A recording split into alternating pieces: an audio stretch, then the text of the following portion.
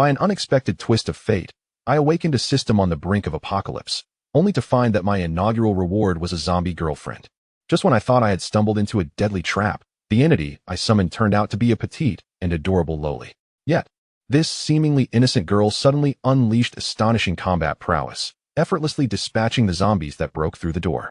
However, she deliberately left two behind, gazing at me with frigid eyes, as if compelling me to take the first step into battle. Lin Yang surveyed the two zombies and, gritting his teeth, recalled his grandparents. They had always cared for him, and as their descendant, he had never repaid their kindness. Today, I shall send you off, he declared, brandishing a kitchen knife and charging towards the male zombie. Roar, roar. The two zombies became animated upon sensing a living human approaching. With swift reflexes, Lin Yang seized the moment and struck the male zombie's neck with his blade. But the force was insufficient to deliver a fatal blow. As a zombie, it had long lost its sense of pain. Instead of retreating, it seized Lin Yang's shoulder and lunged to bite. Caught off guard, Lin Yang had initially thought he could evade the attack, but he underestimated the elderly zombie's reaction speed. Just as he attempted to deliver a follow-up strike, he found himself restrained. Sensing the danger, the female zombie lunged at him, prompting Lin Yang to swiftly tilt his head, narrowly dodging the male zombie's initial bite, before delivering a powerful kick that sent the female zombie sprawling. Get back! Lin Yang exerted every ounce of strength to break free. But on his shoulder, several bloody scratches marked the result of the struggle. A chill ran down his spine, yet he reassured himself, having used the serum. He should be safe. What is a blessing is not a curse. What is a curse cannot be avoided. He cast a glance at the little loli. Although her expression was devoid of emotion, her stoic demeanor felt like a mockery to Lin Yang. In that moment, he realized he was no longer confronting merely two ordinary zombies, but rather a test of his manhood and dignity. After a brief skirmish, Lin Yang had discerned the capabilities of the two zombies. Their speed was lackluster, yet their strength was formidable. The two elders, nearing the age of 80 in their previous lives, had already faced mobility issues, which naturally affected their swiftness. A low growl resonated from downstairs. It seemed the sounds of the earlier struggle had attracted a horde of zombies. A swift resolution was imperative. Lin Yang's gaze sharpened, and his expression turned serious. This time, his target was not the male zombie, but the female one. Grandma, it's your turn. With a flick of his wrist, he positioned the blade outward. Leaning slightly, he deftly maneuvered past the male zombie and confronted the female zombie, delivering a decisive blow to her head. A piercing scream escaped her lips, only to be silenced moments later. Lin Yang forcefully withdrew the knife from her skull, but the male zombie had already turned, its mouth dripping with blackened blood. Lunging toward him, Grandpa, now it's your turn, Lin Yang muttered to himself. Having previously experienced the male zombie's strength, he knew that a direct confrontation would be unwise, as zombies possessed no sense of pain and only attacked without defense. Thus, he retreated a step, seizing a bottle of ink from the table and splashing it across the zombie's face. Now's the time. The ink diminished the creature's sensory abilities. With his right hand raised high, Lin Yang seized the opportunity created by the zombie's momentary pause, striking down along the previous incision made by his knife. In an instant, black blood gushed forth. This time, it marked the definitive end of its existence. Surveying the chaotic scene within the room, Lin Yang nearly retched. With the windows and doors in disarray, it was clear this home was no longer habitable. Suddenly, he felt the ground tremble beneath him. Oh no! The zombies downstairs are rushing up. In a moment of desperation, Lin Yang noticed a set of keys dangling from the male zombie's waist, and elation surged within him. Was this the legendary reward for defeating monsters? He hurriedly retrieved the keys, but just as he was about to flee, he realized he was clad only in a pair of shorts, save for his slippers. Why do you keep staring at me?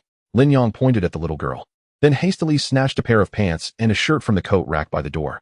There was no time to grab his phone. He took the little girl by the hand and dashed toward the opposite door. Thud, thud, thud. The footsteps below grew increasingly closer. Fortunately, residing on the third floor afforded him a few precious moments before the zombies could ascend.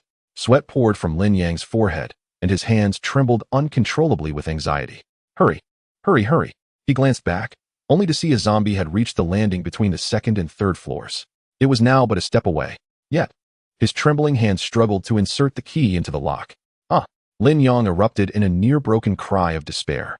As the zombie lunged up the final flight of stairs, aiming directly at Lin Yang, a sudden sound echoed. The door swung open. Lin Yang swiftly yanked the door, blocking the ravenous creature's assault, and dragged the little girl inside, racing into the safety of the room. With all his might, he slammed the door shut with a resounding thud. The relentless zombie outside battered against the door, but fortunately, it was a sturdy iron door, far more resilient than any wooden barrier. Once inside, Lin Yang collapsed onto the floor, feeling a sense of rebirth. After a while, the cacophony of the undead outside gradually subsided, and Lin Yang regained his composure, pondering his next course of action. Just as he was lost in thought, he sensed a presence beside him. Looking up, he was surprised to find the little girl squatting next to him, her chin resting on her hands as she gazed intently at him. Lin Yang was momentarily stunned. The little girl before him had shed her zombie guise and reverted to her former self, sweet and enchanting. Locking eyes with her for a few seconds, he cautiously reached out to poke her cheek. So soft, he swallowed hard, asking, "Can you speak?" Beep. The zombie girlfriend's language function has not yet been activated. The cold, mechanical voice echoed in his mind. Not activated? Does that imply she has the potential to speak? What must I do? Beep. More functions remain inaccessible. Please have the host sign in for 7 days before attempting again. Another sign in. Damn it.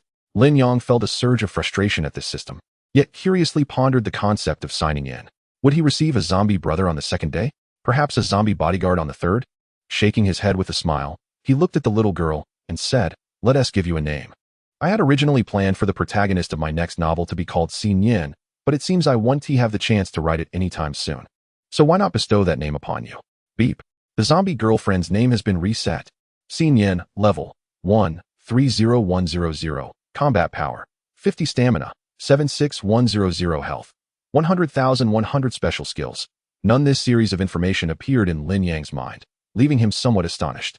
In the heat of the moment, he had activated Xin Yin without the opportunity to thoroughly examine these statistics. So, you can level up. Lin Yang was elated. And with a mere thought, he quickly grasped a general understanding of Xin Yin. For her, higher levels equated to greater combat power, and experience points for leveling up were gained by vanquishing other zombies. The stronger the zombie, the more experience earned. Additionally, she possessed a unique trait. In her zombie form, she would not be attacked by ordinary zombies. However, maintaining the zombie form would consume stamina, and once her stamina was depleted, she would forcibly revert to her human form, losing all combat capabilities. It seems that you are not invincible after all. Lin Yang gently patted Xin Yin's head. Given your appearance, you must still be under 20, right? I never imagined that I, Lin Yang, would have a day where an old cow grazes on tender grass. With a sigh, Lin Yang observed Xin Yin quietly squatting beside him, her large eyes blinking, lost in her thoughts. As time ticked away, the sounds of zombies could occasionally be heard from outside. After a brief rest, Lin Yang understood that he could not afford to be idle. He wandered around the house, familiarizing himself with the environment, having been there before. Subsequently, he took stock of the food and water available, and even found a pair of sneakers for Xin Yin, as her delicate little feet were always bare, which was quite unbecoming. True to the nature of an elderly person's home, there wasn't even a bucket of instant noodles. Lin Yang surveyed the pile of vegetables and dry goods before him. Aside from the pickled vegetables and buns, which were ready-made, everything else required preparation. Fortunately, the gas stove was still functional and water and electricity had not yet been cut off. However, these supplies would only last for 3 days at most. Not a sustainable solution. Lin Yang frowned slightly, as Xin Yin also needed to eat. Otherwise, these provisions might sustain him for 7 days to complete all his tasks, and then he could devise a plan to escape. But for now, he had to alter his strategy. Standing in the kitchen, he casually glanced downstairs. Across the road, besides a few wandering zombies, there was a convenience store with its door wide open. Chapter 4. A desperate counterattack. To go, or not to go? That is the question. After all, successfully reaching the other side of the road was no simple feat. Jumping from the building was out of the question. Yet, avoiding the stairs and the zombies within the community was equally daunting. Even if he managed to pass through safely, the exact situation across the road was an enigma. After much contemplation, Lin Yang decided to observe the situation a bit longer. Humans are made of iron, and food is steel. One meal skipped can lead to hunger pangs. It was already noon, and the events of the morning had left him utterly exhausted, with his stomach starting to protest. Lin Yang placed the buns from the refrigerator into the microwave to heat, offering 2 to Xin Yin while keeping 3 for himself. They sat across from each other at the dining table. Lin Yang devoured one hungrily, yet Xin Yin remained unmoved. "Eat up. Do you expect me to feed you?" Lin Yang remarked, and to his surprise, Xin Yin nodded in response. She flashed a grin at Lin Yang, revealing her 2 sharp little tiger teeth, which was exceedingly adorable. This smile left Lin Yang momentarily entranced. However, his expression quickly darkened. "Despite being the girlfriend assigned to me by the system, I cannot acknowledge you. You are neither human nor ghost. There will be no outcome for us. Upon hearing Lin Yang's words, the smile on Xin Yin's face gradually faded, replaced by a look of disappointment. With a pout, Xin Yin grabbed a bun and stuffed it into her mouth, her cheeks puffed out, casting a defiant glance at Lin Yang. Lin Yang let out a soft snort and quickly stuffed the remaining 2 buns into his mouth. In the afternoon, he rummaged through his home and found several pieces of blackout cloth, which he used to cover all the windows. This way, when he turned on the lights at night, he would not attract the attention of the zombies. After finishing his task, Lin Yang quietly approached the door and peered through the peephole to observe the outside. Compared to the morning, the number of zombies gathered outside had diminished by more than half, leaving only 6 or 7. To his surprise, he spotted a familiar figure among them, the landlord. While Lin Yang had felt a tinge of sadness at the thought of the elderly couple turning into zombies, seeing the landlord in such a state brought him immense joy. This landlord was a middle-aged, greasy man who was not only unreasonable, but also often found ways to increase the rent. Had Lin Yang earned an extra 1,000 yuan a month, he would never have tolerated such treatment. However, for someone like Lin Yang, whose monthly earnings amounted to only 2,800 yuan, renting such a place was quite fortunate. He closed the peephole and tiptoed back into the living room. Could it be that I am the only living person left in this world? Lin Yang fell into deep contemplation. After a moment, he checked Xin Yin's condition. The stamina he had expended in the morning had fully recovered, and an idea began to form in his mind. Xin Yin, come here. Lin Yang gently called out to her. Xin Yin, curled up on the sofa with her legs hugged, glanced up at Lin Yang before turning her head away. Hey, you little brat, dare to ignore me? Lin Yang rolled up his sleeves, straightened his back, and declared, I command you as your host. Come here. Huh? Xin Yin shouted back at Lin Yang, her pupils instantly turning grayish-white and the veins on her neck bulging. However, this state did not last long, fading away in an instant. Wow, are you trying to scare me? Lin Yang felt beads of sweat forming on his forehead, his expression turning quite grim. It must be said that Xin Yin's appearance as a zombie was indeed far more intimidating than the ordinary zombies outside. All right, I apologize. Please, do not hold it against me. Lin Yang understood that as a man, one must possess both the ability to advance and retreat, to endure and persist, to be soft and firm when necessary. The critical point was that besides Xin Yin, he had no other options left. In response, Xin Yin pouted her lips. Wearing a smug expression, Lin Yang awkwardly approached her and said, Well, let us discuss something. Since your stamina seems to have recovered, why don't you go outside and fetch my phone while there are fewer zombies? As he spoke, Lin Yang tentatively placed his hands on Xin Yin's shoulders and began to gently massage her. However, after a long while, Xin Yin did not respond. Instead, she relaxed and enjoyed the massage. Just as she closed her eyes, she felt those large hands withdraw from her body. Xin Yin opened her eyes and looked up at Lin Yang with a puzzled expression. Lin Yang stood with his hands on his hips, his expression devoid of emotion as he inquired, Are you comfortable? Xin Yin nodded in response. Do you want more? She nodded again. A smirk crept across Lin Yang's lips. Well, I cannot assist you for free. Retrieve my phone, and I shall grant you 10 minutes of massage. What do you say?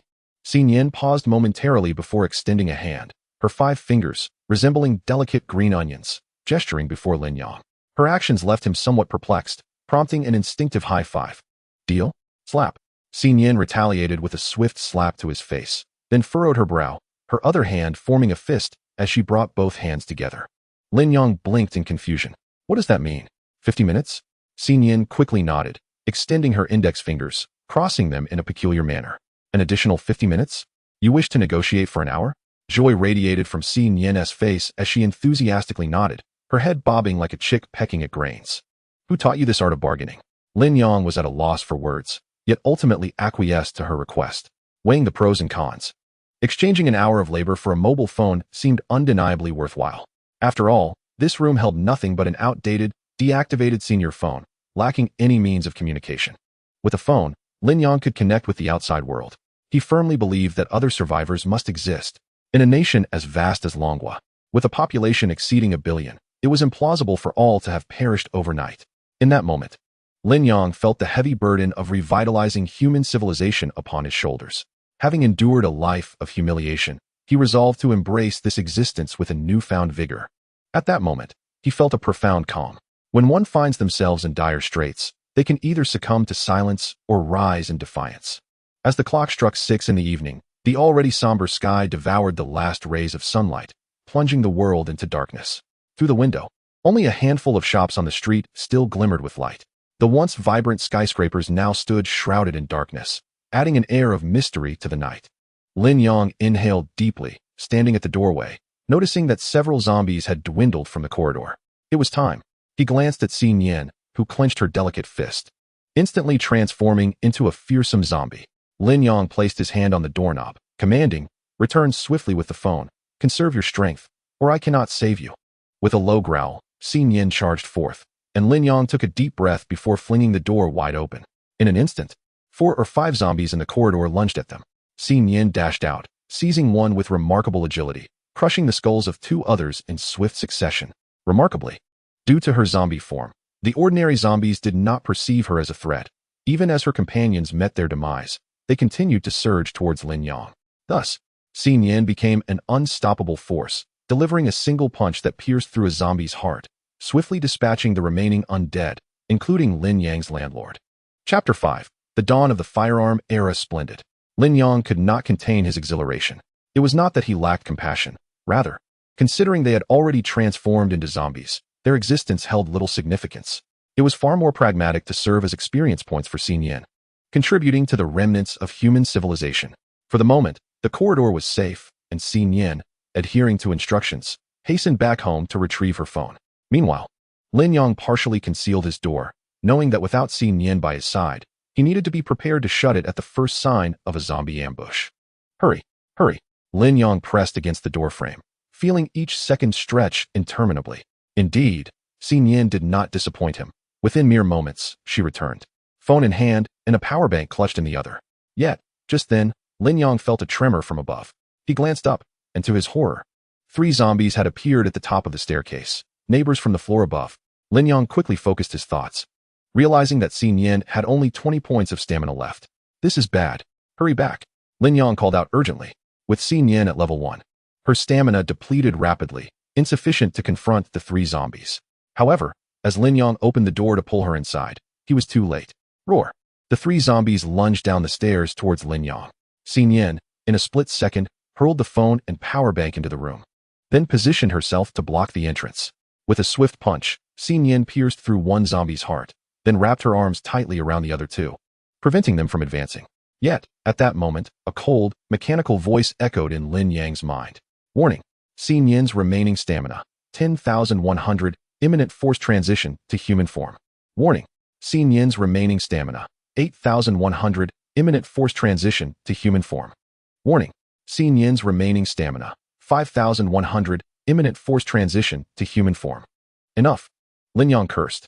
Meanwhile, he noticed Xin Yan's nails had begun to retract, and the veins and blood vessels in her skin were rapidly dissipating. Without hesitation, Lin Yong seized a kitchen knife from a nearby cabinet and charged out. Die, you fiends! With Xin Yan's restraint, Lin Yong drove the knife into one zombie's forehead, ending its life instantly. Splatter! Black blood sprayed across his face. Undeterred, Lin Yong withdrew the knife and struck at another zombie. In the next moment, ding! Xin Yan's remaining stamina, 0,100, forced transition to human form. The kitchen knife remained embedded in the zombie's skull, and with her stamina depleted, Xin Yan collapsed to the ground, utterly spent. Only 2 fair arms remained tightly wrapped around the necks of the 2 zombies. Xin Yan! Lin Yong exclaimed, lifting her up and shutting the door with a heavy thud upon returning to the room. He hurriedly checked Xin Yan's vital indicators, finally exhaling a sigh of relief. Fortunately, she had merely exhausted her stamina. Her health remained intact. As he scrutinized further, Lin Yong's brows suddenly raised in surprise. To his astonishment, Xin Yan had leveled up. Level 20150, combat power 100. It was evident that with her level S ascent, Xin Yan's combat prowess had doubled. Lin Yong couldn't help but smile, relieved that this time, there was no real danger. Otherwise, he would have found himself utterly alone once more. Reflecting on the earlier scene, he felt a pang of bitterness in his heart. She had sacrificed her entire energy to protect him. My zombie girlfriend, you are but a product of the system. Could it be that you truly care for me? Lin Yong murmured softly. Yet, he dismissed such thoughts, gently placing Xin Yan on the sofa and preparing a basin of warm water to tenderly wipe her down. Once he had finished, fatigue overtook him, and he lay on the bed, drifting into a deep slumber. When Lin Yong awoke, he was vaguely aware of a warm breath upon his face. Opening his eyes, he was met with the sight of a pure and charming visage. The warmth he felt emanated from Xin Yan's breath. Upon seeing him awake, Xin Yin beamed with joy, her large eyes crescent-shaped with delight. However, Lin Yang's face flushed red instantly. This was his first experience of a girl being so close. Why you've recovered your stamina? He stammered, immediately regretting his words. He could have just looked. Indeed, there was a reason for his 23 years of singledom. Straight man. He coughed. See, could you please move aside? Gently pushing Xin Yin away, he hurried to the bathroom, splashing cold water on his face. His actions were merely an attempt to regain composure. At the tender age of 23, in the prime of his youth, it was rather inappropriate to be pitching a tent in front of Xin Yin, especially since she was a zombie. Ding. The 7 Days of Apocalypse sign-in event is currently underway. Please ensure you sign in promptly. Hearing the system's notification, Lin Yang realized it was already the next day. Sign in. Ding. Successful sign-in for 27 days. Congratulations, host. You have received a Desert Eagle pistol and 3 magazines. A pistol? Lin Yang gazed at the items in his inventory, elated. This acquisition marked a significant leap in his journey through the annals of human civilization, transitioning directly from cold weapons to firearms. In this manner, his combat capabilities were significantly enhanced. Lin Yang eagerly extracted the handgun. Previously, such a firearm could only be seen in games or on television. Now, holding a real handgun in his hands, he couldn't help but feel a surge of excitement. Lin Yang examined it briefly. Each magazine held 7 bullets, and with the one in the chamber, he had a total of 28 rounds. What a pathetic system. How stingy. In the midst of an apocalypse, it only provided him with this meager ammunition. What was he supposed to do with that? Lin Yang was instantly filled with frustration. How could this system be so different from those in novels? In those stories, characters start off invincible, while he nearly lost his life at the outset. However, aside from the rewards gained from signing in, Lin Yang also noticed that his points had unexpectedly increased from 1,000 to 1040. This meant that while Xin Yin gained experience from killing zombies, he earned points for the same. Recalling his actions from the previous day, Lin Yang remembered he had dispatched 4 zombies, specifically the elderly couple across the street and 2 neighbors upstairs. He wondered about the prices in the shop. Later, Lin Yang prepared a simple breakfast. After Xin Yin finished her meal, she playfully tiptoed behind him, grinning widely. What is up? Lin Yang inquired. Xin Yin pinched his shoulder twice and leaned in close, her eyes sparkling with anticipation. Are you wanting something? Chapter 6. A Point of No Return. Xin Yin nodded vigorously. Lin Yang leisurely finished the last bite of his food, replying, You'll have to wait. Xin Yin widened her eyes, quickly shaking her head and hugging Lin Yang's arm, giving it a playful tug. Who are you trying to charm, little sister? I'm not falling for that. Lin Yang, with a serious expression, extricated his arm and retrieved his phone from his pocket. It's not that I don't want to, but we have pressing matters to attend to. Once we're completely safe, I'll indulge you for an entire day. Though she was reluctant, Xin Yin obediently refrained from bothering Lin Yang and quietly settled down beside him. Lin Yang opened his phone, instinctively clicking on his contacts. Yet he was unsure who to call. Thus, he turned to his moments, discovering a tranquil feed. The micro-businesses had ceased their updates, and no one required assistance with discounts anymore. The latest post was a video from his college crush, Lung Bingbing, time-stamped at 2 in the morning. Lin Yang furrowed his brow as he glanced at the caption, working overtime. Stopped by the convenience store to treat myself to some braised pork rice. Life is tough, but let us all keep pushing forward. After viewing it, Lin Yang clicked on the video below. The content depicted her filming in the convenience store, first showcasing the surroundings before focusing the camera on a rice dish. The video was a mere 5 seconds long, but once Lin Yang finished watching, he dashed to the window and pulled aside the blackout curtain. The convenience store in the video was the very one located across the street. Lin Yang's heart raced as he cast aside all notions of pride, opening the chat window with the cold and distant figure, sending a simple message. Are you there? After hitting send, he felt an unsettling apprehension and quickly added, Where are you? He then fixated on the screen, eagerly awaiting a response. 1 minute passed, then 5, 10, and ultimately an hour, yet still, there was no reply. Lin Yang felt as if his spirit had been extinguished. During this agonizing wait, he leaned against the windowsill, gazing at the convenience store across the street. Outside, the zombies shuffled about, while inside, the owner slumped over the counter, clearly infected as well. Lin Yang let out a bitter laugh, realizing perhaps he had been overly hopeful. Just as he was about to concede defeat, his phone screen suddenly illuminated. Instantly, Lin Yang's heart raced anew. He hastily unlocked his phone, and there it was displayed. You have received a message on WeChat. Please, you must survive. Trembling, Lin Yang opened the notification, but the moment he did, his spirits plummeted once more. Yesterday you took 123 steps. Get lost. He cursed under his breath. He struggled to regain his composure, pondering anew. The last update on his friend circle was time-stamped at 2 in the morning, and upon checking other social forums, he found similar timings. This indicated that the zombie virus had fully erupted after 2 in the morning yesterday. Surely, it couldn't have infected everyone in an instant. After all, he had witnessed a man and a woman succumb to infection just yesterday morning. If extinction was inevitable, it must have occurred after 10 o'clock that same morning. How could there have been no news of zombies online prior to that? Where were the leaders and military of the Dragon Nation? Lin Yang was engulfed in confusion. He couldn't shake the feeling that the outbreak of this zombie virus was anything but coincidental. However, he realized that now was not the time for such thoughts. He must focus on surviving first, for only then could he hope to seek out other survivors. Lin Yang steeled himself. After all, he was a person with a system, and he firmly believed he would not succumb easily. Time swiftly passed, and the food at home was running low. If he rationed carefully, it might last him through the next day. This situation could not persist. He needed to take action. Lin Yang redirected his attention to the convenience store across the street. The corridor was now devoid of zombies. His residential building stood only 5 stories tall, and he could access the rooftop, traversing the pipes to reach the back of the complex. This route would allow him to avoid the zombies roaming the area, and he could simply climb over the back fence to exit the community. Moreover, the road in between was not wide, and he could seize an opportunity to dash across. Once inside the convenience store, pulling down the shutter would ensure his safety. The plan was set. Lin Yang glanced at the time. It was now 10:30 in the morning. After careful observation, Lin Yang discerned that the intensity of sunlight directly correlated with the slowness of the zombies' movements. In other words, noon presented the most opportune moment for their escape. At 11 o'clock, Lin Yang prepared a sumptuous feast with the remaining food. Xin Yan stood guard by the dining table, while Lin Yang served him a bowl of rice. Eat up. Once you're full, we shall embark on a grand endeavor. This time, Lin Yang was resolute, burning his bridges behind him, with no intention of returning. At 11:30, Lin Yang returned home to change into a more agile outfit. He strapped a kitchen knife to his leg, while the handgun was safely stored in the system's repository for easy access.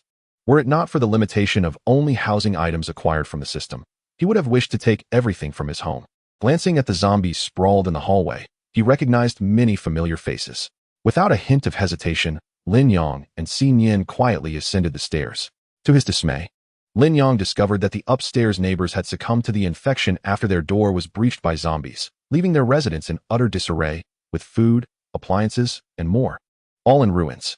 Although the elderly couple across the hall had a fortified iron door, Lin Yang knew they held a habit of morning exercises. Otherwise, they might have had a glimmer of hope.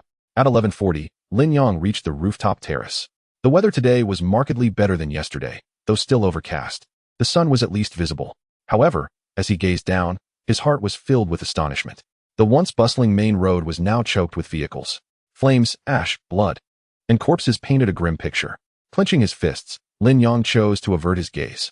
At 11:50, Lin Yang and Xin Yan descended through a pipe leading to the ground. They crouched in the grass, facing the community's perimeter fence. Nevertheless, Lin Yang did not rush. The sunlight was still insufficient, and he assessed the surrounding zombies, estimating around 20 that posed a threat. He retrieved 2 grenades, handing one to Xin Yan. I will charge ahead first. Once I divert their attention, you make a run for the convenience store. Remember, only use your grenade once you're inside. You need to eliminate the zombies within the store without exhausting yourself. If anything goes awry and your strength wanes, seek a safe haven first, and leave the rest to it. Lin Yang pointed at the grenade in Xin Yan's grasp. Do you understand? Xin Yan, with an innocent expression, nodded earnestly. At that moment, it was noon. Chapter 7. What you fear most will come to pass. Lin Yang nimbly vaulted over the fence, boldly standing on the crosswalk. He weighed the grenade in his hand, his gaze sharpening. Come at me, you fools. Roar. At the sound of Lin Yang's voice, the zombies lining the street turned in unison, surging toward him like a torrent. Without a second thought, Lin Yang sprinted across the road. However, his destination was not the convenience store itself, but rather an alley adjacent to it. Having resided in this locale for a year, Lin Yang was intimately familiar with the terrain of the alley. As long as he could secure time for Xin Yan to seize the convenience store, he would consider his plan half successful. Lin Yang sprinted ahead, pursued by a horde of zombies, while those that had been standing across the street charged toward him. System. Gun now? Lin Yang extended his hand, and a silvery desert eagle materialized in an instant. He then aimed at the approaching zombies, firing a shot that pierced the forehead of one of them. Goodness! Lin Yang exclaimed, not because of his marksmanship, but due to his astonishment at discovering that the weapon possessed an automatic targeting function. No wonder it provided me with such limited ammunition. Lin Yang felt a wave of relief wash over him, and his confidence surged in tandem. Bang, bang, bang, bang. 4 more shots rang out, and the remaining 4 zombies fell lifelessly to the ground. In that moment, Lin Yang had carved a bloody path. Even if the other zombies across the street attempted to close the distance, they would undoubtedly be too late. While running, he glanced back. The dozen or so zombies behind him continued their frantic pursuit, but their speed, hindered by the glare of the sun, could not match Lin Yang's. And the gap between them widened. Adjusting his breath, Lin Yang vaulted over the bodies strewn across the ground and swiftly entered the alley. Upon witnessing his entrance, Xin Yan, who had been crouching in the grass, emerged. Clad in a delicate white dress, she dashed toward the convenience store. However, in her human form, her physique bore no distinction from that of an ordinary girl. Halfway through her sprint, her cheeks flushed, and her breathing grew labored. Meanwhile, most of the zombies had followed Lin Yang into the alley, but 2 remained, just arriving from a distance. As they prepared to enter the alley, they suddenly halted at the entrance. Tap, tap, tap. Light footfalls echoed nearby. Having been infected by the zombie virus, their heightened sensory capabilities instantly detected the sound. Roar. The 2 zombies abruptly turned their heads, their gaze fixated on Xin Yan. Simultaneously, Lin Yang had navigated several turns within the alley, having already expended 2 rounds from his second magazine. If all went according to plan, Xin Yan should have already taken control of the convenience store, he mused. He turned another corner, only to find himself at a blocked dead end. Unfazed, Lin Yang chuckled. Let them all perish. Upon reaching the innermost point of the alley, he turned to face the throng of zombies clamoring toward him. With a powerful leap, Lin Yang grasped a horizontal beam above him, part of a spiral staircase affixed to the wall of an adjacent building. With a surge of power from his waist, Lin Yang made a vigorous leap, deftly hooking his feet onto the edge of the staircase and swiftly flipping himself up. A fierce roar echoed in the air. Below him, a throng of zombies had gathered in the alley, their grotesque visages twisted into menacing expressions. A few of the undead clutched at their companions, attempting to ascend. It was time to ensnare them. Lin Yang stood calmly atop the stairs, surveying the horde below with a cold smile. Suddenly, a crisp sound rang out as he pulled the pin from a hand grenade, releasing it to fall amidst the zombie crowd. A thunderous explosion ensued, sending carnage flying in all directions. Even the walls on either side suffered gaping holes from the blast. Lin Yang shielded his head, the force of the shockwave causing him considerable discomfort. However, in the aftermath, an eerie silence enveloped the world. The grotesque wails of the zombies vanished, leaving only the crackling of flames in the air. Congratulations, host. You have received a kill reward, 210 store points. Cumulative store points, 1,250. Lin Yang paid no heed to the system's notification. To him, the points were merely a string of numbers, utterly insignificant. What mattered most at that moment was to reunite with Xin Yan. Navigating the alley with ease, Lin Yang pressed against the wall, cautiously observing his surroundings. Currently, there were no moving zombies in sight on this stretch of road. Yet, for the sake of safety, he kept close to the wall as he advanced towards the convenience store's entrance. Do not let anything go awry.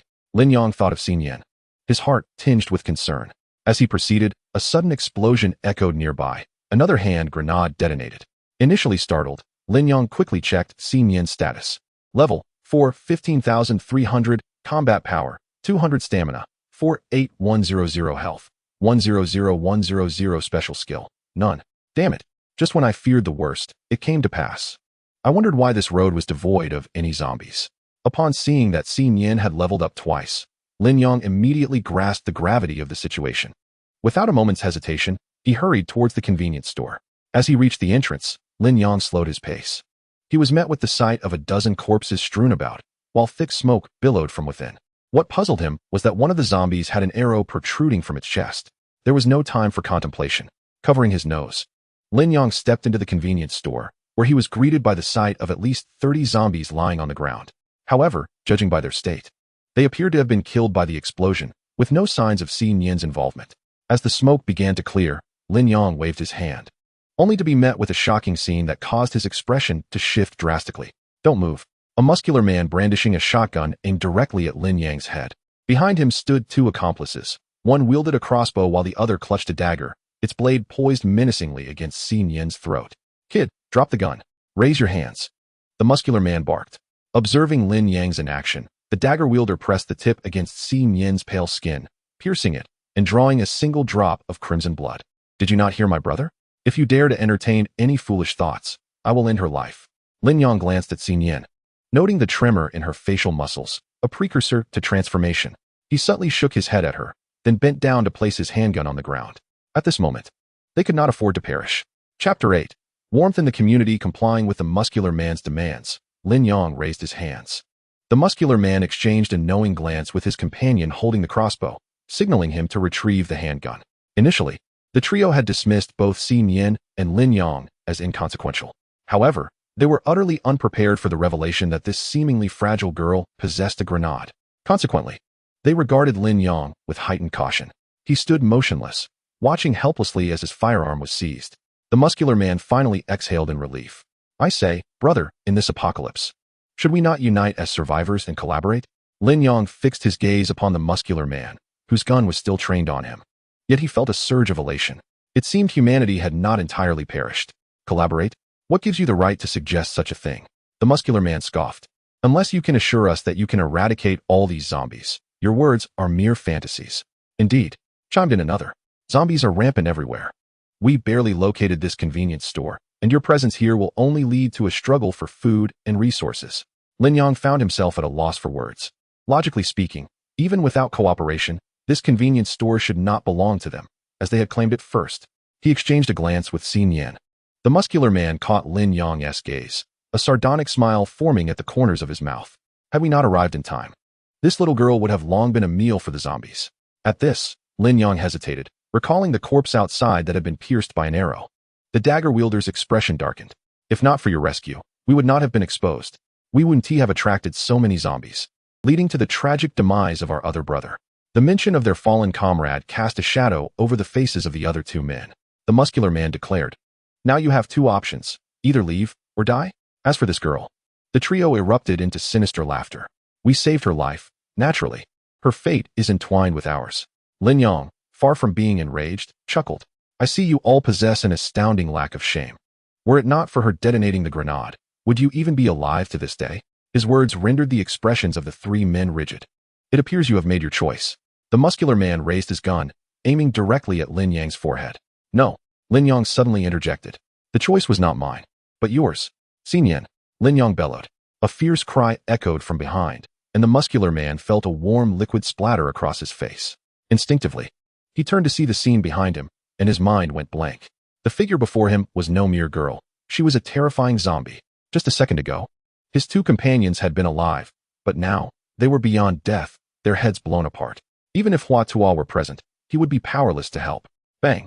The muscular man collapsed to his knees, his jeans now soaked in a large patch. I was wrong. I beg you. Spare my life. Treat me like a dog. Just let me live. Stop. Just as Xin Yin's claws were mere centimeters from his head, Lin Yang's voice halted her. Master, I was mistaken. I was blind to your greatness. Please, do not hold it against me. In that moment, Lin Yang appeared to the muscular man as a celestial being descended from the heavens. He had witnessed countless souls perish at the hands of zombies, but had never encountered one who could command them. Lin Yang had anticipated this reaction to some extent. With his hands clasped behind his back, he approached the muscular man and smiled. I wonder if you recall what you just stated. You have made your choice. With that, Lin Yang's expression turned icy. Kill him. No, please. Master, I was wrong. Uffed. He did not look back.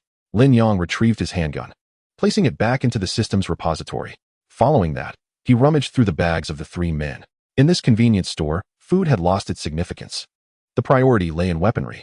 Lin Yang slung the shotgun across his back and discovered over 30 rounds of ammunition in the muscular man's bag. This was undoubtedly a stroke of fortune. Next, Lin Yang tidied up the convenience store. Standing at the entrance, he glanced at the distant zombies still on the move before pulling down the roll-up door. Safe now, Lin Yang sat in a chair, relishing the rare tranquility. However, at that moment, a faint sound emanated from behind him. Lin Yang's body tensed, and he swiftly turned to face the warehouse. The warehouse door was tightly shut, obscured behind a shelf, which had caused Lin Yang to overlook it entirely. With a thought, he drew his handgun. Follow me, but remain silent, he instructed Xin Yin, who had reverted to human form. Subsequently, Xin Yin tugged at Lin Yang's clothing, and the two gradually approached the door of the warehouse. Thud, thud. Lin Yang held his breath and gently knocked twice on the door. However, after waiting a few seconds, he heard nothing from within. Could it be that there are no zombies? Lin Yang pondered. If they were indeed zombies, they would surely react to the sound, yet the interior remained eerily silent. Am I merely too anxious, perhaps hearing things? At that moment, Lin Yang felt a tug at the hem of his shirt. Turning his head slightly, he noticed Xin Yin's wide eyes fixated on the door, her small nose wrinkling in concern. What's wrong?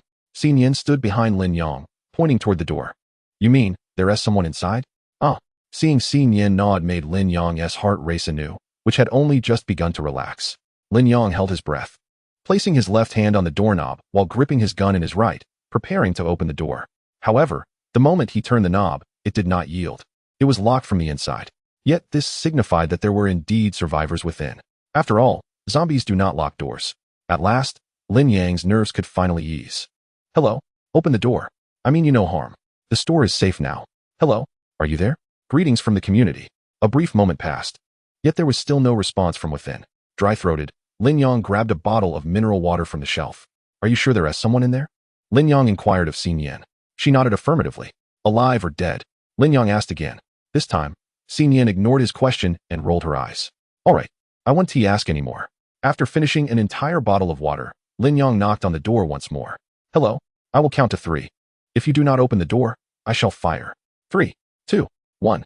Just as Lin Yang aimed his gun at the keyhole, preparing to fire, the door swung open. A girl suddenly appeared before him. Her hair was disheveled, her eyes bloodshot, and she appeared utterly worn out. Behind her, the warehouse was shrouded in dim light, illuminated only by a flickering yellow bulb on the wall, threatening to extinguish at any moment. In the far corner, 2 men huddled together. Terror etched across their faces as they stared at Lin Yang. Hello? You finally opened. Lin Yang's words trailed off abruptly. Lung Bingbing, he tentatively inquired.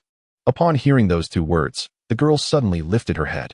She possessed an exceptionally delicate visage. It's really you. You're alive. The girl before him was none other than Lung Bingbing, the goddess of Lin Yang's university days. Yet, despite Lin Yang's fervent call, Lung Bingbing remained unmoved.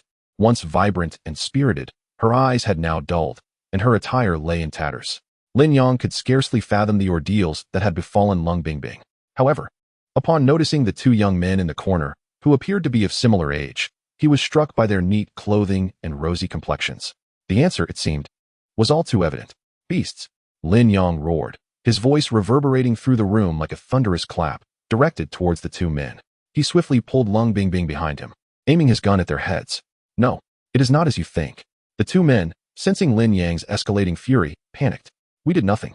It has nothing to do with us. There are only the 3 of you in this room. Who else could it be?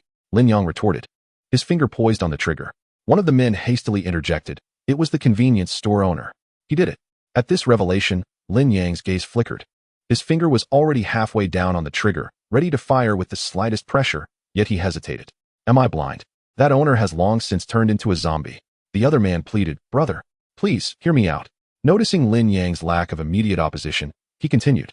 Here's what happened. Yesterday at dawn, we went to the convenience store to buy something, and this young lady was there too. Just as we were about to leave, a bloodied man burst in. He asked the owner if there was anywhere to hide, claiming that there were crazed individuals outside, and that he had been bitten by one. The man beside him chimed in. Yes. We didn't even consider zombies at that moment. The owner led us to hide in this storeroom. But shortly after, that man began to convulse horrifically. Then the store owner suspected he had contracted some virus and tried to push him out. Just as he was closing the door, the man suddenly bit the owner's arm. After that, as you can see, he transformed and lunged at this young lady. If we hadn't fought to throw him out, she would have perished. Seeing that the 2 did not appear to be lying, Lin Yang's anxiety subsided considerably. At the very least, the situation was not as dire as he had imagined. You 3 were not injured, were you? We're fine. It's just that this young lady is quite frightened, and her state has persisted for a long while. Lin Yang nodded, lowering his handgun. Do you remember me? I am Lin Yang, from the class next door. A sense of trepidation washed over him. To be honest, despite being WeChat friends, their connection had merely arisen from a chance encounter during a school-organized event. It would not be an exaggeration to say that over the course of 4 years in university, they had never exchanged a single word, nor had they even chatted on WeChat. Thus, Lin Yang was uncertain whether Lung Bingbing would recall him at all. In response, Lung Bingbing remained silent for an extended period, offering no reply to Lin Yang. Forget it, you should rest for a moment, Lin Yang remarked, glancing at the tattered fabric adorning Lung Bingbing, which occasionally revealed glimpses of her form. Although he had been single for 23 years, Lin Yang considered himself a man of integrity. Seizing the opportunity, he allowed his gaze to linger a moment longer before shedding his jacket and draping it over her shoulders. He cast a quick glance at Xin Yan, who stood nearby, and instructed, "Search around the store and see if there are any spare garments." Humph. Xin Yan turned her head, pointedly ignoring Lin Yang's words. Feeling the weight of two gazes from the warehouse, Lin Yang found himself in an awkward predicament. Yet, at that moment, he suddenly felt a powerful grip on his hand. In an instant, Lung Bingbing snatched the handgun from him and pressed it firmly against her temple. Lin Yang's heart raced, but he quickly regained composure and reached for her wrist. Bang! The gun discharged, the bullet whizzing past Lung Bingbing's ear and striking the ceiling. Being a male, Lin Yang possessed a strength that surpassed hers. He twisted her wrist, disarming her with ease. "What are you doing?" he shouted at her. "After all you've endured, why seek death again?" Finally, a shift occurred in Lung Bingbing's expression. She collapsed onto the ground, tears streaming down her cheeks. "I'm sorry, I can no longer face living," she implored. "Lin Yang, I beg of you, let me die, will you?" Lin Yang's countenance darkened. "I can, but you must provide me with a reason." Lung Bingbing opened her mouth, appearing helpless, as if articulating this reason was an arduous task for her. She wiped her tears and steadied her emotions. "All right, I will speak. Perhaps once I do, you can end my life swiftly." Lin Yang furrowed his brow. Lung Bingbing continued, "I do not know if you have heard of Yuzhong Academy, but its director is my father. 10 years ago, my father, along with a few friends, established this academy with the noble intention of guiding rebellious youth towards developing sound thoughts and character. However, 6 years ago, the initial methods began to yield diminishing returns. In a desperate bid to preserve the academy's livelihood and reputation, my father procured a batch of experimental gene serums from a genetic research institute. The issue arose with these serums. Initially, the children who received the injections experienced remarkable transformations. They became not only gentle and obedient, but also vastly more intelligent. Yet, a year ago, those who had been injected began to exhibit varying degrees of coma. Subsequently, my father observed one of them at the academy for a time. But upon awakening, he had transformed into a zombie. My father, fearing the possibility of information leakage, kept himself confined within the academy until a year later, when he underwent a transformation. It was this very transformation that led to the complete downfall of our tranquil city. Chapter 10. The limit of vision genes. At this point, Lung Bingbing's eyes brimmed with tears. She retrieved her phone from her pocket and handed it to Lin Yang, revealing her chat history with her father. The last message was timestamped at 2:16 a.m. yesterday. Lin Yang, after perusing the messages, felt a profound shock. The content was scarce, yet succinctly articulated the current state of the world. The global infection had escalated. Years had passed since the children who received the gene injections had matured and spread across the globe. However, her father stated in the chat that the outbreak of this gene was seemingly orchestrated, erupting simultaneously without any prior warning. Most terrifying of all, those children carrying the viral gene had evolved to varying degrees. There were as many as 3,000 of them. Gazing at Lung Bingbing's phone, Lin Yang fell into deep contemplation. Yet, he soon realized something troubling. Her phone was in offline mode, explaining why she hadn't received his earlier messages. He turned to the other two men and inquired, "Can either of you connect to the network?" Both shook their heads, responding, "Since the zombie outbreak yesterday, the network has been down and communication signals have vanished." Lin Yang squinted, checking his own phone. Signal strength and network connectivity were both full. Could it be that only my phone is still operational? Without responding to them, he quietly returned his phone to his pocket. "I understand now. It seems that awaiting rescue is futile. To survive, we must rely solely on ourselves."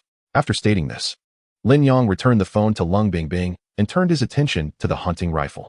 "Wait, you're not going to kill me?" Lung Bingbing exclaimed, astonished. Lin Yang, with his back to her, replied, "If killing is to be done, it should be your father, not you." "But, there is no but. Your father even mentioned in the chat that living well is more important than anything else." Upon hearing Lin Yang's words, Lung Bingbing fell silent. In the quiet room, only the sound of her soft sobs remained. As the clock struck 6 in the evening, the sun set, and more zombies began to stir. After a simple arrangement, this convenience store felt like a sanctuary compared to the chaos outside. At that moment, the 5 of them sat together.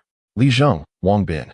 "From today onwards, the 3 of us will sleep outside, while the girls stay inside the warehouse. Any objections?" No objections.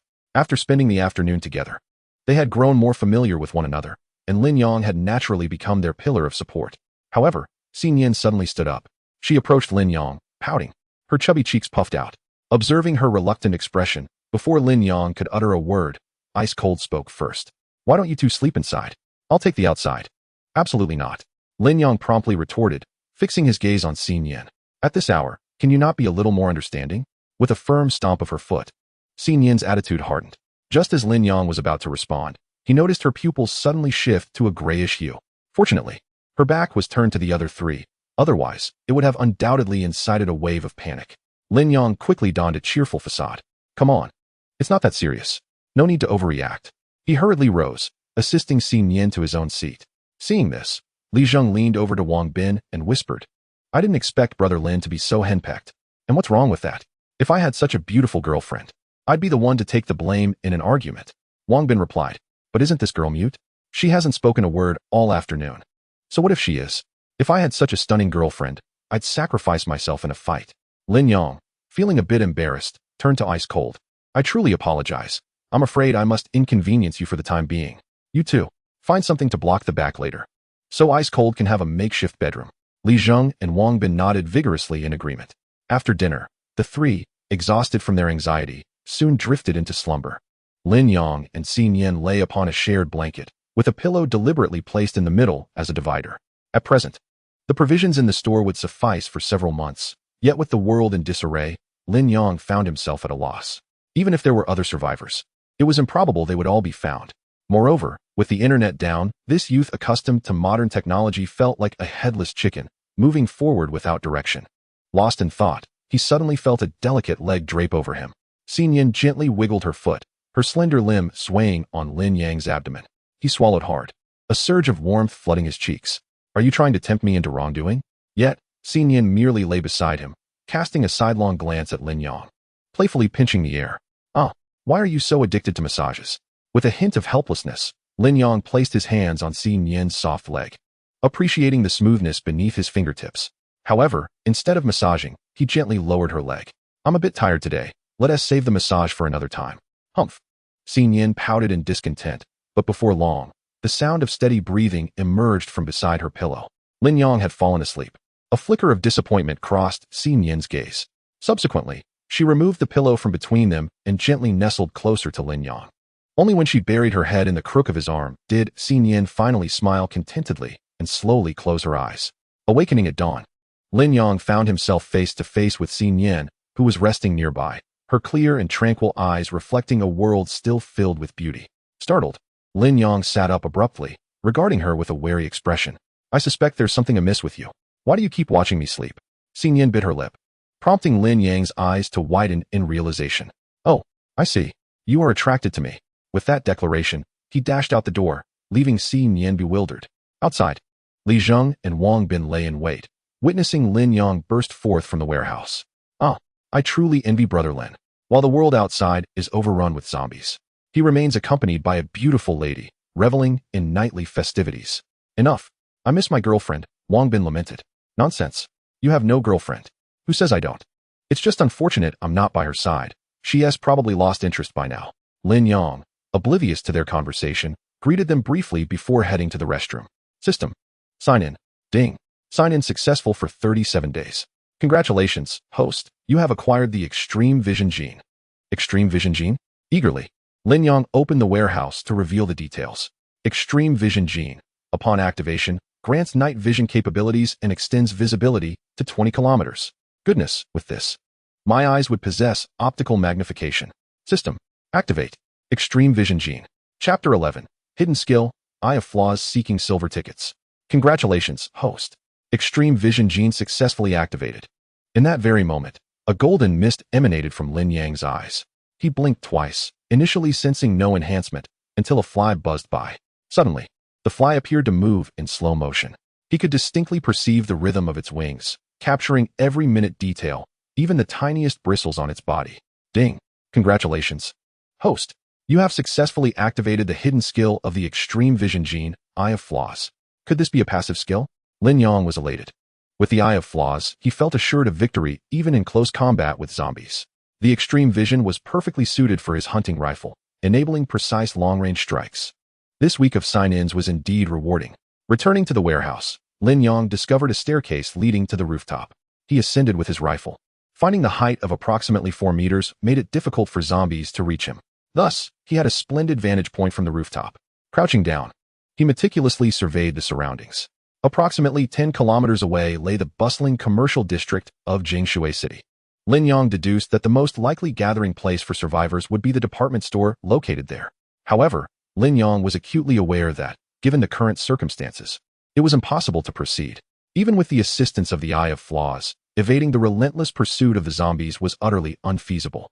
Moreover, the presence of the frigid trio added to his trepidation. Just as Lin Yang was deep in thought, a zombie from the house across stood at the window and spotted him. Perfect timing. Lin Yang raised his hunting rifle, chambered around, and took aim. Bang! Utilizing the Eye of Flaws, he could clearly perceive the trajectory of the bullet as it soared through the air, ultimately striking true at the zombie's forehead. Yet, the sound of the gunshot drew the attention of all the zombies lining the roadside. They turned their gazes toward the rooftop of the convenience store, only to find it devoid of any presence. Lin Yang lay flat on the rooftop, successfully evading their scrutiny. Ding! Congratulations, host. You have received a kill reward. 10 points in the store, cumulative store points. 1,260. Lin Yang smiled, and in that moment, a sudden thought crossed his mind. He returned to the convenience store, only to find his companions standing anxiously at the warehouse door, all except for Xin Yan, whose expression was tense. Was that gunshot you? Asked the cold and aloof girl. Lin Yang nodded and replied, I was just testing the gun. Don't worry, the zombies didn't notice me. Hearing this, the three others finally breathed a sigh of relief. After all, having found a safe environment, they were keen to avoid any further exposure. Noticing Lin Yang's affectionate gaze toward the cold girl, Xin Yan immediately moved closer, wrapping her arm around his. The cold girl merely smiled faintly and turned away. This scene elicited envy from Li Zheng and Wang Bin. However, the two wisely turned away and left the warehouse, closing the door behind them. Lin Yang was momentarily taken aback, glancing sideways at Xin Yan, who appeared quite miffed and found it somewhat amusing. Can you refrain from being so jealous? I was merely having a normal conversation with her. It was nothing more. Xin Yan released his arm, her face brimming with disdain. Hey, just so you know, you are the girlfriend assigned to me by the system, but I have never acknowledged you as my boyfriend, understand? Afterward, Xin Yan shook her head at Lin Yang, evidently not comprehending. All right, it seems your intellect requires further evolution. Lin Yang, disinterested in further explanation, shifted the topic. By the way, there's something important I want to discuss with you. I intend to take you out to battle monsters. You can level up while I accumulate points. At noon, Lin Yang and Xin Yan stood before the rolling shutter, a kitchen knife in hand. Brother Lin, are you serious about this? Li Zheng and the others exclaimed in disbelief. Lin Yang nodded, affirming, Indeed, we want to venture far. We'll scout the immediate vicinity and return shortly. But are you certain you want to bring Xin Yan along? Yes, we've fought our way through together thus far. Having her with me will facilitate my movements significantly. Very well, just be careful. Li Zheng and Wang Bin grasped the rolling shutter door, exchanging a nod before swiftly lifting the heavy entrance. A sudden roar erupted from the zombies lining the roadside, their excitement palpable. Though they had no need for sustenance, the sight of the living served as their ultimate aspiration and purpose. Close the door, Lin Yang bellowed, prompting Li Zheng and Wang Bin to hastily lower the shutter. In that moment, Lin Yang and Xin Yan found themselves utterly trapped. Kill, came the cry, accompanied by a furious howl. Lin Yang swiftly dispatched two zombies, their movements sluggish as if hindered by molasses, thanks to the assistance of the Eye of Flaw. Meanwhile, Xin Yan exhibited even greater ferocity. After her transformation, she charged towards the horde of zombies advancing upon Lin Yang. Now at level 4, her strength and speed surpassed her former self by leaps and bounds. In a mere 10 seconds, she surged nearly 100 meters forward, obliterating dozens of zombies along her path. With each level gained, her stamina depletion diminished significantly. Observing her prowess, Lin Yang called out, Hey, leave a few for me.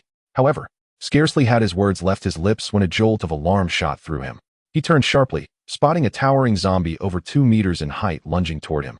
Yet, as Lin Yang's gaze fell upon it, the Eye of Flaw activated instantly. You're too slow, he thought, his focus sharpening as he raised his kitchen knife to meet the threat. Ding!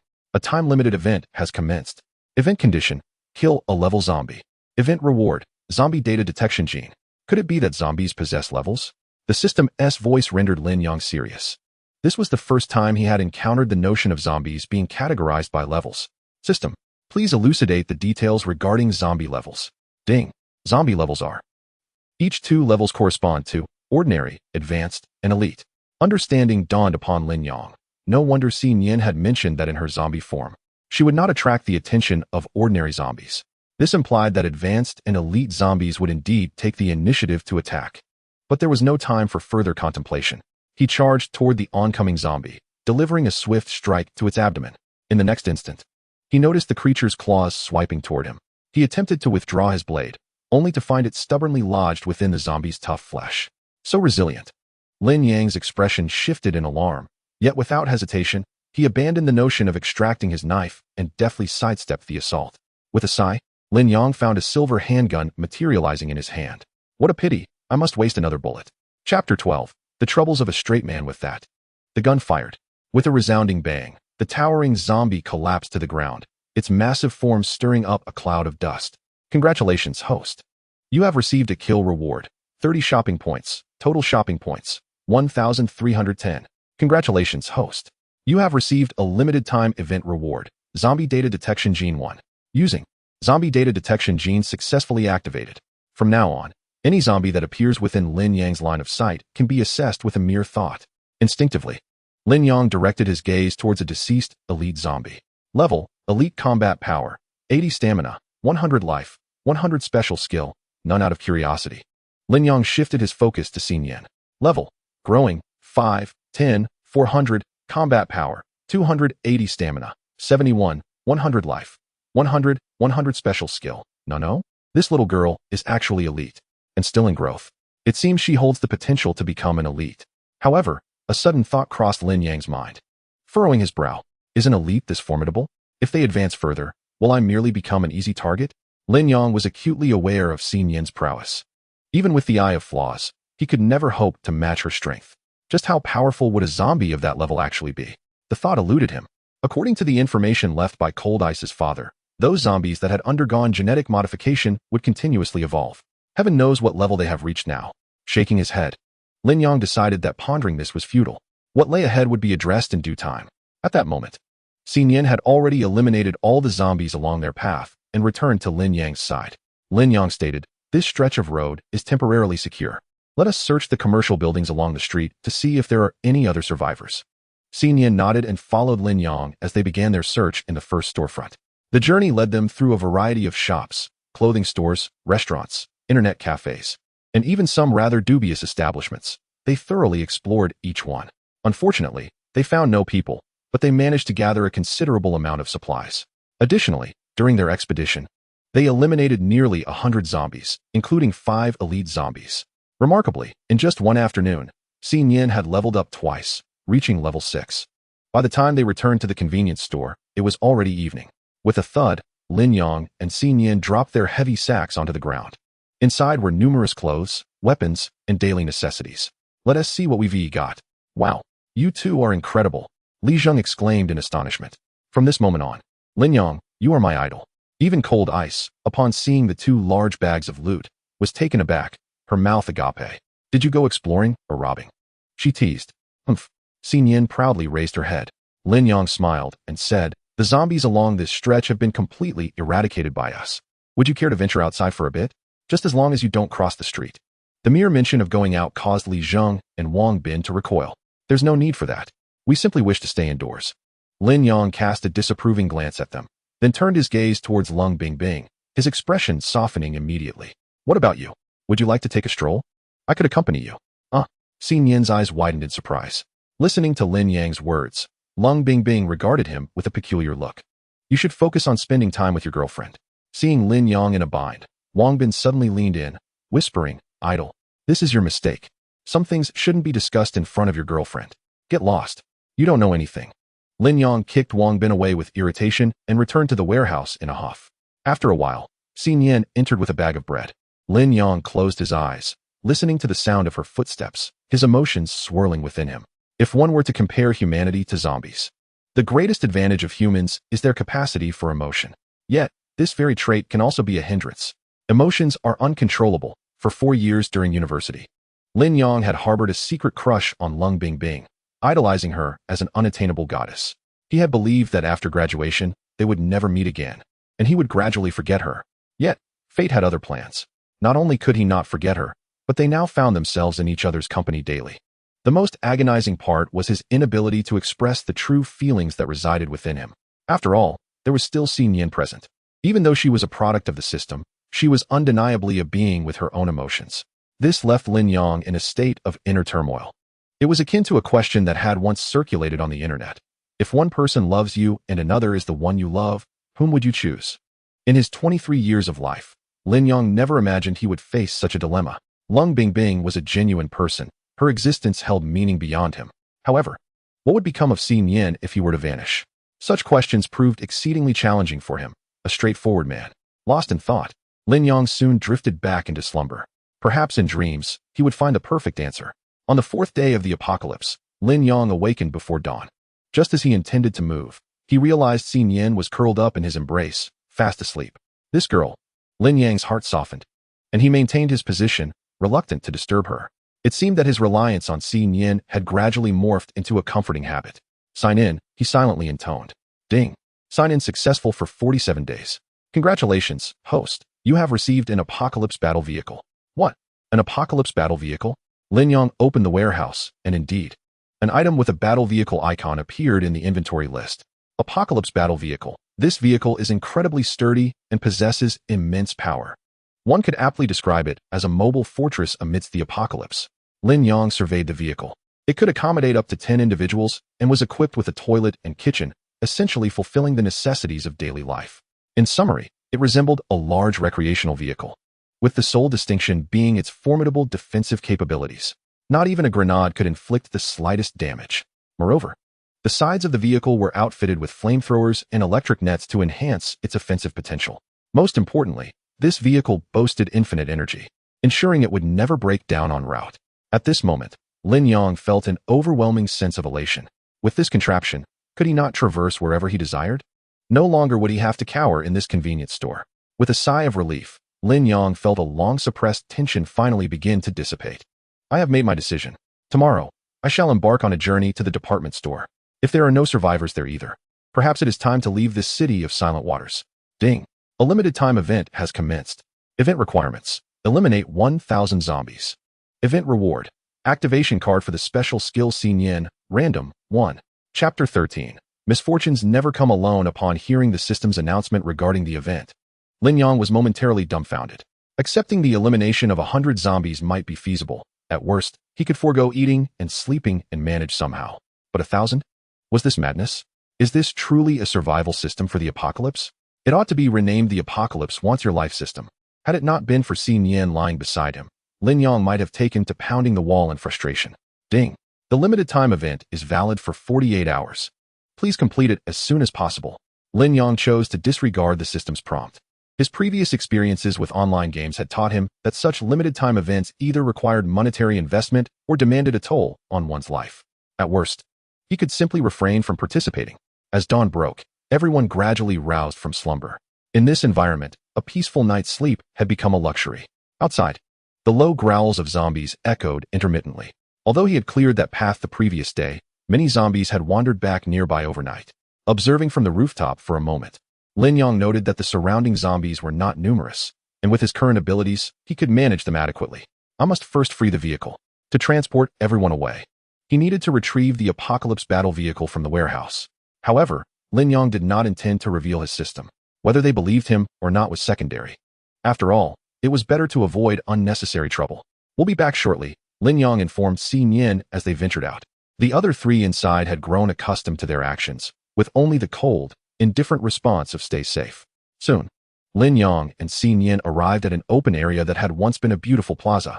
Regrettably, it had long since fallen into ruin, presenting a dismal sight, with sparks still crackling from the streetlights. Let us hope it does not disappoint. At this moment, Lin Yang felt a surge of anxiety. His ability to escape hinged entirely on this vehicle. Activate. Apocalypse Battle Car. Activating. Please wait. As the system prompted, a progress bar materialized in Lin Yang's mind. Yet, the speed of this loading bar induced a sense of impatience. How long would it take? Ding. Estimated time remaining, 11 minutes and 43 seconds. There was no choice but to wait. The system had designated this open space as the vehicle generation point, and it could not be altered. Lin Yang glanced around and suggested, "There's a house over there. Let us take a moment inside." However, just as they prepared to move, a sudden gunshot shattered the stillness. A bullet hole appeared abruptly at Lin Yang's feet. Had he taken a step forward, it might have been his foot that was pierced. Who is it? Lin Yang's expression turned icy. Surrounded by ordinary residential buildings. If the assailant chose to fire and then hide, it would be impossible for him to locate them. Yet, since they dared to shoot, they were clearly not timid individuals. Soon, a group of fully armed individuals emerged from a narrow alley. There were 4 of them, and from their imposing demeanor and equipment, they resembled special forces. Stopping approximately 10 meters from Lin Yang, the leader, unarmed, commanded while the other 3 aimed their assault rifles directly at Lin Yang and Xin Yan. Lin Yang assessed them and inquired, "Are you military personnel?" The leader, with a stern visage and a frigid tone, replied, "Indeed. And who might you be?" Upon learning their identity, Lin Yang's face brightened. "Sir, we are merely law-abiding citizens. With the apocalypse upon us, we seek a way to survive." As he spoke, he moved forward, eager to establish rapport with the nation's protectors. "Stop!" the leader barked, causing Lin Yang and Xin Yan to freeze in place. "What do you mean by that, officer?" Lin Yang questioned. "I advise you to speak candidly." The man drew his pistol, aiming it at Lin Yang. "We have been watching you. You two are remarkably agile, facing zombies without fear, making your way through this chaos. Surely you aren't merely here to loiter in this square? Moreover, the young lady beside you is a zombie." Lin Yang's gaze shifted. He had anticipated Xin Yan's identity would be exposed. Acknowledging this, he chose to be forthright. Indeed, she is a zombie. However, noticing the leader's finger tightening on the trigger, Lin Yang stepped forward, positioning himself protectively in front of Xin Yan. She is unlike other zombies. She can switch between human and zombie forms, retaining her intellect unlike other infected individuals. The leader's brow furrowed slightly as he gazed at Xin Yan's enchanting and sweet demeanor, feeling a pang of reluctance. Yet, reason ultimately triumphed over sentiment. The fact that she had been infected with the zombie virus signified an inherent risk. She must either be confined or eliminated. The unwavering stance of the other party momentarily cast a shadow of displeasure across Lin Yang's face. "If you do not trust me, let us both fend for ourselves. Do not meddle in affairs that do not concern you." How outrageous. "I am acting in your best interest. She is, after all, a zombie." Lin Yang spoke with remarkable calmness, asserting, "Your goodwill is acknowledged, but should you wish to take her life, that shall never come to pass." Strangely, Lin Yang sensed a slight tremor in Xin Yan's delicate hand gripping his. Without further thought, he grasped Xin Yan's hand and turned to leave. However, just as he pivoted, a loud bang echoed. A bullet hole appeared on the ground before him, sending a shower of debris into the air. A sniper? Lin Yang swiftly turned his head, and this time he spotted a sharpshooter on a distant rooftop, aiming directly at him. "What is this? Is the commander preventing our departure?" In the instant Lin Yang turned, a handgun materialized in his hand, aimed at the adversary's head. Yet the commanding soldier remained unfazed, his breath slightly quickening. "You are indeed no ordinary individuals. Even firearms accompany you," Lin Yang declared. "I merely wish to convey that we are not villains. Given the circumstances, you ought not to squander time on us, but instead, endeavor to rescue other survivors." Upon hearing this, a bitter expression crossed the soldier's face. "We too wish to save lives, but the entire city has succumbed to chaos. We 5 are the only survivors from the Jing Shui military district." Lin Yang fell into silence. Just then, the glass of a towering building across the street shattered suddenly. Hundreds of zombies burst through the glass, leaping from the edifice and surging toward the square. "This is dire. We are near the intersection." The previous gunshots must have roused the zombies across the street. Crack, crack. Misfortunes seldom come alone. Not only the zombies from that building, but those from the surrounding residential buildings began to break through windows and leap out. Damn it. Why is the battle vehicle not yet operational? Ding. Estimated remaining loading time, 1 minute and 21 seconds. Chapter 14. Apocalypse Battle Vehicle Activation Successful, Seeking Silver Tickets. A minute and more to fight. Lin Yang made a decisive choice. He drew the kitchen knife strapped to his leg and commanded, "You all provide covering fire from the rear. Protect us." At Lin Yang's command, he and Xin Yan rushed towards the center of the intersection, side by side. "Do not be reckless. Come back. Come back." The soldier watched Lin Yang and Xin Yan's retreating figures, grappling with inner turmoil. If he seized this opportunity, he could undoubtedly lead his comrades to a safe haven. Yet, damn it, brothers, ready your weapons. Provide cover. Yes. The reason Lin Yang dared to confront 100 foes single-handedly was his unwavering confidence in the fact that they were merely a horde of low-level zombies. Moreover, he believed that several soldiers would remain to assist him. This trust in his country and its military had been cultivated over many years of his life. Lin Yang swung his blade, effortlessly toppling a zombie, standing alone amidst the throng of undead, though his movements were not swift. He always managed to evade fatal blows at critical moments. It was utterly astonishing. Is he even human? A soldier exclaimed in disbelief. Yet, the greater shock was yet to come. Clad in a delicate white dress, Xin Yin leaped into the frenzied waves of zombies. She became a veritable meat grinder on the battlefield, where black blood splattered in her wake. Soon, numerous zombies began to collapse around her, and the over 100 that had surged forward were suddenly decimated. A loud cry pierced the chaos. Everyone turned to see that the sniper had leapt from the rooftop of the 9th floor. As he jumped, a horde of zombies followed closely behind. He understood well that he was no match for these creatures.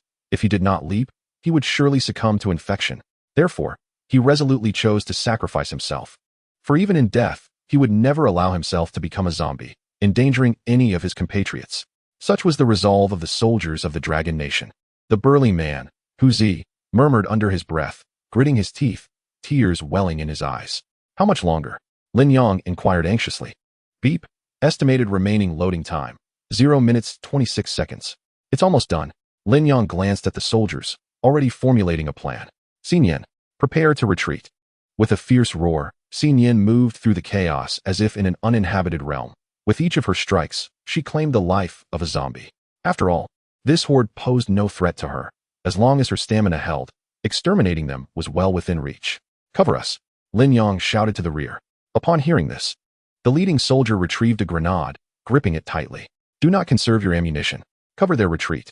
The military command was as steadfast as a mountain. In that instant, Lin Yang felt his burdens lighten. Not a single living zombie remained within a meter of him. Xin Yin, retreat.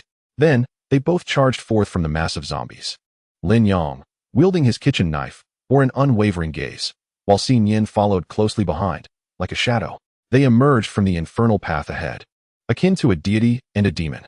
With 6 seconds remaining, Lin Yang watched as the leading soldier hurled a grenade behind him. Boom. Dozens of zombies were obliterated in the explosion. Yet, Lin Yang did not turn back. Instead, he silently uttered, "Forgive me." He then nodded to Xin Yin. In an instant, Xin Yin's speed surged, transforming him into a fleeting shadow as he surged towards the 4 soldiers.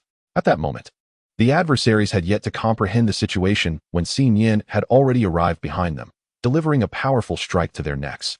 Upon witnessing his 3 comrades collapse, the leader pointed towards Lin Yang. However, before he could utter a word, darkness engulfed him, and he fainted to the ground. Beep. The apocalyptic battle vehicle has been successfully activated. In the center of the square, an armored vehicle, comparable in size to a small passenger car, materialized under a radiant golden light. Its emergence instantaneously crushed a dozen zombies, forming a defensive line in the center. Lin Yang, with no time to admire the sight, swiftly opened the rear door and took his place in the driver's seat. Get in the car. Upon hearing Lin Yang's voice, Xin Yin seized one individual and tossed him into the vehicle, then hoisted the remaining 2 and leaped onto the car.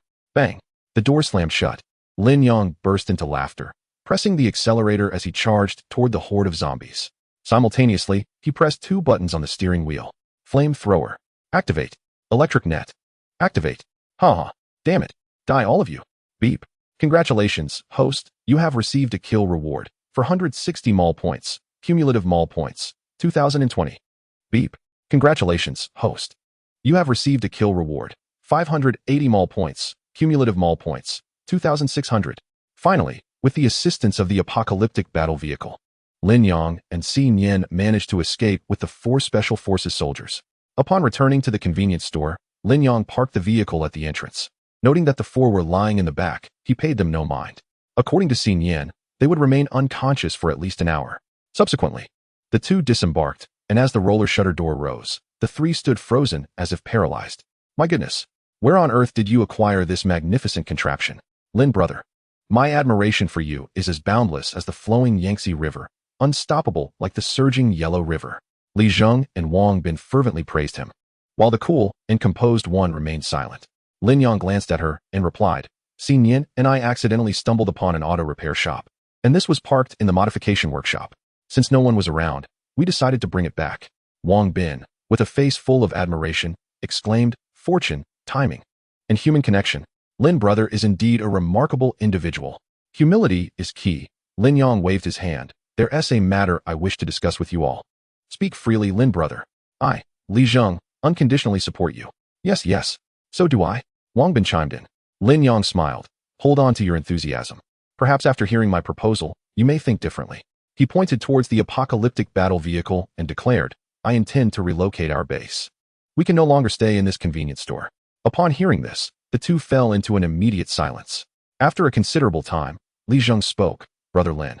Relocating is not impossible, but do you have a suitable place in mind? Lin Yang shook his head, stating that he did not at present, but suggested they could explore gradually. Just as everyone was engulfed in hesitation, Lung Bingbing spoke up. I concur. Instantly, all eyes turned towards her. Although the convenience store was abundant with provisions, it was not a sustainable solution. Their only line of defense was the roll-up door. My father had previously warned that the zombie virus had the potential to evolve, and should a formidable zombie discover their location, their demise would be inevitable. Taking a deep breath, Lung Bingbing continued, Therefore, I support Lin Yang's decision. Fortune favors the bold, rather than living here in constant trepidation. It would be wiser to venture out and test our luck. Perhaps, a glimmer of hope still remains. Chapter 15. No Way Out. Lung Bingbing's words swayed both Li Zheng and Wang Bin. She was right. The supplies in the convenience store were dwindling at an alarming rate. Each day, they were forced to sleep on the floor, often awakening to the terror of zombies. If this continued, even if hunger did not claim them, they would soon be driven to madness. All right then, I agree. Even if we don't find a place, we can always return, right? I agree too. I just want to have a peaceful sleep. Lin Yang cast a grateful glance at Lung Bingbing. Good. I will give everyone 10 minutes to gather your things. We shall set off immediately. Before long, several bundles were placed at the door, more than half of which were provisions. Lin Yang emerged from the storage room with a burlap sack that clinked with metallic sounds when it hit the ground. These are the weapons I scavenged yesterday. We should take them along for any unforeseen circumstances. Wang Bin peered inside and exclaimed, Idol, I see you have a particular fondness for kitchen knives. Lin Yang chuckled awkwardly. They're just convenient. Wielding heavier weapons is not practical. Wang Bin nodded in understanding. Indeed, an idol is an idol. Even the weapons are so unique. Once everything was packed, Lin Yang and Xi Nian led the way outside, discovering that there were no zombies in the vicinity. Quick, get in the car. The group hurriedly grabbed their bags and dashed towards the vehicle. Just as Wang Bin was about to board with the last bag, a zombie suddenly lunged at him, attempting to bite. Oh no! At that very moment, as the zombie opened its mouth to attack, Lin Yang yanked Wang Bin back and swiftly slashed at the zombie's temple. Hurry up! Lin Yang then kicked Wang Bin's backside, propelling him into the car. Afterward, Lin Yang followed suit, and they all cast one last glance at the convenience store before hastily departing.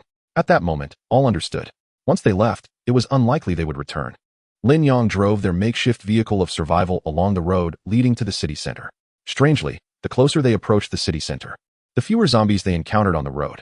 Along this journey, Lin Yang had only managed to eliminate fewer than 100 zombies, including those he had dispatched previously. He had completed less than 2/5 of the limited time event. This was unexpected. Typically, the city center thrived with life, yet now the streets lay devoid of any undead presence. Lin Yang slowed his vehicle, for just ahead loomed the department store. The light began to wane. Towering buildings surrounded the city center, casting shadows that obscured even the sun. Though it was ostensibly 10 in the morning, the atmosphere resembled that of 6 in the evening. Lin Yang halted the battle vehicle in the middle of the road, gazing intently at the ominous department store. Ever since he had activated the extreme vision gene, his eyes possessed a nocturnal clarity. Daylight and darkness held little sway over him. Yet, this eerie ambience quickened his heartbeat. Was this truly the city center? It felt more akin to a ghost town. Li Zheng's voice trembled slightly. It hurts. At that moment, a voice unexpectedly emerged from behind the vehicle. Li Zheng and Wang Bin instinctively huddled together, their expressions filled with terror. The cockpit and lounge were separated by a door, and they had been utterly oblivious to the 4 individuals lying within. Lin Yang reassured them, it's all right. They are not foes. He then recounted the events, embellishing the details just enough to smooth over the situation. With a click, the door swung open, revealing 4 guns aimed at them. However, upon seeing the occupants of the vehicle, the weapons were promptly lowered. It's you? The leader furrowed his brow upon recognizing Lin Yang. Lin Yang rose, stating, it's me. Do you believe me now? He placed a hand on Xi Nian's shoulder for emphasis. He then entered the lounge and briefly explained the situation to the 4 soldiers, which eased their apprehensions. Brother Liu, I hope you all can keep Xi Nian's situation confidential. Liu Yong replied solemnly, rest assured, as soldiers, we shall not betray our word. Lin Yang clasped his fists in gratitude before returning to the cockpit. Brother Lin, where are we headed? Liu Yong inquired, peering out the window. I initially intended to go to the department store to seek other survivors, but given the current circumstances, it all feels rather peculiar. Brother Lin, perhaps we should take a different route. This is too frightening, Li Zheng suggested. Lin Yang pondered this. He suddenly recalled that protagonists in novels and dramas often courted danger. Thus, learning from past mistakes is crucial. He decisively heeded Li Zheng's advice and promptly reversed the vehicle. However, before he could straighten the steering wheel, the ground violently trembled. What is happening? An earthquake? Confusion spread among them. No, Lu Yong exclaimed, staring at the ground. This is not an earthquake. Something is wrong. We must leave. Lin Yang pressed the accelerator fiercely, and the apocalyptic vehicle roared to life. However, when he casually glanced up, he was astounded to see a grotesquely corpulent zombie standing atop a distant rooftop, measuring 3 persons wide. Level, combat power, 430 stamina, 100100 life, 100100 special ability, regeneration. An elite zombie. A chill coursed through Lin Yang's heart. This creature possessed a unique ability that even Xin Yin did not have. Lin Yang. Cold Ice's voice suddenly pierced through his thoughts. As he snapped back to reality, he was horrified to see a massive round stone plummeting towards the vehicle from the sky. In that critical moment, Lin Yang swiftly turned the steering wheel and pressed down hard on the brake. Screech. Bang. The apocalyptic vehicle executed a dramatic drift and came to a halt sideways, just as the enormous boulder landed less than a meter from the vehicle's frame. This colossal stone weighed dozens of tons, and with the force of gravity, Lin Yang could not ascertain whether the vehicle could withstand such weight. The lives of all aboard hung in the balance. Everyone was drenched in cold sweat. Yet, before they could catch their breath, hordes of zombies surged forth from the towering buildings behind them, an estimated 10,000 strong. It was over. They were utterly doomed. If only they had not left the convenience store. Every day mattered. Li Zheng collapsed in his seat, while even Cold Ice turned pale with fear. Lin Yang glanced into the throngs of corpses.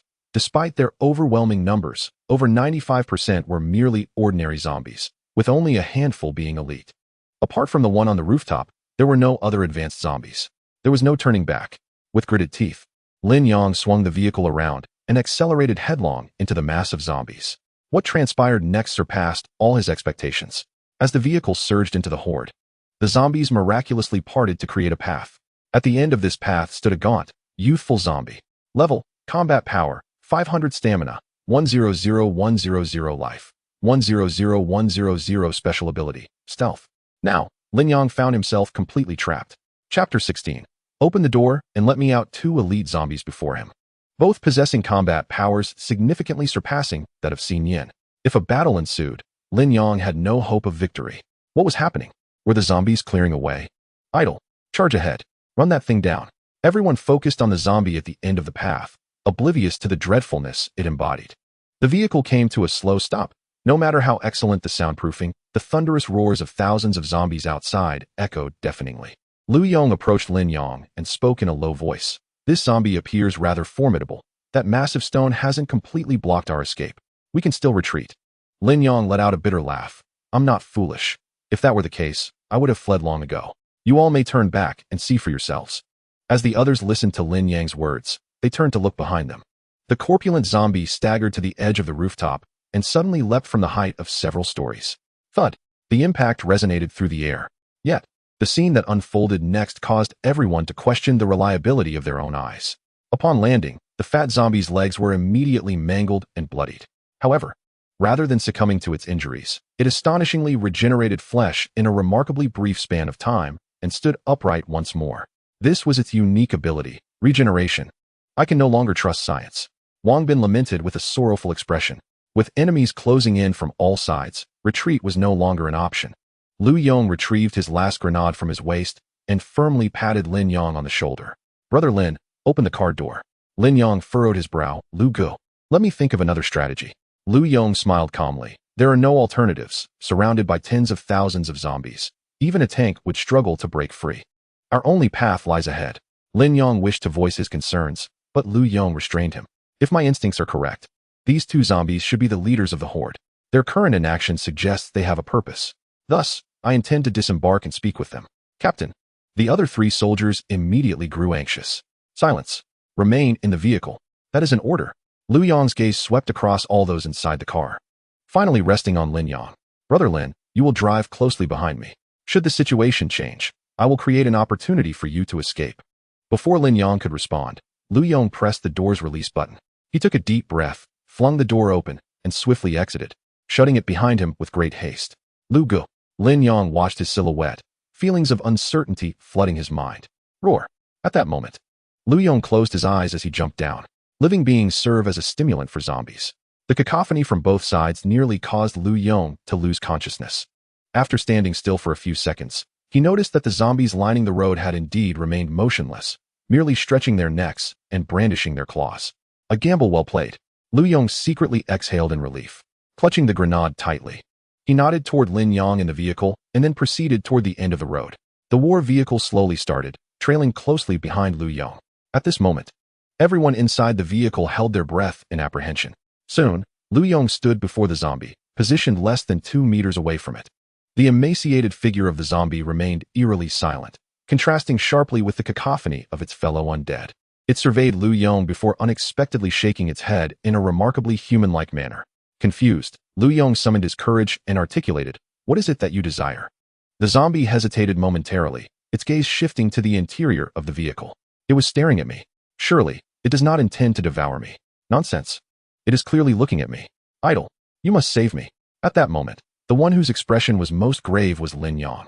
He acutely sensed that the zombie had first glanced at him before fixating on Xin Yan, as if scrutinizing her closely. In the passenger seat, Xin Yan also gazed at the zombie, her countenance remaining blissfully innocent. Suddenly, the zombie raised its hand, pointing directly at Xin Yan within the car. With a guttural roar, it seemed to signal Lu Yong to bring her closer. Faced with the zombie's actions, Lu Yong's expression darkened considerably. Aside from a human, I can provide you with anything else. Lu Yong, steeling himself for inevitable demise, stepped in front of the car, blocking the zombie's gaze. Observing this, the zombie tilted its head and lunged for Lu Yong's neck. However, being a former Special Forces soldier, Lu Yong reacted with extraordinary swiftness, dodging the lethal strike by bending low and then driving his shoulder into the zombie's waist, sending it crashing to the ground. Run!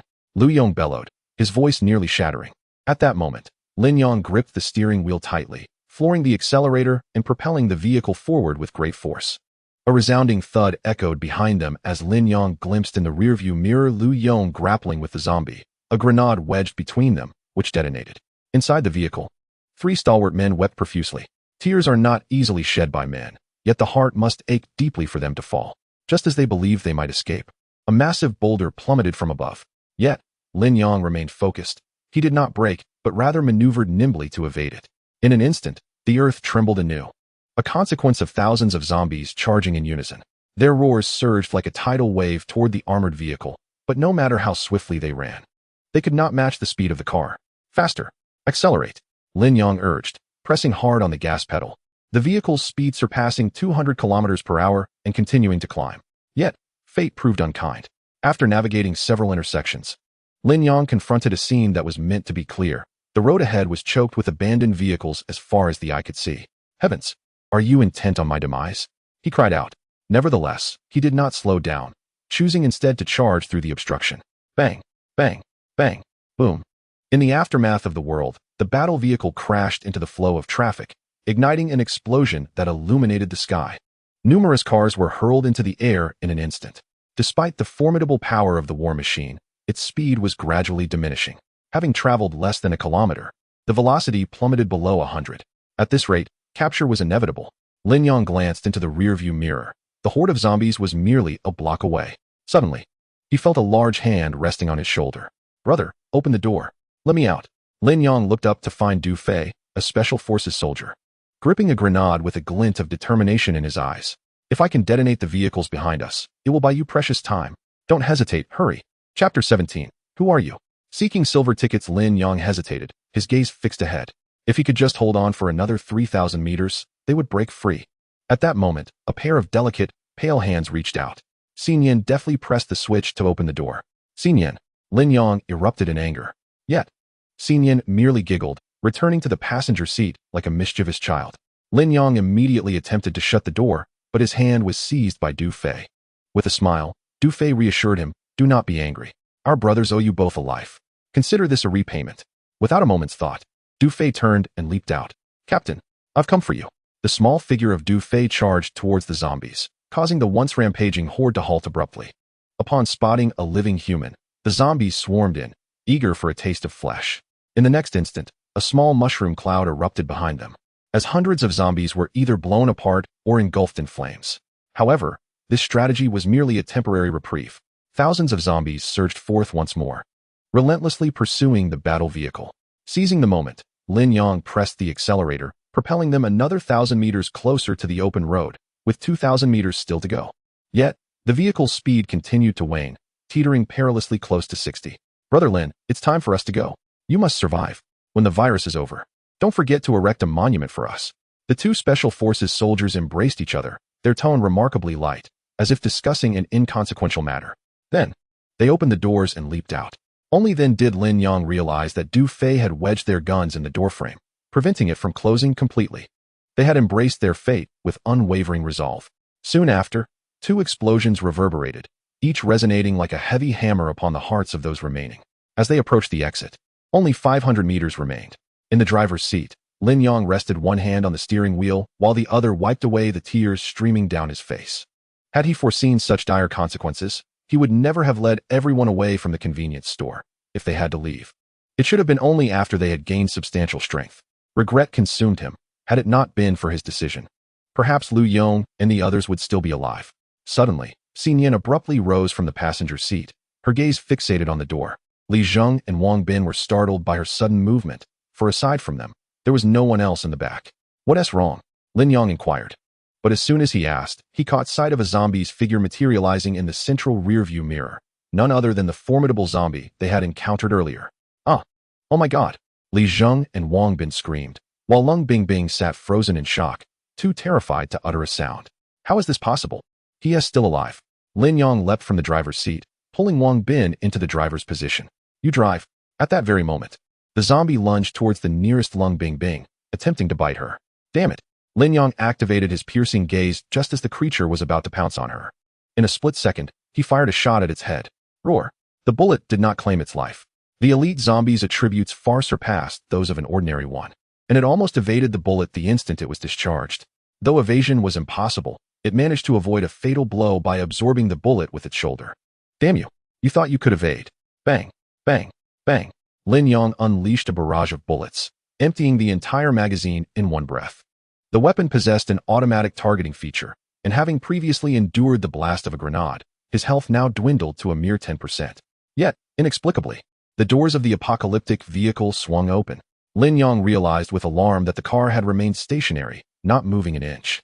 Wang Bin, drive, he shouted, glancing at the horde of zombies surging towards them. I haven't passed my driving test yet. Wang Bin's words prompted an expletive from Lin Yang. Just then, Lung Bingbing charged to the driver's seat and yanked the trembling Wang Bin out. Get out of the way. Let me drive. Lin Yang had exhausted all the bullets in his handgun. Casting it aside, he drew a kitchen knife from his leg and lunged forward. With only 10% of my health left, I refuse to believe I can't kill you. As the zombie advanced towards him, it let out a low growl and suddenly vanished. This was its special ability, invisibility. Realizing the imminent danger, Lin Yang turned and shouted to Xin Yan, protect them. Xin Yan, responding swiftly to Lin Yang's command, moved to the front, shielding the other three behind her, her eyes subtly tinged with a grayish hue. Lin Yang swung his knife aimlessly at the air. After all, the space was confined. Unless he leaped from the vehicle to escape, even in a daze, he could still strike a blow. Suddenly, the blade halted midair. A hit. With a surge of strength, Lin Yang drove the blade downward. A furious howl ensued, revealing the zombie's form. However, Lin Yang's expression changed drastically. The blade had indeed struck, but it merely grazed his shoulder rather than a fatal blow. Meanwhile, the zombie, utilizing its stealth, successfully seized Lin Yang's arm. With a forceful tug at the door, it pulled Lin Yang out of the vehicle, causing him to tumble onto the roof of an abandoned jeep. Li Zheng shouted. Just as Xin Yan prepared to leap down, the door was coldly slammed shut. Was this how I meet my demise? In the instant Lin Yang fell, he felt a heavy impact at the back of his head. His vision began to blur. In the final moment before losing consciousness, he witnessed the apocalyptic battle vehicle finally crash through the last abandoned car, heading towards the wide road. At that point, he lost all awareness. Uncertain of how long he had slumbered, Lin Yang awoke to find himself enveloped in darkness, lying on a bed, his limbs bound. Am I not dead? This was Lin Yang's initial reaction. He quickly regained his composure and began to survey his surroundings. It appeared to be a laboratory. You're awake. A woman in her 20s entered from outside. Clad in a white lab coat, she was quite striking, her demeanor exuding an air of sophistication. However, her most remarkable feature was not her face, but her figure. Even in loose attire, her alluring curves were hard to conceal. Yet, Lin Yang had no inclination to admire this captivating figure at that moment. "Who are you?" he asked cautiously. The woman smiled gently, her voice laced with a hint of seduction. "That question should be posed to you. Who are you?" Lin Yang was taken aback. "You've captured me. And you ask who I am?" "Indeed," she replied without a flicker of emotion. "While you were unconscious, I conducted a thorough examination of your body and discovered that you possess antibodies capable of immunizing against the zombie virus. Through my research, it appears they were injected later. What have you done to my body?" Upon hearing about the examination, Lin Yang instinctively tightened his legs. The woman's smile faltered slightly. She cleared her throat and said, "I did nothing, merely drew a vial of blood." "Answer my question." Her tone sharpened. With that, she produced a remote control from her pocket and declared, "If you do not cooperate, do not blame me for taking matters into my own hands." As she pressed a button on the remote, a shriek erupted. Lin Yang let out a cry of despair as he realized that the handcuffs and shackles could deliver electric shocks. The woman smirked slightly, stating that she had merely allowed him a taste of what was to come. She assured him that if he cooperated and confessed, she would not harm him in the slightest. However, if he chose to resist, she possessed countless methods of torment that she would not hesitate to employ. "Please, we can discuss this." Lin Yang gazed at her with a look of trepidation, and in that moment, he truly understood the meaning of a femme fatale. He swallowed hard and paused before asking, "Before I confess, may I pose a single question?" The woman cast a glance at him and replied, "Go ahead. Could you tell me what time it is? Is that all?" The woman regarded him as if he were mad. Surely, anyone in their right mind would not inquire about the time in such a situation. "Yes, just that." Seeing Lin Yang's earnest expression, she answered, "It is 11:30 at night. Are you finished?"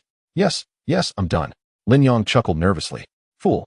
The woman scoffed, baffled by the existence of someone with antibodies that could resist the zombie virus. Lin Yang chose to disregard her disdain, for he was gambling on a slim hope. With only half an hour left until the 5th day's check-in, his escape depended entirely on the reward that awaited him. "Now, elucidate clearly without omission. What is the nature of your immunity to the zombie virus?" "I will tell you." Lin Yang, fearing another electric shock, hastily replied, "I come from Yuzhong Academy."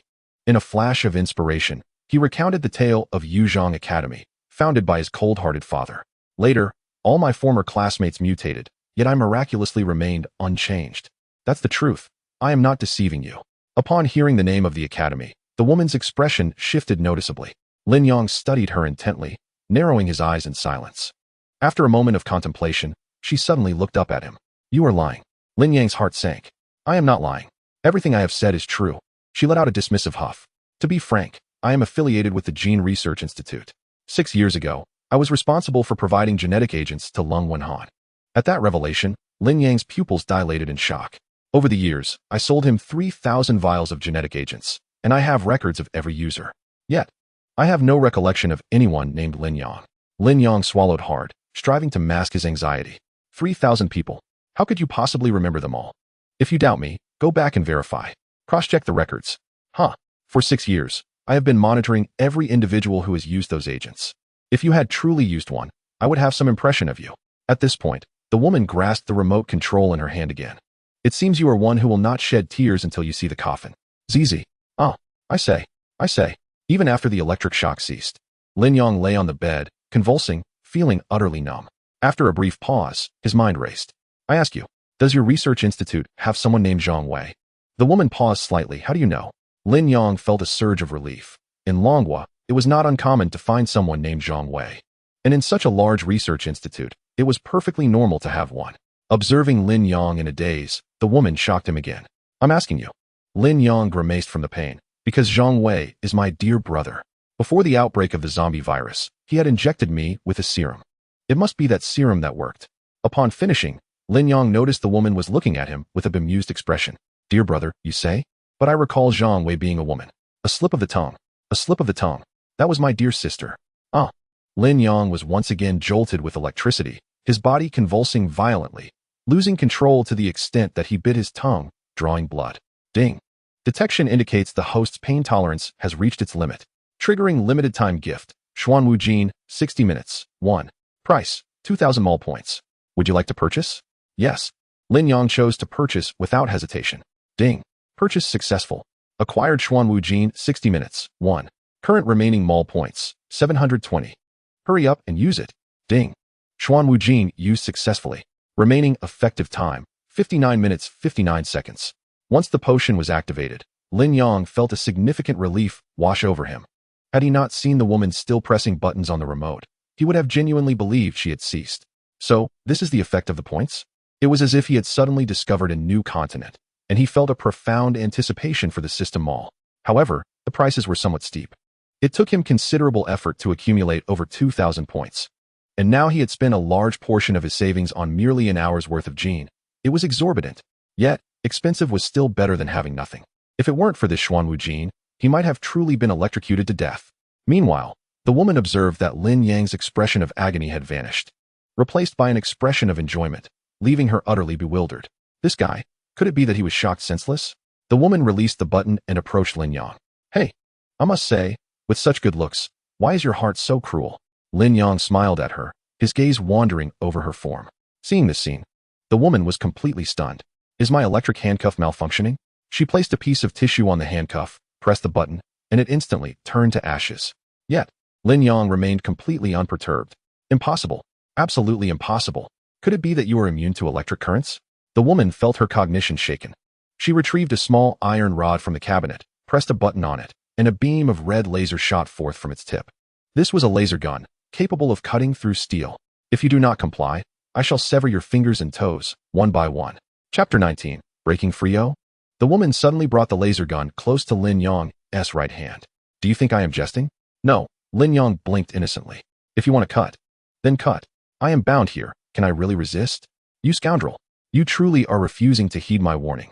The last vestige of the woman's patience was depleted by Lin Yang's retort. She raised the laser gun and aimed it at Lin Yang's thumb. Yet, it proved utterly futile. When the laser struck Lin Yang's skin, it was akin to a mere laser pointer, only leaving a red dot, failing to sever even a single hair. This is impossible. The woman, once composed and calm, now displayed signs of distress. She seized a dagger and thrust it towards Lin Yang's chest. However, the blade merely pressed against his skin as if it were meeting a layer of resilient silicone, soft yet unyielding. Lin Yang chuckled. Beautiful lady, save your efforts. It is futile. I do not believe it. She switched through a dozen tools, yet all her endeavors were in vain. She cast the chainsaw aside, her complexion flushed, beads of sweat dampening her hair. Are you even human? Her voice was laced with helplessness, her previous confidence evaporating. At first, you were incapacitated. Why have you suddenly become impervious to blades and bullets? Her gaze brimmed with curiosity as she leaned in closer, their breaths mingling. Hey, I warn you. I, Lin Yang, am a man of integrity. Do not think that if force fails, seduction will work on me. That tactic will not sway me. TCH, you truly overestimate yourself. I merely find studying you far more intriguing than examining those zombies. The woman abruptly stood, tucking her hair behind her ear, and resumed her cold demeanor. Since you refuse to speak, you shall remain bound here. I have ample time. Ah, yes, my original target was that girl who can control the zombie forms. I find her abilities fascinating, but it seems you possess even greater research potential. Are you surveilling us? Lin Yang's tone turned icy. The woman smiled faintly. Surveillance is hardly the right term. This city of Stillwater is already within my grasp. You, after all, are simply a fortuitous discovery. At her words, Lin Yang immediately recalled the two advanced zombies. From the beginning, their appearance had been purposeful, and it dawned on him that the orchestrator behind it all was none other than the woman before him. Why do you do this? You have turned living beings into zombies. What benefit do you gain from this? Lin Yang was utterly perplexed. The woman offered no answer to his inquiry, instead silently turning away. In this world, there are not so many whys. You are not me, and you will never comprehend my feelings. Lin Yang fixed his gaze upon her, and after a considerable pause, he asked, What has become of my friends? I do not know, she replied. After capturing you, they fled in their vehicle. To be honest, your friends are rather disappointing. Not one of them came to your rescue. She laughed mockingly. Do not sow discord among us. Their failure to come for me only proves their wisdom. In such a dire situation, anyone who intervenes meets their demise. Though he spoke boldly, a twinge of discomfort lingered within Lin Yang. It was one thing for those three to escape, but why hadn't Xin Yan come? Upon thinking of Xin Yan, Lin Yang swiftly checked her status through the system. Level 6, 120600, combat power, 350 stamina, 100100 life, 100100 special skill, none. Fortunately, it seemed they were not in immediate danger. Lin Yang let out a quiet sigh of relief. He observed the woman standing before a table, gently swaying a cup of purple liquid in her hand. What are you doing? The woman turned, approaching him with the mysterious concoction. Aren't you impervious to blades and bullets? I am curious to see if your internal organs are equally immune to poison. At her words, Lin Yang's facial muscles twitched involuntarily. The function of the Xuanwu gene grants immunity to all external harm. Even standing at the epicenter of a nuclear explosion would leave him unscathed. However, with toxins or poisonous gases that could infiltrate the body, it would be futile. Wait, Lin Yang urgently called out. I have one more question. What time is it? He could only hope for the system to provide him with weapons akin to grenades. If he could blow this place to smithereens, he would escape. The woman shot him a disdainful glance. I want to tell you what then, or do you have some plan? Lin Yang, bound in a spread eagle position upon the bed, retorted, given my current predicament, do you truly believe I have any plans? Then cease your inquiries. Open your mouth. Drink this. The woman grasped Lin Yang's face, intent on pouring the liquid into his mouth. With no other option, he thrashed his neck wildly, buying himself any second he could. Ding. The Apocalypse 7 Days of Fun sign-in event is currently in full swing. Please host. Sign in. Upon hearing the system's voice, Lin Yang felt tears welling up. If this were delayed any longer, he might truly meet his end here. Ding. Sign-in successful for 57 days. Congratulations, host. You have obtained the Qilin right arm gene. Qilin right arm gene. Upon use, it significantly enhances the strength of the right arm and grants the divine skill of the Qilin, Crimson Flame Fist. As the moment of reward distribution arrived, Lin Yang promptly chose to utilize it. Congratulations, host. Usage successful. The current fiery Qilin set has been collected 16 times. However, Lin Yang paid little heed to the subsequent words of the system. After all, his life hung by a thread. With a sudden gasp, he expelled a purple liquid from his mouth. Do you take me for Wu Dalong? Lin Yang's fury ignited as he clenched his right fist, instantly feeling a surge of overwhelming power coursing through him, reminiscent of cleaving mountains and parting seas. The woman sensed a wave of intense heat emanating from Lin Yang. Glancing down, she beheld a blaze of crimson light spreading from Lin Yang's fist, coursing through every capillary. As the red glow enveloped his entire arm, a vigorous flame erupted, entirely engulfing Lin Yang's right arm. Break free. With a forceful motion, Lin Yang shattered the electric shackles binding his hand into fragments. Rising to a sitting position, he unleashed a powerful punch onto the bed, the sheer force obliterating the remaining shackles into dust. A powerful shockwave hurled the woman backwards, causing her to crash to the ground. Lin Yang released his fist, the flames gradually extinguishing, his eyes betraying an undeniable excitement. What strength? Lin Yang glanced at the woman sprawled on the floor, her disheveled hair falling across her face, presenting a rather disarrayed appearance. What do you intend to do? The woman observed Lin Yang approaching her step by step, a knowing smile playing on her lips. What do you think a man and a woman alone in a room could possibly do? Lin Yang gently lifted her chin with his finger, gradually leaning closer. Just moments ago, you were intent on bringing about my demise. It seems that whatever I do to you now is quite reasonable in your eyes, isn't it? The woman gazed up at Lin Yang, a sudden laugh escaping her lips. Very well, since I have fallen into your hands, do as you wish. Their eyes locked. The atmosphere in the room seemed to freeze. After a moment, Lin Yang released her, reaching to unfasten a button at her chest. With a swift tug, he uncovered half of her delicate shoulder. Clad only in a sports tank beneath her white coat, her voluptuous figure was nearly unveiled before him. A smirk crept across Lin Yang's lips, yet his attention fixated on a particular spot above her left breast, near her collarbone. Rojia. A name was prominently tattooed on the woman's chest, the black ink stark against her fair skin, quite eye-catching. Upon releasing his grip, the expression on Rojia's face was one of disbelief. You.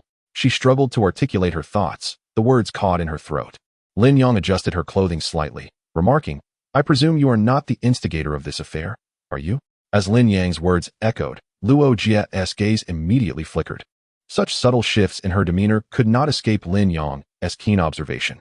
For every expression and movement of hers was magnified several times in the scrutiny of his discerning eye. Pray tell, who is the mastermind behind you? And what compels them to orchestrate this apocalyptic scenario? Luo Jia maintained an air of composure, remarking, You don't seem quite as foolish as you appear. However, I shall not divulge the answer to your inquiry.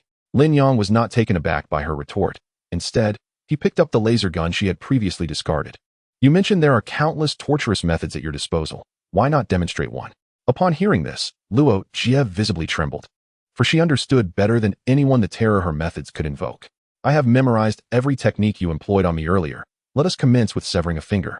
With a swift motion, Lin Yang pressed a button, and a beam of laser shot forth instantaneously.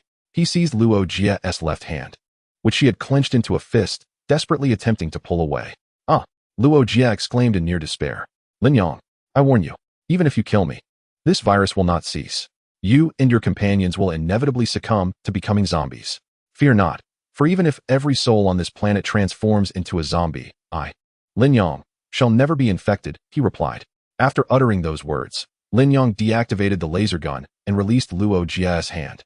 "Today, I spare your life. But do convey to your benefactors that irrespective of their intentions, they must cease their pursuits against me and my allies.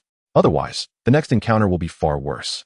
With a forceful grip, Lin Yang crushed the laser gun into fragments, which clattered to the ground. He then surveyed the laboratory, noting the files and data samples. Undoubtedly the fruits of Luo Jie's 6 years of relentless research. Upon witnessing this, Luo Jie became agitated. "What do you intend to do? No, stop. Yet." No matter her protests, they fell on deaf ears. With a firm fist, Lin Yang summoned flames once more. And Luo Jie watched in horror as her 6 years of labor were reduced to ashes. After a considerable time, Luo Jie sat disheveled on the floor. The remnants of charred metal frames scattered about the room. She gazed at the open laboratory door, seething with rage. "Lin Yang, one day, I shall ensure you pay for all that you have done today." In the Dragon Kingdom, atop a high-rise building in the imperial capital, a man stood before a floor-to-ceiling window, surveying the throngs of zombies below. He took a puff of his cigar, a faint smile gracing his lips. At that moment, a short-haired woman entered, clad in a sharp suit, exuding an air of competence. The boss received a report from Luo Jie, who conveyed that a peculiar individual named Lin Yang had emerged in Jingshui City. Not only did he possess antibodies capable of immunizing against viruses, but he also exhibited extraordinary abilities, such as being impervious to weapons and having flaming arms. Additionally, there was another female present. Upon hearing her report, the man remained inscrutable, his expression betraying no sign of emotion. "Is that all?" he inquired. "Yes, indeed, boss," the woman replied, bowing slightly. He flicked the ash off his cigar and instructed Luo Jie to proceed as she deemed fit, granting her full access to all resources in Jingshui City without the need for reporting. "But boss, are you questioning my decision?" he interrupted. "No, that was not my intention." The woman quickly lowered her head, beads of cold sweat forming on her brow. "I have stated before that the affairs of the 6 great halls are yours to manage, but should anyone dare to meddle with Luo Jie, do not expect me to show leniency." "Understood, boss." She responded hurriedly, then fled the office. Once outside, she realized she was drenched in cold sweat, her legs trembling uncontrollably. "Humph. Since I have entrusted Jingshui City entirely to Luo Jie, I shall observe how she alone sustains the weight of an entire city." After leaving Luo Jie's laboratory, Lin Yang had anticipated encountering numerous zombies outside, yet to his astonishment, he discovered that Luo Jie resided in the most luxurious villa area of Jingshui City, devoid of any zombies. However, upon exiting the villa district, the streets were still teeming with the undead. Nevertheless, Lin Yang had undergone a transformation. Armed with the abilities of the Qilin right arm and the Xuanwu Jin, he fought his way through and eventually took refuge in a secure gym. Inside, Lin Yang rummaged for some biscuits, munching on them as he organized his thoughts. Although he had dispatched a considerable number of zombies along the way, the strongest he had faced were merely of the same level. It appeared that those so-called advanced and elite zombies were rather scarce, if not exceedingly rare. Reflecting on his earlier encounters with 2 elite zombies, Lin Yang recognized that they had already acquired a degree of intelligence and cognitive ability, perhaps reaching a point where they were indistinguishable from normal humans. This thought filled him with anxiety. The skirmish inside the armored vehicle had demonstrated that level zombies were capable of evading bullets. What troubled him most were the special abilities they possessed. Level zombies could conceal themselves and regenerate. Who knew how grotesque the capabilities of elite zombies could be? Never mind, for now. I must find a way to reunite with Xi Nian and the others. I wonder where they have taken refuge. Chapter 21. A nearby individual sent a friend request. Lin Yang checked his limited time mission. Having slain numerous creatures upon exiting the villa, he still needed to eliminate over 100 more to reach his target. It was now midnight, the hour when zombies were at their most formidable, so it would be prudent to complete the task after dawn. However, Lin Yang found solace in the fact that with the Qilin right arm, his points were accumulating rapidly. He advanced with relentless determination, his score soaring from a mere 720 to an impressive 7920, raking in over 7,000 points in a furious spree. Alas, how he wished to negotiate with the system for an early opening of the marketplace. Having tasted the sweetness of the Xuanwu Jin, he found himself increasingly intrigued by the items available for purchase. Thus, Lin Yang resolved to venture out and accumulate points, viewing this endeavor as akin to earning money. In a moment of ennui, Lin Yang retrieved his phone. The signal and network were robust, yet he found himself unable to connect with anyone. He opened Weibo, seeking to indulge in the celebrity gossip of yesteryear for a bit of amusement. Just as he clicked to explore, a message from WeChat startled him. Xuan Gomao do requests to add you as a friend. Source, people nearby. Could it be that others besides himself could access the internet? After a brief hesitation, he accepted the request. Upon approval, the other party sent an emoji inquiring if he was available. Lin Yang stared at the screen, choosing not to respond. Subsequently, the individual bombarded him with a series of messages, a question, a nose-picking emoji, a bomb, and a crying face. Finally, amidst the onslaught of emojis, a text appeared. Why add me if you want to reply? Are you a zombie? At last, Lin Yang slowly typed a response. I'm very much alive. Where are you? Xuan Gomao do, grins Lin Yang. Suddenly, the other person sent a location pin, revealing that they were situated in the very neighborhood across from him. Just as Lin Yang contemplated calling them, he noticed another message. My internet is terrible, or I would have loved to video chat. It's been ages since I've seen a living person. Crying Lin Yang. Stop with the emojis. Wait a moment while I come find you. Surprised kissing face with an exasperated expression, Lin Yang shut off his phone and glanced out the window, spotting roughly 20 to 30 zombies aimlessly wandering below. They were all of a manageable level, presenting no significant threat. Soon, Lin Yang departed from the gym. Unfortunately, his kitchen knife was missing, and his handgun lacked ammunition. His only remaining weapon was his fists. The night was as dark as ink. The moonlight was obscured by clouds, and the streets, devoid of streetlights and neon signs, exuded a desolate atmosphere. Utilizing his enhanced vision, Lin Yang skillfully navigated the road. Suddenly, a zombie caught sight of him, its mouth opening wide in an attempt to lunge. With a powerful punch, Lin Yang struck, shattering its skull with brute force. Being nighttime, he deliberately restrained his right arm from unleashing flames to avoid attracting more undead. After dispatching the zombies in his path, Lin Yang successfully infiltrated the residential building. Following the directions from the online acquaintance, Lin Yang ascended to the 5th floor and gently knocked on the iron door. Is anyone there? He soon heard footsteps approaching from within. Wow. Incredible, my friend. You actually came. You're not infected, are you? There is no infection, rest assured. Shortly thereafter, a soft click resonated, and the iron door creaked open slightly. A round head emerged from within the room, glancing around to ascertain the absence of any zombies before allowing Lin Yang to enter. Hello, my friend. I am Bai Long. As in the little white dragon of the waves. Lin Yang took a moment to observe him. He appeared to be around 20 years of age, plump and fair-skinned. Rather endearing, in fact. I am Lin Yang, he replied, before wandering about the room. Are you the only one living here? Lin Yang inquired. Bai Long nodded yes. My parents are abroad and seldom return, so I reside here alone. The mention of his parents cast a shadow over Bai Long's expression. Ever since the zombie outbreak, I have been unable to contact them, and I am left wondering if they have been infected. Lin Yang gently patted his shoulder. Having lost his parents at a young age, he found it difficult to fully comprehend Bai Long's current sentiments. By the way, how are you accessing the internet? As far as I know, the network has been severed.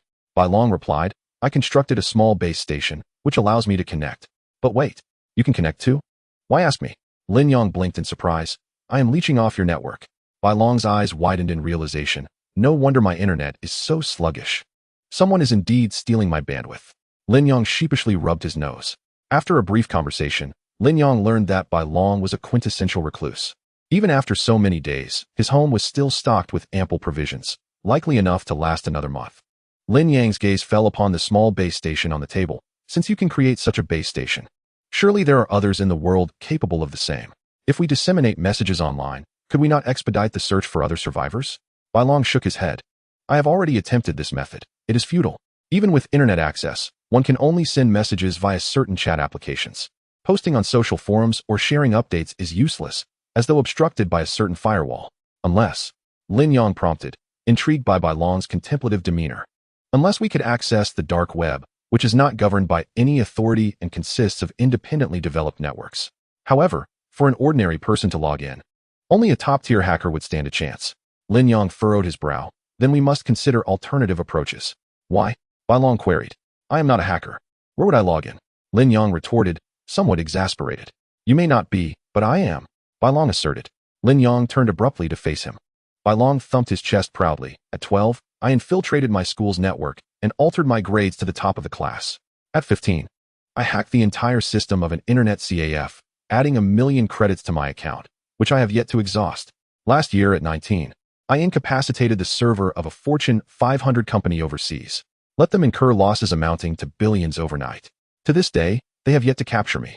Upon hearing Bai Long's self-introduction, Lin Yang slapped his thigh in excitement. Then let us not hesitate. Let us get started. Bai Long shook his head regretfully. My computer's specifications are too low. It's merely suitable for watching films, not for such endeavors. Lin Yang chuckled. Is it just a computer? That is easily resolved. Tomorrow, I shall procure one for you. Chapter 22.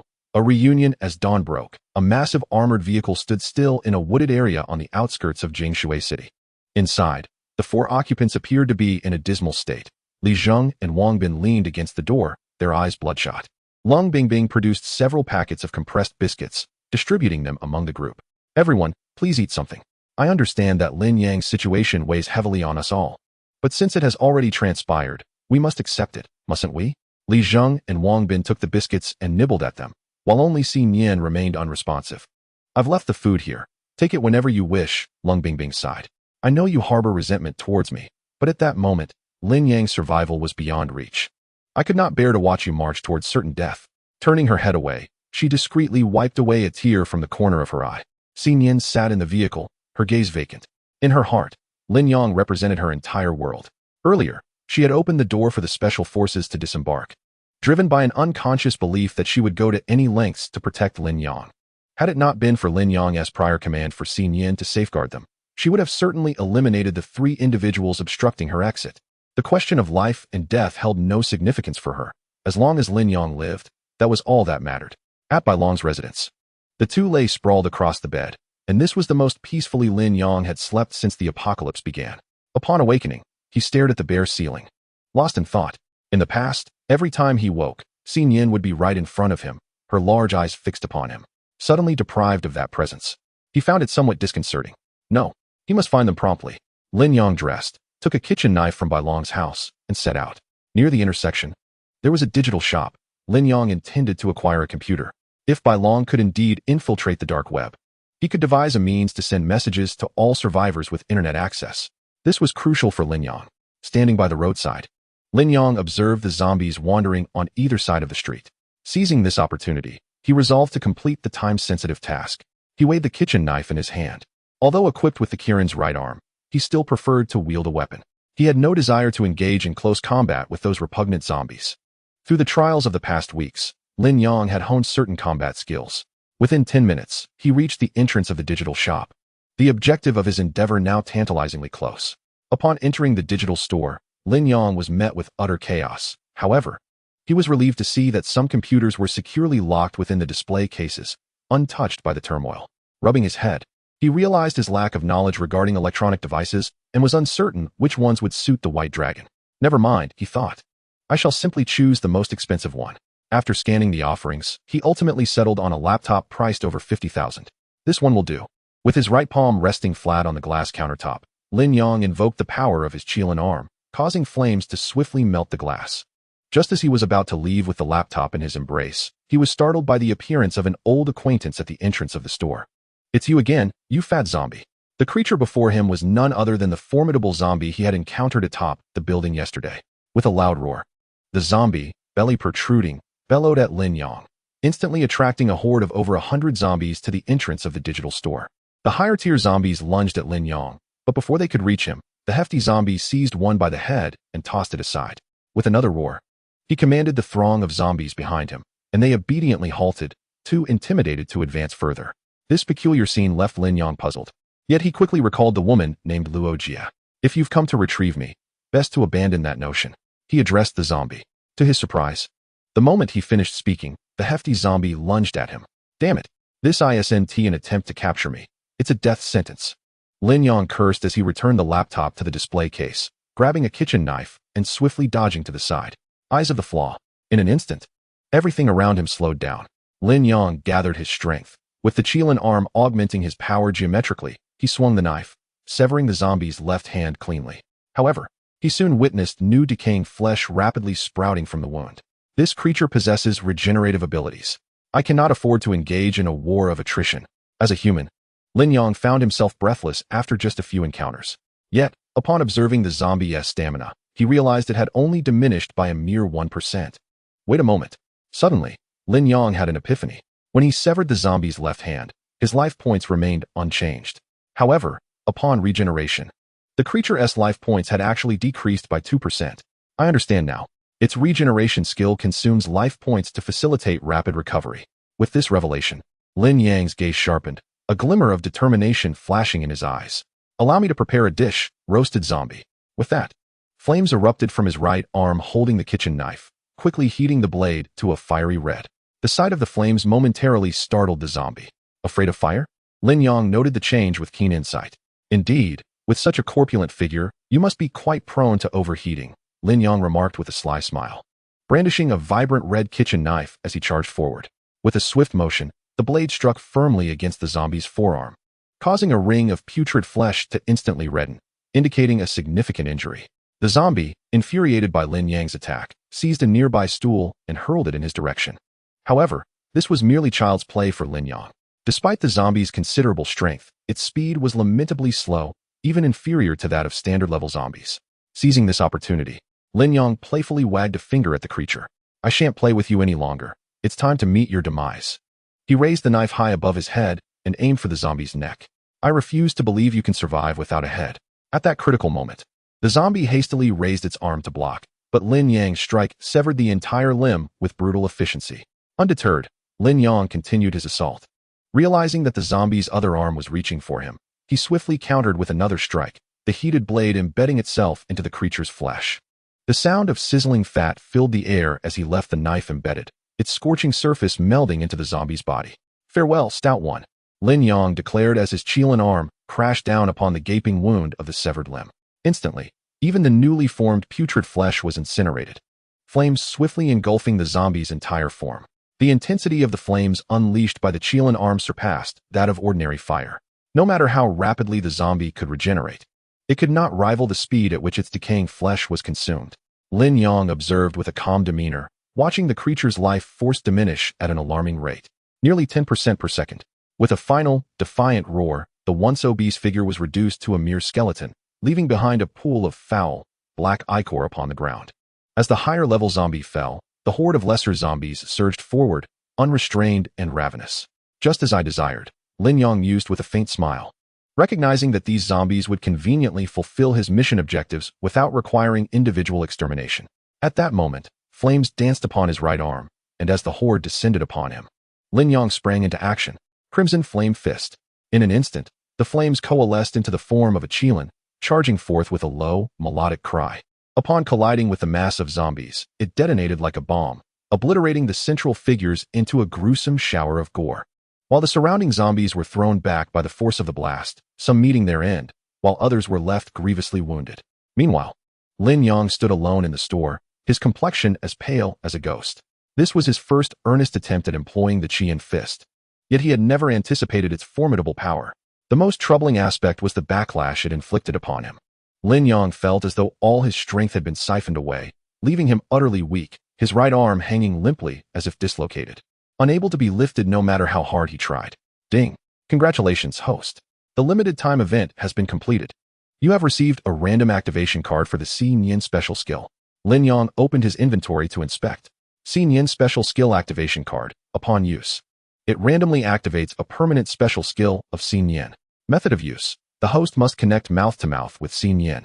Once the connection is successful, the activation card can be utilized.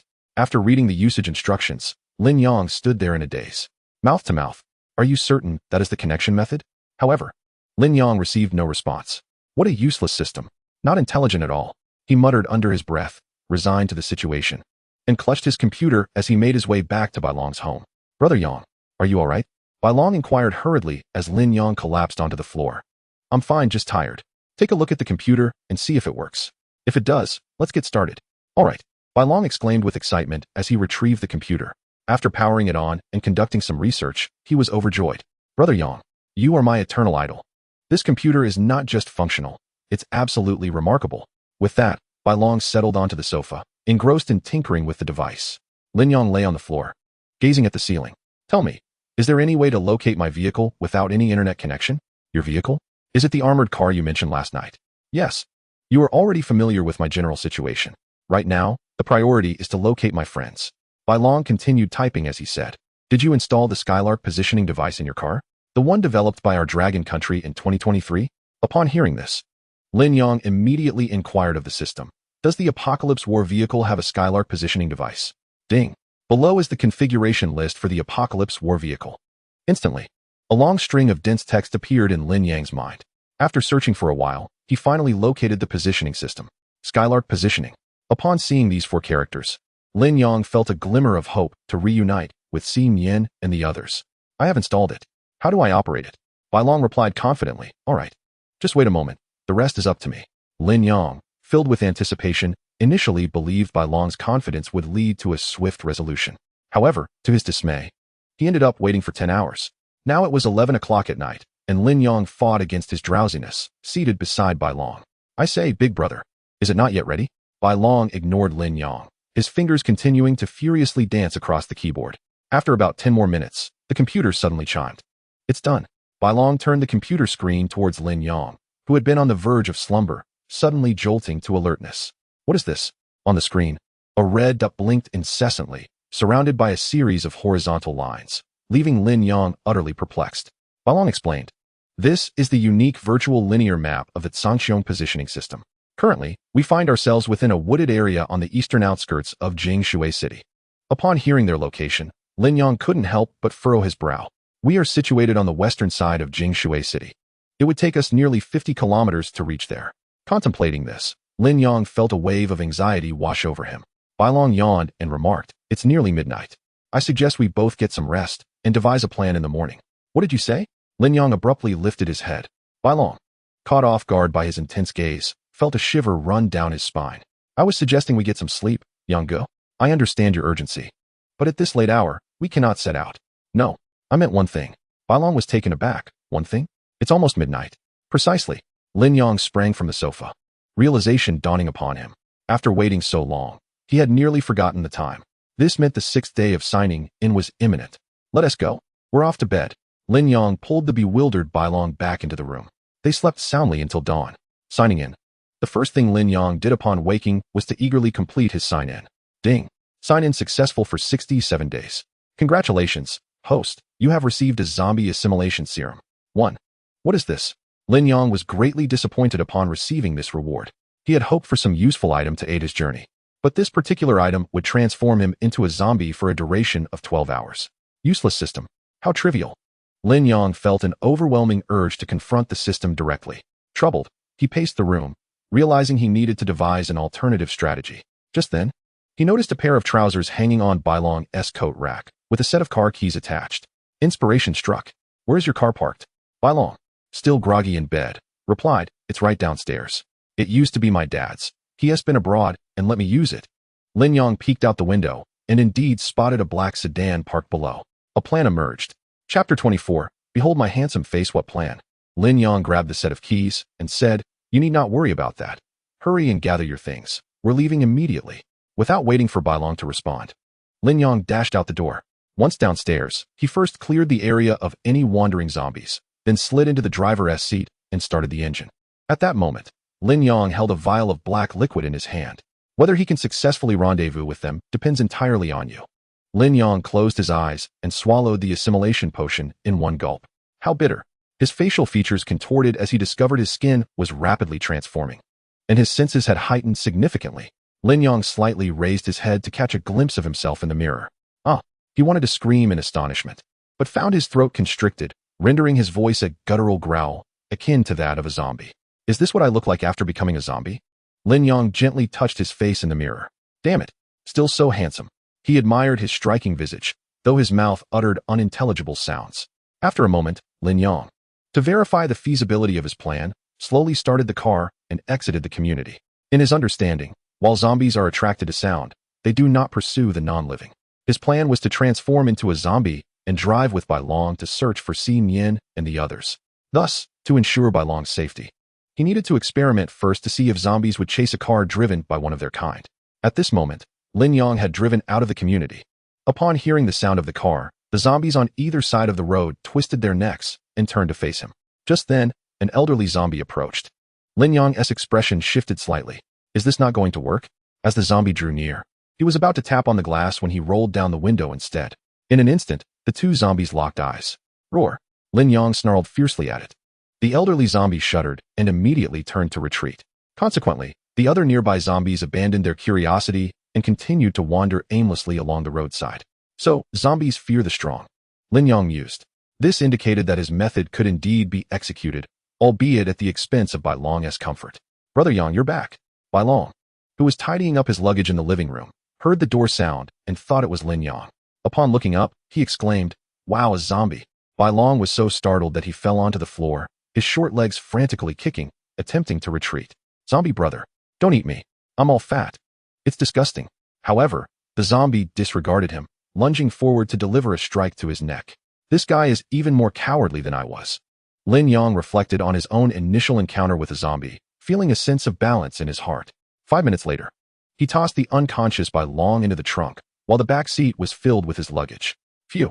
Lin Yong gripped the steering wheel tightly, exhaling deeply. May this journey be free from any further complications. In the serene city of Jingshui, within the Hai Tian Villa district, Luo Jie sat before her computer, her gaze fixed on an email for an extended period. Has the city finally granted me the authority it has withheld? A subtle smile graced her luscious lips, signaling that this was undoubtedly splendid news for her. After 6 long years of enduring humiliation within the company, she had awaited this moment with bated breath. She made her way to the study, where a tall bookshelf stood against the wall. Positioned centrally, she pushed outward with both hands, revealing a concealed door. Upon entering, she found herself in an expansive, sealed chamber, its walls and floors crafted entirely from pure steel. As she stepped inside, a figure emerged from the shadows, a zombie. Xiaofeng. How is he faring? Luo Jie inquired of the zombie. If Lin Yong were present, he would be utterly astounded by the sight before him. Remarkably, the zombie shook its head in response to Luo Jie's question, even managing to utter coherent words. It's worsening, although its voice was muffled and indistinct. Careful listening revealed its meaning. The zombie's words brought a pang of sorrow to Luo Jie's eyes. She ventured further into the darkness, retrieving a lighter to ignite a nearby candle. With the flicker of light, she beheld a massive ice chest, within which lay a fully unclothed man, frozen in place. Luo Jie approached the ice chest, gazing tenderly at him. A dark, prominent bite mark marred his arm, with veins surrounding it turning black, slowly spreading throughout his body. My dear, I have returned to see you. I have found someone with the viral antibodies. Trust me, I will cure you. Crystal tears cascaded down Luo Jie's cheeks, her heart-wrenching demeanor evoking deep sympathy. Rising, she turned to the zombie standing nearby. Xiaofeng, I have found another person who can freely switch between human and zombie forms. I believe this will bring you good news. Xiaofeng attempted a smile, but the decaying flesh at the corner of his mouth tore, oozing black blood. In haste, Luo Jie retrieved a tissue, gently wiping away the blood. Xiaofeng, I hope you can hold on a little longer. Once you have fully evolved, I will set you free. Meanwhile, a sleek black car sped down a road in Jingshui. Lin Yong rested one hand on the window, his hair tousled by the wind, revealing his handsome face, which caught the attention of several female zombies on the roadside. Behold my cursed charm. Even as a zombie, I remain the most dapper figure on this street. Lin Yong never imagined that his first time attracting the gaze of passers-by would occur in his transformed state. Fortunately, the journey had been uneventful thus far. Gradually, he slowed the vehicle, for just ahead lay the forest where Xin Yin and the others were situated. In the apocalyptic vehicle, Lung Bingbing and Li Zheng were having their lunch, while Xin Yin sat alone by the window, her head resting against the glass, lost in thought. Suddenly, Xin Yin seemed to sense something. She abruptly stood up, her gaze sharp and alert. Were zombies approaching? Li Zheng and Wang Bin each grabbed a kitchen knife, crouching down to expose only their eyes, peering stealthily outside. Moments later, a black sedan drove towards them, coming to a halt not far from their armored vehicle. Could it be survivors? Just as Li Zheng intended to rise, he was pulled back down forcefully by Lung Bingbing. It was a zombie. Chapter 25. Laughing to death is not tiring in this day and age. Zombies could drive? Li Zheng felt his worldview had been completely upended. Lung Bingbing shared his incredulity. Infected zombies continued to evolve, yet the ultimate form of their evolution remained a mystery. Perhaps, by that time, it would be the living who were the true anomalies of this world. Her words cast a somber mood over the group. Outside, Lin Yang observed the tightly shut doors of the apocalyptic vehicle, knowing without a doubt that they were hiding. If he were to exit and reveal himself now, it would only incite panic and possibly provoke them to attack him. Lin Yang had no intention of revealing himself just yet. After all, he bore the appearance of a zombie and was unable to articulate, rendering him incapable of proving he posed no threat. Should he frighten them into fleeing, it would be an even greater loss. What was he planning? The dappled sunlight filtered through the trees onto the car's glass, allowing Lung Bingbing and the others to vaguely discern that a zombie occupied the driver's seat, though its features remained obscured. Suddenly, the zombie restarted the vehicle, maneuvering it so that the rear faced them.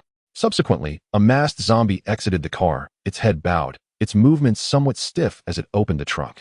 The onlookers in the armored vehicle were filled with curiosity. "Look, there's a person in the trunk," Wang Bin whispered in astonishment, prompting everyone to direct their attention toward the trunk, puzzled by the zombie's intentions. Then, a more astonishing scene unfolded. The zombie actually lifted the person from the trunk and gently placed them on the ground, before retrieving a suitcase from the back seat. Could it be that he was rescuing a survivor? Speculation began to brew among the group, yet no one dared to confirm their thoughts. "Don't you think that zombie looks familiar?" Wang Bin spoke up. Lung Bingbing, crouched nearby, also focused intently on the zombie's silhouette. Just then, the armored vehicle's door swung open. A collective gasp echoed in their hearts, and before anyone could react, Xin Yan dashed out, racing towards the zombie. "Xin Yan!" Lung Bingbing yelled in alarm. And at that very moment, the zombie abruptly turned its head. At the very moment Lin Yang turned around, he caught sight of a petite figure rushing towards him without hesitation, and they collided into each other with a full embrace. It was in that instant that something within Lin Yang seemed to waver. With a soft cry, Xin Yan pressed her face tightly against Lin Yang's chest. Although her thoughts were initially simple, her heart now harbored an inexplicable emotion. As Lin Yang felt the softness in his embrace, he experienced for the first time a desire to hold her earnestly. Yet, upon glancing again, he noticed Li Zheng and Wang Bin already poised to confront him, both wielding kitchen knives and eyeing him with caution. "Xin Yan, let go quickly.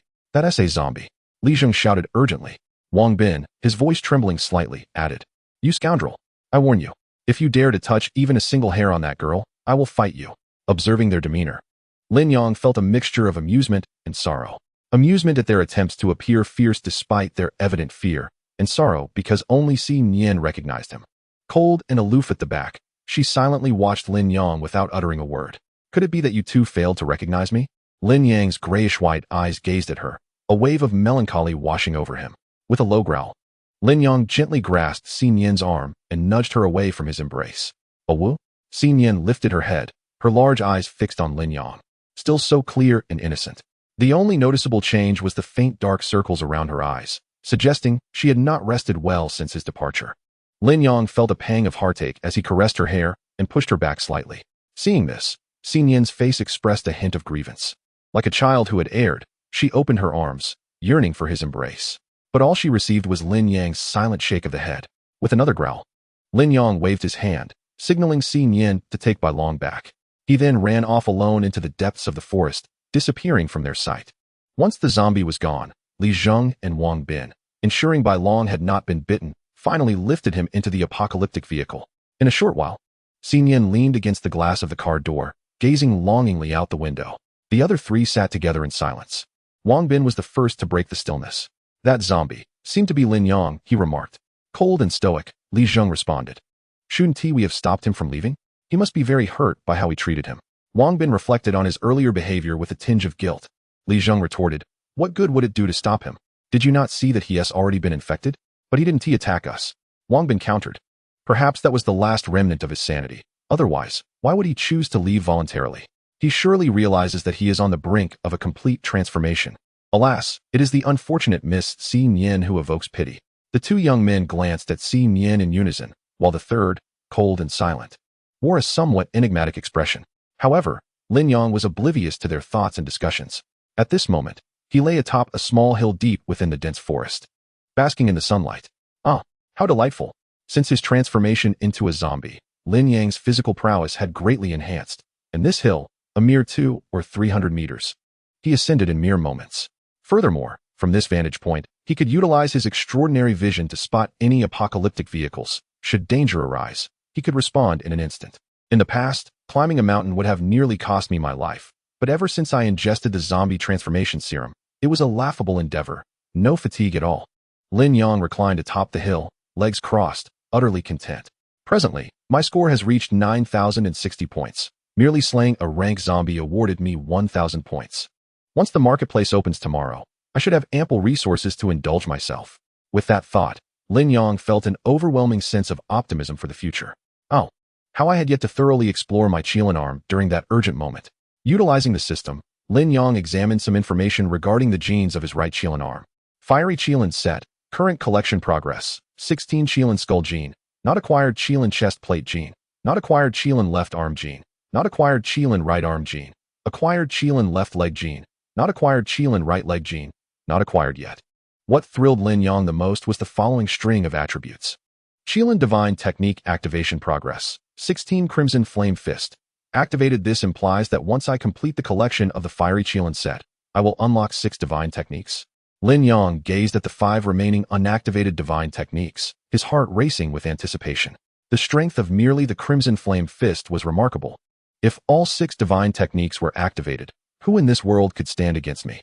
Unfortunately, Lin Yang's smile did not linger long, soon replaced by a frown. He faced a fundamental dilemma, the backlash that followed the release of divine techniques, a debilitating weakness he had already experienced once too many. System, how can I enhance my stamina? If this continues, even granting me 6 divine techniques would be futile. Beep. More features are yet to be unlocked. Please have the host check in for 7 consecutive days before attempting again.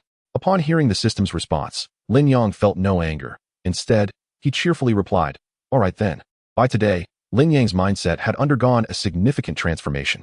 With less than 12 hours remaining until the 7th day, he thought, once I regain my original form, I shall surprise them.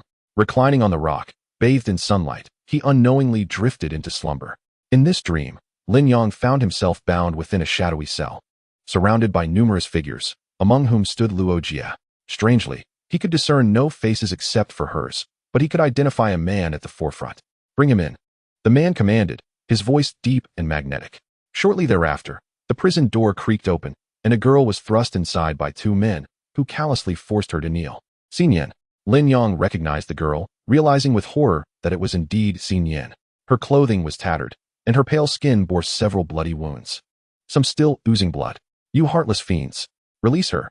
Lin Yang felt an unprecedented surge of rage. Yet, no matter how fiercely he struggled, even invoking the power of his Qilin arm, he remained ensnared by the ropes.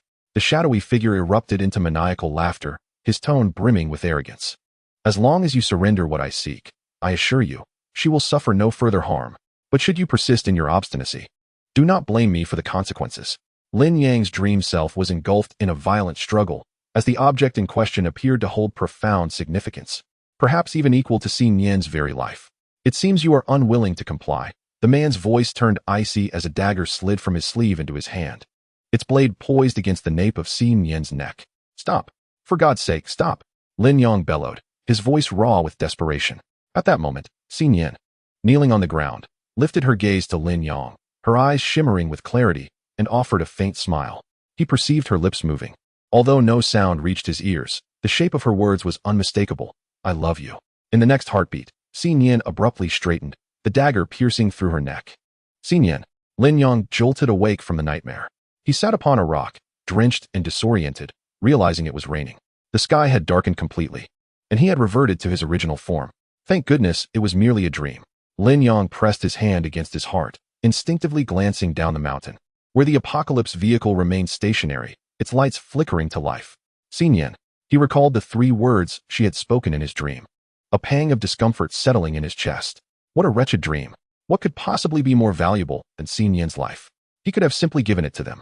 Lin Yang muttered to himself, but then, quite unexpectedly, he noticed countless shadows stirring in the dense forest, far from the vehicle.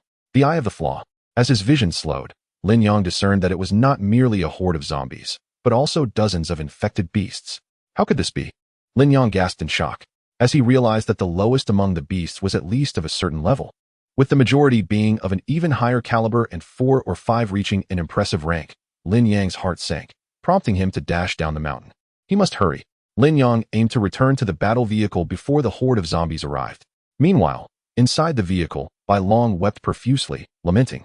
Brother Yang's greatest hope in life was to reunite with you all. Who would have thought that his illustrious name would meet such a tragic fate during a test drive? Listening to Bai Long's words, Lung Bingbing and the others exchanged glances in disbelief. So, are you suggesting that Lin did not get infected at the outset? Instead, he managed to escape the onslaught of numerous zombies? Li Jing's eyes widened in astonishment. Both he and Wang Bin wearing expressions of incredulity. Meanwhile, Lung Bingbing kept her head down, appearing troubled. What's wrong? You seem rather listless today, Wang Bin inquired, noticing her unusual demeanor. Lung Bingbing replied, Oh, it's nothing. Once dawn breaks, we shall head to Kanglan City. Kanglan City? Everyone turned to her in curiosity. Kanglan City is the strongest military city in Wuzhou province. Perhaps we can find refuge there. Very well, we shall proceed as you suggest.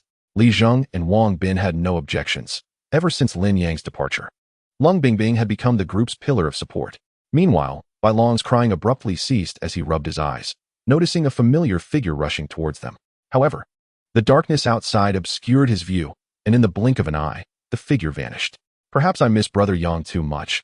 Even illusions are appearing. Yet, the next moment, a series of urgent knocks echoed from outside. Open the door. It's Lin Yang. Upon hearing that voice, the occupants of the vehicle were instantly filled with dread. Is it a ghost? At the same time, Lung Bingbing suddenly had a realization. She quickly turned to the spot where Xin Yan had been, but it was empty. Xin Yan. She called out urgently, but it was too late. With a swift motion, the door of the Apocalypse vehicle swung open, and Li Zheng and Wang Bin grabbed kitchen knives, aiming them at the entrance. To everyone's disbelief, the figure outside was indeed Lin Yang. As the door opened, Lin Yang was about to step inside when Xin Yan leapt out, wrapping her legs tightly around Lin Yang's waist. In an instant, Lin Yang felt his head pressed against Xin Yan's chest, enveloped by two soft mounds, nearly leaving him breathless. However, Lin Yang had no time to ponder such distractions. He quickly pulled his head from her embrace and exclaimed, No time for explanations. Hurry, get in the vehicle. Chapter 27. Give me a reason. No sooner had Lin Yang uttered the last word than a blood-red hunting dog with bared teeth lunged from the darkness. Lin Yang reacted swiftly, delivering a punch that sent the dog flying, which convulsed a couple of times on the ground before falling silent. Idol, it's really you. Wang Bin exclaimed with delight. Lin Yang observed that the horde of zombies was approximately 500 meters away, yet Xin Yan clung to him, refusing to let go. With no alternative, Lin Yang took her aboard the battle vehicle. Even after boarding, Xin Yan continued to grasp the hem of his clothing, shadowing him like a devoted follower. Fearful that he might cast her aside, sensing the curious gazes of those around, Lin Yang addressed them. I understand you have many questions, but for now, let us pray we survive the night. Amidst their bewilderment, Lin Yang swiftly activated the vehicle's flamethrower and electric net. As illumination flooded the area, the sight outside became starkly clear. Surrounding them were zombies in every direction, accompanied by various wild beasts rarely seen in ordinary circumstances. Brown bears, wolves, and even several lengthy snakes writhed across the ground. What on earth are these creatures? With Lin Yang's presence, the cowardice of Li Zheng and Wang Bin resurfaced as they huddled together in fear. Only Lin Yang recognized that the true terror lay not in these seemingly fearsome beasts, but in the higher-level monsters. With the protection of the flamethrowers and electric nets, the ordinary beasts and zombies perished upon contact. The higher-level ones could withstand for a time, but not for long. Within 5 minutes, the area surrounding the Apocalypse vehicle was littered with corpses. Trees within several kilometers ignited due to the flamethrowers, incinerating many ordinary zombies and beasts before they even arrived. What do we do? Are we to remain here indefinitely? Lung Bingbing inquired anxiously, gazing out at the zombies, relentlessly advancing like moths to a flame, showing no signs of retreat. During this time, Lin Yang's points in the marketplace surged by nearly 10,000, yet he felt no joy. Without the appearance of the higher-level beasts, he dared not act recklessly. After all, the level zombies had acquired rudimentary cognitive abilities. Thus, even if the beasts lacked intelligence, their combat prowess surpassed that of humans. As he pondered, Lin Yang spotted a brown bear towering 3 meters high. Level, combat power, 900, stamina, 90 to 100, life, 100 to 100. Special ability, tier. Upon seeing this formidable bear, everyone's hearts raced with trepidation, particularly Lin Yang, who found no desire to resist upon witnessing its combat power. Roar. The bear stood and let out a thunderous roar.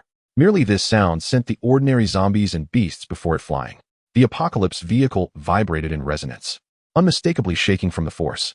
Why haven't those higher-level creatures made their appearance yet? Lin Yang clenched his fists tightly, continuously surveying his surroundings, hoping that the higher-level beasts would arrive soon. Only when they were all gathered could he drive away with confidence and audacity. Otherwise, should a single high-level beast lie in ambush, it would spell disaster for them, resulting in both vehicle destruction and loss of life. Bang! A brown bear charged forward, its massive paw slamming against the front of the war vehicle. However, upon encountering the electrified net draped over the vehicle, its colossal body merely shuddered momentarily, before it seemed to become enraged and lunged at the electric barrier with its jaws. Sizzle! Before Lin Yong and the others' eyes, the brown bear bit into the electric net, forcefully tearing away a chunk. This is it. This vehicle cannot withstand this bear. Bai Long, cradling his own plump form, exclaimed despairingly. Suddenly, Lin Yong spotted a black gorilla sprinting from the side, blood smeared across its mouth, clutching a half-eaten rabbit in its hands. Red blood? Lin Yang's gaze shifted. Could it be that only carnivorous creatures are susceptible to the virus? He scanned his surroundings, noting that all the infected beasts were indeed flesh-eaters, while not a single herbivore, such as deer or cattle, was in sight. Wolves and tigers also appeared, their dark eyes glowing in the night, their data manifesting before Lin Yong. It was time. Lin Yong shouted to everyone in the vehicle, "Buckle up. Prepare to escape." Upon hearing his command, a flicker of hope ignited among the group. Everyone fastened their seatbelts, and Xin Yin took her place in the passenger seat, her expression stoic as she stared at the nearby gorilla. Rumbling, Lin Yong ignited the engine of the war vehicle. Upon hearing the noise, the nearby zombie beasts became even more agitated, recklessly charging forward. To hell with this. Lin Yong slammed down on the accelerator, directly colliding with the brown bear ahead. The bear, propelled by its own momentum, tore through the electrified net entirely. At this point, the front of the vehicle had completely lost its offensive capability, becoming the weakest part of the entire machine. Ding! A limited-time event has begun. Event conditions: eliminate 2 high-level beasts. Event reward: Xin Yin's special skill activation card, random, X1. Limited-time event validity: 24 hours. Host: please complete it as soon as possible. You damned system. To issue a timed task at such a moment. Are you intent on my demise? I refuse. Lin Yong cursed inwardly. It was crucial to understand that a single high-level beast was far more terrifying than a high-level zombie. Given the abilities Lin Yong currently possessed, there was no hope of victory. Even with the formidable Qi Yin fist, if he failed to defeat the opponent, he would be the one to perish. Moreover, the system's rewards failed to pique Lin Yang's interest. Compared to the previous timed task, the difficulty of this one had multiplied, yet the rewards remained unchanged. Under this operational model, had it not been for the system bound to Lin Yang's body, he would have long ceased to engage in it. At this moment, Lin Yong had already driven out of the woods, heading towards the nearby expressway entrance. Once on the highway, he could evade this horde of zombies. Lin Yong, let us head to Kanglan City. Cold Ice exclaimed loudly. Why must we go to Kanglan City? The zombies have already overrun the world. Kanglan City is densely populated and sparsely resourced, undoubtedly more perilous than Jingshui City. We cannot go. Lin Yong swiftly analyzed the situation and responded. Cold Ice bit her lips softly, saying, Lin Yong, I implore you, trust me this once. I would never endanger everyone.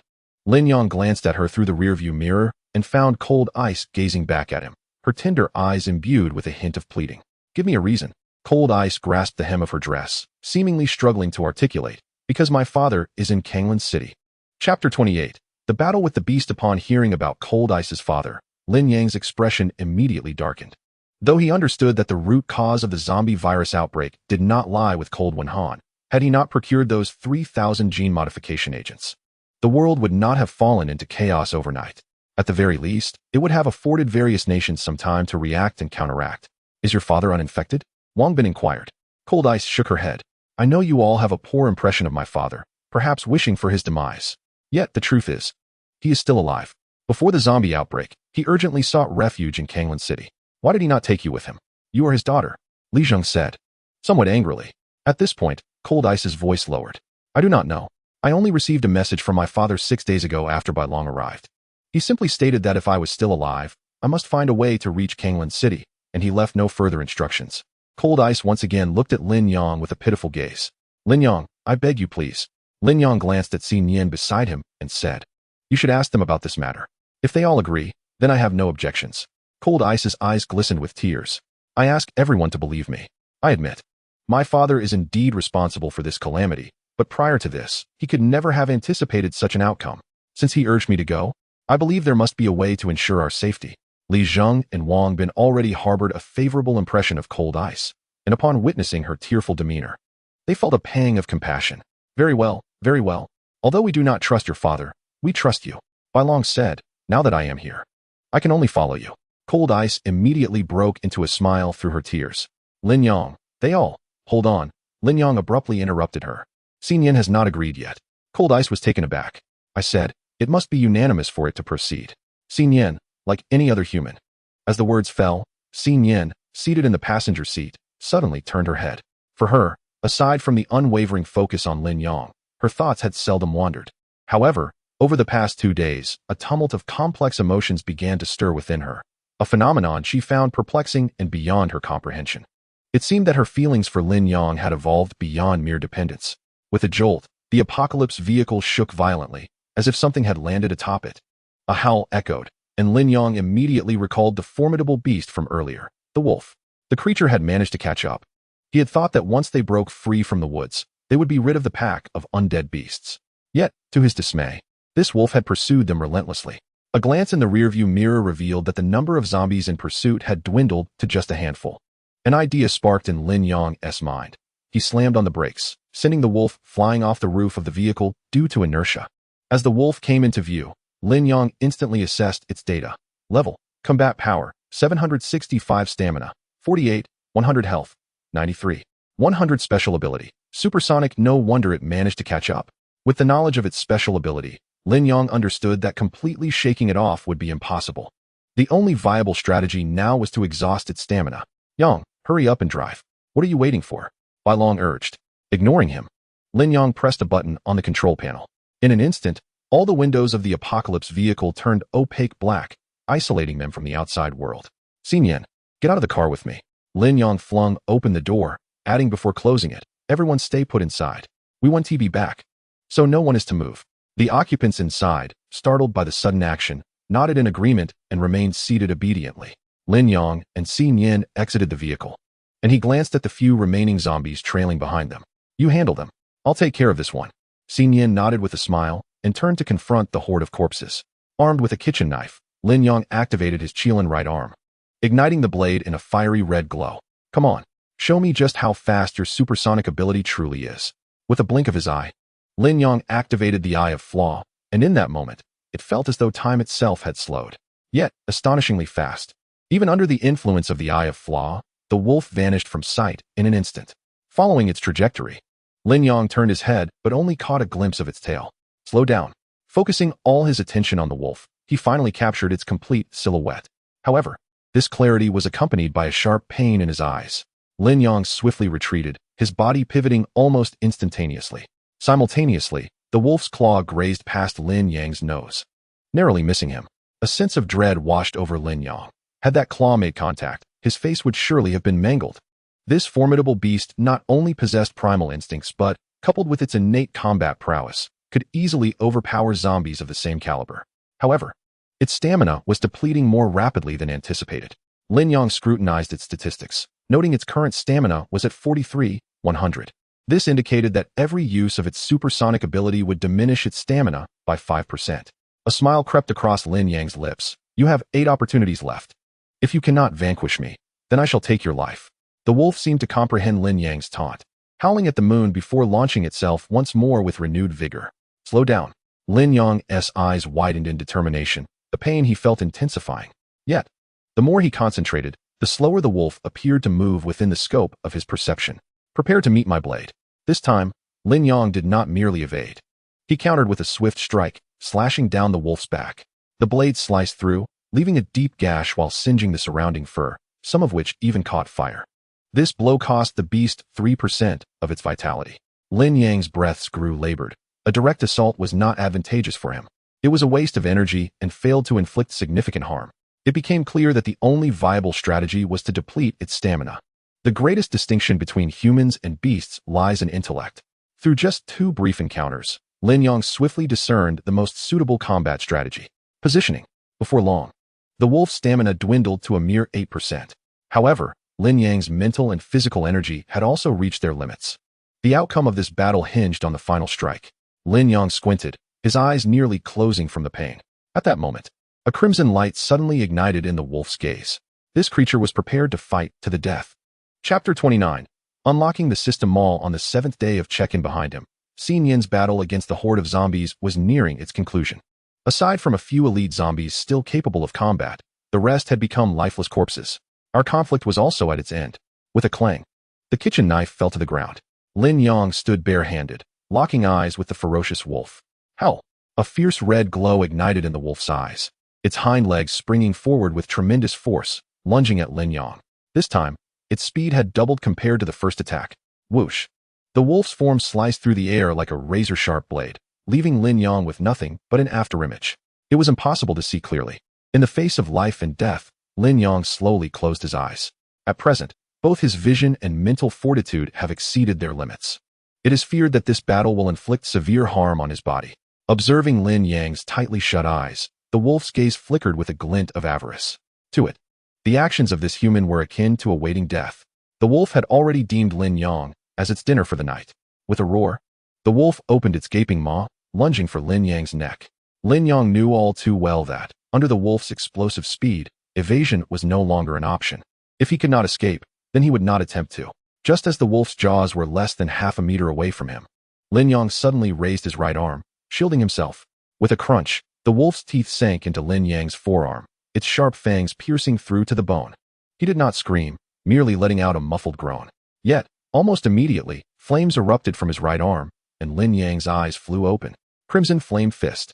He bellowed, as the fire from his arms surged into the wolf's mouth, flooding its insides. Instantly, the wolf felt a tumult within, as if its very organs were being consumed by the flames.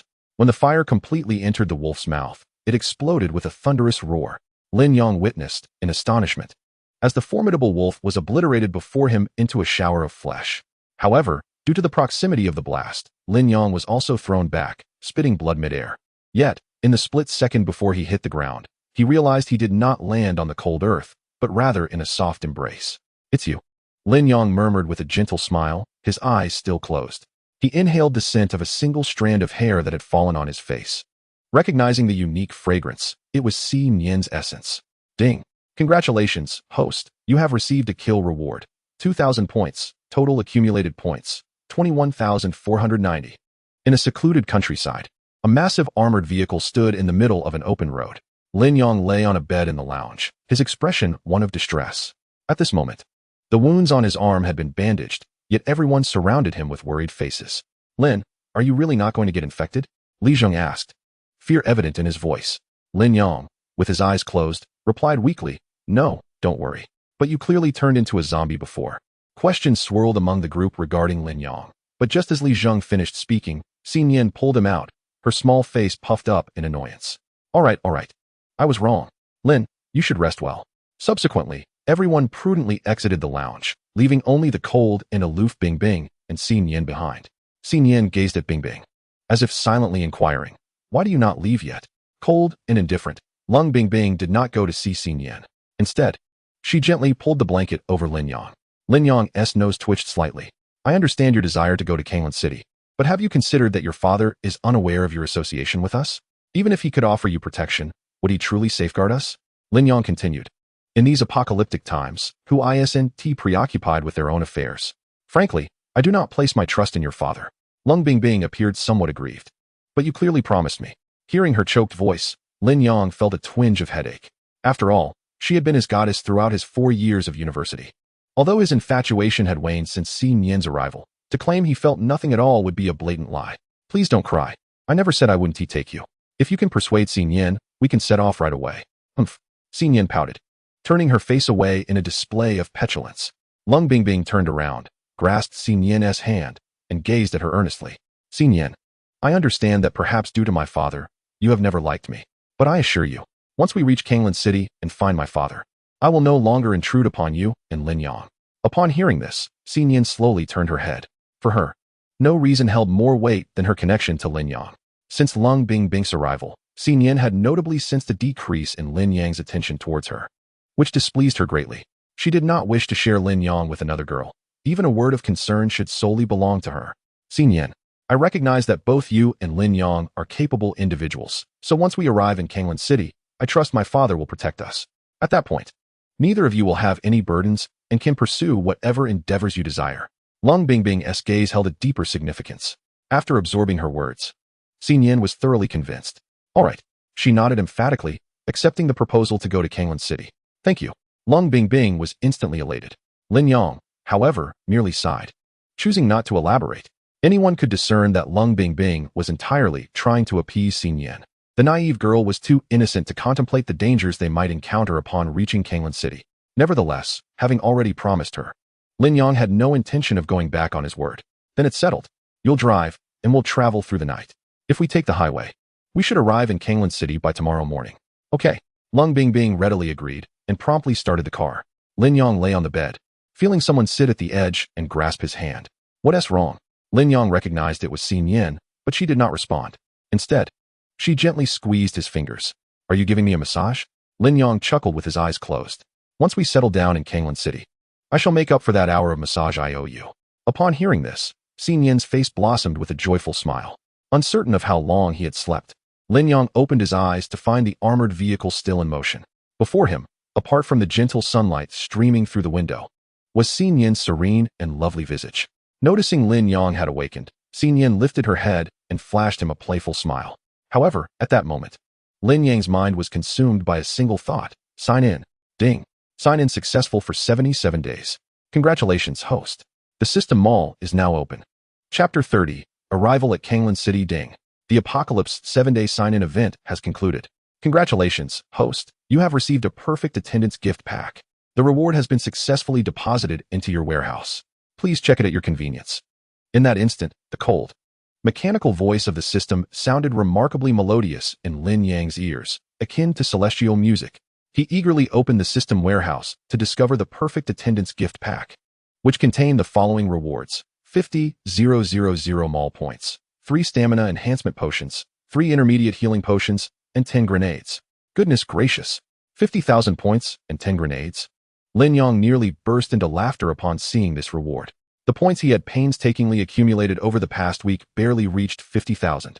Moreover, the addition of 10 grenades was utterly delightful. As for the 2 types of potions, one was intended to boost physical stamina, while the other served to heal injuries. Grinning broadly, Lin Yang closed the warehouse and finally uttered the long-anticipated words, "System, open the mall." Instantly, an unfamiliar page materialized in his mind, showcasing an array of dazzling products alongside exorbitant prices. You've got to be kidding me. A black market.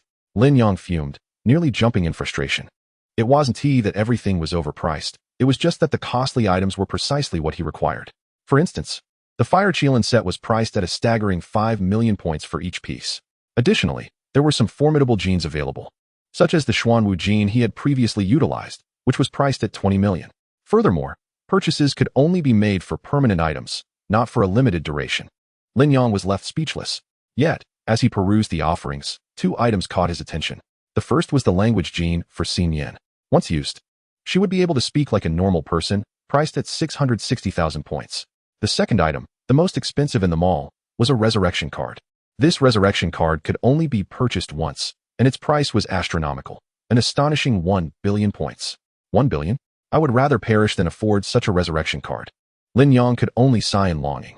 I had thought that with over 70,000 points, I could indulge myself freely. However, it seems I shall refrain from such extravagance. At this juncture, apart from the revival card, nothing else is deemed essential for Lin Yang. The rewards from the full attendance gift pack, combined with the abilities he currently possesses, suffice for his survival in the present environment. Should he wish to make a purchase, Lin Yang's primary desire would be to acquire the linguistic genes of Xin Yin, as this would facilitate better communication between the two. Furthermore, he is quite curious about the thoughts that occupy Xin Yin's mind throughout the day. In addition to this, there is another matter that greatly troubles Lin Yang. How can he activate Xin Yin's special abilities in a manner that is both dignified and aboveboard? As someone who has never engaged in kissing, this presents quite the conundrum. Should I simply steal a kiss and make a hasty retreat? Ding. Instructions for using the Xin Yin special ability activation card. Once connected successfully, activation is expected within 60 seconds. Please do not disconnect during the process. Upon hearing the system's prompt, Lin Yang felt his cheeks flush with embarrassment at the mere thought. Kissing for 60 seconds. Would that not be suffocating? I await your guidance, as I find myself in quite a predicament. This is a genuine concern from Lin Yang, a seasoned bachelor. Lin Yang glanced at his phone. It was 8 in the morning, and according to his calculations, they should be nearing Kanglan City. The phone remained eerily quiet, devoid of any messages about the living. Aside from notifications from various apps, he rose from his bed, opened the door, and made his way to the activity room. At this moment, the main driver had been replaced by Bai Long, who remained cold and aloof in the passenger seat, sound asleep. Subsequently, under Xi Nian's fierce gaze, Lin Yang draped a garment over the slumbering Bai Long. How is the situation with the black web progressing? Lin Yang inquired softly of Bai Long. Bai Long replied, "It will require more time. It's not something that can be resolved quickly." Lin Yang nodded in understanding. Soon, the apocalyptic vehicle entered Kanglan City. Upon crossing into the city limits, much like Jingshui City, the streets were lined with numerous wandering zombies, yet the quantity here was more than double that of Jingshui City. Currently, Lin Yang had taken over the driver's seat from Bai Long, as he feared that Bai Long's nervousness might lead them to veer off course. All the way, the apocalyptic vehicle advanced while deploying electric nets and flamethrowers, effectively trampling the zombies in its path. After driving for some time in the outskirts of Kanglan City, they finally found a relatively zombie-free area and decided to pause momentarily. "Do you know where your father might be?" Lin Yang approached the somber Bai Long and asked. Bai Long refreshed her WeChat several times, yet received no new messages. Noting the dejection on her face, Lin Yang remained silent for a moment. "Based on your knowledge of him, where do you think he is most likely to hide? Given that his first instinct was to flee to Kanglan City, he must have been prepared. Think carefully. Does your father have any connections to Kanglan City?" Bai Long cradled her head in thought for a while, and suddenly, her eyes brightened. "I remember now. My father once envisioned establishing a branch of the Yuzhong Academy in Kanglan City. The venue was already secured, yet due to a multitude of reasons, the plan ultimately fell through. Perhaps he is hiding there. The place described as cold and desolate is not far from their current location. It is also situated in the suburbs." In less than half an hour, Lin Yang arrived at this destination. Remarkably, during this journey, his points surged by nearly 20,000, bringing his total to 94,650, tantalizingly close to the 100,000 mark. However, this amount remains insufficient to satiate the greedy system's marketplace. At this moment, the apocalyptic vehicle halted before a spacious courtyard in the suburbs. This expanse was vast, comparable in size to a standard football field. Notably, the surrounding scenery was picturesque, adorned with mountains and waters, and within a 10-mile radius, human presence was scarce, with few zombies wandering nearby. For the time being, Lin Yang refrained from allowing everyone to disembark, for the safety of the courtyard remained uncertain. Lin Yang turned to Xi Nian and said, "Stay in the vehicle to protect them while I assess the situation. I will let everyone in once I confirm it is safe. Please exercise caution." Cold and aloof, he added a final reminder. Subsequently, Lin Yang approached the entrance wielding a kitchen knife. Before him stood a pair of towering silver double iron doors, exceeding 3 meters in height. He pushed with considerable force, yet the doors did not budge. Consequently, Lin Yang clenched his fist and struck the door twice. Bang! Bang! After a few minutes of silence, there was no response from within, nor did anyone come to open the door. Was it possible that Lung Wenhan was not present? Lin Yang furrowed his brow, pondering. At that moment, an idea struck him, and he raised his hand to pound on the door once more. There must be someone inside. He observed that the door was not locked from the outside. The only plausible explanation was that it had been bolted from within. Thus, there were two possibilities. Either they were unwilling to open the door, wary of inviting danger, or there were no living souls remaining inside. Regardless of the outcome, Lin Yang knew he must venture inside to investigate. He circled the courtyard, but found no rear entrance or alternative access. Moreover, the wall stood at 4 to 5 meters high, making it impossible to scale. This was quite the predicament. Lin Yang scratched his head in frustration. Wait a moment. I have unlocked the marketplace. Perhaps there are items that could allow me to enter directly. Lin Yang's consciousness delved into the system marketplace, where not all items bore exorbitant prices. Some small tools were reasonably priced. Strength Gene doubles 1's strength for 30 minutes, priced at 1,000 points. Breath Holding Elixir allows the user to hold their breath for an hour, priced at 800 points. Landmine, buried in the ground and detonated when triggered, priced at 500 points. What on earth are these? Lin Yang searched for quite some time, only to discover that these inexpensive items were utterly impractical, merely filling the inventory. Just as he was on the verge of surrender, he suddenly spotted an object at the very bottom, a pair of shoes. The jumping boots, once donned. The user's jumping ability would be amplified tenfold, priced at 1,500 points.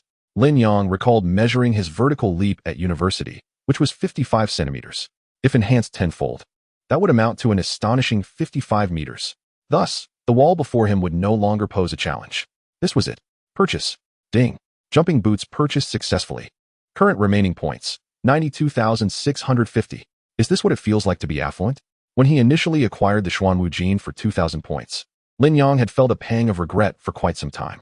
Yet now, spending 1,500 was a mere whim, scarcely meriting a blink. Indeed, shopping could elevate one's spirits. After equipping the jumping boots, the system automatically replaced his original footwear. How splendid they were. Lin Yang bounced a couple of times, effortlessly leaping over a meter. However, his elation was short-lived, for soon he heard a notification from the system. Ding. Current durability of jumping boots, 96,100. Lin Yang's expression darkened instantly. Scoundrels.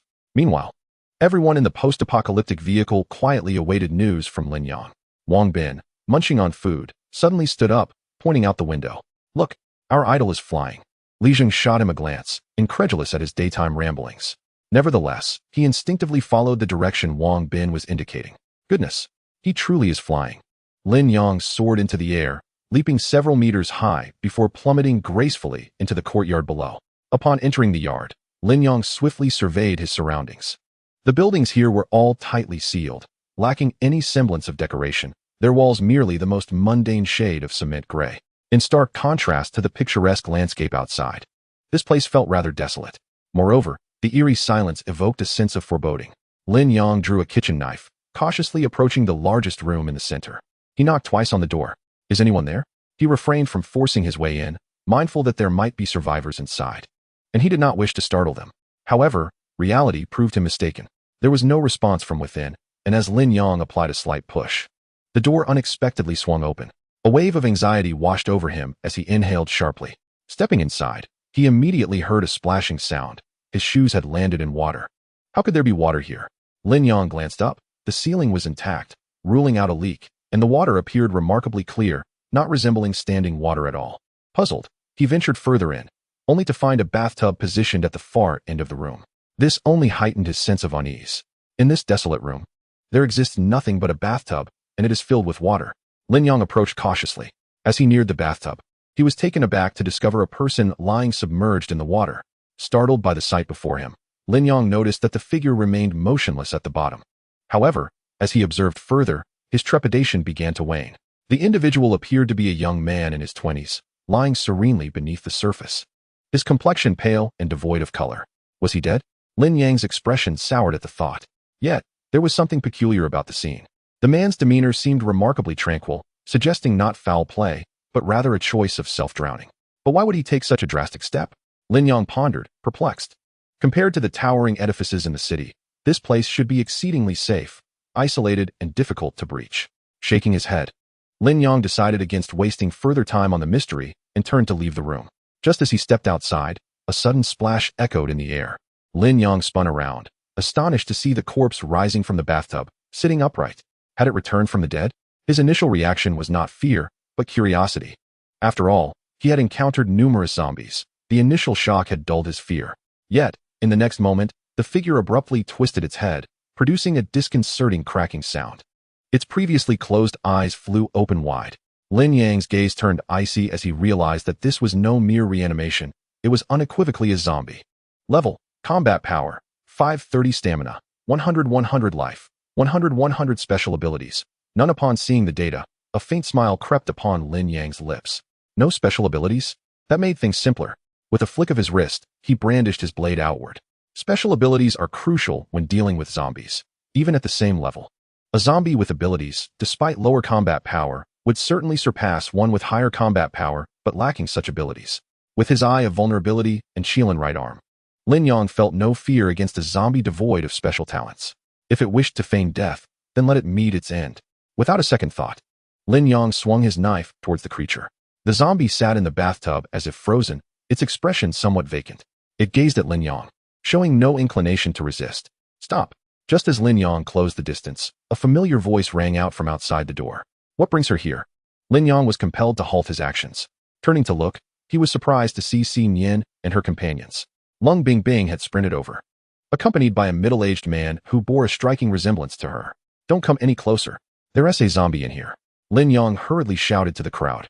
Yet, curiously, the zombie did not launch an attack at any point. Li Jing, Wang Bin, and Bai Long halted in their tracks upon hearing the word zombie.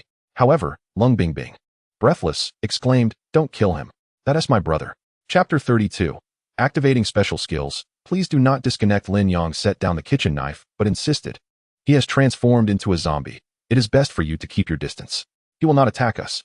A middle-aged man behind them spoke up, taking a step forward. I am Lung Wenhan, their father. Young man, please do not harm my son. At the first glance, Lin Yang had a faint suspicion. When the man confirmed his identity, Lin Yang regarded him coldly. I won't kill him, but you? Lung Wenhan was taken aback by Lin Yang's bluntness. He had not anticipated such directness from the young man. Acknowledging his own shortcomings, Lung Wenhan lowered his head slightly. I admit my guilt, but my son is innocent. Lin Yang cast a glance at the zombie and then stepped out of the room, standing on the stairs, looking down at Lung Wenhan. For some reason, he was suddenly reminded of his initial encounter with Lu Yong in the Special Forces. He understood their attitude towards Xi Nian at that moment. After a brief silence, Lin Yang said, Fine, I will trust you this once.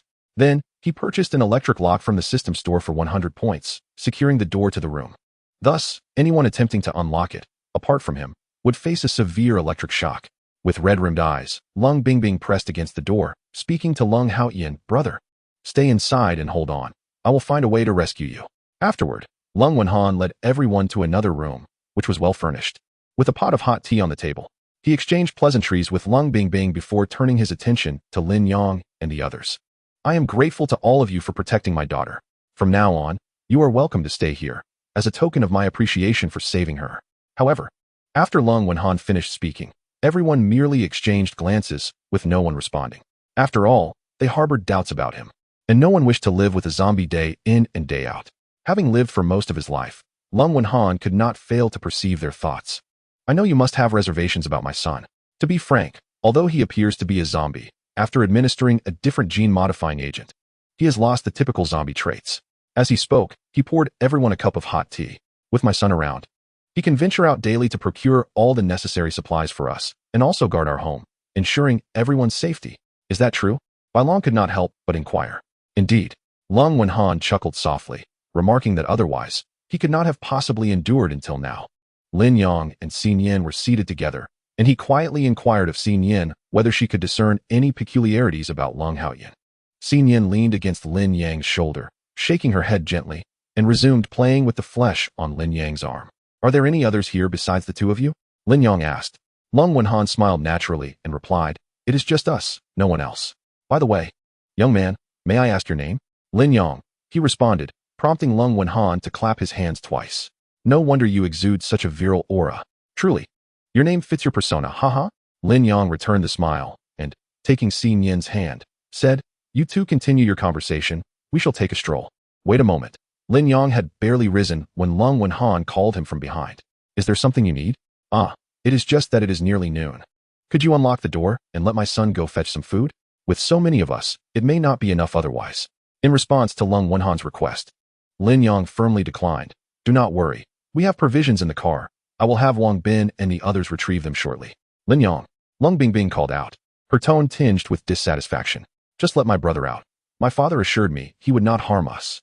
Lin Yang, holding Xi Nian's hand, cast a glance at Lung Bingbing and replied, No, he shall not be released.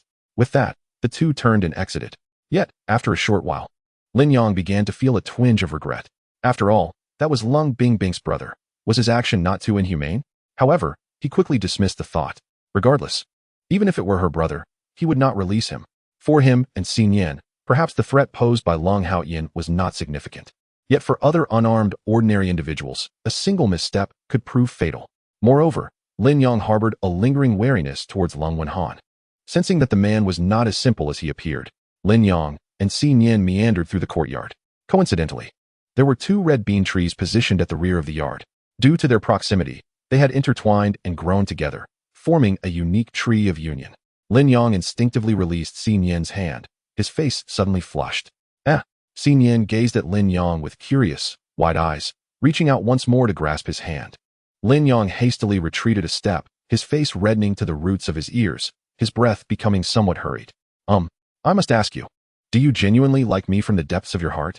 Xi Nian nodded vigorously. Are you certain it is not merely a result of the system's design, but rather, you truly, sincerely like me? Then, if a tall, handsome, and wealthy man were to pursue you, would you still remain steadfastly by my side? And what if I? In that moment, before Lin Yang could finish his sentence, Xin Yan's face rapidly magnified before his eyes. She rose onto her toes, her arms tightly encircling Lin Yang's neck. In an instant, Lin Yang felt a soft and moist sensation pressing against his lips. At that moment, he seemed to transcend into another realm, casting aside all concerns. What zombie virus? What apocalypse? All was forgotten. Ding. Connection with Xin Yan successfully established. Host, would you like to use the special skill activation card? Lin Yang slowly closed his eyes, savoring the present bliss. He instinctively raised his arms, wrapping them around Xin Yan's waist. It was his first genuine contact with her delicate, slender figure. The two embraced beneath the intertwined trees, completely oblivious to the passage of time. After a few breaths, Xin Yan opened her eyes, her bright gaze somewhat entranced as she looked at Lin Yang.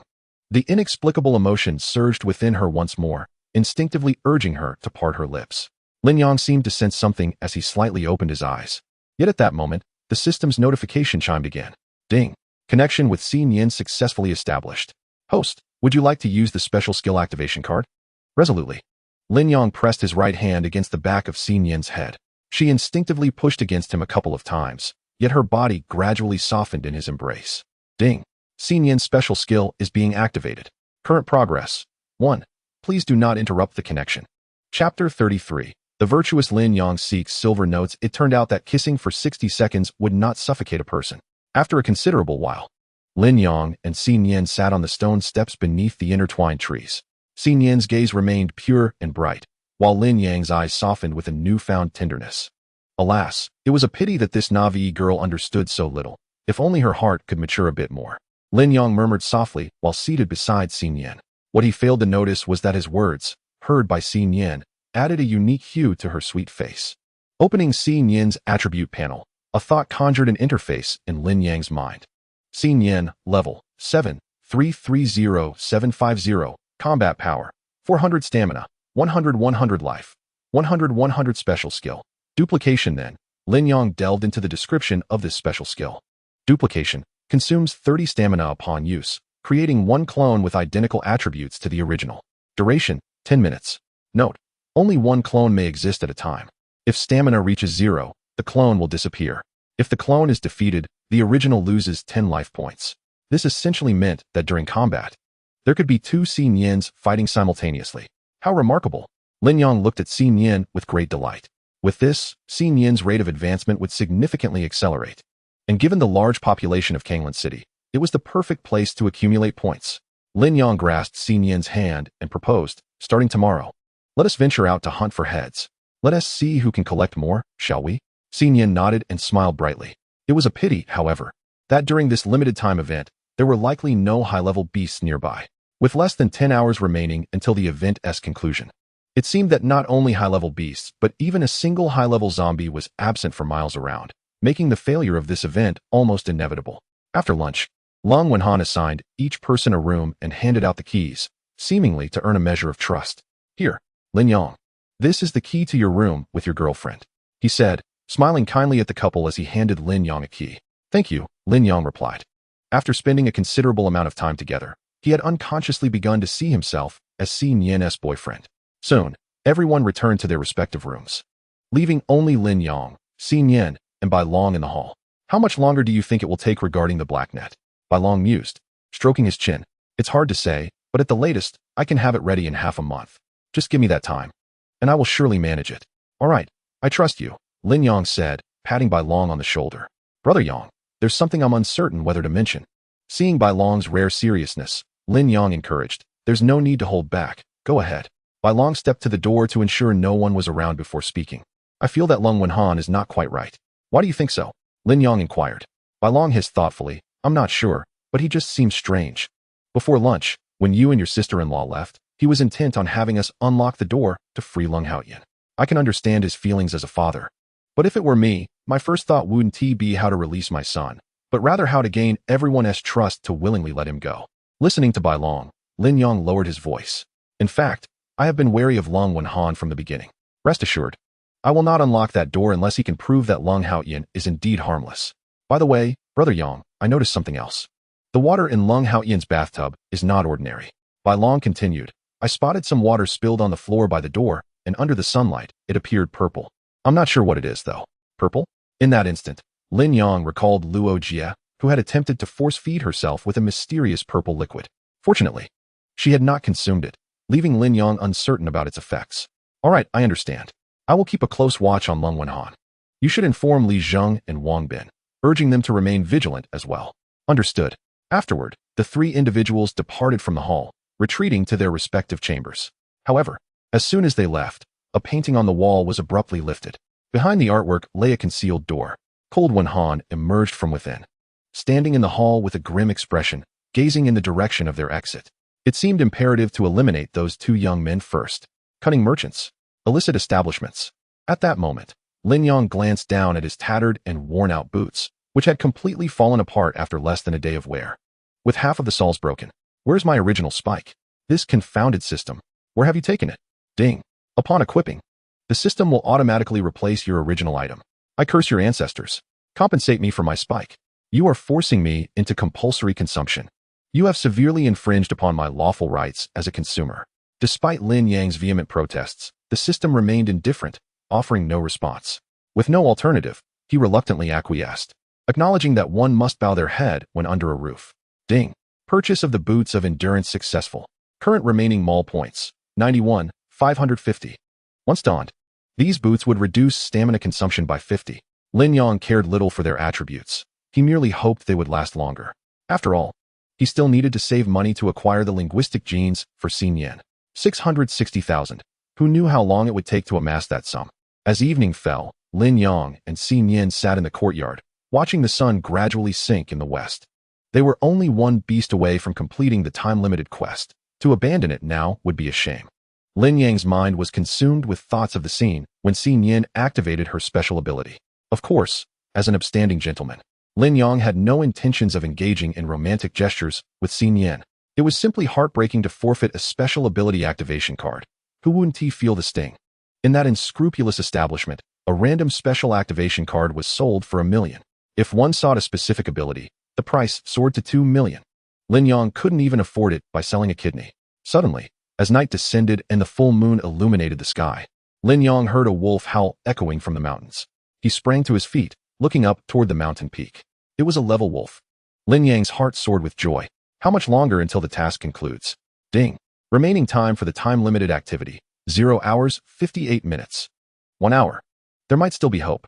Lin Yang said to Xin Yan, stay here to protect everyone. If Cold Wenhan and his son make any moves, kill them. Xin Yan nodded, and Lin Yang swiftly climbed over the intertwined trees, racing up the mountain. Wolves were inherently pack animals, and even after mutation, this trait remained unchanged. If fortune favored him, he might even encounter another level wolf. Chapter 34. One punch, one T kill. Another punch for silver notes. Lin Yang sprinted vigorously, aided by the Boots of Endurance. Requiring little effort, he arrived at the cliff where the wild wolf had been spotted earlier. The surroundings were desolate, with only the sound of the wind and the chirping of insects filling the air. Where could it have gone? Lin Yang searched around, but found nothing. Had it already departed? Despite his haste, it took him 10 minutes to arrive here. The wild wolf he had previously encountered might have left long ago. It seemed fate had eluded him. With a hint of disappointment, Lin Yang sighed. Just as he was about to turn back, the nearby thicket suddenly rustled, accompanied by faint sounds. Suddenly, flames ignited from Lin Yang's right arm. It appeared that fortune favored him. A smirk graced his lips as he stood still, locking eyes with the shadowy gazes emerging from the grass. 5 of level 3 and 3 of level 2. Did they underestimate him so gravely? Lin Yang observed the 8 wild wolves poised in the thicket, lacking a leader. This indicated that the true Wolf King had yet to make an appearance. Addressing the vast darkness before him, Lin Yang called out, "Come out. I know you're nearby." After waiting several tense seconds without response, Lin Yang grew perturbed.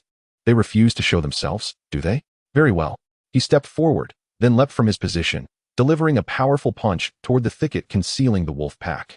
With a whoosh, the fierce gust of his punch, infused with flames, ignited the thicket. The sudden blaze compelled the hidden wolves to leap forth, baring their fangs as they lunged at Lin Yang. Remaining calm, he sidestepped one wolf that had pounced upon him. In a swift motion, he seized the airborne wolf's leg and hurled it away, striking 2 level 3 wolves that were charging ahead. The wolf he tossed was engulfed in flames, which rapidly spread to the 2 level 3 wolves it struck. This maneuver was akin to killing 3 birds with 1 stone. The remaining 5 wild wolves, witnessing this, hesitated, clearly intimidated by the prowess of this human. They spread out, encircling Lin Yang at a distance. Behind him lay a sheer cliff, not the kind that plunges into an unfathomable abyss, but still a drop of several dozen meters. A fall from such a height could easily result in a broken leg. However, Lin Yong was no ordinary individual. Even as the wolf pack closed in, he did not retreat an inch. Just as he prepared to eliminate the 5 wolves, a pure white wolf emerged from the dense forest. This wolf was significantly larger than the others, and its presence immediately enveloped Lin Yong with an overwhelming sense of pressure. Level: Combat Power, 735 Stamina, 100 Health, 100 Special Ability, Soul Capture. Upon recognizing the trait of Soul Capture, Lin Yong quickly assessed the information provided by the system. The soul devouring can disturb one's mind. I merely need to avoid direct eye contact. Lin Yong instinctively averted his gaze from the Wolf King's piercing eyes, redirecting his focus to its limbs. A flaw. Suddenly, a sharp pain surged in his eyes, prompting Lin Yong to hastily shut them. This is bad. The last excessive use of the flaw-seeking eye had left him still unhealed. A wave of crisis washed over him. He opened his eyes to find the Wolf King lunging at him. Drawing upon his previous combat experience, Lin Yong had developed muscle memory and swiftly dodged the attack. Yet, fortune does not always favor the bold. Without the flaw-seeking eye, he could not discern the movement speed of the formidable beast. As the Wolf King charged, Lin Yong dove to the side in an attempt to evade. But with a slashing sound, he felt a searing pain in his calf. Looking down, he saw his left pant leg shredded by the wolf's claws, blood and flesh mangled, with even glimpses of exposed bone. Damn it! Lin Yong gritted his teeth in frustration. Initially brimming with confidence for this mission, he never anticipated that the flaw-seeking eye would fail him at such a critical moment. Now, he found himself in a perilous situation. Quickly, use the healing potion. Ding. Intermediate healing potion used successfully. Soon, Lin Yong observed the blood at the wound coagulating and new flesh slowly regenerating. Too slow. Use another. Ding. Intermediate healing potion used successfully. After consuming 2 potions in quick succession, the wound on his leg began to heal rapidly. Although it was not completely restored, the pain had subsided. Howl.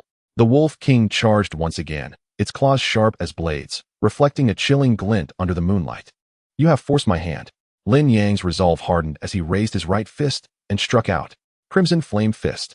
Whoosh. Flames coalesced in the air into a fire qilin larger than the Wolf King, charging forward. Upon seeing the fire qilin, the Wolf King realized the gravity of the situation and desperately attempted to pivot. Alas, having already leaped into the air, it was too late to turn back. Boom. Sizzle. In an instant, they collided with tremendous force, resulting in a violent explosion. The Wolf King's pure white fur was singed black by the flames, revealing charred flesh beneath. Bang. The Wolf King's massive body crashed to the ground, convulsing uncontrollably. Meanwhile, Lin Yang's condition was little better. The Crimson Flame Fist had drained all his strength, leaving his limbs weakly sprawled on the ground. Use the Stamina Enhancement Potion, he silently urged himself. Ding. Stamina Enhancement Potion used successfully. In but a fleeting moment, Lin Yong felt his limbs rejuvenate with strength, allowing him to rise from the ground with great effort. However, he was taken aback to witness the pitch-black Wolf King rising once more at the same time. Lin Yong observed that it still possessed 22 points of stamina and 18 points of health. It had not succumbed to my Crimson Flame Fist. Could this truly be a formidable beast? A weight settled in Lin Yong's heart. If one punch was insufficient to vanquish it, then another must be delivered. He activated a Stamina Enhancement Potion and unleashed the Crimson Flame Fist. Boom. This time, Lin Yong did not afford the Wolf King an opportunity to resist or evade. Seizing the moment before it could steady itself, he obliterated it into a mass of flesh. Ding. Congratulations, host. The limited time event has been completed. You have received a special skill activation card, random, X1. Ding. Congratulations, host. You have received a kill reward, 2,000 shop points. Listening to the system's notification, Lin Yong collapsed once more onto the ground. He had consumed 2 stamina enhancement potions to barely execute the Crimson Flame Fist again. Meanwhile, a nearby pack of wolves, noticing the weakened Lin Yong, began to encircle him slowly. Huh. Lin Yong scoffed derisively. He activated another stamina enhancement potion. Chapter 35. Grim Tidings of Zombie Evolution. Seeking silver notes. As night fell, Lin Yong dragged his weary body back to the courtyard. Along the way, he encountered the father-daughter duo, Lung Wenhan and his daughter, engaged in conversation. They exchanged brief greetings before parting ways. Upon pushing open the door to his room, Lin Yong was greeted by Xin Yin jumping out from behind the door, playfully making a face. He affectionately ruffled her hair and inquired, Has Lung Wenhan exhibited any unusual behavior during my absence? Xin Yan shook her head and nuzzled closer to Lin Yang. He gazed at her delicate, rosy lips, swallowing hard. I have some good news. Oh. Xin Yan looked up at him. But at that very moment, she felt a strong arm encircle her waist, pulling her forward with force. Before she could comprehend the situation, her lips were silenced by a fervent kiss. Lin Yang kissed Xin Yan, fully aware that she held no conscious awareness regarding matters of romance. Her role was that of his girlfriend, and thus, in such instances, Lin Yang would not face rejection, yet he would also receive no response. Consequently, he could only rely on his inexperienced kissing technique to maintain their connection. Little did he know, at that moment, the previously vague emotions within Xin Yan crystallized into clarity. She seemed to become cognizant of the actions unfolding before her. Although still somewhat inarticulate, the once clear gaze in her eyes gradually became somewhat hazy. After a long while, their lips parted. Lin Yang looked down at Xin Yan, who was gazing back at him. This girl seemed both changed and the same as before. Her face seemed to have turned even redder than before. Ding. Congratulations, host. Successfully activated the special ability. Copy. Are you jesting with me? Upon hearing the system notification, Lin Yang stood there in utter disbelief. Wasn't this precisely the case before? Doesn't the random selection filter out options already possessed? Enraged, Lin Yang nearly erupted in curses, but at that moment, the system voice chimed in once more. Ding. The special ability. Copy has been successfully upgraded. For further details, please check the hostess information. Bewildered, Lin Yang opened the attributes list of the special ability, only to be left in a state of shock after reading. Divine Copy. When used, it incurs no stamina cost, creating a clone with attributes identical to the original at 100. Duration, 30 minutes. Note: only one clone may exist at a time. If stamina reaches 0, the clone will disappear.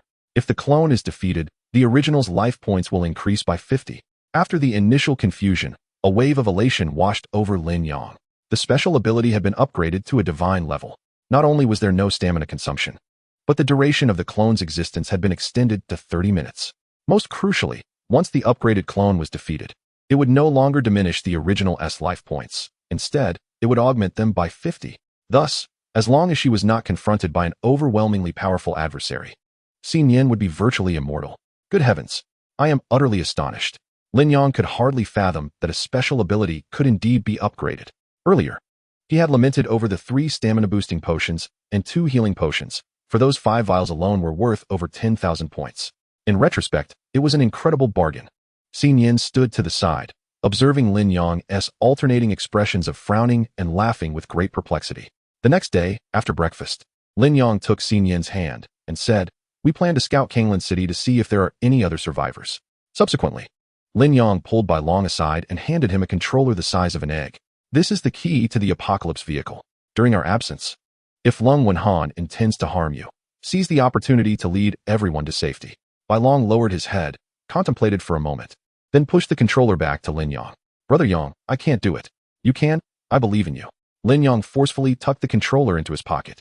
"Among us, you are the cleverest, and you are far more astute than Li Zhenwang bin. I can entrust this matter to you." Bai Long seemed to want to say more, but Lin Yang patted his shoulder and turned away. Lin Yang. Just as Lin Yang and Xin Yan were about to step outside, Lung Bingbing suddenly called out to him. "Is there something you need?" Hearing Lin Yang's cold tone, Lung Bingbing felt a slight discomfort. Since encountering Lung Wenhan, it was evident that his attitude towards her had undergone a significant transformation. Cold Bingbing cast a downward glance at the entwined hands of Lin Yang and Xin Yan, a faint smile gracing her lips. "I have a modest request. Would you be so kind as to grant it?" Upon witnessing Cold Bingbing's pitiful demeanor, Lin Yang felt his heart soften. However, he suddenly sensed Xin Yan's small hand tightening its grip, causing the words that had been poised on his lips to retreat. "First, please articulate your request, and then I shall consider whether to acquiesce." With her delicate teeth nibbling on her lip, Cold Bingbing implored, "Could you possibly release my brother? Just 5 minutes. That would suffice." Lin Yang furrowed his brow, acknowledging her kinship. "I understand he is your brother, but have you not contemplated the potential consequences should Lung Haoyan lose control? What would you do then? What would become of everyone else?" Lowering her head, Cold Bingbing spoke with a tone of helplessness, but he wouldn't harm anyone. Lin Yang sighed deeply. "You fail to comprehend. He is a zombie, infected and unpredictable. You cannot ensure that his temperament will remain unchanged." He conceded. "I realize my stance may seem somewhat tyrannical, yet it is for your safety and, moreover, for the protection of all." Having said this, Lin Yang cast a glance at Cold Bingbing before taking Xi Nian by the hand and departing. Cold Bingbing stood rooted in place, gazing at their retreating figures, her expression a tapestry of conflicting emotions. I apologize, Lin Yang. I understand your reasoning, yet he is my brother. Upon exiting the courtyard, Lin Yang consulted a map on his phone and, together with Xi Nian, traversed a secluded path leading to a nearby village. At the village entrance, a few zombies wandered aimlessly. However, when Lin Yang beheld them, his countenance shifted to one of intrigue. All of them are of the same level. Data regarding the distant zombies manifested vividly before Lin Yang's eyes.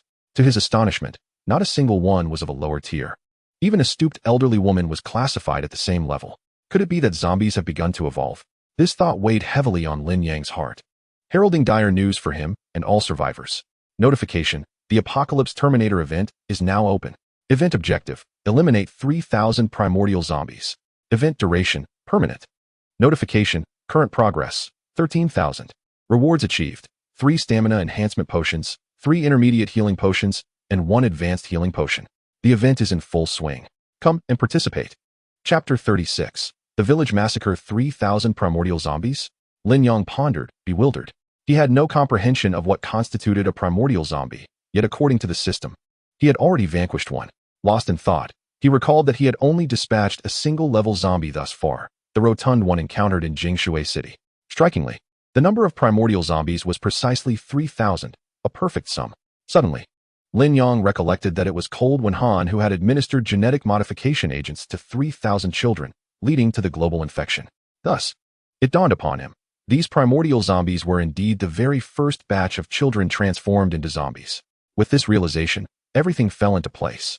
Due to the presence of the corpulent individual, whose age appeared to be comparable to his own, Lin Yang could not help but let out a deep sigh. 6 years prior, this individual had still been a minor, eligible to be recruited into Yuzhong Academy by Lung Wenhan. The true innocents were those children. Had it not been for Lung Wenhan, they would have long since matured, embarking on their own futures and paths of development, rather than existing as mere shells of their former selves. Though their bodies remained alive, their souls had perished long ago. After regaining his composure, Lin Yang resolved to proceed. Let us enter and investigate. If there are no survivors, then this village must face annihilation. The time passed until noon as Lin Yang and Xi Nian traversed from the eastern edge of the village to the west. Regrettably, they discovered not a single survivor.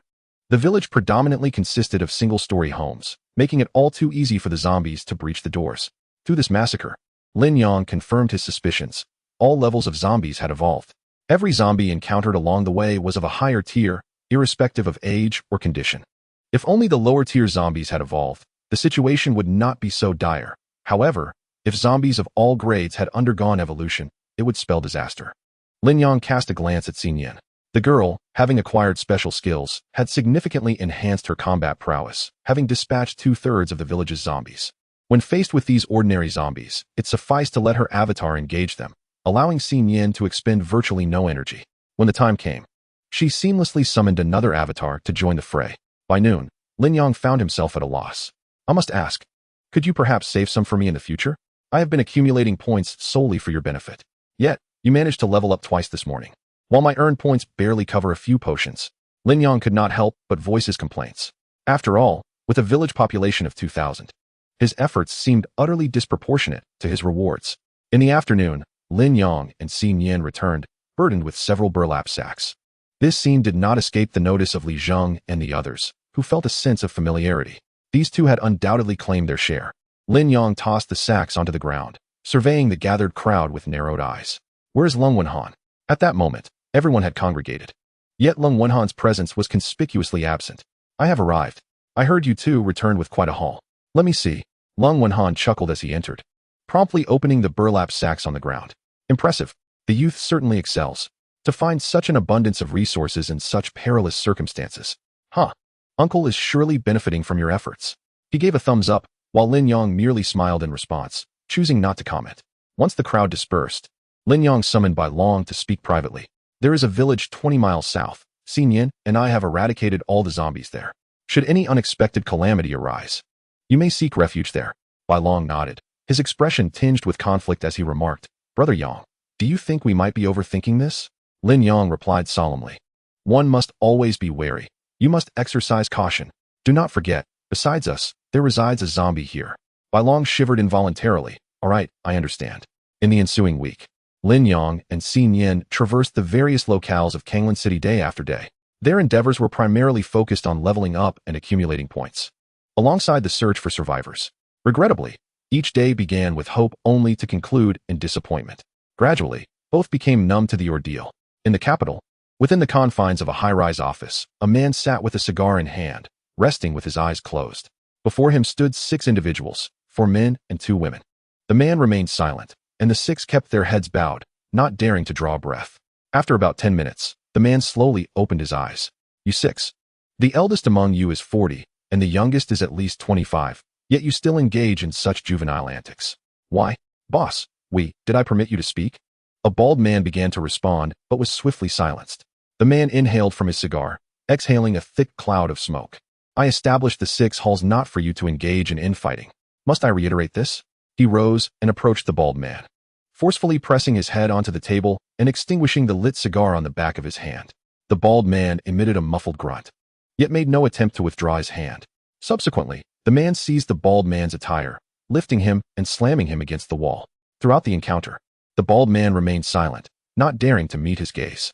The man shot him a glance before reigniting his cigar. I offer you one final opportunity. Should I discover any further infighting? He then retrieved a vial of deep purple liquid from the drawer. Boss, we shall not dare again. The 6, upon seeing the vial, turned pale and hastily knelt. The man chuckled coldly. Rise. This substance is not intended for your use. Hearing this, the 6 visibly exhaled in relief. The man then produced 5 additional vials, placing them on the table. This is a viral gene enhancement agent, distinct from the genetic modification agents you typically use. It can amplify the viral genes within zombies, facilitating genetic breakthroughs. A short-haired woman stepped forward to grasp one of the vials, saying, Boss, is this what you have researched? But her words faltered abruptly. The man's gaze was as piercing as that of a serpent, causing her to break into a cold sweat. My apologies, boss. I spoke out of turn. The man said nothing, instead distributing the remaining 5 vials among the others.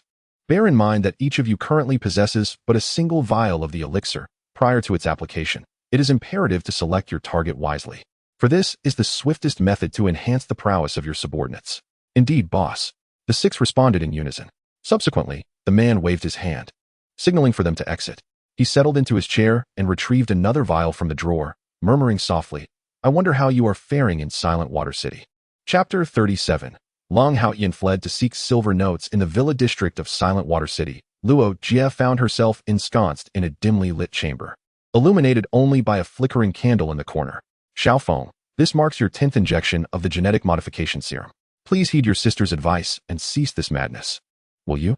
Tears glistened in Luo Jie's eyes as she grasped the hand of a zombie. The creature parted its lips, uttering 4 indistinct words. Do not worry. As it spoke, its body convulsed incessantly, joints cracking with each movement. But if you continue to inject, I fear you may lose your final shred of consciousness. At this point, Luo Jie was weeping profusely. Xiaofeng lifted his hand, using his stiff fingers to wipe away the tears from Luo Jie's face. I will forever protect my sister. Each word pierced Luo Jie's heart like a needle, and she clutched the vial of purple liquid tightly, reluctant to release it. Xiaofeng, left with no choice, grasped her wrist and squeezed firmly. Luo Jie winced in pain. Despite her reluctance, her fingers involuntarily relaxed, causing the genetic modification serum to tumble to the ground. Xiaofeng bent down to retrieve it, removing the cap from the syringe before plunging it into his left arm. Luo Jie covered her mouth, helplessly watching as the purple liquid swiftly coursed into Xiaofeng's body. She yearned to halt this unfolding drama, yet felt utterly powerless. Upon completing the injection, Xiaofeng leaned against the wall, seated on the floor with an expression of profound agony. Yet, after the torment subsided, the pallor in his eyes remarkably diminished, revealing a hint of brown in the depths of his irises. Roar! Xiaofeng suddenly let out a ferocious roar, causing the entire room to tremble. He stood up, gazing incredulously at his hands and body. Xiao Jie, are you all right? Luo Jie inquired tentatively. Xiaofeng remained silent. But after the injection, he felt a surge of strength within him, his senses heightened beyond measure. It seemed he could even discern the sound of seeds sprouting and breaking through the soil outside. Xiaofeng grinned, raising his head with newfound vigor. Sister, I have evolved. Upon hearing this declaration, Luo Jie's beautiful eyes widened involuntarily. Previously, Xiao Feng had recklessly injected himself with 9 vials of the genetic modification serum in a short span. Yet to no avail. As an expert from the Research Institute, Luo Jie was acutely aware that such an approach was fraught with peril. For excessive injections most likely led to but one outcome: death. After years of testing, she discovered a minuscule probability of 1 in 1,000 for an alternative outcome: evolution. Remarkably, even without the aid of viral gene enhancement agents, the goal of evolution could still be achieved. Yet, that 1 in 1,000 chance felt so infinitesimal that she scarcely dared to hope for success with Xiao Feng. In a moment of sheer emotion, the siblings embraced tightly. She seemingly sensed a flicker of warmth emanating from Xiao Feng's previously icy body. It was time for her to employ that agent. Meanwhile, nearly 10 days had passed since Lin Yang and his companions arrived in Kanglan City. At this moment, Lin Yang and Xi Nian stood atop a tall building. Below them lay a small hill formed by a mound of corpses. The zombies on these 2 streets had been eradicated, yielding a gratifying harvest for the day. Lin Yang gazed at the points accumulated in the warehouse, a satisfied smile gracing his lips. With 495, 160 points. A few more days of effort would allow him to purchase language genes for Xi Nian.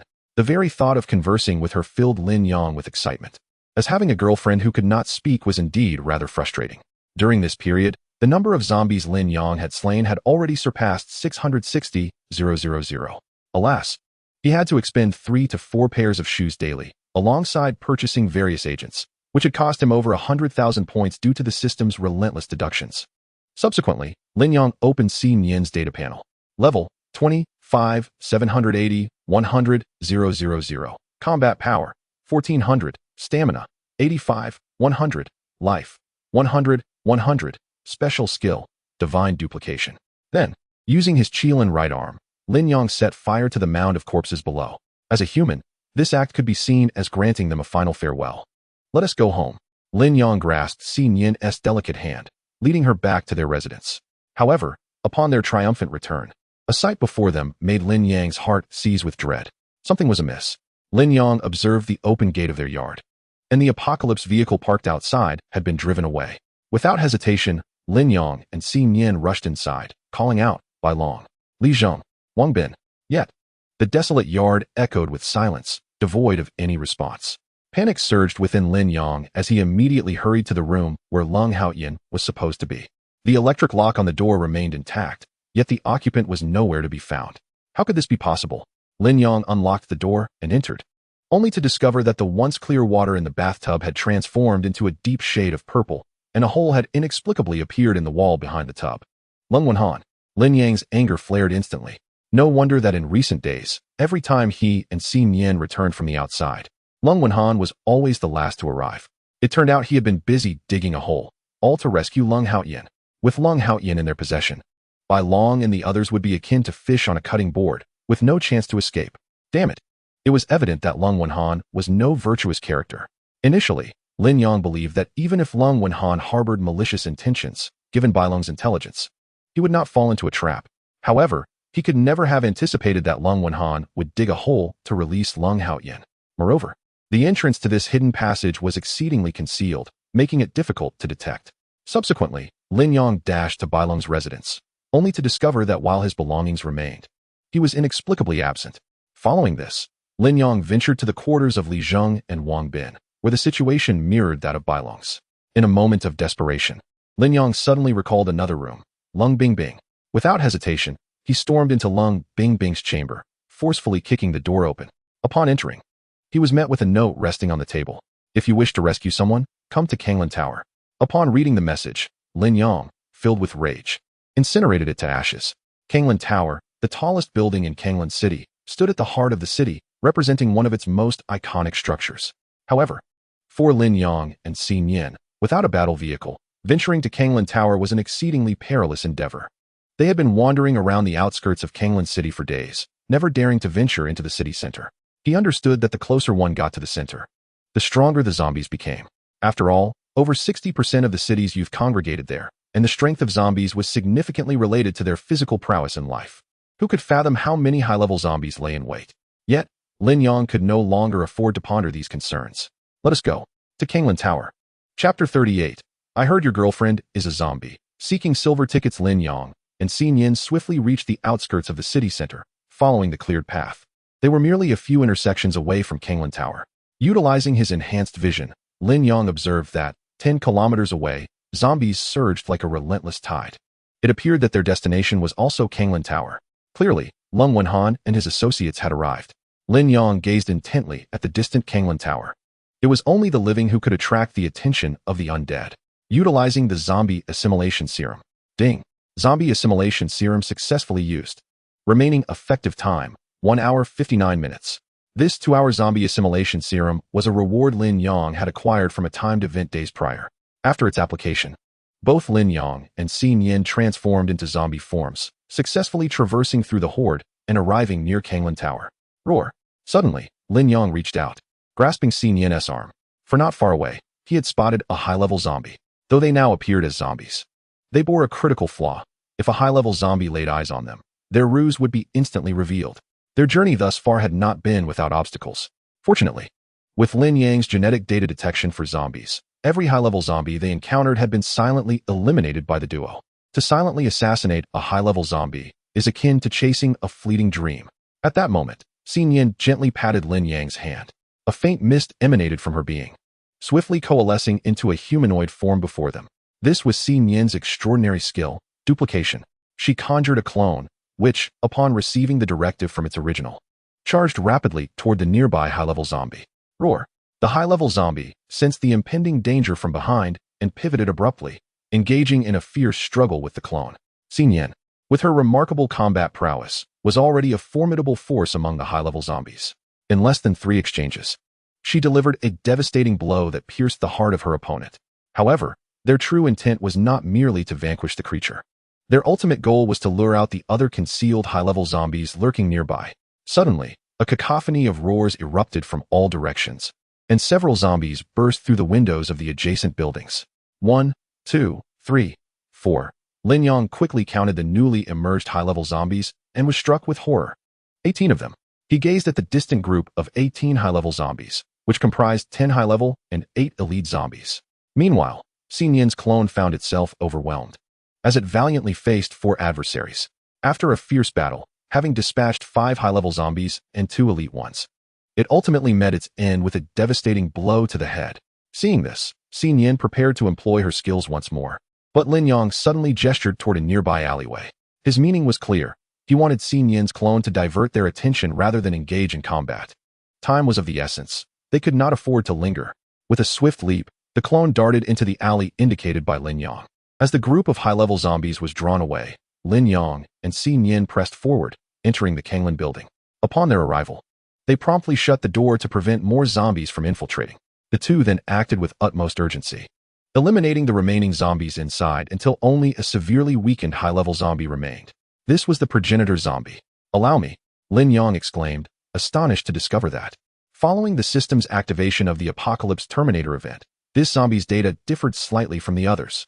Progenitor zombie Li Fei level, combat power, 1150 stamina, 67100 life, 28100 special skill, hardness, increases defense by 50, evolution level, 3100 according to the system's explanation. Upon reaching an evolution level of 100, it would ascend to a high-level zombie. So, your name is Li Fei, Lin Yong said, brandishing a kitchen knife as he approached slowly. Upon hearing its name, the zombie trembled involuntarily. Initially, Lin Yong believed this creature retained some semblance of human consciousness, but as it lunged forward, he realized he had miscalculated. Poor child, may you find peace in your next life. In an instant, Li Fei's movements appeared to slow down in Lin Yang's eyes.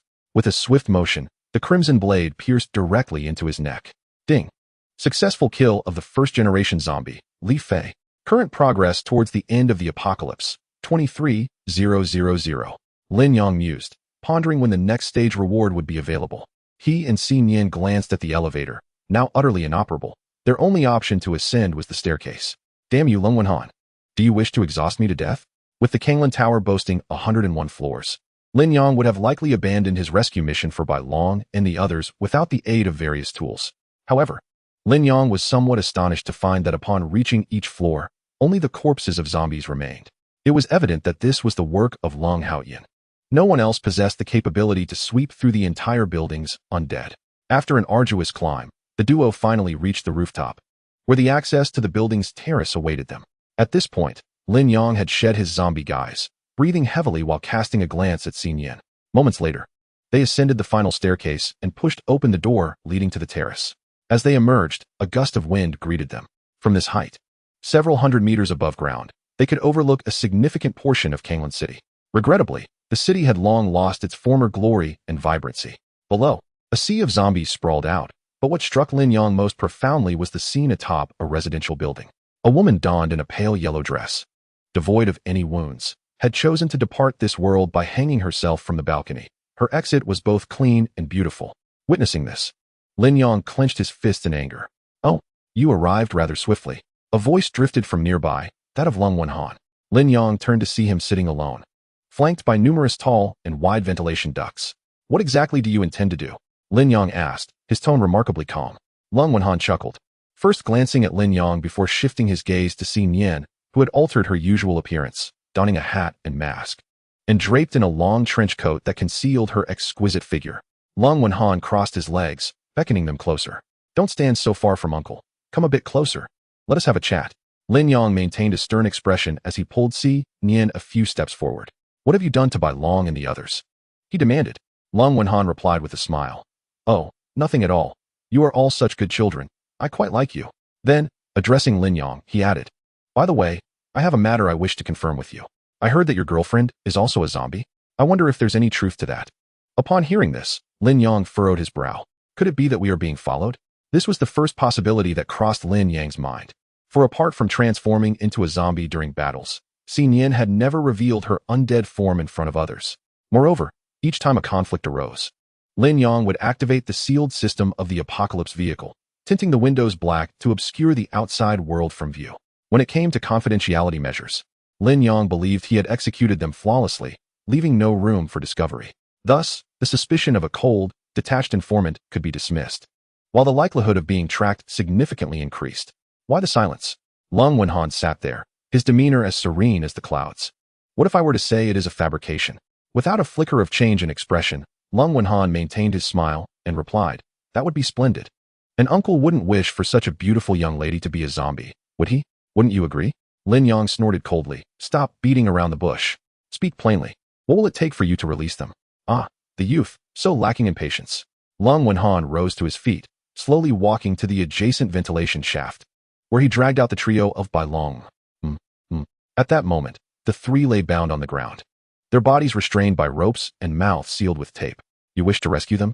Quite simple. All you need to do is jump off this ledge together, and I shall release them immediately." Lung Wenhan gestured towards the edge of the rooftop, speaking nonchalantly. A heavy weight settled in Lin Yang's heart. It seemed that Lung Wenhan was clearly intent on their demise. "What benefit would it bring you if we were to die?" Lin Yong voiced his confusion. If this was merely a consequence of imprisoning Lung Haoyan, he had nothing further to say. Yet, if it were not so, then the true intent of Lung Wenhan warranted contemplation. In truth, it matters not whether you leap or not. Today, neither of you will leave this place alive. Lung Wenhan finally wiped the smile from his face, revealing his true nature. "Do you remember my son, Lung Haoyan? Oh, you must have forgotten him by now, having kept him locked away for so long." As he spoke, Lung Wenhan stepped behind the shaft once more, pulling out a figure. It was none other than Lung Haoyan. The moment Lin Yong laid eyes upon him, he instinctively took a step back, his pupils constricting in shock.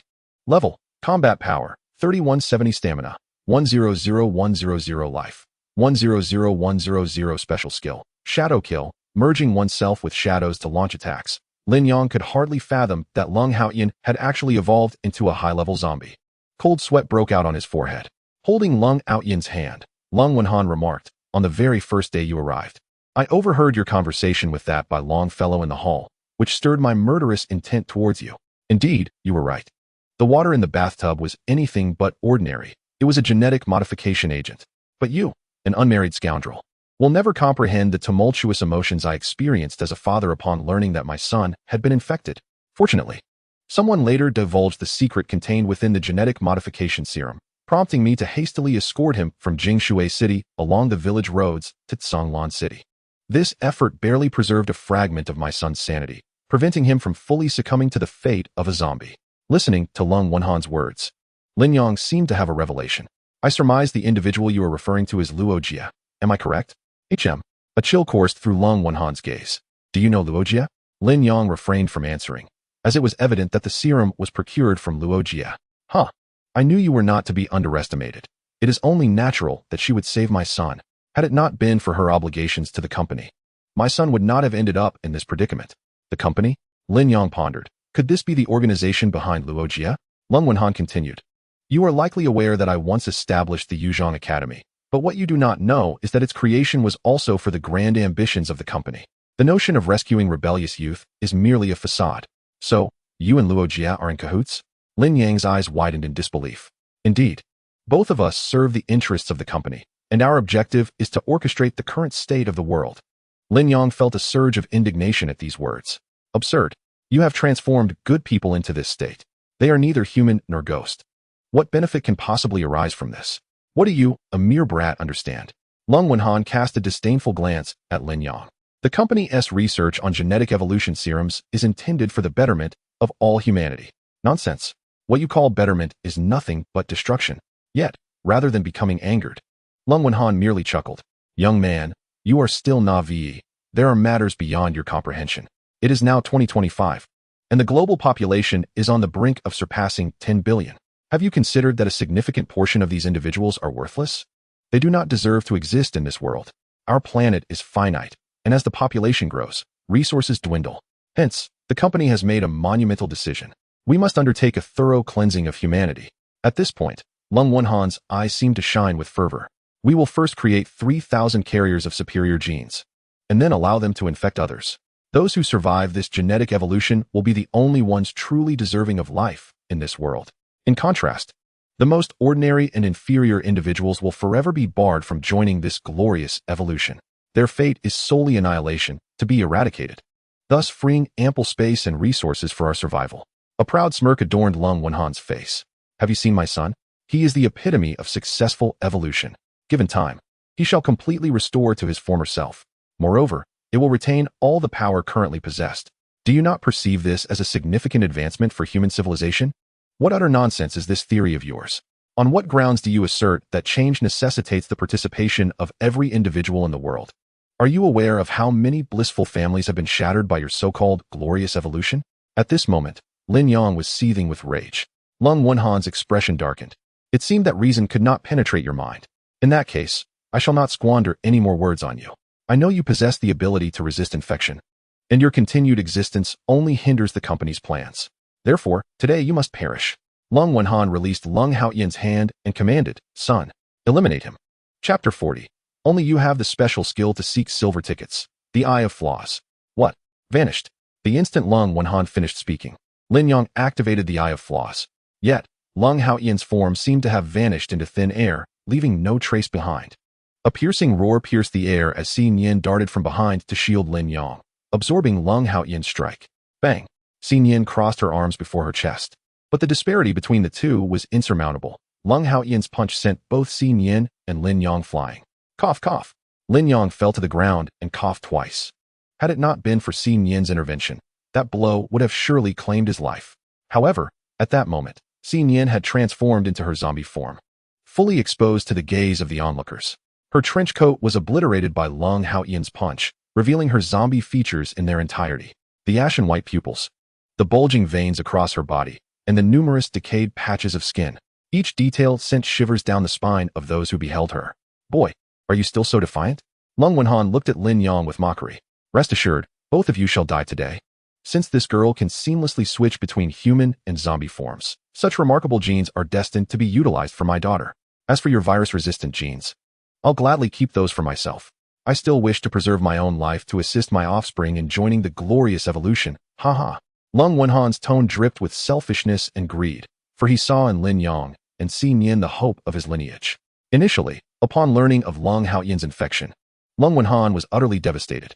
As a member of the company, he was well aware of the grim fate that awaited the infected, and he did not even believe his son had the capacity to survive this evolution. Fortunately, Luo Jia timely informed him of a method to suppress the mutation, mixing the genetic modification serum into pure water for him to soak in, which ultimately saved his son's life. As for Lung Haoyan's evolution, it fundamentally hinged upon Lin Yang's intervention. Boy, today I shall ensure you die with clarity. Were it not for you locking my son away for so long, he would not have been continuously immersed in the genetic modification serum. Thus, in gratitude, The uncle bestowed upon you a swift resolution. My son, go. Lin Yang gritted his teeth and unleashed his red flame fist with fervor. Immediately after, he consumed 2 stamina-enhancing potions, fervently praying that they would mitigate the impending onslaught from Lung Haoyan. It is important to note that even a level zombie would suffer a minimum of 40 of its life force upon withstanding the red flame fist. Even if he is of the same level, it is inconceivable that he could remain unscathed. However, when Lung Haoyan's data refreshed, Lin Yang's countenance darkened. Life, 97, 100. In other words, his red flame fist had merely depleted a trifling 3 of Haoyan's health. It seemed that this time, the odds were decidedly against him. What to do? Lin Yang's mind raced. If he were to perish in this manner, he would never find peace. He observed from a distance as Xin Yan was being relentlessly pushed back, her health and stamina dwindling rapidly. Meanwhile, Lung Haoyan had yet to employ any of his special skills, his stamina barely reduced by a fraction of a percent. The most disheartening aspect was that the system he had always relied upon was now utterly unresponsive. Lin Yang found himself devoid of any support. He had no choice but to take a gamble. Suddenly, he made a decisive choice. He retrieved all 10 grenades from the warehouse and affixed them to his fingers. Cold Wenhan, glancing inadvertently, was taken aback by the inexplicable presence of the 10 grenades in Lin Yang's hands. This is bad. Eliminate Lin Yang first. Acting on command, Lung Haoyan delivered a fierce kick to Xin Yan's chest, sending her flying. At that moment, everyone heard a sickening crack. This kick had brutally shattered 10 of Xin Yan's ribs. Without a moment's hesitation, Lung Haoyan charged directly at Lin Yang. Eye of the Flaw, Lin Yang roared, channeling all his focus into his eyes, as if they were on the verge of bursting. But, at last, he discerned Lung Haoyan's figure. Though still swift, it at least granted Lin Yang a fleeting opportunity to react. I'll blow you to smithereens. Lin Yang raised his arm and hurled all 10 grenades toward Lung Haoyan. Red flame fist. Roar. The sound of flames swirling through the air resonated like a low growl from a mythical beast. Yet this time, Lin Yang's target was not Lung Haoyan, but rather the grenades propelled into the air. Just as the red flame fist made contact with the grenades, a thunderous explosion erupted, reverberating across the expanse. The simultaneous detonation of the 10 grenades unleashed immense force, propelling Lung Haoyan off the rooftop. Son, Cold Wenhan was utterly alarmed.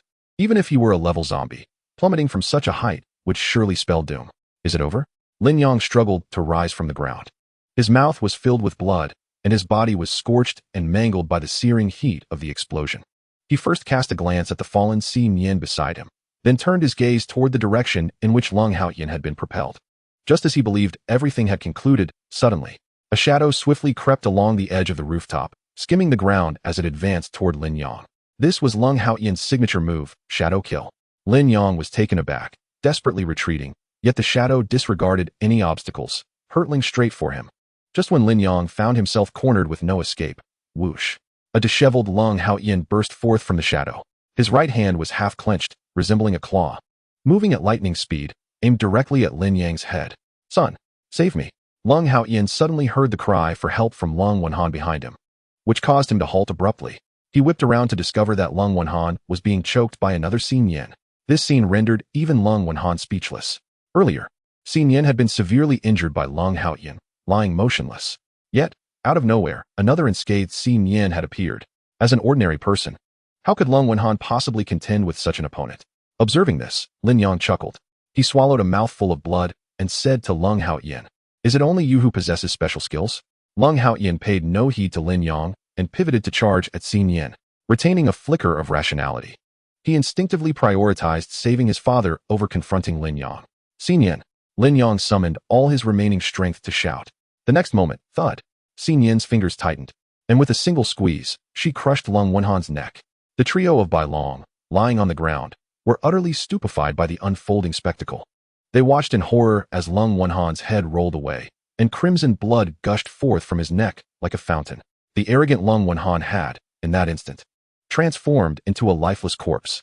Chapter 41. Desperate plea for silver notes and truth. The Xin Yan who ascended with Lin Yang was not the genuine article.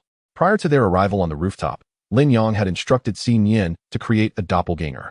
He had scavenged a few garments from the deceased to conceal the doppelganger's zombie form. Subsequently, Lin Yang directed the real Xin Yan to seek an opportunity to assassinate the Lung father and son.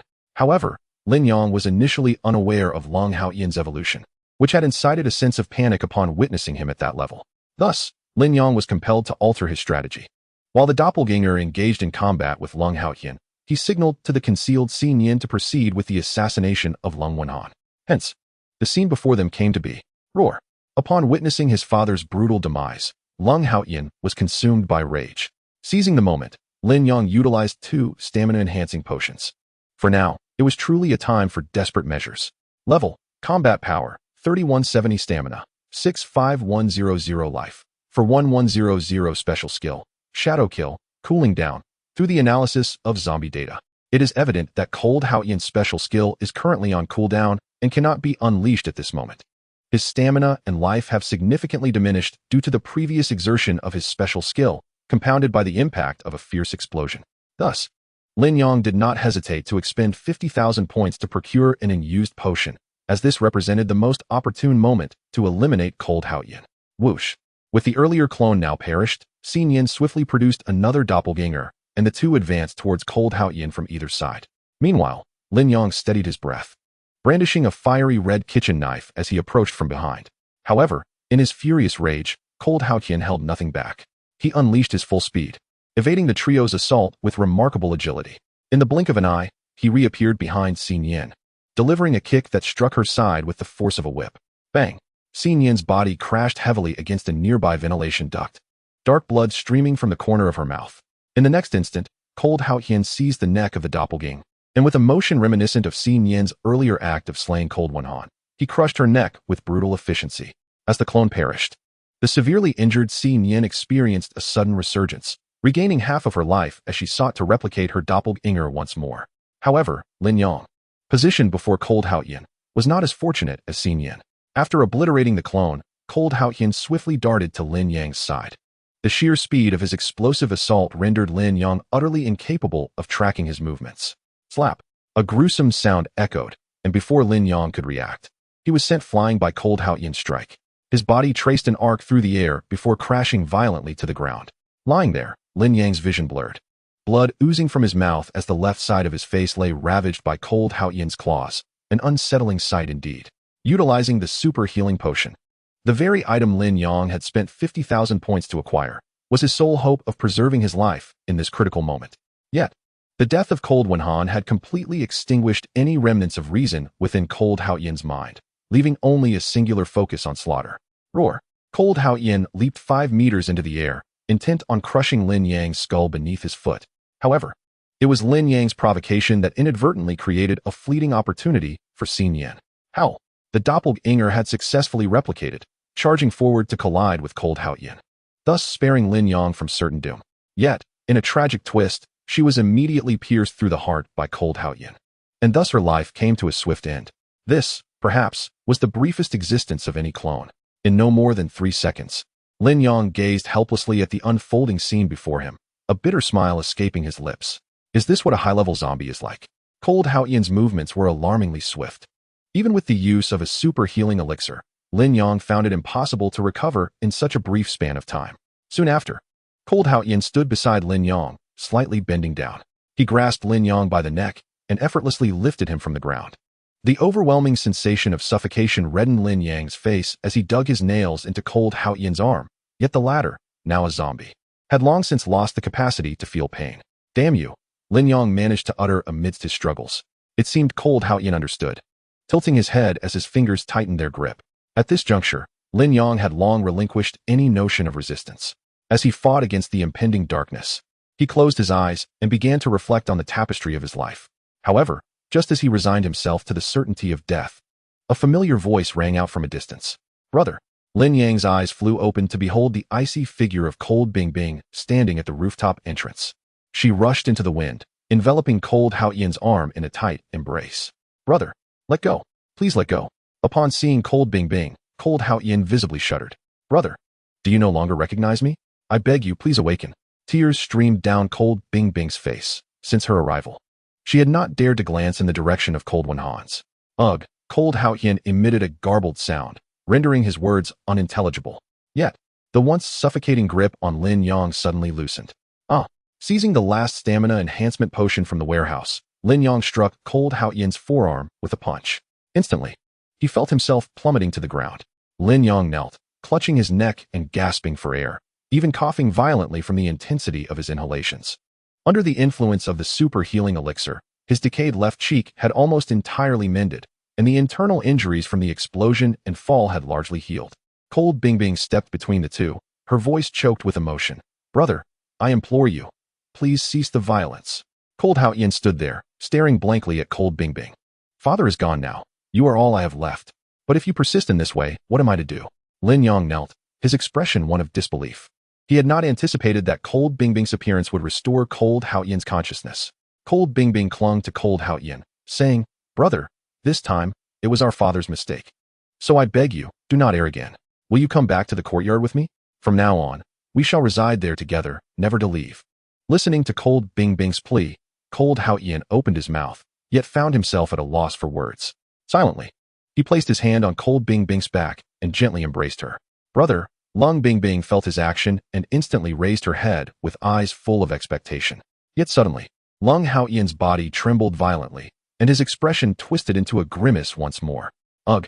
he roared, causing the faint smile that had graced Lung Bingbing's face to vanish in an instant. At this moment, it seemed that Lung Haoyan was engaged in a fierce struggle against the virus, gritting his teeth in an attempt to retain the last vestiges of his sanity. Tears streamed from Lung Bingbing's eyes as she forced a smile onto her face. "Brother, let us go home. Once we return, I will prepare your favorite sweet and sour ribs." However, before she could utter her final word, her voice caught in her throat. Chapter 42. The Transformation of Si Nien. "I'm sorry, sister." This time, everyone clearly heard Lung Haoyan's words. Yet, that phrase sounded achingly sorrowful. A trickle of blood escaped from the corner of Lung Bingbing's mouth as she offered a wistful smile, reaching out to touch Lung Haoyan's face. He stood frozen, afraid to move lest he cause her pain, for his claws were like a sharp blade, having pierced her abdomen from behind. This was certainly not his intention, yet this moment had undeniably transpired. In that instant, the zombie that was once Lung Haoyan shed a single tear. Lung Bingbing smiled and gently wiped away the tear from his eye. There was no trace of blame on her face. Instead, it radiated a sense of release and liberation. "Take care of yourself, brother." With that, Lung Bingbing closed her eyes, leaving this world in her brother's unyielding embrace. In response, Lung Haoyan dropped to his knees with a resounding thud. Despite being a zombie devoid of any expression, Lin Yong could distinctly sense the boundless regret within him. Just then, a graceful figure darted forward, delivering a punch that pierced through Lung Haoyan's heart. Si Nien stood behind him, her demeanor cold as she pulled her hand back, bloodied. Throughout the ordeal, Lung Haoyan showed no inclination to resist. He didn't even glance at the one who had dealt him this fatal blow. Instead, he bowed his head in silence, pressing his forehead against his sister's face. Thus, the siblings embraced, forever frozen in this moment. With a gasp, Si Nien transformed back into her human form and hurried to Lin Yang's side, helping him up with a worried expression. "It's fine. I won't die," Lin Yang replied hoarsely, gazing at the scene before him with a sense of bewilderment. When he had seen that note in Lung Bingbing's room, he had almost wanted to ask her, "Has your conscience been devoured by a dog?" But now, it seemed that such questions were of little consequence. 5 minutes later, Li Zheng and Wang Bin dragged Lung Wenhan's corpse over, placing it beside Lung Haoyan and Lung Bingbing. The others stood in a circle around them. Lin Yong sighed, then waved his right arm, offering a final farewell to the family of 3. As for how everyone was coerced by Lung Wenhan to come here, Lin Yong did not inquire. He later heard from Bai Long that it was Lung Bingbing who informed Lung Wenhan that Lin Yong had sustained multiple injuries without succumbing to infection. Given their opposing stances, the events of today were thus set in motion. Furthermore, prior to their arrival, Lung Wenhan had confined Lung Bingbing in an office within the Kanglan building, and it remains a mystery how she managed to escape. Regarding Si Nien's transformation into a zombie, it was something everyone had already been aware of. Initially, in the woods, Lin Yong had pushed Si Nien away after administering the zombie assimilation serum and left her behind. Subsequently, Si Nien had sought to find him, but everyone prevented her from taking such risks. In a fit of anger, she revealed her zombie form, attempting to intimidate them. However, she ultimately recalled Lin Yang's command to protect everyone and chose to relinquish her threats. This information was conveyed to Lin Yong by Si Nien herself after she activated her linguistic genes. "Idol, your arm is ablaze. It looks incredibly cool. How did you manage that? And your face, despite being battered, how did it heal so quickly?" Wang Bin chattered incessantly beside Lin Yong like a loudspeaker. "Actually, like Si Nien, I am also a zombie. Do you believe me?" "I believe. I wholeheartedly believe." Wang Bin chuckled. "Even if you are zombies, you are still righteous zombies. If possible, Let me transform into one of you two. Xinyan, come and bite me. The five of them descended the staircase for quite some time before finally reaching the ground floor. At that moment, the entrance of the Kanglan building was besieged by zombies, and the bulletproof glass had sustained numerous cracks, on the verge of shattering. Where did Lung Wenhan park the Apocalypse vehicle? Lin Yang inquired. The mention of the vehicle elicited a collective sense of regret among the group. Bai Long remarked, that old fool can't even drive. He fumbled around when he arrived here and, after much effort, ended up pressing the self-destruct button, causing it to explode. At this, Lin Yang's lips twitched in dismay. That vehicle was a reward he had earned through his sign-in, one that was not even available in the system's marketplace. To say it was unique globally would not be an exaggeration. It was indeed the only one in the entire universe. Damn it. I even allowed you to reunite with your family. Had I known, I would have burned you alone. Lin Yang seethed with frustration. Yet, upon reflecting on Lung Wenhan, his thoughts inadvertently drifted to another woman, Luo Jia. Lin Yang had refrained from killing her initially because he was aware that a formidable force loomed behind her. It is worth noting that the zombies in Jingshui City were nearly under Luo Jia's dominion. Should he rashly eliminate her, it would undoubtedly provoke the power backing her. In that case, if they were to send a ruthless character to pursue him relentlessly, the consequences would be dire. After all, Lin Yang's current strength is insufficient for self-preservation. It would be wiser to retain Luo Jia to maintain the status quo while he seizes the opportunity to develop swiftly, striving to fortify himself before the adversary approaches. However, at present, the group faces a pressing dilemma: how to exit the Kanglan building without the end-of-world vehicle. At this moment, Xinyan suddenly stepped forward. Lin Yang quickly grasped her arm, asking, "What are you doing?" Xinyan smiled gently, pointing to herself and then to the door outside.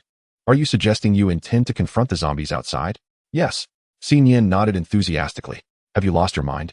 There are tens of thousands of zombies out there, not to mention numerous advanced zombies lurking in the shadows. How could you possibly prevail?" "No way." In response, Xinyan abruptly shook off Lin Yang's hand, urgently patting her chest as if to convey something. "What? Are you ignoring my words?" "I said no means no. Venturing outside now is tantamount to seeking death." Yet, a fleeting look of helplessness crossed Xinyan's face. She pouted, her expression seemingly questioning. "Do you not trust me?" This gesture momentarily left Lin Yang in a state of astonishment. In his recollection, Xinyan's expressions were typically confined to two states, either laughter or anger. This brief glimpse of helplessness was a first. Is it merely an illusion? Lin Yang murmured to himself. In an instant, he recalled something and hurriedly accessed Xinyan's attribute panel. Level 30-055-0000. Combat power 2350 stamina. 82100 health. 100100 special skill.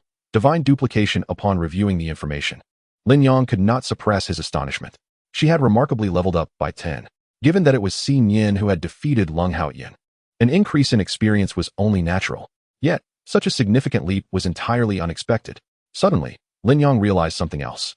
Could it be that Xinyan's personality also shifts with her level progression? Chapter 43. I won't play with you anymore. Crash. The glass door of the Kanglan building had shattered into a crystalline pattern. The zombies outside resembled lost dogs, particularly exhilarated upon sighting the living. Brother Yang, perhaps we should retreat upstairs for now. Bai Long and the others had already begun to step back. Although they had encountered numerous zombies, the ominous throng outside was daunting enough to weaken their knees at a mere glance. Not to mention, the door was at risk of collapsing at any moment. Once breached, they would likely be devoured to the last bone. Lin Yang nodded gravely. You all go upstairs and find a place to hide. Xinyan and I will devise a plan to divert them. With that, Lin Yang stepped forward decisively. Suddenly, Xinyan dashed in front of Lin Yang, arms outstretched to block his path. Lin Yang frowned, saying, I understand your combat power has significantly increased, but it remains too perilous for you to go alone. I will accompany you. Lin Yang's words added a peculiar hue to Xinyan's eyes. With a smile, she acquiesced. Subsequently, Lin Yang raised the iron gate at the stairwell, securing it with an electric lock. Thus, even if the zombies were to breach the main entrance, they would pose little threat to Bai Long and his companions. Without an elevator, the staircase became the sole entry point to the upper floors. Be careful, idle. Once the three had ascended, Lin Yang and Xinyan stood in the lobby, facing the multitude of zombies at the entrance. Lin Yang weighed the kitchen knife in his hand, and his gaze suddenly shifted. Attack!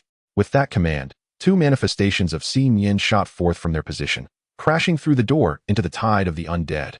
Instantly, Xinyan became a wolf among sheep, slaughtering zombies with ferocity. However, The elite zombies fixated solely on Lin Yong, relentlessly crawling forward despite broken limbs. Humph. If I can overpower Lung Haoyan, what makes you think I cannot handle you? A flash of golden light enveloped Lin Yang's feet as his ordinary boots transformed into agile footwear. He bent his knees slightly, then leaped with force, propelling himself like a cannonball, landing on the ground cleared by Xi Nian's onslaught. Get back! With a swift stroke, Lin Yong decapitated a zombie, then elbowed it away.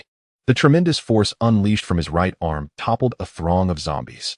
Thanks to a super healing potion, the damage caused by the excessive use of the Eye of Flaws had completely mended. At that moment, he moved like a fish, weaving through the horde of corpses. After dispatching several zombies, Lin Yong heard Xi Nian's piercing scream from a distance. It was an elite zombie. He glanced up to find Xi Nian engaged in combat atop an abandoned truck with a tall, robust youth. Just as Lin Yong prepared to assist, Xi Nian leaped and delivered a resounding slap, sending her opponent's head flying. Wow! Lin Yong was left speechless at this scene. Xi Nian had now reached level 30. Her stamina significantly improved, enabling her to sustain combat for an hour without issue. However, for Lin Yong, a human, stamina depletion was a critical concern. He surveyed the surrounding zombies. Despite having eliminated thousands during this time, it was but a drop in the ocean. Furthermore, stamina-enhancing potions were exorbitantly priced, barely recoverable with the points earned from a single Qian fist. As the sun began its descent, Lin Yong realized he could no longer afford to delay. The darker it became, the stronger the zombies would grow, placing them at a greater disadvantage. Xi Nian, I will draw their attention. You follow me and deal with any elite zombies we encounter along the way. Xi Nian nodded slightly, then delivered a powerful kick that obliterated an elite zombie before her. Lin Yong first confirmed the durability of his shoes, which still had 70% remaining. He then leaped onto a streetlight and, by chance, noticed a large supermarket situated between the two intersections. After a moment of contemplation, he set off running in the opposite direction. The zombies had evolved to a higher level, significantly enhancing both their strength and speed, making it quite challenging to shake them off. Grasping a nearby pole with his right hand, he swung himself forcefully, propelling his body several meters away. He landed on the balcony of a residential building, positioned on the second floor. Lin Yong observed that some zombies below were attempting to leap upwards but were swiftly dispatched by his knife. Suddenly, Xi Nian appeared from nowhere, standing beside Lin Yong while his doppelganger wreaked havoc below. Woof! Woof! A dog barked unexpectedly. Turning his head, Lin Yong was astonished to discover a black shepherd dog inside the house. However, what truly surprised him was that this dog had not been infected. Could there be survivors in the house? This thought crossed Lin Yang's mind immediately. He reached for the balcony door, only to find it locked. Knocking twice, he called out, "Is anyone there? If you're afraid, just throw something out. I only wish to ascertain if there are survivors. Perhaps I can rescue you." Minutes passed. Yet aside from the dog, there was no response. Disheartened, Lin Yong gestured for silence to the dog, which surprisingly complied. Raising an eyebrow, he thought, "Good dog. Once I extricate myself, I shall return to save you." At that moment, the street was teeming with zombies. Lin Yong surveyed the surrounding terrain.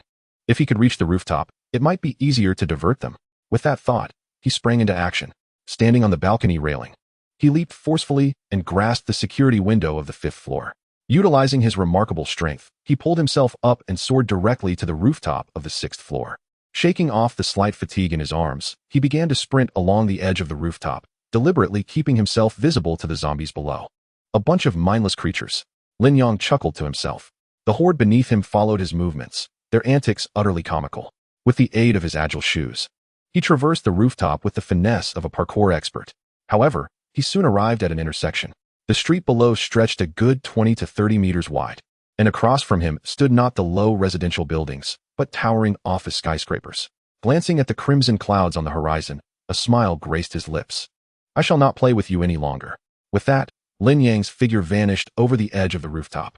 Without the presence of living zombies, the sense of loss is akin to discovering that a beautifully adorned film is nothing but a mosaic upon closer inspection. In an instant, the streets reverberated with the anguished growls of the undead. Chapter 44. Cheers for Silver Notes. Though not far from the Kanglan building, it was separated by a street, providing ample space for escape. Lin Yong retraced his steps back to the 2nd floor balcony he had previously occupied. The notion of having a dog in the apocalypse seemed rather appealing. At least one wouldn't have to worry about betrayal. However, Lin Yang's return was motivated by more than the simple desire for canine companionship. Peering through the glass, he observed the dog lounging in the living room. Upon seeing Lin Yong and Xi Nian again, it did not bark. Instead, it wagged its tail with enthusiasm. You knew I would come for you, didn't you?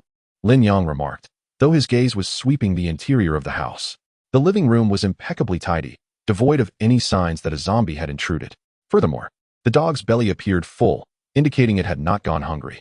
These observations strongly suggested that someone was indeed present in the house. Gripping the doorknob with his right hand, Lin Yang twisted forcefully, snapping the lock with ease. As he opened the door, the dog did not rush to greet him as anticipated. Instead, it swiftly darted into the bedroom. A delightful aroma wafted through the air as Lin Yang and Xin Yin entered the living room. He also noticed a coat rack adorned with several pieces of women's clothing. Holding one of the garments up to Xin Yin, he remarked, "You would look quite lovely in this." Xin Yin puffed out her chest, beaming with pride. Venturing further inside, Lin Yang noted two bedrooms, one with the door firmly shut, and the other slightly ajar. The dog had scampered into the latter. Approaching the door quietly, Lin Yang peered through the crack and discerned the dog lying on the bed, suggesting that the house was unoccupied. Just as he was about to enter, Xin Yin seized his arm. "Is someone inside?" Understanding her implication, Lin Yang whispered, "Are you certain it's a person and not a zombie?" Xin Yin nodded again, her expression conveying seriousness rather than jest. If it was indeed a human, the situation could be managed. A smile crept across Lin Yang's lips as he confidently pushed the door open. "Come out. There's no need to ambush me. I'm not infected, nor do I wish to harm you. You can relax." With that, a girl with a ponytail emerged from behind the door. She bore a resemblance to Xin Yin, sharing a similar build and an endearing appearance. However, the baseball bat she clutched was somewhat disconcerting. "How did you get in here?" the girl asked cautiously. Dressed in a loose-fitting dress, she revealed her fair, slender legs, a testament to her comfort in her own home. In this apocalyptic world overrun by zombies, her frail figure indeed evokes a sense of pity. Upon mentioning this, Lin Yang awkwardly rubbed his nose. "I climbed up from the balcony. Is it just you at home?" The girl nodded.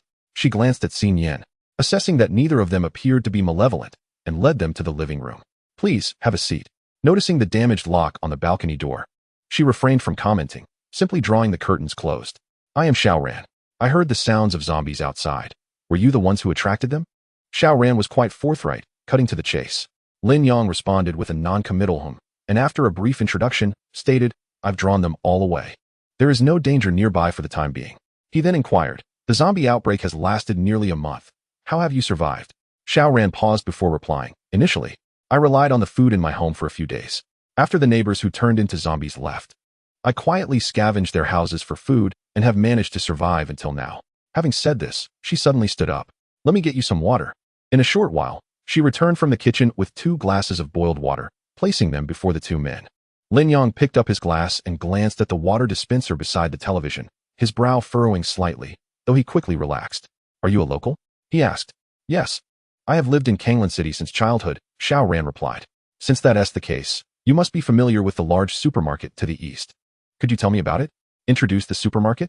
Xiao Ran hesitated but did not press for further inquiry, simply stating, "The supermarket has 3 floors. The first floor is for food, the second for clothing, and the third for home appliances." Lin Yang rested his chin on his hand and mused, "A whole floor of food should suffice for a while." "What did you say?" "Nothing." Lin Yang smiled. "I plan to establish a shelter there. You should join us. It's certainly safer than staying at home." "I'd rather not. Thank you," Xiao Ran replied, lowering her head. "Why not? There is ample food in the supermarket, and I will also provide weapons and equipment for survivors." Lin Yang observed that Xiao Ran had not lifted her gaze, his eyes narrowing slightly. "Do you doubt me, or is there something here that concerns you?" At his words, Xiao Ran immediately raised her head. She met Lin Yang's gaze for several seconds before breaking into a gentle smile. "In this end of the world, what could possibly weigh on me? If you truly can clear the zombies and take over the supermarket, I will join you." "All right, then wait at home for our news. If I succeed, I will come to find you." With that, Lin Yang took Xin Yin's hand and stood to leave. "Wait," Xiao Ran called out.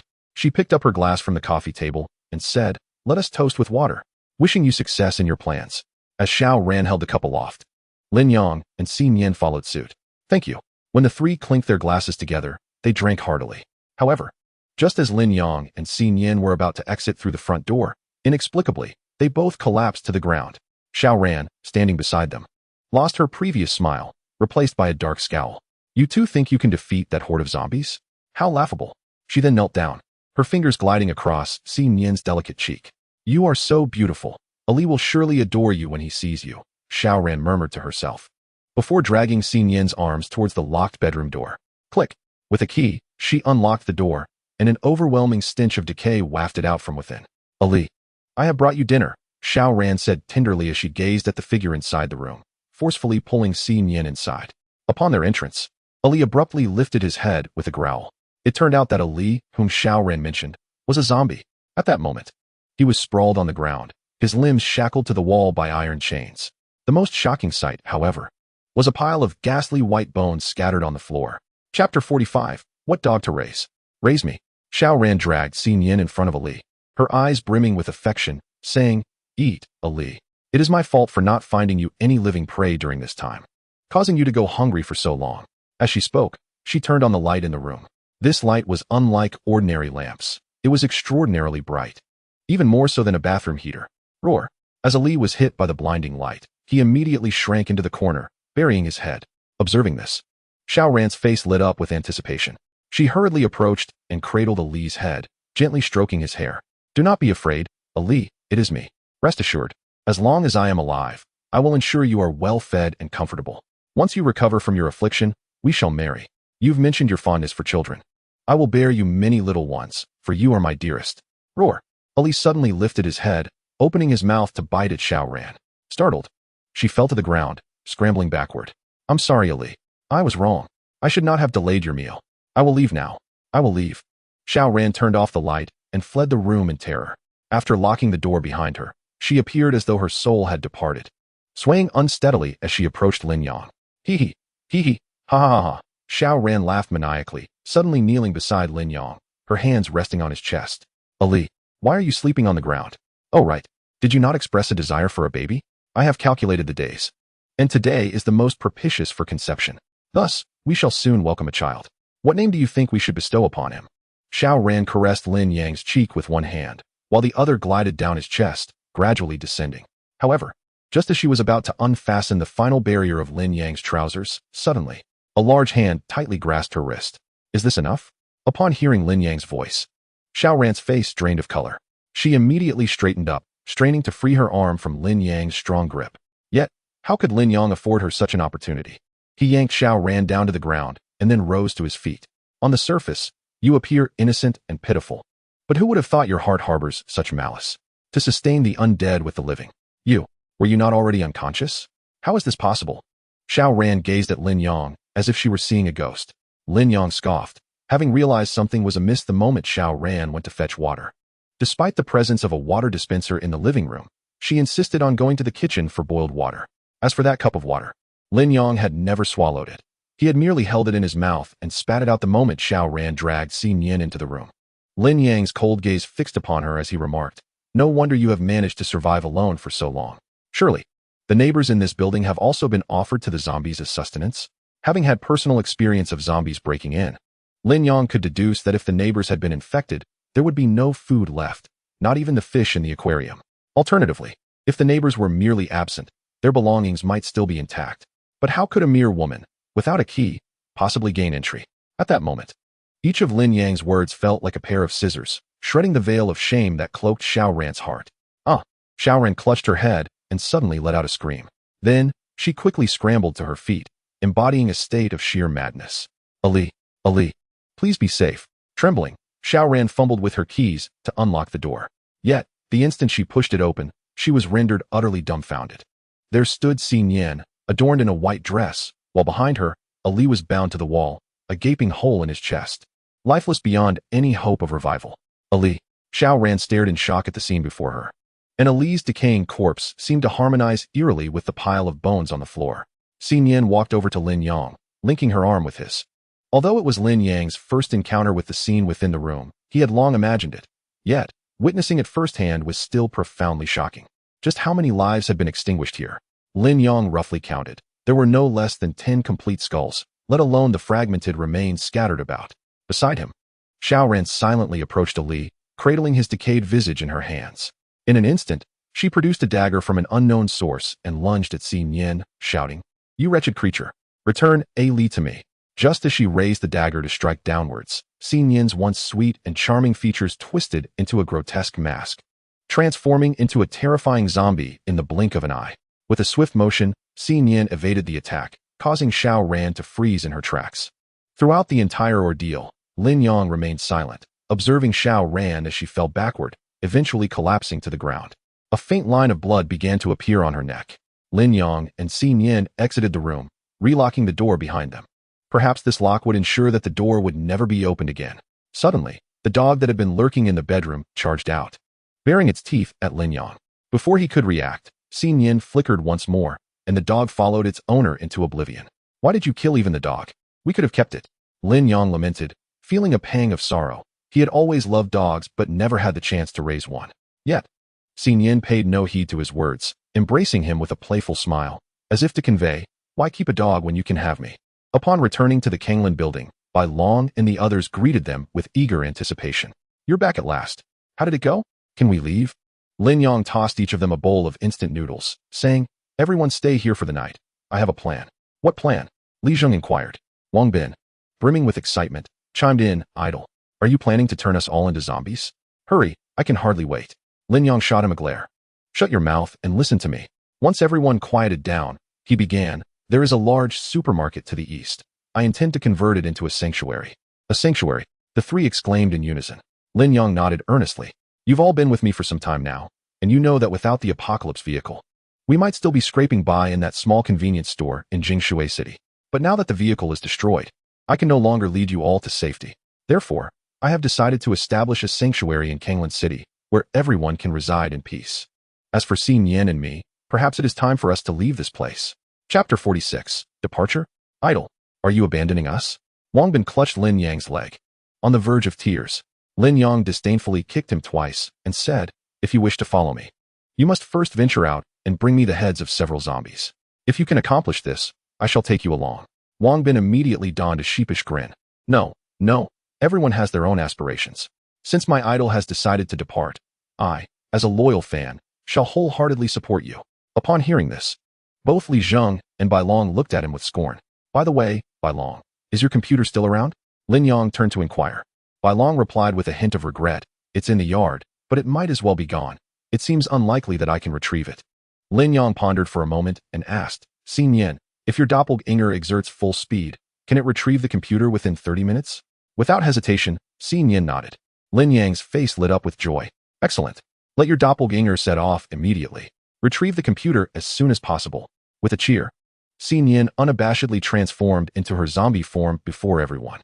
Although it was not the first time they had witnessed Xin Yin in her zombie guise, their legs still felt weak.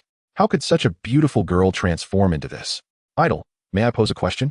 Wang Bin leaned his face closer to Lin Yang, wearing a rather mischievous expression. Why is it that both you and Xin Yin are zombies? She is so lovely, yet you are rather unappealing? Lin Yang's expression darkened instantly. Get lost. Subsequently, Xin Yin maintained her zombie form for approximately 20 minutes, as she was unable to perform special techniques in her human state. However, just as her doppelganger was nearing the base of the Kanglan building, Xin Yin suddenly emitted a low growl. What's wrong? Lin Yang sensed her distress and hurriedly inquired.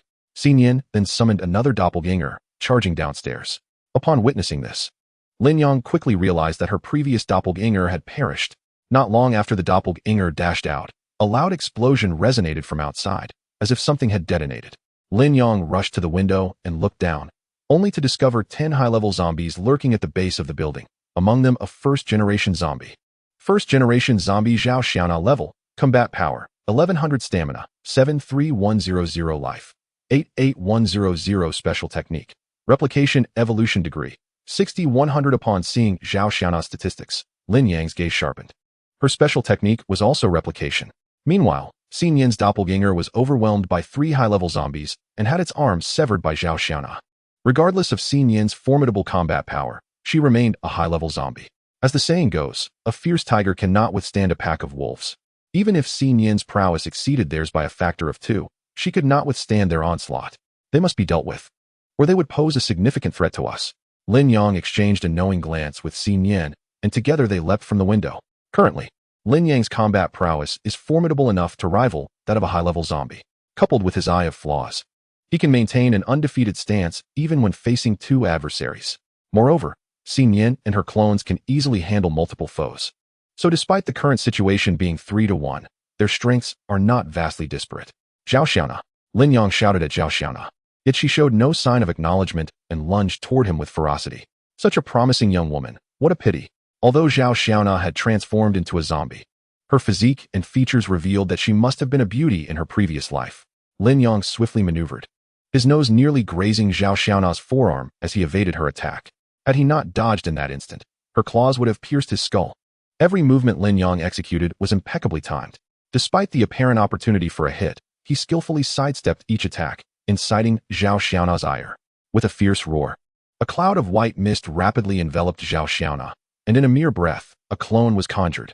Lin Yang narrowly avoided yet another assault from the zombie. However, the initial odds of 1 to 2 had now shifted to 1 to 3, presenting a significant challenge for him. What further troubled him was the absence of stamina-enhancing potions in the warehouse. Each potion required 5,000 points, while a single use of the Qian Fist demanded 2 potions, amounting to 10,000 points. Yet, defeating a high-level zombie only yielded 2 to 3,000 points, insufficient to recoup his investment in a single potion. Therefore, for Lin Yang, unless absolutely necessary, he would never purchase potions from the unscrupulous marketplace. After all, rewards obtained through effort are far more gratifying than those acquired through expenditure. Casually glancing aside, Lin Yang observed Xi Yin managing to obliterate the head of a zombie despite being besieged by 3. Suddenly, enlightenment struck him.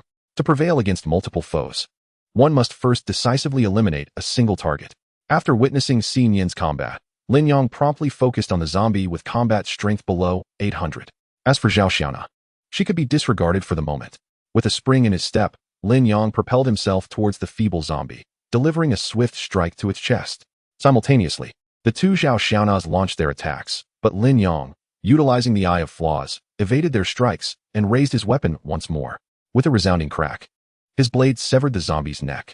One down, Lin Yang quickly redirected his focus to another Zhao Xiaona. Regardless of whether it was the original or a clone, he decided to disregard the distinction and simply proceed to eliminate them. Boom. Meanwhile, Xi Yin's clone was obliterated in a violent explosion. Lin Yang observed, astonished, that the zombie possessed the ability of detonation. Anything in his hands can be used as explosives. Xi Yin, be careful, Lin Yang shouted, but Zhao Xiaona rushed over, leaving Lin Yang at a loss. Xi Yin suddenly pushed off the ground, her body soaring several meters into the air, narrowly avoiding a stone hurled by the zombie. The moment the stone hit the ground, a deafening explosion ensued, creating a massive crater. This guy must be cheating. Lin Yang frowned. Of the original 10-level zombies, only 6 remained, including Zhao Xiaona's clone. Xi Yin once again employed her special skill, summoning another clone. However, Lin Yang felt a sense of urgency. Although Xi Yin's health was full, her stamina was dwindling to a mere 30. Once her stamina was exhausted, she would forcibly revert to her human form. Was he really going to have to contribute points to that unscrupulous shop again? Lin Yang felt a pang of reluctance. But if he did not unleash the Crimson Flame Fist soon, both he and Xi Yin would be in peril. Never mind the details. Just as Lin Yang was about to execute the Crimson Flame Fist, a gunshot rang out. The explosive zombie's head was instantly blown apart by a bullet. Chapter 47. Ling Feng. Everyone present instinctively turned towards the direction of the gunshot. A level zombie had been inexplicably decapitated, and the others sensed an imminent threat. Lin Yang's gaze sharpened as he spotted a figure on a rooftop approximately 500 meters away. The individual was wielding a sniper rifle, swiftly reloading and aiming at Zhao Xiaona. You cannot take that headshot. Eliminating the original zombie was Lin Yang's primary objective. He could slay all the zombies present, except for Zhao Xiaona. With that thought, Lin Yang sprang into action, positioning himself in the line of fire. The sniper frowned, reluctantly adjusting his aim to target another zombie. Bang! Another gunshot echoed. Lin Yang was taken aback by the speed at which the sniper fired. It was known that these zombies were moving targets, and even the best marksman would require a moment to aim. Yet, Lin Yang observed that the moment the sniper adjusted his aim, he immediately pulled the trigger. Whoosh! The bullet sliced through the air, instantly obliterating another zombie. What remarkable marksmanship! Lin Yang marveled. However, as he was distracted, Zhao Xiaona suddenly lunged at him. Despite Lin Yang's quick reaction, his left arm was still clawed, leaving a gash. Damn it! Lin Yang cursed. But this was also the closest Zhao Xiaona had been to him. Ignoring the pain, he swiftly grabbed Zhao Xiaona's arm and twisted fiercely. Crack! This motion entirely broke her right arm. With a grim expression, Lin Yang clenched his right fist and struck Zhao Xiaona squarely on the forehead. Bang! This punch completely shattered her skull. Black blood streamed from her 7 orifices, pooling directly upon the ground. With the demise of Zhao Xiaona, the other vanished in an instant. Lin Yong clicked his tongue in disbelief. Who granted you the audacity to attack me in your true form? Was it Liang Jingru? Beep. Congratulations, host. You have received a kill reward. 2,800 points. Total accumulated points. 472,320. Beep. Successfully killed the original zombie, Zhao Xiaona. Current progress towards becoming the end-time Terminator, 33,000. Yet again, there were no stage rewards? Lin Yong waited several seconds, but was met with silence from the system. The crucial point was that his system points were dwindling, having spent several tens of thousands in his recent battle with Lung Haoyan. This system truly was infuriating. Lin Yong muttered his daily grievances, but suddenly felt a chill creeping down his spine. Turning his head, he discovered the sniper's rifle was aimed directly at him. I am an ally. Lin Yong raised his hands and shouted. However, a small red slowly traversed from his forehead to his left arm. This fellow. Does he suspect I have been infected? Lin Yong quickly waved his hand at him, then pointed at his wound, signaling him to take a closer look. The sniper hesitated for a moment, silently adjusting the scope's magnification, his mouth slightly agape. Red blood? He hasn't been infected. The sniper found it utterly astonishing. Yet, he chose to trust Lin Yong, promptly shifting his rifle away from him. This individual appears not to be an enemy. Initially, Lin Yong harbored some suspicion towards him, but this action immediately eased his tension. Meanwhile, not far away, Xin Yin and her doppelganger swiftly dispatched the remaining 3 advanced zombies. This scene left the sniper somewhat bewildered. Quite intriguing. Though the sniper had been aiming at Xin Yin, he refrained from firing, as he observed everything unfold from a distance. Xin Yin, as a zombie, not only refrained from attacking the human Lin Yong, but instead assisted in eliminating other zombies. Could it be that there exists a distinction of good and evil among zombies? The sniper murmured, but the next scene rendered him somewhat unsettled. Before him, the hideously contorted zombie transformed into a remarkably beautiful young girl. Am I hallucinating? The sniper hastily rubbed his eyes. Yet, as he peered through the scope once more, what he saw was no longer a zombie, but rather a sweet couple. Xin Yin clung to Lin Yong's arm, puffing her cheeks to blow gently upon his wound. Lin Yong affectionately patted Xin Yin's head, then glanced at the sniper atop the building, gesturing for him to approach. The sniper hesitated for a moment, then stowed away his sniper rifle, concealed a dagger within his sleeve, and ensured his sidearm was fully loaded. He resolved to meet this peculiar couple. If the other party harbors any detrimental thoughts, he will not hesitate to send them on their way. However, the sounds of the earlier skirmish had attracted a considerable number of zombies. Upon witnessing the sniper descend the stairs, Lin Yong and Xin Yin took their positions at the entrance, systematically annihilating the advancing horde. 5 minutes later, the sniper surveyed the corpses strewn across the ground and slowly approached the duo. Yet, his first utterance upon their meeting was, "Follow me. The horde will soon arrive. If we do not leave now, we shall all perish here." With that, Lin Yong and Xin Yin were the first to dash into the Kanglin building. The sniper, feeling the ground tremble beneath him, realized the gravity of the situation and followed suit. Quickly, you ascend the stairs first, Lin Yong commanded, standing at the stairwell, wielding a blue chain that occasionally sparked with electricity. The sniper hesitated, torn by conflicting emotions. He had yet to fully trust Lin Yong, but the sole option available was to place his faith in him. What are you waiting for? Hurry inside, Lin Yong urged, pulling him in and securing the electric lock before leading him further up. Upon reaching the upper floor, the sniper discovered 3 additional individuals. However, they appeared to be timid, hardly resembling threats. Have you eaten? Lin Yong inquired. The sniper was momentarily taken aback as Lin Yong handed him a bowl of instant noodles, a remnant from Xiao Ran's home. A moment later, the sniper glanced at Lin Yong and remarked, "Why do you have no defenses against me? Aren't you afraid I might betray you?" Lin Yong took a bite of the naosagi noodles and replied, "If you intended to harm me, you would have shot me long ago. Why wait until now?" In response, the sniper chuckled softly, surprised to discover such survivors within Kanglin City. He had thought himself alone. Lin Yong mused, "I believe there are many survivors. They are simply hiding." His thoughts drifted to Xiao Ran as he sipped the noodle broth. "Are you a special forces soldier as well?" Lin Yong asked. The sniper shook his head, questioning why Lin Yong used as well. "Are you?" Lin Yong smiled. "I am not. I merely thought of a few individuals upon seeing you. By the way, I am Lin Yong, and this is Xin Yin, my girlfriend. The others are Bai Long, Li Zheng, and Wang Bin." The sniper surveyed the group before extending his hand toward Lin Yong. "Greetings, I am Ling Feng." Chapter 48. The Zombie Cadet Corps. After their introductions, the atmosphere quickly grew more congenial. "Brother Feng, since you are not affiliated with the military, how is it that your marksmanship is so exceptional? And where did you acquire such impressive gear?" Lin Yong inquired. As this topic arose, a shadow of sorrow crossed Ling Feng's face.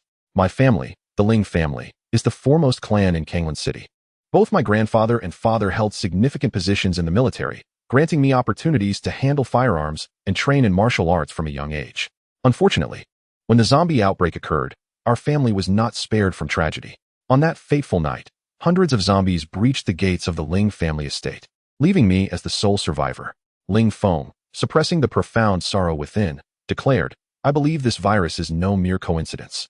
There must be someone orchestrating this catastrophe from the shadows. I, Ling Feng, vow to uncover the origins and causes of this disaster. If it is true that someone has acted with malice, I shall ensure they pay dearly alongside the Ling family." Each word he uttered was almost forced through gritted teeth. He relaxed his clenched fists and earnestly regarded Lin Yang and Xin Yan. In this apocalyptic world, our fortuitous meeting is indeed a remarkable fate. I am aware that both of you are not ordinary individuals. If you are willing, why not join me in uncovering the truth behind this calamity? My capabilities alone are limited, and I sincerely require your assistance.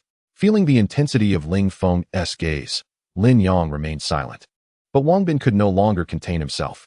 "Brother Feng, while I may lack strength, I will wholeheartedly support your decision.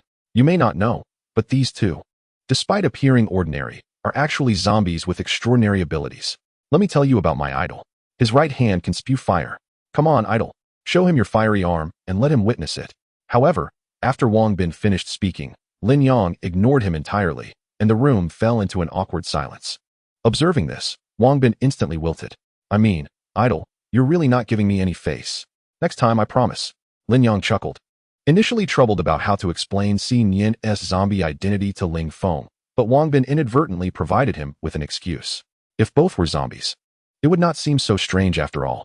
Ling Feng then fixed his intense gaze on Lin Yang. "Brother, I want to pressure you. If you feel it's too dangerous, you may decline. After all, you have your concerns, unlike me, who has nothing to lose." Ling Feng glanced at Xin Yan, who was holding Lin Yang's hand, and couldn't he help but feel envious. What does it matter if one is a zombie? As long as there is someone to share this world with, it is a form of happiness.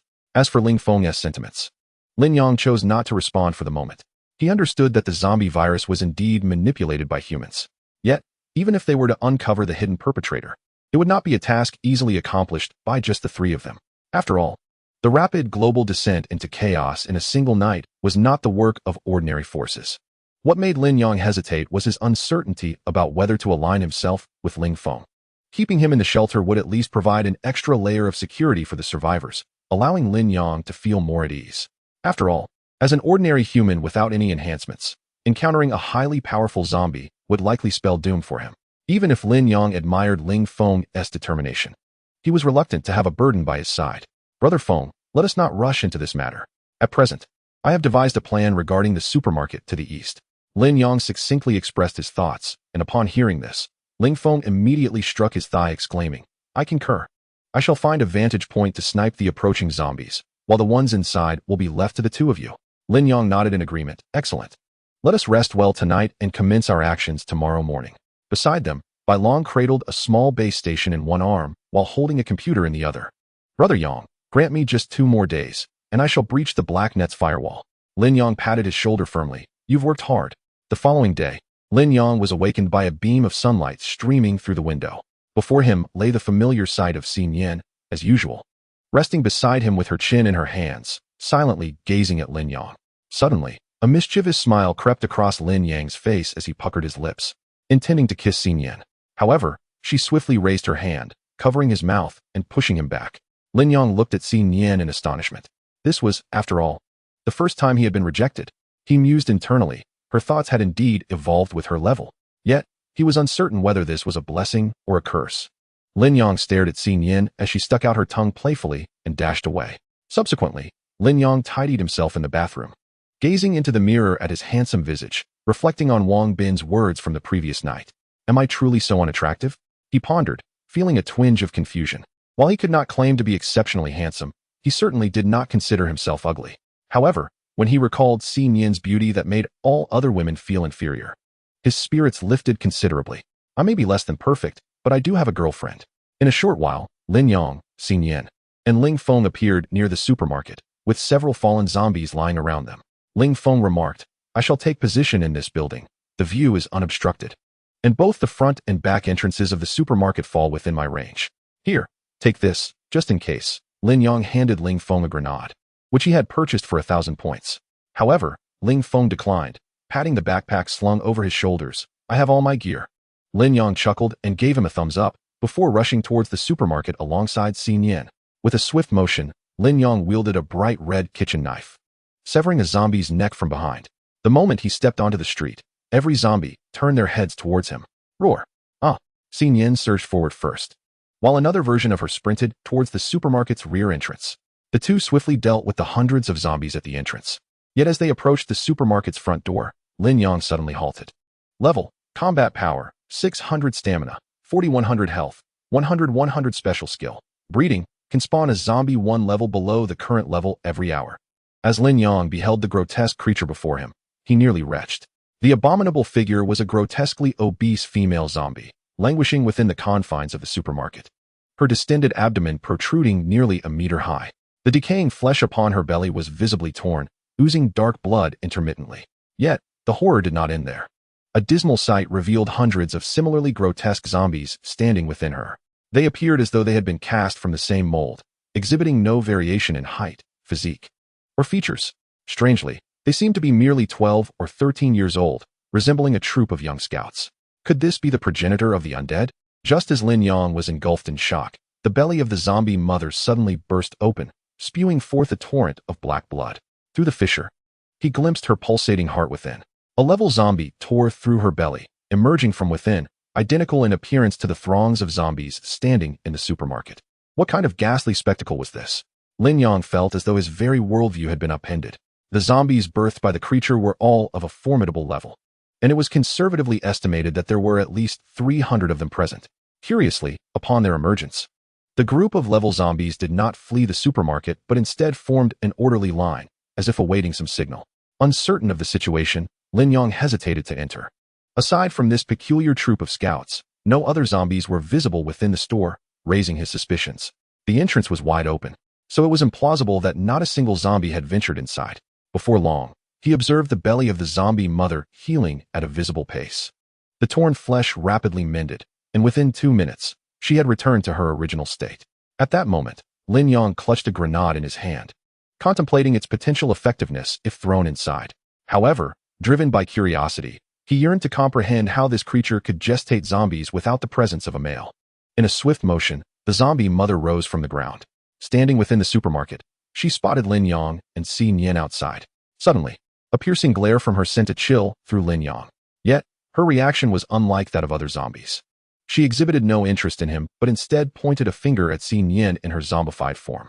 A chilling howl escaped her lips, and shortly thereafter, 10 zombie children emerged from the ranks. Their gazes converged simultaneously upon Xin Yan. What could this possibly signify? Lin Yong was utterly bewildered by the actions of the zombie mother. However, he refrained from intervening, instead watching as the 10 zombie children surged forth from the supermarket, launching themselves towards Xin Yan. Xin Yan was no ordinary opponent. The moment the 10 corpse children appeared before him, Xin Yan sprang into action. Lin Yong, utilizing the eye of the breach, observed as Xin Yan's figure flickered past the corpse children, his claws slicing through their throats with deadly precision. In the next instant, the 10 corpse children fell silent, collapsing one by one like a deck of tarot cards. After all, as a high-level zombie, their combat prowess was vastly inferior to Xin Yan's. Not far away, on the rooftop, Ling Feng watched this spectacle through his sniper scope, his heart filled with astonishment. What was this? A set of 10 siblings? Just as he prepared to continue his observation, he noticed some commotion at the supermarket's back entrance. Xin Yan, who had initially charged in, inexplicably retreated. Peering through his scope, Ling Feng discovered a wound on Xin Yan's shoulder, dark blood oozing profusely. A gunshot wound? Ling Feng furrowed his brow, swiftly redirecting his firearm to fire a shot at Lin Yang's feet. Whoosh! Crack! Thanks to the silencer, Lin Yong only heard a rush of wind as a bullet hole appeared at his feet. Lin Yong turned to the direction of Ling Feng's position, only to see him gesturing urgently towards the supermarket's back door. In an instant, Lin Yong grasped the gravity of the situation. Something had happened to Xin Yan. He quickly opened Xin Yan's attribute panel and noted that while his stamina stood at 93, his health had plummeted to 60. The only plausible explanation for such a rapid loss of health was an encounter with a significantly stronger adversary. Lin Yong cast a glance at the corpse mother. Despite the loss of her 10 children, she remained unfazed, her grayish-white eyes fixated on Xin Yan, her intentions shrouded in mystery. However, Lin Yong had no time to ponder her motives. He seized Xi Nian and dashed towards the back door. For within lay Xi Nian's true body. It was imperative that nothing befall him. Lin Yong silently chanted this mantra in his mind, but the supermarket was vast, and the distance from the front to the back was considerable. Suddenly, an idea struck Lin Yong. He glanced at his nearby doppelganger and uttered, "I'm sorry." Then, with a decisive punch, he obliterated her head. Simultaneously, Xi Nian, engaged in battle, felt a surge of clarity. The wound on his shoulder began to heal rapidly, the embedded bullet disintegrating within his flesh. "What?" A male voice echoed. Opposite Xi Nian stood not only a high-level zombie, but also a young man in his 30s. He stood within the supermarket, wielding a handgun, his eyes wide with disbelief as he witnessed Xi Nian's injury heal at an astonishing rate. "My bullets have been modified. They contain sulfuric acid that will corrode the wound upon impact. Even zombies with regenerative abilities cannot heal from such damage." How could she? The man's pupils constricted, casting doubt upon the efficacy of his weapon. A howl erupted from him. With renewed vigor, Xi Nian let out a piercing roar. The man before her felt a wave of dizziness wash over him, prompting him to cover his ears. "Kill her," he commanded, and at his word, the nearby zombie lunged forward without hesitation. Towering over 2 meters, the muscular creature was indeed more formidable than Xi Nian's thigh. However, Xi Nian felt no trepidation in the face of this behemoth. The only source of her apprehension was the handgun clutched in the man's hand. No matter how swift she might be, her current strength rendered her incapable of evading a bullet. "Xi Nian." At that moment, she faintly heard Lin Yang's voice calling from a distance. With a graceful leap, her slender form deftly evaded the brute's ferocious assault. In an instant, her fingers arched, and she raked her claws down the back of the hulking figure. A roar erupted from the brute as deep crimson gashes appeared on his back, stretching from his neck to his waist. Most alarming was the glimpse of white bone visible beneath the bloodied flesh. What a troublesome opponent. The man's gaze darkened with malice. He retrieved a syringe from his pocket, the small vial of yellow liquid glimmering ominously beneath its needle. "If only I could capture her and present her to the Lord, I would surely reap substantial rewards. Perhaps even gain control over the entire Wuzhou province." Lost in thoughts of his promising future, the corners of his mouth curled upward. He affixed the syringe to the barrel of his gun and raised it, aiming directly at Xi Nian. Just as she prepared to finish off the brute, a sudden sense of danger gripped her. However, by the time she reacted, it was too late. The needle pierced her neck, and the yellow serum was swiftly injected into her bloodstream. In an instant, Xi Nian felt the world around her darken, and soon she succumbed to unconsciousness.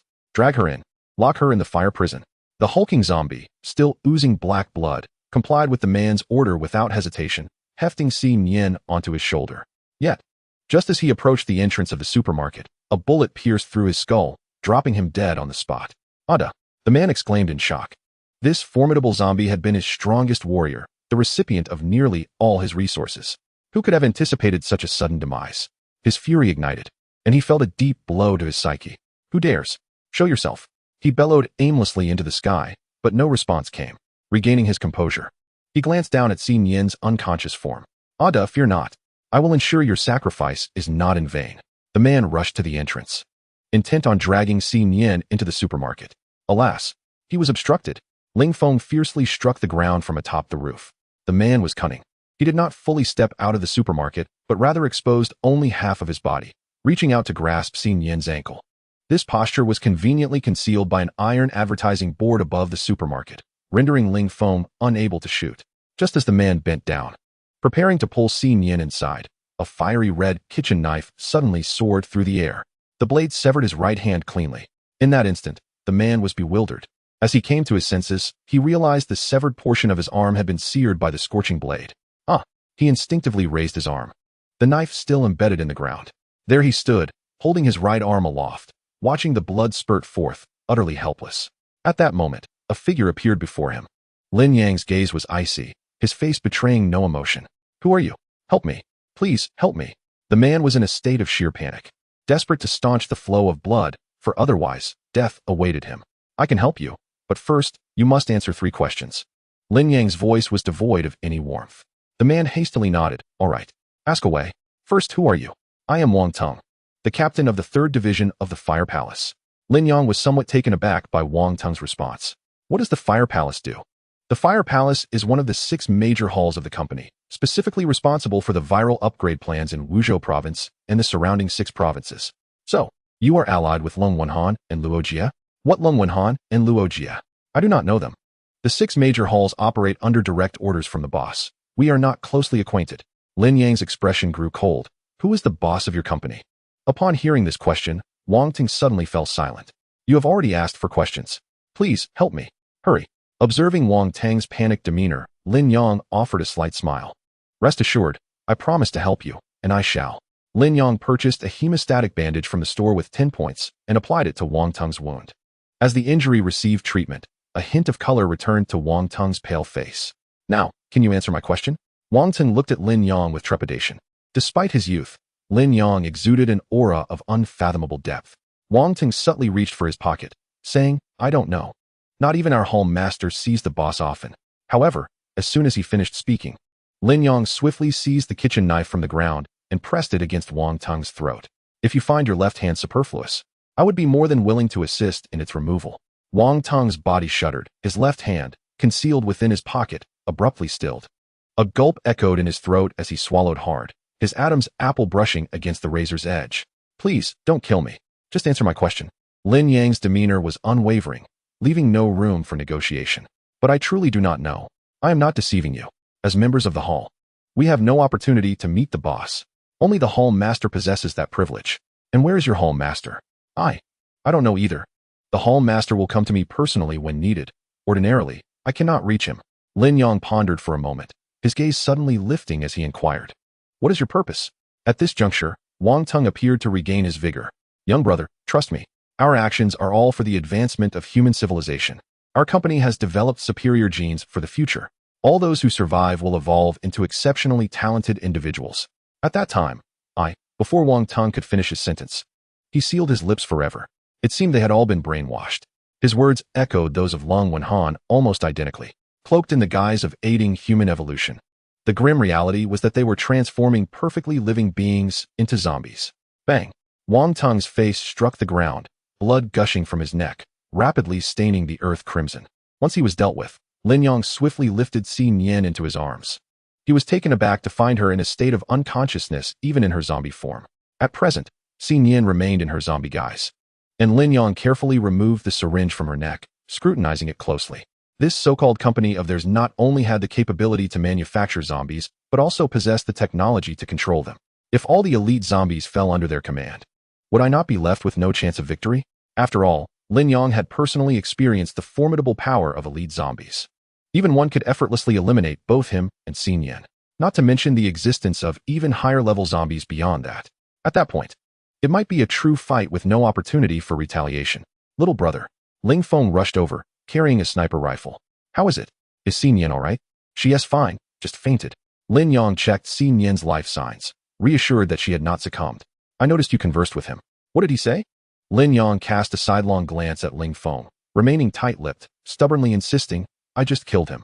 All right. Observing Ling Feng's somewhat crestfallen expression, Lin Yang felt an uncomfortable twist in his heart. It was not his intention to deceive Ling Feng.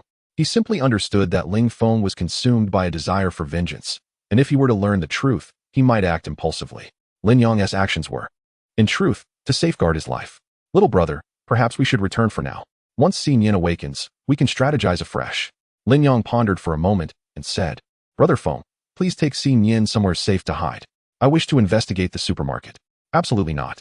What you're suggesting is far too perilous. Lin Yang chuckled, turning his gaze towards Wang Teng's lifeless body. The most dangerous one has already perished. In Lin Yang's perspective, zombies were not inherently terrifying. The true horror lay within those who created them. Chapter 51. Level zombies equivalent to ants. Ling Feng, unable to dissuade Lin Yang, cradled Xi Nian and cautioned, be exceedingly careful. I will take Xi Nian to the rooftop we were at earlier and await your return. If danger arises, you must flee. Only then can I assist you. He patted the sniper rifle slung across his back. Understood. Lin Yang replied with a firm nod. After watching the two depart, he grasped a kitchen knife and prepared to enter the supermarket. However, just before stepping inside, an idea struck him. He kicked Wang Teng's corpse over and focused on the left hand tucked within his pocket. Upon tearing the pocket open, he discovered a mobile phone, a handgun, and a syringe. Lin Yang examined the phone, but since it required a password for unlocking, he decided to take it back for Bai Long to analyze. As for the syringe, it bore an uncanny resemblance to the one found on Xi Nian's neck. Given that it could incapacitate even Xin Yan, its potency was evident. The defensive and combat capabilities of zombies were proportional. Currently, Xin Yan stood as a pinnacle among level zombies, yet even she had succumbed to this drug. A glint flickered in Lin Yang's eyes as he stowed the 3 items away. He mused that the corpse mother must be a product of the fire hall. It seemed she was continuously birthing level zombies and appeared capable of controlling the horde of corpse children under her command. A notion began to take shape in Lin Yang's mind. If this corpse mother could be utilized by Wang Tong, why couldn't she be harnessed for his own purposes? If he could tame her, he would possess an army of level zombies at no cost. Before long, Lin Yang found himself atop a shelf on the first floor of the supermarket. He lay prone, quietly observing the corpse mother not far away. With no other zombies present in the supermarket, he felt no concern for being discovered. A ghastly howl escaped the corpse mother, but this time, not merely 10 corpse children emerged. An astonishing 100 were unleashed. They flooded out of the supermarket, scattering in various directions as if on a hunt. This is peculiar. Lin Yang scrutinized the corpse mother's abdomen, an expression of intrigue on his face. Despite the passage of half an hour, her belly showed no sign of enlargement. According to her unique ability, she should be capable of birthing a level zombie every hour. Could it be that she had failed to conceive? Lin Yang remained atop the shelf, biding his time. Soon, several corpse children dashed back from outside. He noted that among those returning, they had also captured a level male zombie. Goodness, could it be that she intends to force herself upon him? Lin Yang's eyes widened in astonishment. When that low-level zombie was captured and brought back, it was immediately thrust into the embrace of the Mother of Corpses. The Mother of Corpses let out a fervent cry, wrapping her arms around the unfortunate creature. Just as Lin Yang anticipated a spectacle, a sudden crunch echoed through the air. The Mother of Corpses sank her teeth into the creature's neck. Lin Yang was utterly stunned by the sight before him. A zombie biting another zombie. This was a first for him. In no time, the Mother of Corpses had devoured the unfortunate zombie, leaving nothing but a gruesome scattering of limbs. Soon after, her belly began to swell like an inflated balloon. Lin Yang stood dumbfounded. No wonder she had sought to capture Xin Yan. It was apparent she required the consumption of zombies to gestate her zombie offspring. This suggested that every zombie in the supermarket had likely been consumed by her. The reason the mother had dispatched 100 zombie children to scavenge for food was that all the zombies lurking at the entrance had been slain by Lin Yang. Moreover, her decision not to send the zombie children to attack Xin Yan further revealed her awareness of her own limitations. Fortunately, this was merely a low-level Mother of Corpses. Lin Yang dared not imagine the chaos that a higher level one could unleash. What he could ascertain now was that this particular Mother of Corpses held no interest in humans.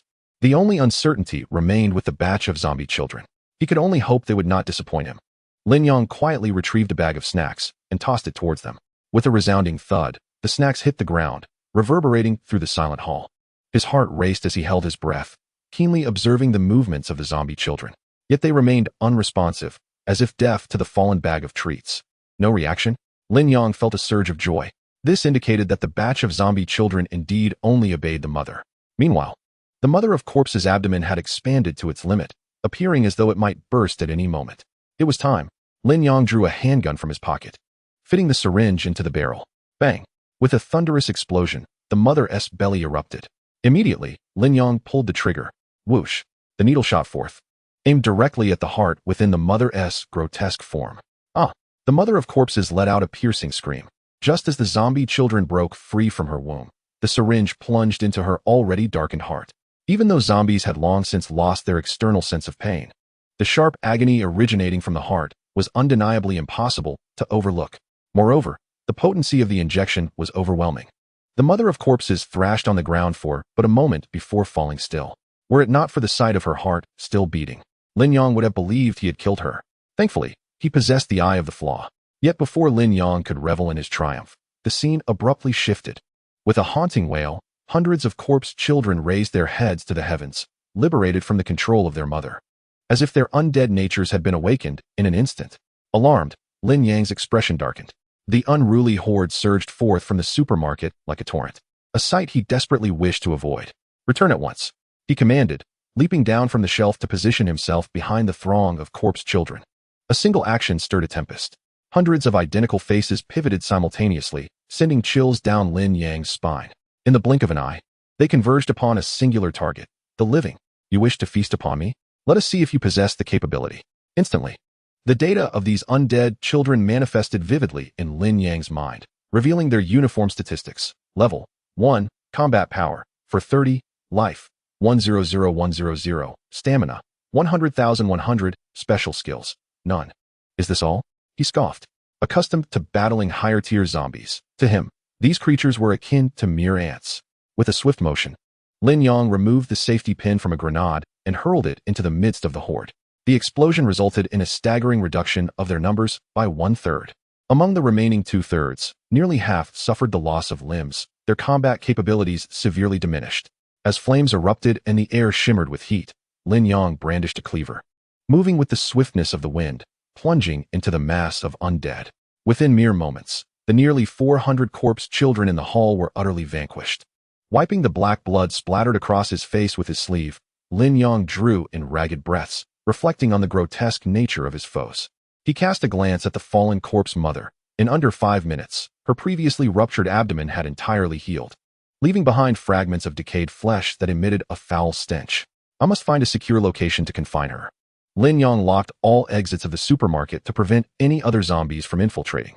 After a brief exploration of the 3 floors, he decided to imprison her in a storage room on the 3rd floor. With great effort, he dragged the corpse mother inside and secured the door with an electric lock. This would not only shock any intruders attempting to pick the lock, but would also deliver a severe jolt to anyone trying to force their way in from within.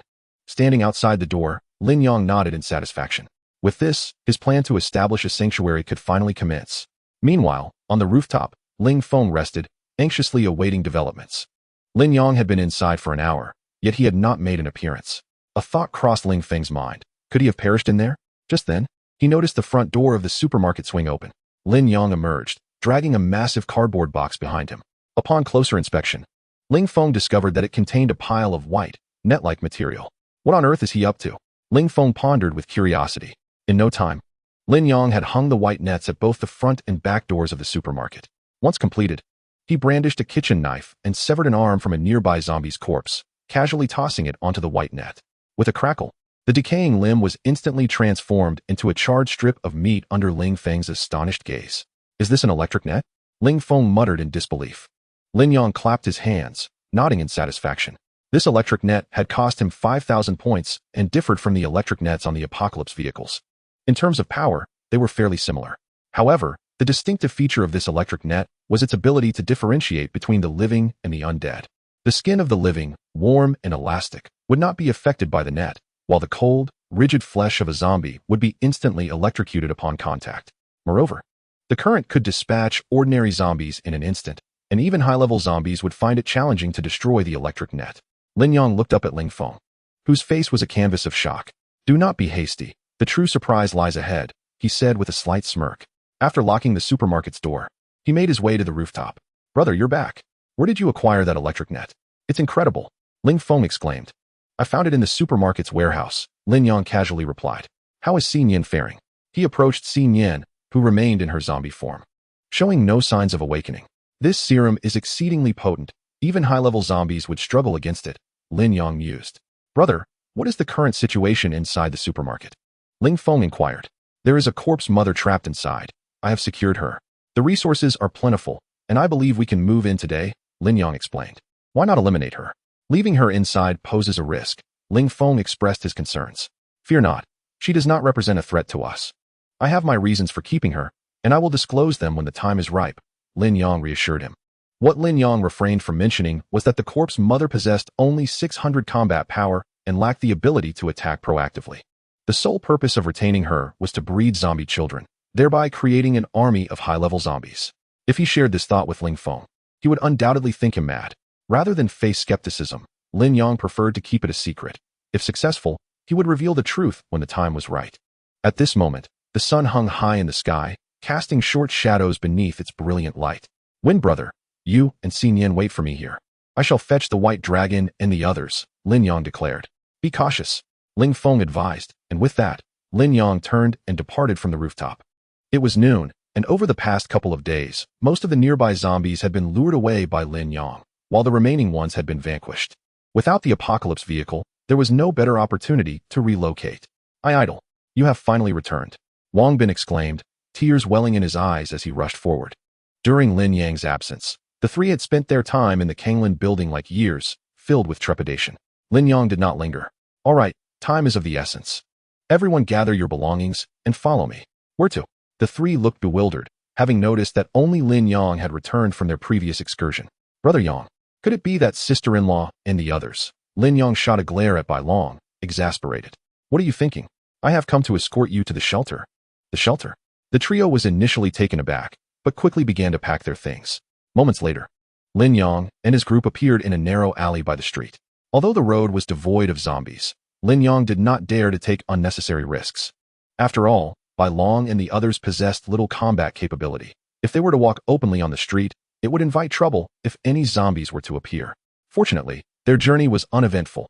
Despite encountering dozens of zombies along the way, Lin Yong dealt with them swiftly. As they neared the shelter, a zombie child suddenly lunged at them from around the corner.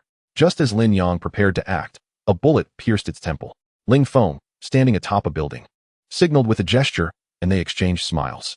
Finally, after a lengthy 2 hours, they arrived at the supermarket. Lin Yong opened the door to find that the bodies had long been reduced to ashes by a fire, leaving only a layer of gray remains.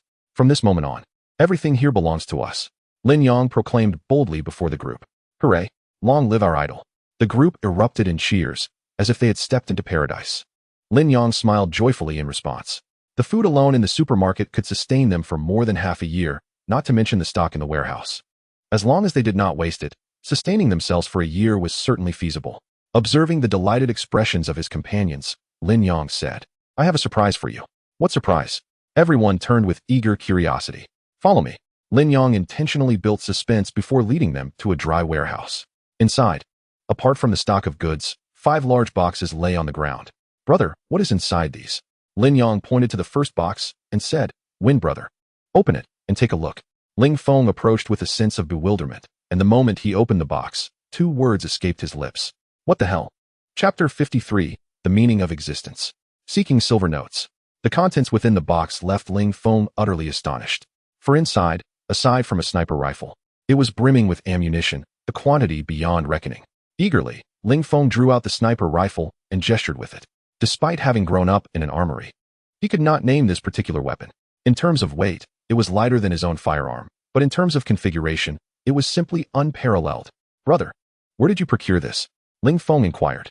Lin Yong did not respond but instead smiled, saying, There are 4 more boxes. Shall we not open them and see? Ling Feng, with the sniper rifle clutched tightly, called to Bai Long and the others. Come over and help me open this. The trio hurriedly approached and lifted the lid. Instantly, an unusual silence enveloped the warehouse, as if one could hear a pin drop. The first box contained 3 handguns along with a number of bullets. The second box held 200 ordinary grenades. The third box was filled with various cold weapons, including machetes, hatchets, and hammers. The fourth box contained 4 suits of armor.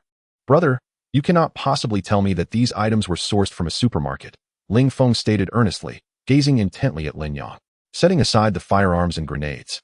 The mere presence of this box of cold weapons could not be products sold in a supermarket.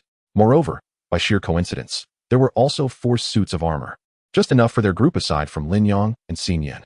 As for the firearms, not only would it be difficult for a local military district to procure such a vast quantity of bullets and grenades, but this sniper rifle in his hands was crafted with materials and techniques he had never encountered before. Brother Feng, while I understand your skepticism, the reality is as such. Do you believe I could conjure these from thin air? Lin Yong chuckled. Ling Feng opened his mouth, momentarily at a loss for words. Indeed, could anyone truly conjure such items from nothing? Lin Yong patted Ling Feng on the shoulder. All right, Brother Feng, do not dwell on it too much. Since we have come across these items, let us embrace them. Enhancing our arm strength is surely a fortuitous development. Indeed, Ling Feng reluctantly nodded. Truth be told, he longed to doubt Lin Yong, yet lacked sufficient reason to do so. After all, they had arrived together, and even if Lin Yong had intended to transport these items, he would have had no opportunity. Let it be. Since we have encountered such unexpected gains, it can only be a blessing for us. Exactly. Lin Yong lightly punched Ling Feng's chest. You all should don these 4 suits of armor. Xin Yan and I shall forgo them. This equipment can surely be a lifesaver in critical moments. Lin Yong claimed to be clad in iron armor, yet in truth, he donned 4 pieces of retaliatory spiked armor, each valued at 840 points. This armor not only defends against standard ammunition, but also serves to withstand the clawing and biting of ordinary zombies. Upon receiving an attack, the wearer unleashes an invisible shockwave, repelling the assailant. Its sole drawback lies in its complete destruction once its durability reaches 0. However, as long as they remain within the sanctuary, it should not be needed in the short term. The total expenditure on these 5 boxes of equipment amounted to 85,238 points, with the most expensive item being Ling Feng's sniper rifle, priced at 13,888 points. This rifle, named the Eye of Tranquility, boasts a remarkable feature of absolute silence when fired, enabling it to shoot 30 rounds in succession, unlike ordinary sniper rifles that fire 1 round at a time. The weapon's attributes harmonized perfectly with Ling Feng. With such provisions, Lin Yang felt assured to proceed alongside Xin Yan. He understood that both he and Xin Yan were destined not to remain in this secluded corner. Moreover, having offended Luo Jie and taken the lives of Lung Wenhan and Wang Tong, he was acutely aware of the impending dangers he would face. Consequently, Lin Yang resolved to leave Ling Feng behind as a formidable safeguard for the survivors. At that moment, his gaze shifted abruptly towards the entrance of the warehouse, and he coldly inquired, "Who goes there?" To his surprise, the figure that entered was not a zombie, but Xin Yan. She had reverted to her human form, shaking her head playfully before running over to embrace Lin Yang. "Are you all right?" he asked gently. Xin Yan flashed a grin, indicating that she was largely unscathed. "Damn it. I've already spent over 80,000 points. I wonder when I'll gather enough for 660,000. Lin Yang lamented inwardly, yet he felt no regret. At times, he pondered deeply the purpose behind his relentless quest to find survivors and to protect them. After much contemplation, he could not arrive at a definitive answer. Nonetheless, he sensed that if he and Xin Yan were the last living souls in this world, what significance would his existence hold? When everyone else had transformed into zombies, it was those who remained human that became the anomalies of this world. Hence, he was determined not to become an anomaly, nor did he wish to witness the earth he inhabited descend into such a state. In that moment, Lin Yang finally comprehended a profound truth. With great power comes great responsibility. He had never aspired to be a hero. He merely yearned to safeguard the beauty he cherished within. By the way, Bai Long, I have another request. At this moment, Bai Long was cradling a box of meat delicacies, all sealed and prepared. Upon hearing Lin Yang's voice, he promptly set down the items he was holding. What is it? Yang, just give the word. Lin Yang held a mobile phone, the very one he had previously seized from Wang Tong. Can you assist me in unlocking this device without resetting it? He inquired. Without even glancing at the phone, Bai Long replied, a trivial task. Just leave it here. Brother Yang. First, I need to grab a bite. Only when my hunger is satisfied can I muster the strength to work. Lin Yang chuckled. All right, go ahead and eat. I am not in a rush. Subsequently, Lin Yang and Xin Yan ascended to the 3rd floor of the supermarket, entering a dimly lit storeroom. This fellow possesses merely 600 battle prowess. I wonder how long he will remain in slumber. Lin Yang gazed helplessly at the corpse mother lying on the ground. After all, even Xin Yan had been unconscious for nearly 4 hours. It would be fortunate if she awakened within 4 days. By the way, as a zombie, do you possess any means to communicate with other zombies? Lin Yang queried Xin Yan. Regrettably, Xin Yan shook her head, a hint of disappointment gracing her features, seemingly lamenting her inability to assist Lin Yang.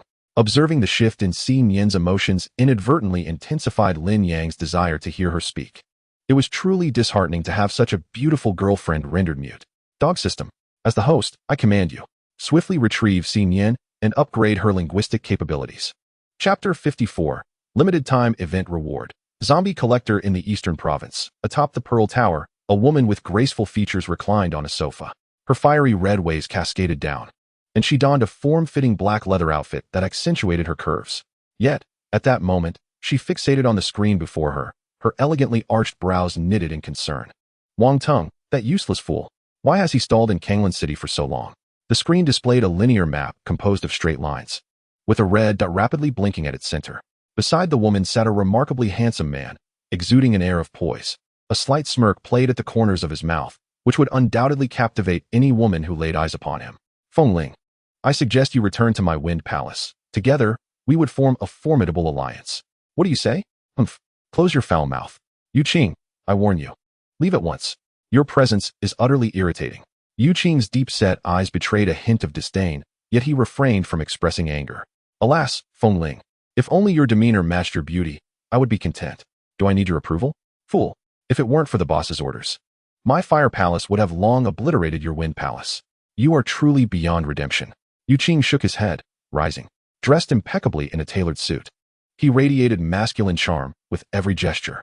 Very well, It seems my presence here is merely to be scolded. I shall take my leave. Good riddance. Feng Ling turned her back, not sparing him a glance. Yu Qing chuckled softly before exiting the premises. Once he departed, Feng Ling seized a teacup from the table and hurled it to the floor.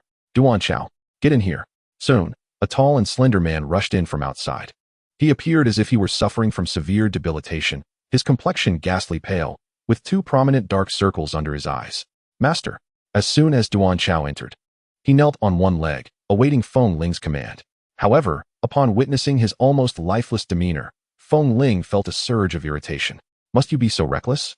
If I ever see you in such a wretched state again, I shall have you castrated. Upon hearing this, Duan Chao quickly lowered his head, replying, Yes, master. I will be mindful. It shall not happen again. With a disdainful huff, Feng Ling tossed him a palm-sized display device, the images mirroring those on the screen.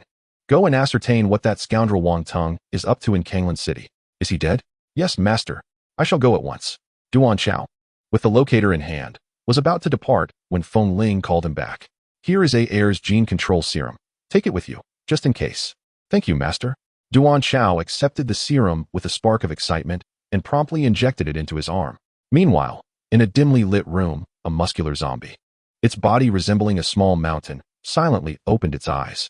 In the central supermarket of Kanglan City, Bai Long handed Wang Teng's phone to Lin Yang, stating, The phone is unlocked. There were several unread messages, which Bai Long had not opened.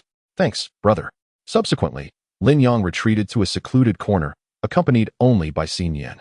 Upon opening the phone, he noticed a peculiar communication symbol in the top right corner of the screen, unlike the usual 4 vertical bars. Indeed, this group possessed their own communication network. Despite the global communication networks being down, Wang Ting's phone was still able to connect without a small base station. Even the applications on his phone were unfamiliar to Lin Yang. He then proceeded to open the unread messages, only to find that the senders' names were all numerical codes, offering no discernible clues. 04. Captain, the corpse mother has been successfully deployed in Baiyun City. 02. The corpse mother has been successfully deployed in Honghe City. 03. Deployment completed in Jita City. Upon reading the final message, Lin Yang could not help but narrow his gaze. 05. Captain, the deployment in Jingshui City failed. I encountered a strangely behaving zombie. It did not kill me, but eliminated the corpse mother. Jingshui City? Suddenly, Lin Yang thought of Luo Jie, but he quickly shook his head. No, Luo Jie was also with the company and should not be attempting to thwart the deployment. Could it be that other forces were at play in Jingshui City? Lin Yang found himself puzzled. Nevertheless, regardless of the reason, a failed deployment was ultimately beneficial, as it would reduce the number of advanced zombies. It appeared that Wang Teng's so-called virus upgrade plan involved using the corpse mother to devour advanced zombies, thereby nurturing even more advanced zombies.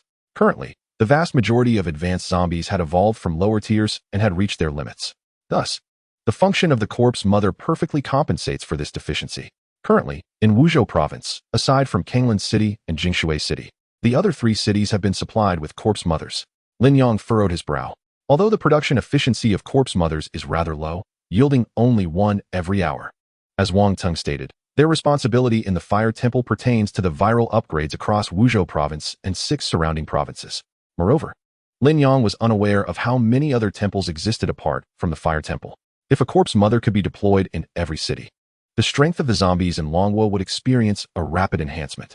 After contemplating, Lin Yang utilized Captain Wang Teng's authority to send them a message. The temple master has commanded all cities to be on standby and prohibited any unauthorized actions. His intention was to temporarily stall them. Once the message was dispatched, he swiftly received replies from the other 4. Received.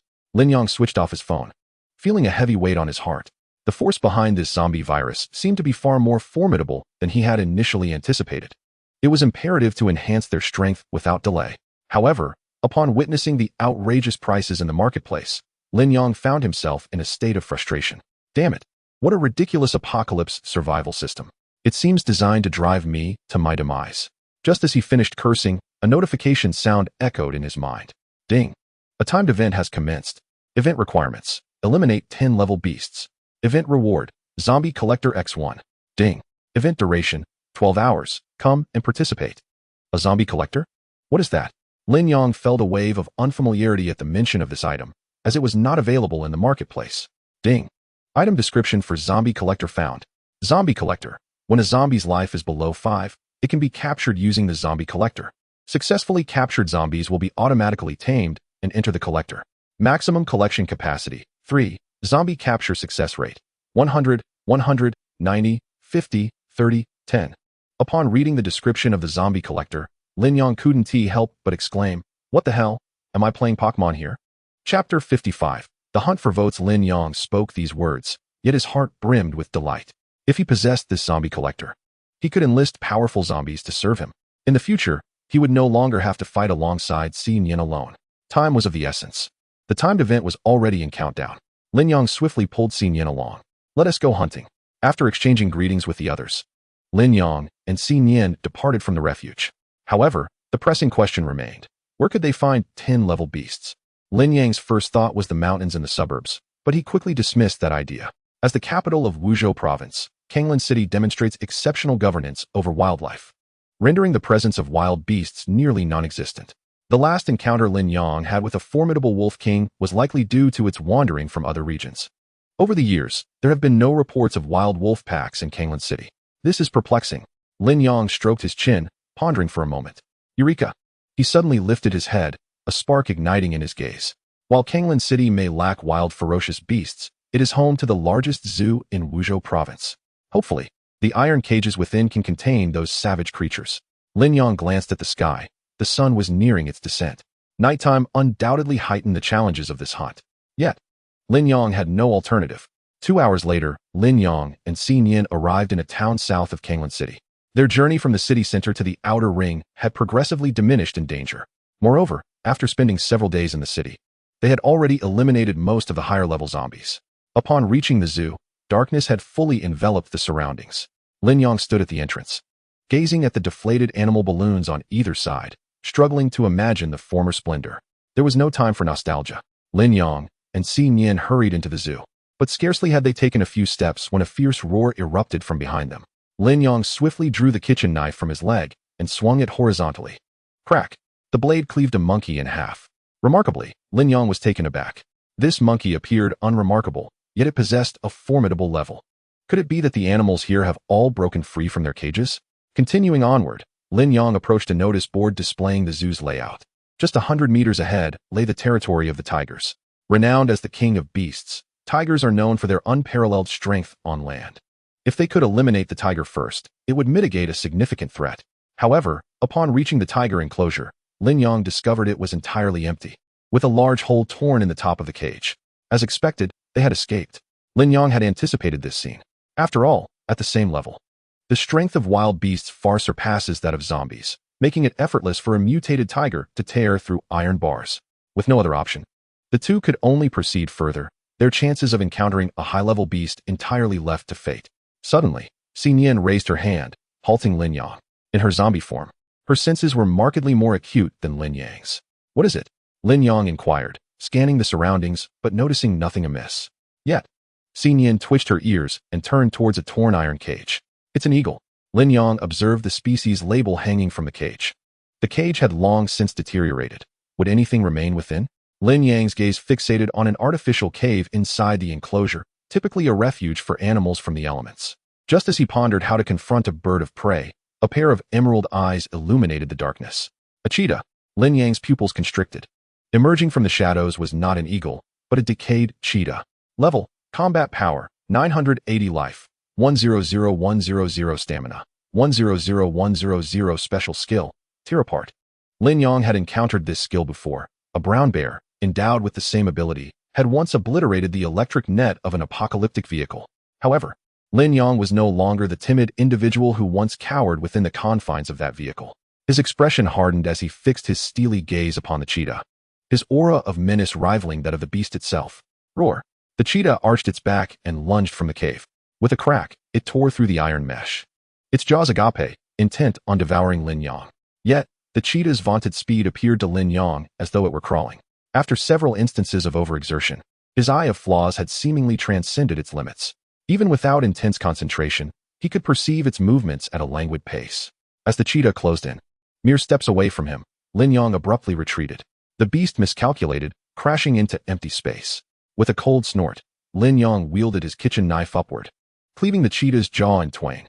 Without hesitation, he sidestepped to the creature's flank, targeting its most vulnerable region, the abdomen. Perish, he bellowed. The blade sliced through its belly, and the darkened entrails spilled forth in a gruesome cascade. Ding. Congratulations, host. You have received a kill reward. 2,000 points. Cumulative points. 318,522. 1. Lin Yang cast a fleeting glance at the carcass of the cheetah before he and Xin Yin pressed onward. After traversing a considerable distance, they encountered no further formidable beasts. Fierce predators such as lions, wolves, bears, and tigers had all seemingly vanished from their cages. To Lin Yang's left lay a camel, reduced to nothing but its head. Gnawed and lifeless. Still nothing? Lin Yang turned to Xin Yin, aware that he could not track the beasts alone. Regrettably, Xin Yin shook her head, indicating that she too sensed no anomalies. At this juncture, the pair arrived at the entrance of the aquarium within the zoo. Here resided creatures of the ocean, and Lin Yang pondered whether the aquatic inhabitants had also been affected. He gently pushed open the grand door of the aquarium. The lights within had long ceased to shine. Were it not for the limited visibility, he would never have dared to venture inside. As the door creaked open, a chilling breeze swept through the hall. The air was tinged with a faint, putrid odor. Even those dwelling in the depths of water could not escape such a fate, Lin Yang mused. The two traversed the narrow corridor, ultimately arriving at an arched bridge. In days gone by, beneath it lay an alligator pool where many visitors would toss coins, hoping to invite fortune. Yet now, the alligators had vanished, and the once crystal-clear waters had turned a sinister shade of crimson and black. Suddenly, the silence of the hall was pierced by the sound of footsteps. This was no primate's tread. It was as though something was crawling toward them. With a swift motion of his right arm, flames erupted, illuminating the surroundings. Not far off, a shadow elongated, accompanied by a low, gurgling growl. Soon, a head emerged from behind the wall, its body pressed against the ground, limbs inching forward. Ah, so you are here, Lin Yang remarked, gazing at the creature before him, a crocodile that should have been lurking beneath the bridge. The creature measured nearly 3 meters in length, its skin glistening in the flickering firelight. However, Lin Yang's expectations were dashed upon realizing its rank. What a surprise, Lin Yang thought, astonished that such a formidable-looking beast was merely a rank creature. Yet just then, a cacophony of footsteps echoed from behind it, seemingly indicating an even greater number approaching. With a clatter, 3 more crocodiles emerged from the shadows. Remarkably, each of them was considerably larger than the first, and all 3 were of the same rank. What a delightful surprise, Lin Yang smirked. Though these 3 crocodiles appeared terrifying, their combat prowess was merely slightly above 1,000. Use your doppelganger to hold them off, Lin Yang instructed Xin Yin. After all, it was challenging to combat 4 foes simultaneously. A one-on-one encounter posed no issue, but facing 3 ranked beasts at once was quite taxing. With a fierce howl, Xin Yin's doppelganger leaped into action, launching herself towards the 4 crocodiles. She soared downwards, her foot crashing through the skull of one rank crocodile. Roar! The remaining 3 crocodiles, witnessing this, opened their massive jaws, intent on devouring the doppelganger whole. My turn, Lin Yang declared, his wrist flicking as the blade glimmered ominously. Almost simultaneously, one crocodile clamped down on the doppelganger's arm, twisting fiercely and tearing it clean off. As it lifted its head, ready to swallow its prize, a fiery red cleaver descended upon its skull. It would never savor that morsel. 2 had already fallen. Lin Yang stood upon the back of the crocodile, raising his gaze to behold that his doppelganger had been reduced to but an arm and a leg, on the verge of collapse. You have truly endured much, Lin Yang silently uttered, drawing forth his kitchen knife to strike at another crocodile once more. In truth, considering the prowess of his doppelganger, vanquishing these 3 crocodiles was hardly a formidable task.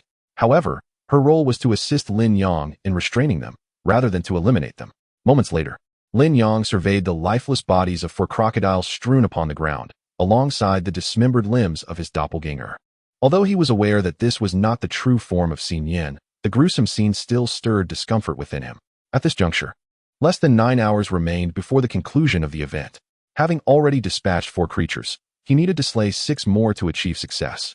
Yet, during the subsequent hour, Lin Yang and Xin Yin scoured the entirety of the aquarium but failed to complete the task. They only encountered 2 great bears, while the rest failed to meet the necessary criteria.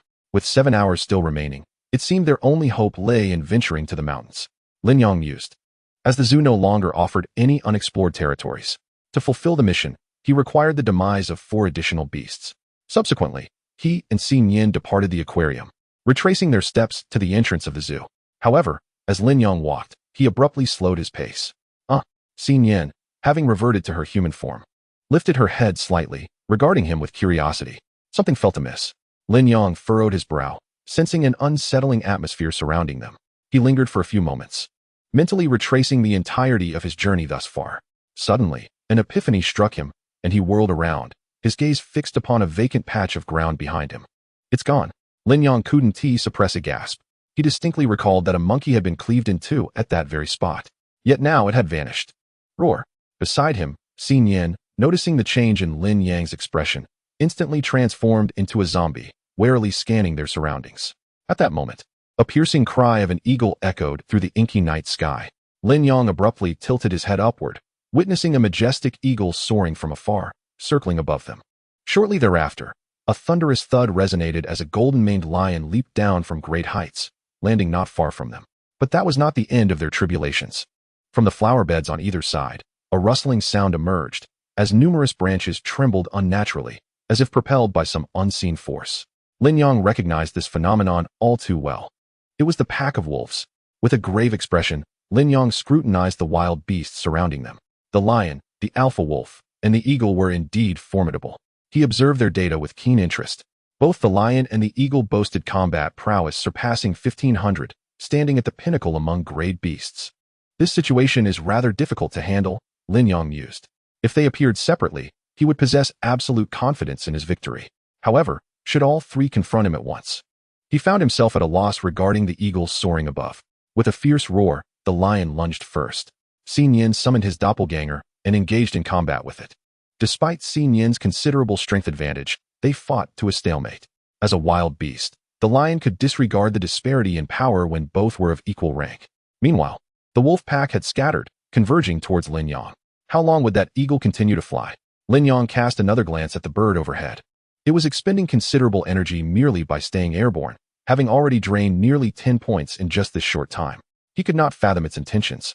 I will handle the Wolf King. You deal with the rest, Lin Yong declared before charging towards the leader of the pack. As for the remaining 7 or 8 lesser wolves, Xin Yan could manage them alone. With a howl, the Wolf King charged, its movements swift as lightning, darting towards Lin Yong. Was it truly that he could not see it? In a blink, Lin Yang's eyes caught the Wolf King's figure as it slowed. Previously, he could only perceive a fleeting shadow during the Wolf King's supersonic attack. Yet now, having transcended the limits of his perception, Lin Yong focused intently, transforming the shadow into a tangible form. Get lost. He met the Wolf King's outstretched claws with a merciless strike, rendering it incapacitated on the spot. However, the Wolf King's defense was proportionate to its power. Though he had severed one of its foreclaws, Lin Yang's knife was rendered useless, its blade dulled. What tough hide! He scrutinized the wolf, first standing erect like steel needles. Even a standard bullet would likely struggle to penetrate it. But misfortune does not come alone. The moment Lin Yong discarded the knife, the eagle circling above suddenly dove down. Chapter 57. The final battle against the king of beasts. Do you wish to capture me? Lin Yong realized the eagle was descending with outstretched talons, intent on seizing him. If it perceived him as a mere rabbit, it was sorely mistaken. A glint of resolve flashed in Lin Yang's eyes. At the instant the eagle extended its claws, he raised his right fist and struck. Crimson Flame Fist. Boom. The blazing qilin rapidly coalesced in the air, striking the eagle and sending it hurtling backward. This blow also dealt a significant 40 points of damage to its vitality. Subsequently, Lin Yong hastily purchased and consumed 2 stamina-enhancing potions. At this point, he could not afford to ponder the cost. Completing the time-limited event made the expenditure of points worthwhile. The eagle, caught off guard, endured the fiery fist head-on and staggered to its feet, clearly in discomfort. At that moment, Xin Yan, engaged in battle with a pack of wolves, suddenly surged forward at full speed, charging directly towards the eagle. With a swift motion, she unleashed her leg like a whip, delivering a powerful kick to the eagle's wing. This blow sent the still-reeling eagle soaring through the air once more, and astonishingly, its wing was shattered by the impact. Howl! Xin Yan called out to Lin Yong, who immediately grasped her intent. Eliminate this creature first. Lin Yong donned the boots of leaping and leapt out of the Wolf King's attack range. In midair, he raised his blazing right fist, crashing down upon the eagle's back like a meteorite. Crack! A sharp sound echoed as the bones within the creature were shattered on impact. Congratulations, host. You have received a kill reward, 2,650 shop points. Cumulative shop points, 321,172. Marvelous, Lin Yong exclaimed with delight. astonished that the creature he feared most was the first to fall. This victory alleviated both psychological and physical burdens significantly. Just then, a shift occurred in the nearby battle. Although the mighty lion matched the strength of its doppelganger, its stamina depleted at double the rate. Lin Yong observed the lion. Its once golden mane now stained with dark blood, losing the grandeur it once possessed. However, the doppelganger was not in much better shape. Its face had been mangled by the lion's paw, leaving one eye blinded and rendering its already fearsome visage even more horrifying. Xin Yin pointed to herself and then to the Wolf King, indicating a desire to switch opponents with Lin Yong. Unfazed, Lin Yong readily agreed. Meanwhile, only 4 wolves remained from the pack Xin Yin had previously confronted. Even without a weapon, Lin Yong was confident in overcoming them. With the eagle's demise, the outcome of the battle was evident. Lin Yong and Xin Yin swiftly dispatched the Wolf King before joining forces with the doppelganger to slay the lion. Lin Yong surveyed the battlefield strewn with corpses and smiled with satisfaction.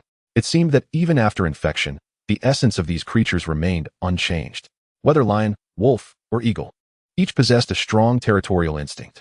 For years, they had lived in the zoo since birth, free from want, instinctively regarding this place as home. Even if they had the means to escape, they would inevitably return after wandering. This was a realization Lin Yong should have made long ago. At present, only one more beast remained to complete the task. Rather than departing, Lin Yong chose to sit on a bench within the enclosure alongside Xin Yin. The hour was late. It was time for the tiger to return home. However, just as he finished his thought, a deep, resonant growl echoed from beyond the gate. Lin Yong calmly turned his head, following the sound's direction. The great feline has finally arrived. Lin Yong stood up, locking eyes with the pair of tiger orbs.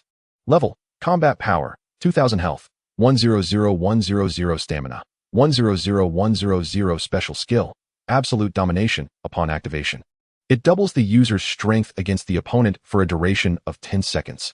Truly deserving of the title, King of Beasts. Upon witnessing the tiger's special skill, Lin Yong could not help but feel a surge of admiration. With such a skill, regardless of the opponent's might, would there not be a chance to contend? A flicker of envy crossed Lin Yang's face. If only Xin Yin could possess this skill, coupled with her divine ability to replicate, she might even stand a chance against foes of higher caliber. Alas, it is truly a pity to have to slay you. Were it not for the absence of a zombie collector, I would certainly have taken you under my wing. Yet now, you must perish. Lin Yang's expression turned icy as he uttered these words, charging forth alongside Xin Yin and his doppelganger. A deafening tiger roar echoed as it struck the doppelganger to the ground with a single paw, its sharp claws piercing deeply into the doppelganger's form. However, the doppelganger was not to be trifled with, for it felt neither pain nor thought, driven solely by one purpose: to severely injure this tiger. With a thrust, the doppelganger's claws pierced through the tiger's leg that bore it down, shattering the bone completely. The tiger, now deprived of a supporting limb, nearly collapsed. Yet, it quickly regained its balance, snapping its jaws to sever the doppelganger's head. As Lin Yong and Xin Yin approached for an assault, the tiger's eyes blazed with crimson light, its tail standing erect. So soon to unleash its special skill? Lin Yong was astonished, urgently calling out to Xin Yin. Buy us 10 seconds. Xin Yin replicated another doppelganger, charging at the tiger once more. However, this time, the tiger's combat power had surged to a terrifying 4,700 points, exactly double Xin Yin's. With a resounding thud, it swatted the doppelganger away, leaving its bones shattered and unable to rise again. It then lunged towards Lin Yong with a speed that surpassed even the Wolf King under the special skill's effect. How swift! Lin Yang's heart raced with dread as he concentrated once more, desperately attempting to evade. Yet he could not completely escape. With a sickening thud, Lin Yong coughed up a mouthful of blood. The heavy paw of the tiger struck his chest, claws piercing through his skin and severing 3 of his ribs. Had Lin Yong not reacted swiftly from the onset, this blow would have pierced his heart. Utilizing a high-grade healing potion, the cost of a single potion equated to that of the 3 advanced beasts he had previously slain. In the immediate aftermath of its application, Lin Yong felt his fractured ribs begin to realign, while the torn flesh healed at an alarming rate. Yet, merely 3 seconds had passed. Xin Yin, Lin Yong suddenly shouted, realizing that the tiger was charging towards Xin Yin. Strangely, Xin Yin did not utilize her clone, but instead fled at full speed. What on earth is happening? Lin Yang's heart raced with anxiety. It was then that he discovered the clone, previously sent flying by a slap, had miraculously survived. As long as the clone lived, Xin Yin would be unable to employ her special abilities. Damn it! Lin Yong gritted his teeth against the searing pain and scrambled to his feet. Spotting the kitchen knife he had discarded earlier, A piercing howl erupted, unmistakably Xi Nian's voice. Lin Yang turned to see her pinned against a tree by the tiger, its claws piercing her lower abdomen, dark blood gushing forth. "You bastard!" Lin Yang cursed vehemently, raising the kitchen knife and hurling it towards the clone's forehead. Chapter 58. Breaking the black web. Xi Nian felt her limbs grow weak, her consciousness fading. Just as she believed her life was nearing its end, a sudden coolness surged through her brow. Her drooping head snapped up, delivering a powerful punch to the tiger's brow. Roar! The tiger let out a pained cry as it toppled to the ground, its claws withdrawing from Xi Nian's abdomen. With a sickening squelch, an abundance of dark blood spilled forth, yet Xi Nian's expression bore not a trace of pain, but rather a flicker of combativeness. Lin Yang assessed Xi Nian's condition and sighed in relief. Thank goodness, she was saved. Her life force, which had plummeted to 22 during her injuries, soared to 72 in an instant. The torn flesh on her abdomen began to merge, rapidly healing before his eyes. With a fierce cry, Xi Nian summoned another clone with a mere thought, charging towards the tiger. Her earlier punch had dented the tiger's forehead, diminishing its intimidating presence considerably. Yet even so, the most perilous 10 seconds had yet to conclude. The tiger shook its head, revealing its fearsome fangs. As the clone lunged with its sharp claws, the tiger unexpectedly opened its mouth and bit down. Crack! The tiger's formidable bite force reduced the arm to a pulp, swiftly followed by its claws plunging into her neck. The clone was slain. Yet this outcome was precisely what Xi Nian desired. Upon the clone's demise, her life force instantaneously surged from 72 to 100. Her condition returned to its peak. Is it finally over? Lin Yang pressed a hand against his aching chest. Although the exterior flesh had regrown, his fractured ribs had yet to heal completely. However, he smiled with satisfaction. Had he not delayed the tiger for those crucial 2 seconds, Xi Nian would have been in grave danger. After dispatching the clone, the tiger fixed its piercing gaze upon Xi Nian, just as it prepared to launch its assault. It stumbled, nearly collapsing to the ground. Time was up. Lin Yang let out a thunderous shout, and in an instant, he was invigorated, sprinting towards the tiger. The tiger raised its gaze to Lin Yang, longing to retaliate, yet its strength was insufficient to perform another feat. It lay prostrate on the ground, seemingly resigned to its fate, watching as a fiery Qilin approached with determined strides. In its final moments, it glanced towards the cage it once inhabited.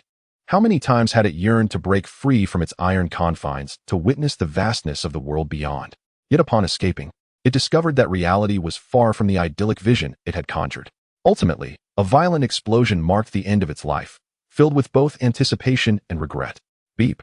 Congratulations, host, on receiving a kill reward. 5,000 shopping points. Total shopping points, 316,172. Beep. Congratulations, host. The limited time event has concluded. You have acquired a zombie collector.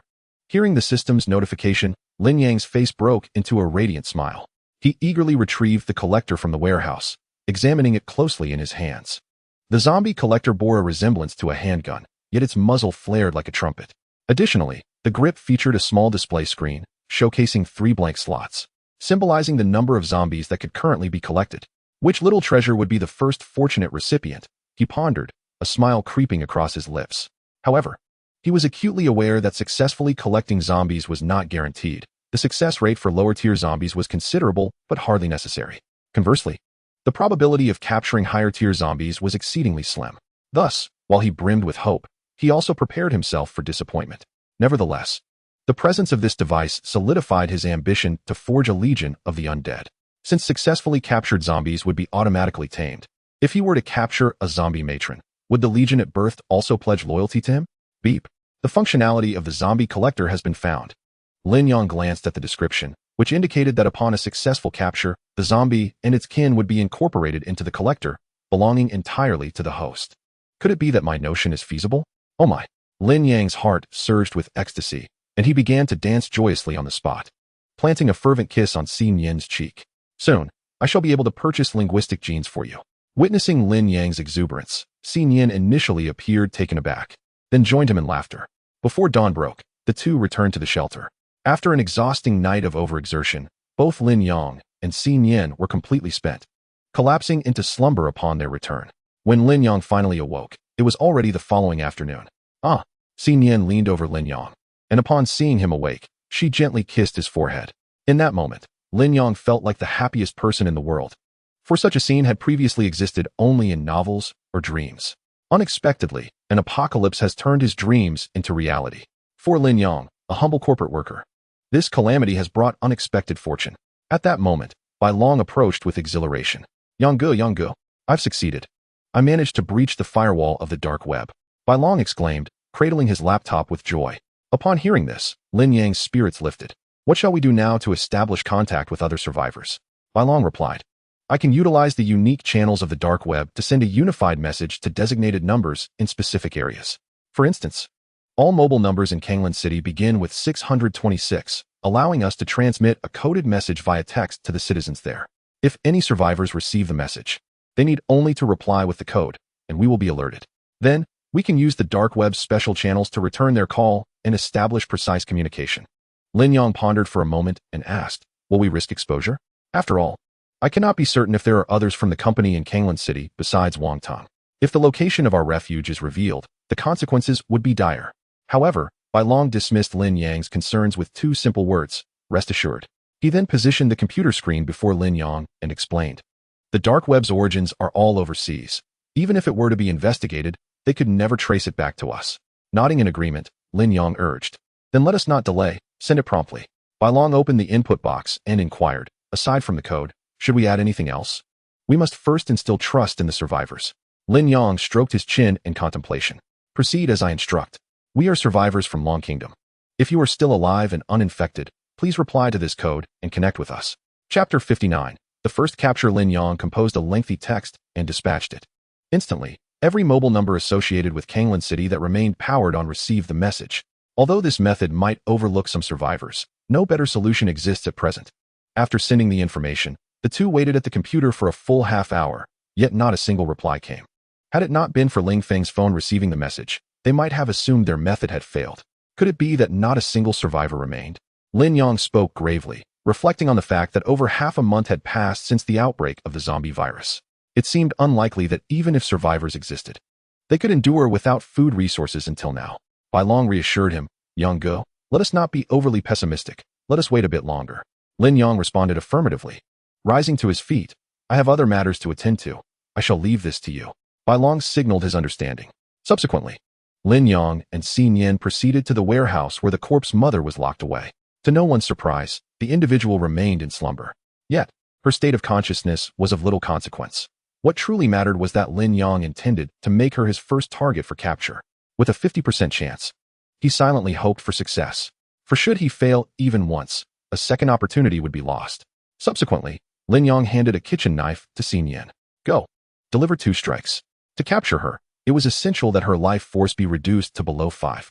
However, Xin Yan did not accept the knife. Instead, she transformed into her zombie form and delivered a crushing blow to the abdomen of the corpse mother.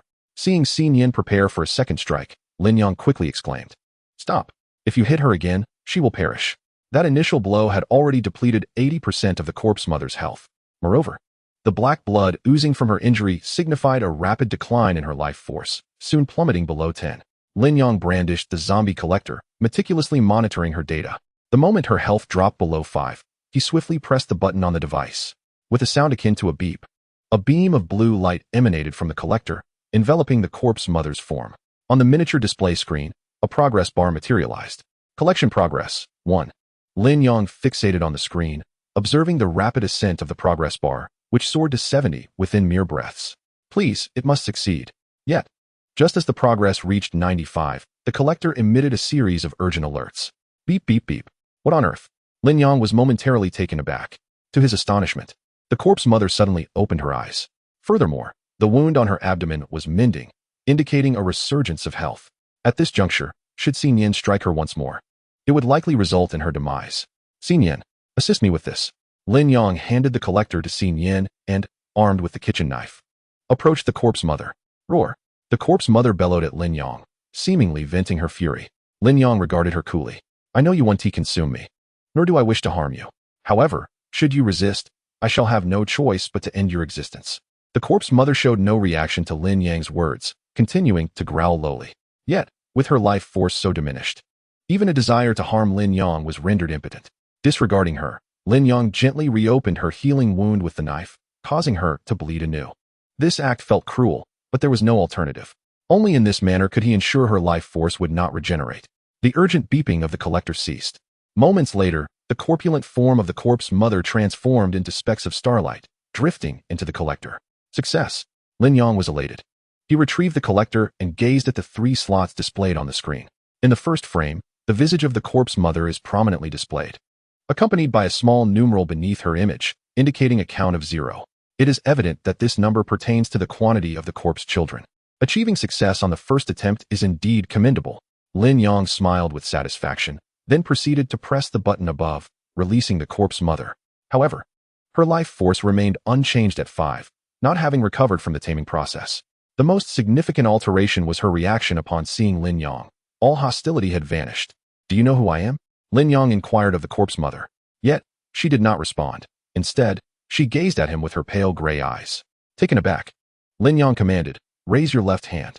Despite her grievous injuries, the corpse mother complied, lifting her left hand. Lin Yang was quite pleased with this display. It appeared that the tamed zombies could comprehend his words, much like Xin Yan. "Take care to heal. Once your life force is restored, I shall bring you corpses to consume," Lin Yang said. The corpse mother emitted a weak growl, and then he departed with Xin Yan. Before leaving, he secured the door with an electric lock, ensuring that this creature would not roam about and frighten others. Thus, Lin Yang's spirits soared. Not only had he cracked the dark web, but he had also successfully captured the corpse mother, filling him with optimism for the future. In the outskirts of Kanglan City, Duan Chao drove a sports car along the expansive road. The passenger seat was occupied not by a living person, but by an exceptionally robust zombie. Duan Chao's audacity to drive without reservation stemmed from the presence of air in the car, as ordinary zombies dared not approach. Even those with a reckless disposition would be ruthlessly dispatched by air. Casting a glance at the monitor provided by Feng Ling, Duan Chao muttered, "I should have been in charge of the virus upgrade plan for Wuzhou province. I truly cannot fathom what the Lord was thinking, entrusting it to that fool Wang Tong. What on earth is he up to? Yesterday, it showed he was at the Kanglan City Zoo. How is he back at that wretched supermarket now? Surely, he hasn't hidden a few beauties there?" The thought sent a surge of blood to a certain part of Duan Chao's anatomy. However, recalling Feng Ling's prior warning, he instantly deflated. Meanwhile, Lin Yang and his companions were gathered for dinner. Unintentionally, Bai Long cast a glance at the computer screen and abruptly set down the chicken leg he was holding. "Brother Yang." Wei Ve received a reply. Lin Yang, upon hearing this, also placed his food down and hurried to Bai Long's side. "Can we ascertain his location?" Lin Yang inquired. Bai Long replied, "Since this is a classified response, we cannot pinpoint his location. We can only return the call." "All right, let us respond to him now." Chapter 60. The commander seeks silver notes. The familiar sound of a telephone rang out. Everyone sat together in silence. After a brief moment, the call connected. Just as Lin Yang was about to speak, a frantic scream erupted from the other end. "Ah, help, help. I'm in room 1001, building 2. Fando Garden on Fando Street. Hurry." But before she could finish her sentence, a loud bang resonated through the line. "Don't eat me. Please, don't eat me." Following this, the sound of gnawing was unmistakably audible. It was evident that this survivor had not made it. Merely listening to the sounds, everyone's faces turned ashen with fear. Bai Long trembled as he ended the call, cradling his head in his hands, his emotions seemingly unraveling. Observing this, Lin Yang swiftly placed a reassuring hand on his shoulder. "Don't dwell on it, brother." Bai Long clutched his hair tightly, taking a deep breath. "Yang Gu, perhaps we should stop searching." Lin Yang's other hand clenched into a fist. "Trust me, let us wait a little longer. If no one responds within 24 hours, we can reconsider." After uttering these words, Lin Yang appeared deflated, sitting in silence. Noticing his change in demeanor, Xin Yan quietly approached and took Lin Yang's hand.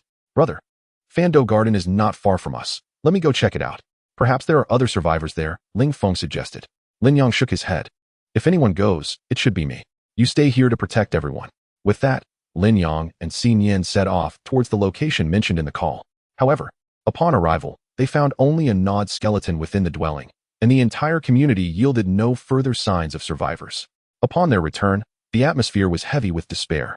Even Lin Yang felt the urge to give up. Yet, just as everyone was engulfed in gloom, the computer suddenly chimed, invigorating the group like a shot of adrenaline. "Yang Gu, someone has replied. Quick, call back." Lin Yang's palms grew clammy as everyone huddled around the computer, praying for no further tragedies. Yet this time, the phone rang for an extended period without an answer. The hope they had felt moments before swiftly transformed into disappointment. Unexpectedly, just before the signal cut off, the call connected. "Hello, Lin Yong was the first to speak, his heart racing with trepidation for the unknown voice on the line. After a brief silence, a deep voice responded, "You mentioned a shelter in Kanglan City. Where is it?" Hearing this voice, everyone felt a surge of excitement, as he appeared to be in a secure situation. However, Lin Yong furrowed his brow. The man's demeanor was unusually calm, unlike the typical reactions one would expect. "Who are you? Where are you right now?" Lin Yong pressed him with two questions in quick succession. The man opposite fell silent for a moment before saying, "I am Lei Tao, the commander of the military division in Kanglan City. I am currently at the military compound in the southern part of the city." Upon hearing the identity of his interlocutor, Lin Yong immediately adopted a serious demeanor. The name Lei Tao resonated throughout the entire Wuzhou province. "Commander Lei, are you alone?" he inquired. "First, answer me. Where are you?" Aware of Lei Tao's wariness towards him, Lin Yong reassured, "Rest assured, Commander Lei, I am not a malicious individual. However, if you wish to seek refuge, you must inform me of the number of people with you and whether you possess any other weaponry." For it was not only Lei Tao who harbored doubts about Lin Yong. He too could not fully trust Lei Tao. At this juncture, even a military division commander could not intimidate Lin Yong. Noticing Lei Tao's silence, Lin Yong continued, "If you choose not to trust me, you may remain silent. However, I will not concern myself with your fate. Moreover, if I intended to harm you, what would I gain from it?" This statement elicited a sigh from Lei Tao. "Very well, I believe you. Besides myself, there are 12 soldiers under my command, and we possess no weaponry whatsoever." Lin Yong had already surmised this situation. After all, the zombie outbreak occurred in the early hours, catching most individuals unprepared as they slept. When Lei Tao did not receive an immediate response from Lin Yong, he assumed he had been disregarded and continued, "Although we lack equipment, each of us carries a personal dagger, giving us some fighting capability against zombies. Please do not abandon us." The desperation in a commander's words revealed the gravity of their plight. "What are you saying, Commander? I have no intention of abandoning you. I am contemplating how to transport all of you at once, considering I lack a vehicle. I know where to find a vehicle." Lei Tao's tone grew somewhat animated. "You merely need to tell me if you are close to the 3rd military district in the northern part of the city." Lin Yong glanced at Ling Feng, the only local among them. Ling Feng whispered, "It's not too close, but not too far either. It would take about an hour to walk." Lin Yong nodded. Rather than directly answering Lei Tao, he replied, "Commander Lei, that is not your concern. For now, I need you to tell me where the vehicle is located." Without fail, Lin Yong would divulge not a single detail regarding the refuge. Lei Tao, somewhat resigned, stated, "There are 10 garages within the military district, but behind the garages, there is a stone building where an armored vehicle is hidden, capable of accommodating around 20 individuals." "Good, then ensure your safety. I will arrive as swiftly as possible." "Wait, don't hang up just yet. Is there anything else, Commander Lei?" Lin Yong inquired. Lei Tao replied, "I have observed that the strength of the zombies correlates with their former physical condition. Therefore, exercise caution upon entering the military district." Lin Yong smiled and reassured, "Do not worry, Commander, I will." After that, Lin Yong ended the call and cast a glance at the group. "Without further ado, Xin Yin and I shall set forth. If anyone responds during our absence, do your utmost to stabilize their emotions and avoid detection by the zombies. Moreover, remember this crucial point: never disclose our location." Everyone understands the gravity of the situation and nodded in agreement. Soon, Lin Yong and Xin Yin embarked towards the 3rd military district. Upon exiting the refuge, Lin Yong gazed at the full moon above, a sense of unease inexplicably stirring within him. Having visited the zoo just last night, what a curious coincidence it was that their mission unfolded under the cover of night once more. Shaking his head, Lin Yong endeavored to suppress any errant thoughts. Meanwhile, on the other side of Kanglan City, a car with its high beams ablaze traversed the road. Duan Chao surveyed the surrounding corpses, a frown creasing his brow. "What on earth is happening? Why are there so many dead? I thought the zombies would diminish as we moved towards the city center." At that moment, he retrieved his locator, noticing the red dot on the screen beginning to move again. Is Wang Ting out of his mind? Why is he wandering about at this hour? Duan Chao felt a wave of irritation. "No, I must follow him and ascertain what this fool is up to."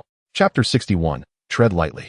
Lest you cause pain under the luminous moonlight, sprinkled with countless stars, Lin Yong and Xin Yin silently arrived at the entrance of the 3rd military district. Inside the guard booth stood a zombie clad in military attire. The doors and windows were secured, yet a hole had been shattered in the glass. It appeared he had been injured by a zombie breaking through while on duty. Lin Yong crouched low, clutching a kitchen knife, and stealthily approached the entrance. With a sudden force, he yanked the door open and swiftly severed the zombie's neck. As the creature collapsed, it fell atop an assault rifle. Lin Yong picked it up, only to discover that the ammunition had been entirely expended. It seemed he had been forced to retreat to the booth after depleting his rounds outside. "Let us proceed inside," Lin Yang stated, positioning the rifle against his chest before igniting the booth in flames. At that moment, there were not many zombies roaming within the military district. Firstly, during the incident, most individuals were asleep, likely causing the majority of zombies to congregate in the dormitories. Secondly, the military district was located in a remote area, surrounded by vast emptiness, thus lacking stimuli to provoke a zombie uprising. The actual outcome aligned closely with Lin Yang's expectations. As he and Xi Nian ventured deeper into the military district, they observed shadows shifting within the dormitory windows. Numerous zombies, bare-chested, displayed their once-toned physiques, now ravaged by decay. All were at the advanced level. Lin Yang surveyed the scene, astonished to find that these soldiers, post-transformation, had all reached an advanced tier. Moreover, the combat prowess of most zombies was considered among the elite within their ranks. Fortunately, the military district was not situated within the city. Otherwise, the survivors would have faced insurmountable odds. Lin Yang and Xi Nian refrained from disturbing them, instead opting to stealthily maneuver past from behind. The two searched for quite some time before finally spotting a long row of garages. However, a house across from the garages suddenly captured Lin Yang's attention. A weapons depot. Currently, the guards outside the depot seemed to have vanished without a trace.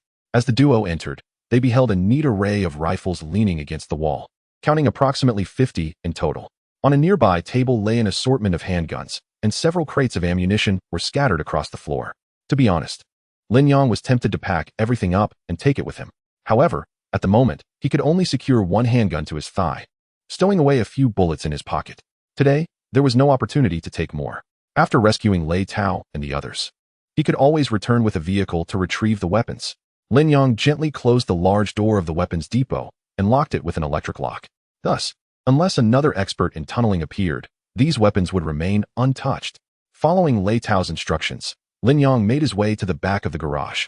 Indeed, nestled between the garage and the surrounding wall was a narrow path that led to a stone brick house at the end. However, Lin Yang's gaze grew cold upon discovery. The stone brick house had no door. Inside, loomed an armored vehicle even larger than an apocalyptic war machine. Yet, Lin Yang's focus was not on that. Instead, it was fixed on a zombie standing at the entrance of the stone brick house. Level, combat power, 2400 health, 100100 life, 100100 special skill, indestructible, passive skill. When health falls below 10, grants immunity to all damage for 30 seconds. Can be triggered once within 24 hours. How could such a formidable creature exist in the military district? Lin Yang stared at the zombie, which towered over 2 meters, its musculature more exaggerated than that of a bodybuilder. Moreover, as a high-level zombie, its combat power exceeded that of Xi Nian by 50 points. Its special skill made Lin Yang exceedingly wary. This skill effectively granted it 30 seconds of invulnerability. Lin Yang's brow furrowed deeply. However, the colossal figure remained motionless, as if waiting for something. Lin Yang held Xi Nian's delicate hand, signaling her to refrain from any rash actions. Suddenly, a cold laugh echoed. A pale-faced man, bearing dark circles under his eyes, emerged from behind the stone brick house. He approached Era, crossing his arms over his chest, his gaze dripping with contempt. "If I am not mistaken, that fool Wang Tung must have met his demise at your hands," he remarked. Upon hearing this, Lin Yang immediately grasped the identity of the man before him. "You are from the fire hall." With his identity exposed by Lin Yang, Duan Shao appeared somewhat taken aback. Yet, he quickly scoffed, saying, "That waste Wang Tung is truly not worth mourning. To think he would divulge company matters. It seems you possess some capability after all." Duan Shao took a leisurely drag from his cigarette, his expression composed and unruffled. At that moment, Lin Yang also came to a realization. Given that the other party could locate this place, the issue must surely lie with Wang Tang's phone. He retrieved his phone from his pocket and promptly crushed it to dust. Observing this, Duan Shao narrowed his eyes. Such an act was not something an ordinary person would dare to undertake. Indeed, he possessed some remarkable abilities. Duan Shao exhaled a puff of smoke. But when he caught sight of Xi Nian behind Lin Yang, his heart involuntarily skipped a beat. What a stunning beauty! Duan Shao sighed inwardly. He prided himself on having encountered countless beautiful women, yet whether they were celebrities or internet sensations, they all paled in comparison to the girl before him. At that moment, an idea began to take root in Duan Shao's mind. "Young man, how about we strike a deal?" "What kind of deal?" Lin Yang inquired with a frosty demeanor. "Simply put, if you are willing to hand her over to me, I shall grant you your life." Duan Shao pointed at Xi Nian. a lewd grin creeping onto his face. You must understand, I am offering you a chance by negotiating. I hope you do not fail to recognize the opportunity. Otherwise, I could easily take your life first, and then claim that little lady for myself.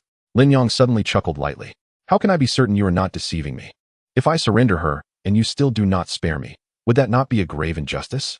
Duan Chao took a drag on his cigarette, and replied, I am not a bloodthirsty person, I assure you.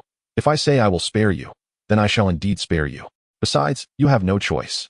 Faced with Duan Chao's threat, Lin Yong lowered his head, seemingly conceding. Very well, I hope you keep your word. He then turned to embrace Xin Yan briefly. Whispering in her ear, I must ask you to endure for a moment. Do not worry, just follow my instructions. After releasing Xin Yan, he apologized with a face full of regret. I'm sorry, dear, please don't hold this against me. Witnessing this scene, a triumphant smile spread across Duan Chao's face. His lascivious gaze roamed over Xin Yan, and he even licked his lips in anticipation. My lord, you cannot blame me for this. Who could resist such a paragon of beauty? He mused, unable to suppress a provocative sway of his hips. Aer, bring this little treasure to me. Remember, be gentle. Do not hurt her. Chapter 62. Capturing Aer. Aer showed no resistance to Duan Chao's orders. With a low growl, he strode towards Xin Yan with determination. How were they managing to control the zombies? Lin Yong pondered in confusion. It was known that, without a zombie collector, even the system could not assist him in manipulating the undead. Yet, both Wang Teng earlier and Duan Chao today were able to command them without any tools. The crucial difference was that these zombies were not the same as those under Cold Hao Yin's control, who retained a fragment of their sanity and were capable of understanding human speech. Before him stood a towering figure, evidently devoid of intellect. Subsequently, Aer approached Xin Yan's side. Just as Duan Chao had mentioned, he gently grasped Xin Yan's arm and led her away. Duan Chao, captivated by Xin Yan's presence, buried his face in her silken hair, inhaling deeply. How fragrant! The sweet aroma emanating from Xin Yan invigorated him, filling him with a sense of exhilaration. Be a good girl, and from now on, you shall stay with your brother. As long as you serve me well at night, I assure you, you will enjoy the finest pleasures and have everything you desire. Duan Chao chuckled lewdly. He then wrapped his arm around Xin Yan's waist, pulling her tightly into his embrace. Witnessing this, Lin Yang's expression darkened, almost to the point of dripping with disdain. Noticing Lin Yang's reaction, Duan Chao erupted in laughter. Kid, do you honestly believe I would let you escape? Although I often clash with that fool Wang Teng, the people from the fire hall are not to be trifled with. Suddenly, Duan Chao's demeanor shifted as his hand began to wander up Xin Yan's waist. However, at that moment, Lin Yong spoke up. You can't possibly think that my woman is someone you can just take away, can you? Today, I shall inform you. I won't just kill Wang Teng. You won't live to see another day either. Upon hearing this, Duan Chao immediately sensed the impending danger. He whipped around, only to find that the beautiful maiden in his arms had vanished, replaced by a grotesque, fearsome zombie. Aer, kill her. Yet, before he could finish his plea, Duan Chao felt a sweetness in his throat. Instantly, a warm liquid began to flow down from his neck.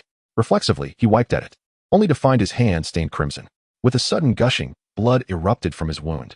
Desperately, he clutched at his throat in a futile attempt to stem the bleeding, his eyes wide with terror as he gazed at Lin Yong. Initially, he could not comprehend why Wang Teng had perished at the hands of this youth. But now, clarity dawned upon him. In his final moments, Duan Chao reached into his pocket and, in a hurried panic, pressed a button on his phone, bidding farewell to this world.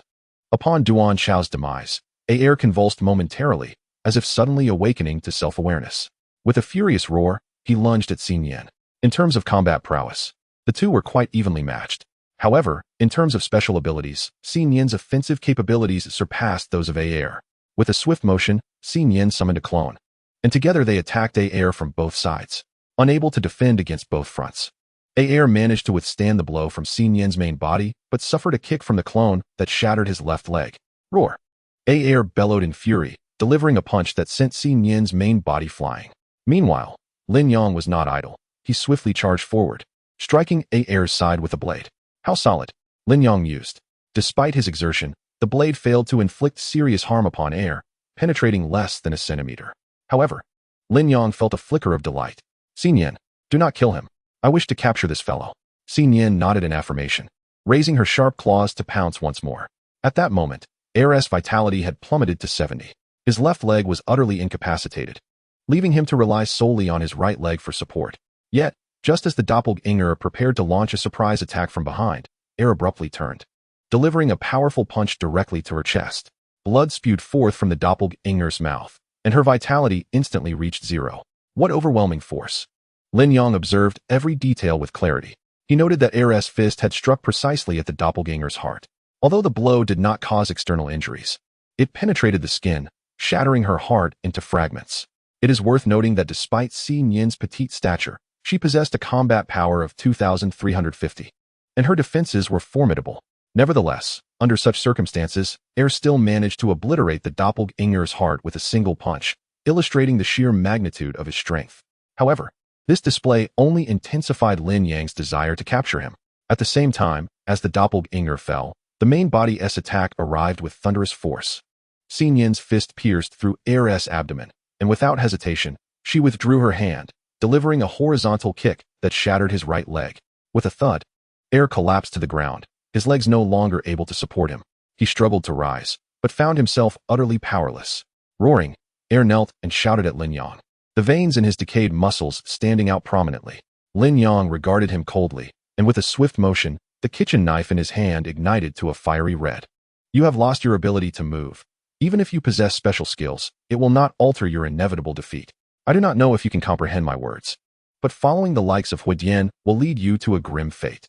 Should you choose to submit to me, I promise to assist you in reclaiming your humanity once I discover a cure for the zombie virus. Lin Yang stood before Air, anticipating a desired response. Regrettably, the outcome was disappointing. Even with his legs broken, Air stretched out his arms to grasp Lin Yang. It appeared that reason would not prevail. Lin Yang's gaze turned icy as he unleashed a flurry of strikes upon Air, ultimately triggering his passive ability, Indestructible. In that instant, a deep crimson glow enveloped Air's body. Neither Lin Yang's nor Xin Yin's attacks could inflict a single scratch. How absurd! Lin Yang stood motionless, patiently awaiting the vanishing of the ability. After all, Air could no longer rise. Even if he wished to flee, there was no means to do so. As the illusion dissipated, Lin Yang's crimson blade struck mercilessly against Air's back. The sound that followed was akin to the sizzle of decaying flesh being seared. In no time, the grievously wounded Air's life plummeted to 5. Lin Yang extracted the zombie collector, aiming it at him, harboring the hope that this endeavor would prove successful. Beep.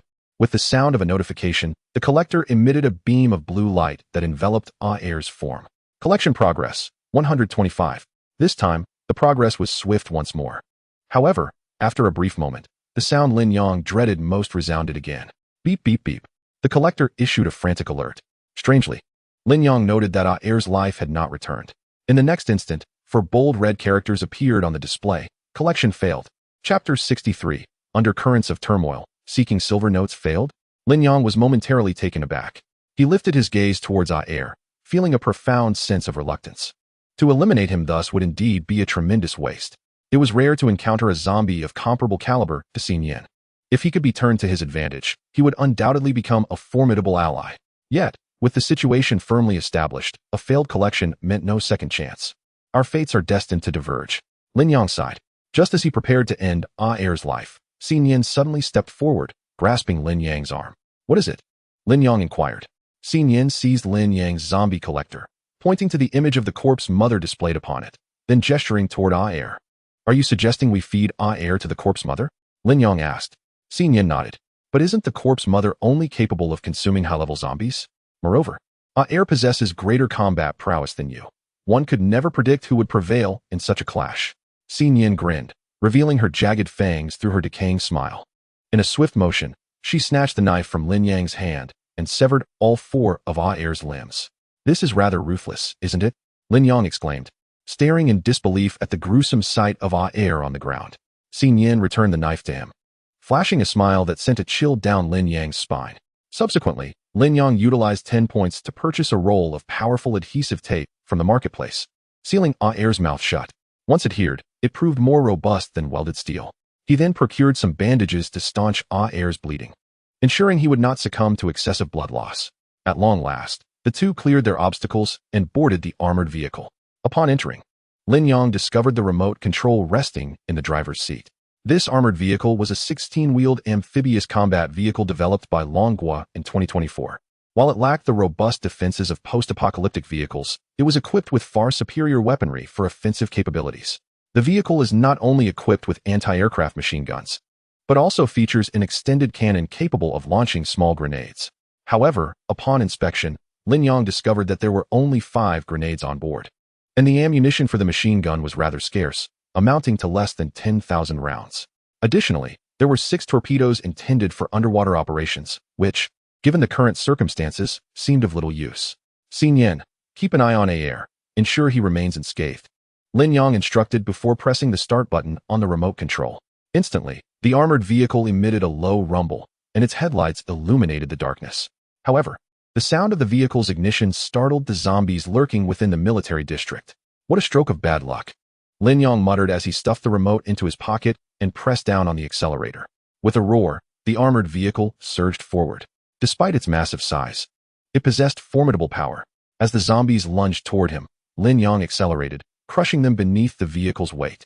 The 16-wheel drive was ferocious, its capability rivaling that of an apocalyptic war machine.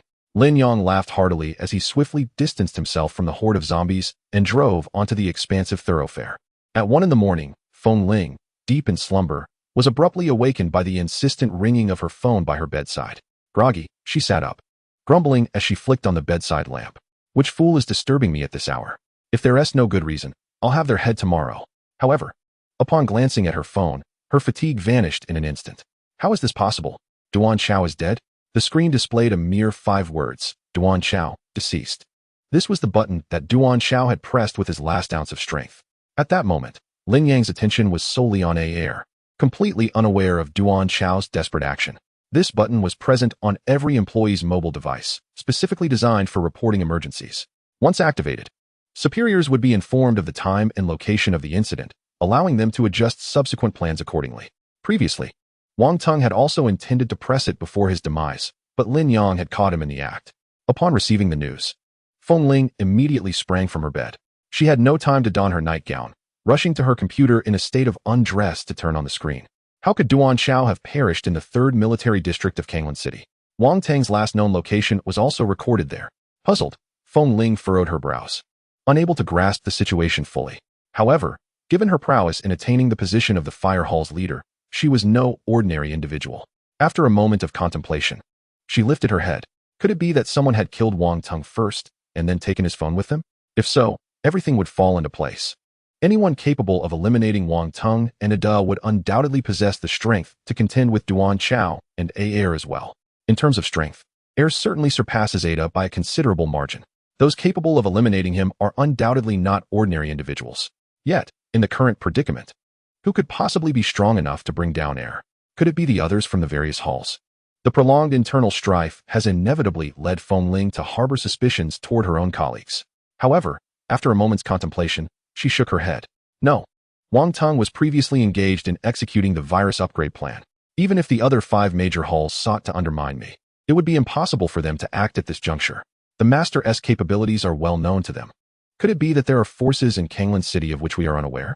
In another building, a man aimed a camera at a room in the Mingzhu Tower.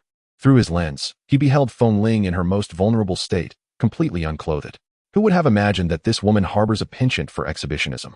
Here she is, wide awake in the dead of night, seemingly oblivious to her own state. It is evident that she must be lonely, yearning for a man. In the shadows stood another man, a cigarette dangling from his lips, binoculars in hand, leering as he spoke. One day, I shall make this enticing woman sing of conquest beneath me. You must be jesting. We are merely indulging our eyes. If the master were to discover your intentions, he would surely take drastic measures. With that, the man chuckled sheepishly. If one cannot satiate their physical desires, mustn't they at least indulge in verbal fantasies? Truly. Well, I have completed my photographic endeavor. This will undoubtedly please the master. Perhaps we may even earn a few rewards in the form of lovely ladies. Oh, that would be splendid. But do you think if this were to reach the ears of the Yuqing Hall master, it would sour relations with our own master? Fear not. It shall not. In my view, Yuqing holds no particular interest in Feng Ling. Moreover, even if relations did sour, what concern is it of ours? With our master's notorious temper, should a conflict arise, Yuqing may not even prove to be a worthy opponent. Chapter 64. Not a single one shall be spared at the hour of the tiger, Lin Yang, in a bid to save time, instructed Xin Yan to take Air back to the refuge while he made his way to the military district. The life force of the Mother of Corpses has nearly been restored, allowing the plan for cultivating the zombie army to commence. However, Lin Yang's sole concern is whether the mother of corpses can consume air. If she cannot, it would indeed be a waste to eliminate him. As Lin Yang drove, he envisioned the might of his zombie army. Once its numbers reach a certain threshold, not only would it bolster Lin Yang's power, but it would also serve as an excellent means of accruing points. With the zombie collector at his disposal, every enemy slain by the tamed zombies would contribute points to Lin Yang's tally. Before long, he would likely accumulate 666,000 points. Lin Yang pondered the changes in Xi Nian over the past few days.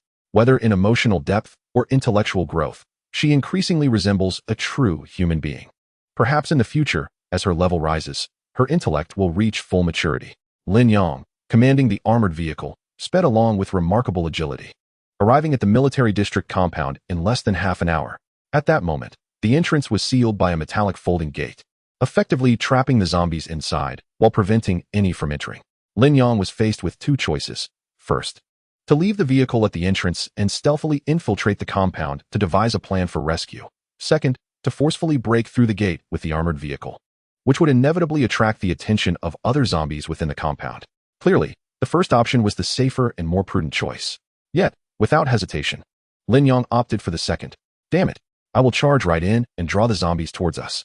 Xi Nian, use the chaos to find Lei Tao and the others. I will do my utmost to clear a path for you. Xi Nian nodded, and Lin Yang gripped the steering wheel tightly, crashing into the compound with a thunderous roar. Bang! The gate was forcefully breached by the armored vehicle, creating an opening.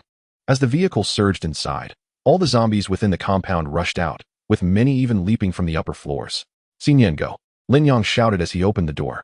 Xi Nian agilely leapt to the second floor, heading towards the location previously indicated by Lei Tao. Seeing thousands of zombies charging towards him, Lin Yang wasted no time. He seized the heavy machine gun and began to fire at them. Rat-tat-tat-tat-tat. The zombies fell like wheat before a scythe, yet the ammunition dwindled rapidly. Soon, Lin Yang noticed the gun barrel turning red and smoking from the excessive rate of fire. Drawing from his experience in shooting games, he understood that continuing to fire could lead to a catastrophic explosion. Thus, he swiftly abandoned the heavy machine gun and rushed to the driving compartment to activate the cannon mounted on the armored vehicle. Meanwhile, after Xi Nian had exterminated all the zombies in the corridor, she arrived at a door and resumed her human form, quickly knocking on it. Inside, Lei Tao and his soldiers were fully armed and ready.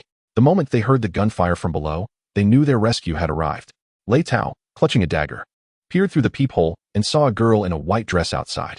This was a scenario he had envisioned countless times in his imagination. Yet he never anticipated that such a seemingly delicate girl would come to their aid. Boom! A sudden explosion echoed from downstairs. The sound of Lin Yang deploying a small grenade. Thud, thud, thud. Xi Nian knocked on the door once more. This time, Lei Tao wasted no time and immediately opened the door. Is it just you? He inquired, glancing at the bodies strewn in the corridor. Xi Nian smiled and nodded at him, then gestured for everyone to follow her. In an instant, Lei Tao and the soldiers behind him were enveloped in a profound sense of shame. How could a group of grown men be protected by a mere girl? Commander, allow me to lead the charge. A soldier named Hu Jun stepped forward resolutely, pulling Xi Nian behind him, saying, Little sister, you should stay back with us. Yet Xi Nian paid him no heed, shaking off his hand and charging ahead. Seeing this, Lei Tao quickly patted Hu Jun on the shoulder, urging, Don't just stand there foolishly, hurry up. Subsequently, the group followed Xi Nian out of the corridor. As they reached the stairwell, they were met with a horrific sight, limbs and severed bodies strewn across the ground. Xi Nian, her petite figure seemingly unfazed, walked through the carnage with an air of indifference. Truly, a modern-day Mulan. Lei Tao couldn't help but admire her, hastening to match her pace. Upon exiting the residential building, they encountered a young man wielding a kitchen knife, standing resolutely before an armored vehicle, vanquishing the surrounding zombies with the prowess of a warrior. As they emerged, Lin Yang cleaved through a zombie's skull and shouted, Quick! Get in the vehicle.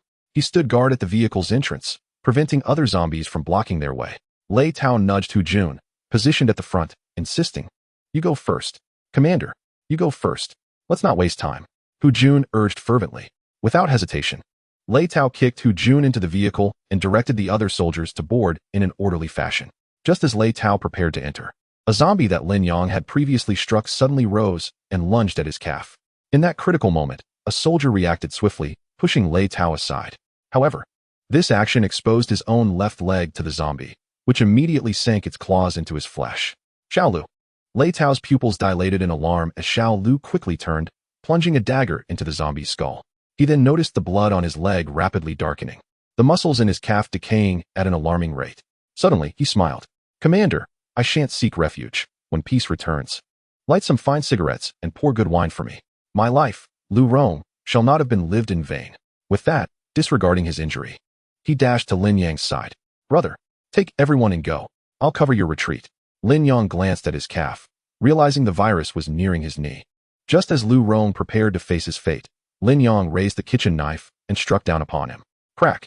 The blade severed Lu Rong's lower leg in an instant. As the bright red blood gushed forth, no one noticed how Lin Yang produced a large piece of gauze, swiftly applying it to the wound. The excruciating pain of his severed leg combined with the effects of the medication compelled even the toughest man, Lu Rong, to scream out, "Since I have promised to take you all, not a single one of you shall be left behind." With that, Lin Yang pushed him into the vehicle and took the driver's seat, forcefully shutting the door. "Buckle up. Prepare for departure." Chapter 65, From now on, you shall be called Wang Kai. Lin Yang had no time to turn around. Instead, he maneuvered the armored vehicle backward through the gap from whence they came. Outside, thousands of zombies had gathered, relentlessly pounding against the armored windows. "Commander Lei, send someone up to clear the path with a machine gun. Otherwise, the encroaching horde will overwhelm us, and this vehicle will not withstand the pressure." As soon as Lin Yang finished speaking, Hu Jun stood up, volunteering eagerly. "I'll go." He climbed atop the vehicle, grasped the heavy machine gun, and began to unleash a barrage of fire. Boom! Lin Yang deployed another small grenade, obliterating a large cluster of zombies that were advancing towards them. With the obstacles diminished, the armored vehicle surged forward, breaking free from the encirclement. Through their coordinated efforts, Lin Yang successfully led everyone to safety, steering towards the city center. Safe at last, a few soldiers in the vehicle were moved to tears. Since the outbreak of the zombie apocalypse, they had been huddled together, subsisting on merely 2 biscuits a day during the past few days. They had initially planned to confront the zombies in a final stand once their food was exhausted. Fortunately, Lin Yang's timely message rekindled their hopes for survival. "Shaolin, we truly owe you both a debt of gratitude," Commander Lei expressed sincerely from the back. Lin Yang did not indulge in pleasantries, instead stating, "Commander Lei, I noticed there is an armory in the 3rd Military District.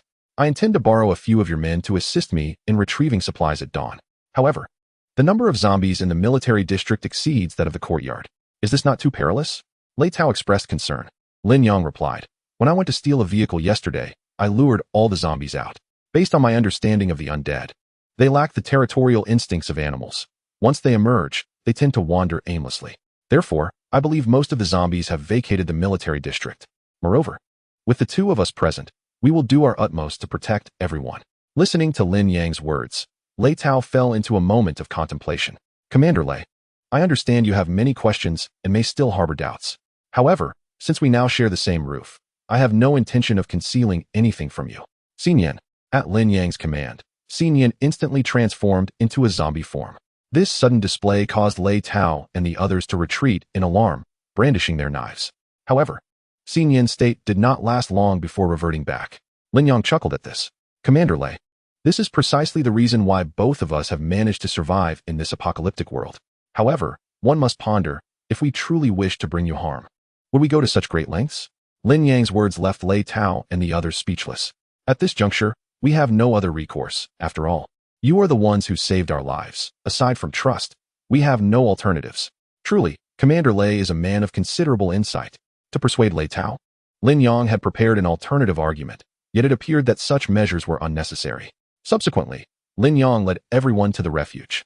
Upon entering, all mouths gaped in astonishment. Compared to the outside world, this place was akin to paradise. Not only were there provisions to eat and drink, but also comfortable bedding for rest. Most reassuring were the defensive facilities surrounding the refuge, which instilled a profound sense of security. Lin Yang approached Ling Feng and whispered, "Brother Feng, I leave these individuals in your capable hands. I have matters to attend to." "Leave it to me," Ling Feng replied. Thereafter, Lin Yang accompanied Xinyan to the warehouse where the corpse mother was confined. The moment he opened the door, his expression transformed from anticipation to delight. She has given birth. At that moment, the corpse mother lay on the ground, her abdomen visibly swollen.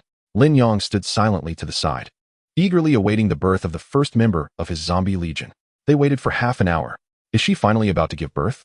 Lin Yang fixated on the corpse mother's belly, which had stretched to its limits. The decaying flesh on her abdomen had begun to tear, oozing dark blood. With a sudden sound, under the watchful eyes of Lin Yang and Xin Yin, the first zombie child successfully tore through the corpse mother's belly and leaped out. Yet, upon seeing the zombie child, Lin Yang's eyes widened in astonishment. Level: Combat Power, 1100 Stamina, 100100 Life, 100100 Special Skill. Immortal, it is actually a grade zombie child. Lin Yang exclaimed with excitement, waving his arms. Moreover, the most crucial point was that this zombie child had inherited A-Air's special skill. Although its combat power was far inferior to A-Air's, with this special skill, it could be considered exceptional among grade zombies. It turns out that consuming grade zombies can yield grade zombie children. If one were to devour even higher level zombies, would it not produce even more advanced zombie children? Ding! Relevant information regarding the corpse mother has been found. Lin Yang glanced at the information, discovering that the zombie children birthed by the corpse mother could not exceed her level, with the lowest being one level below her own. However, halfway through reading, he suddenly halted. Dog system. You actually possess a zombie encyclopedia. Why didn't you mention it sooner? Lin Yang cursed, then let out a disheartened sigh. He understood that this system was not artificial intelligence, thus it could not respond to him. Just how many hidden functions do you possess? Lin Yang couldn't help but feel a sense of curiosity. However, at present, it is the corpse child that brings him the greatest joy. It seems that from now on, unless absolutely necessary, he shall refrain from slaying advanced zombies, reserving them all for the corpse mother. He then declared to the corpse child, from this day forth, you shall be known as Fortune. Once the zombie legion is established, you shall be my first commander. Yet, not long after, Lin Yang found himself pondering. Where should he place the newly birthed corpse child? The zombie collector can only accommodate 3 zombies, and they cannot be left standing outside indefinitely. Oh, but I still have the system warehouse. With a mere thought, Fortune vanished in a flash of golden light, just like an ordinary item. Lin Yang gazed upon Fortune in the warehouse, his spirits greatly lifted. Xin Yin, please use your clone to venture outside, and see if there are any more advanced zombies. If not, just capture one at random. However, a flicker of displeasure crossed Xin Yin's face. She pouted, pinched the air twice with her hand, and then extended a solitary finger. What does that mean? Lin Yang blinked, perplexed by her intentions. Xin Yin then placed her hands on her hips, approached Lin Yang from behind, and gently squeezed his shoulders, prompting him to finally comprehend. Oh, I still owe you an hour of massage. Lin Yang immediately raised 3 fingers, his expression earnest as he proclaimed, rest assured, I swear I have not forgotten. It's just that there have been so many matters lately, leaving me little time. Once I attend to the affairs at the refuge, I shall whisk you away, just the 2 of us to relish our own world. At that time, we shall massage whenever you desire. Upon hearing Lin Yang's words, Xin Yin's face lit up with a smile. Chapter 66. A dignified demise seeking silver notes by noon. Everyone had risen and shared a meal together. Lin Yang looked at Lei Tao and inquired, Commander Lei, how was your rest? Quite well. Lei Tao replied with a smile and a nod. Little Lin, henceforth, please refrain from calling me Commander. At this juncture, I am but a hollow shell. There was a hint of resignation in Lei Tao's tone. If you wish, you may call me Uncle Lei from now on, by age. I am more than qualified to be your uncle. Very well, Uncle Lei, Lin Yang said as he retrieved a pack of cigarettes from the shelf to offer him. Please let everyone know that they can take whatever they desire. There is no need to be polite. Understood. Lei Tao accepted the cigarettes, feeling a wave of age wash over him in that moment. Lin Yang glanced at him and asked, Uncle Lei, regarding that matter we discussed earlier, what is the status? I have inquired, and they are all willing to go. It merely depends on how many you require. Not many, just 4 will suffice. As for who goes, I leave that to your discretion, Uncle Lei. Lei Tao acknowledged with a nod, and within 5 minutes, 4 capable soldiers lined up in formation before them. However, Lin Yang could only recall the name of one. Hu Jun, good heavens, you're everywhere. You truly are unafraid of death. Lin Yang chuckled. Hu Jun chuckled. My mother once said, a man is meant to tackle challenges head on. Lin Yang gave him a thumbs up. Then let us embark on our journey. To be on the safe side, I have prepared 2 grenades for each of you. After bidding farewell to the group, Lin Yang and Xin Yin led them towards the 3rd military district. Upon entering the military zone, the number of zombies was indeed considerably diminished. Just as Lin Yang had predicted, most of the zombies had surged out following Lin Yang's vehicle the previous night. Once they were shaken off, they aimlessly wandered the city, reduced to lost souls. Everyone moved swiftly, Lin Yang shouted as he opened the armory door. The roles were clearly defined.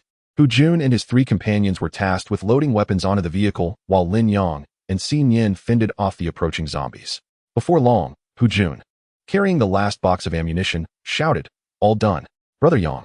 Given that most of the soldiers were in their early 20s, the address was fitting. Lin Yang and Xin Yan exchanged glances, and after dispatching the zombies before them, they hastily returned to the vehicle. Everyone on the machine gun. Clear the way. I'll take the lead. Hu Jun swiftly clambered atop and unleashed a barrage towards the front. However, just as they were about to break through the military district's gates, a zombie suddenly appeared, standing horizontally at the entrance. Lao Mao? The four soldiers exclaimed in unison, recognizing their former comrade. Even Hu Jun above halted his fire, tears welling in his eyes. Yet, Lin Yang's emotions diverged sharply from the others.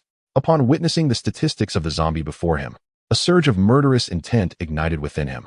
First-generation zombie Li Mao, level, combat power, 1450 stamina, 93100 life, 100100 special skill, Titan strength, costs 20 stamina points to triple own strength. Evolution degree, 9100. Since this is a first-generation zombie, it is my duty to eliminate it. If a zombie is consumed by the corpse mother, it does not count as a kill for Lin Yang. Killing a first-generation zombie is one of the activities sanctioned by the system. Lin Yang drew the knife strapped to his leg and commanded, "You four stay in the vehicle. Do not exit without my order." Brother Yang, Hu Jun suddenly called out. Lin Yang turned to see Hu Jun's expression filled with distress. Brother Yang, that person was our closest comrade. Please, let him die with dignity. We beg you.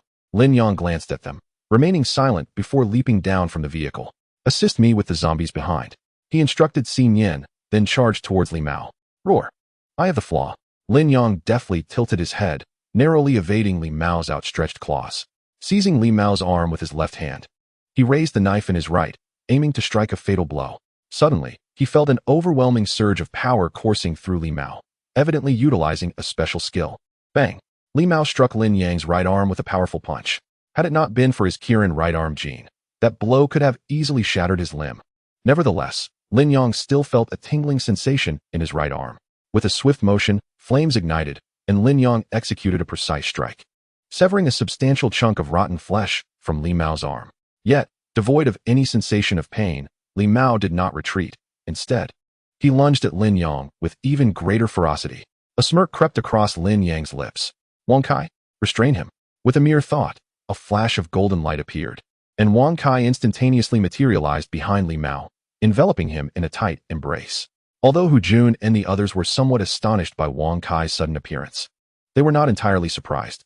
After all, in their eyes, Lin Yang and Xin Yan were akin to zombies, and it would be rather unusual for him not to possess any special abilities. However, Wang Kai's combat prowess was still significantly inferior to Li Mao's, especially considering that Li Mao was currently empowered by his special skill, rendering his strength utterly extraordinary. Wang Kai managed to hold him for merely a second before Li Mao broke free. Yet, that fleeting second, in Lin Yang's perception, could be elongated to 100 or even 1,000 times. Even if Lin Yang's speed could not be enhanced, it afforded him ample time to react. Die! Lin Yang raised his right hand and hurled the fiery kitchen knife with all his might. His target, Li Mao's head. Ding! Congratulations, host. You have received a kill reward, 2,600 points, cumulative points, 339,172. Ding! Successfully eliminated the first-generation zombie, Li Mao. Current progress towards apocalyptic Terminator, 43,000. Hu Jun watched the scene unfold, tears streaming down his cheeks. With a resounding thud, Li Mao fell backward to the ground. Lin Yang retrieved the knife that had struck true at his forehead and summoned Wang Kai back. At least I spared his limbs, that is somewhat dignified. Lin Yang murmured to himself. With Li Mao dealt with, no zombies in the 3rd Military District posed a threat to them any longer. Moreover, this cache of weapons elevated the overall strength of the refuge to a new echelon. Upon returning to the sanctuary, Lin Yang pulled Lei Tao aside and said, Uncle Lei, you've seen our arsenal. It rivals that of a local military district. I believe it's time to appoint someone for unified management. You mean you want me to take charge? Lei Tao responded, somewhat astonished. Lin Yang smiled and nodded. Uncle Lei, please don't refuse. Your reputation as Commander Lei is well known throughout Wuzhou province. Haha, don't tease me, kid. Very well. Since you trust me, I shall not decline. Just as their conversation unfolded, Bai Long suddenly shouted while rushing towards them. Yang Gu. Someone has replied again. Chapter 67. Departure to the eastern province in the subsequent 3 days, through the relentless search and rescue efforts of Lin Yang and Xin Yan. The total number of individuals in the refuge increased from 19 to 32. In truth, by the second day after the distress signal was dispatched, there had been no reports of any survivors. Yet, Lin Yang, unwilling to concede defeat, chose to wait an additional day. When the 72 hours elapsed, the search and rescue operation was definitively called off. Little did we anticipate that in the city of Kanglan, once home to 7 million souls, only 32 of us would remain. Lei Tao, the commander of the military district in Kanglan, was engulfed in profound sorrow. As he gazed upon the land he had once safeguarded, now overrun by the undead and marred by devastation, he was beset not only by grief, but also by a deep sense of guilt and remorse. The deceased have long departed, and here we stand, the living. Lin Yang gently patted Lei Tao's back, saying, "Uncle Lei, do not dwell too much on these thoughts." Lei Tao took a moment to compose himself and turned his gaze to Lin Yang. "You mentioned that you two are leaving, is that true?" "Indeed," Lin Yang replied with a slight nod. With a sigh, Lei Tao conceded, "Very well. You two are destined to be unlike us mere mortals. How could you settle for this minuscule patch of land? Actually, Uncle Lei, I sought you out today to discuss a few matters." "Oh, let me guess. You wish for me to oversee this group of survivors, correct?" Lin Yang raised an eyebrow and chuckled. "You are indeed astute, Commander Lei. Nothing escapes your notice. Despite the apparent orderliness of the group, human nature is unpredictable, and should we depart, it is difficult to ensure that no one harbors ulterior motives." As Lin Yang spoke, his gaze fell upon a man not far away. The individual appeared to be in his 30s, and Lin Yang noticed him casting glances towards Xin Yin and several other young women. While it is a man's nature to be lustful, this man frequently loitered near the armory when no one was watching. Had it not been for Hu Jun apprehending him once, Lin Yang might have remained oblivious to his behavior. With a chuckle, Lei Tao reassured him, "Rest assured, I have already instructed Hu Jun to keep an eye on him. Should he dare to act inappropriately, I will take immediate action, provided you consent." Lin Yang admired Lei Tao for his foresight. He had already acted before Lin Yang even voiced his concerns. "Uncle Lei, you will henceforth be fully responsible for this refuge. If you can manage a military district as vast as Kanglan, I have no doubt that overseeing this small refuge will pose no challenge." "Haha, do not flatter me too much." Lei Tao playfully patted Lin Yang's shoulder and said with earnestness, "Above all, remember to value your lives once you are outside. Do not act recklessly in perilous situations." "Understood, Uncle Lei. Over the past 3 days, we have managed to bring back a substantial amount of supplies from outside. If all goes well, it should sustain everyone for a year. After a year, I will find a better place to lead everyone away. If a year passes and you do not return, enough. I shall await your timely arrival to guide us to a better place." With a smile, Lei Tao interrupted Lin Yang's words. In the evening, Lin Yang approached Bai Long and inquired, "What is the matter? You've looked unhappy all day." Bai Long, with his head bowed, idly played with a crumpled piece of paper. "Brother Yang, what if you and sister-in-law leave and we encounter danger? What shall we do?" At this, Bai Long suddenly lifted his head, his gaze fixed intently on Lin Yang. "How about you take me with you? I believe I could still be of some use." Lin Yang was momentarily taken aback. "Isn't it more dangerous for you to follow us? We're not going out for leisure."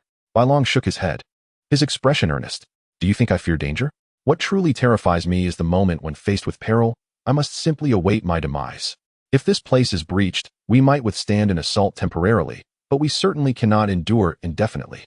However, accompanying you two would be entirely different, despite the increase in danger. The chances of survival would similarly rise." Lin Yang gently slapped the back of Bai Long's head. "You rascal, now you're calculating your value to me and your sister-in-law." "Hee." Bai Long shrugged, then said mysteriously, "Brother Yang, let me show you something. I assure you that once you see it, even without my urging, you'll want to take me along. Why should I trust you? You'll know once you see."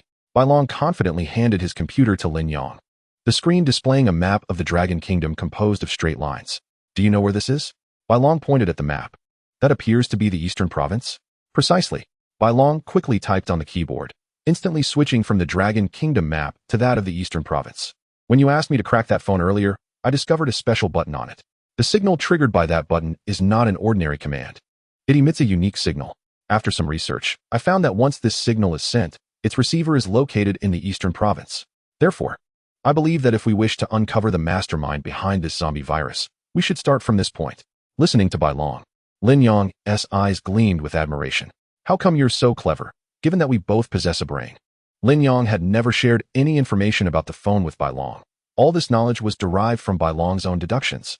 Bai Long wore a somewhat proud expression. "So, if you wish to follow the clues and locate this signal source, there is no one else who can assist you but me. Now that you mention it, it does seem plausible." Lin Yang stroked his chin. "All right, I'll bring you along." As long as we survive, I assure you'll be safe. The following day, Lin Yong merely exchanged brief greetings with Ling Feng and Lei Tao before departing through the back door with Xin Yin and Bai Long. The three of them drove an armored vehicle, racing out of the city and onto the highway. On the highway, there were scarcely any zombies. Thus, Lin Yong relinquished the driver's seat to Bai Long. To his astonishment, Bai Long found himself behind the wheel of an armored vehicle, gripping the steering wheel. He spoke with fervor. Given their current velocity, it would take at least a day and a night to reach the eastern province. Lin Yong leaned back in his seat, retrieving the zombie collector, and a faint smile graced his lips as he glanced at the number beneath the avatar of the corpse mother. After 3 days of cultivation, my zombie legion has amassed 50 members. Although currently only one is of the elite level, upon reaching the eastern province, I am certain we will encounter more formidable zombies. With the addition of myself and Xin Yin, we might even stand a chance against the formidable Long Haoyan. The shock that Long Haoyan had instilled in Lin Yong lingered in his mind. I wonder how many points defeating an elite zombie could yield. Chapter 68. The correct approach. In Jingshui City, Luo Jia arrived at a convenience store in a vibrant red convertible. Just as she exited the vehicle, a zombie lunged at her, eager to savor the woman before it. However, before it could open its mouth, a fist swiftly penetrated the back of its skull. Emerging from its mouth, with a thud, the zombie collapsed. Xiao Feng snorted, shaking his arm to rid it of the black blood that had sullied it. Sister, let me handle it for you. There's no need for you to come personally. If Lin Yong were to witness this scene, he would be utterly astounded. For although Xiao Feng still bore the appearance of a zombie, he spoke fluently in human language. Moreover, his demeanor exhibited none of the usual stiffness associated with zombies. Appearing remarkably fluid, Luo Jia replied, "Some matters are better handled personally." With that, she strutted into the convenience store in her high heels. Is this the place where Lin Yong and the others once resided? Long abandoned, it lay in tatters, ravaged by zombies. Yet, remnants of its former life remained discernible, such as the 2 beds in the storage room. Subsequently, Luo Jia surveyed the convenience store, her attention finally drawn to the surveillance camera overhead. Xiao Feng, please help me move the computer tower to the car, she instructed. As the power had been cut off, accessing the surveillance footage required a connection to electricity. Xiao Feng complied without hesitation. However, Luo Jia's presence had attracted hundreds of zombies to the street, each fixating on her with predatory intent, eager to devour her. Yet, Xiao Feng stood at the entrance, guarding the computer tower. Get lost, he roared, and the encircling zombies immediately scattered in fear. Even some of the physically weak and low-combat zombies were instantly obliterated by the reverberation. A motley crew indeed. A glimmer of defiance flickered in Xiao Feng's eyes. Upon returning to the villa, Luo Jia activated the surveillance footage stored in the main console. After watching for roughly an hour, she shut down the computer. Sitting there in contemplation. Sister, is this the girl you mentioned who can effortlessly switch between human and zombie forms? She seems rather lacking, even weaker than me. Xiao Feng commented as he too scrutinized the footage. That bald man with the shotgun wouldn't even require my intervention. A mere shout from me could easily dispatch him. Do you believe it? Luo Jia chuckled at this. But the crux lies in the ability to kill, doesn't he it? The real marvel is her capacity to transform. Should you possess such a skill, wouldn't you be deemed flawless? After saying this, Luo Jia gazed out the window, her delicate fists unconsciously clenching. Lin Yong, even if you retreat to the ends of the earth, I shall find you. Achoo! Lin Yong, seated in the armored vehicle, suddenly sneezed. A thought, a curse, a cold. Who knows which beauty is missing me? He sniffed and looked at the darkening sky outside. Bai Long, would you like to take a break? I can drive for a while. No need. Bai Long promptly declined. This armored vehicle is incredibly comfortable. I could drive it all day without fatigue. Lin Yong smiled. All right. Just call me if you tire. Before long, Lin Yong casually noticed a sign not far ahead. Bai Long, there's a service area up ahead. Let us stop there. We might find some useful supplies. Soon, Bai Long maneuvered the armored vehicle into the service area. However, once they arrived, both Lin Yong and Bai Long were somewhat astonished. This service area seemed untouched by the ravages of zombies.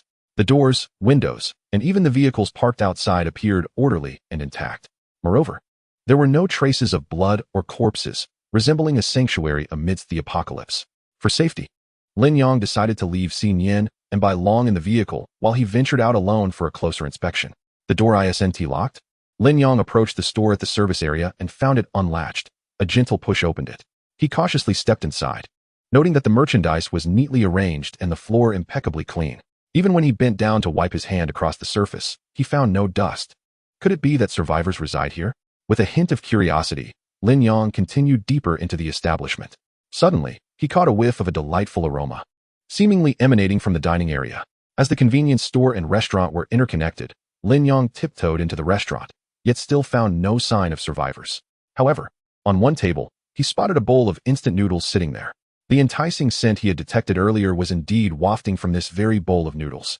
As Lin Yong approached, he discovered that the bowl of instant noodles had been consumed, leaving only a faint residue of broth. He reached out to touch the noodle container and felt a lingering warmth, indicating that the meal had only recently been savored by someone. Furrowing his brow, Lin Yong found himself in a quandary. He could not ascertain whether the individual had departed or was concealing themselves in the vicinity. If they had left, that would be one matter, but if they were hiding, he would need to exercise caution.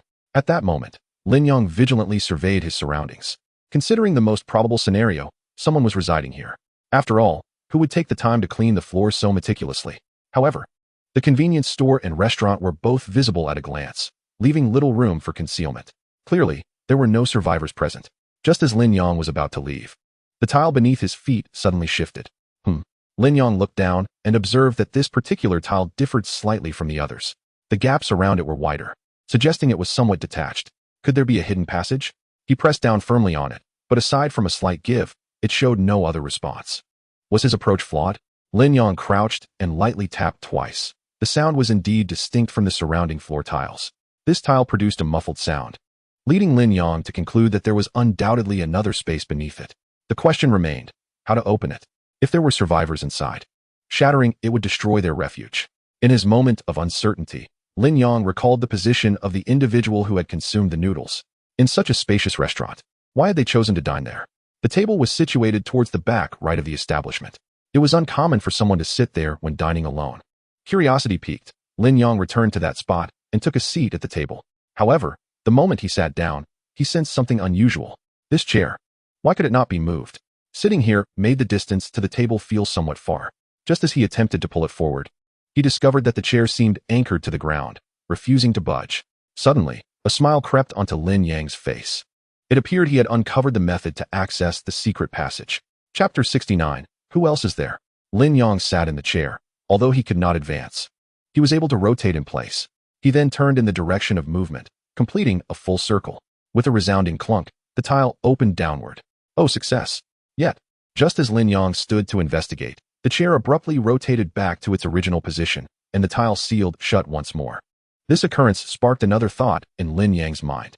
There must be more than one survivor here, for it was evident that one person alone could not facilitate access to the passage. One must grasp the chair to allow another to enter first. Then the person inside can block the tiles, permitting the individual outside to come in. Do not be deceived by Lin Yang's solitary state. He can summon 50 individuals in an instant. Ah, no, 50 zombies. Wang Kai, assist me in holding the chair. Lin Yong summoned Wang Kai to help him secure the chair, thus enabling his descent. He approached the entrance of the tunnel and glanced down. It was not very deep, approximately 2 meters. Upon descending, he encountered a 90-degree turn, emanating a faint green glow at the bend. Yet, just as Lin Yong prepared to leap down, he abruptly halted. Something felt amiss. Why would an ordinary service area harbor a tunnel? Realization struck him, and even his outstretched foot retracted immediately. An ordinary survivor would lack the capacity to construct such an advanced passage. Moreover, in this apocalyptic era, it was curious that someone had the leisure to maintain this place in such pristine condition, indicating a lack of fear towards the zombies. Alternatively, they might be completely unaware that the world had succumbed. After all, following the outbreak, global networks had collapsed, leaving no information regarding zombies. Regardless of who resided below, the opening of the tunnel beckoned exploration, and it would be a pity not to investigate. Of course, it need not be Lin Yong himself who ventured down. You. Descend and investigate. If someone is present, call out once. If no one is there, call out twice. Lin Yong released a level zombie, directing it to jump below. Moments later, 2 low growls echoed from below. No one. Lin Yong felt a twinge of surprise before following suit and leaping down. Upon turning the corner, he was greeted by a corridor of modest length, leading to a spacious area at its end. The moment he stepped inside, Lin Yong was utterly astounded by the scene before him. On either side of the room stood 2 massive tanks, filled with a green, unidentifiable liquid. Yet, this was not the most unsettling aspect. The most chilling sight was that each tank contained a zombie, its body punctured by numerous tubes. Especially when he beheld their data, Lin Yong was left completely dumbfounded.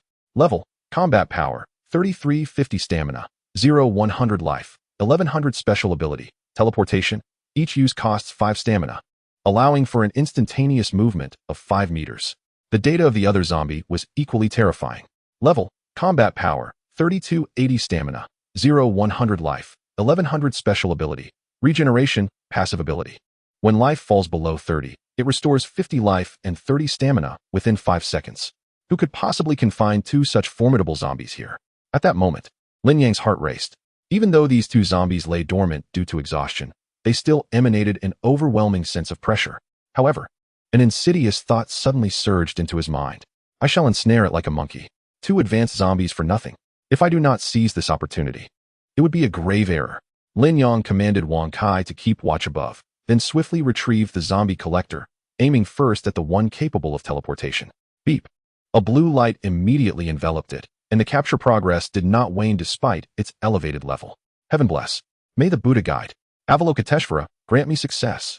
Lin Yang had lived for 23 years, and not even the moment he received his college entrance examination results stirred him as profoundly as this. After all, the success rate for advanced zombies stood at a mere 30%. Should he succeed, his overall strength would transcend mere improvement. It would be a leap, an extraordinary leap. However, fortune does not simply fall from the heavens. Just as the progress reached 66, the collector emitted a series of urgent alert tones. Capture failed. Damn. Lin Yang nearly hurled the device in frustration. Yet he understood the value of time.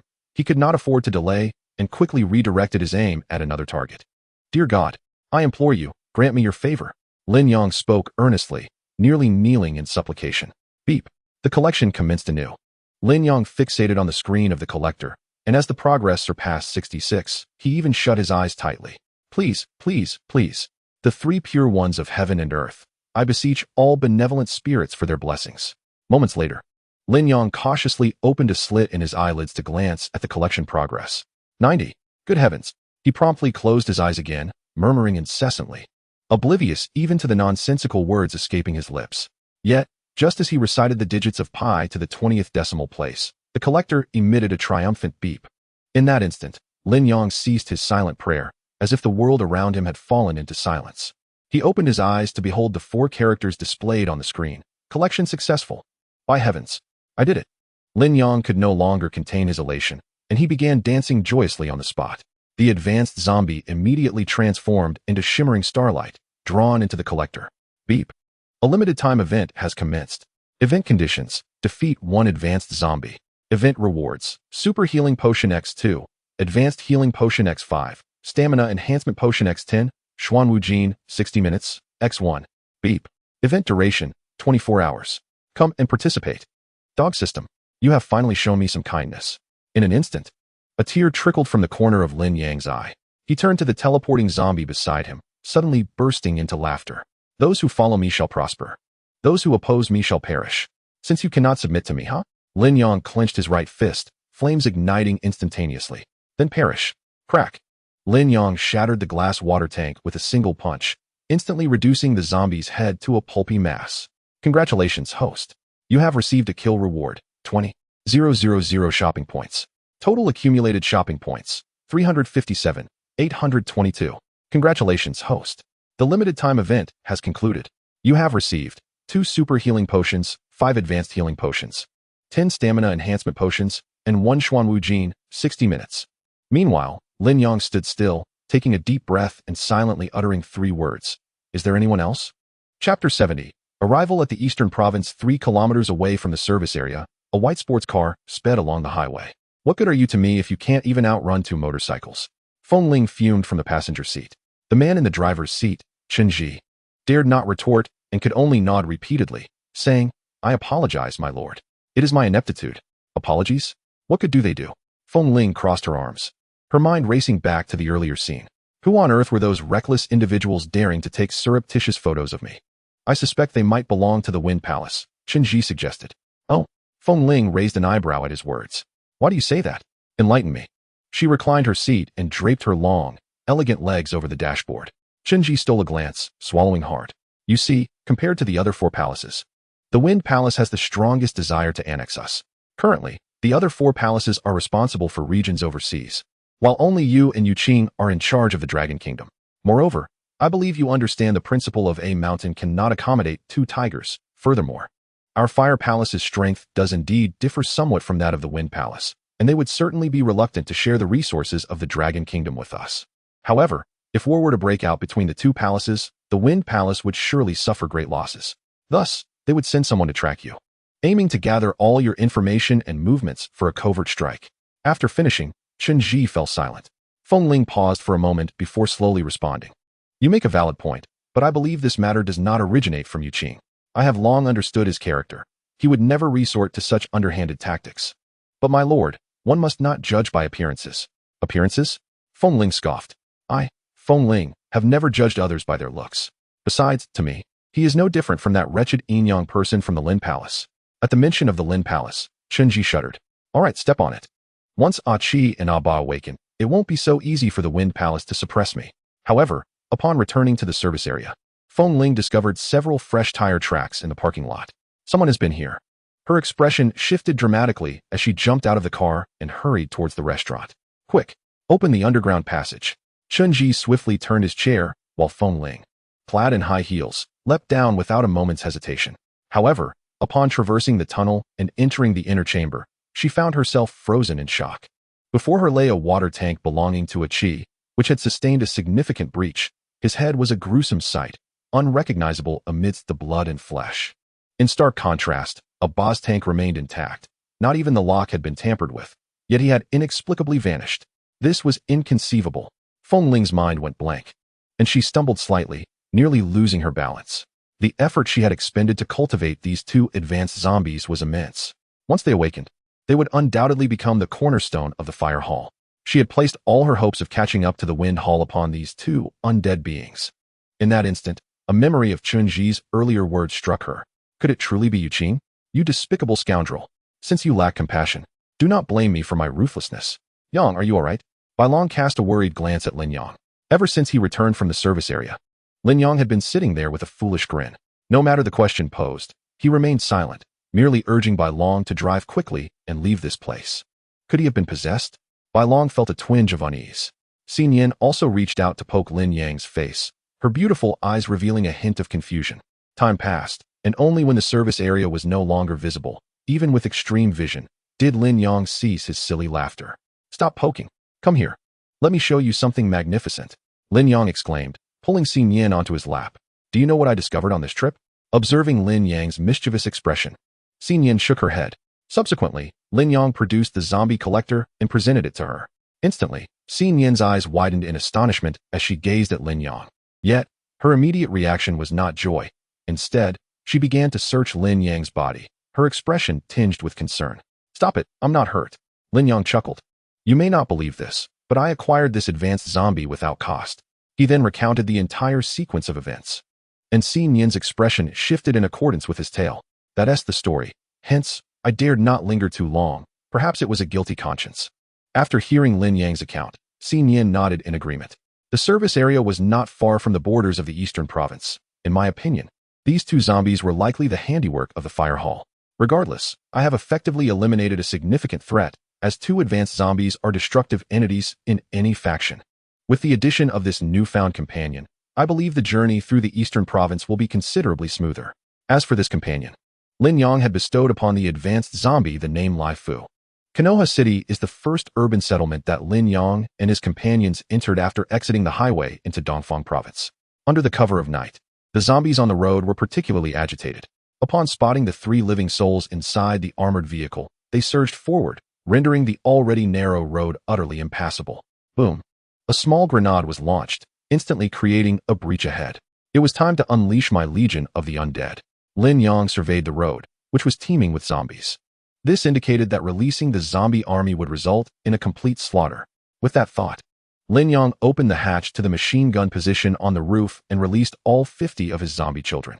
In an instant, these 50 undead beings surged forth from the armored vehicle like a battlefield meat grinder, swiftly carving out a zone of safety within a 1-meter radius. Lin Yang turned his head to glance at Xin Yin, grinning as he inquired, So, do you wish to venture out and gain some experience as well? Indeed. Xin Yin nodded vigorously, then conjured a clone that promptly charged into the horde of zombies. Yang Gu. I've detected a signal similar to that of the phone from a distance of 10 kilometers. Bai Long, seated behind, was focused on his computer, seemingly unfazed by the chaos outside. Is it a receiving point? Lin Yong asked. Not quite. It's merely a similar signal source. I suspect it belongs to the same group as the one you referred to as Wang Tun. Chapter 71. Taking off from the ground, Lin Yong pondered briefly. Let us go meet him. Upon hearing this, Bai Long blinked his small eyes in surprise. Yang Gu, are you being a tad too impulsive? Lin Yong reassured him. Rest assured, we won't head there immediately. My plan is to find a nearby location to settle down, observe for a while, and ascertain his background before taking any action. Furthermore, since we have now entered the city, we can no longer drive the armored vehicle. It would attract too much attention. We need to hide it first. Bai Long nodded in agreement. All right, I'll assist you in searching for a suitable hiding place nearby. Within 3 minutes, he had results. Yang Gu, according to the signal, he is residing in a hotel. There's an internet CAF across the street that would allow us to fully observe the hotel's facade. Additionally, to the south of the hotel, there's a residential complex, and the entrance to its underground parking lot is street-facing. We can park the vehicle there. Impressive work, Fatty. Lin Yong was thoroughly impressed by Bai Long's technical prowess. He felt fortunate to have brought him along. Otherwise, relying solely on himself and Xin Yan, they would have struggled to find their target in less than the time it takes to burn a stick of incense. The thousands of zombies that had gathered outside were largely decimated. Lin Yong recalled the zombie children, leaving only Xin Yan's clone outside. Since the clone would automatically dissipate after half an hour, it was prudent to utilize the remaining time to accumulate more experience points. Subsequently, Lin Yong maneuvered the armored vehicle in accordance with the direction indicated by Bai Long originally. 5 grenades were aboard, but now only 2 remained, which should suffice for a breakout. Lin Yong was acutely aware that the deeper they ventured into the city, the more numerous the zombies would become, with the potential emergence of even higher-tier undead. Moreover, he had never set foot in my city and was entirely unfamiliar with its basic layout. Judging by economic standards, this place surpassed Jingshui City, yet fell short of Songlan City. Thus, Lin Yong felt a modicum of confidence. At that moment, a fresh wave of zombies surged forth from the intersection ahead, prompting Lin Yong to mercilessly press the grenade launch button. Boom! A small mushroom cloud erupted into the air. Numerous zombies were propelled into the sky, soaring 7 or 8 meters high, many perishing not from the blast, but from the fall thereafter. Brother Yang, can I go up and take a few shots? Bai Long gazed at the mounted machine gun above, for as a young man, shooting was a lifelong aspiration. However, Lin Yong coldly responded with a single word, no. He followed up with an explanation. We are currently traversing a street. Many zombies may leap from the windows of the buildings on either side. If they catch you, it's certain death. The flicker of hope ignited in Bai Long's heart was instantly extinguished by Lin Yang's words. With a dejected expression, he lamented, Brother Yang, think of a way to make me like you and sister-in-law. I want to go out and slay zombies too. Upon hearing this, Lin Yang casually replied, maybe in the future. However, this remark was made thoughtlessly, while Bai Long received it with keen intent. Lin Yong and Xin Yan remained oblivious to the fact that Bai Long's eyes sparkled with an unprecedented light upon receiving that answer. Boom. Lin Yong utilized the last grenade in the vehicle. Yet, the population of my city exceeded that of Songlan City by 1,000,000, leading Lin Yong to believe that this horde of zombies was seemingly inexhaustible. For every batch eliminated, another would arrive. Wang Kai, go up and shoot. Lin Yong summoned Wang Kai, but after less than 10 seconds of gunfire, he exhausted the final bullet. At this point, Lin Yang's expression darkened. His unfamiliarity with the road conditions in my city left him astonished at how narrow the streets were. This predicament rendered their escape increasingly challenging, particularly without firearms. Relying solely on the armored vehicle's ramming power proved futile. There was no choice but to abandon the vehicle. Gazing at the towering buildings flanking the road, Lin Yong conceived a plan. When there was no path forward or backward, upward was always the best option. Spotting an open window on the second floor of a nearby building, he immediately instructed Wang Kai, you go up and deal with the zombies inside. With that, Wang Kai slightly bent his knees and leaped upward. Following closely, Xin Yan, with their luggage in tow, also made the leap. At this moment, only Lin Yong and Bai Long remained in the vehicle. Lin Yong summoned forth 49-level corpse children, creating a small safe zone around them. Subsequently, he led Bai Long to the top of the car, delivering a powerful punch that sent a zombie plummeting from the building above. He then grasped Bai Long tightly. Brother Yang, you don't intend to toss me up there, do you? Bai Long exclaimed, eyeing the throng of over 10,000 zombies congregating in the street. His body taut with apprehension. Lin Yong paused for a moment, acknowledging Bai Long's cleverness. Originally, he had intended to embrace Bai Long and leap upwards using his jumping boots. But the latter's heft of nearly 200 pounds left him uncertain. Just as he contemplated taking the risk, Bai Long's words jolted him into clarity. Without delay, he crouched slightly, wrapping his Qilin arm around Bai Long's waist, and with a forceful heave, sent him soaring into the air. In an instant, Bai Long launched from his position. Yet, even at the peak of his ascent, he found himself just shy of reaching the second floor. However, at the moment Bai Long was about to descend, Lin Yang sprang into action, leaping from midair to clasp Bai Long and vault through the window. With a resounding thud, the two landed safely inside, while Bai Long wore an expression of sheer astonishment. Wasn't that thrilling? Lin Yang inquired. To his surprise, Bai Long burst into tears. I almost thought I was destined for an early demise. Woo-woo. Witnessing Bai Long's reaction, Lin Yang couldn't help but chuckle. Have you forgotten what I told you before? As long as we both live, I guarantee your safety. Thereafter, with a mere thought, he recalled the 49 corpse children back to the storage. He surveyed the interior of the house, discovering only 2 elderly zombies, already dispatched by Wang Kai. Additionally, the door bore a substantial gash, indicating that the elderly had succumbed to infection after the zombies broke through. Currently, the hallway was devoid of zombies. Yet Lin Yang still barricaded the door with a refrigerator and various hefty items to thwart any potential zombie incursions. Once the horde below lost their living targets, they quickly fell into silence. The 3 of them settled on the floor. How far are we from the hotel now? Bai Long inquired, checking his computer. We're almost there. Just one more intersection to go. Then let us rest here for the night. We shall proceed tomorrow at noon. But the path here is so narrow, and there are so many zombies. How will we navigate? Lin Yang responded with a mysterious smile. Fear not. I have my methods. Chapter 72. Bai Long's request for silver notes. Upon awakening the next day, Lin Yang's first action was to check his zombie collector. Lifu level, combat power, 3280 stamina, 100 health, 100 special skill. Self-healing at last, it had restored. Lin Yang's spirits soared upon seeing Lifu's stats. To be honest, had Lifu been in peak condition the previous night, their combined strength would have certainly offered a glimmer of hope for their escape. Unfortunately, the condition of Lifu is exceedingly poor, necessitating his gradual recovery within the collector.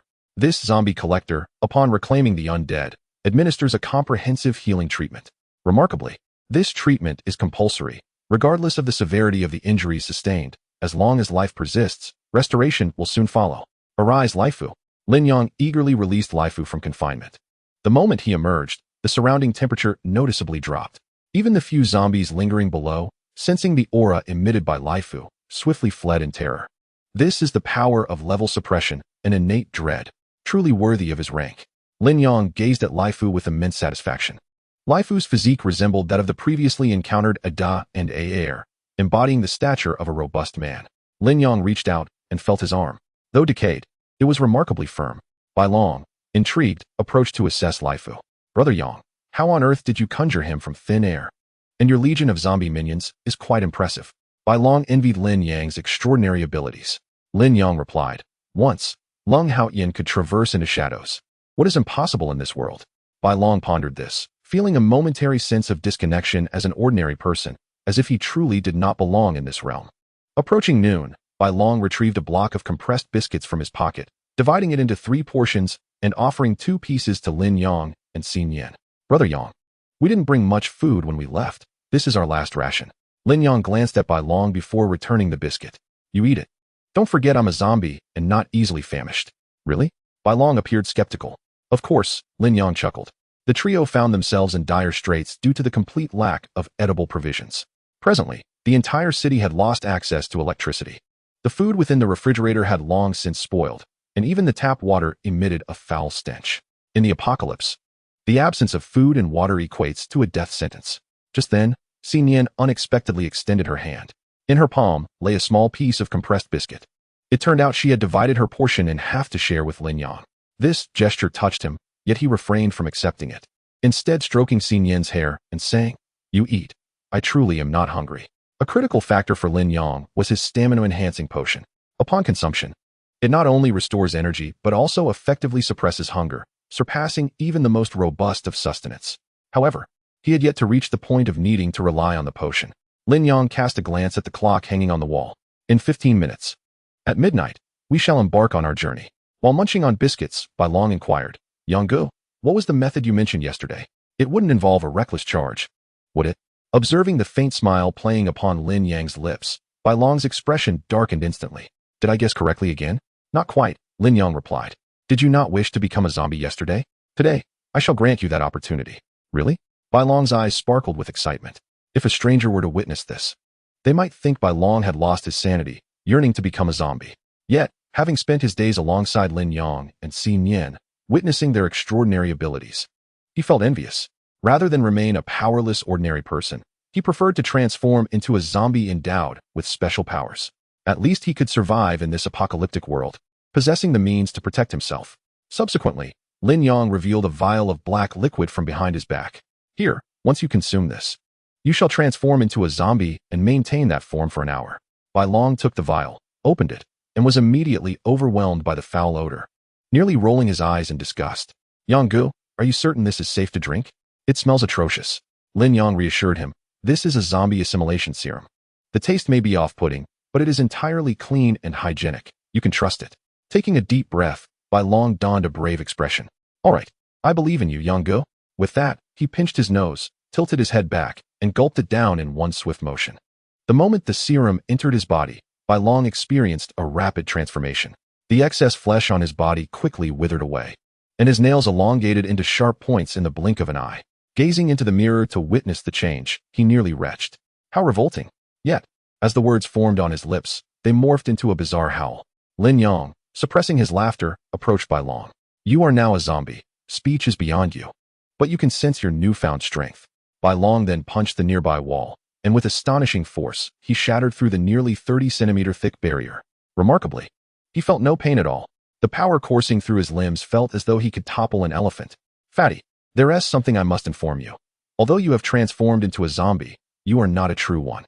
If you venture outside, do not wander alone, for you may still attract the attention of genuine zombies. Bai Long nodded seriously in acknowledgement.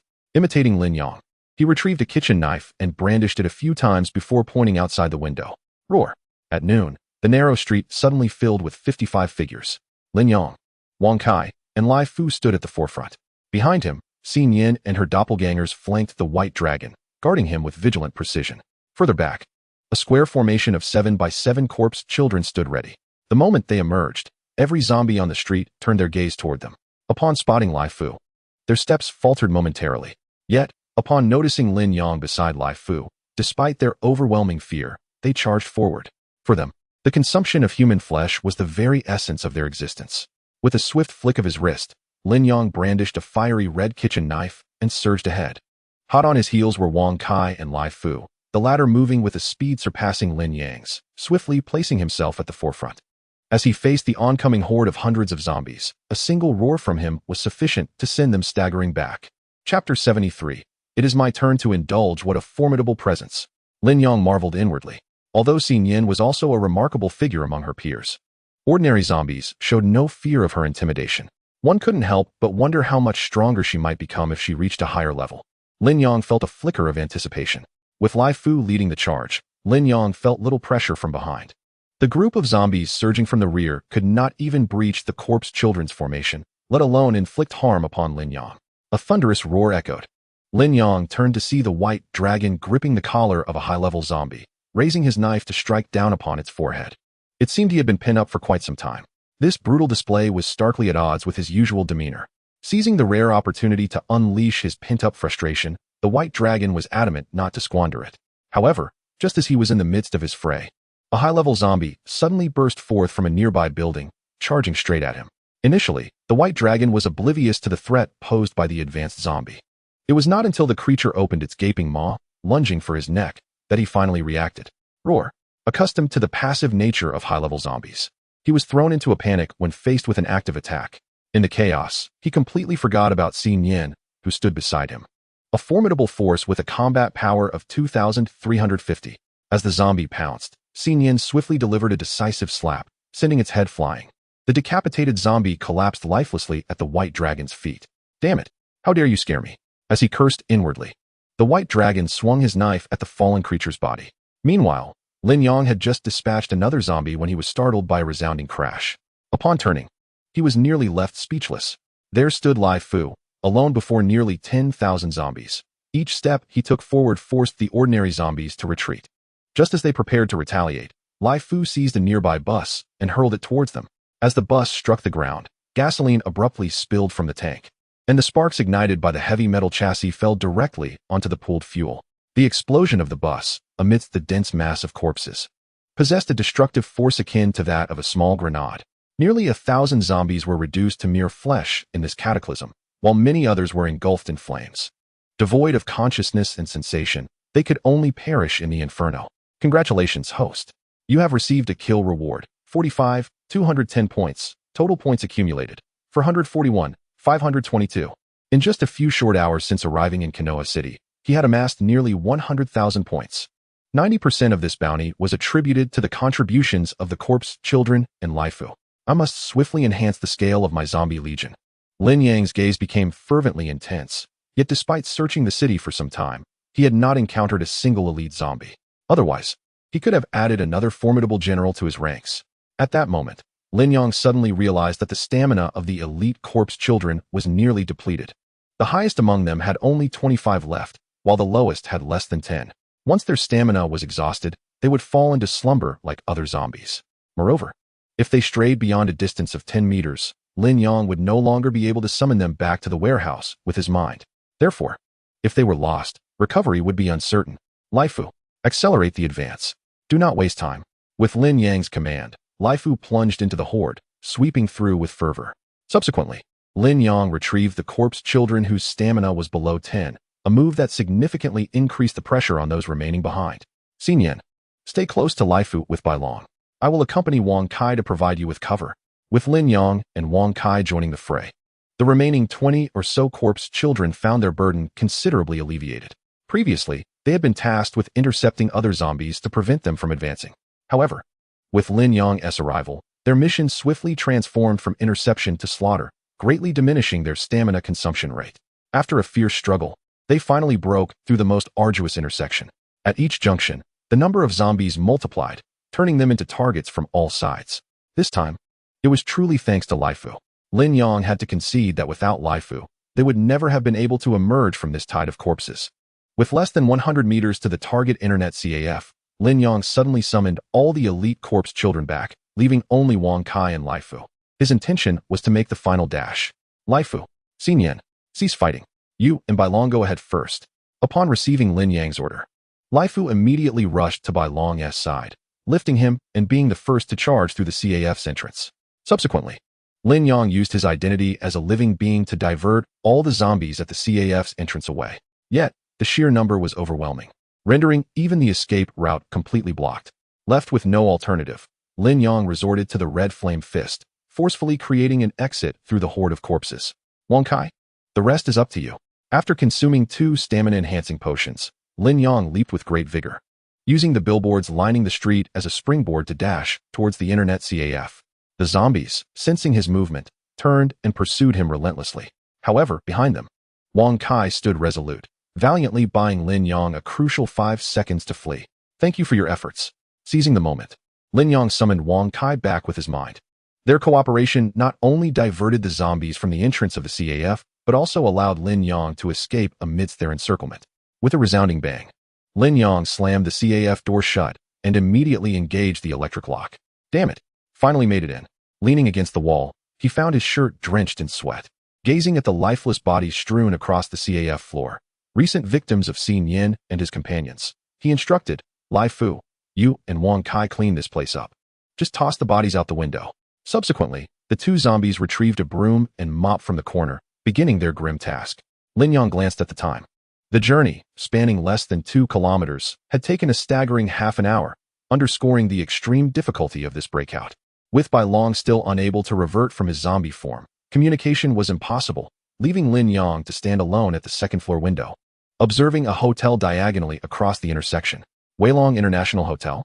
This is the most renowned chain hotel in the Dragon Kingdom. He stroked his chin thoughtfully. The hotel boasted 30 floors, housing not only guest rooms and restaurants, but also a plethora of recreational facilities, including a swimming pool and gym. After your prolonged enjoyment, isn't it time for me to indulge as well? In the ensuing week, Lin Yang and his companions kept a vigilant watch over the Weilong Hotel, 24 hours a day. Given the hotel's expansive size, a reckless entry could easily lead to an ambush. Thus, Lin Yang aimed to discern the target's daily routine, planning to catch him off guard when he emerged.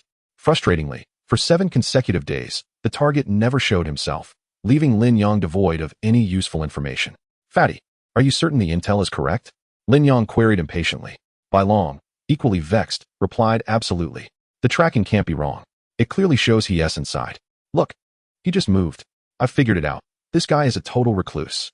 He never steps outside. In a fit of rage, Lin Yang hurled his cup out the window, fortuitously striking and killing a high-level zombie. Damn it, I can't take this any longer. You all wait here. I'm going to take a look. After a week of waiting, Lin Yang's patience had been thoroughly exhausted. He grasped the kitchen knife, ready to depart, when Bai Long abruptly seized him. Yang Gu, do not rush. I have a plan. What plan? Bai Long retrieved a mobile phone from the bar, still connected to a power bank. Yang Gu, release one of your minions. You have produced quite a few in recent days, haven't you? Upon hearing this, Lin Yang promptly unleashed a level zombie. Over the past 7 days, the corpse mother had tirelessly assisted Lin Yang in nurturing a total of 130 zombie children, comprising 126 level 1s and 4 level 2s. What do you intend to do? Lin Yang inquired. Bai Long replied, during my recent captures, I stumbled upon several mobile phones, and they are now fully charged. My plan is to have your minion carry the phone inside and record the scenes, simultaneously relaying the footage to my computer. Thus, even if we do not enter, we can observe the situation within. Lin Yang nodded at Bai Long. All right. We shall proceed, as you suggest. Subsequently, Lin Yang affixed the phone to the chest of the zombie child with tape and activated the recording function. Under Lin Yang's direction, the zombie child promptly made its way to the Weilong Hotel. Meanwhile, the 3 of them gathered around the computer, fixated on the screen. It's entering. It's entering. Bai Long felt a surge of excitement as the zombie child stepped into the hotel lobby. However, through the live transmission, they discerned that there appeared to be nothing particularly unusual in the lobby. It was devoid of zombies and instead appeared remarkably tidy, entirely unlike a post-apocalyptic environment. Just as the zombie child turned to venture further inside, the image abruptly cut out. Simultaneously, the zombie collector emitted a beep. The number beneath the corpse mother's icon conspicuously dropped from 180 to 179. It's dead. Lin Yang's expression shifted dramatically. One must understand that, regardless of the circumstances, that zombie child was a level zombie. The only entities capable of instantaneously eliminating it could only be level zombies or above. Indeed, there was an ambush. Lin Yang felt fortunate that he had not chosen to charge in headlong on the first day. Who knows what dangers they would have encountered. Yang Gu, should we try from the second floor? Hearing Bai Long's suggestion, Lin Yang glanced toward the second floor of the Weilong Hotel. There was a window ajar, and given the capabilities of a level zombie child, leaping up would not pose a problem.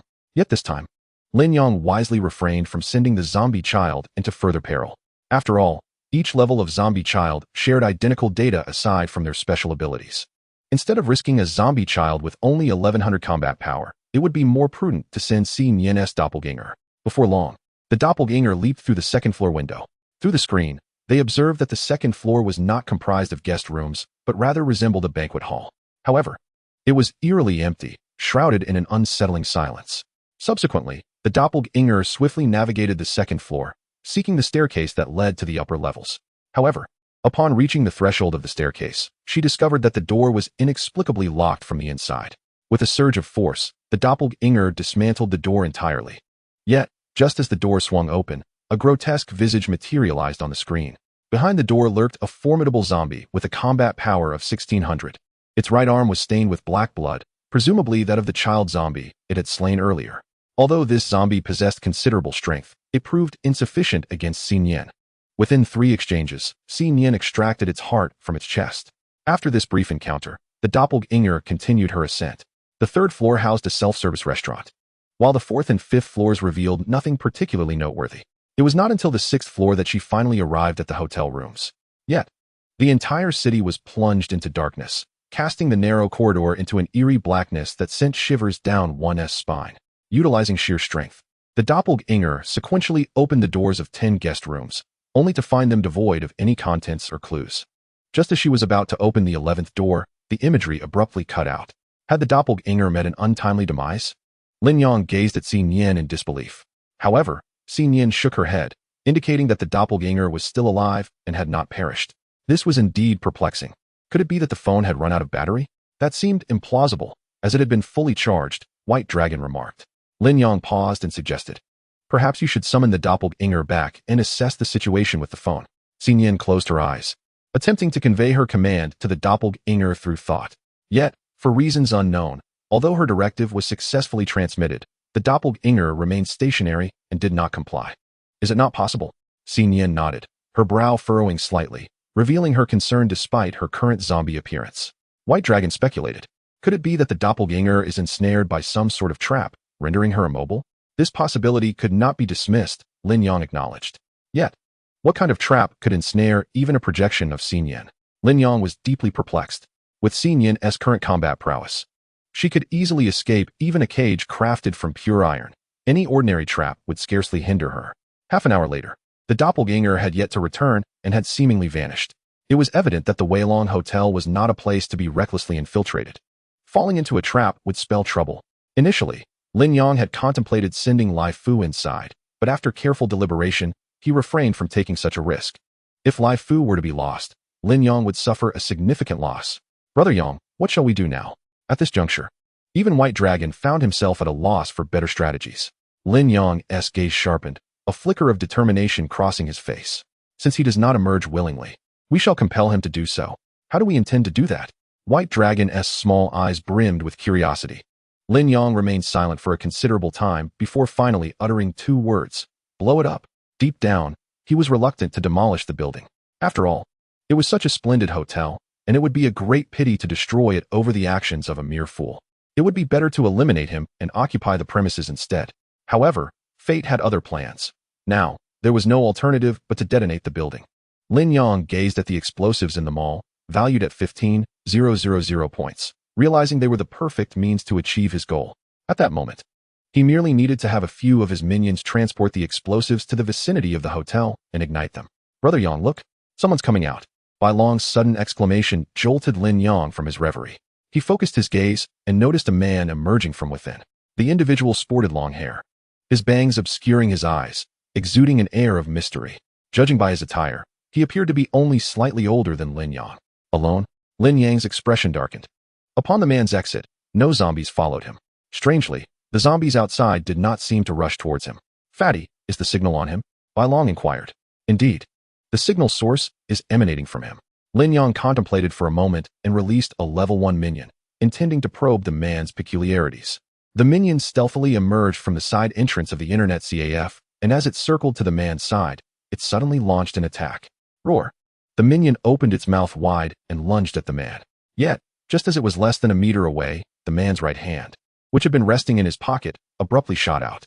Lin Yang, utilizing his keen perception, clearly saw a dart fly from the man's hand, piercing the minion's throat with deadly precision. Such swift technique. Lin Yang's gaze sharpened. As an ordinary person, the man's speed and strength were both terrifying. Lin Yang realized that had it not been for his Qilin arm gene, he would have been incapable of using a single dart to slay a level 1 zombie. By sheer strength alone, he might not even have been able to penetrate the skin of a level 1 zombie. Once the minion fell, a smirk crept across the man's lips, seemingly laced with disdain. Don't think that just because you're hiding in the shadows, I can't find you. I don't care which faction you hail from. You'd best leave. If you provoke me, don't expect to leave my city alive. With that, he shoved his hands into his pockets and strolled back into the hotel.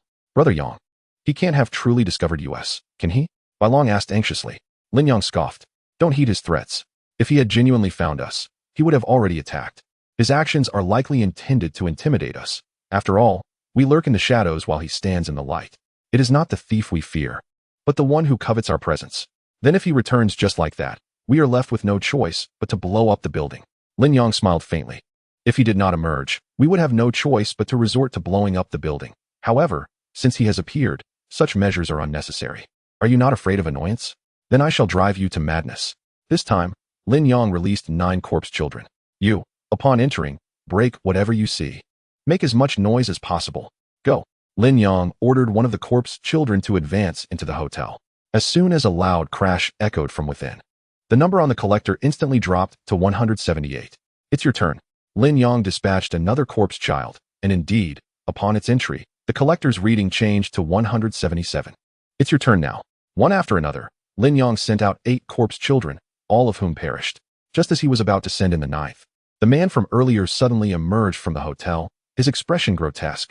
To his surprise, he was wielding a Gatling gun. I told you not to bother me.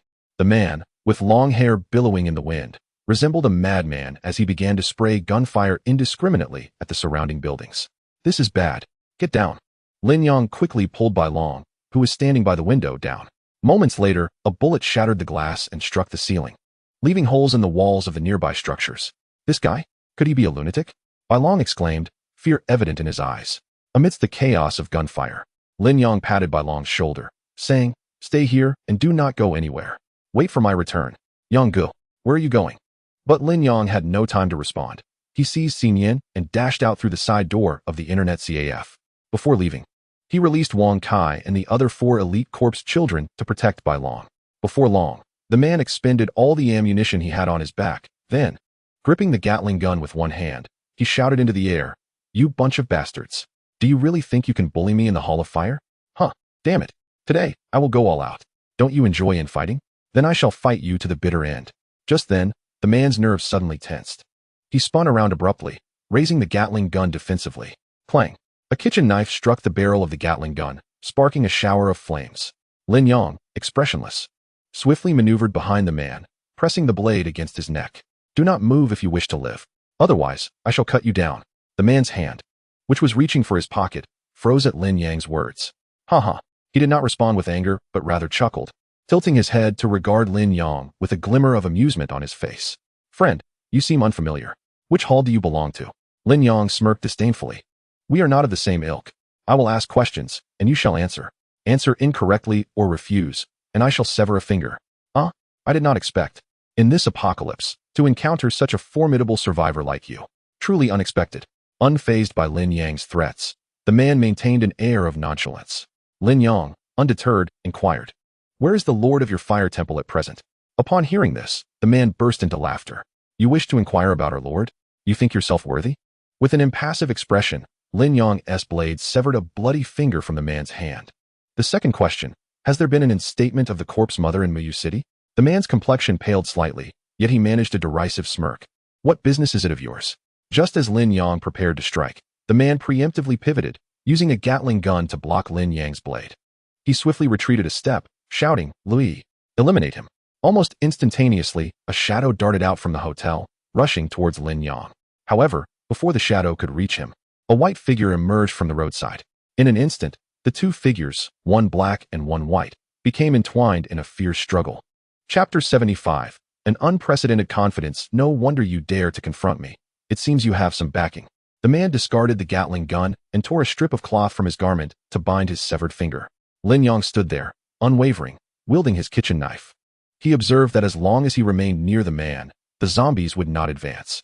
Reveal your hidden cards. Let them all be shown, Lin Yang spoke calmly.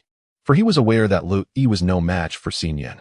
Even with a combat power of 2,250, she still fell short by a significant margin compared to Xin Yan. Moreover, that was merely Xin Yan's avatar. The man chuckled, to be honest. Your strength as an ordinary person truly astonishes me. Might you enlighten me on how you managed to tame this zombie? Lin Yang glanced at Xin Yan.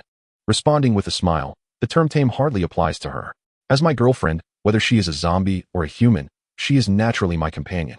My girlfriend? A flicker of surprise crossed the man's gaze.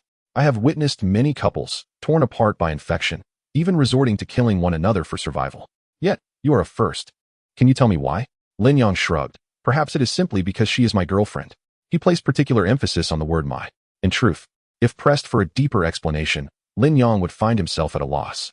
To be entirely candid was not an option, and even if he did, the man might think him a fool. Hearing Lin Yang's response, the man smiled lightly. How intriguing. He then waved his hand. Today, I am in a good mood. I shall grant you a reprieve. You may leave. Grant me a reprieve? Lin Yang gazed at him with a peculiar expression. This fellow surely has yet to grasp the gravity of the situation, has he? It is he who should be in peril, yet he dares to utter such words. How audacious. I wonder, have you not yet awakened from your slumber? Lin Yang found this scene utterly absurd. The man turned around and cast a glance at Lin Yang. What? Do you truly believe your girlfriend can defeat me? Today, you severed one of my fingers, and I have shown remarkable magnanimity by not holding it against you.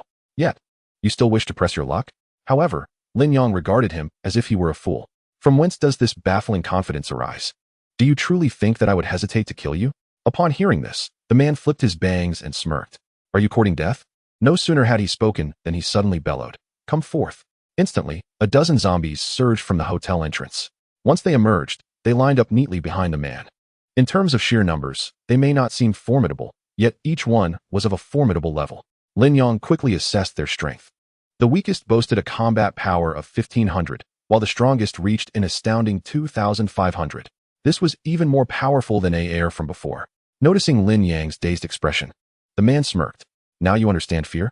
Since you chose not to flee earlier, you shall remain by my side as a zombie. Given your prowess, your genes must be exceptional. I shall cultivate you to surpass them. Oh, and do make haste to bid your girlfriend farewell with a kiss. Otherwise, once you transform into a zombie, you will remember nothing."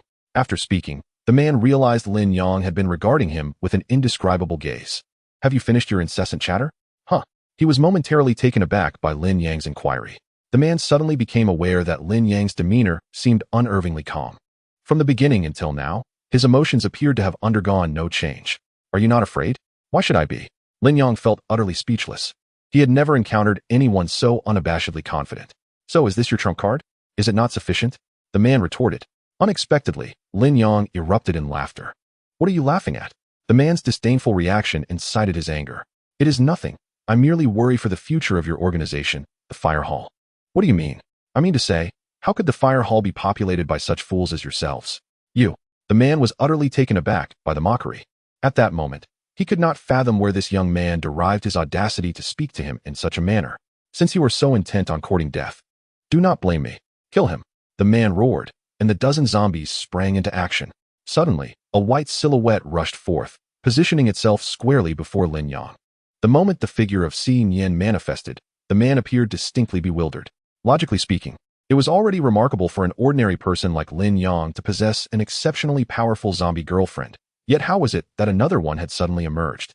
Could it be that he had a pair of twin girlfriends? That seemed a tad excessive. Humph. Even if you have two girlfriends, what does it matter? Before my formidable legion of zombies, they shall meet their demise. However, just as his strongest zombie was poised to eliminate Lin Yong, a towering figure, a behemoth of a zombie over 2 meters tall, materialized behind it, seizing its head in a colossal grip.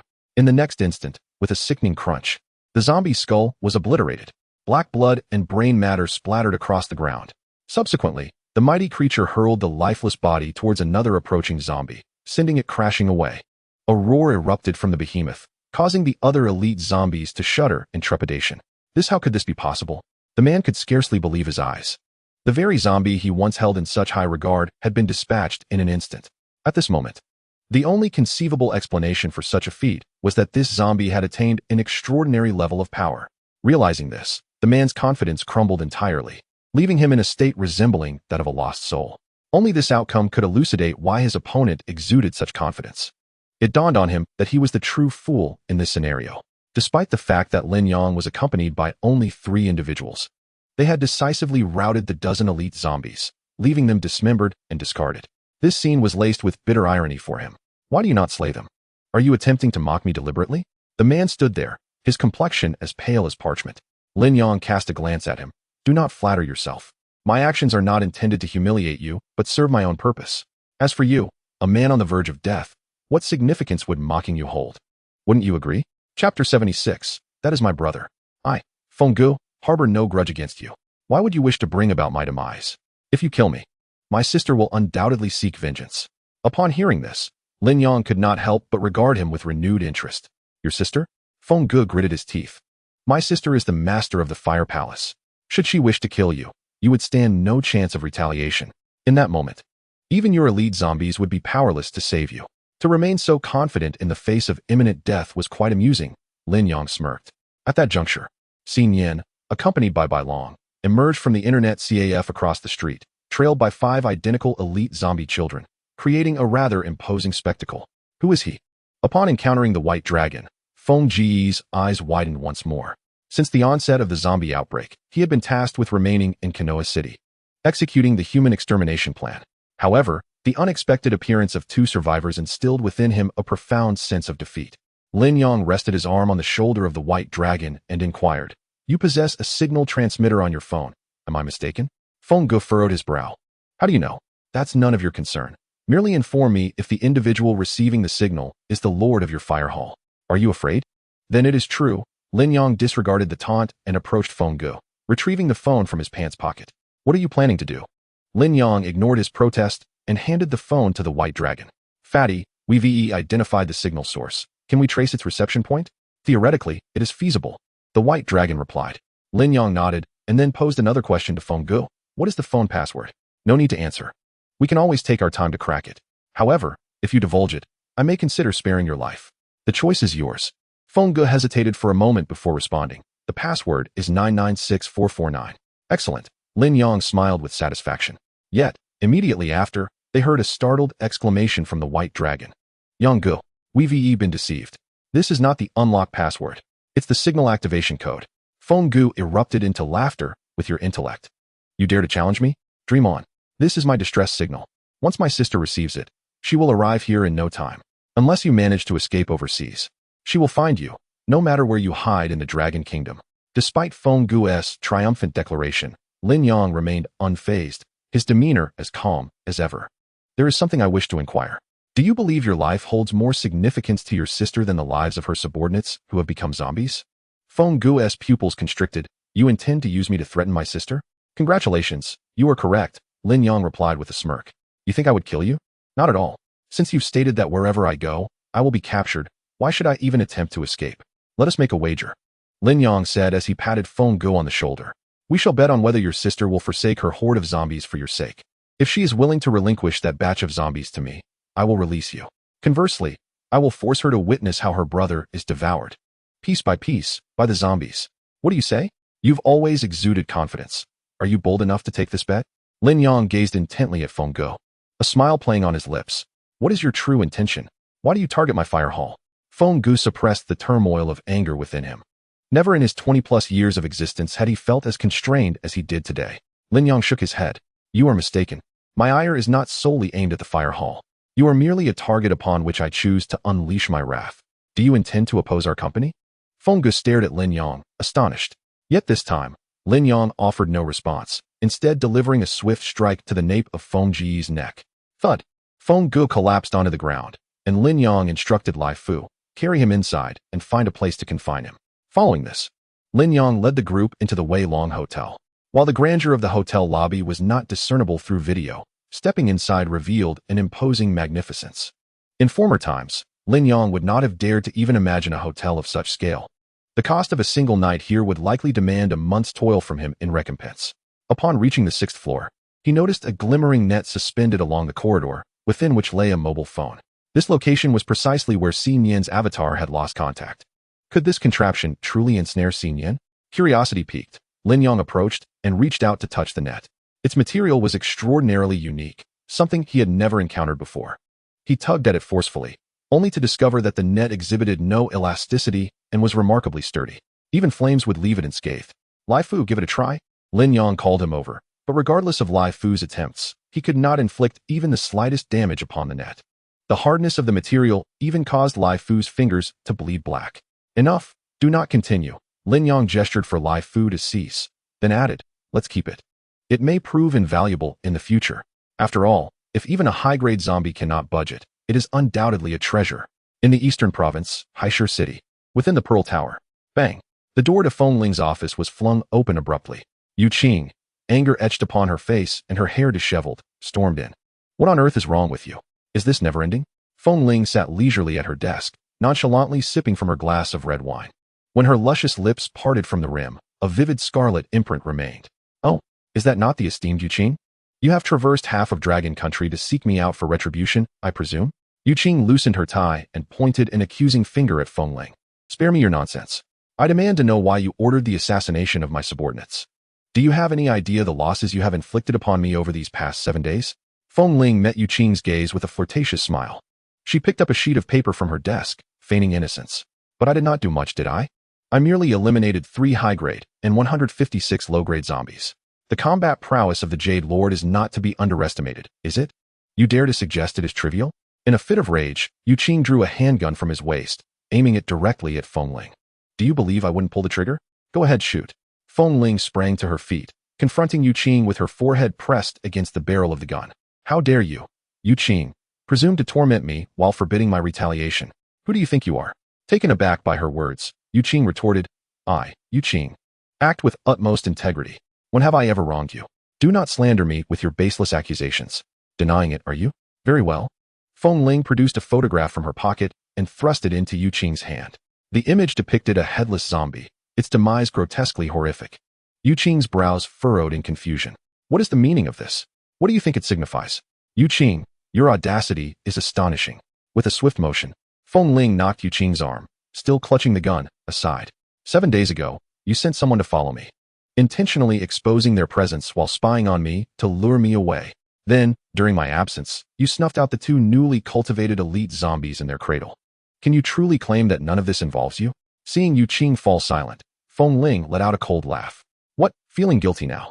Not speaking? I never expected you, Yu Qing, to be so unscrupulous in pursuit of your own interests. Here I was, defending you when Chun Ji doubted your integrity. How foolish of me. Just as Feng Ling vented her frustrations, Yu Qing suddenly interjected. I did not commit this act. What did you say? I said, I did not commit this act. Yu Qing glared fiercely at Feng Ling, his deep-set eyes seemingly ablaze with fury. Under his piercing gaze, Feng Ling's body trembled slightly. No. You must be lying. I am not lying. Yu Qing stepped closer, pressing his face against hers until their noses touched. Instantly, Feng Ling felt a flush rise to her ears, prompting her to retreat a step, creating distance between them. Are you serious? Yu Qing's expression was as cold as ice. We have been deceived. At his words, Feng Ling's beautiful eyes flickered, the earlier intensity of her demeanor dissipating. Someone is deliberately framing us. Such despicable acts are beneath me. Yu Qing, even in death. He shot her a disdainful glance. You have truly illustrated what it means to possess beauty without wisdom. Instinctively, Feng Ling clutched her chest, her face flushing with embarrassment. You speak nonsense. If you were in my position, could you remain calm? Why did you not call me immediately after the incident? Do you think arguing over the phone is less satisfying than confronting me in person? Even if I had asked you, you would undoubtedly deny it. It was never my doing. Why should I admit to it? At this moment, Yu Qing was both exasperated and annoyed by Feng Ling's antics. He waved his hand dismissively and plopped down onto the sofa. I have no desire to argue with you. Rather, I would prefer to ponder who is secretly instigating discord. Moreover, just as Feng Ling attempted to sit down, Yu Qing's shout caused her to rise once more. Are you insane? Why are you shouting so loudly? Yu Qing pointed at Feng Ling repeatedly, his voice laced with resentment. You must compensate for my losses. Why should I compensate? You are not the only one suffering losses. Who will compensate for mine? You are driving me to madness. In any case, if you refuse to pay, I will report you to the boss. Consider the consequences for yourself. The mere mention of the boss immediately deflated Feng Ling. Fine. In any case, you are entangled in this matter. As long as you help me uncover the mastermind behind this, I will compensate you. In the midst of their silence, Feng Ling's phone suddenly buzzed. A message from Feng Ge?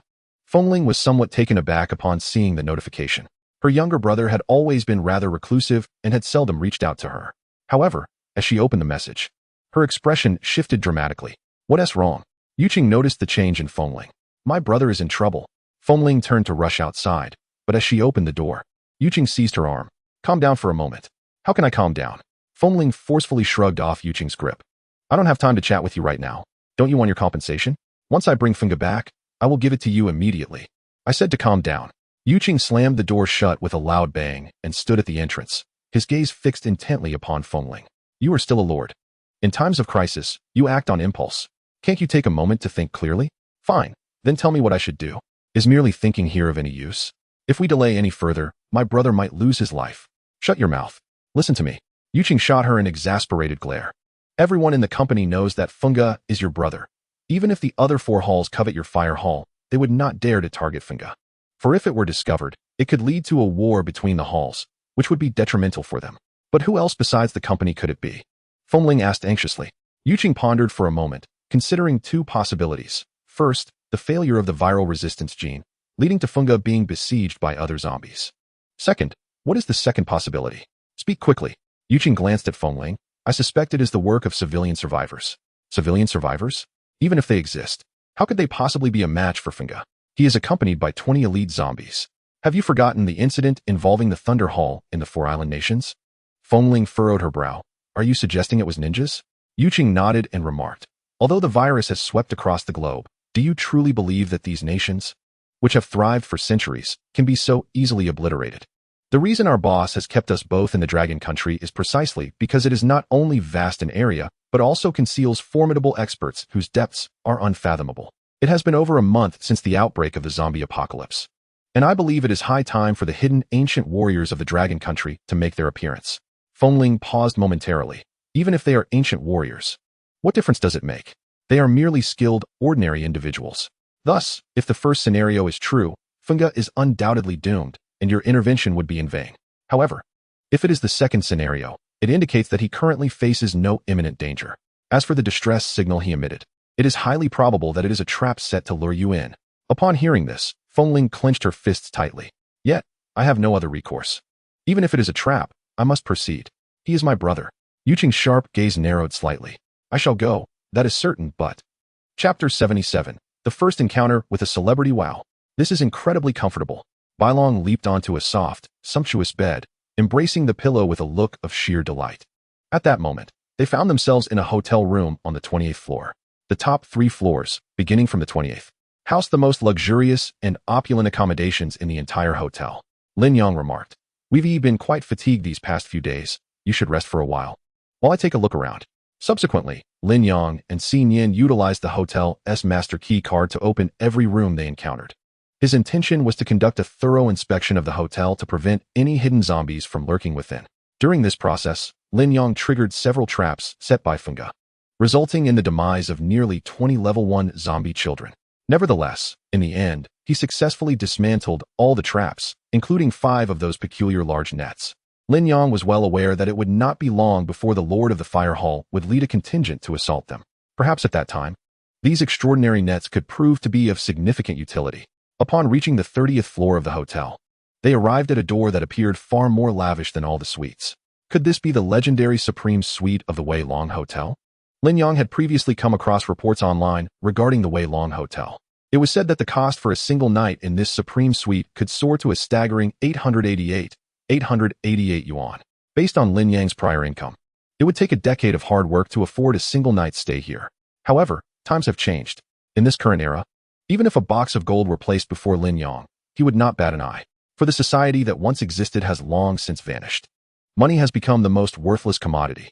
Just as Lin Yang was about to open the door, Xin Yin suddenly extended her hand to stop him. After spending a considerable amount of time together, even though Xin Yin was unable to speak, Lin Yang instantly comprehended her meaning. Is there someone inside? Xin Yin nodded in affirmation. Subsequently, Lin Yang pressed his ear against the door and listened for a moment, seemingly detecting faint sobs emanating from within. A survivor. Lin Yang was somewhat astonished. It was known that Feng Ge's fundamental purpose in my city was to execute the human eradication plan. Yet, he was taken aback to discover that there was still a survivor right under his nose. Beep. Lin Yang swiped the room card to unlock the door. The manner in which this door opened was indeed quite unique. Instead of swinging inward, it rotated 90 degrees around its center, allowing entry from both sides. Observing this, Lin Yang felt a sense of novelty, though he did not display any outward reaction and simply stepped into the room. Upon entering, he encountered a picturesque scene reminiscent of a tranquil waterway, imbued with the essence of nature. Crossing a small arch bridge and navigating through a grove of bamboo, he finally arrived inside the chamber. Although the guest room was undeniably luxurious, Lin Yang's attention was not captivated by the opulence of the decor, but rather by a woman perched on the bed. She was leaning against the headboard, her lower body covered by a blanket, yet her upper body was completely exposed. Lin Yang's eyes inadvertently took in all that was visible and concealed. However, upon their entrance, the woman continued to weep, her disheveled hair obscuring her vision, leaving her momentarily unaware of their presence. Suddenly, Lin Yang felt a darkness envelop him as Xin Yin swiftly covered his eyes with her hand. Following this, she pinched his waist with a rather forceful twist. Ouch! Lin Yang quickly shielded his waist and stumbled a few steps to the side. Yet, in the next moment, the room fell into a profound silence. Ah! The woman on the bed screamed in terror, grabbing a pillow from beside her and hurling it at Lin Yang, while she hastily covered her chest with the blanket. Calm down. We mean no harm, Lin Yang began to explain, only to be astonished by the familiarity of her face. Wait, aren't you that recently famous actress? What was her name again? Lin Yang pondered for a moment. Yen Yue. Yes, you're Yen Yue, the youngest recipient of the Grand Slam actress title in Long Kingdom. Yen Yue could hardly fathom that she was recognized in such a predicament. At that moment, she felt a desire to vanish entirely. Who are you? Where's Fengge? Lin Yang reassured her. Do not be afraid. Fengge has been subdued by us. Let us discuss this once you put on some clothes. With that, Lin Yong led Xin Yin to a corner, creating a space for Yin Yuer. Xin Yin raised her delicate fist and delivered a light punch to Lin Yong. Her displeasure clearly etched upon her face. Lin Yong quickly responded with a sheepish grin, exclaiming, I was wrong. Please don't be angry. I swear I saw nothing just now. Upon hearing this, Xin Yin shot him a disapproving look, her brows furrowed, as if to say, you were staring just moments ago, and yet you claim to have seen nothing? However, Lin Yong remained oblivious to her thoughts, merely chuckling and saying, I believe you should have confidence in your beauty. While Yin Yuer is indeed lovely, she pales in comparison to you. I assure you, if both of you stood before me, unclothed, my gaze would be solely upon you. Initially, Xin Yin's expression softened at the first part of Lin Yang's statement, but upon hearing the latter, she swiftly raised her fist to strike again. Despite receiving blows, Lin Yong found himself amused. Ever since Xin Yin's emotional range had expanded, she had become almost indistinguishable from a normal person, save for her inability to speak. The only drawback was her emotional maturity, which seemed akin to that of a 13 or 14-year-old girl, with her feelings written all over her face. A few minutes later, Lin Yong heard Yin Yuer cough softly, her voice barely above a whisper, you two may come out now. Xin Yin cautiously peeked out to confirm she was dressed before pulling Lin Yong along with her. At that moment, Yin Yuer stood barefoot on the carpet, clad in a black spaghetti-strap dress. The fabric was somewhat sheer, and the subtle hints of her figure left Lin Yong momentarily dazed. As a gentleman, he averted his gaze once he realized he could see nothing of substance. How should I address you? Miss Yin? Or perhaps, young lady Yin? After all, as a top-tier star in Dragon Country, Yin Yuer was not only renowned within the entertainment industry, but also boasted hundreds of millions of fans abroad. In just 3 short years since her debut, she had amassed an unparalleled following on international social media platforms. It is no exaggeration to say that 1 in every 10 people worldwide is a fan of Yin Yuer. Lin Yong had not anticipated that his first encounter with a celebrity would be with such a prominent figure, and in such a revealing manner. Chapter 78. The toad eating the swan's flesh, yet the moment she laid eyes on Xin Yin, Yin Yuer found herself momentarily taken aback. She had encountered countless female stars both domestically and internationally, yet none possessed features as exquisite as Xin Yin's. Even she herself could not compare. But upon glancing at Lin Yong beside Xin Yin, she noted his somewhat disheveled appearance. Nevertheless, she did not underestimate him because of his looks. In a chaotic world, to have such a beauty by one's side surely indicated that he possessed unique qualities. Nervously clutching the hem of her dress, Yin Yuer spoke softly. You may call me Yuer. Lin Yong nodded and briefly introduced himself and Xin Yin before asking, what brings you together with Feng Ge? Upon the mention of Feng Ge, Yin Yuer's expression evidently shifted. Lin Yong immediately reassured her, do not worry. Feng Ge has been confined by us and can no longer harm you. However, to his surprise, Yin Yuer shook her head. He did not harm me. I acted of my own volition. Although she did not articulate it clearly, Lin Yong discerned the underlying meaning. The unusual glint in his eyes did not escape Yin Yuer's sensitive perception, prompting her to lower her gaze once more. I know you all must look down upon me, but all I wished for was to survive. Am I wrong? As she spoke, tears cascaded down her cheeks once again.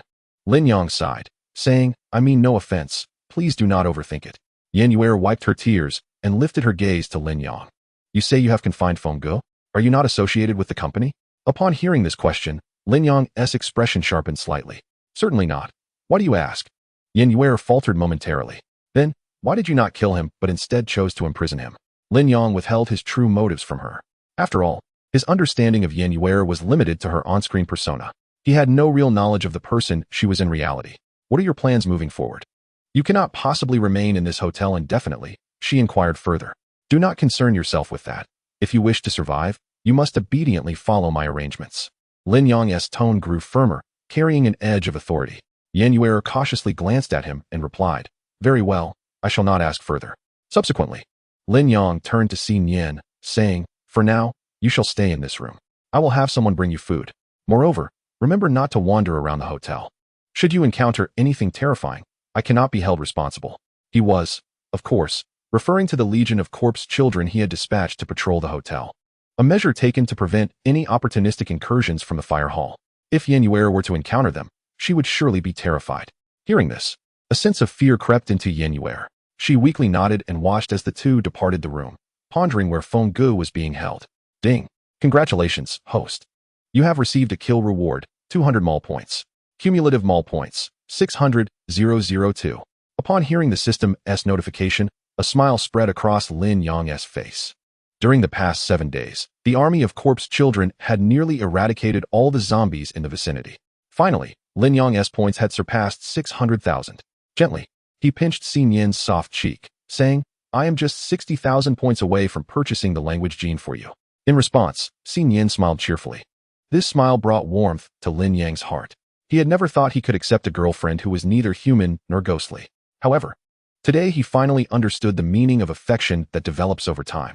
Unbeknownst to him, Lin Yang took Xin Yin's hand and led her into a suite. Perhaps influenced by Yin Yuer, a multitude of chaotic thoughts suddenly flooded Lin Yang's mind. It was so warm. He quickly fanned himself with his shirt, only to realize he was not sweating. Rather, his neck and face felt significantly warmer than usual, having been a pushover for 23 years. It was time for him to stand his ground. With this thought, Lin Yang could not help but take a deep breath. He glanced at Xin Yin and noticed a hint of bewilderment in her previously clear eyes amidst the strange atmosphere. If I can endure this, then I am no man. Gritting his teeth, Lin Yang suddenly scooped Xin Yin up into his arms. Ah! Xin Yin exclaimed in surprise. The next moment, Lin Yang tossed her onto the bed and pounced on her like a starving wolf. Their lips met. At that moment, Lin Yang's hands moved instinctively over Xin Yin's body. Soon, he felt the alluring softness beneath his palms. The satisfaction coursing through him drove Lin Yang into a frenzy. His mind was consumed by a singular desire, to claim Xin Yin wholly and completely. Simultaneously, Xin Yin emitted a soft sigh. In her mind, she did not entirely comprehend the unfolding events, yet her body felt utterly helpless, leaving her unsure whether to continue. Just as Lin Yang was about to unfasten the last strap around his waist, an abrupt and jarring voice echoed from the doorway. Lin Yang's nerves tightened, and his mind snapped back to reality. He sprang up from the bed, staring at Bai Long, who stood frozen at the entrance. You've got to be kidding me. They both exclaimed simultaneously. Lin Yang's face flushed with embarrassment, and he ran his fingers through his hair in frustration. What sins did I commit in my past life to encounter such a blundering ally like you? With an innocent expression, Bai Long replied, I'm sorry, Yang Gu. But you can't blame me entirely. You could have at least closed the door. Lin Yang stared at the open door, feeling a lump in his throat. The reason he closed it was due to his earlier haste. However, such incidents were usually confined to television dramas. Now, with the world in such disarray, he had somehow found himself in this predicament. Get out, get out, get out. This is infuriating. Lin Yang forcefully shoved Bai Long out, then slammed the door with a resounding thud. Damn it. Lin Yang cursed under his breath. He then composed himself and approached Xin Yin once more. Unfortunately, the atmosphere that had once been so vibrant had dissipated entirely. No matter how Lin Yang tried to adjust his demeanor, the moment was irrevocably lost. As he watched Xin Yin sit up on the bed, he resignedly donned his clothes. The ambience in the room had grown somewhat awkward. It was at this moment that Lin Yang noticed Xin Yin sitting there, her gaze vacant.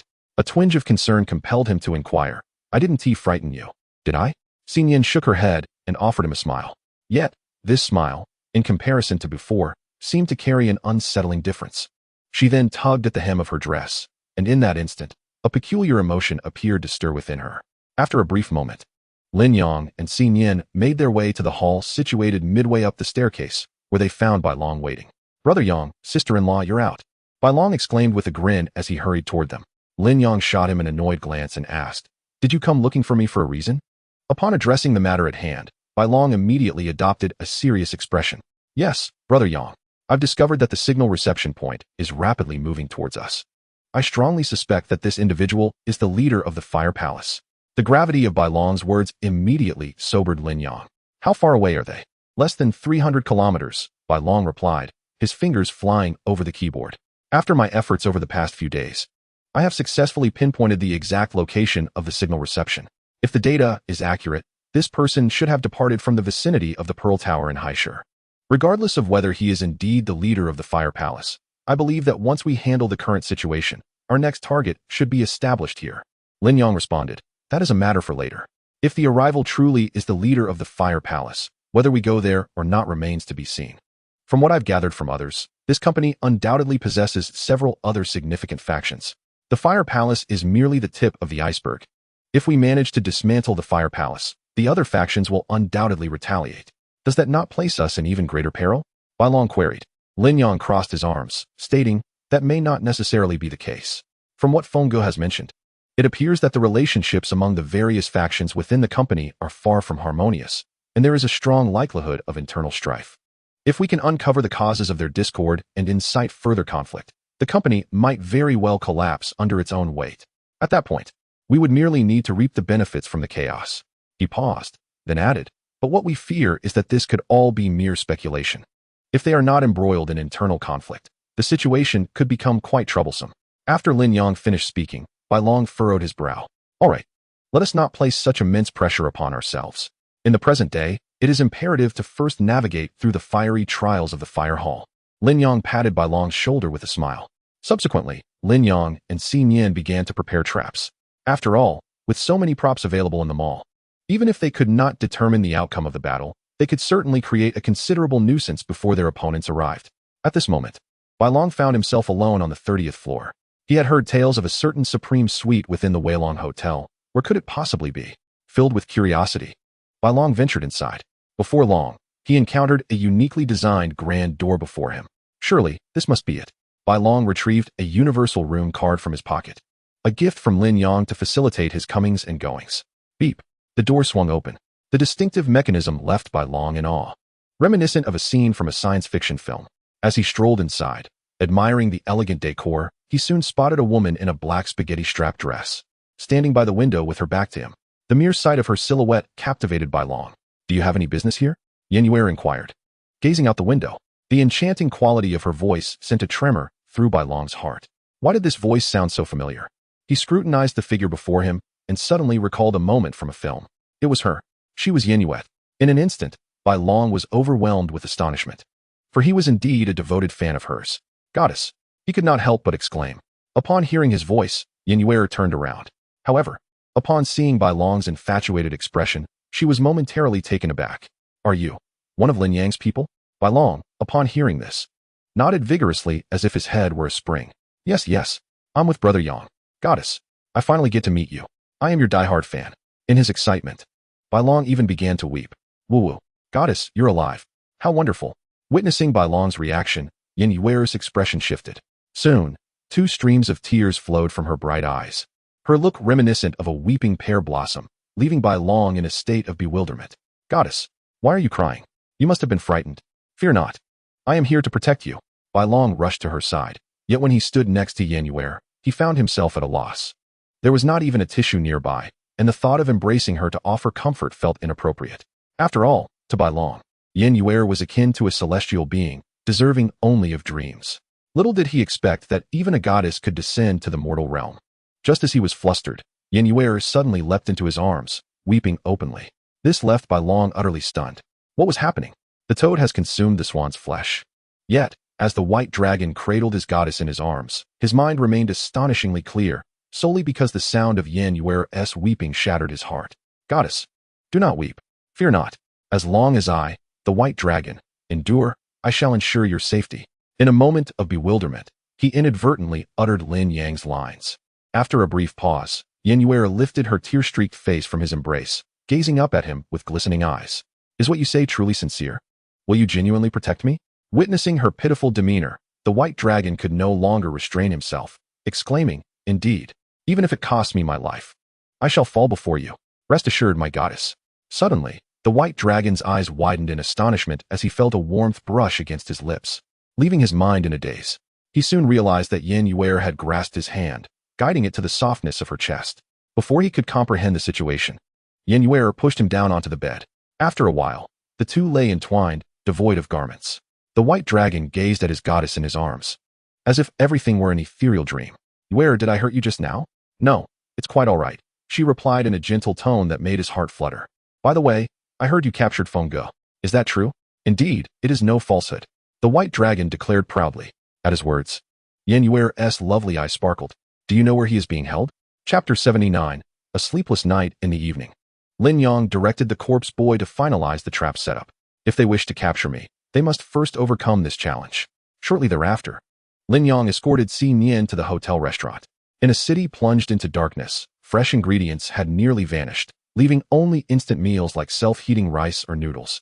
Upon entering, Lin Yang spotted 2 figures seated within, the White Dragon and Yan Yuer, enjoying their meal and sharing laughter. White Dragon. Lin Yang strode over briskly, casting a glance at Yan Yuer before pulling the White Dragon aside. Brother Yang, what are you doing? The white dragon offered a sheepish smile to Yan Yuer before adopting a reluctant expression. Lin Yang whispered, who allowed you to bring her out? And how did you two come to be together? Yuer is not a villain. I merely brought her out for some fresh air. The white dragon retorted, pouting. Lin Yang was not naive. He could clearly see the unusual glint in the white dragon's eyes when he looked at Yan Yuer. Moreover, he was far from being as foolish as Li Zheng and Wang Bin, who would easily trust a stranger. Be honest with me. What has she disclosed to you? Nothing much, the white dragon replied, his gaze darting around, deliberately avoiding Lin Yang's eyes. Alas, Yang, might I express that your propensity for suspicion is excessively burdensome. Rest assured, I vow upon my very life that Yuer is unequivocally not a villain. What guarantee do you offer? Lin Yang's ire flared instantly. Pray tell me, how long have you known each other? Are you aware of her background? Enough. Bai Long's tone abruptly ascended. Yang, even if you harbor doubts about her, surely you can place your trust in me? Regardless, I declare this. Should she ever betray us, I, Bai Long, shall take my own life as penance. Is that acceptable? You. Lin Yang was about to erupt in anger when Yan Yuer swiftly rose, interjecting, Please, let us cease this quarrel. With her eyes glistening with unshed tears, she lowered her head and spoke. I comprehend your distrust towards me. It is of no consequence. I shall retreat to my room. And I implore you not to let your feelings be strained on my account. Yuer, Bai Long, seeing her attempt to leave, hastily rushed to grasp her hand. Yuer, rest assured, as long as I am here, I shall ensure that you suffer no further indignities. Yet, Yan Yuer gently removed Bai Long's hand, offering a serene smile. It is quite all right.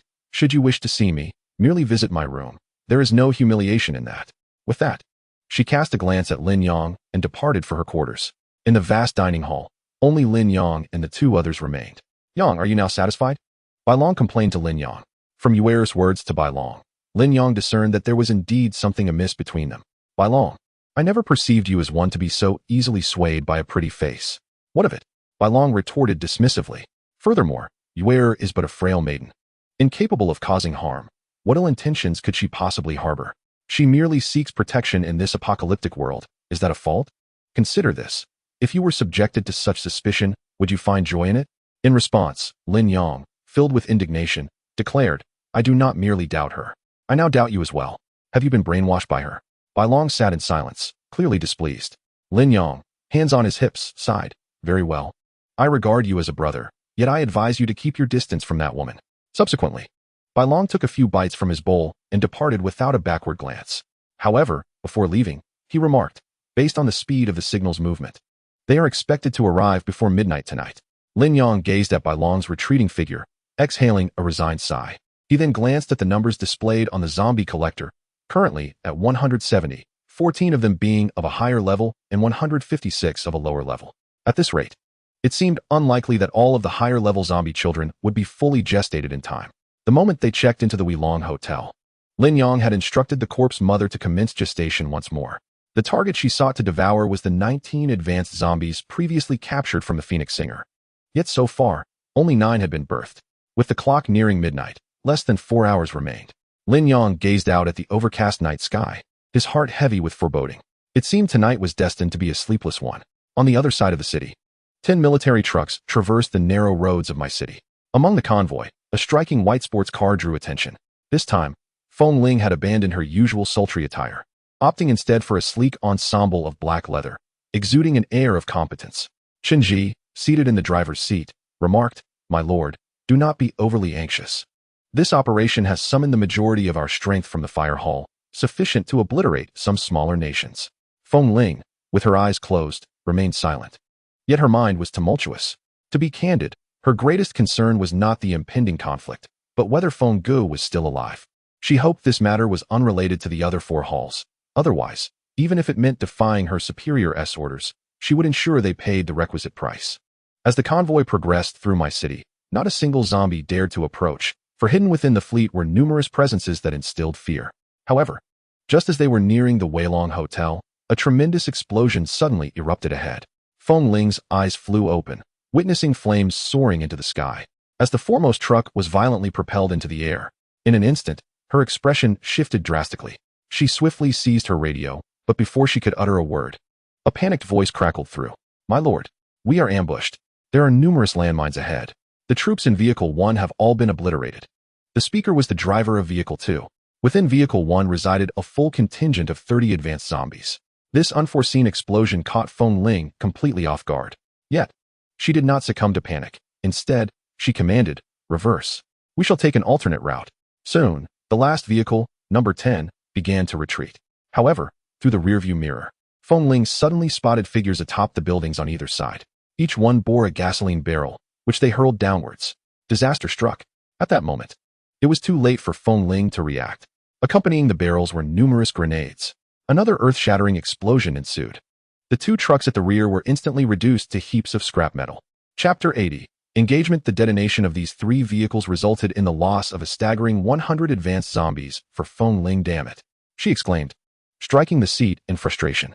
"Asen Asai, eliminate the ambushers on both sides."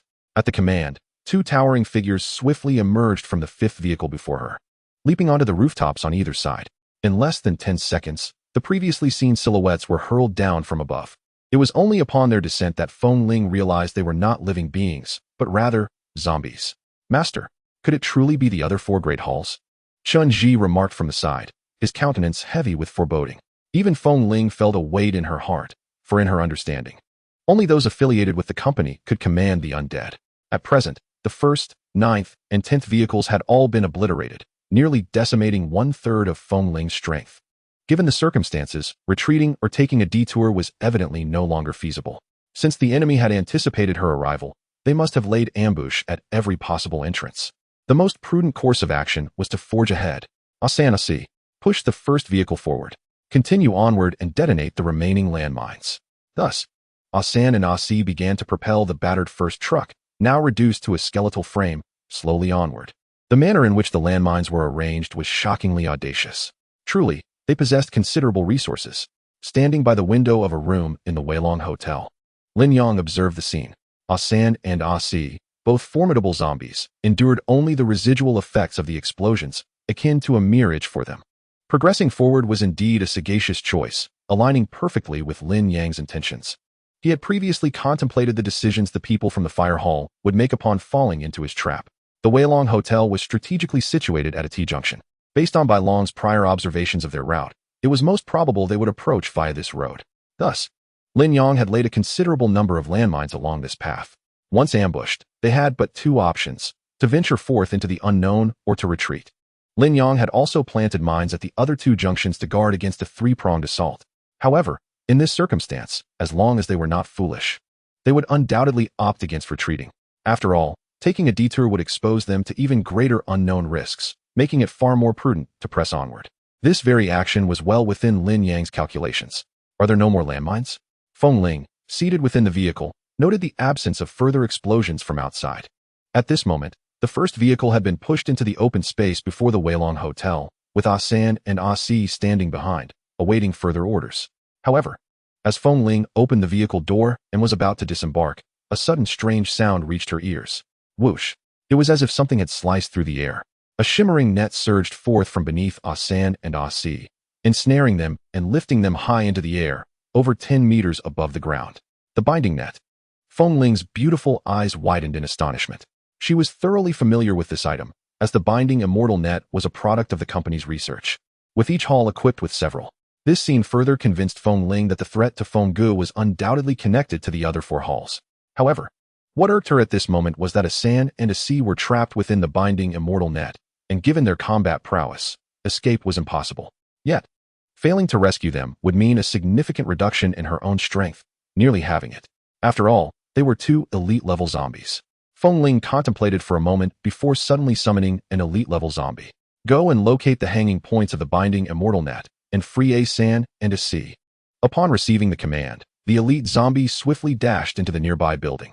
The moment this zombie appeared, its data materialized before Lin Yang's eyes.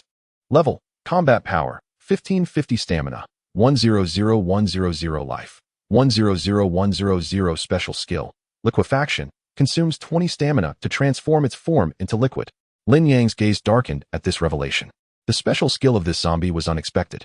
Originally, he had planned to wait until the first binding immortal net captured key personnel, anticipating a rescue from above.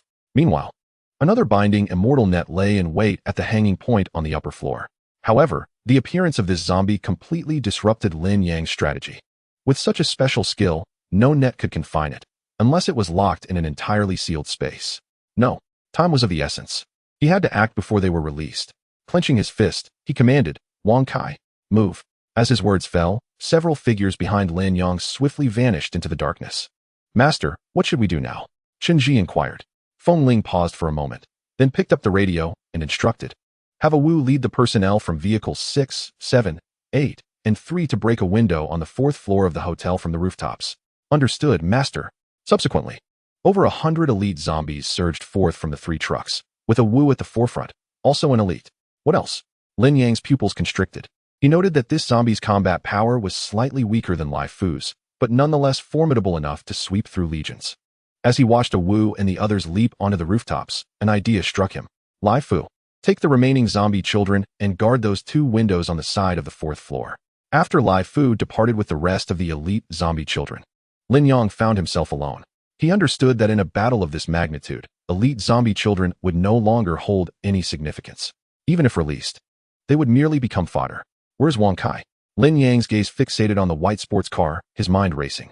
At this moment, the remaining forces alongside Feng Ling consisted solely of the 4 vehicles in front. After a San and a Si were released, she charged forward, directly storming the Weilong Hotel. Her actions were a ploy to force the adversary into revealing themselves. Only when those inside made an appearance could she ascertain whether Feng Gu was alive or dead. However, aside from this series of traps, not even a single high-level zombie was in sight. Could it be a ruse of an empty city? A foreboding sensation gripped Feng Ling's heart. What if the enemy had already slain Feng Gu, leaving these remnants to torment her, deliberately exhausting the resources and energy of the Fire Temple?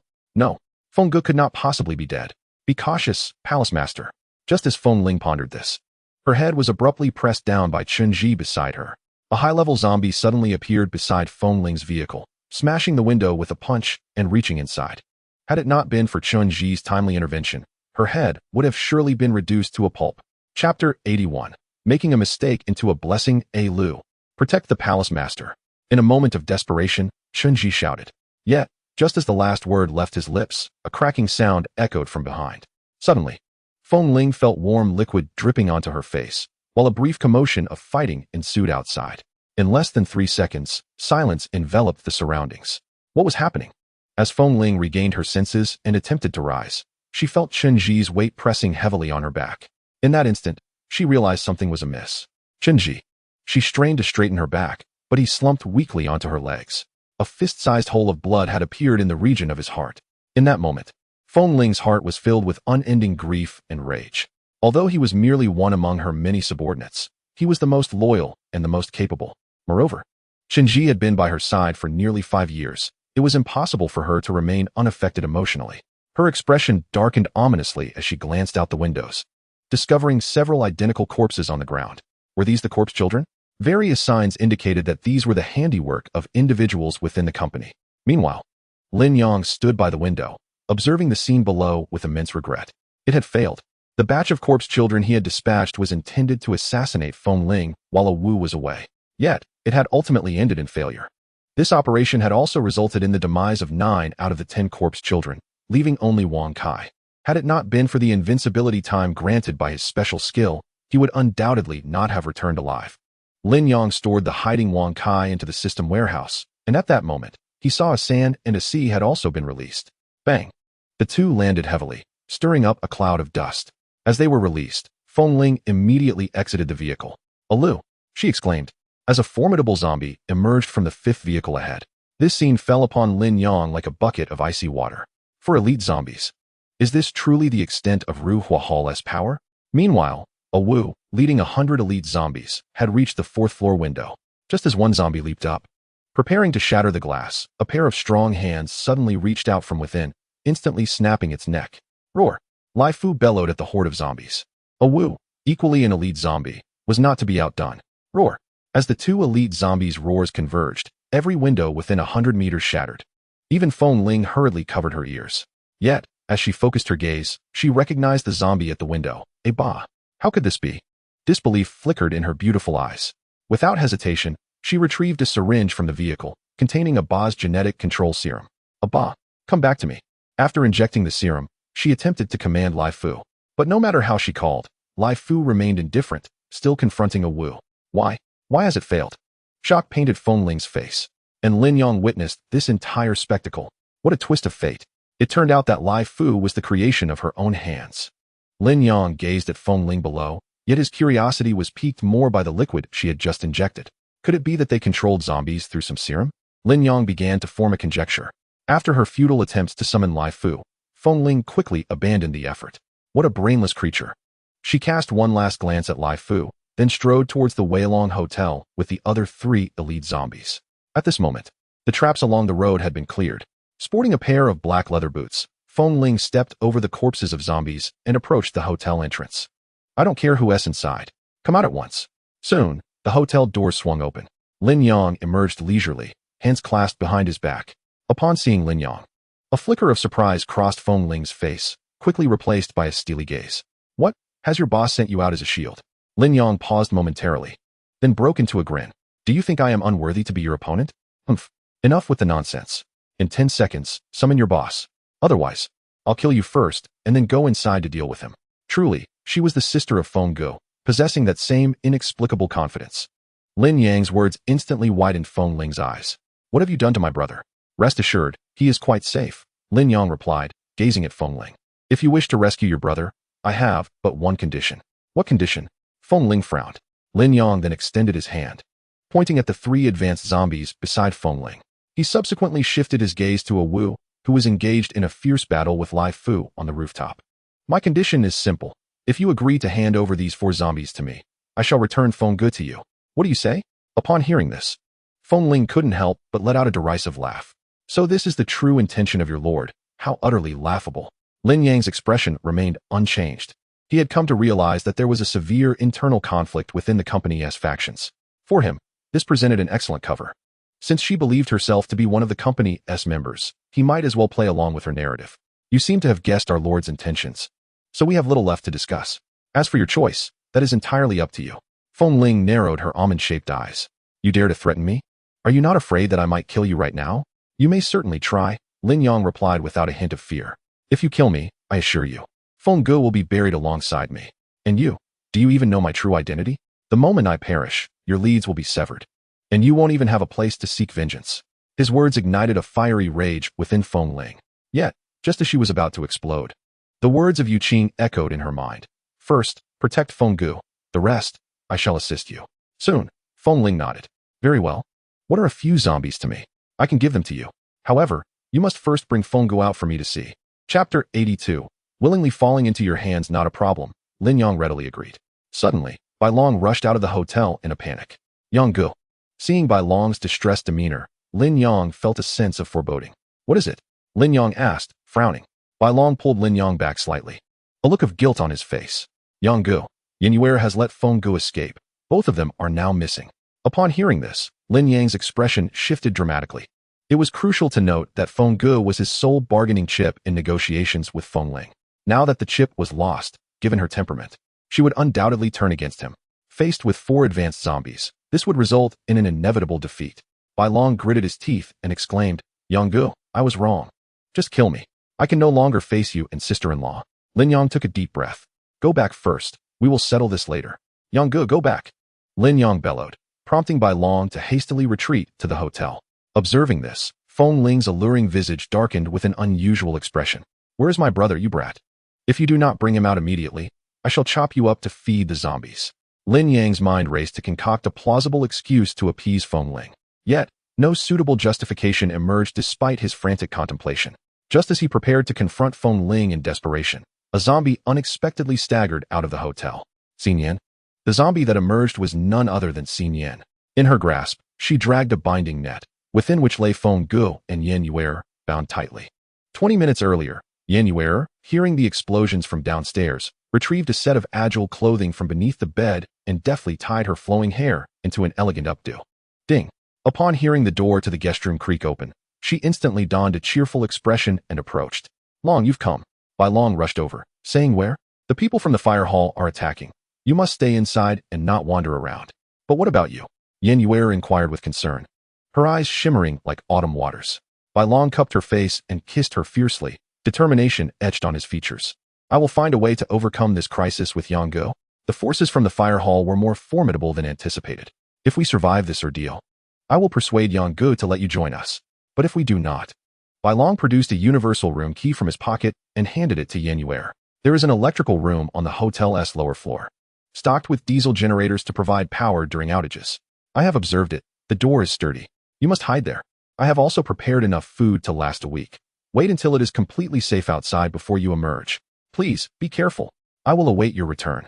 Yen Yuer's affectionate gaze prompted Bai Long to embrace her once more and plan another kiss on her lips. Subsequently, the two parted ways. Once Bai Long departed, Yen Yuer's tender expression swiftly turned cold. She wiped her face where Bai Long had just kissed her. Humph, that fat fool. He has taken advantage of me. But he will pay the price. Then, glancing at the universal room key in her hand, a smile crept across her face. What a fortunate windfall. With that, Yen Yuer opened the door and traversed the dimly lit, narrow corridor, making her way down the stairs from the 30th floor to the 18th. The corpulent man mentioned that Feng Gu was confined in the room located in the center of the 18th floor, and indeed it was. Yen Yuer utilized a universal room key to unlock the door of a guest room. Upon entering, she found Feng Gu bound to the bed, still in a state of unconsciousness.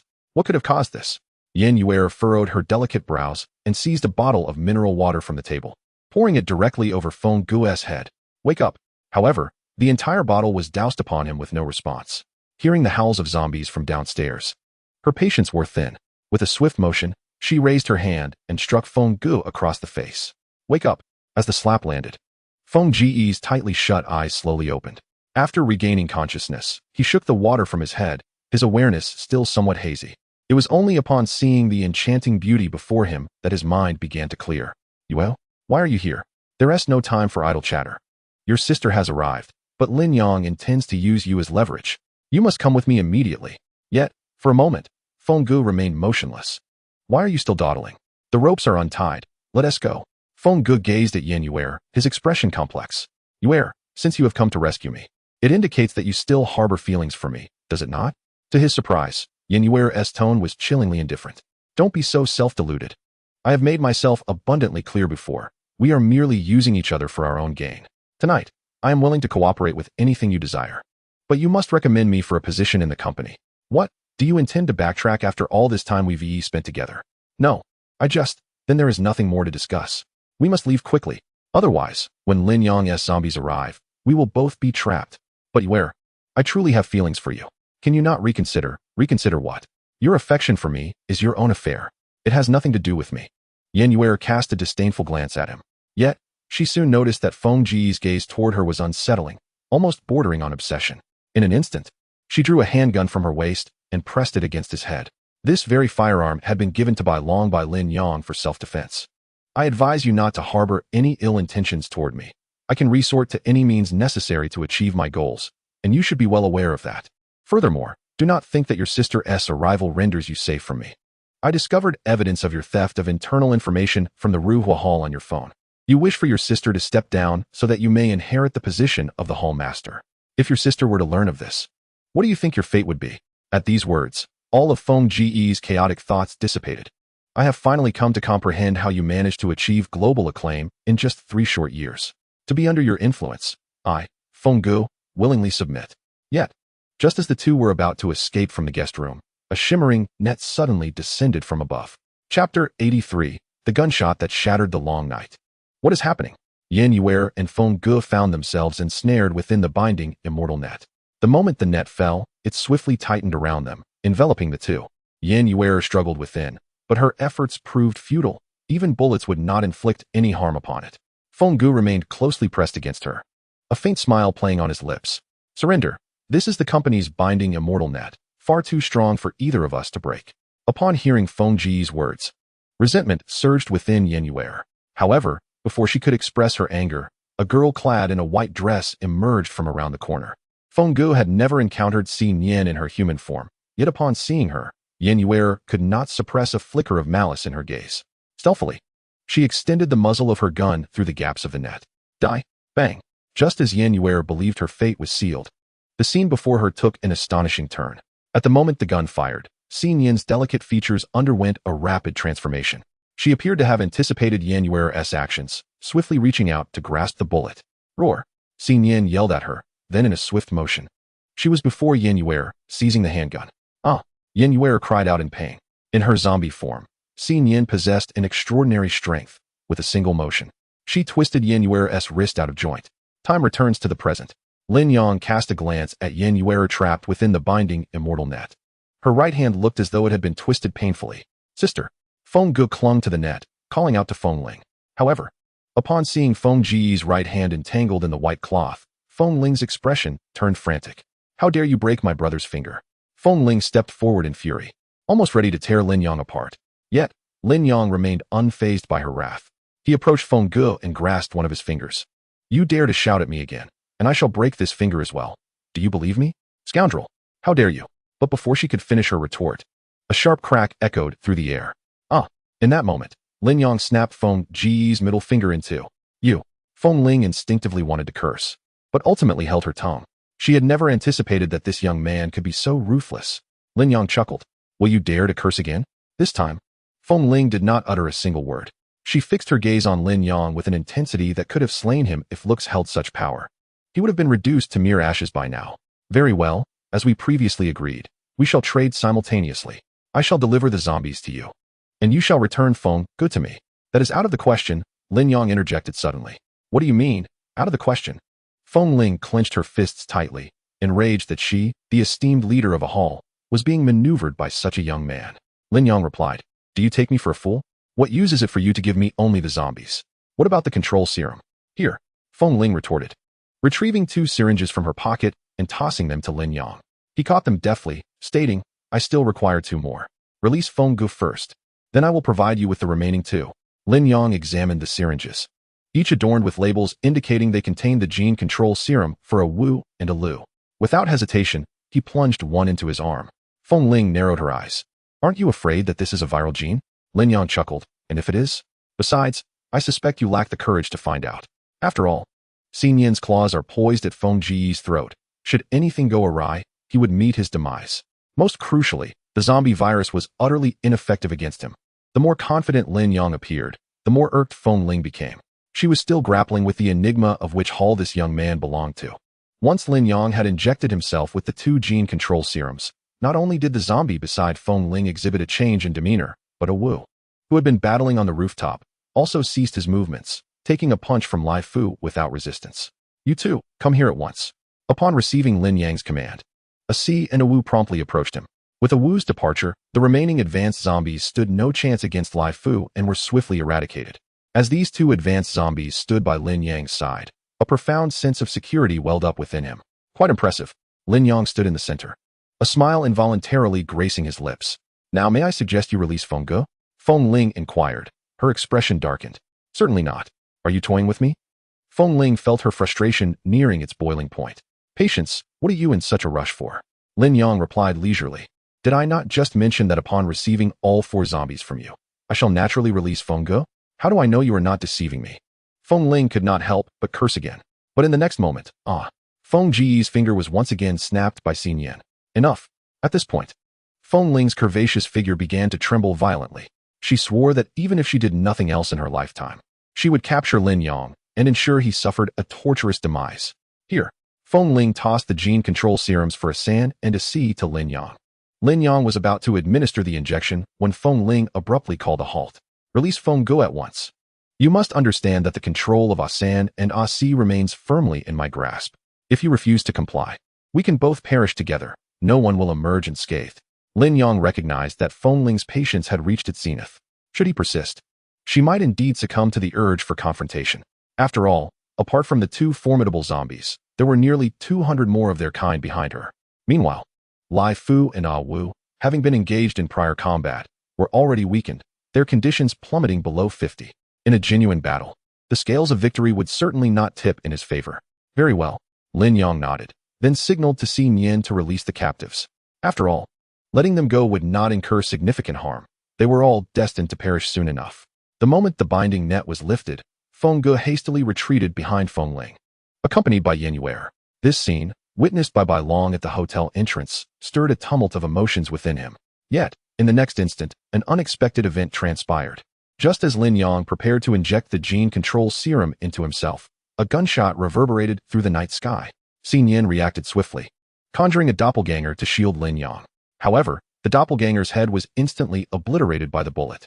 Yu Qing lay on a rooftop, his sniper rifle in hand, snorting in disdain. He was well aware that the recent shot would not kill Lin Yang. However, as long as he could prevent Lin Yang from injecting the gene control serum, his objective would be achieved. Chapter 84, Lai Fu in Crisis. Seeking silver notes, do they have an ambush? This was Lin Yang's immediate reaction. Amidst the chaos, one of the gene control serums had slipped from his grasp and fallen to the ground. With no time to retrieve it, he hastily utilized the remaining vial. Kill them all, Feng Ling bellowed. Instantly, San and hundreds of level zombies surged towards Lin Yang like a relentless tide. Si, take action. Lin Yang commanded Si, who stood near Feng Ling. However, just as Si prepared to move, a penetrating round pierced through his skull. Damn it! Lin Yang cursed vehemently. Due to the zombies' lack of intelligence, they remained immobile until given the order for free movement. Even when faced with danger, they could not defend themselves. Si's demise struck a chord of sorrow in Feng Ling. Each level zombie represented countless resources and effort she had invested, the depth of which only she could comprehend. Now, both sides were fully engaged in battle. Confronted by the overwhelming tide of zombies, Lin Yang's side appeared woefully outmatched. Other than Lin Yang and Xin Yan, the only remaining combatants were Lai Fu, A Wu, and A Lu. Moreover, the most critical issue is that both Lai Fu and A Wu are left with less than half of their strength. Lin Yang glanced at Asan's data, and his mood darkened considerably. Level, Combat Power, 3300 Stamina, 100100 Life, 100100 Special Skill, Duplication. Just as misfortune tends to strike in succession, it is indeed duplication. This implies that by possessing Asan alone, one could attain the combat prowess equivalent to two beings of his caliber. Consequently, Lin Yang's numerical advantage over the zombies vanished in an instant. Furthermore, the impending wave of high-level zombies should not be underestimated. After all, numerous ants can bring down an elephant.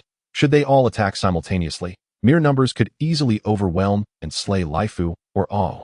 There can be no lingering in battle. Retreat. Lin Yang made a decisive decision.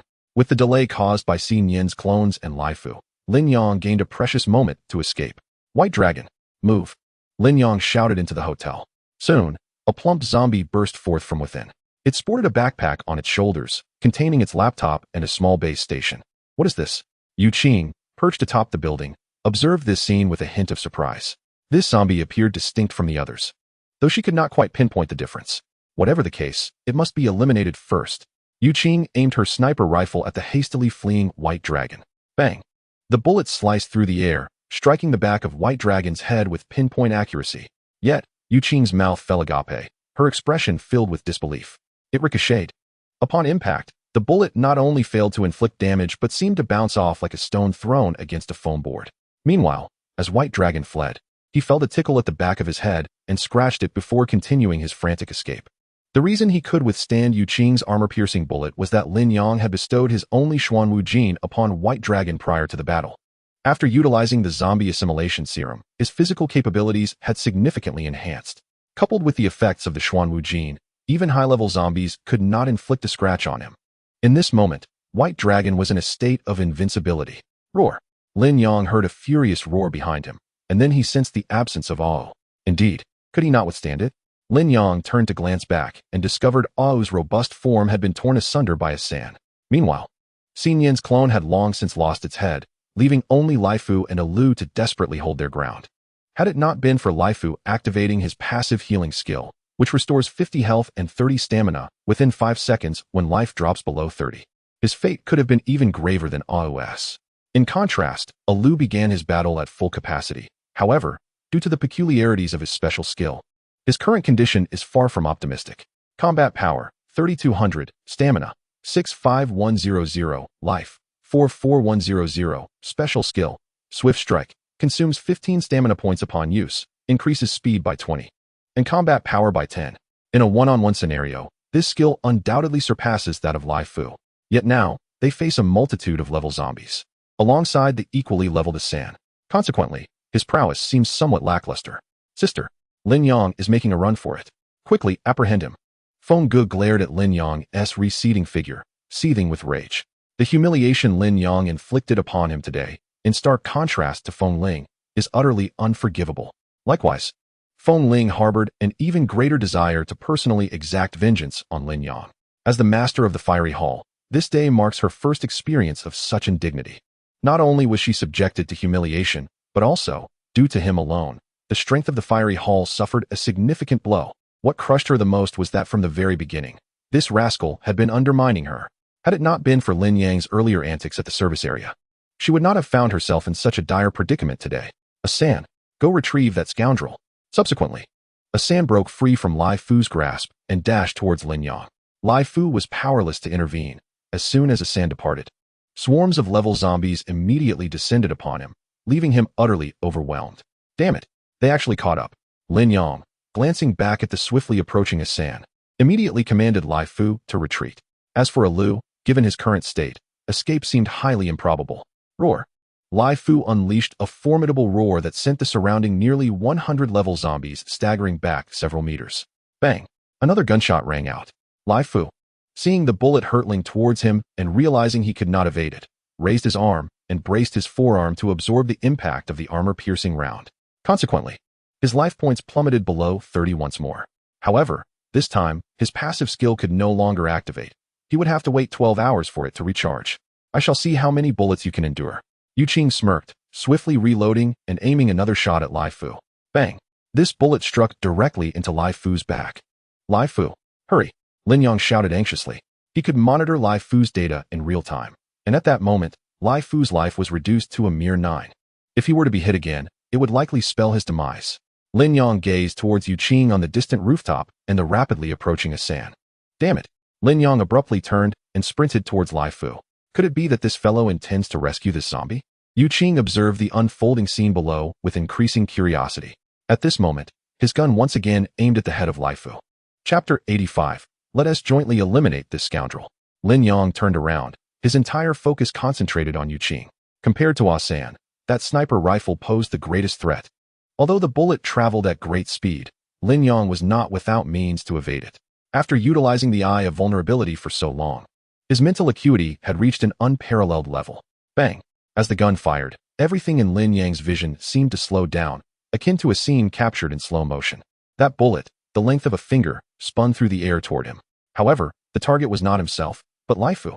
The moment the bullet left the chamber, a victorious smile crept upon Yu Qing's lips. Without Lai Fu's protection, Lin Yang was like a fish on a chopping block, at the mercy of Feng Ling's blade. Yet, in that fleeting moment of less than 0.01 seconds, Lin Yang executed 3 actions in quick succession. He drew his knife, raised his hand, and threw. Perhaps it was a mere illusion, but in that instant, Yu Qing seemed to perceive a flame flickering along Lin Yang's arm. Clang! The kitchen knife sliced through the air, cleaving the incoming bullet in half just inches from Lai Fu's ear. Roar! Not far away, Asan propelled himself forward with great force, akin to a cannonball hurtling towards Lin Yang. As the distance between them rapidly diminished, Lin Yang summoned a level 1 corpse child to shield him. Splat! As soon as the corpse child emerged, Asan bit its neck cleanly in two. However, Lin Yang seized this brief opportunity to maneuver around Asan and dart towards the retreating Lai Fu. The sudden appearance of the zombie, coupled with his abnormally rapid reflexes, was a tactic that could not possibly belong to the company. Yu Qing instantly deduced this. Simultaneously, he realized that he and Feng Ling had been thoroughly outmaneuvered by this young man. Given his ability to control other zombies, he posed an undeniable threat to the organization. No matter what, he could not be allowed to leave alive. Yu Qing retrieved a new magazine and loaded it into the sniper rifle. This was an explosive round developed by the company. Upon impact, it would immediately detonate. I refuse to believe I cannot kill you. Bang! As the bullet was fired, Lin Yang reacted promptly. Throughout the ordeal, his attention remained fixed on Yu Qing. When he saw that the bullet was aimed at him, Lin Yang once again summoned a corpse child to act as a barrier. Yet, the corpse child's body suddenly exploded. Black blood splattered all over Lin Yang, and the shockwave from the explosion hurled him back 4 to 5 meters. Lin Yang felt a tightness in his chest and immediately coughed up a mouthful of blood. Utilizing a mid-level healing potion, Lin Yang concentrated, and the internal injuries inflicted by the blast were swiftly mended to a significant extent. However, the explosion had also dramatically reduced the distance between Lin Yang and Lai Fu to within 10 meters. In the blink of an eye, the towering figure of Lai Fu transformed into a cascade of starlight and vanished into thin air. What transpired? Yu Qing was rendered speechless by the shock. Even the most advanced technology available in the company could not achieve such a feat. Meanwhile, from a distance, Feng Ling and Feng Gu were equally stunned. Sister, what was that? I have no idea. Yet, at that moment, Feng Ling harbored no doubts about Lin Yang's identity. Instead, she began to question her employer, suspecting favoritism in the allocation of newly developed treasures to other halls. Success. After retrieving Laifu with the zombie collector, Lin Yang couldn't help but breathe a sigh of relief. After all, a single high-level zombie was worth more than his entire army of corpse children. Moreover, while corpse children could be recreated if destroyed, the loss of Laifu would be irrevocable. However, the situation remained dire. After saving Laifu, Lin Yang found himself besieged. With threats looming from both the front and rear, an adversary before him and a sniper's rifle aimed directly at him from behind. Desperation set in. Gritting his teeth, Lin Yang released over 100 high-level corpse children, encircling himself within their ranks. Yet, almost immediately, an explosion erupted from behind. A single explosive round obliterated nearly a third of the corpse children. Damn it, is this never-ending? Lin Yang cast a glance at Yu Qing, etching his appearance into his memory. A gentleman's revenge is not to be forgotten in a decade. If he could survive this day, Lin Yang vowed to reclaim his honor from Yu Qing. Provide cover for me. Charge together. At Lin Yang's command, the 100-strong legion of corpse children surged forward, surrounding him as they charged towards the adversary. Yet, the narrowness of the path proved to be a significant hindrance. Moreover, since the target was Lin Yang, it was exceedingly difficult to advance without eliminating him. At that moment, through a gap, Lin Yang suddenly spotted a rotund zombie brandishing a kitchen knife as it hurried towards him. Bailong, have you lost your mind? Although he was currently shielded by the Xuanwu Jin, Lin Yang never intended for him to play the hero. Ignoring Lin Yang's words, Bailong charged forward and struck at the back of the adversary with his knife. Clang! The blade met the adversary's body, sparking a shower of flames. No way. Bailong could hardly believe the toughness of this zombie's skin. The blow felt as though it had struck steel, causing the blade to bend. The adversary, sensing the attack from behind, retaliated with a swift backhand, sending Bailong flying. Witnessing this, both Yu Qing and Feng Ling felt a surge of satisfaction. For such a blow could easily incapacitate even a high-level zombie. Bailong appeared to be merely a low-level zombie, with little hope of survival. Yet, just when they thought Bailong was doomed, the plump figure suddenly rose from the ground, brushed off the dirt, and turned to flee.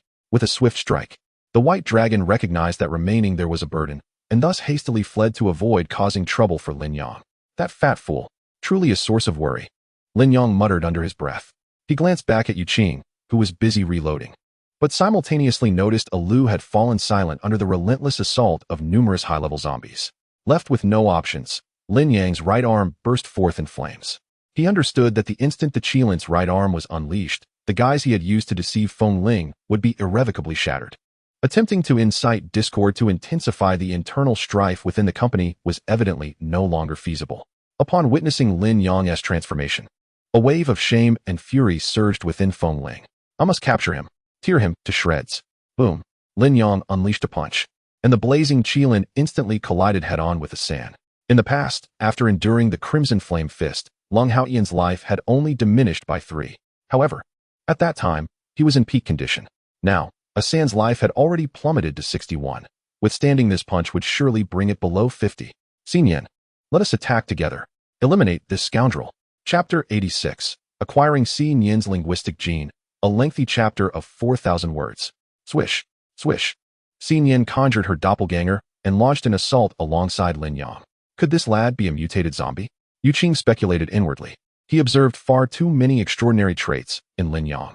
For instance, the instantaneous recovery ability after injury, his astonishing reaction speed, and the flames emanating from his right arm. Such phenomena could only be realized in a zombie. At that moment, Yu Qing had discarded his firearm, for his last magazine of explosive rounds had been expended. Yet Lin Yang remained unscathed. Reluctantly, he abandoned the offensive and retrieved his phone, activating the recording function. Behind Lin Yang, the horde of high-level zombies was on the verge of charging forth.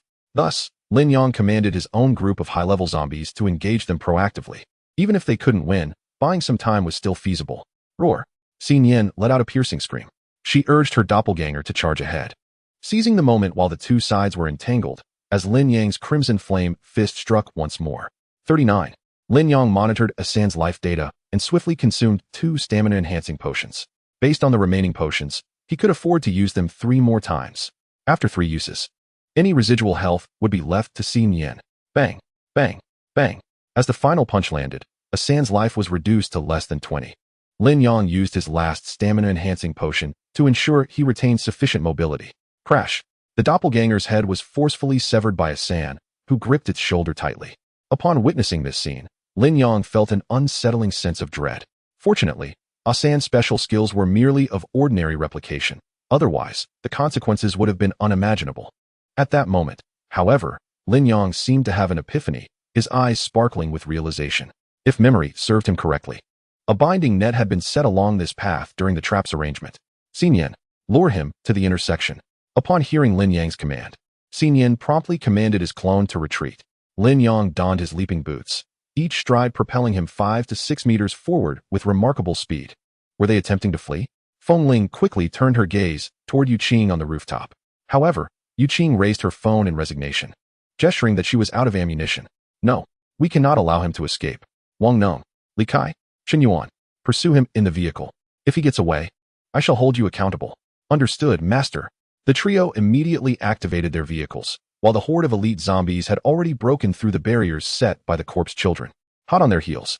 Before long, Lin Yang and Xinyan reached the intersection, with Asan merely 4 to 5 meters away. Just as Asan gathered his strength to strike Lin Yang down, his feet suddenly found no ground beneath him. In an instant, the binding net sprang up from the earth, ensnaring Asan in midair. Lai Fu, it's your turn. Lin Yang summoned Lai Fu. Despite his current low health, facing the ensnared, Asan granted him an undeniable advantage. With a roar, Lai Fu crouched and leapt into the air, soaring 10 meters high. He seized the net with one hand and, with the other, crushed Asan's head with a swift motion. Excellent! Lin Yang exclaimed joyfully, quickly recalling Lai Fu. From a distance, Feng Ling felt her heart ache at the sight. She had anticipated that this operation would incur losses, but she never expected that not a single elite zombie would be spared. Lin Yang, in this life, I, Feng Ling, shall never forgive you. With Asan's demise, Lin Yang found himself unimpeded in his escape. Ultimately, he cast a glance back at Feng Ling before fixing his gaze upon Yu Qing, swiftly disappearing around the corner. After a while, Lin Yang and his companions emerged in an underground parking lot. This had originally been their planned storage area for the armored vehicle. Alas, the armored vehicle had likely long since been reduced to a heap of scrap metal. Brother Yang, I am truly sorry. Bai Long, having reverted to human form, stood beside Lin Yang with his head bowed. Lin Yang shot him a sidelong glance and playfully kicked him. Enough. Learn from your mistakes. Let the past remain in the past. In the future, when you encounter beautiful women, refrain from relying solely on your lower instincts. Think with your mind as well. As Lin Yang spoke, Bai Long discreetly wiped away a tear. I understand, Yang. However, in this apocalyptic world, can I still encounter beautiful women? Lin Yang chuckled, assuring, indeed, you can, trust me. Yet, scarcely had he finished speaking when a zombie suddenly lunged out from behind a vehicle. Quick-witted and agile, Lin Yang pulled Bai Long close and, with a swift motion, delivered a punch that crushed the creature's skull. Ding. Congratulations, host, you have received a kill reward, 100 Maul points. Cumulative Maul points, 660,002. A mere low-level zombie dares to wait. Upon hearing the system's notification, Lin Yang's words were abruptly cut short. He hurriedly opened his inventory to verify, and upon seeing the string of numbers following the Maul points, he leaped from his spot in exhilaration. Finally, he had reached 660,000. Ha ha ha. Eagerly, Lin Yang opened the system Maul. Purchase. Language Gene of Xinyan. Ding. Purchase of Language Gene of Xinyan successful. Remaining Maul points, 2. Quick. Use it now. Ding. Usage failed. What did you say? At the utterance of those 4 words, Lin Yang nearly spat out a mouthful of blood. But soon, the system's voice echoed again. Please connect in the correct manner. Attempt again after a successful connection. Upon hearing this, Lin Yang couldn't help but chuckle. Then, under Bai Long's bewildered gaze, he embraced Xinyan and kissed her passionately. What? No way, Yang. I admit my mistakes, but you can't treat me like this. Bai Long turned away, dejected, wishing to shield his eyes from the scene. For him, a solitary soul, this was more than just witnessing a couple. It was a brutal blow to his tender heart. Meanwhile, as Xinyan felt Lin Yang's fervent kiss, her body gradually softened. During the activation of the language gene, she sensed an influx of knowledge flooding her mind. Even her throat seemed to undergo a transformation. Yet, at that moment, she was entirely immersed in Lin Yang's passion, with no thoughts for anything else. After what felt like an eternity, their lips parted, a shimmering strand of liquid lingering between them. Ding. Language function of Xinyan successfully activated. With the system's confirmation, Lin Yang gazed at Xi Yin with intense anticipation. Quick, say something I want to hear. At his words, Bai Long turned his head, equally astonished as he looked at Xi Yin. Faced with their fervent gazes, her cheeks flushed, a delightful rosy hue. What do you want to hear? Xi Yin shyly lowered her head, her voice barely above a whisper, yet every word was distinctly captured by both men. At the moment she spoke, Lin Yang's heart skipped a beat. Her voice was soft and tender, as if each syllable was strumming the strings of his heart. If one were to describe her as a silver bell, it would seem rather monotonous. Yet, to accurately capture her essence, perhaps the term heavenly melody is the only fitting choice. Xi Yin gazed at Lin Yang, who wore a foolish grin, and Bai Long, who stood by, transfixed as if in a daze. She gently pursed her crimson lips, seemingly concealing a smile. Hey, what's with you two? Lin Yang jolted awake, regaining his composure. He cast a sidelong glance at Bai Long and declared, You go play elsewhere. I have something to discuss with your sister-in-law. Bai Long, shaking off his stupor, made a sound of resignation and discreetly withdrew. At this moment, only Lin Yang and Xi Yin remained in the corner. Lin Yang grasped Xi Yin's hand, a mischievous grin adorning his face. Now that you can speak, how do you plan to address me from now on? Xi Yin smiled sweetly. I'll follow your lead. Oh, Lin Yang raised an eyebrow, his grin widening. Then, aside from husband, dear, darling, or daddy, any title will do. Just as Lin Yang was about to continue, Xi Yin suddenly interjected with a quip. Lin Yang blinked in surprise. When did you become so clever? A glint of mischief sparkled in Xi Yin's eyes. Well, one can level up, you know. Upon hearing this, Lin Yang immediately examined Xi Yin's various attributes.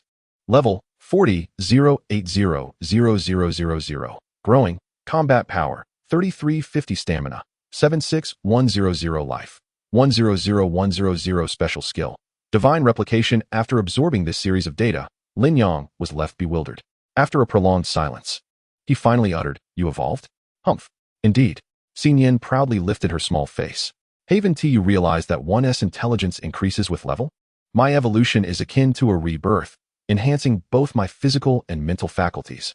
Henceforth, don't think you can bully me so easily. What? When did I ever bully you? However, just as Lin Yang finished his question, he noticed Xi Yin gazing at him with a mischievous intent. Shall I help you think back? She reached out, pinching the inner thigh of Lin Yang with force. Ouch, you're going too hard. Lin Yang crouched down in agony. It is well known that the inner thigh is quite sensitive. Even a slight bump can be painful, let alone a hard pinch. Seeing Lin Yang's distressed expression, Xi Yin's beautiful eyes flickered, and she quickly knelt beside him. I didn't mean to. Are you all right? However, as soon as she finished speaking, Lin Yang suddenly lifted his head and planted a kiss on her cheek. Oh, you think you can challenge me? You're still quite tender. You. Hey. Lin Yang, seeing Xi Yin raising her delicate fist ready to strike, quickly interjected, From now on, you're only allowed to use words, not fists. Do not strike me so easily. One might think I am under the thumb of my wife. Xi Yin pouted. Humph. Lin Yang chuckled. All right. I shall not tease you any further. Do share with me how you managed to ascend 10 levels so swiftly. Xi Yin replied, I am not entirely certain. It just seemed to happen automatically when you assisted me in activating the language function. Oh, by the way, I also unlocked a personal storage. You might want to take a look. Personal storage? Lin Yang queried with curiosity. He promptly accessed Xi Yin's data panel and indeed discovered an additional option for a storage facility. Upon entering, he was surprised to find the layout quite similar to his own system storage. Initially, he expected it to be completely empty since it had just been activated. To his astonishment, however, there were 2 items within the storage. The first was a gift pack awarded for Xi Yin's level up. The second was a fashion pack, which upon opening, would grant a random outfit. Throughout this time, Xi Yin had been adorned in a charming white dress. This dress was remarkable. It repelled stains and even repaired itself from battle damage sustained while in zombie form upon reverting to her human state. Nevertheless, Lin Yang had little interest in the fashion pack. In his previous gaming experiences, he had never invested in cosmetic skins, not due to lack of funds, but rather because he found them inconsequential. Furthermore, he found Xi Yin's current dress quite to his liking, so he had no intention of replacing it for the time being. As for the upgrade pack, it was of utmost interest to Lin Yang. Despite the exorbitant prices set by this troublesome system, the items granted were consistently commendable. With a mere thought, Lin Yang activated the upgrade pack from Xi Yin's personal storage. Congratulations, host. You have received a special skill activation card. Select 1, X1. Congratulations. Host, the Girlfriend Mall has now been unlocked. Please visit the System Mall to explore. The Girlfriend Mall? Lin Yang was somewhat taken aback. However, It must be noted that the items sold in the system mall had always been beneficial to him. In contrast, Xin Yan had no other items available for her use aside from the skill activation card. All those various kits and potions were ineffective for her, which had always been a source of disappointment for Lin Yang. Yet with the introduction of the girlfriend mall, perhaps this gap could be bridged. Lin Yang then proceeded to open the system mall. He observed that the area previously designated for the system mall had been divided, revealing an entrance to the girlfriend mall. Upon entering, a plethora of dazzling products appeared in his mind's eye, all of which were entirely unfamiliar to him. However, upon glancing at the prices, Lin Yang could not help but exclaim in frustration. Curse this wretched system. Do you truly seek to exploit me further? How is it that her items are more expensive than mine? Lin Yang discovered that wearable outfits like Xin Yan's required a staggering 10 million. Meanwhile, his own Flame Kirin outfit only cost 500,000. He had little interest in the other assorted items. Yet, when he reached the bottom of the store, one particular item captured his attention. Reward sharing bracelet, item description. When both the host and Xin Yan wear this item simultaneously, the rewards obtained from defeating zombies will be proportionally converted into the other S experience points. Price, 2 store points. Chapter 87. There's nothing that cannot be done with the reward-sharing bracelet. Did it not imply that one could receive double rewards from a single zombie? Lin Yang was elated. This bracelet could only be purchased in pairs, effectively costing 1 point each. Without hesitation, Lin Yang chose to buy it. Ding. Reward-sharing bracelet purchased successfully. Current remaining store points, 0. Indeed, spending money is effortless, but earning it is arduous. Lin Yang sighed. Nonetheless, with his current strength, he was confident that he would soon earn another 660,000. Afterward, he retrieved 2 bracelets from Xin Yan's personal storage. One was red and the other blue. Which one would you prefer? Lin Yang held 1 bracelet in each hand. The craftsmanship of these bracelets exuded a sense of technological sophistication, starkly contrasting with ordinary accessories, luxurious yet understated. However, Xin Yan did not make a selection. Instead, she stepped forward and linked her arm with Lin Yang's, saying, "You choose for me." As a steadfast straight man, assisting his girlfriend in selecting items was undoubtedly a century-old dilemma. Then let it be the red one. Why? Xin Yan inquired with curiosity. Because I wish for you to be prosperous and have good fortune always. Having said this, Lin Yang felt a weight lift off his shoulders as he took her hand to put the bracelet on her. However, Xin Yan suddenly withdrew her hand. What's wrong? Don't you like red? Xin Yan smiled and shook her head. She then took the red bracelet and slipped it onto Lin Yang's wrist. What you chose, I naturally adore. I simply wish for good fortune to always accompany you. As for me, having you is enough. Xin Yan's voice was gentle and soft. As she spoke, a smile graced her lips, and her gaze was filled with boundless affection. At that moment, Lin Yang felt as though a feather had landed upon the softest part of his heart. Despite having a myriad of words to express, they ultimately condensed into 3 simple words: I love you.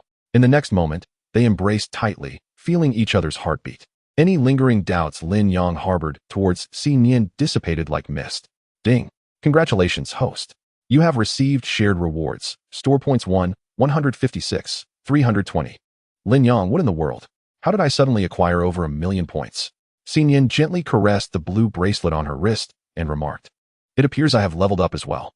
Upon hearing her words, Lin Yang promptly glanced at Xin Yan's data. Level, 42, 15, 220. 100, combat power, 3,500 stamina, 84, 100 life, 100, 100 special skill, divine duplication. You've leveled up twice? Lin Yang exclaimed, his gaze darting between his and Xin Yan's bracelets, a spark of realization igniting within him. I comprehend now. If my conjecture holds true, the rewards from the zombies we previously vanquished have been preserved by the system all along. Once we don the reward-sharing bracelets, the previously stored rewards will activate automatically. Xin Yan's beautiful eyes shimmered with excitement upon hearing this. However, Lin Yang's joy was short-lived. 1,000,000 points were indeed substantial. Yet he found himself unable to procure anything of value. For him, what was most urgently needed were the remaining components of the Fiery Qilin set. Should he manage to complete the set, he might indeed possess the strength to rend zombies apart with his bare hands. Just then, Xin Yan suddenly lowered her head, as if she had something to express. What's the matter? Are you feeling shy around me? Lin Yang teased, leaning closer with a playful tone. You wouldn't be hoping to, absolutely not. Xin Yan interjected, a deep blush rapidly spreading across her fair cheeks. Seeing her flustered demeanor, Lin Yang couldn't help but stifle a chuckle, for teasing one's girlfriend was always an amusing endeavor for a young man. What did you wish to say? Lin Yang inquired. Xin Yan, still looking down, fidgeted with the hem of her skirt, and stammered, I possess another special skill card. Could you assist me in activating it? As Lin Yang recalled, indeed, there was a special skill card among Xi Nian's leveling rewards, and it was one of her choosing. Yet, he wore a mischievous grin as he replied, Actually, I believe there's no rush. Why don't we seek out a more comfortable location, perhaps a hotel or something similar? It would be quite convenient, wouldn't it? Lin Yang, you weren't like this before. Xi Nian retorted, her large eyes glaring at him, her face puffed with indignation. Oh, people do change, Lin Yang nonchalantly replied. Yet, his jest elicited a glimmer of moisture in Xi Nian's eyes. If you won't help me, then forget it, she declared, turning her head away and refusing to engage further. Noticing the shift in Xi Nian's demeanor, Lin Yang's smile faltered. He had not anticipated that a mere jest could provoke such a profound reaction from her. Little did he know, for Xi Nian, the affection for her host would always take precedence. However, now that she had acquired the full spectrum of human emotions, she naturally yearned for a love that was equal and reciprocated. However, should Lin Yang ever encounter a more suitable candidate, she would undoubtedly depart without hesitation. After all, she is merely a data construct generated by the system. How could she dare to dream of being genuinely loved by a real human? Lin Yang scratched his head, gently shook Xi Nian's shoulder, and said, What's the matter with you? I haven't said anything. Soon, Xi Nian turned her head towards him. She smiled at Lin Yang, but uttered only one word. Good. Good? Lin Yang was momentarily taken aback. Good at what? Xi Nian, clutching the hem of her dress with both hands, softly replied, Didn't you say you wanted to find a more comfortable place? Upon hearing this, Lin Yang's face immediately flushed. I was just joking. But I wasn't. Xi Nian's tone was quite resolute. As long as you desire it, I have no objections. Lin Yang swallowed audibly.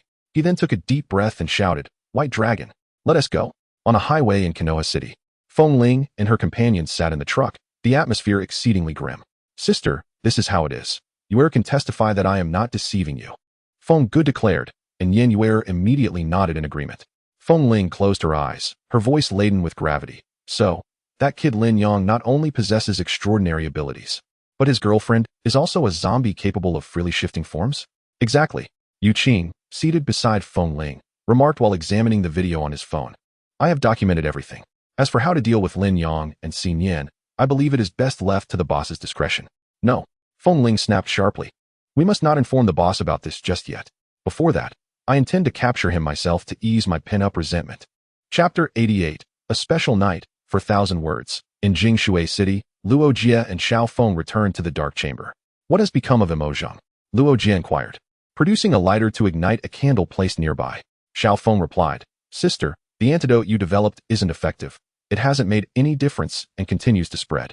As the candlelight flickered to life, Luo Jie beheld Mo Zhang, encased in ice. Over the past month, the virus had crept from his right arm to his shoulder. Although it was still some distance from his heart, the spread showed no signs of abating. A tear fell from Luo Jie's eye onto Mo Zhang's face, only to freeze instantly upon contact. Sister, the cold from this freezing apparatus is too intense. Given your already fragile health, it's better for you to keep your distance. Xiao Feng insisted, disregarding Luo Jie's consent as he pulled her aside. With a swift motion of his hand, a gust of wind extinguished the candle. Sister, if it comes to that, why not transform brother-in-law into someone like me? Though it might be a bit unsightly, there's nothing else wrong with it. Moreover, did you not also mention that there is hope of restoring human form once evolution reaches a certain stage? That is not feasible, Luo Jie retorted with irritation. I spoke of hope, not certitude. Besides, the transformation that rendered you thus was an unavoidable circumstance. You have been utterly infected, yet your brother-in-law has not. All right, I concede. The complexities of adult love are beyond my comprehension, Xiao Feng mused, smacking his lips. Despite his formidable evolution into a powerful zombie, his actual age remains a mere 16. Alas, had I known this would be my fate, I should have accepted Xiao Li's confession. Perhaps I could have savored the joy of shifting from manual to automatic before becoming a zombie. Luo Jie cast a sidelong glance at her brother. Though she did not fully grasp his words, it was clear they were not flattering. By the way, sister, do you still possess the gene enhancement serum? Luo Jie shook her head, stating that her boss had only provided her with 1 vial of the viral gene enhancement serum. Why do you ask? Xiao Feng replied. I believe that with my current physique, I could certainly endure another injection. What are you thinking? Luo Jie immediately countered. The effects of the viral gene enhancement serum are exceedingly potent. Should you inject it twice, you would undoubtedly meet a catastrophic end. Why so? Xiao Feng scoffed. Sister, you have no idea how strong I am now. I feel I could easily dispatch even the batch of zombies cultivated by your company.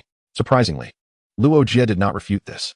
She paused for a moment before saying, I have always felt that what the company reveals is merely the tip of the iceberg, and what we perceive is only what the boss wishes for us to see.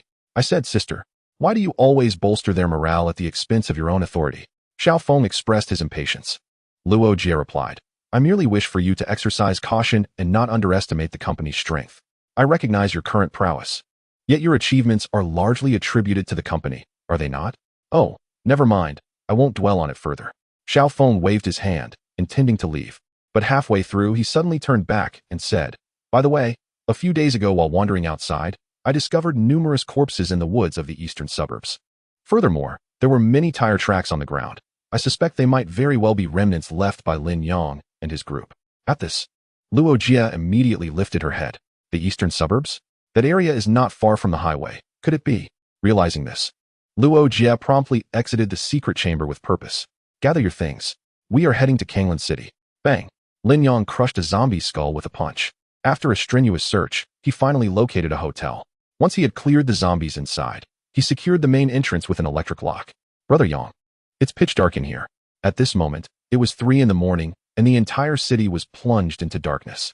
In a room devoid of moonlight, the white dragon seemed no different from a blind man. Suddenly, with a click, the room illuminated. Lin Yang purchased a flashlight with infinite energy for 50 points and handed it to the white dragon. It's getting late. You should find a room to rest, he advised. Oh, what about you and your sister-in-law? The white dragon inquired as he accepted the flashlight. Lin Yang shot him a sidelong glance, retorting, What does that concern you? We have serious matters to attend to. Subsequently, the white dragon, wearing a knowing smile, turned and sprinted upstairs just moments before a potential reprimand. Before long, Lin Yang and Xin Yin found themselves in a guest room, themed in soft pinks that adorned the walls and floor. Drawing from previous experiences, Lin Yang promptly shut the door behind him upon entering. He glanced at Xin Yin beside him and, feeling a tinge of nervousness, suggested, Would you like to take a shower? I can heat some water for you. He raised his right arm, the Kirin arm, which flickered with flames, casting a warm glow on Xin Yin's face, making it appear flush. Maybe you should go first, she replied softly, or we could shower together. All right. Yet, just as Lin Yang felt a wave of excitement, Xin Yin suddenly transformed. Why are you silent? Weren't we supposed to shower together? Perhaps it's best if we don't. Watching Xin Yin morph into a zombie-like form, Lin Yang's anticipation crumbled like a fallen tent. As he hurried into the restroom, Xin Yin reverted to her human form, but a hint of disappointment lingered on her face. She felt somewhat troubled. In the past, she knew nothing and was filled with joy when with Lin Yang. Yet now, with understanding came the loss of those simple pleasures. Soon, Lin Yang emerged from the bathroom, bare-chested with a towel draped around his waist. I've heated the water in the tub for you. Go enjoy it for a while. It's quite relaxing. Xin Yin smiled. Saying nothing further as she walked straight into the bathroom, Lin Yang found her reaction peculiar. What's up with her? She seems burdened with thoughts. Although Lin Yang was somewhat oblivious, he wasn't foolish. Over the past month, Xin Yin had been by his side, and despite his silence, he had noticed every subtle change in her demeanor. Lying on the bed, Lin Yang sighed helplessly. Perhaps it's just the pangs of youthful affection. Listening to the sound of running water from the bathroom, Lin Yang's mind began to wander. Suddenly, he recalled that Xin Yin's personal storage contained a fashion gift pack. With little else to occupy his time, he decided to open Xin Yin's storage and directly unwrap the gift pack. Ding! Congratulations, host. You've obtained Fashion Bikini 1. When the image of this bikini entered Lin Yang's mind, he was utterly taken aback. What on earth is this bizarre fashion? You wretched system. Why did you not inform me sooner that there was a bikini involved? However, his attention was swiftly diverted upon reading the subsequent text. Fashion attributes, upon use. Combat power increases by 10, defense by 5, and speed by 20. Such formidable attribute enhancements. Lin Yang promptly glanced at Xin Yin's combat power. If utilized, her original strength of 3,500 would leap to 3,850. And this is without any upgrades. With such prowess, she would surely be unmatched among the higher-tier zombies, he mused. The current Xin Yin was significantly stronger compared to the elite zombies under Feng Ling's command. Moreover, the pivotal point was that Xin Yin possessed a divine-level special skill. He believed that this alone would surpass most high-tier zombies. Lin Yang felt immensely satisfied. After a while, the sound of water in the bathroom ceased. As the bathroom door swung open, a grin spread across Lin Yang's face. Ding! Bikini set successfully equipped. Just as Xin Yin stepped out, Her pristine white dress morphed instantly. Ah! Xin Yan let out a startled cry, her face flushing from neck to ears. Lin Yang, you are too much. That was not my intention. Please, don't get worked up. Lin Yang, fearing that Xin Yan might misunderstand, hurriedly explained, this is a set of fashion I obtained for you. Wearing it will significantly enhance your attributes. You can feel it for yourself. To be honest, Lin Yang had no ulterior motives. As a gentleman, he genuinely wished to surprise Xin Yan. Listening to his words, Xin Yan skeptically lowered her hands from her chest. Meanwhile, the gentleman took the opportunity to steal a couple of glances. Subsequently, Xin Yan immediately transformed into her zombie form. After experimenting for a while, her expression shifted from embarrassment and anger to delight. It truly works. Once Xin Yan reverted to her human form, the earlier discontent was instantly cast aside. She leaped onto the bed, resting her head on Lin Yang's shoulder. But I can't possibly wear this outfit during battles. It would be so embarrassing. Lin Yang nodded, as this was indeed a valid point. Even in her zombie form, he would never allow his girlfriend to don such attire for combat. However, rest assured, you can actually wear it alongside your little dress. Upon hearing this, Xin Yan immediately lifted her head, staring intently at Lin Yang. What do you mean by that? Before Xin Yan could finish her sentence, Lin Yang swiftly rolled over, pinning her down on the bed. Is it so wrong for me to want to see? Xin Yan felt the warmth of Lin Yang's breath, her gaze somewhat evasive. It's not that it's impossible. It would just be nice if you mentioned it to me beforehand. Lin Yang, captivated by Xin Yan's delicate, rosy lips, could no longer contain the primal urge within him and leaned in for a fervent kiss. Thus, this night was destined to be extraordinary. So extraordinary that should I continue to elaborate, an entire chapter would surely face censorship. The following morning, Lin Yang gazed upon the peacefully slumbering Xin Yan in his embrace, his eyes filled with tenderness. After a night of passionate engagement, he felt invigorated rather than weary. After all, the 2 stamina-enhancing potions he had consumed the previous evening were certainly not purchased in vain. It seemed this girl possessed a sentimental side as well. He gently caressed Xin Yan's silky hair, recalling how, in a moment of unguarded emotion, she had divulged all her sources of unhappiness. It was only after Lin Yang's reassurances and comforting words that she was able to cast aside her worries and drift into a serene sleep. Listening to the soft sounds of Xin Yan's gentle snores, he couldn't help but chuckle. Silly girl, throughout my 23 years, you are the first who has truly chosen to love me. How could I ever bear to lose you? As he laughed, his eyes unexpectedly grew moist. Having lost his parents at a young age, and coming from a lineage where familial bonds were fraught with discord, he had been shunned by relatives who refused to take him in. Thus, from the moment he could remember, he had spent his life in an orphanage. After finally gaining admission to a university, he endured scorn and isolation, failing to forge even a single friendship in 4 long years. It was as though he were a child abandoned by the world, unworthy of love and incapable of loving others. Yet, thankfully, those days were behind him. The very individuals who once mocked him may have long since become mere fodder for the undead. Meanwhile, he had not only gained a loyal brother in by long, but also discovered the purest form of love, one that, though perhaps not conventionally reciprocated, meant the world to him. Lin Yang cared not for societal approval. If the world would not embrace him, then he saw no reason to conform. Instead, he chose to exist as an outlier in this realm. As he observed the sun rising beyond the horizon, a subtle smile graced his lips, and he instinctively tightened his embrace around Xin Yan. She slept soundly, and upon awakening, she found Lin Yang watching her from beside the bed. What are you doing? She inquired, her voice laced with curiosity. Lin Yang playfully brushed his fingers across her delicate nose and replied with a grin. What? Is it only permissible for you to watch me wake up, but not the other way around? I never said that. Xin Yan laughed, her eyes sparkling with mischief. She lifted the covers, only to discover that she had already donned a pristine white dress, which now felt unusually constraining. It was her first time wearing it, and she found herself quite unaccustomed to it. As she adjusted her attire, the dress suddenly vanished. Ah, Lin Yang. A wicked smile crept across Lin Yang's face. If it feels uncomfortable, then I shall not wear it. After all, there is no one else in the room. It shall remain as it is. No. You must change back immediately. Lin Yang chuckled and promptly dressed her again in the little white dress. However, one must ponder, since the attire resides within your personal storage. Why can you not wear it yourself? Xin Yan retorted while adjusting the dress, her irritation evident. It is precisely because you are the host. The authority lies within your grasp. Upon hearing this, Lin Yang embraced Xin Yan from behind, a playful smile gracing his lips. Then you must obediently heed my words from now on, or else. Or else what? Xin Yan, taken aback by Lin Yang's unfinished statement, suddenly halted. It seems we forgot something quite significant last night. What is it? As soon as Xin Yan posed the question, she too fell silent. The special skill? The special skill? Chapter 89. Imperial level special skills seeking silver tickets. Due to the depth of their emotions the previous night, the two had completely forgotten the purpose of their visit to the hotel. Initially, Lin Yong merely sought to activate his special skills as an opportunity to deepen his acquaintance with Xin Yan. Unexpectedly, they had indeed grown closer. Yet neither had remembered the main objective. No matter.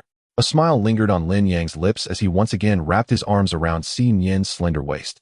At worst, we can always try again. Upon hearing this, Xin Yan's face flushed anew. Just as I had arranged the dress, you come again. Lin Yong swiftly leaned in closer. Unbothered, what is there to fear? Soon enough, I shall assist you.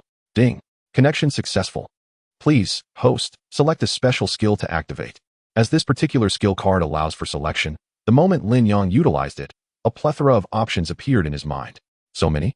Lin Yong perused the special skills presented on the card, many of which were not even available in the system shop. Among them, he recognized several familiar skills, such as teleportation, shadow kill, and immortality. However, amidst the myriad of special skills, Lin Yong made a startling discovery. Why is replication still an option? Could it possibly evolve further? Ding. Below is the introduction to special skill levels. Special skills are divided into 3 tiers: primary, divine, and imperial. Primary consumes personal energy to provide a slight enhancement. Divine no longer consumes personal energy, offering a substantial augmentation. Imperial no longer consumes personal energy, providing a massive enhancement, and increases all attributes by 20 during skill activation. My heavens! Lin Yong was astounded by the description of the imperial level. The most astonishing aspect is that each upgrade has a 100 success rate. There is no concept of probability. For instance, if Xin Yan were to utilize the imperial level replication, it would mean that her original battle power of 3,850 would increase by an additional 770. At that point, Xin Yan's battle power would surpass 4,000, achieving an astonishing 4,620. So, what is there to hesitate about? Choose. Ding. Special skill is being activated. Please do not disconnect. A moment later. Ding. Congratulations, host. Successfully activated the special skill. Copy. Ding. Special skill. Copy has been successfully upgraded. For further details, please check the host's data panel. Open the skill data panel. Lin Yong decisively released Xin Yan's crimson lips for the first time. The allure of this imperial-grade skill was overwhelmingly enticing to him. Upon opening the data panel, Lin Yong immediately noticed the description in the special skill section had changed. Imperial copy. When used, there is no physical energy consumption, producing 2 avatars with identical attributes to the original at 100 efficiency. Duration, 60 minutes. Note, a maximum of 2 avatars may exist at the same time. When the avatar's stamina reaches 0, it will automatically vanish. If an avatar is defeated, the original's life and stamina will each recover by 50. Additionally, within 5 minutes, a fixed combat power increase of 200 will be granted. Lin Yong was rendered speechless by the shock. Setting aside the increase in avatars and the extended duration of their existence, the mere fact that life and stamina could each recover by 50 was already extraordinarily formidable. This meant that if both avatars were to perish simultaneously, the original Xin Yan status would be fully restored. Coupled with the 400 combat power provided upon the avatar's demise, Xin Yan's original combat power would surge past 5,000. At this rate, even formidable opponents of the same level would find themselves challenged. How exhilarating! Lin Yong felt an overwhelming surge of excitement within. Xin Yan, quickly unleash your special skill. Xin Yan nodded, as she sensed the successful upgrade of her skill. With a mere thought, 2 avatars instantly materialized at her sides. Simultaneously, Lin Yong continued to observe the data of the 3 Xin Yans before him. The results aligned with his expectations. Besides the original boasting a combat power of 4,620, the avatars each possessed 3850. Without delay, Lin Yong struck both avatars' heads with a punch. This action propelled the original's combat power to a staggering 5,020. How does it feel? Lin Yong inquired. After evolving to this level, even in her zombie form, Xin Yan could articulate her thoughts. Very strong. She responded with just 2 words. Subsequently, Xin Yan opened the window of the room and leapt from the 5th floor.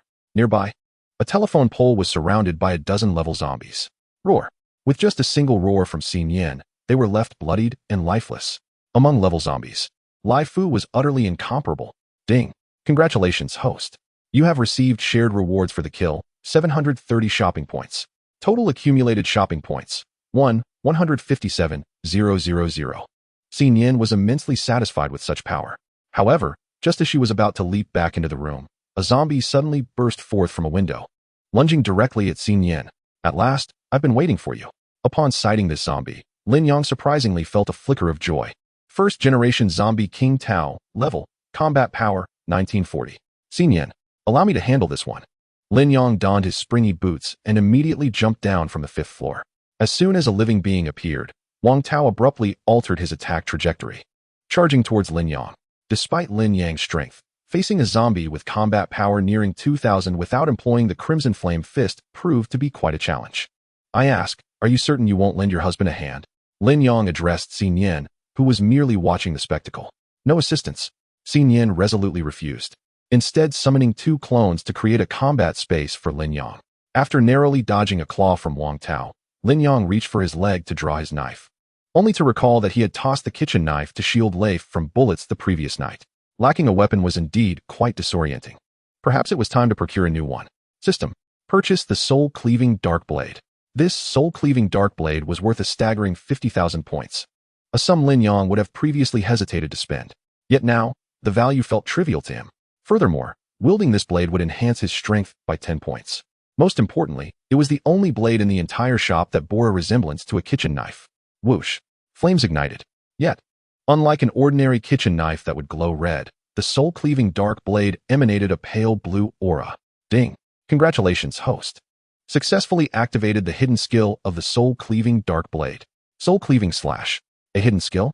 This small surprise caught Lin Yang off guard. He then turned to face the advancing Wang Tao and let out a scoff. As the first drop of blood under my new blade, you ought to feel honored. Soul-cleaving slash. Lin Yang executed a sweeping motion in midair. In an instant, a tempest swept through, dislodging leaves. A blue blade of energy surged forth, accompanied by roaring flames, cleaving Wang Tao's body in 2 on the spot. Chapter 90. I've triggered an Easter egg again. Seeking silver tickets, ding. Successfully killed the first-generation zombie, Wang Tao. Current progress towards the End Times Terminator, 53,000. Ding. Current progress, 53,000. Received phase reward, red hair gene X1. At last, a phase reward. But what is this red hair gene? Isn't this the steed of Elbu? Lin Yang gave it little thought and promptly used it. Subsequently, Xin Yin guided him back to the 5th floor room, where Lin Yang finally opened the warehouse to check. Red hair gene, upon use. It will significantly enhance one's stamina and speed, truly achieving the prowess of traveling 1,000 miles by day and 800 by night. Good heavens. This is an unexpected boon for me. The function of the red hair's genes brought immense joy to Lin Yang. At present, his only formidable technique was the Crimson Fist. Yet each use drained his stamina, compelling him to rely on stamina-enhancing potions for replenishment. However, with this newfound enhancement, he felt confident that he could execute the Crimson Fist a good 10 or 8 times without issue. Furthermore, when engaging in affectionate exchanges with Xin Yin, he anticipated that he would no longer need to consume potions throughout the entire night. Noticing Lin Yang's peculiar gaze, Xin Yin tilted her head, intrigued by his thoughts. At noon, Xin Yin instructed her doppelganger to venture out and procure some food. The 3 of them convened in Bai Long's room, discussing their next course of action. Brother Yang, I can now confirm that the signal receiver is that woman named Feng Ling. Indeed, she is the leader of the Fire Palace, so it is not surprising that she serves as the receiver. Bai Long rapidly typed on the keyboard, adding, if that is the case. The location of the Fire Palace is most likely here. He turned the computer screen towards Lin Yang, pointing to a spot on the map, Haishur City in the Eastern Province. Since Feng Ling returned to Haishur City, her location has consistently hovered near the Mingzhu Tower. I surmise that the headquarters of the Fire Palace is situated atop this tower. Excellent, Lin Yang exclaimed, slapping his hand on the table. Let us set off for Haishur City today. Given that the enmity has already been established, it is better to take the initiative rather than respond passively. Lin Yang was brimming with confidence. Brother Yang, I believe we should not rush into this matter. Oh, what do you mean? Lin Yang looked at Bai Long with curiosity. Bai Long elucidated, consider this from Feng Ling's perspective. How would she feel right now? If I were Feng Ling, I would undoubtedly want me dead, Lin Yang replied. Precisely, Bai Long continued. Therefore, upon her return, she will undoubtedly assemble all her forces to hunt you down. Upon hearing this, Lin Yang straightened his posture. Are you suggesting that we wait until she has dispatched her subordinates, and then we strike during the time when her headquarters is most vulnerable? Snap. Bai Long snapped his fingers. Brother Yang, your intellect has certainly grown. Get lost. Lin Yong retorted with a laugh. However, Bai Long's suggestion was indeed crucial. Although Lin Yong had great faith in his and Xin Yin's abilities, the Fire Palace was affiliated with a corporation, and its depth was unfathomable. Should there be a high-level zombie stationed at their headquarters, it would be tantamount to walking into a lion's den. After all, Lin Yong had yet to encounter a high-level zombie, and everything about them remained a mystery. Then for the next couple of days, Xin Yin and I will explore my city, and I will leave Lai Fu here to protect you. Agreed, Bai Long replied. After lunch, Lin Yong released the now-recovered Lai Fu and departed the hotel with Xin Yin. In this unfamiliar place, where do you intend to go? Xin Yin inquired, grasping Lin Yang's hand. Standing atop a building, Lin Yong gazed into the distance for a considerable time before finally shaking his head. I do not know either. The human extermination plan in this city of Mai has been executed solely by Feng Gu. Perhaps there are no survivors left aside from us. Subsequently, the two wandered aimlessly for nearly an hour, finding nothing of note. Just as they prepared to return empty-handed, Xin Yin suddenly tugged at Lin Yong. Look, what is that? Following Xin Yin's pointed finger, Lin Yong looked in the distance. Approximately 5 kilometers away, 2 elite zombies were dragging an elite zombie along the road. With his extraordinary vision, Lin Yong promptly identified the 2 elite zombies. Zombie children. The presence of zombie children indicates that a zombie mother must be nearby. Let us go. The 2 immediately followed the trail of the zombie children. In no time, Lin Yong and Xin Yin tracked the zombie children to a hospital. This was the city hospital of Mai, now in a state of utter disrepair, the pale structure exuding an eerie aura. Due to the zombie mother's influence, no zombies lingered in the vicinity. Thus, Lin Yong and Xin Yin stealthily infiltrated the building. Upon reaching the front of the inpatient building, they discovered a dark hall teeming with a multitude of zombie children. It was conservatively estimated that there were at least 700 or 800. Assuming one was birthed every hour, this implies that the zombie mother was placed here shortly after the outbreak of the virus. Bang! A loud crash reverberated through the hall. It was evident that the zombie mother had given birth again. You already have one zombie mother. Do you need another? Xin Yin asked. Lin Yong shook his head, replying, No, I do not. Then I shall send in my clone to eliminate them. This is a veritable windfall of experience. Xin Yin was about to dispatch a clone when Lin Yong added, Do not kill that zombie mother yet, just sever her limbs. Upon hearing this, Xin Yin remarked, You cannot possibly intend to feed her to your zombie mother, can you? Indeed, Lin Yong chuckled, rather than slay her. It would be better to incorporate her into my legion of zombie children. Moreover, I plan to focus solely on cultivating elite zombie children. The basic ones are of no use. Ever since the battle at the Fire Palace, Lin Yong had perceived the basic zombie children as rather superfluous. Unless they charged in throngs, overwhelming their opponents through sheer numbers, but that will take an eternity to achieve. Soon, following Xin Yin's instructions, the clone entered and commenced a massacre. Each elite zombie child was worth 200 points, resulting in a staggering 15,000 points accrued for Lin Yong. After clearing the interior of the corpse children, Lin Yong and Xin Yin ventured inside, where they beheld the lifeless bodies of the corpse mother, reduced to mere torso and head. With a decisive action, Lin Yong released her own corpse mother from the zombie collector. However, upon witnessing the one on the ground, her emotions flared unexpectedly, and she rushed forward, voraciously consuming the corpse mother until only its head remained. What was happening? Lin Yong stood in stunned silence at this scene. Typically, a corpse mother never initiates aggression. It requires the assistance of corpse children to deliver zombies into its embrace for consumption. Could it be that I have triggered another hidden event? After the consumption, the corpse mother stood still, devoid of any response. Lin Yong and Xin Yin waited for half an hour, yet it remained unmoving, with no sign of change in its belly. This was peculiar. Why had it not become pregnant? Lin Yong pondered. As usually, after a corpse mother devours another zombie, its abdomen swells within 10 minutes. Subsequently, Lin Yong checked the data on the corpse mother, but there were no alterations. Could it be that it merely consumed her? That would yield nothing at all. Lin Yong opened her mouth, rendered speechless. Had she known, it might have been wiser to eliminate it, for a level corpse would at least grant 2,000 points. Then, Lin Yong retrieved the zombie collector, preparing to reclaim the corpse mother. But at the moment she activated the collector, she noticed a gray horizontal bar appearing above the corpse mother's head, with 1/10 of it inexplicably turning green. What could this signify? Lin Yang's mind swiftly conjured images of gaming interfaces. An experience bar. I understand now. A corpse mother can gain experience by consuming another corpse mother, thereby leveling up.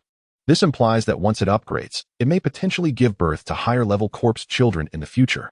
Lin Yong felt a sense of regained hope. It seems that the consumption was not in vain. However, Lin Yang soon furrowed her brow in concern.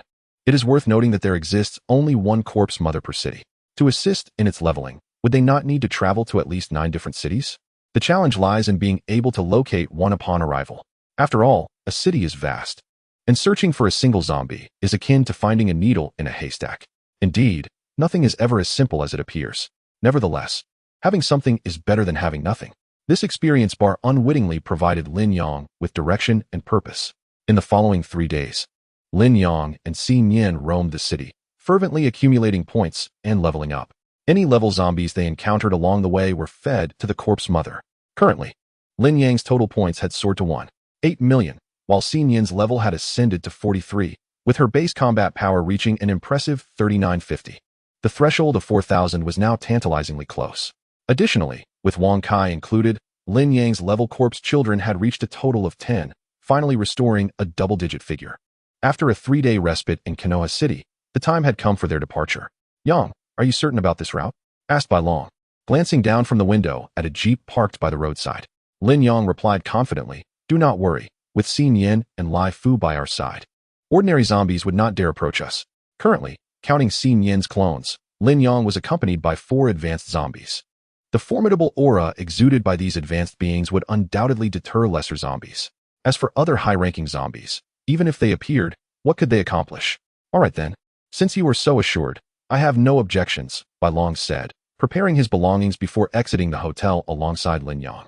At that moment, the street was devoid of zombies, having been thoroughly cleared by Lin Yang and Xi Nian. It was Bai Long's first opportunity in a long time to stand freely on the street, inhaling the fresh air. Vroom! The jeep roared to life. This time, Lin Yang decided to let Bai Long take the wheel, with Lai Fu in the passenger seat, while he and Xi Nian settled in the back. His intention was not merely practical, but also to bolster Bai Long's courage. Simultaneously, he planned to engage in some light-hearted conversation with Xi Nian in the rear. Although Haishur City and Konoha City both resided in the eastern province, they were situated at opposite ends. Bai Long drove for a full 12 hours before finally reaching the outskirts of Haishur City. Yang, you are truly unbearable, Bai Long exclaimed in exasperation. He had endured the exhausting journey while Lin Yang and Xi Nian reveled in their affectionate displays from the back seat.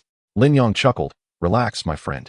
I firmly believe there are many survivors out there yet to be discovered, and among them, one will surely be a girl meant for you. However, Bai Long sighed.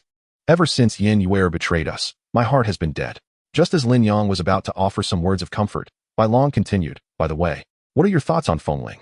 Although she may not be a good person, she is undeniably attractive, especially her figure. Far superior to anyone like Shallow or Sanshang. Upon hearing this, Xi Nian immediately turned her gaze to Lin Yang, eagerly awaiting his response. Lin Yang couldn't help but twitch his mouth. In terms of appearance, she was indeed striking. Just as Xi Nian's hand reached toward Lin Yang's inner thigh, he hastily interjected, but not as beautiful as your sister-in-law. Upon hearing Lin Yang's words, Bai Long silently nodded in agreement. Indeed, sister-in-law is quite remarkable. Soon after, Bai Long sensed a wave of murderous intent emanating from behind him. Yang, please don't misunderstand. What I meant was that sister-in-law is indeed very beautiful. You two are truly a match made in heaven. At the top of the Mingzhu Tower, Yu Qing pushed open the door to Feng Ling's office. Finding her eyes closed and resting against her chair, her brow furrowed in concentration. How many more times must I say this? Until Lin Yang is found. No one is to disturb me. 3 days have passed, and you are still angry?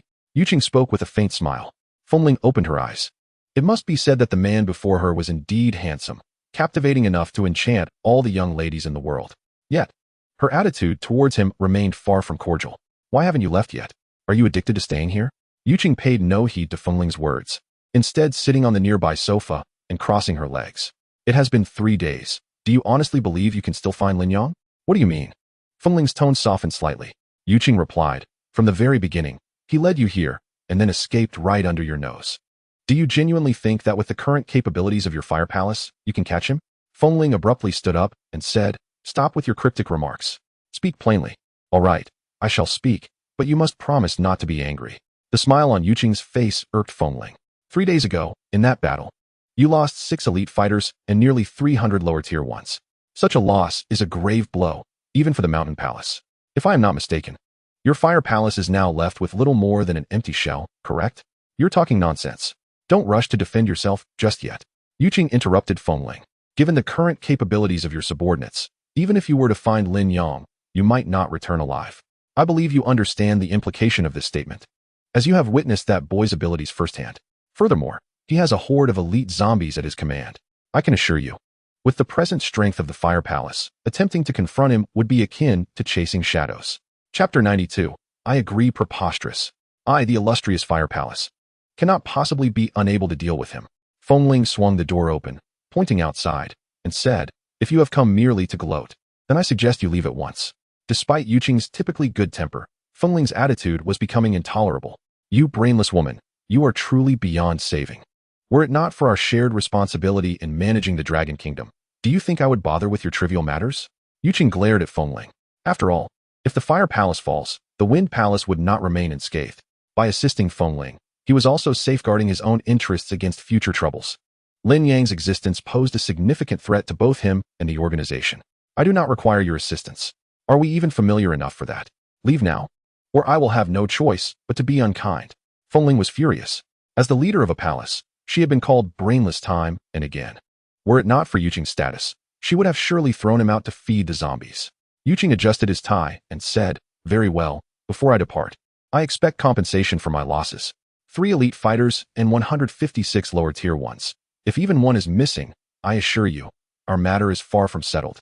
You and your insolence, Yu Qing, are you trying to take advantage of the situation? Am I taking advantage? Clearly, this is something you owe me. I am merely reclaiming what rightfully belongs to me. Feng Ling's eyes began to redden with anger.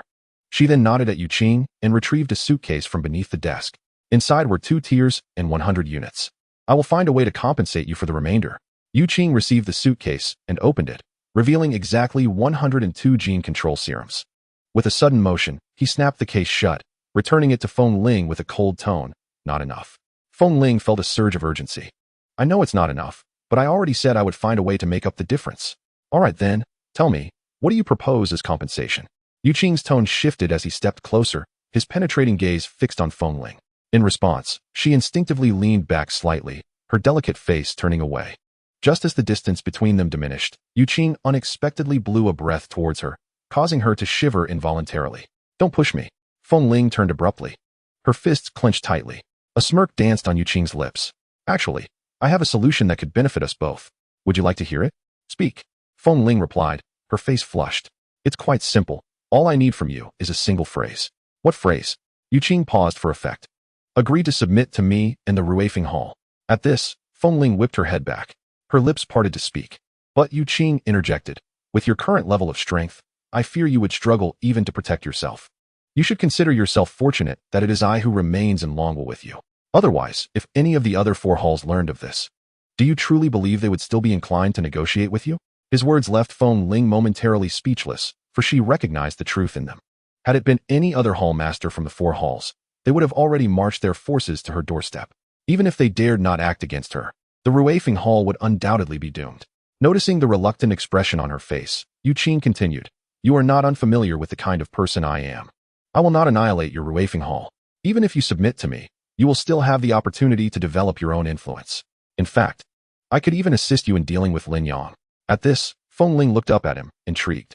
However, before this can happen, I have one condition. You must allocate half of the company's monthly gene cultivation resources to me. As soon as Yu Qing articulated this demand, Feng Ling's expression darkened. The gene cultivation resources he referred to were, in fact, the root cause of the internal strife among the 6 major halls. Only with sufficient resources can one cultivate a greater number of formidable zombies. However, despite the equal allocation of resources each month, discontent among the various lords persists. The strength of a zombie is significantly influenced by the genetic makeup of its former self, which explains why some zombies ascend to higher levels post-infection while others remain at lower tiers. Consequently, as time progresses, the disparity in overall strength among the lords will inevitably widen. The more powerful lords contend that merit should dictate abundance, while the weaker ones argue for a more equitable distribution. Yu Qing cast a glance at Feng Ling and declared, I shall grant you 1 day to ponder this. Should you acquiesce, I will assist you in maintaining the Ruo Hall. However, should you refuse, brace yourself for the annihilation of your faction by the others. With that, Yu Qing turned to leave. Feng Ling, her eyes glistening with unshed tears, bit her crimson lip. Just as Yu Qing was about to step outside, she relinquished her inner turmoil and spoke. All right, I agree. Upon uttering these words, Feng Ling appeared deflated, as if air had been let out of a balloon, her tense form immediately relaxing. With his back to her, Yu Qing grinned. At last, you have made a prudent choice. He then departed the office, striding away confidently. Shortly after Yu Qing's exit, Feng Gu entered with Yen Yuer. Upon seeing Feng Ling slumped on the sofa, a look of concern crossed Feng Ji's face. Sister, what did he say to you? Feng Ling averted her gaze, momentarily silent. Observing this, Yen Yuer discreetly nudged Feng Gu, prompting him to say, by the way, sister, could you lend me another level 3 zombie? And if you have a few level 2s, I would appreciate those as well. Should any excess genetic cultivation fluid be available, I would be grateful for some. Feng Ling raised her head to regard the pair. What are you planning? Yet before Feng Gu could respond, Yen Yuer interjected, Feng Ling. Dear sister, we have encountered a survivor in the outer ring, and it seems he possesses some skills. I was contemplating that if we could transform him into a zombie, he could significantly bolster the strength of our Rohuo Hall. Upon hearing this, Feng Ling sprang to her feet, exclaiming, where is he now? I will personally retrieve him. Noticing her fervor, Feng Gu opened his mouth to speak, but Yen Yuer held him back from behind. Sister, there's no need to trouble yourself with this. Allow Feng Gu and me to handle it. We assure you, it will be no trouble at all. Feng Ling's gaze swept over Yen Yuer, noting the sincerity in her expression and the absence of deceit in her eyes. Subsequently, she gestured to the suitcase on the floor. All the genetic control agents are within. Take whatever you require. Chapter 93. A short while later, Feng Gu piloted a modified van along the road. Yen Yuer sat in the passenger seat, casting a glance at the horde of zombies in the back. A faint smile curved her lips. Yuer, I have procured both the elite and the 10 ordinary ones for you. What reward do you intend to bestow upon me? Feng Gu asked, his expression brimming with anticipation. With that, Yen Yuer gently placed her delicate hands upon Feng Ji's thigh, gradually inching inward. As for the reward, it is naturally what you desire, she replied, igniting a rush of blood to Feng Ji's head. Yuer, I'm still driving. Perhaps we should wait until we return? He suggested. No, I want to reward you now, Yen Yuer said in a sweet, soft tone that sent shivers down Feng Ji's spine. Shortly thereafter, he felt the zipper of his jeans being undone. Meanwhile, Yen Yuer buried her head.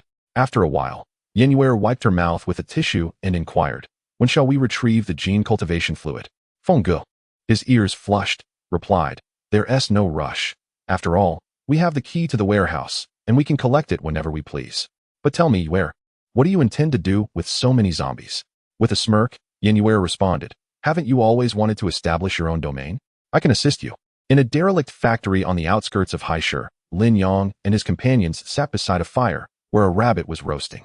Wow! Finally, we have meat to eat. Bai Long exclaimed, wiping the drool from his mouth.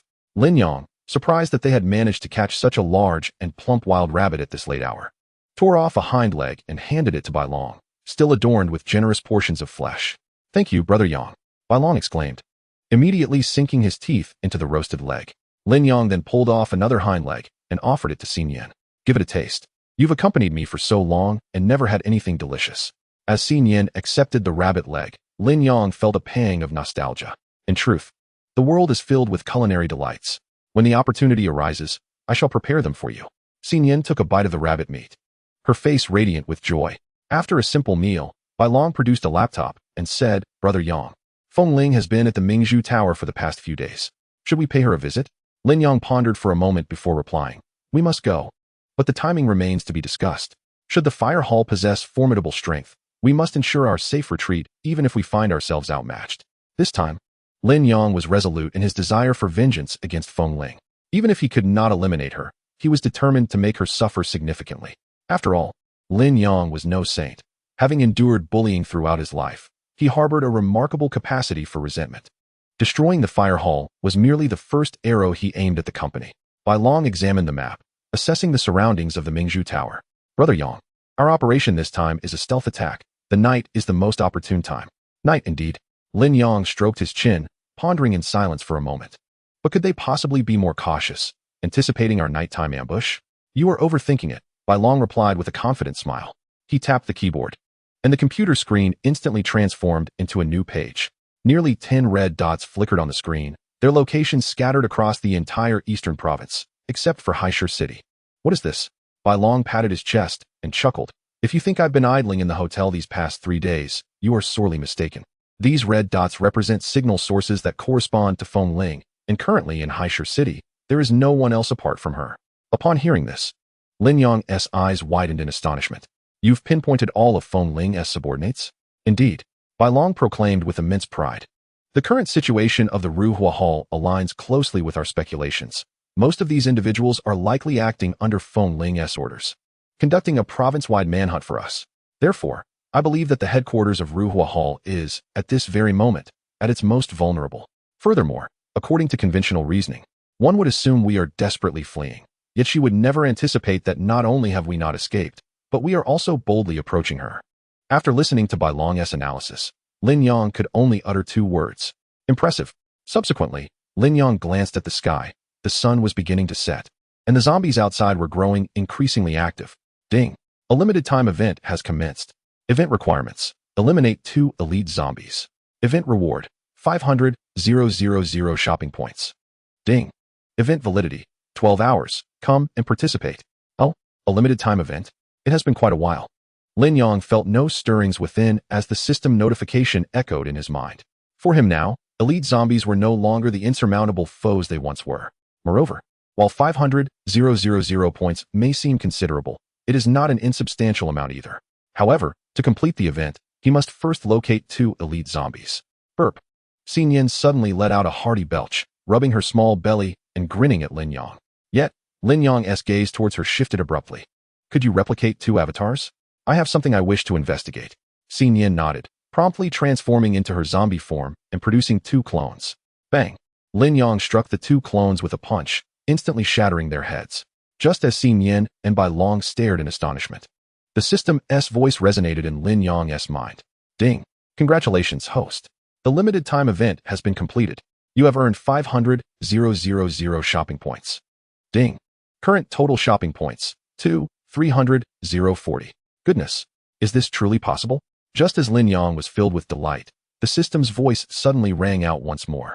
Beep. A system anomaly has been detected. Urgent repairs underway. Oh no, don't repair it. Beep. Congratulations, host. The system has been automatically repaired. Damn it. Lin Yang cursed internally. He hurriedly accessed the vault, hoping that while the repair was completed, the rewards would not be revoked. However, upon noticing that the points in the store had remained unchanged, Lin Yang finally breathed a sigh of relief. He had not anticipated that the system could also experience glitches. How amusing. A smile crept upon Lin Yang's face, but it quickly faded when he observed the expression on Xin Yin's face. Lin Yang, if you have any grievances against me, could you please express them? She implored. I merely burped. Is it truly necessary to be this upset? Do you no longer love me? Chapter 94. Thank you. Half an hour later, Lin Yang licked his dry lips and replied, that is indeed the case. I am not deceiving you, and I still love you. All right, I shall tentatively believe you, Xin Yin said with a radiant smile. At that moment, Bai Long sat alone not far away, watching the couple whispering in the corner, and he couldn't help but sigh. Being single is certainly better. As evening approached, the sun dipped below the horizon, and as the last vestiges of daylight vanished, Lin Yang and the others emerged from the darkness. Brother Yang, I shall remain here. No matter which route you take to escape, you will circle back. Bai Long pointed to a hair salon by the roadside. Lin Yang nodded. And after he and Xin Yin swiftly eliminated the zombies inside, they secured the door with an electric lock. After all, Bai Long lacked combat capability. His presence would only invite unnecessary peril. Thus, Lin Yang stationed him there and released 10 leveled zombie children to ensure Bai Long's protection. For this operation, Bai Long had also mapped out 3 escape routes, allowing them to retreat quickly should the situation turn dire. Meanwhile, Feng Ling sat in her office, feeling somewhat perturbed. Why had Feng Gu been gone for so long without returning? It had been 10 hours since Feng Gu and Yin Yue departed. A severely injured survivor should not take this long to attend to. Just as she contemplated this, the office door swung open. You two have finally returned. Where are they? Did you capture them? Feng Ling hurriedly approached Feng Gu and Yin Yue as they entered. Do not worry, sister. We have indeed captured them. Oh, by the way, I used your gene cultivation liquid. I hope you do not mind, Feng Gu replied. At this, Feng Ling's expression softened with relief. You are enhancing the strength of the Ruhuo Palace. How could I possibly mind? Feng Gu rubbed his nose and said, Sister, I have another favor to ask of you. Please, go on. Feng Ling was rather taken aback by Feng Ji's demeanor. He had always been reclusive since childhood, and he had never spoken to her in such a tone over the years. However, regarding her brother's performance, Feng Ling felt genuinely delighted. This clearly indicated that the bond between herself and her brother was gradually strengthening. as Feng Gu observed the gentle smile adorning his sister's face. An unexpected hesitation stirred within him. At that moment, Yin Yuer suddenly spoke up. Sister Feng Ling, could I trouble you for a few more zombies? Upon hearing Yin Yuer's words, Feng Ling couldn't help but furrow her brow. Hadn't the ones she provided earlier been sufficient? Yin Yuer lowered her head and softly replied, well, it's not that we don't have enough, it's just that we are a bit short on manpower. Short on manpower? What does that mean? At this juncture, Yin Yuer nudged Feng Gu, who paused briefly before saying, you see, sister, we learned from the survivors that there is a martial arts academy located at the junction of Haisher and Yunlan City, where numerous skilled martial artists are concealed. Therefore, I intend to bring them back. However, from what that person implied, there might be ancient martial artists within, and we have yet to encounter their strength. Hence, I thought it prudent to borrow a few more zombies from you, as being adequately prepared is always wise. Feng Ling hesitated at this. If ancient martial artists were indeed involved, it would be better for her to handle it personally. Just tell me the precise location of that academy, and I shall set off tonight. Subsequently, Feng Gu and Yin Yuer exchanged glances, and Yin Yuer immediately responded, sister, there is truly no need to trouble yourself. No matter how formidable the ancient martial artists may be, they cannot possess the ability to soar through the skies, can they? Feng Gu chimed in, exactly, sister.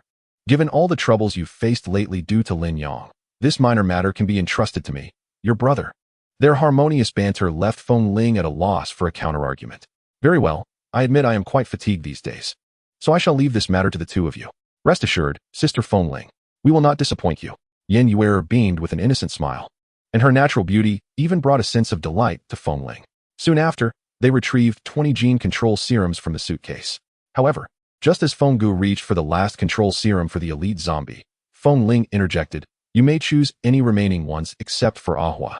Upon hearing this, both of them couldn't help but display subtle changes in expression, for Ahua was the true guardian deity of the fire hall. Their objective this time was precisely Ahua. Feng Gu wished to voice his thoughts, but Yin Yuer gestured for him to remain silent. Ultimately, Yin Yuer collected a total of 40 elite zombie gene control serums. This will suffice. Thank you, Sister Feng Ling, Yin Yuer expressed, bowing slightly to show her respect. Feng Ling returned her smile. It must be said that this young lady indeed left a very positive impression. What was more, standing alongside Feng Gu, the two appeared remarkably well matched. In this tumultuous era, if she could find a suitable partner for her younger brother, it would be a small consolation to their parents, thought Feng Ling. Just as they were about to leave, they unexpectedly encountered Yu Qing at the entrance. However, the trio exchanged no words, and Feng Gu swiftly pulled Yin Yuer away. Watching Yin Yuer's retreating figure, Yu Qing squinted slightly. That girl, if memory serves, is a celebrity, isn't she? She is not affiliated with the company. Why keep her here? She caught my eye, so I decided to let her stay. Feng Ling replied in a tone that was neither warm nor cold. Yet, she soon turned back, a look of confusion on her face as she asked Yu Qing, didn't you leave already? Why are you back? However, Yu Qing ignored her and retrieved an object resembling a wallet from his pocket. Upon opening it, he revealed 3 vials of gene control serum. Yu Qing tossed them to Feng Ling, saying, I had my people deliver these 3 vials over. Let them remain at your fire palace for now. As for your matters, it will inevitably reach the ears of those 4 fellows. With these 3 vials and your Ahua in charge, they will think twice before making a move.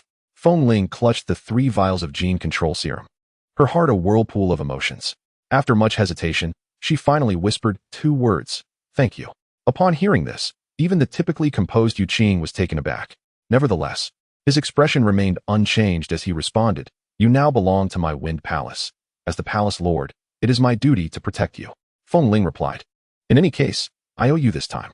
Given the chance in the future, I shall repay you. Yu Qing smirked, then I shall wait patiently.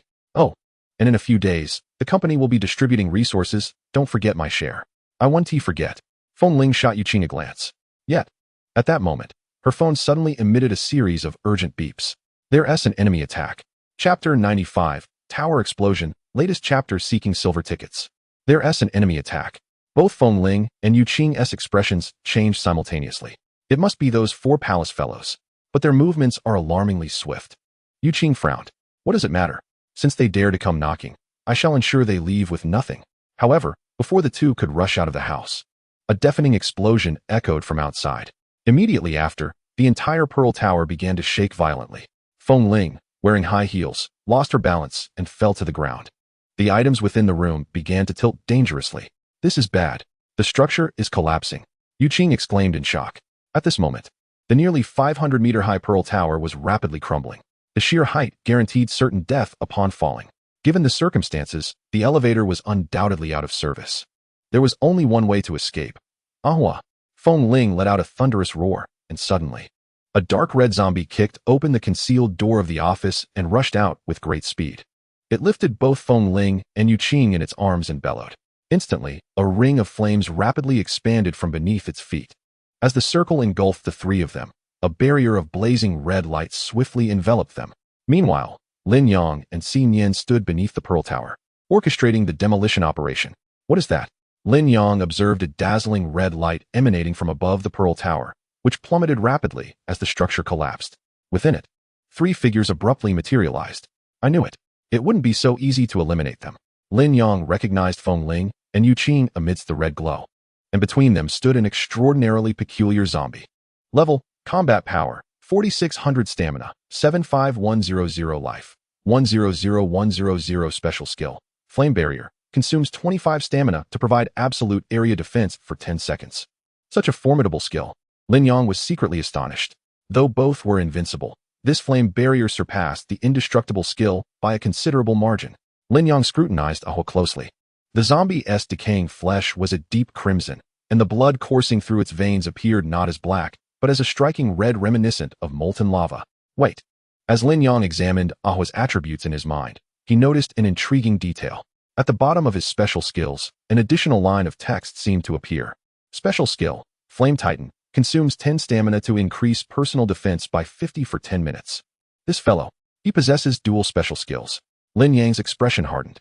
It is known that a zombie's defense is directly proportional to its combat power. Therefore, once this special skill is activated, its defense will become exceedingly formidable. At that point, even Xi Nian, the strongest in combat power, might not be able to inflict harm upon him. Boom. The Pearl Tower collapsed entirely.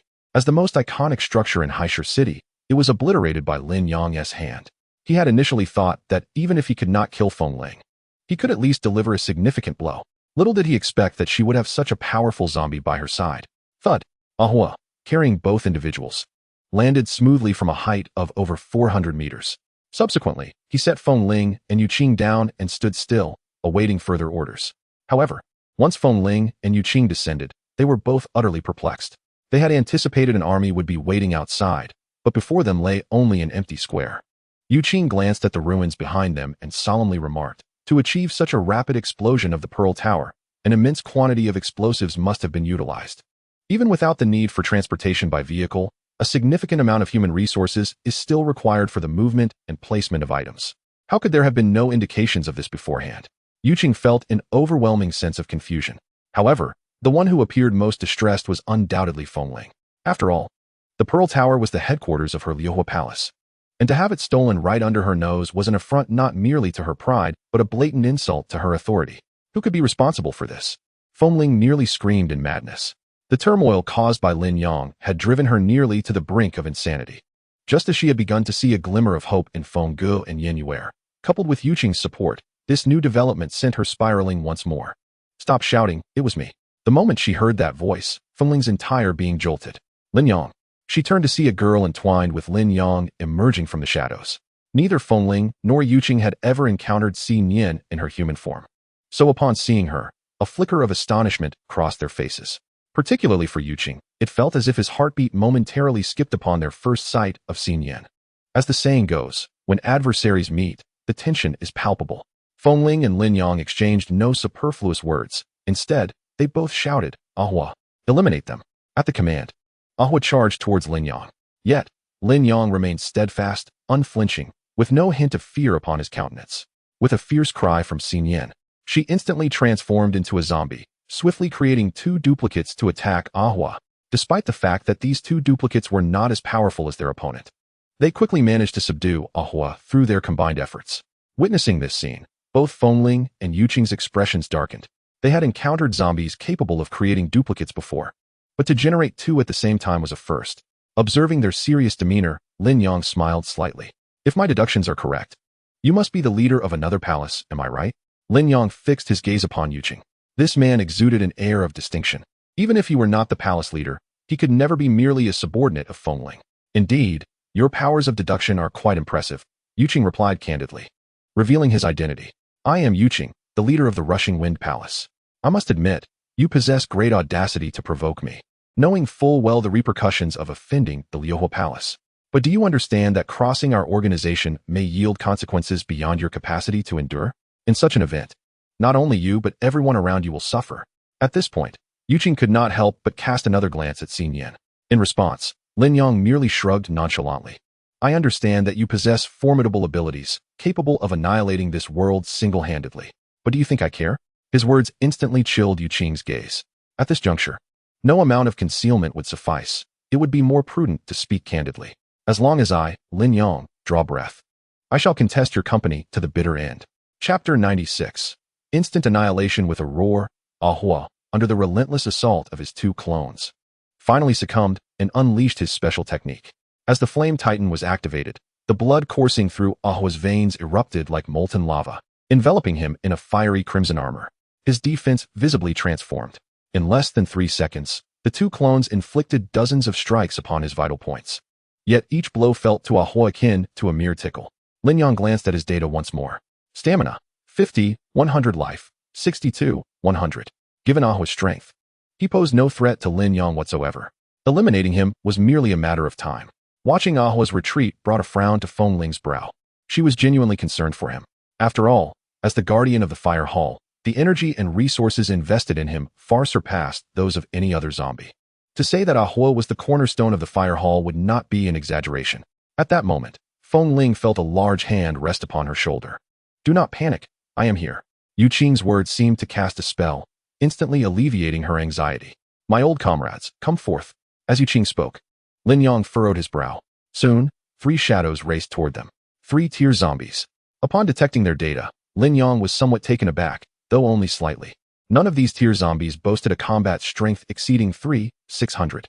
Even without the enhancement of the Imperial level special technique, Xin Yan's strength surpassed theirs. Notably, only Lin Yang's genetic data detection could reveal the combat strength of zombies, while the company lacked any precise metrics for assessment. The determination of superiority relied solely on their performance in battle. Currently, Xin Yan, bolstered by the attributes of the Imperial level special technique, had attained a combat strength of 740. This was one of the reasons Lin Yang remained unfazed and dismissed them as insignificant. Yuqing stepped forward, her eyes sparkling with mirth as she regarded Lin Yang. Did you not previously acquire a tier-level zombie from the Fire Hall? Release it. Such a course of action is entirely unnecessary, Lin Yang replied with a smile. Upon hearing this, Yuqing's expression shifted slightly. Confidence is commendable. However, excessive confidence may lead to regret. You are truly verbose. Lin Yang spat on the ground. He then turned to Xin Yan, smiling as he said, My dear, please assist me in eliminating them. Xin Yan cracked a grotesque grin, revealing her 2 rows of fangs. With a swift step forward, her form suddenly appeared before the 3 zombies. Thud, thud, thud. Yuqing and Feng Ling could barely perceive Xin Yan's actions. Yet, in the next moment, each of the 3-level zombies bore a fist-sized hole in their hearts. Ding. Congratulations, host. You have received a shared reward for the kill, 60,000 Maul points. Accumulated Maul points, 356,630. Before long, the 3 zombies collapsed to the ground like marionettes severed from their strings. Yuqing stood frozen as if struck by paralysis. How could this be? This scene, both visually and psychologically, delivered a profound shock to Yuqing. Just 3 days prior, when Lin Yang and his companions faced Asan, they required the assistance of the binding immortal net. Without Lai Fu, they would never have achieved the final kill. Yet, merely 72 hours later, she could annihilate 3-level zombies in a single blow? This is utterly ridiculous. In that moment, not only was Yuqing stunned, but even Feng Ling's complexion turned ashen, resembling a mournful specter. The power that Xin Yan had just displayed undoubtedly eclipsed that of Ahua. They had initially believed that with the 3-level zombies brought by Yuqing, they could turn the tide against Lin Yang. Yet now, it appeared to be nothing but her deluded fantasy. Is it truly fate that seeks to extinguish me as it did with the Fire Hall? At this moment, Feng Ling felt as if her spirit had been extinguished. She could not fathom who might come to her rescue. Even Yuqing might have to share her fate here. A modified van was parked at a distance from the battlefield. Fengge reached for the car door, but was halted by Yan Yuer. What are you doing? She whispered sharply. What else would I do? Of course, I am going to save my sister. Are you out of your mind? Did you not see Xin Yan's display? The 3-level zombies were eliminated in an instant. What purpose would your intervention serve now? But I cannot just stand by and watch my sister perish. Fenggu retorted angrily. Haven't you always desired to establish your own independence? If your sister dies, isn't that what you want? Fenggu was taken aback by Yin Yuer's words. While I do wish to forge my own path, I cannot abandon my sister in her time of need. She is my flesh and blood. Do you understand? Fenggu shook off Yin Yuer's grip and attempted to exit the vehicle. In response, a flicker of malice crossed Yin Yuer's face. If you wish to perish, then I shall grant your wish. Thud. Just as Fenggu was about to push open the car door, a decaying claw suddenly pierced through his lower abdomen from behind. In that instant, Fenggu was taken aback. With great difficulty, he turned his head to gaze at the enchanting beauty seated beside him. Yet now, Yin Yuer appeared strikingly cold and aloof. At this moment, disbelief still adorned Fenggu's face, but he would no longer have the opportunity to utter another word. He slumped weakly against the car door, while Yin Yuer cast a disdainful glance at him. Throw him to the back, she commanded. Subsequently, the zombie in the rear seat yanked Fenggu backward, while she herself took the driver's seat. Humph, useless fool, if you wish to perish. Do not drag me down with you. You nearly exposed me. Yin Yuer wiped the blood splattered on her face with a tissue, her alluring red lips curling into a slight smile. Fengling, I imagine you must be regretting deeply right now. If only we could have transformed that ancient martial artist into a zombie, the strength your fire hall lost would surely be restored. Alas, your dear brother has deceived you. We never discovered any ancient martial artist. Not a single survivor. Her laughter echoed within the car. What we sought was merely to undermine you. Did you truly believe your foolish brother could bring any hope to the fire hall? Such a pity for your illustrious name. May you and your unfortunate sibling reunite on the road to the underworld. As for everything you possess, from this moment forth, it all belongs to me. Yin Yuer. Chapter 97. The ultimate destruction of the fire hall. Lin Yang cast a glance at Yu Qing. Aren't you fond of talking? Now, I grant you the opportunity. Speak. Ever since that battle 3 days prior, Lin Yang had harbored resentment towards Yu Qing. He swore that one day, he would reclaim his honor. Today he had succeeded. Moments later, Yu Qing regained his composure from the shock. However, rather than becoming enraged by Lin Yang's provocation, he chuckled with deep meaning. You, a mere boy, wish to humiliate me? The moment those words escaped his lips, Lin Yang immediately commanded, then you shall die. Xinyan, attack. Swish. Xinyan instantly transformed into a fleeting shadow, lunging for Yu Qing's heart with a claw.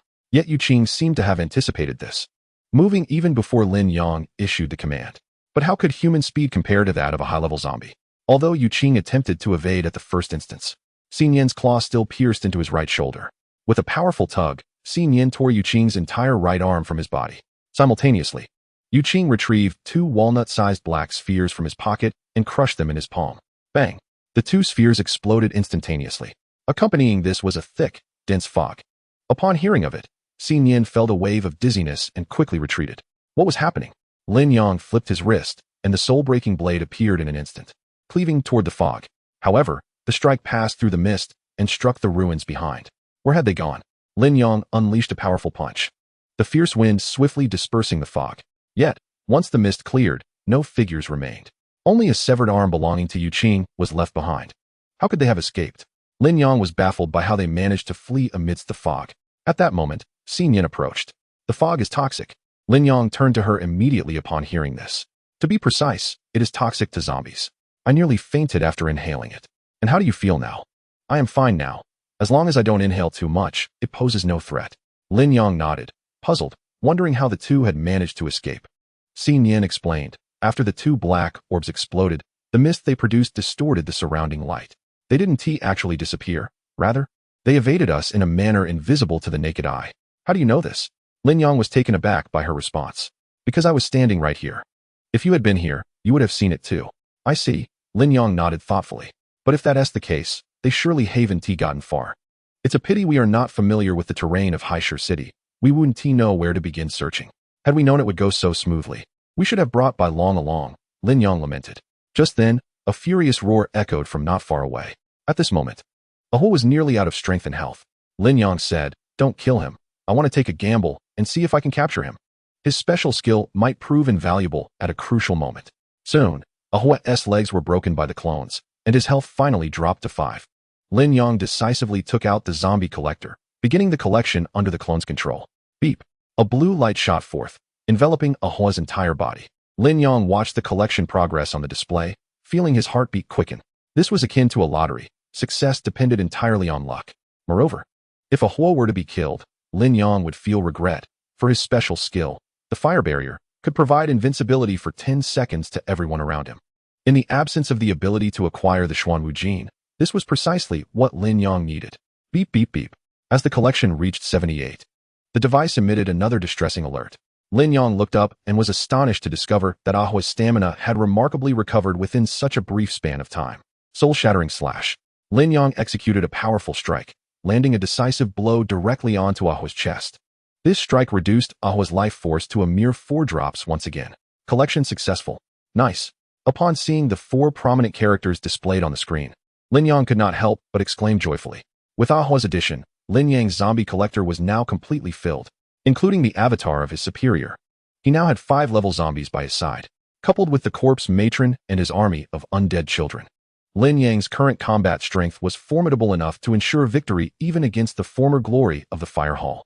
However, Lin Yang could never have anticipated that all that transpired was being closely observed by Yan Yuer from a distance. Returning to the hair salon where Bai Long resided, Lin Yang was taken aback to find that this fellow had fallen asleep. Surrounding his bed were 10-level zombies standing vigil. The sight was almost comical, as if a floral wreath were to be placed upon Bai Long. Fatty, wake up. What is the matter? Bai Long sat up abruptly, his small eyes brimming with confusion. Yang Gu, sister-in-law, you're back. Bai Long exclaimed joyfully upon seeing the two return. How did it go? Did you take down Feng Ling? Lin Yang could only shake his head in resignation. Not quite, but we have already obliterated the Fire Hall, and I managed to retrieve her guardian. Lin Yang released Ahua, only to be astonished by the latter's remarkable self-healing ability. During their return, Ahua's life had already restored itself from the initial 4 to 89. Bai Long touched Ahua's skin. Despite his fiery capabilities, he felt cold as ice to the touch. Lin Yang then patted Bai Long on the shoulder. Fatty, I fear I may trouble you more in the coming days. What is up, Yang Gu? Following this, Lin Yang produced a severed arm, blood still dripping from it. What the hell? Bai Long jumped up in fright. Yang Gu, when did you develop this peculiar hobby? Collecting severed limbs now? Get out of here. What are you thinking? Lin Yang pointed to an electronic wristband on Yu Qing's wrist and said, this belongs to the Lord of the Wind Hall. See if you can extract any information from this wristband. Why not just take off the wristband? Why go through the trouble of bringing back the arm? Lin Yang sighed. I'm just wary of the advanced technology from their company. What if removing it triggers some mechanism? So, I must rely on you to examine this arm. Chapter 98. Could it be that he has already perished? Inside a dimly lit pharmacy, the doors and windows had long been shattered by zombies, and the shelves lay in disarray, with medicines scattered across the floor. In the inner chamber of the pharmacy, Yu Qing lay on a foam board, his complexion ashen. At that moment, his severed arm had been bandaged. Feng Ling sat beside him, her spirit shattered, with traces of dried tears lingering at the corners of her eyes. We had underestimated the means at their disposal. Otherwise, how could they have tracked us down? Though Yu Qing had lost an arm, he did not feel sorrow. Rather, he was filled with a sense of unwillingness. Everything is over, he heard Feng Ling murmur, and he frowned. This was not the first time she had repeated such words. Observing her dazed expression, the once enchanting allure in her eyes had faded into a dull, lifeless gaze. Pull yourself together, Yu Qing admonished softly. Yet, at that moment, Feng Ling had long lost her initial resolve. That single remark caused her to shed 2 streams of tears. Pull together? Huh. What more do you expect of me? Ahua is gone, and with him, the Fire Palace has vanished. Everything I held dear is lost. Feng Ling cried out in near despair. Upon hearing her voice, the zombies outside the pharmacy began to gather. However, as they entered and beheld the two within, they promptly turned and left. Feng Ling's weeping greatly vexed Yu Qing. Stop crying. What good does it do now? And what of it? Am I not allowed to cry in this state? The usually strong-willed Feng Ling now resembled a child, freely unleashing her emotions. After 5 or 6 minutes, her sobbing gradually subsided. Yu Qing, still lying there, suggested, I advise you to report this matter to the boss at the company. The mention of the boss instantly cast a shadow of fear across Feng Ling's face. No, I absolutely cannot return. If the boss finds out, my fate will be dire. But how long do you think you can hide this from the boss? Yu Qing's words lodged in her throat like a thorn. Deep down, she knew that the destruction of the Fire Palace would eventually come to light. Though the boss typically remained indifferent to the affairs of the 6 great halls, he could not ignore the whispers circulating behind the scenes. Moreover, his silence did not equate to ignorance. With the day for resource distribution at the company drawing near, the 6 hall masters would have to go in person to collect their allocations, leaving Feng Ling with no choice but to return. Yu Qing sighed. You need not be excessively anxious. After all, Lin Yang is not affiliated with the company. His annihilation of the Fire Palace is akin to striking the company's face. The boss cannot let this go unaddressed. Should the boss decide to punish you, I doubt it will be too severe. Just endure it for a while. At the mention of punishment, Fengling instinctively crossed her arms over her chest, trembling involuntarily. Though she had never experienced the boss's punitive measures, she had witnessed them firsthand. They were not merely physical torments, but also a profound psychological devastation. Faced with such punishment, Fengling did not believe she could endure it. Upon seeing Fengling's reaction, Yu Qing naturally understood her concerns. This matter is not your fault. The boss is unlikely to go hard on you. As soon as dawn breaks, I will return to the company with you. No, I will not go back. Fengling's voice trembled slightly. Yu Qing cast a glance at her. You may choose not to return, but should the boss send someone to fetch you personally one day, your fate will undoubtedly be far worse. Listening to Yu Qing's words, tears as large as beans welled up in Fengling's eyes once more. Yet, she felt utterly powerless. The following day, Lin Yang and the others gathered around a table adorned with freshly brewed coffee and a piece of bread, each with a small segment of cured meat. Brother Yang. Fengling's phone signal can no longer be traced. The last recorded location was near the Pearl Tower, presumably destroyed along with it. Lin Yang took a sip of coffee and inquired, "What about Yu Qing's bracelet? Any updates?"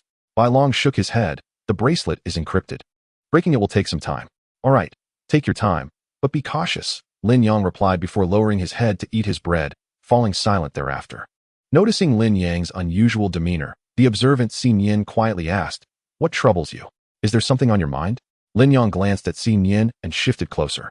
"I am contemplating how to exterminate all 3,000 original zombies scattered across the globe. Moreover, these original zombies can evolve over time. What if, in 5 or 10 years, they remain unvanquished? Who knows to what extent they may evolve?" Upon hearing this, Xin Yin couldn't help but frown slightly, given the current situation. It seems the company has not exerted control over the original zombies. They allow this batch of zombies to thrive freely. Could there be a hidden agenda? "I firmly believe so," Lin Yang asserted. "Yet, I cannot fathom why, after transforming humans into zombies, they would not simply become the rulers of this world. Why persist in enhancing the zombies?" Lin Yang racked his brain for answers, but to no avail. Eventually, he resolved to stop pondering, lest he add to his own distress. He would wait until he grew powerful enough to sweep through the entire company. At that time, the truth would naturally surface. "In Kanglan City, sister, do you not feel something is amiss? Why do the zombies seem to dwindle as we approach the city center?" Luo Jie drove a red sports car down the road. Along the sides, the ground was strewn with the corpses of zombies, most of which had decayed to mere skeletons, indicating they had been dead for some time. This signified that Lin Yang must have visited this city. However, she wondered if he still remained there. Luo Jie recalled Lin Yang's figure vividly. Furthermore, there is that arm of his that ignites with flames. Unbeknownst to them, the two had driven to the vicinity of the Kanglan building. At the rear entrance of the building, there lay a charred iron frame. Yet, through this massive structure, it was evident that it had once belonged to an enormous vehicle. Upon seeing it, Luo Jie immediately conjured an image in her mind. Wasn't he this Lin Yang's war chariot? Surely he hasn't met his demise? Xiao Feng remarked from the side. At this, Luo Jie couldn't help but furrow her brows. However, upon further reflection, considering Lin Yang's immunity to viruses and his invulnerability to weaponry, he should not be so easily defeated. "Let us continue searching," she declared, pressing the accelerator as the car moved forward. After traversing 2 intersections and passing a supermarket, Luo Jie's vehicle suddenly came to a halt. Chapter 99 now? Who do you think is the boss? Why have we stopped? Xiao Feng, who had been lounging back and engrossed in his phone, straightened up immediately. Luo Jie fixated on the supermarket by the roadside, her expression somewhat peculiar. "Xiao Feng, don't you think there is something odd about this supermarket?" "Not at all. What seems strange?" Xiao Feng glanced at the supermarket, noticing only a layer of white netting draped around it, without any apparent anomalies. Moreover, this netting appeared quite ordinary, akin to a typical fishing net. It was summer, after all, and many supermarkets hung nets to deter flying insects. "Am I merely overthinking?" Luo Jie mused aloud. "I think you're just too eager to catch Lin Yang. Everything seems peculiar to you. That's called being cautious. You wouldn't understand." Luo Jie chuckled as she playfully nudged Xiao Feng, then restarted the vehicle. Meanwhile, Hu Jun, with an assault rifle slung over his shoulder, hurriedly descended from the 3rd floor of the shelter. "Commander, the people outside have left." At this, Lei Tao's previously furrowed brows began to ease slightly. "Very well. For the time being, let us all remain vigilant. Proceed." "Yes, Commander." After Hu Jun departed, Lei Tao immediately donned a grave expression once more. Why do I feel so uneasy these past few days? I wonder if Lin Yang and the others are safe. After eliminating the fire temple, Lin Yang and his companions did not linger in the seaside city for long. They quickly gathered some supplies and drove their jeep toward Yunlan City in the eastern province. Lin Yang's objective was simple: to scout the surrounding cities for any other corpse mothers before Bai Long could break the Jade Ring of Yuqing. Once a corpse mother evolved, it would transform into a high-level zombie. At that point, consuming even a single high-level zombie could give rise to a formidable corpse child. Furthermore, if fortune smiled upon them and they captured another high-level one, the combat prowess of the corpse child would be further enhanced. Yanggu, do you have any preservatives? This arm is starting to stink. The white dragon clasped Yuqing's arm, his expression darkening. Lin Yang, feeling somewhat awkward, remarked, there's really nothing of the sort. But we have already arrived in Yunlan City. Let's check a supermarket shortly. Within a brief moment, Lin Yang discovered a small supermarket by the roadside. Given Yunlan City's relatively underdeveloped economic conditions, its permanent population was even less than half that of my city. Consequently, the streets were scarcely populated by wandering zombies, most of which were elderly individuals or women and children. The trio disembarked, only to find the supermarket door unexpectedly locked. There are people inside, Xin Yan whispered. This prompted Lin Yang to reminisce about the shelter he had established in Kanglan City. Could it be that this place also harbored the survivors of Yunlan City? Pondering this, Lin Yang rapped his knuckles against the supermarket door. Is anyone there? We are healthy. We haven't been infected. Based on previous encounters, Lin Yang anticipated that no one would respond. To his surprise, a man soon emerged. He appeared to be in his early 30s, clad only in a tank top adorned with elaborate designs, a cigarette dangling from his lips, and wielding a machete. He approached the door, first glancing through the glass to ensure there were no zombies nearby before unlocking it. Come in. Lin Yang was taken aback by the man's promptness, as he had not even asked a single question before allowing them entry. Upon entering the supermarket, Lin Yang noted that while it was not particularly large, it boasted 2 stories.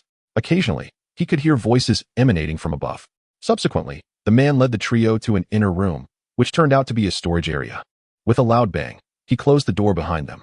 He scrutinized Lin Yang and his companions, his gaze lingering a moment longer on Xin Yan.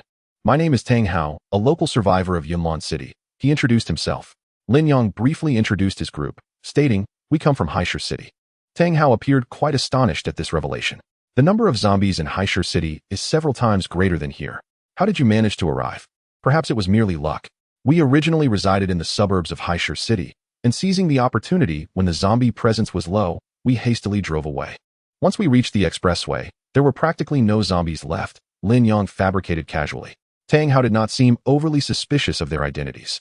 The fact that you survivors have made it here is beneficial for both parties, Tang Hao stated, leaving Lin Yang somewhat puzzled. However, Tang Hao quickly clarified. As Lin Yang had surmised, this supermarket served as a base for survivors in Yunlan City. Currently, there were 97 survivors present, and with Lin Yang and his companions, the total reached precisely 100. Where there are people, there exists a community. Even within this modest supermarket, there exists a figure of authority. The leader here is Yu Sihai, who was previously a notorious gang leader in Yunlan City. Following the outbreak of the zombie apocalypse, he fled here with a handful of his subordinates.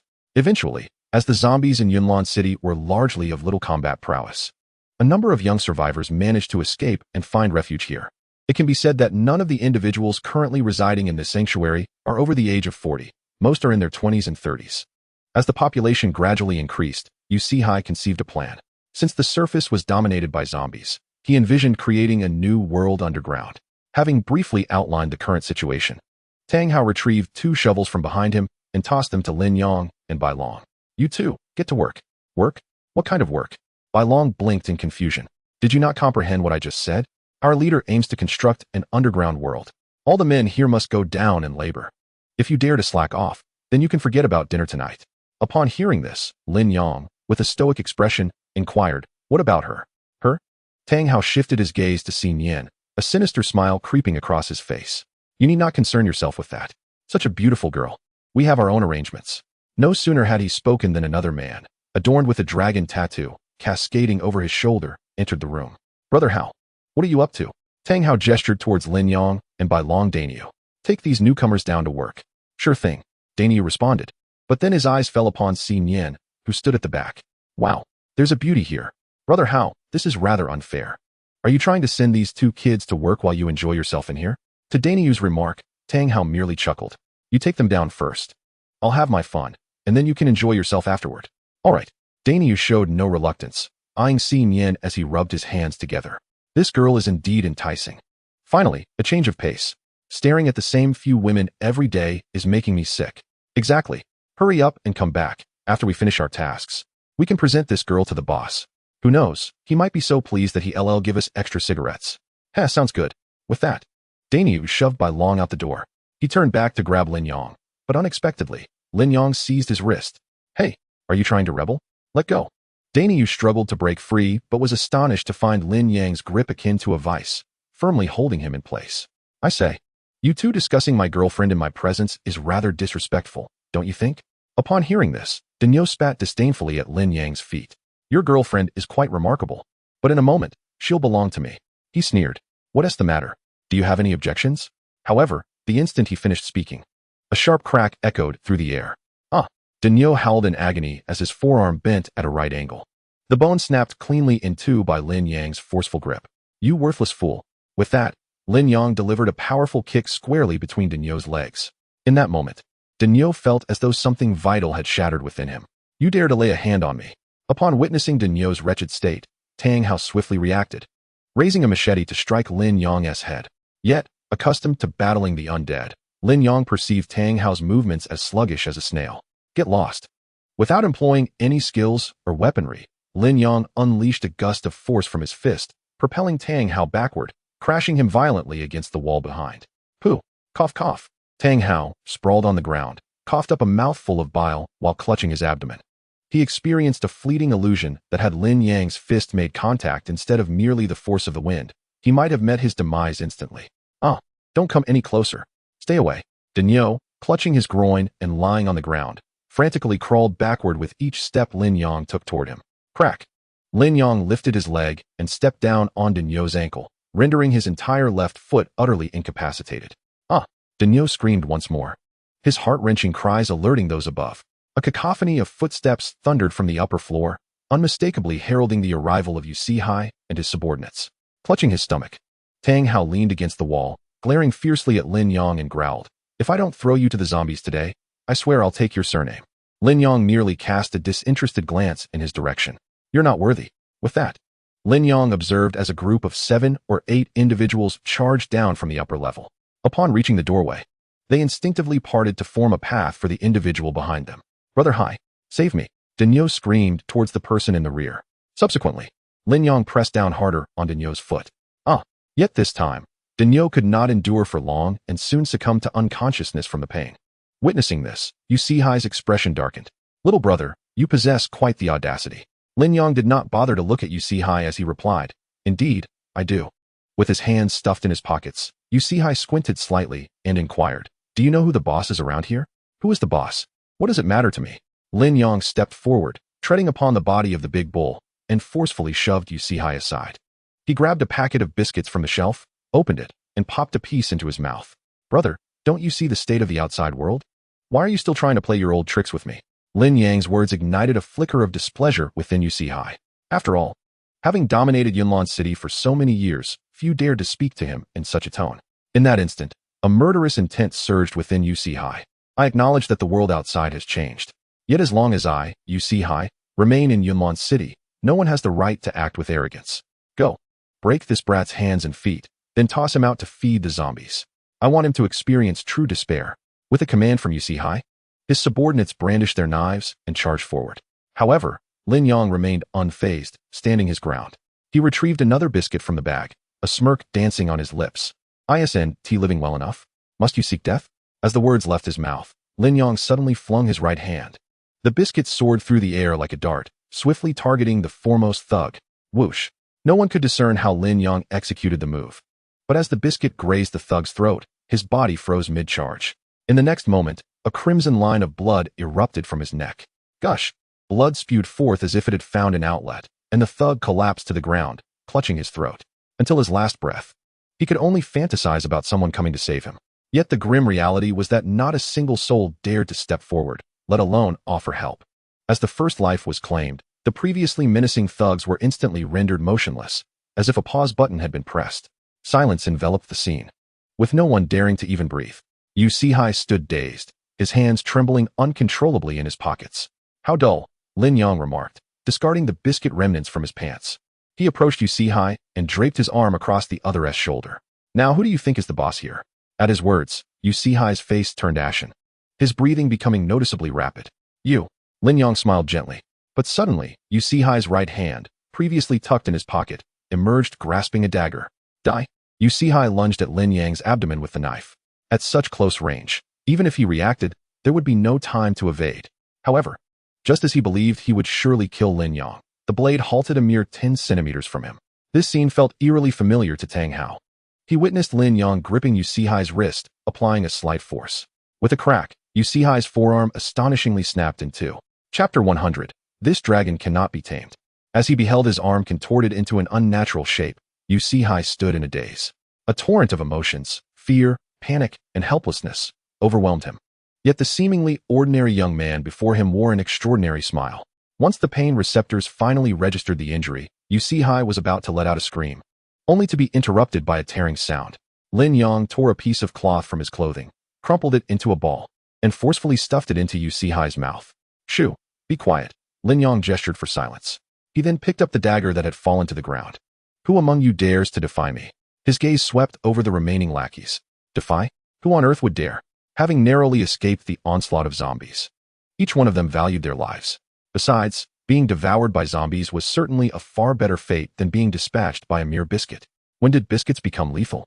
In times past, one would have to file a report at the police station just to eat a biscuit. Seeing the crowd fall silent, Lin Yang nodded in satisfaction. Very well. He then approached Tang Hao, dagger in hand. What do you intend to do? Tang Hao cowered in the corner, eyeing Lin Yang as if he were a specter. Aren't you quite fond of coveting others' girlfriends? Today, I shall help you relinquish that notion. With that, Lin Yang flicked his wrist, and the dagger shot towards Tang Hao's legs. Thud! The blade pierced through his trousers, embedding itself deeply into the wooden floor. Soon, bright red blood began to seep from his pants, accompanied by an unidentifiable yellow liquid.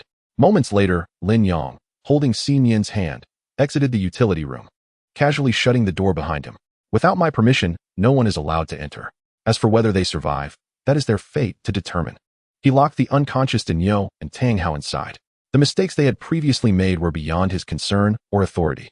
However, daring to lewdly gaze at Xi Nian in his presence and uttering vile words, this matter was far from over. Subsequently, Lin Yang ascended to the second floor of the supermarket. Upon arrival, he noticed numerous women's garments scattered on the floor. With a slight furrow of his brow, he released Xi Nian's hand and instructed, "Wait for me here." Okay, Xi Nian obediently nodded. Thereafter, Bai Long followed Lin Yang deeper into the interior. As the second floor of the supermarket lacked windows, the further they ventured, the dimmer the light became. Upon reaching the innermost part, Lin Yang discovered several half-closed small doors, through the cracks of which a beam of light shone. With a creak, he pushed the door open. Directly facing the entrance was a window, through which sunlight streamed in, illuminating the entire room. However, just as he was about to step inside, he was repelled by a pungent smell of smoke. Soon after, a high-pitched voice emerged from within. "Hai Gu, come here quickly. We can hardly wait any longer." Indeed, "Hai Gu, I have prepared your favorite popping candy and jelly." A chorus of giggles ensued, indicating there were at least 4 individuals inside. "Yang Gu, are we not entering a den of iniquity?" Bai Long, upon hearing the voices, could not help but swallow nervously. As a man of integrity, Lin Yang was acutely aware that the scene within was likely inappropriate for the innocent. Nevertheless, he boldly chose to rush in, embodying the adage, "If I do not enter hell, who will?" Yet, upon his entrance, the laughter within the room abruptly ceased. 5 young women were present, entirely unclothed. Some lounged on the bed, while others sat nearby, legs crossed, exhaling clouds of smoke. Upon spotting Lin Yang, their reactions were strikingly uniform. All 5 stood up, their expressions a mix of wariness and curiosity. Lin Yang surveyed the group, noting that the eldest among them appeared to be around 30, while the youngest had likely just reached adulthood. One commonality among the 5 was their commendable beauty and physique. In a different time, as a 23-year-old virgin, Lin Yang would have struggled to maintain composure. However, after gaining a deeper understanding of Xi Nian, the scene before him seemed rather trivial. "Who are you? Where is Yu Sihai?"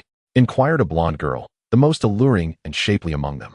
Lin Yang replied coolly, "I am a survivor from Haishur, and I have incapacitated Yu Sihai." Upon hearing of Yu Sihai's downfall, the eyes of the 5 girls sparkled with intrigue, indicating a lack of affection for him. The blonde girl, unashamed of her nudity, began to approach Lin Yang slowly, her movements accentuating her form with each step. This sight was a striking visual impact for Bai Long, who had just entered. As the girl stood before Lin Yang, despite her allure, the overwhelming scent of smoke caused him to frown slightly. She then cast a glance toward his lower abdomen, her demeanor unwavering. Could it be that he is impotent? She pondered, before extending a delicate finger, tracing slowly down his chest. However, just as her fingertips grazed Lin Yang's abdomen, her hand was abruptly pushed away. Enough. I am not on the same path as Yu Sihai, Lin Yang stated in a remarkably calm tone. Although it is said that lust is inherent to man, the true man is one who can restrain his instincts at critical moments. In response, the girl merely smiled softly. She picked up a coat from the ground and draped it over herself, then glanced at Bai Long with a light laugh, saying, "Little one, you should learn more from your elder brother." Upon hearing this, Bai Long's face flushed instantly. He instinctively covered himself with both hands, as he had indeed been somewhat stirred. "All right, sisters, let us not expose ourselves any longer. It seems this dragon is beyond our control." A remark from the blonde-haired girl prompted the remaining young women to spring into action, hastily putting on their clothes. "I am Chen Wanqing. You may call me Xiao Wan." The blonde introduced herself while lighting a cigarette. "I am Lin Yang. And I am Bai Long." Bai Long chimed in immediately after Lin Yang. Xiao Wan regarded Bai Long with interest. "Since you have dealt with Yu Sihai, shouldn't we then address you as boss? It's just a title, really." Lin Yang replied nonchalantly. After all, he did not plan to linger here. Once he located the corpse mother in Yunlan City, he would leave this city behind. If all went as expected, he would not return in this lifetime. Chapter 101. Underground Project. You all have quite the nerve, at such a time. You still have the presence of mind to play these games with Yu Sihai, Lin Yang observed, casting a knowing smile at the array of props on the bed. Chen Wanqing slowly exhaled a plume of white smoke towards Lin Yang, then dramatically opened her coat, revealing a glimpse of spring once more. "We are not merely audacious. This place is quite spacious as well." With that, the girls in the room erupted into giggles once more. However, their laughter quickly ceased as they turned their gazes toward the door. Lin Yang also turned his head and instantly noticed Xin Yin standing at the entrance, smiling at him. "Is it spacious?" Dear, please don't misunderstand." "It's all right. I'm not misunderstanding. It is indeed quite spacious," Xin Yin replied with a smile as she entered, wrapping her arm around Lin Yang's. "Hello, I am his girlfriend, Xin Yin." At the sight of Xin Yin, all the girls, including Chen Wanqing, froze for a few seconds.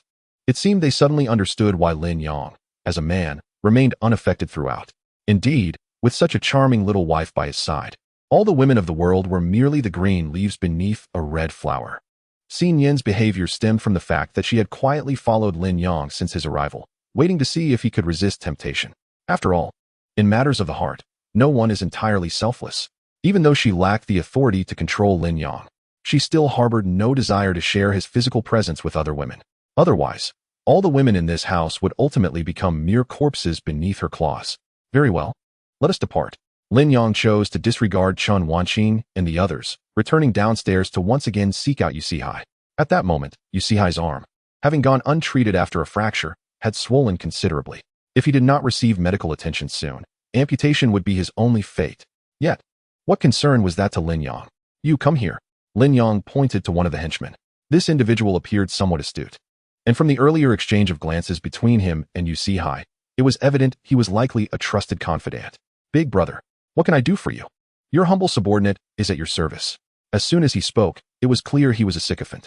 However, such individuals were precisely what Lin Yang sought, for he could expect no reservations from them in the face of his imposing presence.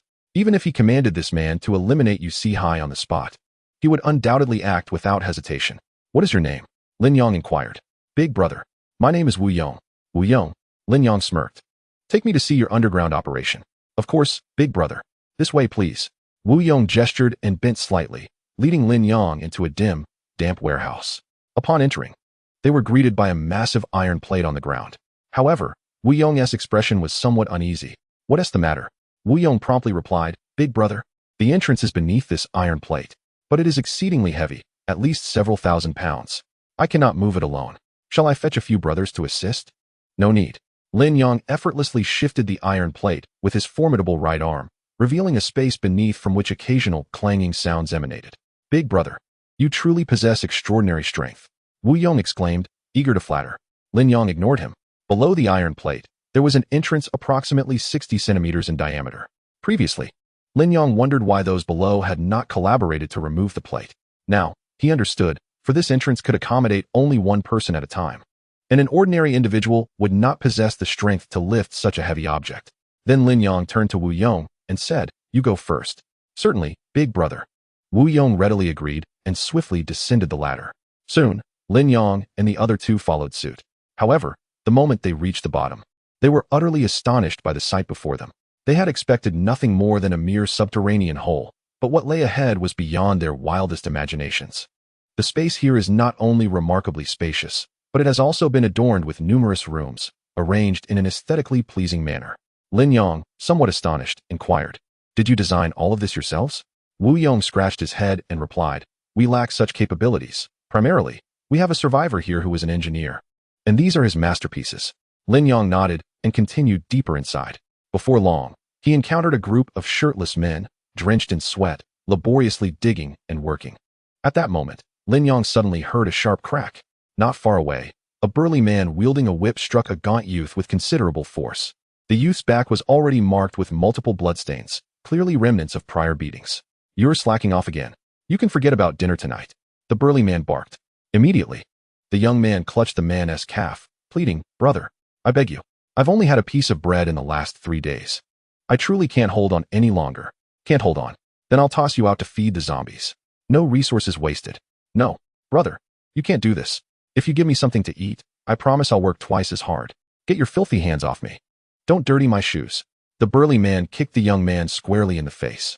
Given his already poor physical condition, he collapsed and did not rise again. Witnessing this scene, Wu Yong glanced anxiously at Lin Yong. However, Lin Yong's expression remained impassive, revealing no hint of emotion. Wu Yong, feeling tense, said, "Big brother. My brother didn't mean to do it." "Silence," Lin Yong interrupted, stepping forward silently. At that moment, Wu Yong's brother, Wu Neng, noticed Lin Yong and the others, and with a hearty laugh exclaimed, "Brother, have 2 more laborers come? Just in time. One just died." But as Wu Neng spoke, he caught sight of Wu Yong frantically shaking his head and waving his hands behind him. "What are you doing, brother? Why are you acting strange?" Yet, in an instant, Wu Neng's eyes brightened as he spotted Xin Yan standing behind Lin Yong, a girl he had never seen before. "Oh my, you truly are my brother. So you've brought a woman for your little brother. Ha ha, you fool. Stop talking." Wu Yong restrained himself from cursing. "What's wrong? I didn't provoke you." Wu Neng chuckled, disregarding Lin Yong entirely, and reached out to embrace Xin Yan. However, as he brushed past Lin Yong, a dagger swiftly plunged into his neck. Chapter 102. Opening the granary for supplies. Brother. Wu Yong's eyes widened in horror as he rushed forward. But the dagger had already pierced Wu Neng's throat completely. Even if Hua Tuo were alive, he could not save his life. In his final moments, Wu Neng looked at Lin Yong in astonishment. In this apocalyptic world, he had contemplated his own mortality, yet he never imagined he would meet his end in such a manner. Wu Yong cradled his younger brother, his heart brimming with profound sorrow and indignation. However, the thought of Lin Yang's previous tactics extinguished his vengeful aspirations like a splash of cold water.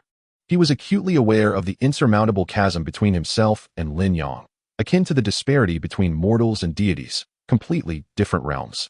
Yet, in a fleeting moment, an idea sparked within Wu Yong. If Lin Yong was invincible, could the young girl by her side not be vulnerable? Although they shared an inseparable bond, there would inevitably be moments when they were apart. With this thought, Wu Yong could not suppress a breath of resolve. "Lin Yong, I shall make you taste the bitterness of losing a loved one." Meanwhile, all those laboring underground turned their gazes toward Lin Yong. Some were filled with terror, while others, upon witnessing Wu's demise, could hardly contain their elation. "Who among you is the engineer here?" Lin Yong inquired. "I am," came the response, as a bespectacled man stepped forward, the cleanest among the group, indicating he typically refrained from manual labor. "What is your name?"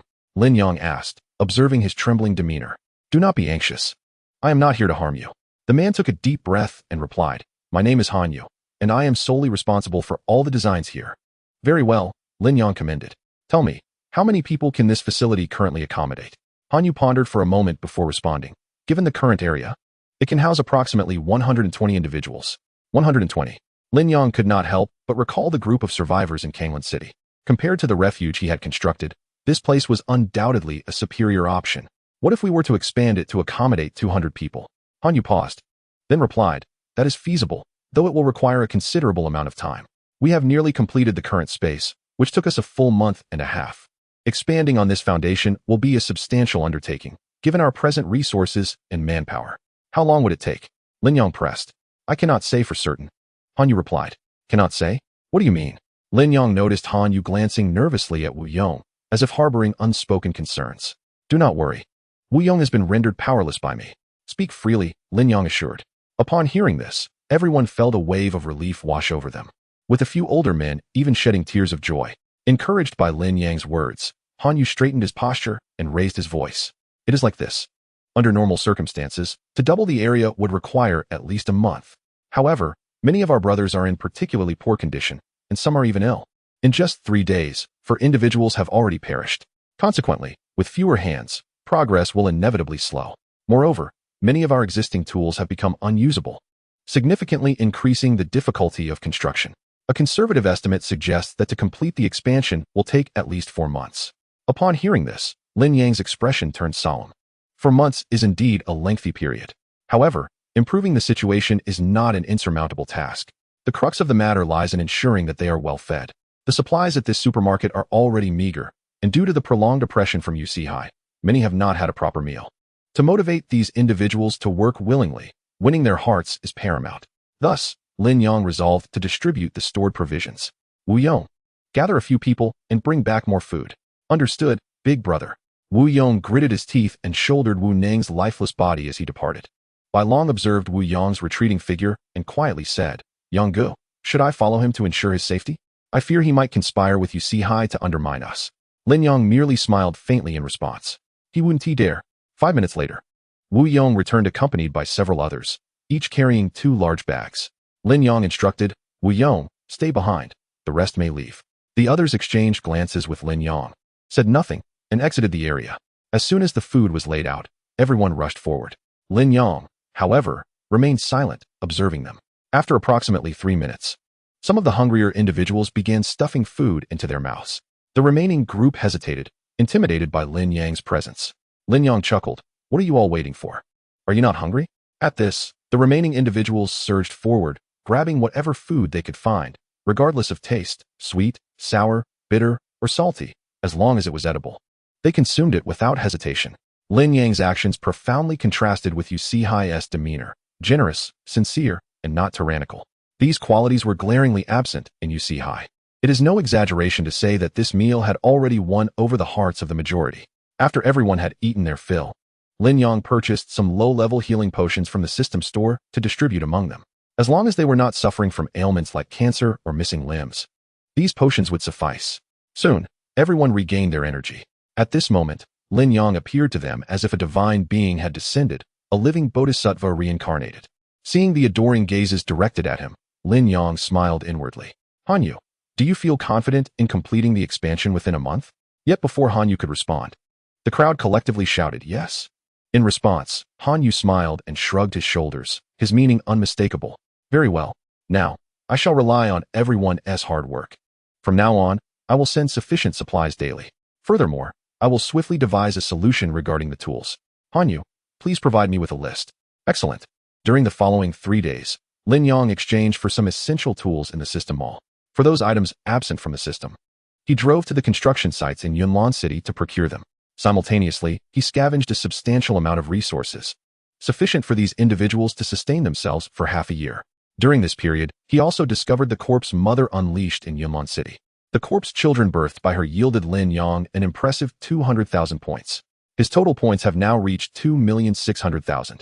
At this juncture, Lin Yong has accomplished his objectives in Yunlan City. What he now seeks most is to find a successor.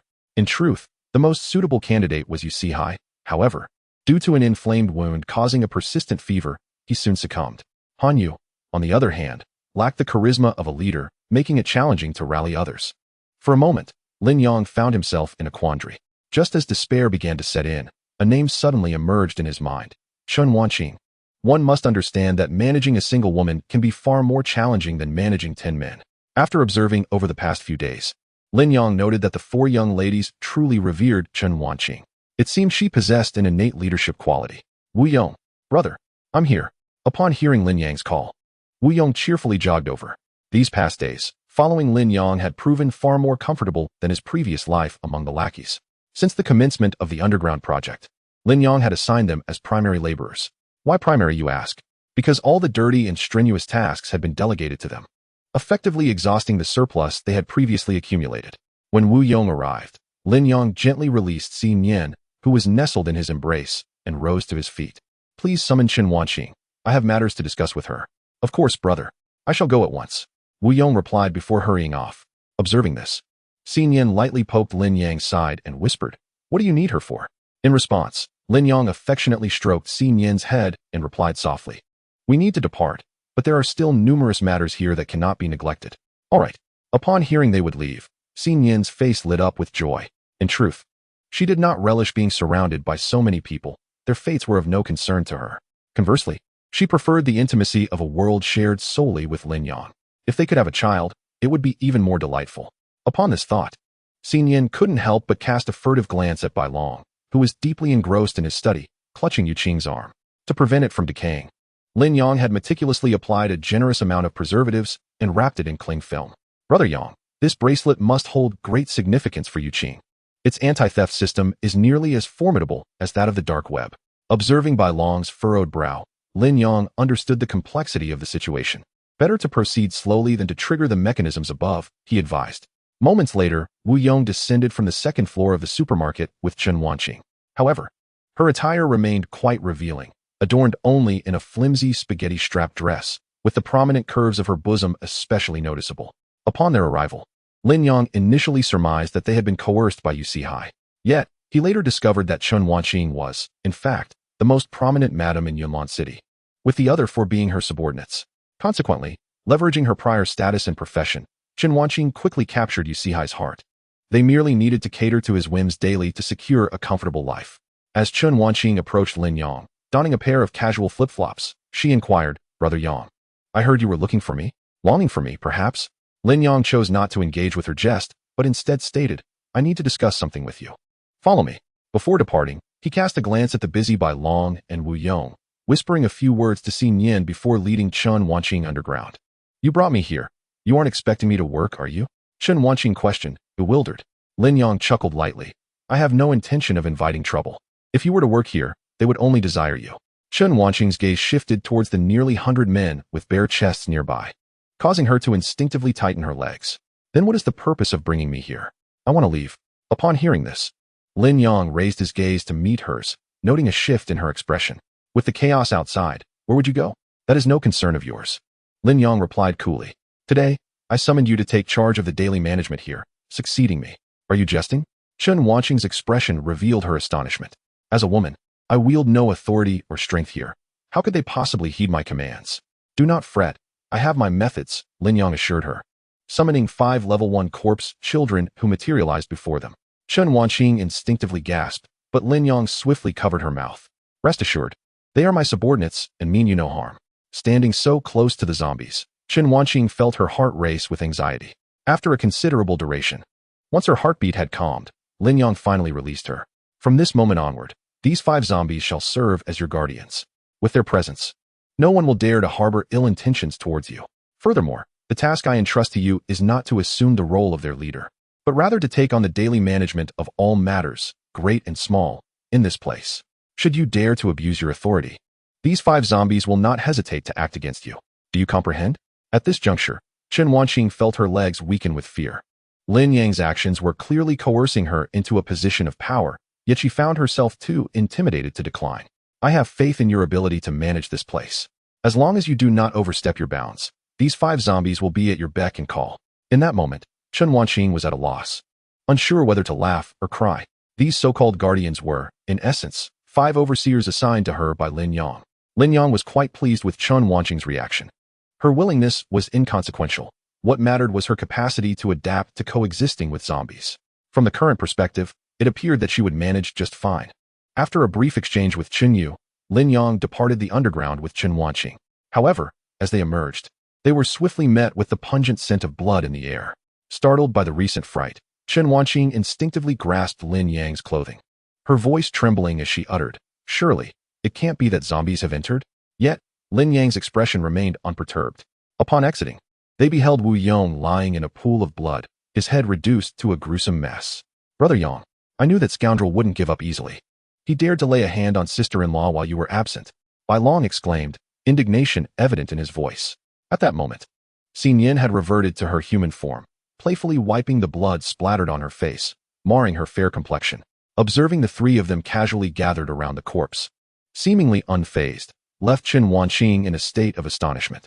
She couldn't help but ponder what experiences could have instilled such calmness in individuals younger than herself. For a moment, she gazed absently at Lin Yang's figure. Yet, in the next instant, a chill flickered in Xin Yin's clear, beautiful eyes, sending a shiver down her spine. It was no surprise. The women who remained by Lin Yang's side were certainly not of the ordinary sort. Chapter 104. A subtle warning in the imperial capital. Within a towering edifice that pierced the clouds, a man clad in a black trench coat sat in an executive chair, his face obscured by sunglasses. Boss, the fire hall has been eradicated. Why do you still allocate resources to her? A short-haired woman spoke up. Jiang Li, one may indulge in a feast, but one must not speak carelessly.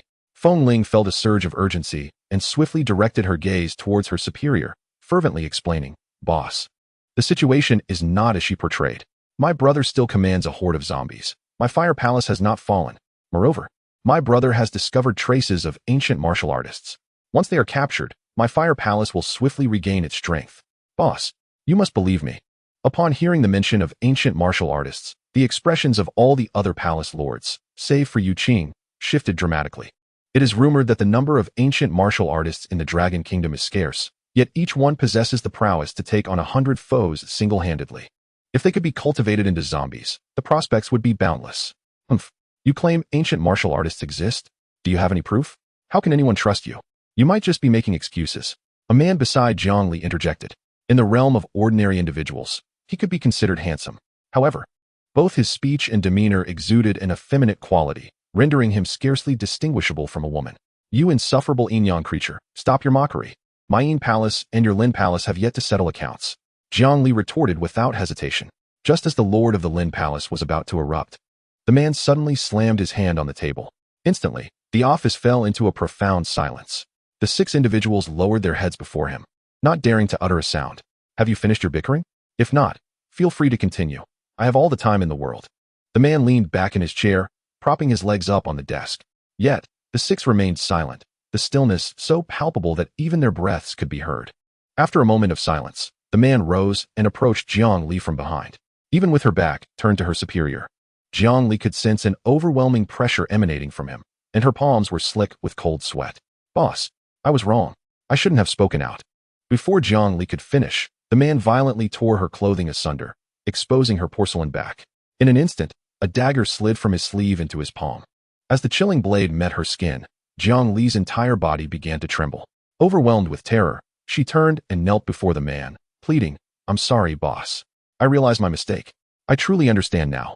A soft chuckle escaped the boss's lips as he crouched down, allowing the blade's tip to glide from Jiang Li's cheek to her chest.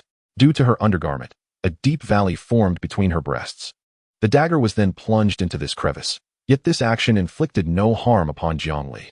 However, her body trembled violently, cold sweat cascading from her neck down to her chest, seeping into her undergarments. If there were to be a next time, the blade would not merely pierce here. With that, the man withdrew the dagger, concealing it within his sleeve. Yu Qing, Feng Ling remains. You 4, take your belongings and depart. Thank you, boss. The 4 replied in unison, hastily gathering their briefcases and leaving the office. Left behind, Feng Ling and Yu Qing swallowed hard, unable to mask their anxiety. I never anticipated that the 2 of you would unite, only to be reduced to this state by Lin Yang. Upon hearing Lin Yang's name from the man's lips, both widened their eyes in shock, for throughout this ordeal, they had never mentioned this matter to their superior. Yet, the boss suddenly sighed. Well, this matter cannot be entirely blamed on you.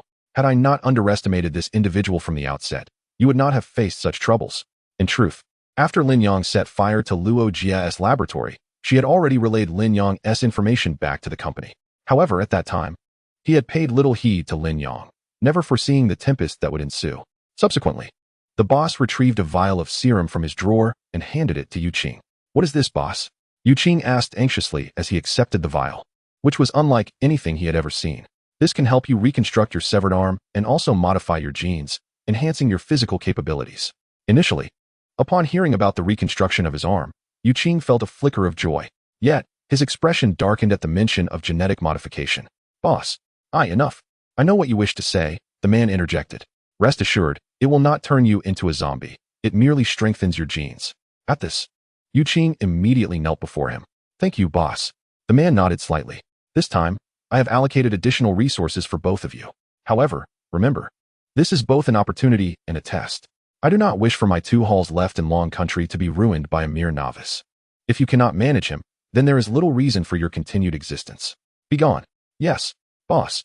Feng Ling and Yu Qing picked up their briefcases, feeling a tremendous weight lift off their shoulders. However, as Feng Ling followed closely behind Yu Qing, preparing to exit the office, the man suddenly produced another vial of serum. Equipped with a needle, without warning, he plunged it into the nape of Feng Ling's neck. Feng Ling turned in terror, gazing at the vial in the man's hand.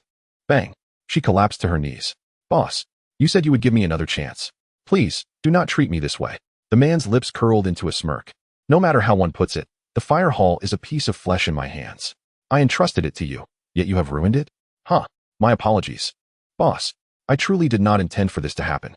Rest assured, I shall certainly apprehend that scoundrel Lin Yang and deliver him to you personally. Feng Ling knelt on the ground, clutching the boss's leg in desperation. Do you truly believe I care about that individual? The man's words rendered Feng Ling momentarily speechless. He has destroyed the fire hall, which is tantamount to slapping me in the face. Yet you failed to prevent it. Observing Feng Ling's dazed expression, the man kicked her aside. Rise. This time, I am merely applying a light reprimand. Should you fail to seize this opportunity again, both you and your kin shall meet your demise. Chapter 105. Welcome to Zhuan. Upon exiting the company, Feng Ling followed the vehicle of the fire hall alongside Yu Qing as they departed from the imperial capital. At this moment, Yu Qing and Feng Ling sat face to face within a luxurious limousine. Hand it over. Yu Qing extended his hand towards Feng Ling. Despite her deep reluctance, Feng Ling ultimately surrendered her suitcase to him.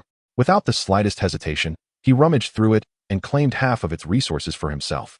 Coupled with the genetic serum bestowed by the boss, which promised to regenerate severed limbs, Yu Qing's spirits soared. However, while one rejoiced, another despaired. Feng Ling, across from him, wore an expression of utter dismay. To be honest, even she was uncertain of the consequences of injecting that serum. Yet it was precisely this fear of the unknown that proved most unsettling. Speaking of which, I wonder what condition your brother is in now. If you truly manage to capture a martial artist, the fire hall may pale in comparison to you. Yu Qing remarked with a smile. Feng Ling, her face darkened, responded. I have lost my phone and cannot contact Feng Go. You must assist me. Fear not. I, Yu Qing, am a man of my word. He gazed at the overflowing resources in the suitcase, elated beyond measure. After leaving Yunlan City, Lin Yang and his companions journeyed north, arriving at a coastal city in the eastern province. Welcome to Zhuan. The trio drove along the highway, and upon seeing the sign, they knew they had officially entered Zhuan City. Zhuan City, situated by the North Sea, gazes across the waters at the 4 island nations. I wonder how the situation is in other countries now, Lin Yang pondered. Unfortunately, the global network is currently shut down. Even if other nations have survivors, contact remains impossible. Upon entering Zhuan City, they were astonished to find the streets utterly deserted. It is worth noting that Zhuan City is a populous metropolis, boasting a permanent population of 20 million. Lin Yang had initially believed he could accumulate points here and reach 5 million, but now it appeared rather precarious. What on earth? Why are there not a single zombie in sight? The white dragon lay atop the car window, an odd sensation washing over it. Just then, a sudden thunderous sound erupted from behind the vehicle, reminiscent of some colossal object crashing to the ground. Lin Yang glanced in the rearview mirror and was astonished to see a mutated brown bear emerging from behind. Level, Combat Power, 2600 Life, 100100 Stamina, 82100 Special Skill, Iron Skin, consumes 10 stamina points to enhance personal defense by 40. Just as Lin Yang was preparing to send his companion, Fu, to deal with the creature, he heard another raucous noise. A swarm of ominous bats surged forth from a nearby window. Within mere seconds, they reduced the bear to nothing but bones. What in the world is happening? How did those bats devour the bear? Lin Yang was utterly astonished by the scene before him. A rough estimation revealed that there were at least 3,000 bats, most of which were of a certain level, while a few had reached an even higher tier. However, Lin Yang soon made an unsettling discovery. The stamina of these bats was predominantly below 10. Yet, after feasting on the brown bear, their stamina surged to around 20. Most terrifying of all, several of the higher-tier bats underwent evolution after their meal. System, will you not emerge to provide an explanation? Ding. The following information has been automatically retrieved for you. Lin Yong realized that the system had not opened the zombie compendium, but rather an introduction to organisms that had been infected. After perusing the information, Lin Yong quickly grasped the situation. Infected humans no longer required sustenance, but wild beasts retained their instinct to hunt and feed. If they went without food for an extended period, their stamina would dwindle. Once their stamina reached zero, the life form would perish. Furthermore, by hunting infected creatures, the more they consumed, the stronger the viral genes within them became, leading to evolution. Lin Yong recalled the wild beasts he had encountered at the Kanglan City Zoo. No wonder 4 crocodiles were at level 3. With so many creatures in the aquarium being devoured by them, how could they not level up? Yonggu, hurry, drive. The bats are coming towards us. Bai Long's urgent voice snapped Lin Yong from his reverie. While the 3,000 bats were indeed terrifying, fleeing would mean missing out on a significant number of points. Xinyan, send out 2 clones to test their combat power. Soon, 2 clones appeared outside the vehicle and charged at the swarm of bats. However, within less than a minute, the clones were completely devoured, and the number of bats diminished by less than 300. From this brief encounter, Lin Yong discerned that while the clones possessed considerable strength, the sheer number of bats was overwhelming. The most critical factor was their ability to fly. If one bat could sneak in a bite, what about the remaining 3,000? This is the tale of ants overwhelming an elephant. Moreover, Xinyan possesses no area attack skills. He can only crush them one by one, resulting in exceedingly low efficiency. It appears that I must take charge. Lin Yong suddenly smiled. You two stay in the vehicle. He swiftly exited the car, releasing Ahua. Quickly, unleash your fire barrier. Roar. Ahua let out a fierce roar, and a barrier of crimson flames surged up from the ground, enveloping both the jeep and Lin Yong. The moment the bats collided, they ignited. However, the fire barrier could only last for 10 seconds and could only be summoned once every 5 minutes. Thus, Lin Yong had to act swiftly. Crimson Flame Fist. With a swing of his right arm, a blazing fire coalesced in the air, transforming into a qilin that galloped through the void, charging directly into the swarm of bats. Boom! The fire qilin exploded upon entering the mass of bats, instantly annihilating nearly 300 of them. Thanks to the enhancement from the Red Rabbit Horse gene, executing a Crimson Flame Fist was merely a trivial task for Lin Yong. He felt nothing at all. He then raised his hand and unleashed 5 consecutive punches into the sky. The original 3,000 bats were now reduced to fewer than 500. As the fire barrier was on the verge of dissipating, Lin Yong flicked his wrist and declared, "Do you think I am fatigued? You are sorely mistaken." Crimson Flame Fist. Boom. This time, the remaining hundreds of bats were also obliterated in midair, raining down as mere fragments. Ding. Congratulations, host, you have received a kill reward. Mall points 715230. Total mall points 3423690. Nice. Lin Yong stored Ahua back into the zombie collector, jubilantly shaking his fist. For there is nothing more exhilarating than accumulating points. Chapter 106. The lion-tiger beast. Lin Yong understood that his fortunate encounter was purely a stroke of luck. Without Ahua's assistance, they would have had no choice but to flee in terror before the swarm of bats. Such a large-scale bat horde might not be encountered again in the future.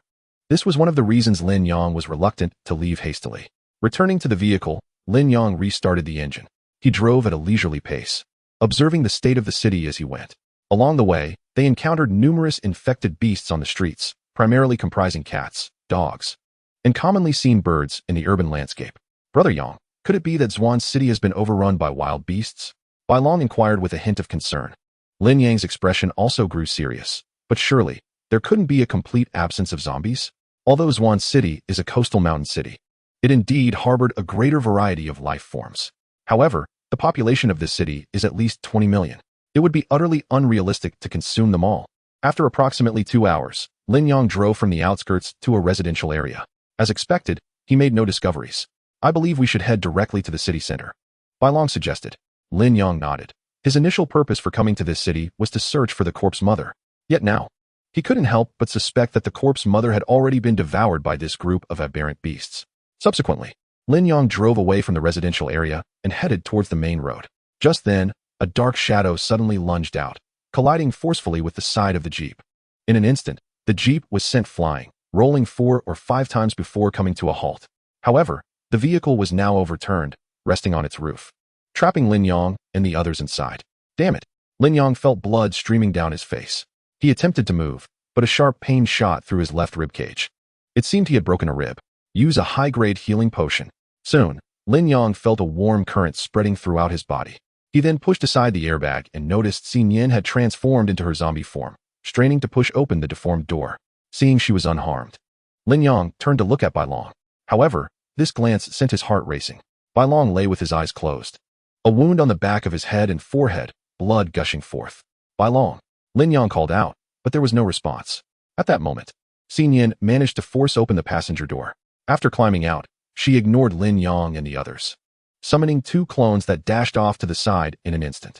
Hearing the sounds of a struggle, Lin Yang turned to look and discovered that it was a lion-tiger beast. Level, combat power, 4150 stamina, 78100 life, 99100 special skill, gravity suppression, consumes 15 stamina points, reducing the movement speed of targets within range by 60. Despite the lion-tiger beast's combat power being significantly lower than Xin Yan's, its attributes were enhanced due to its nature as a wild beast. For the moment, it stood undefeated against the assault of 3 Xin Yan's. Suddenly, a blue energy blade, enveloped in flames, appeared and struck the lion-tiger beast. Xin Yan noticed Lin Yang emerging from the vehicle. Bai Long lay on the ground nearby, while Ahua and Lai Fu stood guard on either side. However, Lin Yang soon heard the sounds of barking dogs and piercing cat cries nearby, clearly drawn by the commotion. Quickly resolve this, Lin Yang shouted. Unlike Xin Yan, he chose not to engage the lion-tiger beast in close combat, but continued to wield his blade from a distance. Lin Yang understood that, thus far, the lion-tiger beast had yet to unleash its special skill. After all, one's battle prowess is inherently inferior to that of Xin Yan, should gravity be further imposed. Even with the eye of flaws and the genes of the red rabbit horse, evading the onslaught of a beast of that caliber would be utterly impossible. Soon, under the combined onslaught of Lin Yang and Xin Yan, the health of the lion-tiger beast had dwindled to 30. Yet, curiously, it had yet to employ its gravitational suppression. What could it possibly be waiting for? Lin Yang, after delivering a strike, furrowed his brow. Simultaneously, the roars of the otherworldly beast drew ever nearer. Delaying any further would likely result in a swarm attack. Xin Yan, do not tarry any longer. With that, Lin Yang dispatched 2 avatars towards the lion-tiger beast's assault. They seized hold of one of the beast's forelegs, attempting to lift it. However, the lion-tiger beast possessed immense strength. It violently thrashed its body, severing one avatar's arm with a single bite. Yet, the avatar's response was remarkably composed. She did not even flinch, resolutely clinging to the lion-tiger beast, working in unison to elevate it. In that moment, the beast's soft underbelly was laid bare. Lin Yang's gaze sharpened as he raised his hand to strike. Simultaneously, Xin Yan's original form transformed her fingers into claws, dashing forward as a fleeting shadow. Roar! At this critical juncture, the lion-tiger beast unleashed a thunderous roar. In an instant, before Lin Yang's soul-piercing strike could find its mark, the beast erupted in mid-air. Meanwhile, Xin Yan's original form's speed visibly diminished. With a sickening crunch, the lion-tiger beast bit off an avatar's head. With an avatar's battle prowess barely reaching 4,000, it stood no chance against the lion-tiger beast under the gravitational oppression. In the blink of an eye, they all met their demise in its jaws. Once freed from the avatar's grasp, the lion-tiger beast swiftly regained its mobility, evading the attack from Xin Yan's original form. Just as it prepared to retaliate against Xin Yan, another fire qilin suddenly charged forth to evade Lin Yang's crimson flame fist. The lion-tiger beast was compelled to abandon its assault on Xin Yan. Xin Yan, retreat beyond his special skills range, Lin Yang shouted from the sidelines, prompting Xin Yan to begin her withdrawal. Yet misfortune did not come alone. Just as Xin Yan neared Lin Yang, another thunderous roar echoed. Unprepared, Lin Yang suddenly felt an overwhelming force upon his shoulder, forcing him to kneel on one knee. Another one? Lin Yang turned to see, not far behind him, yet another lion-tiger beast had appeared. Remarkably, its attributes mirrored those of the previous beast, save for its status, which was fully restored. Lin Yang glanced at the white dragon, who lay on the ground showing no signs of waking. Consequently, he dared not divert Ahua and Lai Fu, for to do so would surely spell the white dragon's doom. The use of gravitational suppression can last for 3 minutes. Yet given the current circumstances of Xin Yan and myself, we simply cannot endure. Lin Yang furrowed his brow, beads of sweat forming on his forehead. Meanwhile, the group of otherworldly beasts that had rushed over earlier also arrived. A rough estimate indicated there were around 100 of them. Their levels generally hovered at the lower tier, yet nearly 10 were of a higher caliber. However, Under the imposing presence of the two lion-tiger beasts, they dared not advance. Merely encircling the scene, waiting for their share of the spoils. Lin Yang took a deep breath. If my life were to end like this, I would truly be unwilling to accept such a fate. Chapter 107. The alternate use of the Scarlet Flame Fist at this moment. Lin Yang found himself at a dead end. His gaze fell upon Xi Nian, his heart heavy with reluctance. No, my life cannot conclude in such a manner. It must not end here. Lin Yang gritted his teeth, pressing his right fist against the ground, and slowly rose from the weight of the pressure. With a swift motion, he unleashed a soul-shattering strike. Yet, the strength of the strike paled in comparison to the Scarlet Flame Fist, and before it could break free from the gravitational constraints, it was crushed under the immense pressure. Utilizing stamina-enhancing elixirs, Lin Yang consumed two in quick succession, instantly replenishing his state. However, under the influence of the gravitational suppression, even with the genes of a swift steed, Lin Yang's current speed was merely slightly faster than that of an ordinary person. Yet, to the higher-tier beasts, such speed was akin to that of a tortoise. The lion-tiger beast that had arrived later began to approach Lin Yang step by step, occasionally emitting low growls. It glanced at its severely injured companion, the decaying flesh at the corner of its mouth twitching, revealing a mouthful of fangs. It seemed it had been biding its time, waiting for its ally to arrive for a coordinated attack. At that moment, Xi Nian suddenly spoke up. I'll hold them off for you. You must escape. Otherwise, we'll both perish here. No one will escape. Don't be absurd. How could I possibly abandon you? Lin Yang clenched the soul-shattering blade tightly, gritting his teeth. Lin Yang, shut up. Lin Yang shouted back at Xi Nian. But the next second, the lion-tiger beast pounced towards him. The eye of vulnerability. The beast's speed slowed in Lin Yang's perception. Yet, given his current pace, evasion was impossible. That feeling of helplessness was akin to waiting for death in place. Desperation surged within him. Realizing he could not evade, Lin Yang steeled himself and raised his left arm to shield his body. With a crunch, the lion-tiger beast bit down on Lin Yang's left arm, severing it. No, Lin Yang, Xi Nian exclaimed, rushing towards him. Yet, the other lion-tiger beast, despite its severe injuries, showed no sign of diminished combat prowess. It propelled itself forward with a powerful leap, lunging towards Lin Yang. Xi Nian conjured two clones once more, immediately engaging in combat with the beast. Meanwhile, under the immense pressure, blood gushed from the wound where Lin Yang's arm had been severed. Yet, he remained utterly silent. In that fleeting moment of losing his arm, he felt no pain. By the time the pain receptors sprang into action, Lin Yang had already steeled himself mentally. He activated the advanced healing potion with a mere thought, and it immediately began to take effect. The horrific wound on his arm swiftly closed, and the blood flow was staunched. In fact, there were two super healing potions in the warehouse. The reason Lin Yang had refrained from using them was that while the potions could heal wounds, they could not regenerate a severed limb. In the situation he found himself in, managing to preserve his life was already a stroke of fortune amidst the misfortune. Roar! The chimera let out a skyward howl, for it had not tasted the flesh and blood of the living in a long time. Ding! The system detects that the host is facing a life-and-death crisis. Special mission successfully triggered. Mission objective, survive. Mission reward, 1 random component of the Fiery Qilin set. Damn, this cursed system. Not only does it refuse to assist me, but it also chooses this moment to issue a mission. After venting his frustration with a customary expletive, Lin Yang immediately began to devise a strategy. In truth, survival was not insurmountable. He merely needed to summon A Hua and utilize his invincible abilities to turn the tide. However, if he did so, it would be impossible for Lai Fu alone to safeguard Bai Long. Thus, Lin Yang discarded that notion. After all, Bai Long was a brother who had journeyed alongside him. He could not trade Bai Long's life for his own. With 2 minutes remaining until the special ability would expire, a sudden thought crossed Lin Yang's mind. He unleashed the remaining 5 level corpse children. The moment they appeared, they were immediately crushed to the ground by gravitational force. Yet, Lin Yang's gaze towards them was filled with hope. Wang Kai, I am counting on you. Lin Yang seized Wang Kai's clothing and hoisted him from the ground. Then, he clenched his right fist and struck Wang Kai's abdomen, sending him flying. Bang! Wang Kai's health points plummeted by 50 instantly. However, he was freed from the gravitational suppression. Roar! The chimera turned its attention towards Wang Kai, momentarily taken aback by the scene.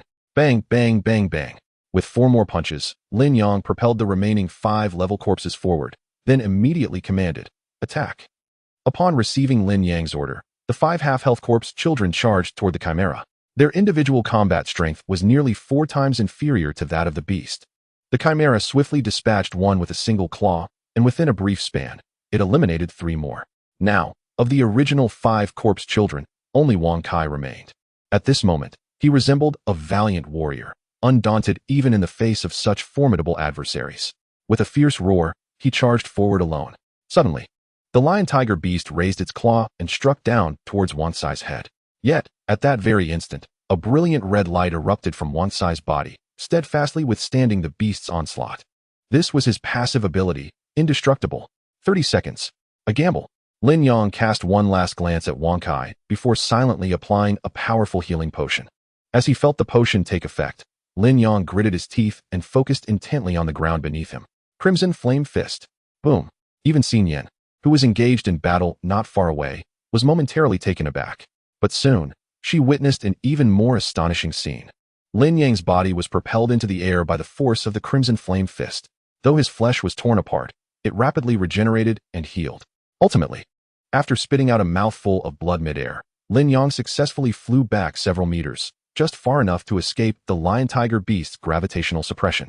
Coughing, Lin Yang pressed his hand against his chest and rose from the ground. He glanced at his mangled body, yet each wound was visibly healing at an astonishing pace. It worked. Once he freed himself from the immense pressure, he felt a newfound lightness throughout his body. He quickly purchased a set of light armor and shoes from the shop, as his previous attire had turned to ashes in the explosion. Lin Yang looked at his left shoulder, which now bore only a lump of flesh. Lion-tiger beast, I shall make you pay in blood for your debts today. Chapter 108. Special mission completed. Lin Yang turned his gaze to Xin Yan, who was fiercely battling. Despite having 2 clones, she still struggled to take down the severely weakened lion-tiger beast under the gravitational pressure. Had Xin Yan not surpassed 5,000 in combat power after losing 2 clones, she might not have been its match. Xin Yan, get back, Lin Yang shouted. Heeding his command, Xin Yan quickly maneuvered her clones to retreat several meters. In the next moment, a galloping fire Qilin charged through the air towards the lion-tiger beast. Boom! This punch instantly tore the beast's flesh apart. With only 11 health remaining and its body riddled with scars, the cost of enduring this blow was a further loss of 6 health. Xin Yan, now is the time. As Lin Yang spoke, Xin Yan's 3 figures surged forward. 2 clones attacked from the sides, while Xin Yan's main body aimed directly for its face. Bang! 3 azure fists struck the lion-tiger beast's head simultaneously. In an instant, the skull shattered and brain matter splattered. At last, the formidable beast was vanquished. Upon hearing the system's notification, Lin Yang realized that the points awarded for defeating this level of aberrant beast exceeded those of a comparable zombie by a significant margin. This clearly illustrated that vanquishing such a beast was markedly more challenging than dispatching a zombie. Simultaneously, the 30 seconds of invincibility granted to Wang Kai had expired, and it ultimately succumbed to its fate, being struck down with a single blow. However, the lion-tiger beast before Lin Yang had already been reduced to a lifeless carcass in his eyes. Before Lin Yang could utter a word, Xin Yan, accompanied by 2 clones, charged forth. The moment the beast had bitten Lin Yang's arm, Xin Yan had already marked it for execution. Meanwhile, Lai Fu and Ahua had nearly finished off the aberrant beasts surrounding the white dragon. Only a few lesser cats and dogs remained, all instinctively fearful of both the level of zombies and the lion-tiger beast. Within a brief span, the lion-tiger beast's life force dwindled to a mere 10. Without the weight of gravity pressing down upon it, it stood no chance against Xin Yan. Just as she prepared to deliver the final blow, Lin Yang coldly interjected. Do not kill it yet. Xin Yan's raised claw halted abruptly. She turned to Lin Yang, her expression tinged with confusion. Lin Yang stepped forward, igniting flames along his right arm. At this juncture, the lion-tiger beast lay incapacitated on the ground, its remaining vitality merely a flicker of life. Is my arm delectable? Lin Yang mused aloud, placing his hand upon the beast's bloodied abdomen. As the flames made contact with its wounds, the putrid flesh ignited instantly. Though it no longer felt pain, once its eyes were scorched by the flames, it would perceive no light, forever ensconced in darkness. With the beast's anguished roar, its final 2 life points swiftly dissipated. Lin Yang, hearing the system's notification of his kill echo in his mind, smirked. Is that all it took? Pathetic. He crushed the lion-tiger beast's skull beneath his foot. Let us depart. This place is no longer safe. Lin Yang surveyed the surrounding aberrant beasts. They bared their teeth, yet none dared to approach. Subsequently, he retrieved the contents of his vehicle. He instructed Lai Fu to carry the white dragon and sought refuge in a nearby house within the residential area. Upon entering, Lin Yang discovered a decaying corpse sprawled on the floor, seemingly having recently succumbed to death. likely the victim of an aberrant beast's assault. A frown creased Lin Yang's brow. This was rather disconcerting news. Did the company not realize that aberrant beasts consume zombies? Such an occurrence could hardly bode well for them. Lin Yang was greatly perplexed by this situation. If he continued to allow the monstrous beasts to grow unchecked, it would inevitably pose a threat to the company. While he was contemplating this, he suddenly felt a warm little hand slip into his right hand. Xin Yan's lips were pouted, and her head gently rested on Lin Yang's shoulder. "I'm sorry, it's my fault for not being able to protect you," she said, tears streaming down her delicate, pale cheeks. Her expression of guilt and self-blame tugged at Lin Yang's heartstrings. "Fool, don't think too much. If there's anyone to blame, it's my lack of strength, not you," he reassured her, then leaned down to kiss Xin Yan's forehead, wrapping her tightly in his embrace. However, upon hearing his words, Xin Yan cried even harder, for in her mind, loving and protecting Lin Yang was her sole purpose for existence. Every time she gazed upon the scar on his left arm, an indescribable pain would swell within her. It felt as though the system was punishing her. Feeling her trembling form in his arms, Lin Yang couldn't help but feel his own eyes redden. Perhaps this was the ebb and flow of fate. The scales of destiny could not always tip in one's favor. He had once nonchalantly destroyed the headquarters of the Fire Palace and severed Yu Qing's arm. Now, the time for retribution had come. Who would have thought that Lin Yang would one day become a cripple? He chuckled self-deprecatingly to himself. Nonetheless, he made every effort to control his emotions. "Cry if you must, but not now. Otherwise, Xin Yan will be consumed by guilt," he said softly. "Come now, don't cry anymore. It's just an arm. It's not like I lost a leg. As long as my third leg is intact, this is nothing." Lin Yang gently wiped the tears from the corners of Xin Yan's eyes, smiling as he spoke. In response, Xin Yan playfully punched him, her voice choked with emotion. "What time is it? You still have the energy to joke around." The tears Lin Yang had just wiped away sprang forth anew. At this point, he truly felt at a loss. Beep. "Congratulations, host. Special mission completed. You have obtained the Qilin left arm gene 1. "What did you say? Left arm? Damn system. Are you out of your mind?" Lin Yang could no longer contain his frustration and began to curse vehemently. Beep. "Reward has been successfully delivered to the warehouse. Please check it at your convenience." Damn it all. As Lin Yang cursed, he opened the warehouse and immediately spotted the additional icon. Qilin left arm gene, upon use, automatically activates the Qilin divine skill, Scarlet Flame Shield. Scarlet Flame Shield, a shield formed from the Qilin's blazing fire, possessing unparalleled defensive power and providing a certain degree of counter damage. However, after reading the description of the Qilin left arm gene, Lin Yang felt no stirrings within his heart. In fact, he felt a hint of amusement. Just the thought of carrying a shield on his shoulder made him chuckle, as he imagined that before the battle even began, he could very well render his opponents helpless with laughter. Chapter 109. Integrating offense and defense to seek silver tickets. Do not underestimate Lin Yang's outward disdain. Deep within, he harbors a flicker of anticipation. After spending a considerable duration in the company of the system, he has reached a profound conclusion. That which is given is invariably superior to that which is purchased. Upon the activation of the Qilin left arm gene, Lin Yang abruptly sensed a surge of warmth coursing through his body, as if it possessed a consciousness of its own, migrating towards his left shoulder. Since the loss of his arm to the ferocious lion-tiger beast, his entire left arm had vanished, leaving behind only a thick lump of flesh at the shoulder. However, as the warmth congregated in this area, Lin Yang was astonished to witness the miraculous growth of new flesh from the very lump itself. The sight left Xin Yan wide-eyed with amazement. She distinctly observed a faint red glow emanating from the flesh on Lin Yang's shoulder, as if flames were flickering within, illuminating the newly sprouted tender tissue. In less than 5 minutes, the former lump had burgeoned to the position of Lin Yang's waist, taking on the unmistakable shape of a robust arm. In a mere 10 minutes, Lin Yang's entire left arm had been restored. He raised both arms and clenched his fists, discovering to his astonishment that, under normal circumstances, the strength of his left arm now surpassed that of his right. Xin Yan could not help but gasp in wonder. She reached out to touch Lin Yang's left arm, the sensation defying description, like that of a well-toned infant, both firm and exquisitely smooth. In terms of skin softness, it rivaled her own. Damn system. I knew you wouldn't let me down. Lin Yang beamed, his smile stretching from ear to ear. This sensation of regaining something lost was extraordinary, for he had not merely acquired an object, but a part of his very own body.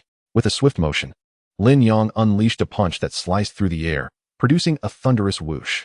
With the current power of my left arm, I could likely contend with a high-level zombie. Reflecting on this, Lin Yang felt a pang of regret. If only he could exchange the red flame fist and the red flame shield. Then his red flame fist would attain even greater strength. Nevertheless, Lin Yong understood that nothing in this world is entirely perfect. The ability to regenerate his left arm was a blessing he cherished. Now, let us test your newly acquired Qilin Divine skill, Xin Yin exclaimed. Her arms crossed, and anticipation etched across her face. Nodding in agreement, Lin Yong could hardly contain his eagerness as he lifted his left arm. Red flame shield. With a resonant hum akin to a mighty bell, Lin Yong's left arm ignited in a fierce blaze. Flames coalesced rapidly around his forearm, forming a circular shield approximately 70 centimeters in diameter. At its center, a majestic Qilin emblem materialized from the fire, exuding an aura of power. Bring it on, Ahua. Strike me with your might. Lin Yong greeted Ahua. Ahua, who stood there in a daze, received the command and approached, throwing a punch. With a thud, when Ahua's fist struck the crimson flame shield, the overwhelming force propelled Lin Yong back several steps. Yet, at the moment Ahua's fist made contact with the shield, it was akin to a droplet of water falling onto a scorching iron plate, emitting a sizzling sound.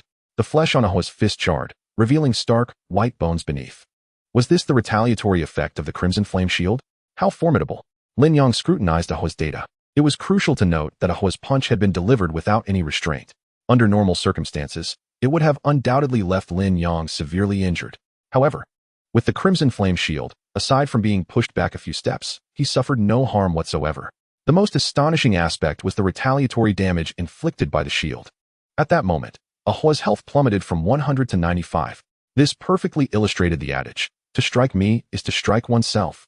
With the aid of the crimson flame shield, I had truly achieved a harmonious balance of offense and defense. For Lin Yong, this was indeed a delightful enhancement. Prior to this, his usage of the crimson flame fist had been limited to ranged attacks. Yet now, with the crimson flame shield, he possessed the courage to engage in close combat with his enemies.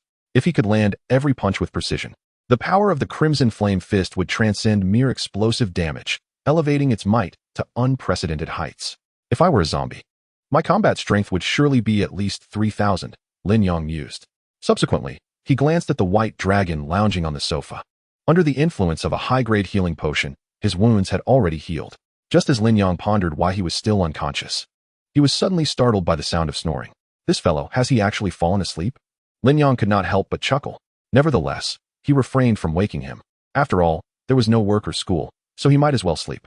In the evening, upon witnessing Xin Yin transform back from her zombie form to her human guise, Lin Yong hurriedly inquired, "So, did you discover anything?" "Indeed." Xin Yin nodded vigorously. "My two avatars searched within 5 intersections on both the east and west sides. To the east lies the city, where aside from aberrant beasts, no zombies were found. To the west, closer to the seaside, zombies were indeed active. However, their numbers were not overwhelming." "How formidable are they?" Lin Yong pressed further. Xin Yin pondered, resting her chin on her hand. "Not weak, yet not overly strong, likely around level 5. Level 5? Lin Yong was momentarily taken aback. Given that Xin Yin was unable to detect the data of other zombies and could only rely on inference, it seemed rather extraordinary if the majority were indeed at level 5. However, after a moment's reflection, he quickly found solace in the thought. After all, this city has transformed into a realm ruled by monstrous beasts, where low-level zombies struggle to survive. Consequently, Lin Yong made a decisive choice to set off towards the seaside at dawn. In comparison to the aberrant creatures, he preferred to engage with zombies. Most importantly, he yearned to investigate whether he could uncover traces of the corpse mother. Currently, he had completed 1/3 of the absorption process. By consuming 7 more, he would successfully evolve to the next level. Therefore, having arrived at this juncture, he could not afford to falter. Ah, what a delightful aroma. The slumbering Bai Long suddenly sat upright. Upon opening his eyes, he beheld Lin Yong and Xin Yin seated at the table, indulging in self-heating meals brought from Yunlan City. How could you two dine without summoning me? Yet, when he surveyed the unfamiliar surroundings, he found himself momentarily frozen on the sofa. Subsequently, Lin Yong handed him a box of prepared rice. Grinning, "I knew the enticing scent would rouse you. Here, enjoy." Bai Long blinked in confusion. "Wait a moment, Brother Yong. Where are we?" "I recall we weren't," but before he could finish his sentence, he was suddenly struck speechless. "Brother Yong, surely, we Haven Tea met our demise." Bai Long seized Lin Yong's arm. "Please tell me, is this place heaven or hell? In my lifetime, I Haven Tea committed any grave sins, merely altered my exam scores, infiltrated an internet CAF system, and hacked a Fortune 500 company. Surely, that wouldn't condemn me to hell." Lin Yang smiled reassuringly. No, Yu Haven Tea descended to hell. This is heaven. Upon hearing this, Bai Long immediately exhaled in relief. That I say relief. Yet, why does this heaven seem so different from the myths? As Bai Long pondered the cross on the wall, Lin Yang abruptly placed the self-heating rice on his lap, nearly causing him to leap in shock from the heat. I suspect your brain was damaged in some accident. Not to worry, I've administered a high-grade healing agent. So, have you simply been sleeping foolishly? Bai Long stared blankly at Lin Yang. Brother Yang, what are you rambling about? After some explanation, Bai Long finally comprehended his situation. As long as I'm not dead, there still hope to reunite with you. Observing Bai Long's infatuated expression, Lin Yang thought, really, my friend, you're still thinking of her? Bai Long silently shook his head and said, you wouldn't understand. After all, you have never experienced the sensation of a goddess transforming into a first love. Although she has wounded me deeply, forgetting her is no simple task. In a southern border town of Long Nation, the environment was pleasant and the climate mild, making it an ideal place to live. Inside a luxurious wooden house by the roadside, Yu Qing sat with Feng Ling, both bearing solemn expressions, particularly Feng Ling, who appeared to be in a profoundly poor state of mind. Enough. One cannot bring the dead back to life. It would be prudent for you to contemplate the next steps for the Hall of Fire, Yu Qing remarked, observing the almost soulless expression of Feng Ling. Ever since her subordinates confirmed that no trace of Feng could be found, Feng Ling had descended into this state of despair. Development? The Hall of Fire now appears to be nothing but a jest. Everything is gone. I have lost everything. Even my only brother has abandoned me. What prospects remain for the Hall of Fire? Yu Qing remained silent, seated beside her. Originally, Feng Ling had hoped that Feng would aid her in reclaiming their lost empire. Yet, it concluded as nothing more than a fleeting illusion. Just as despair enveloped Feng Ling, a sudden knock echoed upon the wooden door. Enter, Yu Qing commanded. A man clad in a suit stepped inside, bowing respectfully. Your Excellency, a woman named Yan Yuer seeks an audience. Upon hearing Yan Yuer's name, Feng Ling sprang to her feet, excitement coursing through her. Quick, let her in. However, the man ignored her plea, awaiting Yu Qing's response. Let her in, Yu Qing instructed. Yes, Your Excellency. After receiving consent, the man swiftly returned, ushering in a disheveled woman. Yan Yuer appeared in tatters, her attire torn asunder, revealing much of her figure. How could you have ended up like this? Where's Feng, my brother? Feng Ling rushed forward, grasping Yan Yuer's arms and shaking her vigorously. Tears streamed down Yan Yuer's soiled face as she gazed up at Feng Ling, her voice trembling. Sister Feng Ling, I am so sorry. I am so sorry for you. What on earth happened? Speak. Feng Ling urged, shaking Yan Yuer once more. To her astonishment, Yan Yuer turned pale and collapsed onto the ground, utterly weakened. Allow her a moment. Yu Qing interjected, pulling Feng Ling's hands away, his brow furrowed. Do not rush. Let her convey her tale at her own pace. After a brief moment of sobbing, Yan Yuer steadied herself. Sister Feng Ling, Feng, he was killed by Lin Yang. What did you say? In an instant, Feng Ling felt as if struck by lightning. Standing frozen in shock. Lin Yang. Again, it is Lin Yang. Enraged, Feng Ling clenched her fists, her nails digging into her fair palms. Yu Qing cast a glance at Yan Yuer and spoke gravely. Didn't you set out to capture the ancient martial artists? How did you encounter Lin Yang? Yan Yuer lifted her tear-stained face to Yu Qing, saying, that night, shortly after we left the Hall of Fire, we witnessed the Pearl Tower collapse. Feng and I were both alarmed and hurried back. However, upon our return, we found you and Sister Feng Ling in peril. In our attempt to save you, we charged forward with our group of zombies. However, before we could arrive, the two of you had already fled. Naturally, we were no match for Lin Yang and were soon captured by them. What I could never have anticipated was that Lin Yang, that beast, would dare to violate me publicly. If it had not been for Feng Ji's desperate rescue, I would have undoubtedly become that monster's plaything long ago. As she spoke, Yan Yuer was already in tears. After listening, Yu Qing retrieved a blanket from the sofa and draped it over Yan Yuer, her expression devoid of any emotion. How did you find your way here? Yu Qing inquired. Yan Yuer replied. It was Feng who informed me of the location of Ru Feng Hall. He has a car, and after escaping from Lin Yang's clutches, I drove here overnight. Just as Yu Qing was about to ask further questions, Yan Yuer produced a syringe from her clothing. Sister Feng Ling, this is a Jiu's gene control serum. Upon witnessing this scene, the words on Yu Qing's lips were abruptly swallowed, for it was impossible for Yan Yuer to have survived alone. However, if a Jiu had been protecting her, everything would fall into place. Yan Yuer glanced at Yu Qing and then presented a Jiu's gene control serum before Feng Ling. Sister Feng Ling, this is the last item Feng left for Ruhob Hall. Upon hearing this, Feng Ling could no longer contain herself, and tears flowed freely. She embraced Yan Yuer tightly, as if holding her own brother. Yuer, you have endured so much. From this day forth, I shall be your sister. And you shall be my only sister. Rest assured, I will capture Lin Yang. For Fengge, for Ru Hubal, and for you, I will take vengeance. Yan Yuer offered a bittersweet smile. Thank you, sister. Moments later, Feng Ling released Yan Yuer and wiped away her tears, saying, Good sister. You shall stay here for the time being. Yet, Yan Yuer shook her head. Sister, I cannot stay for now. Why? Feng Ling asked, puzzled. Yan Yuer responded. Do you remember the survivor Fengge and I captured back then? If all goes well, he should have transformed into a powerful zombie by now. Chapter 111. What if you destroy this world?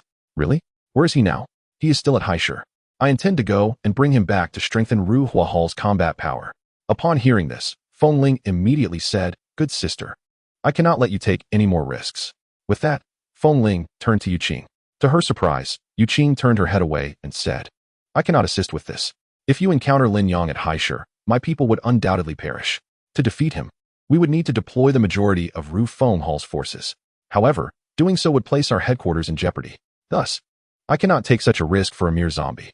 As fellow masters of the realm, this truth should be clearer to you than anyone else. Upon hearing Yu Qing's words, Feng Ling's expression immediately darkened. Sister, it's all right. Please let me go. After all, my life was saved by Fengge, and I ought to contribute something to the Hall of Fire. But, no more words, sister. It is settled. Rest assured, I shall return alive. With that, Yan Yuer flashed a sweet smile at Feng Ling. Just as she turned to leave, Feng Ling called out to her once more. Sister, what is this? Yan Yuer held the gene control serum that Feng Ling had given her, her face a mask of astonishment. Feng Ling gently stroked her hair and said, Silly sister. Take it. Otherwise, you might perish on this journey. Yan Yuer nodded vigorously in response, then departed with the gene control serum in hand. Half an hour later, Yan Yuer, accompanied by a Geo, arrived at a desolate location. There, an altered van awaited them. If anyone were to observe her now, they would note that her expression had transformed completely from before. I had intended to return a Geo to you, but this was your own choice, Yan Yuer said, her luscious lips curving into a sly smile. She retrieved a wet wipe from the vehicle and cleaned her face, then shed her tattered clothing in favor of a new outfit. That Yu Qing has some wit, but she is still lacking if she wishes to contend with me. Wouldn't you agree, Fengge? A zombie seated in the back suddenly let out a low growl. This zombie was none other than Feng Ling's dearly beloved younger brother. Fengge. In truth, Yan Yuer had not truly killed him. Instead, she had preserved a spark of life within Fengge, utilizing the cultivation resources acquired from the Hall of Fire to transform him into a zombie.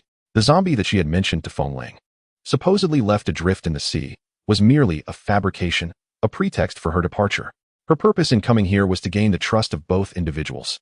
After all, she was not one to settle for the status quo, nor did she wish to play the role of a mere sister. She aspired to carve out her own path. In Zhuan City, Lin Yang and his companions followed the route that Xin Yin had previously scouted, heading toward the seaside. They refrained from driving, as the senses of the mutated beasts surpassed even those of the zombies, and driving would only invite trouble. Brother Yang, slow down. I feel nauseous. Bai Long groaned.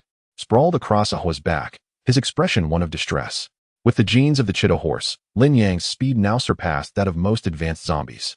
The only one unable to keep up was Bai Long, so he released Ahua to carry him.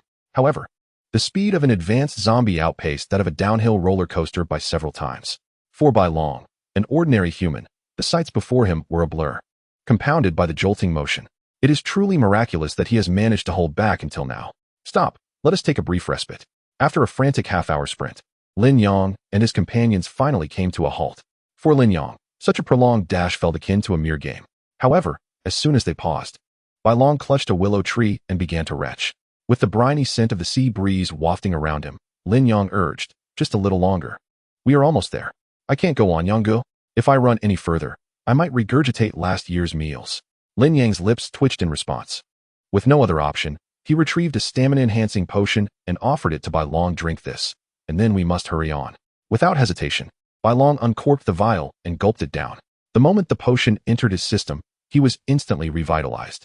Yanggu, from where do you procure these miraculous elixirs? I've never seen you carry a backpack.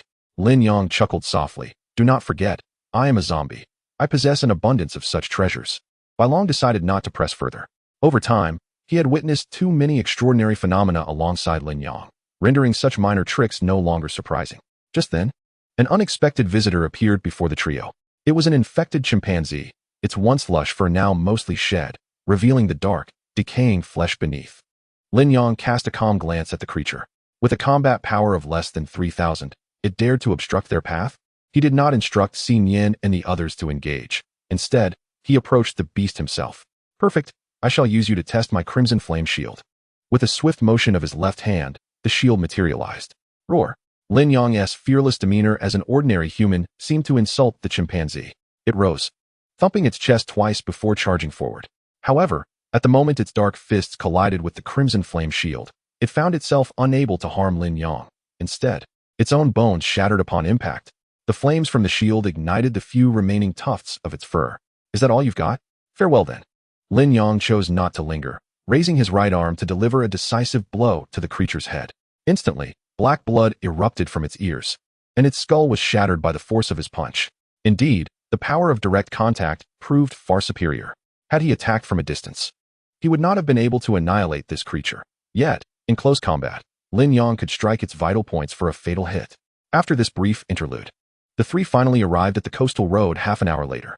Standing at the water's edge, Lin Yang felt a profound sense of relief wash over him. He took Xin Yin's small hand and softly said, "This is your first time seeing the ocean, isn't it? What do you think? Do you like it?" "I do." Embracing the caressing sea breeze, Xin Yin inhaled deeply. "Because of you, I have come to cherish not only the mountains and seas, but also the dense forests. Yet, in your absence, what significance would it hold if the world were to be destroyed?" Upon finishing her words, Xin Yin playfully lifted her head. What seemed like a casual remark to her struck Lin Yang with profound resonance. For a fleeting moment, he truly believed that Xin Yin was not jesting but possessed the genuine capability to enact such change. Chapter 112. Into the Sea. Hey, could you two perhaps consider my feelings? Bai Long lay sprawled on a ho's back, casting a disdainful glance at Lin Yang and Xin Yin. At that moment, they stood upon a winding mountain road, with the beach and ocean sprawled below. Utilizing his enhanced vision, Lin Yang observed several zombies meandering along the shoreline. This band of zombies, both male and female, were clad only in their undergarments, likely victims of a zombie bite while camping on the beach the previous night. Indeed, they were all of a formidable level, quite impressive. Lin Yang murmured to himself, a faint smile gracing his lips. Since the demise of Wang Kai and the others, apart from the 5 corpse children remaining in Yunlan City, only Ahua and Lai Fu accompanied him. "Go, sever their limbs," Lin Yang commanded, prompting Lai Fu to dash forward. Should he manage to recruit these 6 formidable zombies as his own, it would alleviate some pressure in the face of large-scale battles. Before long, they reached the beach, where Lai Fu had already accomplished his task. "Let us take a moment to rest here," Lin Yang proposed, noticing 3 small tents not far away. Surrounding the tents were several skeletons, long weathered by time. However, Bai Long suddenly interjected, "Brother Yang, the land animals have mutated. Do you think the fish in the sea have also been infected?" This thought reminded Lin Yang of the scene he had witnessed in the aquarium of Zhonglan City. Indeed, though the ocean is vast and teems with countless life forms, it is unlikely that all could have been infected so swiftly, Lin Yang replied, confident that less than 2 months had passed since the outbreak, and the marine creatures were countless. He believed that somewhere in the depths of the sea, there existed beings yet untouched by the infection. If only I could venture into the ocean, Lin Yang mused internally. Although the marketplace offered items like breathing potions and diving suits, he remained hesitant to plunge into the waters recklessly. After all, the unknown entities lurking beneath the ocean's surface were far too numerous. Moreover, in truth, creatures like orcas and sharks were considerably more perilous than the tigers and lions of the land. Ding! A limited-time event has commenced. Event conditions: eliminate 10 mutated sharks, no level restrictions. Event reward: Apocalypse Warship. Ding! Event validity: 24 hours, come participate. Great. It seems I have no choice but to dive in. Lin Yang had grown accustomed to the system's whimsical antics that ensnared the host. Subsequently, he tidied up the 3 small tents, allowing Ahua and Bai Long to share one for convenience while he delved into the study of Yu Qing's bracelet. How much longer would it take to decipher its secrets? Bai Long, fixated on the screen filled with code, remarked, "It won't be long. Just a matter of a day or 2. Good, Lin Yang replied, then returned to the tent shared with Xin Yin, stating, "I plan to venture into the sea." Xin Yin sat cross-legged on the ground and grasped Lin Yang's hand, exclaiming, "I want to go too." In response, Lin Yang gently ruffled her hair. "If we both go, what will happen to Bai Long? Besides, you have no idea what dangers lurk beneath the surface. What if something happens to me? Don't worry, I'm quite resilient." I won't perish easily. Lin Yang chuckled. Be good and wait for me on the shore. Afterward, Lin Yang exited the tent and perused the system's marketplace. Seeking items beneficial for his underwater exploration, he discovered the following. Breath-holding potion enables the user to hold their breath for 1 hour, priced at 800 points. Diving suit. Wearing it increases underwater movement speed by 200 and provides minor pressure resistance, allowing a maximum descent of 150 meters, priced at 3,000 points. There were also various items like flashlights and torpedo launchers, but those held little utility for Lin Yang. Ultimately, he spent 3,800 points and made his way towards the ocean. However, before he could fully immerse himself, he noticed a splashing commotion on the water's surface. Upon closer inspection, it was a school of infected piranhas, approximately 10 in number. Most of them were of a lower level, with only 2 being of a higher tier, thus not particularly formidable. With a swift flick of his wrist, the Soul Breaker blade manifested, and he executed 3 swift slashes. Splash! As the blade struck the water, it sent up a considerable spray. When the surface settled, Lin Yang beheld the piranhas floating lifelessly on the water's surface, utterly defeated. For the next 5 minutes, Lin Yang stood still, anticipating the arrival of other fish drawn by the earlier commotion. However, after waiting, he observed no signs of life in the surrounding waters for hundreds of meters. Not even a ripple, let alone any fish. This was unexpected.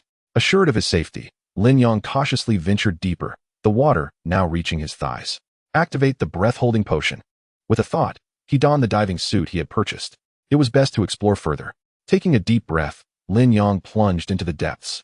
As he entered the underwater realm, he was surprised to find no fish in sight. Yet, what astonished him was the significant improvement in the ocean's water quality. Merely 2 months post the human annihilation, the water here has ceased to be the vibrant green and murky hue it once was. Instead, it has transformed into a clearer, pale blue. Nevertheless, Lin Yang's vision beneath the surface remains obstructed. Beyond 500 meters, he finds it impossible to perceive anything further. Could it be that larger fish are preying on the smaller ones? He pondered, suspecting that those with lesser combat abilities may have already been consumed by the more formidable. Otherwise, the current phenomenon would be inexplicable. How could such an expansive body of water contain not a single fish? Lin Yang pressed onward, soon reaching a depth of approximately 50 meters. Here, numerous corals appeared, still resplendent in their array of colors, seemingly untainted by any virus. Yet, at that moment, Lin Yang suddenly sensed that the surrounding currents had intensified, as if something was hastily approaching him. A shark, perhaps? He scanned the vicinity warily. After about 5 seconds, a slender shadow abruptly surged from the ocean floor, hurtling directly toward Lin Yang. It was a swordfish, by the elongated spike extending from its mouth. Lin Yang swiftly identified the species. Level, combat power, 2650 stamina, 95100 life, 100100 special skill. Lunge, consumes 10 stamina points. Grants an additional 300 movement speed for 5 seconds. Just as Lin Yang glimpsed its stats, the swordfish unleashed its special skill, transforming into a lethal blade that shot towards him.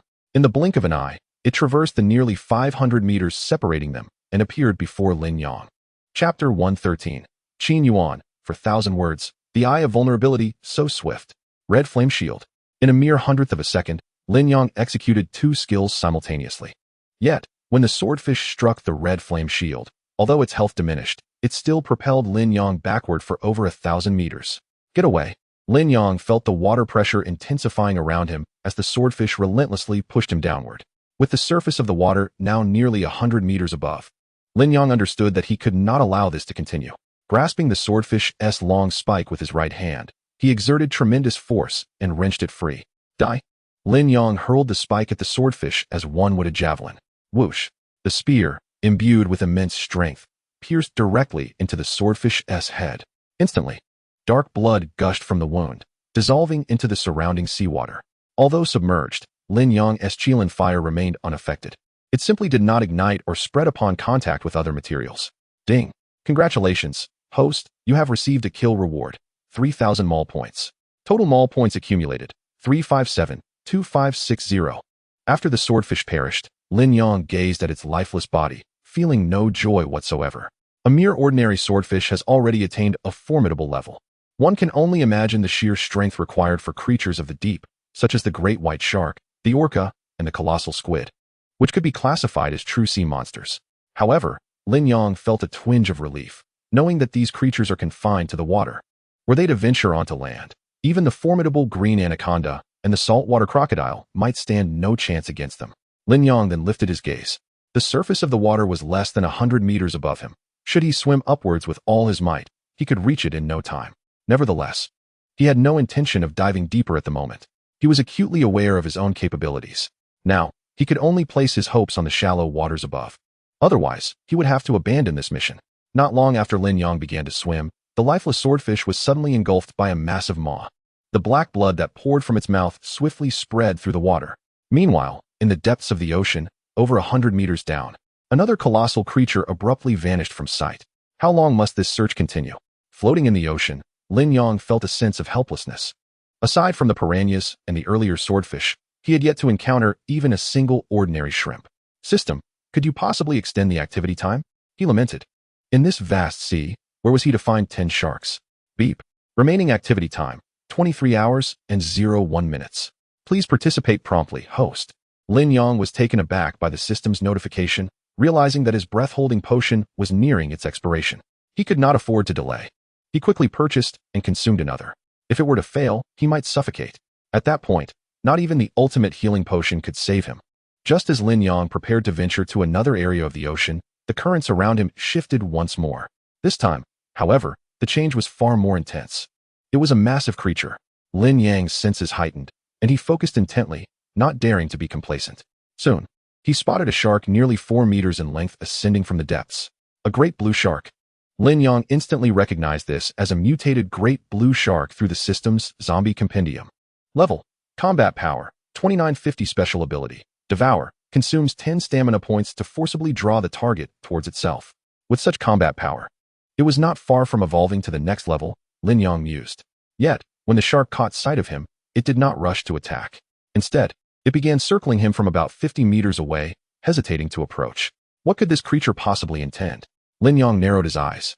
However, after the encounter with the lion-tiger beast, he had come to understand the paramount importance of swift resolution in conflict. Without uttering a word, he unleashed a devastating soul-break slash towards the formidable blue shark. Subsequently, Lin Yong swiftly propelled himself forward, launching an attack at the creature. Upon noticing Lin Yang's advance, the blue shark ceased its hesitation, abruptly twisting its tail fin and charging forth as well. With a swift motion, it chose not to evade the soul-break slash, but rather absorbed the blow with its face. Initially, Lin Yong mistook this as a display of confidence. However, it soon became apparent that the creature was simply lacking in intellect. Observing its health diminish by 5 points, Lin Yong inwardly mused, I almost forgot. Sharks are not known for their cerebral prowess. I overthought it. With flames igniting his arms, Lin Yong raised his crimson shield with his left hand while his right formed a fist, striking directly at the shark's face. Yet, due to the aquatic environment, the impact of his fiery punch was considerably less potent than it would have been on land. Astonishingly, his blow failed to vanquish the creature. Just as Lin Yong prepared to deliver a second punch, the blue shark suddenly gaped its jaws wide open. A sense of foreboding washed over him. This was its special ability. Lin Yong had initially believed he could defeat it with a single punch. But now he felt as though he were being inexorably drawn towards the shark's maw by invisible hands. In that moment, just as Lin Yong was about to be engulfed, a fiery qilin surged forth and entered the shark's mouth. The explosion of the fire qilin within the blue shark's jaws obliterated its head into a gruesome mess. Lin Yong hastily raised his shield to shield himself from the blast's residual force, yet he was still propelled several meters away. Success! Lin Yong heard the system notification echoing in his mind, confirming that the blue shark had been successfully registered in the activity. However, the moment of triumph was short-lived.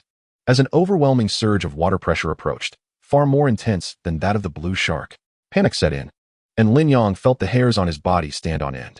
Without even glimpsing the source, he turned and swam upward, gripped by a primal fear.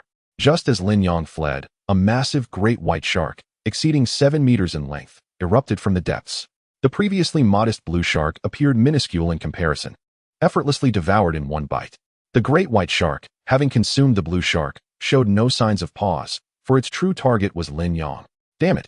I've struck a jackpot. In his frantic flight, Lin Yong couldn't resist glancing back.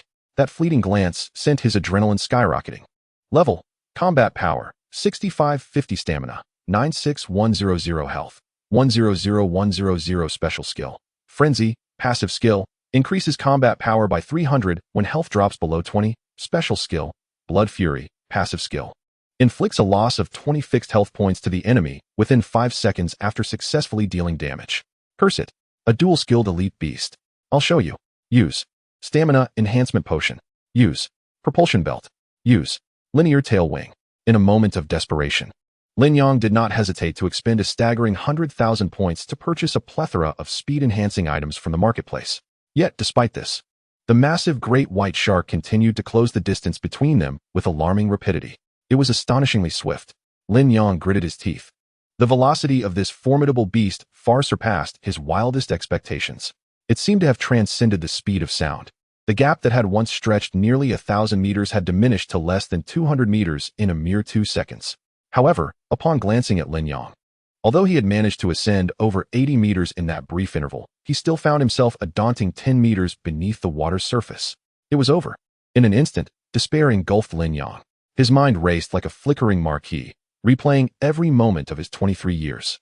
The final image crystallized on the moment he embraced Xin Yan. I cannot perish. I refuse to die. Lin Yang's brain surged with determination. Out of nowhere, he summoned the courage to pivot his body when he was less than 5 meters from the surface. Damn it! Fiery shield. With a resonant hum, a massive flame shield manifested on Lin Yang's left arm. Curling his legs tightly, he braced himself behind the fiery barrier. In the next instant, Lin Yang's entire left arm was struck by an overwhelming force. The great white shark slammed its snout against the fiery shield, sending Lin Yang hurtling out of the water. Simultaneously, he heard a sharp crack. The bones in his left arm shattered into splinters. The fiery shield, too, disintegrated upon impact with the shark. With a splash, Lin Yang soared from the water, feeling as though he had been launched into the air. The wind roared past him, and he ascended higher and higher above the ocean's surface. 10 meters, 20 meters, 30 meters, 40 meters. Following this violent collision, Lin Yang found himself propelled to an altitude exceeding 40 meters. His body arced through the air like a cannonball, tracing a parabolic trajectory into the distance. With a sudden gasp, Lin Yang expelled a mouthful of blood mid-flight. As if his very internal organs had been shattered, every part of him ached. Utilized the super healing potion. Lin Yang activated the last vial of the super healing potion from his inventory.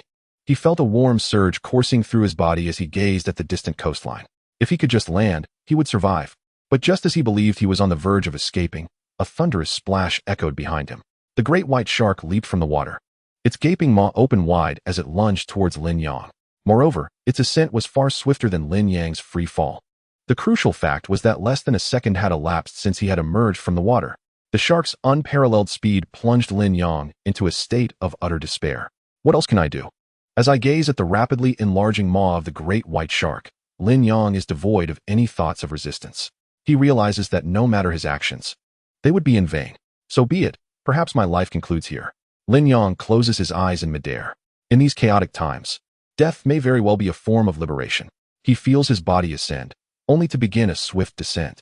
Yet, after several seconds, he does not experience any pain. Given the speed of the shark, being devoured should only take a second. However, more than 5 seconds have elapsed, and he remains in freefall. With a sudden jolt, Lin Yang opens his eyes. Before he can comprehend the situation, he crashes heavily onto a shallow bank. As he rises and gazes towards the ocean, the great white shark has already returned to the depths, its life force diminished by 10. Shortly thereafter, a figure strides across the water's surface, approaching Lin Yang. He is not a zombie, but a genuine, living person. Lin Yang stares at him in astonishment. The man appears to be at least 80 years old, with white hair, beard, and even eyebrows. Yet, he stands tall and straight, unlike the typical hunched posture of an elderly individual. A sword hangs from his waist, exuding an air of formidable presence. Upon noticing Lin Yang's wide-eyed expression, the old man's serious demeanor suddenly shifts to a smile. Young man, I am no ghost. Why do you regard me so? Upon hearing the elder's words, Lin Yang hastily closes his gaping mouth. Are you human, divine, or perhaps an immortal? The old man chuckles heartily in response. What deities are there in this world? I am, of course, a mere mortal. With that, the elder scrutinizes Lin Yang with curiosity. You, young lad, appear quite robust. To have fallen from such a height without a scratch? Lin Yang touches his hair and chuckles. If I were weak, I would have long since become the shark's meal. While Lin Yang is grateful for the man's intervention, he cannot ignore the extraordinary ability that must lie behind such a feat as repelling a formidable great white shark. Thus, he steadies himself and inquires, Sir, may I ask who you truly are? The elder, with his left hand behind his back and right hand stroking his beard, exudes an ethereal quality. I am Qin Yuan, with the courtesy named Changjiu. I was once one of the dragon guards of the Guangxu Emperor. Upon hearing this, Lin Yang's eyes widen in disbelief. You hail from the era of Guangxu? Indeed. I am now 160 years old. Not only you, but even I find it hard to believe. Haha. Qin Lao, you claim to be one of the dragon guards? What exactly are the dragon guards? Lin Yang asks. The mention of the dragon guards fills Qin Yuan's eyes with nostalgia. According to contemporary terminology, one might consider it akin to being a personal bodyguard. Are you, in fact, the emperor's personal protector? Qin Yuan paused momentarily. In truth, modern society has bestowed upon individuals like us another title, which seems to be ancient martial artist. Upon hearing these three words, Lin Yang could no longer conceal the profound astonishment within his heart. In Huaxia, ancient martial artists are akin to mythical figures, shrouded in ambiguity. As a young man of the 21st century, he had scarcely entertained the belief in their existence. Yet, he never anticipated that he would encounter one in this very moment. Could it be that these legendary ancient martial artists have grown powerful enough to vanquish formidable beasts? Lin Yang gazed blankly at Qin Yuan, his mind in a state of turmoil. Chapter 114. Truly a marvelous elixir, young one. Having spoken of myself, might we now turn our attention to you? Qin Yuan observed Lin Yang with a benevolent smile. Me? Lin Yang hesitated for a few seconds. I am Lin Yang, merely an ordinary survivor with little of significance to share. In any case, I must first express my gratitude for Elder Qin's life-saving assistance. As he spoke, Lin Yang clasped his hands in a gesture of respect and prepared to bow. However, just as he leaned forward, Qin Yuan unexpectedly halted him by gently grasping his elbow with the sword sheath, preventing him from continuing. Elder Qin, what is the meaning of this? Lin Yang straightened up, a look of confusion crossing his face. Young one, I have lived for 160 years, encountering more individuals than you have grains of rice. I recall a child once remarked that my eyes are more accurate than a lie detector. Before me, in this world, no deceit can exist. Qin Yuan's tone was remarkably calm, yet it imparted an undeniable sense of authority. At this, Lin Yang's expression stiffened, though he quickly regained his composure. Elder Qin, you truly deserve your esteemed position beside the emperor. The reason Lin Yang refrained from being forthright with Qin Yuan stemmed from his experiences in a world wrought with treachery. Despite the fact that the elder had saved him, how could one guarantee that he harbored no ulterior motives? After all, Qin Yuan possessed the strength to contend with formidable adversaries.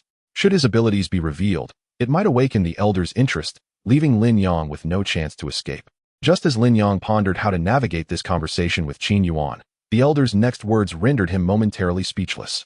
How did you conjure that flame shield? Young one, you couldn't possibly be a zombie, could you? Qin Yuan regarded Lin Yang with keen interest, seemingly intrigued by him. Upon hearing this, Lin Yang quickly recalled the events that had transpired. It was likely that he had been observed during his defense against the formidable beast. At that moment, he had been less than 5 meters from the ocean's surface, and the radiant glow of the crimson shield made him quite conspicuous. Moreover, given Qin Yuan's capabilities, if he chose to observe, it would not be difficult for him to discern the truth. Lin Yang smiled softly. Old Qin, if I were to say yes, would you strike me? No. Qin Yuan promptly replied. You haven't harmed me, so why would I harm you? But I am a zombie. And what of it? Qin Yuan retorted. I have always believed in the principle of an eye for an eye. By your reasoning, with billions of zombies in this world, should I then eliminate each one? My frail old bones cannot endure such exertion. Qin Yuan's demeanor was remarkably nonchalant. However, Lin Yang, still somewhat skeptical, inquired, is that truly the case? Indeed it is. Perceiving that Qin Yuan was not jesting, Lin Yang immediately spread his arms in resignation. Very well, I shall cease pretending. I am indeed a zombie. With that, flames erupted from both his hands, eliciting a slight gasp from Qin Yuan. Old Qin, do you believe me now? Qin Yuan regarded Lin Yang, but remained silent. It was not that he believed. Rather, he found no reason to doubt. After all, how could a normal person conjure flames from their hands? Conversely, he had witnessed similar abilities among certain zombies. Yet, those zombies who had provoked his ire had long since met their demise at his hands. Enough, enough. Put it away. Qin Yuan gestured dismissively. From the moment the great Qing fell, I knew this world was destined to change. He sighed, seemingly lamenting the passage of time. Observing Qin Yuan's reaction, Lin Yang could not help but feel a sense of relief. Truth be told, he had been sweating profusely, fearing that this old fellow might be duplicitous. Should he reveal his identity as a zombie, what if he were to receive a sudden blade in return? That would render Lin Yang's demise more unjust than Douyi's. After extinguishing the flames, Lin Yang glanced around and asked, Old Qin, have you been alone all this time? With the rampant undead outside, where do you reside? Qin Yuan pointed to a low hill behind him. There is a wooden cabin atop that hill. I have lived there in solitude for 40 years. Young man, would you care to visit my humble abode? Certainly, Lin Yang replied with a smile. However, I have a few friends waiting for me at the eastern coast. Would you mind if I brought them along? After being propelled over 1,000 meters by a swordfish and subsequently struck by a great white shark, he was now quite far from the coast he had originally departed from. Go ahead, the more, the merrier. But just as Qin Yuan finished speaking, he suddenly clutched his chest and coughed up a mouthful of blood, his once rosy complexion turning pale. Old Qin, what has happened to you? Lin Yang rushed forward. It's nothing. Qin Yuan waved Lin Yang away, refusing his assistance. It seems that even the elderly cannot defy the ravages of time. He coughed a couple of times, his voice betraying a hint of weakness. If only I could reclaim 100 years of youth, that vile creature would surely stand no chance against me. Did you say you were injured by that shark? Lin Yang's expression immediately shifted in alarm. For whether it be a zombie or an aberrant beast, once it bites or claws a living being, the virus swiftly infiltrates the body, leading to infection. Should Qin Yuan succumb to zombification with his abilities, he would undoubtedly start at a formidable level. However, Qin Yuan soon shook his head. Fear not, my old wounds have merely stirred, bringing forth some minor internal injuries. Upon hearing this, Lin Yang instantly felt relieved. His gaze flickered, and before long, he produced a vial of golden liquid from behind him. Old Qin, this may potentially heal both your internal injuries and chronic ailments. At Lin Yang's words, Qin Yuan couldn't help but raise an eyebrow. Yet he quickly chuckled lightly.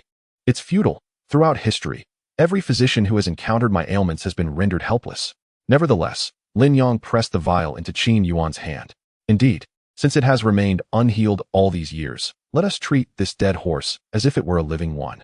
If it works, we all rejoice. If not, you stand to lose nothing, do you? You little rascal. You certainly possess a way with words.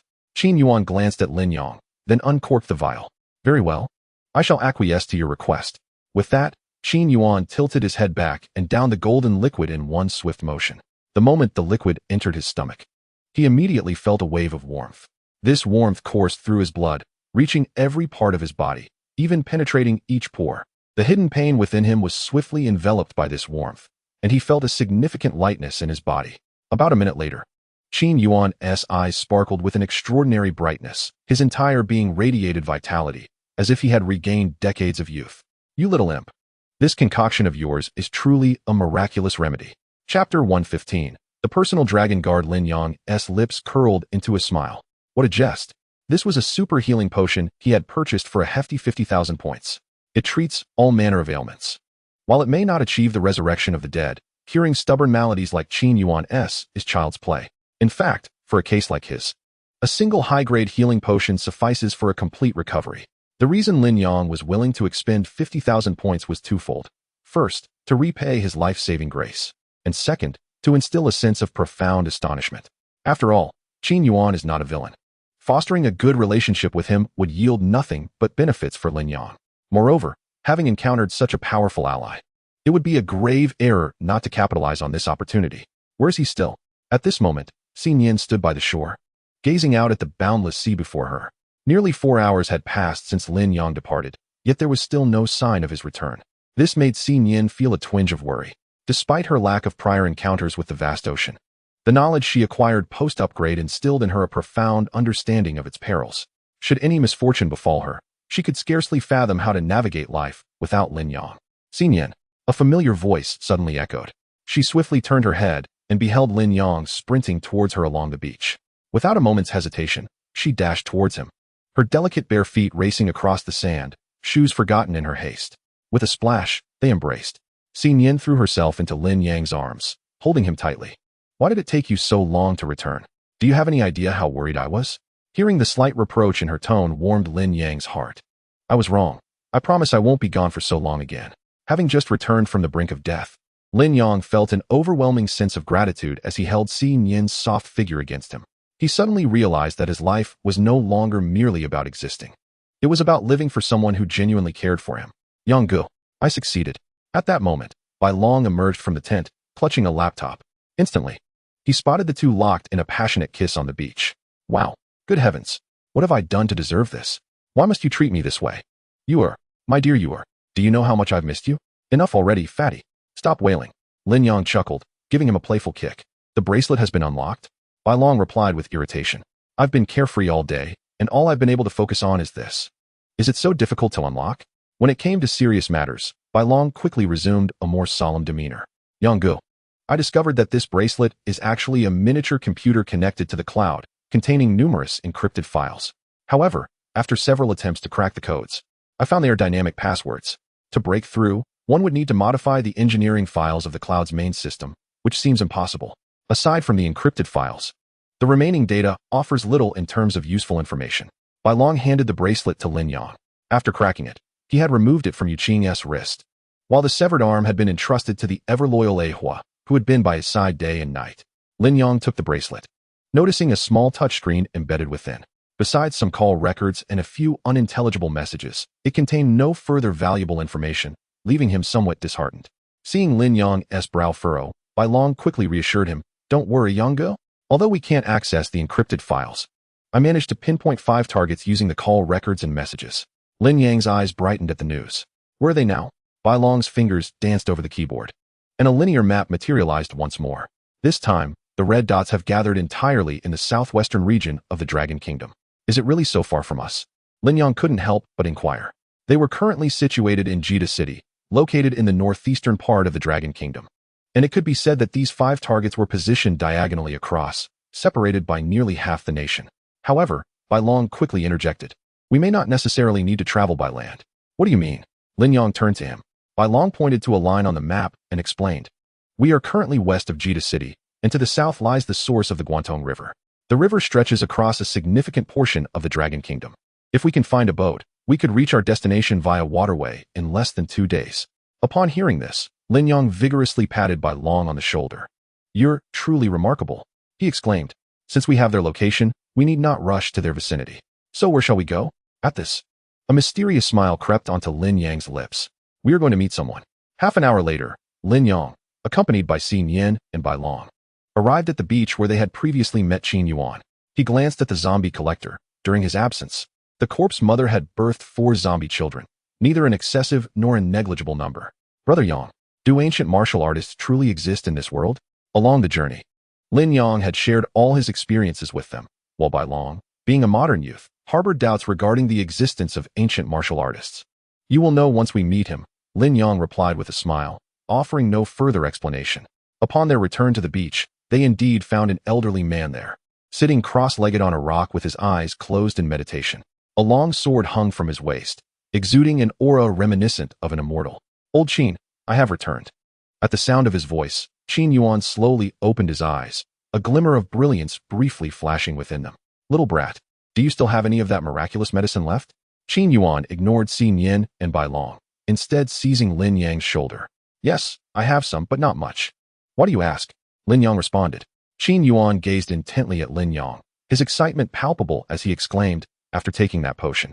Not only has my injury healed completely, but it feels as though all my bodily functions have returned to their youthful state. Therefore, could you possibly spare me a bit more? A faint smile appeared on Lin Yang's face, which was soon replaced by a look of reluctance. Old Qin, it's not that I am unwilling to give it to you, but this item is also exceedingly important to me. You see, little brat, just give me a bit more. Name your conditions. I would even be willing to serve as your dragon guard. Qin Yuan immediately added, seemingly realizing the inappropriateness of his earlier statement. 1 month. 1 vial of medicine in exchange for a month of my personal protection. Little brat, will you consider it? Lin Yang gazed at Qin Yuan, a smile suddenly gracing his lips. A deal. Chapter 116, The Strength of Old Qin.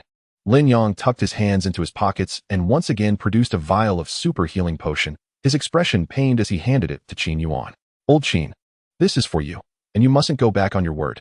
Rest assured, I, Qin Changjiu, am not one to break my promises. With that, Qin Yuan opened the vial, preparing to drink. Yet Lin Yang abruptly reached out to stop him. Youngster, what are you doing? Lin Yang replied, Old Qin, you may not be aware, but this potion is named the Super Healing Potion, and as the name suggests, it is specifically designed for healing. If you use it without being injured, its effects will have no avenue to manifest, and it may even hinder your absorption. Surely, you understand the principle of no destruction. No establishment. I understand. Then I shall hold on to it for now.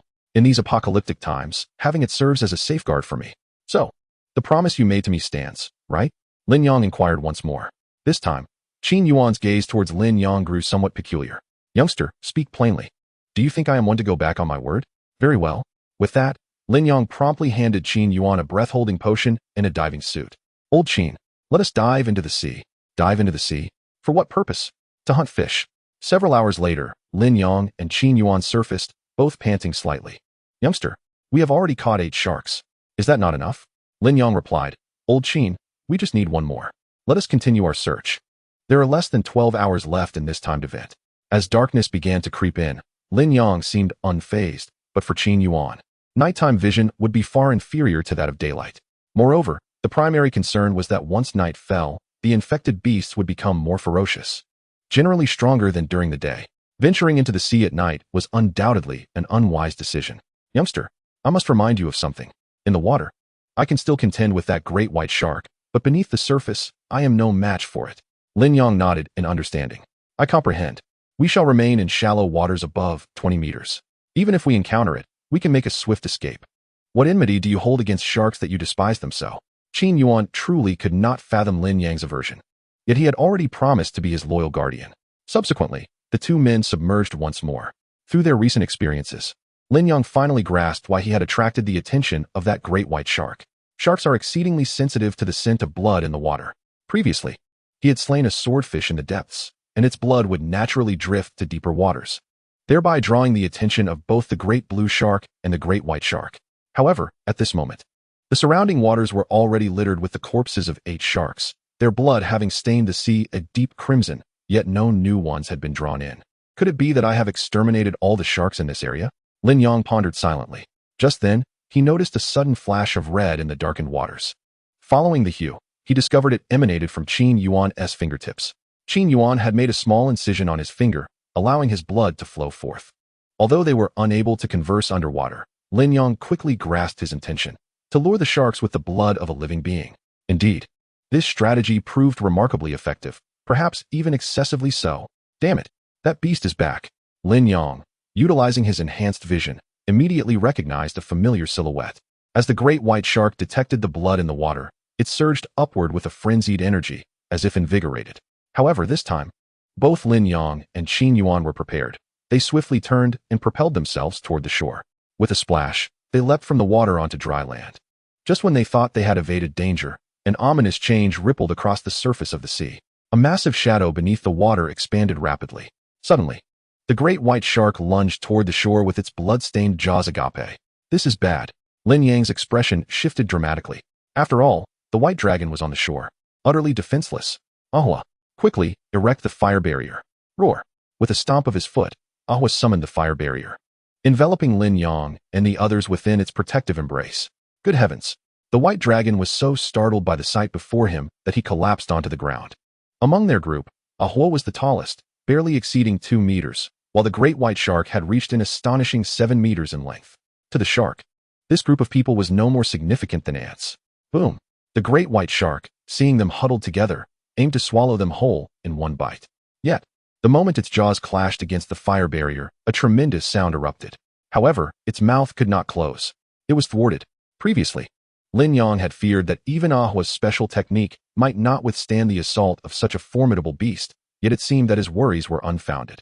In that instant, they were ensconced within the shark's maw like a piece of candy. Yet, Ahua's invulnerability lasted only 10 seconds. Once that time elapsed, they would inevitably be devoured by the great white shark. Just then, a sound akin to a sword being drawn pierced Lin Yang's ears. Qin Yuan, as if propelled by the wind, burst forth from the fire barrier in the blink of an eye. Barefoot, he leapt from the sandy beach, soaring 3 meters high to land atop the great white shark's head. Monstrous beast, prepare to meet your end. With a thunderous shout, Qin Yuan drove his sword downward with lethal intent. With a sharp sound, the great white shark suddenly writhed violently, casting Elder Qin aside. Its life force plummeted from 98 to 65. Although this maneuver appeared unremarkable, it left Lin Yang and Xi Yan utterly astounded. It is well known that both extraordinary beasts and zombies possess proportional combat and defensive capabilities. The fact that Elder Qin was able to pierce the flesh of such a formidable beast and inflict such significant damage speaks volumes of his terrifying strength. Yet, what astonished Lin Yang the most was the sword wielded by Elder Qin. Were it an ordinary blade, Piercing the body of the great white shark would be an unattainable feat. Even avoiding a break would be considered a testament to its quality. However, this sword was not only remarkably resilient, but also emanated a faint, chilling glow along its blade. Xin Yan, let us lend Elder Qin our support. With that, Lin Yong and Xin Yan leaped from behind the fiery barrier, charging forward. This beast seeks to flee. Block its path, Qin Yuan shouted. Lin Yong noticed the shark thrashing desperately, attempting to return to the water. Seizing this precious opportunity, Lin Yong was more determined than anyone to keep it from escaping. Brother Yong, use this. Lin Yong heard the voice of Bai Long. He watched as Bai Long tossed a shimmering net from his bag. This was none other than the binding immortal net. In the past, at the Weilong Hotel in my city, Lin Yong had confiscated 5 binding immortal nets from Feng Ge. However, after the battle with the Fire Temple, he had not anticipated recovering such an item. He was unsure when Bai Long had stealthily stowed one away in his bag.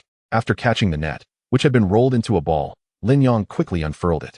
He summoned Fu, and together they held one end, tossing the other to Xin Yan. In no time, the binding immortal net was stretched taut. We will ensnare it from the front, Lin Yong shouted to Xin Yan. Despite being a formidable great white shark, on land it could only squirm. Lacking limbs was indeed a significant disadvantage for it. They dashed to the front of the shark. Although the net was less than 7 meters long, ensnaring its head would suffice to prevent its escape. At that moment, Lin Yong, Fu, Xin Yan, and her 2 clones each grasped a corner, successfully restraining the great white shark. Elder Qin. Quickly, the moment Lin Yong spoke, Elder Qin had already sprung into action. However, just then, he heard a series of cracking sounds. Upon closer inspection, he found that the binding immortal net was being torn apart in multiple places by the great white shark, threatening to fail in its purpose. Nevertheless, Elder Qin's figure had already appeared above the shark. Vile creature, prepare to meet your end. Qin Yuan gripped the hilt of his sword tightly, aiming the tip downward as he thrust it towards the previous wound. Despite the great white shark's disadvantage on land after all, as a formidable beast of its kind, taking its life is no simple feat. With a swift motion, as Elder Qin's sword descended halfway, the creature suddenly twisted its body. In an instant, its massive tail struck like a heavy hammer, sending Qin Yuan flying. This is disastrous. They could not hold it back. Lin Yong and the others pulled desperately at the binding net, yet every second saw 7 or 8 sections being torn apart. The gaps in the middle grew ever larger. The most troubling aspect was that none of the individuals at the corners could afford to let go and strike the great white shark. For if they were to release even one corner, the shark's strength would easily allow it to break free and return to the sea. At that point, luring it back would prove exceedingly difficult. Elder Qin, are you all right? Lin Yong hurriedly inquired. Currently, Qin Yuan was his only hope for vanquishing this great white shark. No worries. Hearing this, Elder Qin charged back with his sword drawn. The shark's previous strike had merely knocked him aside, causing no substantial harm. However, the repeated setbacks had ignited a flicker of anger within him. It is time for me to get serious. To be honest, this was indeed the first time he had encountered such a powerful beast. But if he could not defeat it on land after failing in the water, then he might as well find a block of tofu to smash himself against. Whoosh. This time, Qin Yuan altered his method of attack. He struck vertically with his sword, the sharp blade slicing downwards along the shark's abdomen. Instantly, it carved a deep gash into its flesh. This sword had indeed reached a level of prowess capable of cutting through iron like mud. Lin Yong was filled with curiosity about Elder Qin's weapon. From a distance, it appeared to be an utterly ordinary iron sword. Yet, upon closer inspection, one would notice that the blade was adorned with numerous fine patterns. Furthermore, the material was far from being mere ordinary steel. 40. Lin Yang's eyes widened in astonishment. With this strike, Qin Yuan had caused the great white shark's life force to plummet to 40. Before Lin Yong could revel in the moment, the shark's tail lashed out once more. Did you think I would fall for the same trick again? Having learned from the previous lesson, Qin Yuan did not evade the incoming tail. Instead, he directed his blade toward it. Whoosh. In that instant, it seemed as though he was not a man wielding a sword, but rather the sword was wielding him. Together, they sliced towards the 3-meter-wide tail. Break for me, Qin Yuan bellowed with a powerful voice. The sword blade shimmered with a brilliant red light under the setting sun, piercing straight through the tail. Severed. Lin Yong could not help but exclaim in astonishment. Elder Qin had actually succeeded in chopping off the great white shark's tail. One must understand, the tail of a fish is akin to the legs of a human. Thus, even if he manages to escape back into the water, he would lose a significant portion of his mobility. Both his speed and combat prowess would be greatly diminished. Furthermore, this blow has reduced the great white shark's life points to 19. Yet, At the very moment its tail struck the ground, the great white shark, inexplicably fueled by a surge of strength, shattered the bindings of the celestial net. Its original combat power of 6,550 instantly surged by 300, reaching an astonishing 6,850. This was due to its passive ability, Rampage. Xinyan, we cannot let it escape. After uttering these words, everyone on the shore, save for the white dragon, charged towards the great white shark. The red flame fist. Lin Yang's punch landed squarely on the body of the great white shark. However, with Lin Yang's current strength, he could barely penetrate its decaying flesh, let alone inflict any actual damage. Just as Lai Fu prepared to strike the shark's head, the great white shark suddenly whipped its head around and bit off a substantial part of Lai Fu's torso. Not good. Withdraw. Lin Yang saw Lai Fu's life points plummet from 100 to a mere 5 and quickly recalled him into the zombie collector. Thankfully, that last bite hadn't severed Lai Fu's head. Otherwise, there would have been no saving him. At the very instant Lin Yang managed to pull Lai Fu back, he suddenly heard the voice of the white dragon. Yang Gu. Danger. A wave of intense foreboding surged within him. Lin Yang shot his gaze upward, only to discover that the great white shark was lunging towards him. Before he could activate the red flame shield, Xinyan rushed in and forcefully pushed Lin Yang far away. Yet, she herself was swallowed whole by the great white shark. Xinyan. In that moment, Lin Yang was utterly stunned. He stood frozen, his mind in a daze. However, it wasn't long before he spotted another Xinyan charging forth, her claw piercing into the great white shark's body. Only then did he realize that the one who had been consumed was merely Xinyan's doppelganger. Damn it, you nearly gave me a heart attack. Regaining his composure, Lin Yang hurried to provide support. However, the great white shark's head had already submerged into the water. Without its tail, its writhing speed had diminished considerably. Yet, with the enhancement of its combat power, its defensive capabilities had also received a significant boost. Even Xinyan found it challenging to inflict damage upon it. You lot, step aside for me. Upon hearing Qin Yuan's voice, Lin Yang, Xinyan, and Ahua quickly retreated several meters. Qin Yuan stood expressionless on the beach, wielding a long sword, his coarse linen garment billowing in the sea breeze. Yet, at that moment, Lin Yang noticed a glimmer of something extraordinary in Qin Yuan's eyes. Dragon Guard Sword Technique. First form. Sword Qi transforms into a dragon. In an instant, as Qin Yuan swung his sword, even the surrounding winds changed direction. And in the next moment, Qin Yuan executed a sword strike that seemed to command the very winds of the heavens. Even Lin Yang could not discern whether it was the essence of the sword or the breeze itself.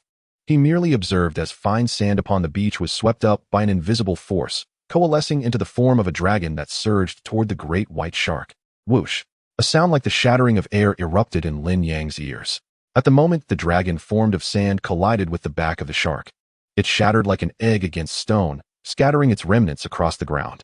However, Lin Yang, utilizing the eye of the flaw, witnessed a force capable of distorting the air slice into the body of the shark. This sword energy would leave no external wounds upon the foe, for it inflicted internal injuries instead. Soon after, Qin Yuan made his move again. Though he appeared aged, his steps were remarkably light. He leapt into the air, raising his sword to deliver a final blow to the great white shark. But this sight sent Lin Yang into a panic. Old Qin, stop! Upon hearing Lin Yang's voice, Qin Yuan immediately withdrew his attack. He turned gracefully in midair and landed smoothly upon the sand. You little rascal! What are you up to now?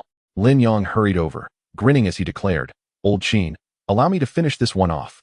Qin Yuan, unperturbed, regarded Lin Yang as merely a youthful child in his eyes, considering that had he not entered the palace in his youth, he might well have qualified as Lin Yang's grandfather. Do as you wish. Qin Yuan waved his hand dismissively, sheathing his sword and relinquishing further involvement. At this moment, the great white shark's health had dwindled to a mere 1%.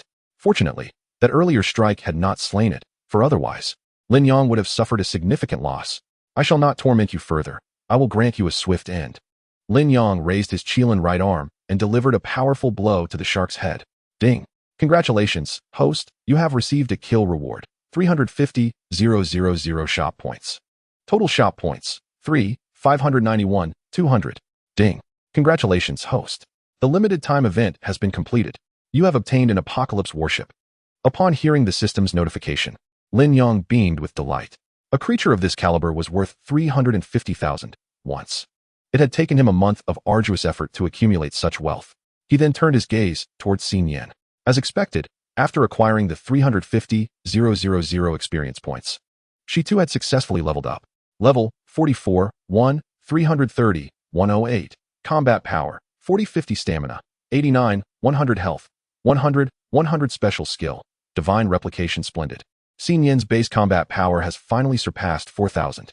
Thus, with all bonuses combined, her combat power can reach an impressive 260 among the ranks of zombies. It is estimated that this one ranks among the elite. Subsequently, Lin Yang swiftly opened the system warehouse, where he discovered an additional Doomsday battleship. The function of this battleship is remarkably similar to that of the Doomsday armored vehicle, primarily characterized by its extraordinary defensive capabilities. Furthermore, the battleship is equipped with two formidable weapons. 1. Anesthetic torpedo device, capable of launching a torpedo every 5 minutes, which, upon detonation, releases a substantial quantity of highly effective anesthetic agents. 2. Impact water cannon, utilizes water as ammunition and generates immense impact force under super high pressure, inflicting considerable damage. Is there no electric net? After reviewing the introduction, Lin Yang couldn't help but feel a tinge of regret.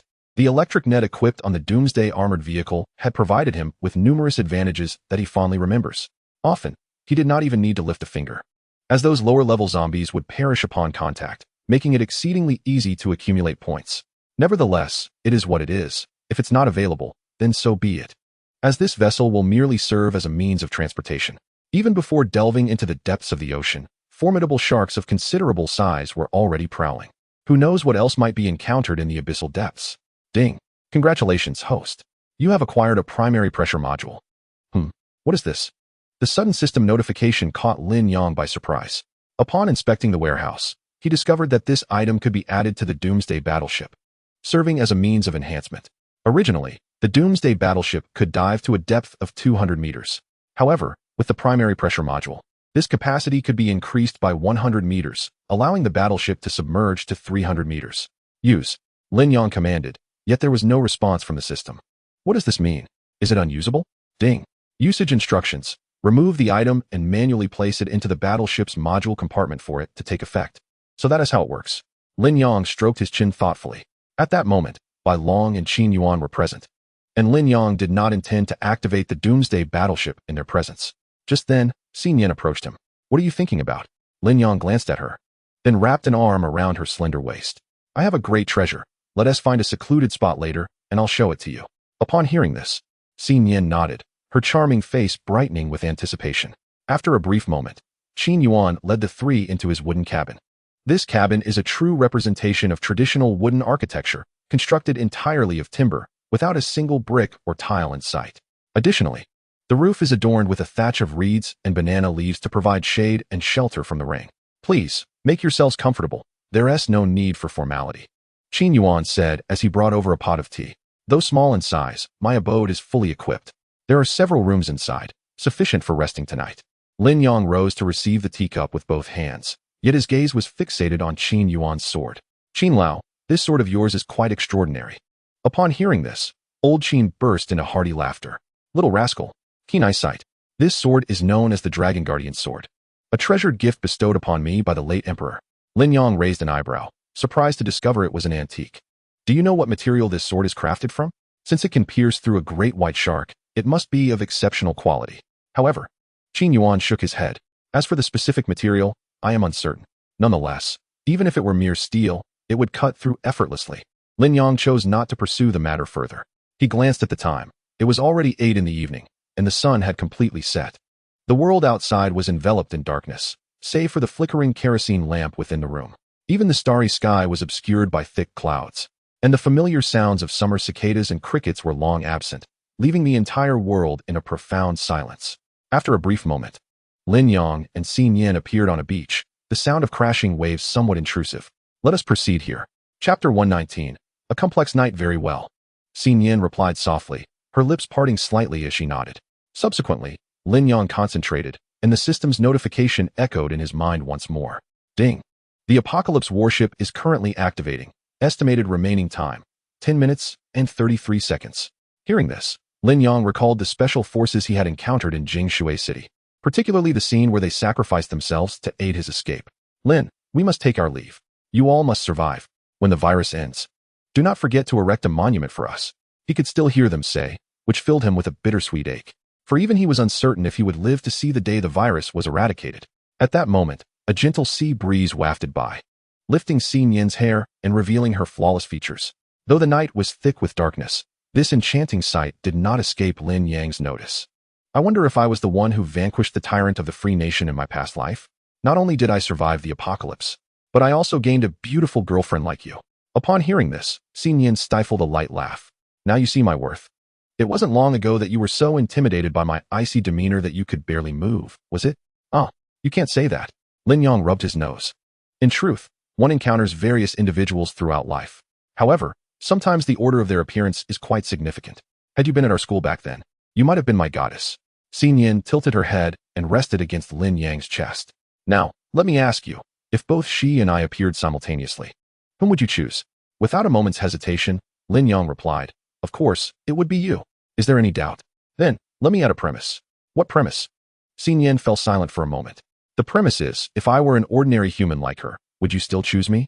Upon hearing this, Lin Yang found himself momentarily at a loss for words. The hopeful glimmer in Xin Yin's eyes gradually dimmed. Oh, never mind. Forget that question. Let's change the subject. Do you think tonight will? Before she could finish her sentence, Lin Yang interrupted her. What did you say?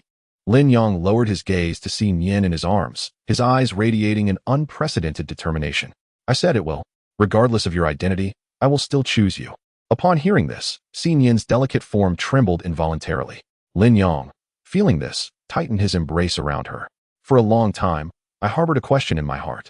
How should one choose between someone who loves me and someone I love? But now, I have my answer. To be loved is already an unmerited happiness.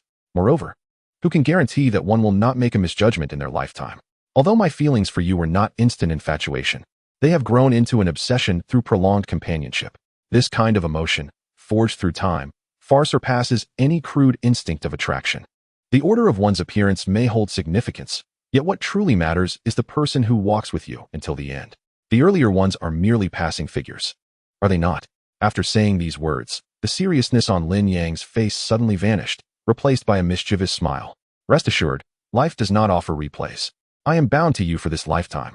I will not leave, and you cannot escape. Hee hee. At this, a smile finally graced Xin Yin's face. This is what you said. Yes, I said it. As the night deepened, Feng Ling emerged from the bathroom after a shower. Her hair was damp, and she was wrapped only in a towel. Just then, the door to the room swung open abruptly from the outside. Who dares to intrude upon my room? Are you seeking death? Feng Ling exclaimed, her beautiful eyes betraying her anger. Setting aside gender, the mere fact that someone entered without her consent had already sealed the intruder's fate in her mind. Soon, a robust man staggered in, his face and neck flushed, reeking of alcohol, clearly inebriated. It's you? Feng Ling recognized him. This man was Ouyang Jun, who had previously belonged to the same department before she ascended to the role of the Hall Master. Most importantly, many years ago, Ouyang Jun had expressed his affection for Feng Ling. However, she had never acquiesced, and after becoming the Hall Master, they had gradually drifted apart. Ouyang Jun, get out. Feng Ling clutched her bath towel and shouted at him. However, Ouyang Jun not only ignored her, but also locked the door behind him. Feng Ling, we meet again. He slurred, his speech muddled from the alcohol. What do you want? Feng Ling took a step back as Ouyang Jun staggered towards her. He scanned her from head to toe, a lewd grin spreading across his face. What do I want? Do you still not understand? I'm just curious. Why did you reject me back then? I am not unappealing in looks, and as for my physique, with a swift motion, Ouyang Jun tore his short sleeve in half, revealing his sculpted muscles. Look at this. Am I not better than that skinny monkey Yu Qing? Damn it. What does he have besides good looks? Feng Ling furrowed her brows. Ouyang Jun, you better get the hell out of here. Otherwise, I will kill you. Huh. Ouyang Jun scoffed, his disdain palpable. Feng Ling, do you still not see the reality? Do you think you are still the illustrious leader of Ruhuo Hall? Ha. To put it bluntly, you are merely a prisoner in my Ruofeng Hall. I advise you to behave tonight and serve me well. Otherwise, I will have a few friends take turns with you and keep you as a pet for life. Listening to Ouyang Jun's repugnant words, Feng Ling felt an inferno of rage igniting within her.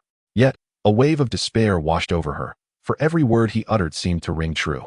Although Yu Qing had not overtly stated anything, their statuses had clearly diverged to different realms. As Ouyang Jun's primal instincts surged, he lunged toward her. In a flash, Feng Ling dashed to her pillow, retrieving a dagger and pressing it against her fair neck. Ouyang Jun, if you take another step forward, we will both perish. If I die, do you think the boss will let you off? But Ouyang Jun, consumed by lust, was oblivious to her threats. The boss? To hell with the boss. Even if you die today, I will have my pleasure. Yet, just as he lunged forward, the door was suddenly kicked open with tremendous force. Bang! A powerful impact shattered the lock. Damn it! Who dares to interfere? Ouyang Jun's pants were half down when he abruptly halted. Hall Master. Upon seeing the newcomer, Ouyang Jun felt the effects of the alcohol dissipate instantly. Yu Qing stood at the doorway, his expression impassive, clad in a black suit. His chiseled features resembled a protagonist straight out of a domineering CEO novel. Once the door swung open, Yu Qing strode purposefully, closing the distance to Ouyang Jun in mere strides, and with a single punch, sent him sprawling to the ground. Yu Qing withdrew a pistol from his waist, aiming it directly at Ouyang Jun's forehead. Master, I realize my mistake. Please do not kill me. Ouyang Jun knelt on the ground like a defeated dog. His earlier arrogance completely vanished. You possess an audacious spirit. Do you comprehend the trouble you nearly caused me? Yu Qing spoke coldly. For if Feng Ling were to perish within the confines of the Riyun Hall, he would undoubtedly be implicated. Should this incident reach the ears of the boss, Yu Qing, as the Hall Master, would inevitably face repercussions. Although the boss typically turned a blind eye to the internal strife among the 6 halls, should it escalate to the death of a Hall Master, the situation would become grave indeed. Master, I deserve death. I was merely intoxicated. I acted without thinking. Please, show mercy and forgive me this once. Ouyang Jun exclaimed, immediately prostrating himself. At that moment, however, Feng Ling suddenly lunged forward, brandishing a dagger aimed at the nape of Ouyang Jun's neck. Yet, he managed to evade the strike. As Ouyang Jun bowed in submission, he caught sight of a pair of snow-white feet swiftly approaching. A surge of instinctual danger compelled him to react swiftly. Although the blade did not pierce a vital area, it sank deeply into his shoulder. Ah! Ouyang Jun cried out in agony, retreating backward, the dagger still lodged in his shoulder. Observing this, Feng Ling reached out to seize the pistol from Yu Qing's grasp, despite her current state of near defeat. The dignity of the Riyun Hall's master was not to be so easily infringed upon by subordinates. However, Yu Qing did not allow her the opportunity to disarm him. Instead, he firmly grasped her wrist and stated coldly, I will handle this matter. What is there to handle? If you do not shoot him dead right now, this will not end. Feng Ling retorted angrily, clutching her towel. Yu Qing cast a glance at her and then raised his firearm, unhesitatingly pulling the trigger. Bang! The shot felled Ouyang Jun to the ground. What do you mean by this? Feng Ling furrowed her brows. For Yu Qing's shot did not aim for Ouyang Jun's vital points, but struck him in the right side of his chest. Yu Qing glared at Ouyang Jun and commanded, get out. Now. Yes, master. I will leave at once. Ouyang Jun gritted his teeth, struggling to rise from the ground before hurriedly fleeing the room. Subsequently, Yu Qing tucked the gun back into his waist. You should tidy up quickly. Shortly, I will send someone to arrange a new room for you. With that, Yu Qing turned to depart. Yet, just as he neared the door, Feng Ling seized his suit jacket. What are you doing? Yu Qing turned his head, his expression tinged with impatience. Feng Ling fixed her gaze intently upon Yu Qing, clenching her fists as she demanded, I must inquire how you intend to deal with Ouyang Jun. You owe me a satisfactory response. Yu Qing replied with a tone of icy indifference. He is a member of my Ru Feng Hall. It seems I am under no obligation to report my actions to you. In truth, his reluctance to eliminate Ouyang Jun stemmed not from favoritism, but rather from the necessity of maintaining the current structure of his subordinates. Losing even a single member hastily would make it arduous to find a suitable replacement. Furthermore, despite Ouyang Jun's numerous faults, Feng Ling had not suffered any significant harm. Hence, he saw no reason to take Ouyang Jun's life over such a trivial matter. Otherwise, not only would it sound unseemly when spoken of, but his authority in the eyes of his subordinates would also diminish considerably. Upon hearing this, Feng Ling nodded repeatedly. Very well, Yu Qing. I shall remember this matter. Regardless of your intentions, I will ensure Ouyang Jun meets his end. Yu Qing scoffed disdainfully. You would be better off focusing on reorganizing the Ruhua Hall before making such threats. It is premature to speak so harshly now. With that, Yu Qing exited the room, gently closing the damaged door behind him.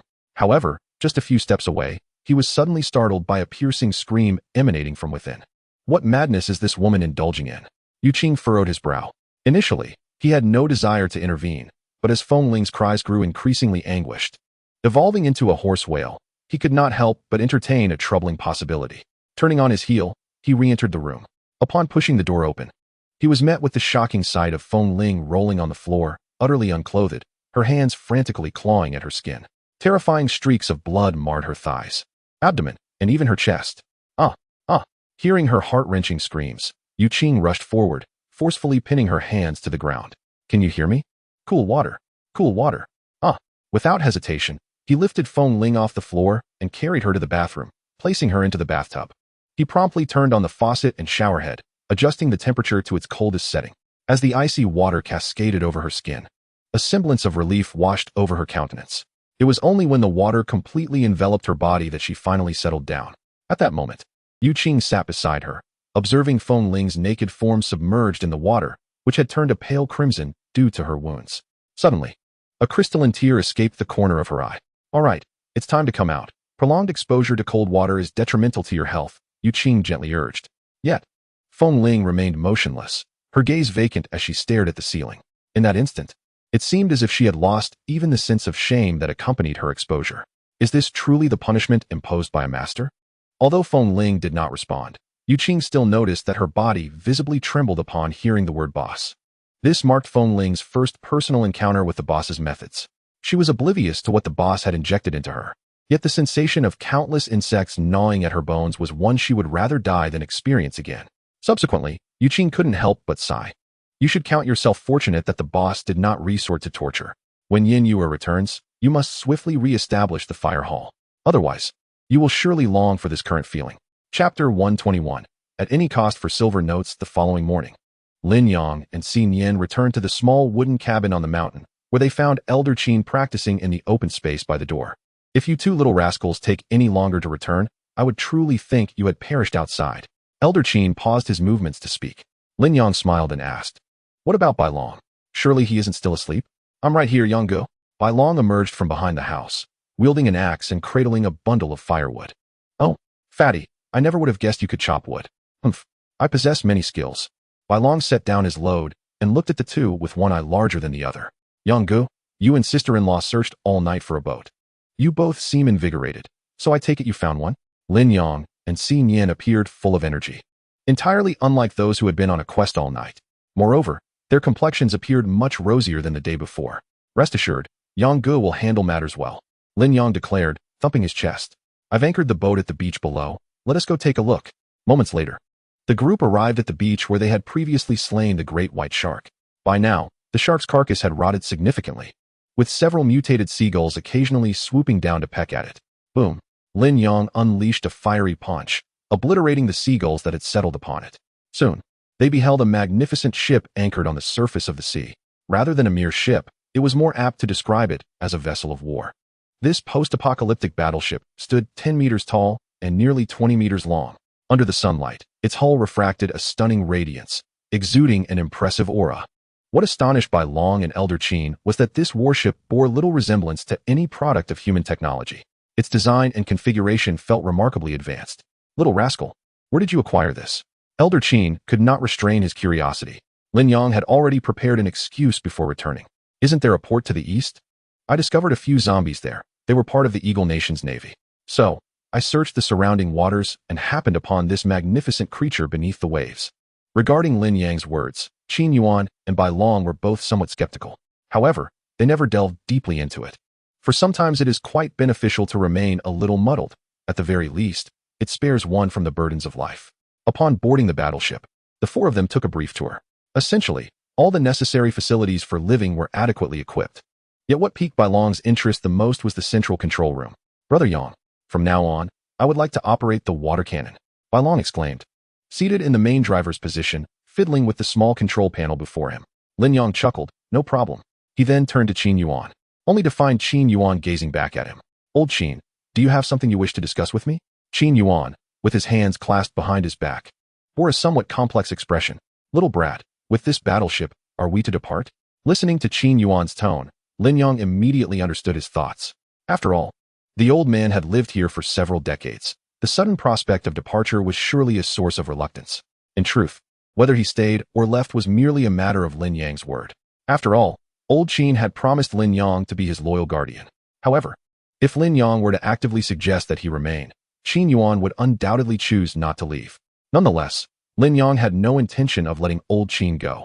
The first and foremost pragmatic concern was that old Qin's combat prowess equated to that of a high-level zombie. Just this fact alone ensured that Lin Yang would never easily relinquish him. Furthermore, Lin Yang was also considering Qin Yuan's well-being. He was acutely aware of the company's ambitions.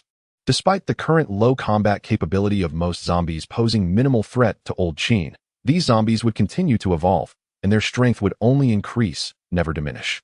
Moreover, the company was actively pursuing a human eradication plan.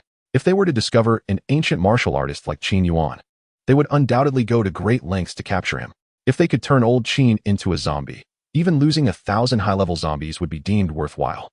Thus, considering these 2 points, even though Lin Yang discerned old Qin's desire to stay, he feigned ignorance. Well, if there are no pressing matters, let us depart today. Today? Where shall we go? Qin Yuan inquired again. To Sanmin province, Lin Yang responded. But before he could elaborate, Bai Long interjected, Brother Yang, I have conducted precise positioning. All 5 targets are currently concentrated in the Shadow Flow city of Sanmin province. I suspect that it is highly likely to be the stronghold of the Wind Palace. After spending this day together, Lin Yang had also broadly informed Qin Yuan about the virus situation. Listening to Bai Long's words, Qin Yuan stroked his beard and remarked, If that is the case, I would advise that we consider establishing ourselves in the surrounding cities. That is precisely what I was thinking, Bai Long echoed.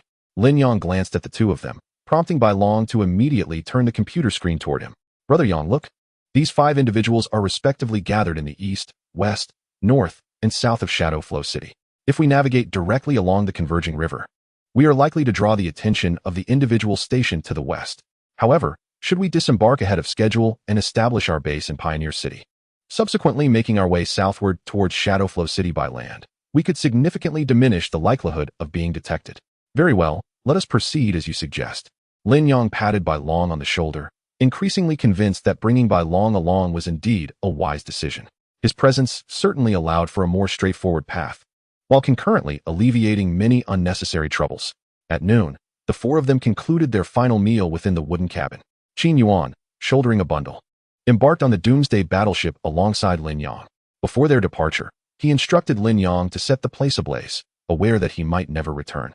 For the home he had inhabited for decades, Qin Yuan preferred to incinerate it rather than leave it to be ravaged by the horde of zombies. However, shortly after their departure, an unfamiliar figure unexpectedly manifested before the wooden cabin. 2 minutes later, in a high-rise building within the imperial capital, a man reclined in his executive chair, feigning slumber, when his phone suddenly chimed upon the desk. He merely glanced at it before placing it back down. Yet a peculiar smirk curled at the corners of his mouth. Indeed, what a fortuitous stroke of luck. Subsequently, he pressed a key on the keyboard, prompting a woman to enter from outside. Boss. Upon entering, the woman promptly bowed her head, awaiting his command. The boss then retrieved a small box from the drawer, sliding it across to her. You are to journey to Shadow Flow City and inform Yu Qing that 2 substantial catches have taken the bait. Remember, they must be captured alive. If necessary, spare no expense. Chapter 122, Viral Resonance, Gene Boom. Bai Long adeptly maneuvered the impact water cannon, successfully vanquishing a colossal, stage-level mimic crab. Lin Yang permitted Bai Long to control the cannon, as it allowed him to reap the rewards effortlessly. As long as he remained aboard the Doomsday battleship, all targets eliminated, regardless of who was at the helm, would accrue points in Lin Yang's name. Given that he had previously hunted most of the creatures in the nearby waters during a timed event, the quartet smoothly navigated into the converging river. The aquatic life within the river, naturally, could not be compared to that of the ocean. Although there were some formidable creatures, such as piranhas, electric eels, and crocodiles, they paled in comparison to the likes of great white sharks. Little ghost, I never imagined you could even pilot a ship. I truly underestimated you. Lin Yang chuckled at the remark. Despite being the helmsman, he was not the one actually steering. This Doomsday battleship could connect with Lin Yang's consciousness. With just a thought of where to go, Lin Yang would automatically advance. In an effort to maintain the illusion of driving, he appropriately steered towards this station, creating a facade that he was indeed the one at the helm. After a day and night of travel, he found himself with less than a third of the journey remaining to Vanguard City. He had anticipated accruing more points along the way, yet little did he know that the river was scarcely populated with creatures. In total, he had garnered less than 100,000 points, a figure that felt insignificant to Lin Yang at this juncture. He pondered over the evolution of the first-generation zombies and wondered how far they had progressed. Within the activities of his system, the event known as Apocalypse Terminator had been a constant presence, yet in the past 2 months, he had only managed to slay a mere 5. That accounted for less than 1%. At this rate, he was uncertain when, or if, he could ever complete it. He mused that it would be splendid if there were an item in the shop capable of locating first-generation zombies. After all, having traversed so many cities, he was bound to have missed some. However, after several searches in the system shop, he had found no such item. Yet, as he glanced at Xi Yan beside him, a spark of inspiration ignited. Right, there was still the girlfriend shop. Since activating the girlfriend shop, Lin Yong had never taken a closer look. Each time he considered it, the exorbitant prices extinguished his interest. However, this time, he approached it with a flicker of hope and opened the shop. After browsing for a while, one particular item caught Lin Yang's eye. Virus resonance gene? What could that be? He clicked to view the item's detailed description. Virus resonance gene upon use. It can resonate with all virus carriers that meet the criteria within a certain range, based on the host's needs. Note, the resonance target cannot exceed Xi Yan's level. Marvelous. After reading the item description, Lin Yang's eyes widened in excitement. But the price, 120,000 points? Damn system. Why not just rob a bank? If he were to purchase this, it would equate to losing a third of his assets. Yet, considering the long-term benefits, Lin Yong resolved to make the purchase despite the pain it caused him. Beep. Virus resonance gene purchased successfully. Current remaining shop points, 2, 509, 410. At that moment, Xi Yan turned her head, her expression curious as she gazed at Lin Yong. Items purchased from the girlfriend shop would automatically enter Xi Yan's personal storage. Thus she could see what he had bought. I got you something good. Lin Yong chuckled with a grin. Come on, let us head inside. By Long. Observing Lin Yong taking Xi Yan's hand and moving towards the lounge, couldn't help but interject. Yonggu, it's broad daylight. Shouldn't you and your sister-in-law exercise some restraint? To Lin Yang's surprise, he flashed a smile at Bai Long. You cannot fathom the joy I feel. However, merely 3 minutes later, Lin Yong emerged from the lounge with the blushing Xi Yan. Could it be possible that someone could finish in just 3 minutes? Bai Long observed Lin Yong with a mocking expression. In response, Lin Yong approached and delivered a slap to the back of his head. What on earth are you thinking all day? Subsequently, Lin Yong and Xi Yan returned to their positions in the cockpit. After assisting Xi Yan in activating the viral resonance gene, Lin Yong eagerly inquired, Quick, let us see how effective it is. Xi Yan replied, All right. But what kind of target are you hoping to locate? Lin Yong suggested, Let us first search for the corpse mother. Although they were currently navigating the river, towering buildings lined its banks. Lin Yong had long regretted not finding the corpse mother in Zhuan City. Soon, with a mere thought, Xi Yan expanded her mental energy to a radius of 50 kilometers. Moments later, her eyes widened in revelation. Found it. Lin Yong found it hard to believe how quickly she had succeeded. Xi Yan, placing a hand on her abdomen, pointed towards the riverbank, saying, about 15 kilometers away. There is a corpse mother in the process of gestation. It seems she is about to give birth. You knew that? Yes, my body can resonate with hers. Does it hurt? Lin Yong gently rubbed Xi Yan's abdomen, a hint of concern in his voice. In response, Xi Yan, in her zombie form, smiled broadly. Let us not forget, zombies do not feel pain. That is a relief. Lin Yong nodded in understanding. In that case, let us first deal with the corpse mother. Lin Yong maneuvered the apocalyptic battleship closer to the shore.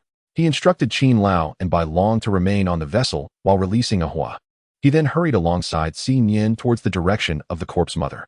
Xi Yan, check if there are any first-generation zombies nearby. If so, let us take care of them as well. As they ran, Xi Yan began her search. However, this time she shook her head. No luck. Upon hearing this, Lin Yong felt a tinge of disappointment. It seemed that first-generation zombies were indeed not easy to find. On their journey to locate the corpse mother, Lin Yong summoned Lai Fu and 4-level zombies, along with 2 of Xi Yan's clones. With such a formidable force, they encountered no obstacles. In the span of a mere incense stick's worth of time, Lin Yong and Xi Yan arrived near a gas station. The roars of zombies echoed all around them. Standing atop a building, they gazed down at the scene below. Between 2-level zombies stood a 1st-level zombie, its legs bitten off. They dragged it before the corpse mother. Behind the corpse mother stood a multitude of identical elite corpse children, numbering at least 1,000. I realized that the corpse mother was indeed a remarkable resource. Utilizing her to accumulate points was nothing short of ideal. A subtle smile graced Lin Yang's lips. Lai Fu, it's your turn now. Chapter 123.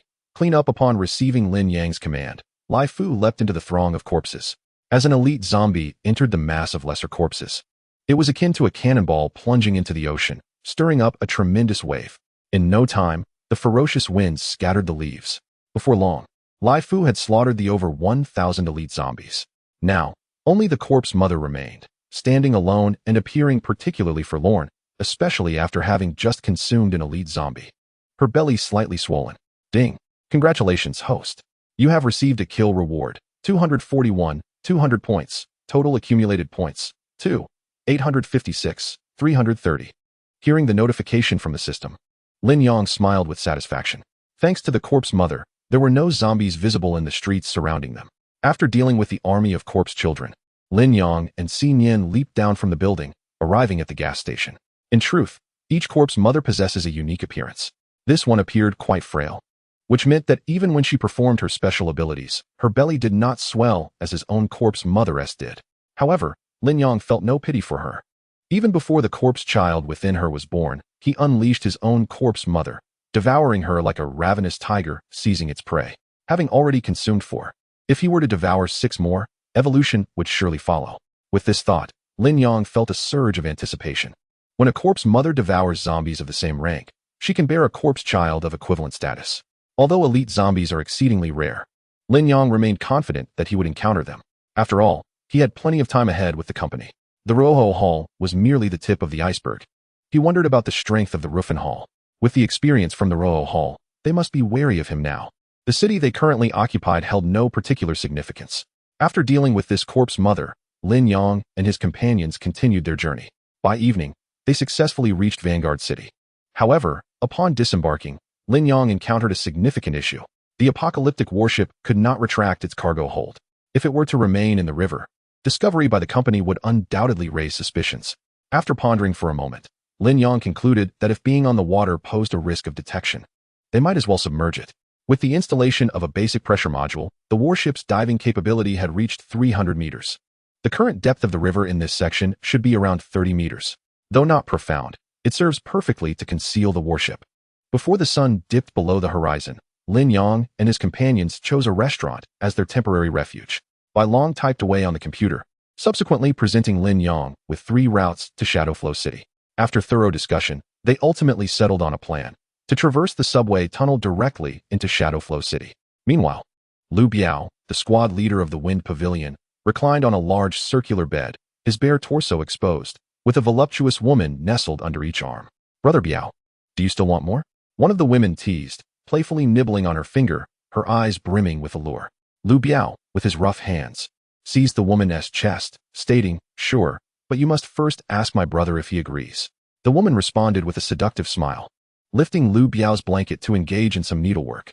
A heavy sigh escaped Lu Biao as he turned to glance at another woman beside him, a flicker of disdain crossing his face. "Who are you sulking for all day?" he retorted, raising his hand to deliver a sharp slap. "Ah," she cried, clutching her face. Her previously pale complexion now flushed. "Brother Biao, please spare me. I truly..." But before she could finish, she received another slap. "Useless wretch." "Li Gang," Lu Biao bellowed, prompting a man to rush in from outside. "What's wrong, Brother Biao?" Li Gang inquired. Lu Biao yanked the woman's hair and forcefully threw her to the ground, commanding, "Take her away. Let the brothers vent their frustrations tonight." "Understood. Go for it, Brother Biao." Li Gang grinned lewdly as he approached to drag the woman away. "No. Brother Biao, I understand my mistakes. Please give me another chance. I will serve you well." The woman, completely unclothed, knelt and pleaded fervently. Yet, Li Gang showed no mercy, seizing her arms and dragging her out. "Ah, my dear, you are truly delightful," Lu Biao remarked, stroking the woman beside him as if she were a cherished pet, relishing the moment. However, not long after, a sudden gunshot echoed from outside. Lu Biao's expression shifted dramatically. Before he could react, the door burst open, and Li Gang stumbled in, clutching his abdomen, blood gushing forth before he collapsed onto the floor. Outside, a short-haired woman stood prominently, followed closely by the previously abducted woman, now entirely naked and appearing utterly terrified. Observing the scene, Lu Biao immediately rose from the bed, while his previously confident brother suddenly lowered his head in shyness upon facing the short-haired woman. Upon witnessing this scene, the woman furrowed her brows slightly. "Who are you?" Lu Biao demanded, pointing at her with anger. Yet, in response to his inquiry, the woman swiftly raised her handgun, aiming directly between Lu Biao's legs. Bang! The shot struck the wall behind Lu Biao. At that moment, he rolled off the bed onto the floor, staring at her in sheer terror. "You wretched woman! How dare you shoot at me? Do you know who I am?" The short-haired woman snorted coldly, uttering not a word, and pulled the trigger again. This time, the bullet pierced Lu Biao's thigh. "Ah!" he screamed, clutching his leg in agony. Slowly, the woman advanced, lifting her leg to stomp down on Lu Biao. Her slender high heel dug into his calf, like a nail. "Ah, who the hell are you?" Lu Biao was utterly panicked. Despite the chaos unfolding within the room, none of his comrades outside dared to enter. The short-haired woman regarded him coldly, then retrieved a jade token from her waist, presenting it before Lu Biao.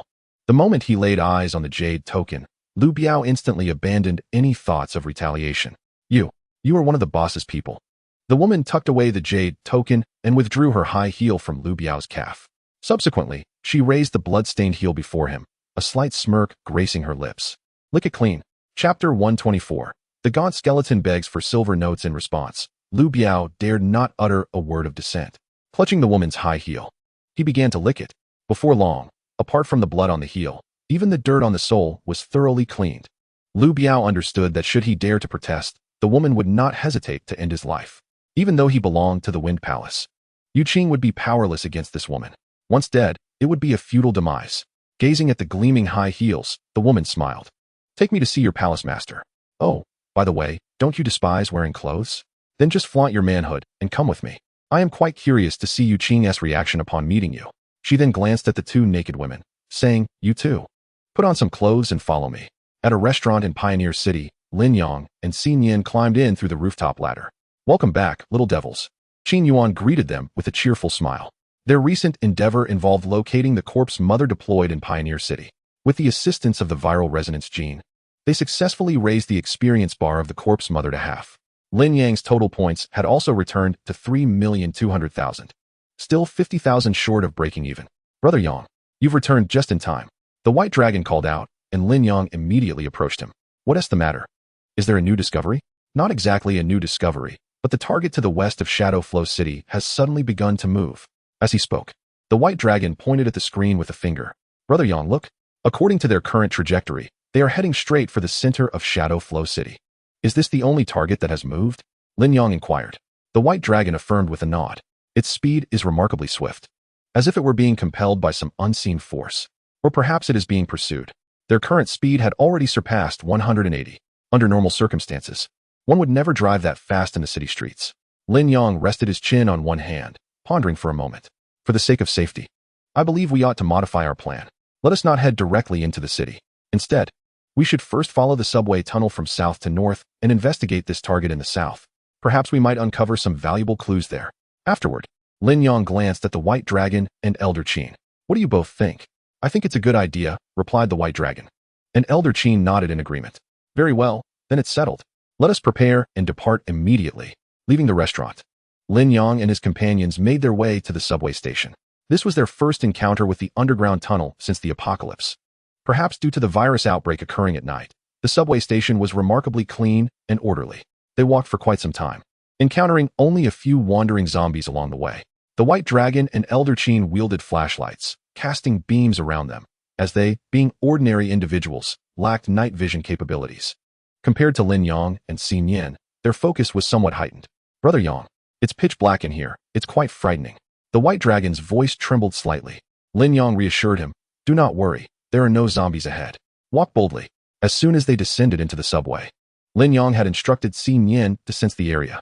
At least for the next 50 kilometers, there are no zombies present.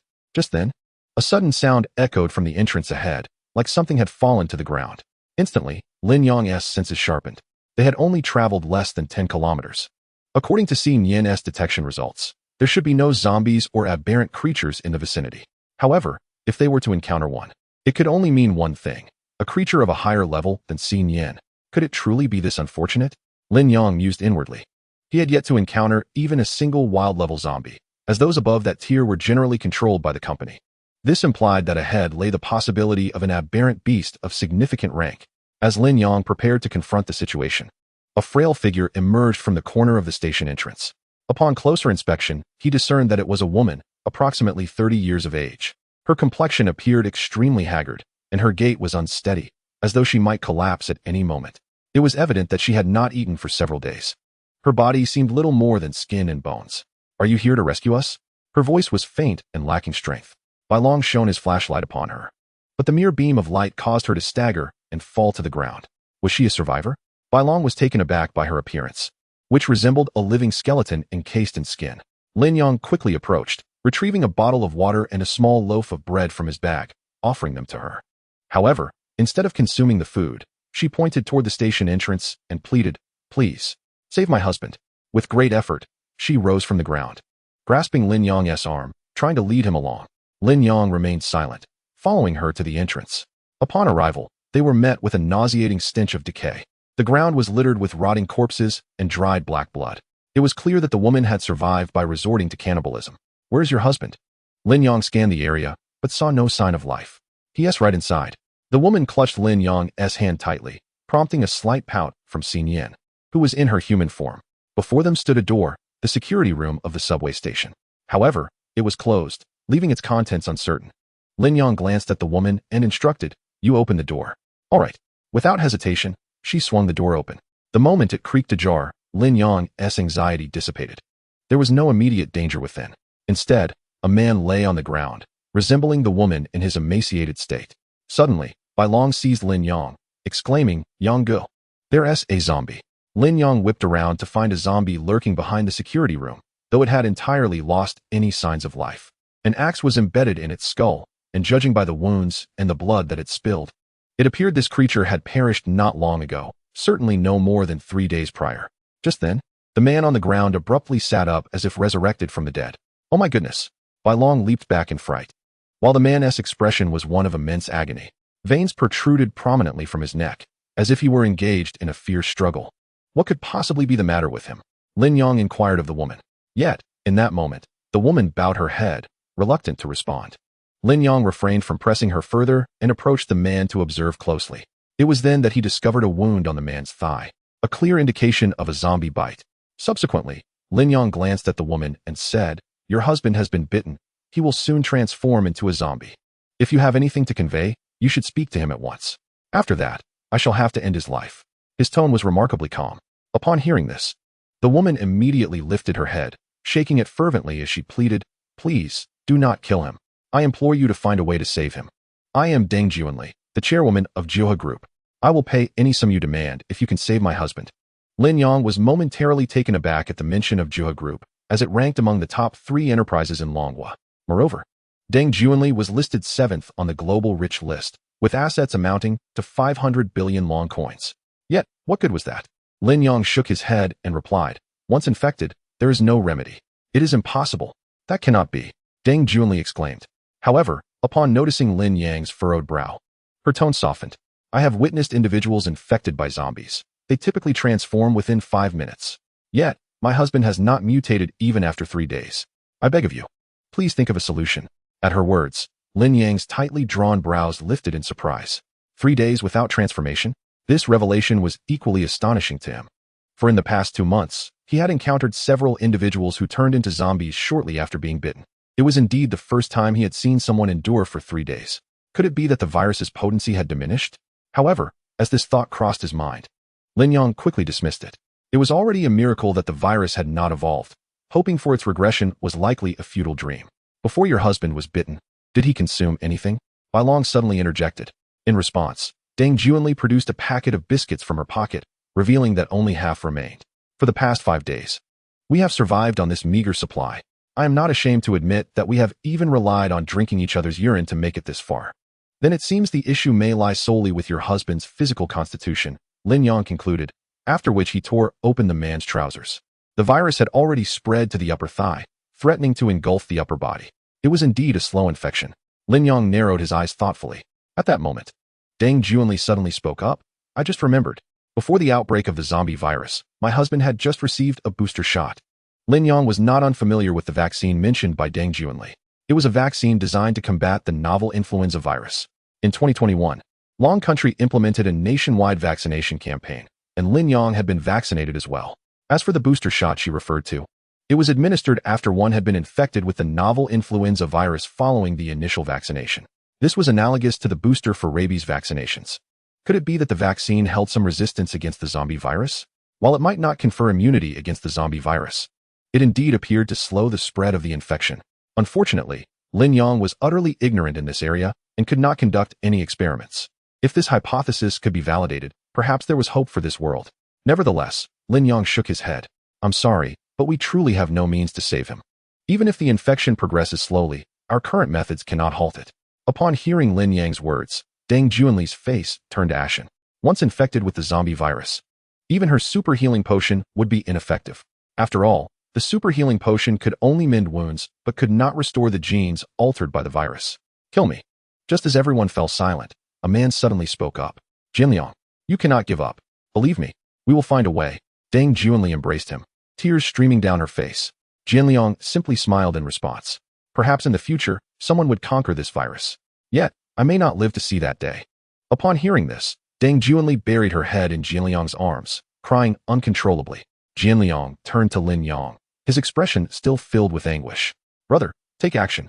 Living like this is more unbearable than death. My only concern now is Juanli. Please, take her away. But as soon as Jinliang finished speaking, he suddenly felt a sharp pain in his thigh. Looking down, he was horrified to see Deng Juanli biting off a piece of the necrotic flesh from his wound.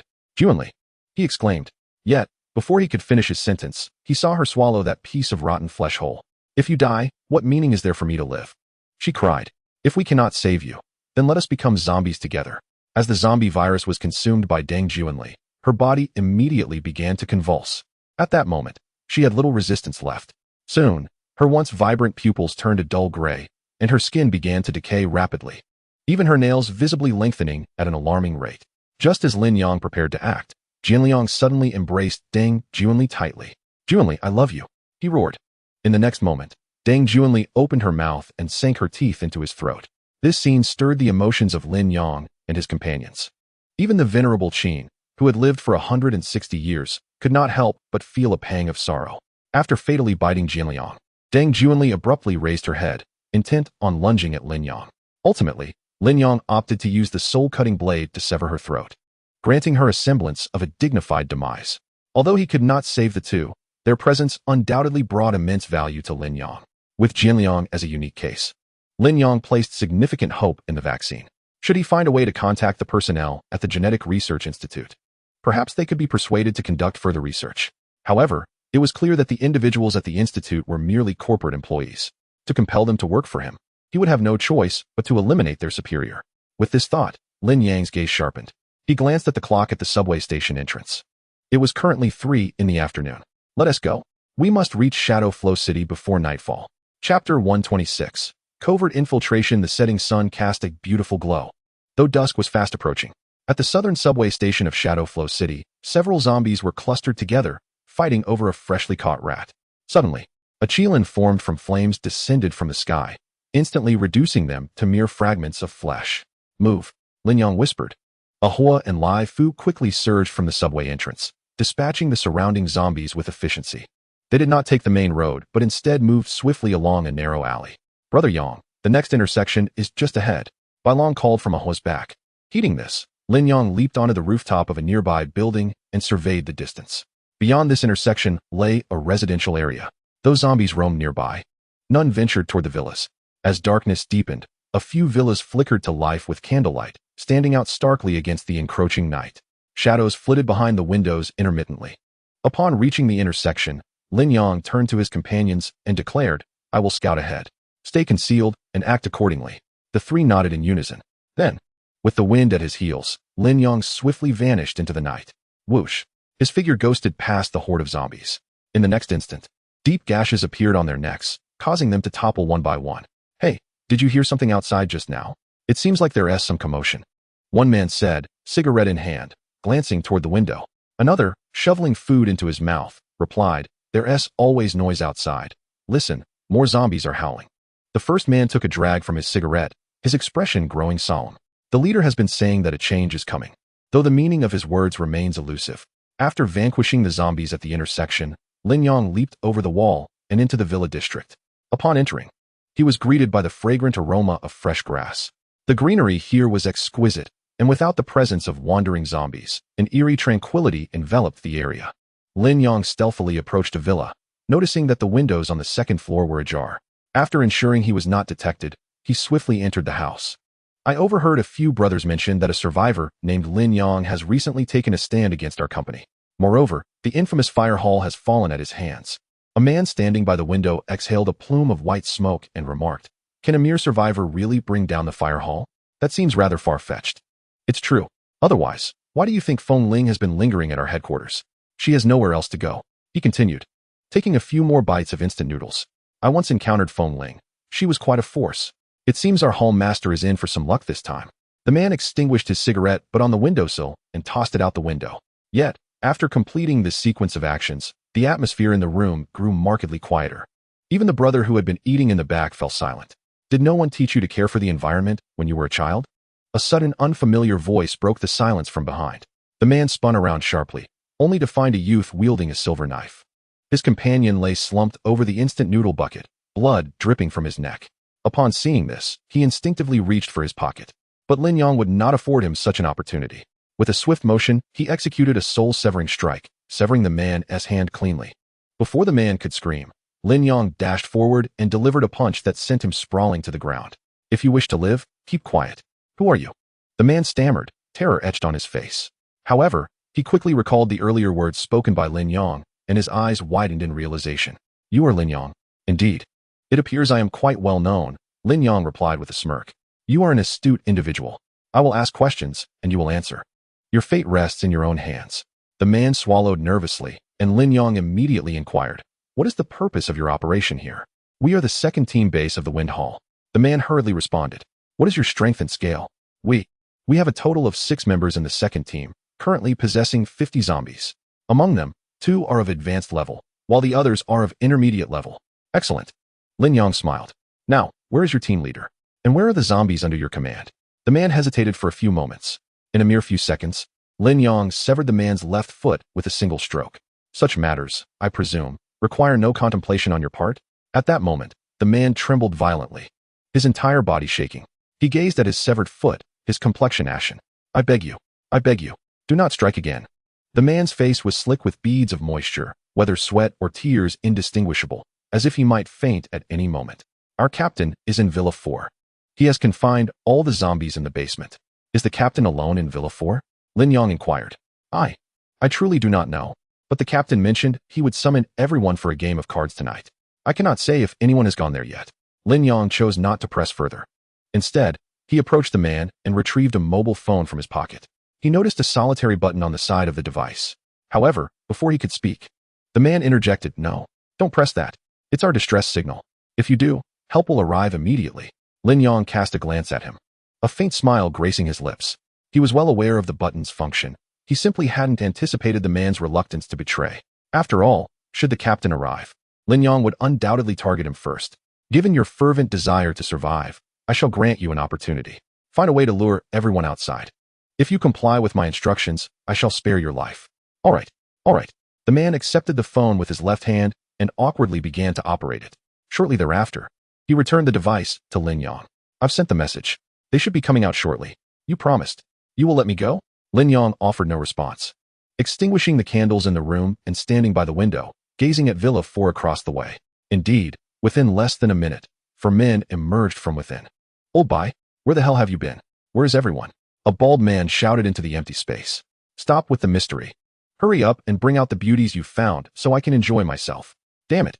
It's been 2 months since I've been with a woman. Yet, despite his incessant calls, no one responded. The bald man's expression darkened immediately. This is bad. Something's wrong. Chapter 127. Adding fuel to the fire, quickly retreat. The bald man barked, and the 4 turned to dash back toward the villa. However, a figure suddenly appeared behind them. Good evening, gentlemen. Lin Yong toyed with the broken soul blade, a smile adorning his face. Lin Yong. The bald man recognized him instantly in the moonlight. For Yu Qing had previously sent Lin Yang's photograph to several captains.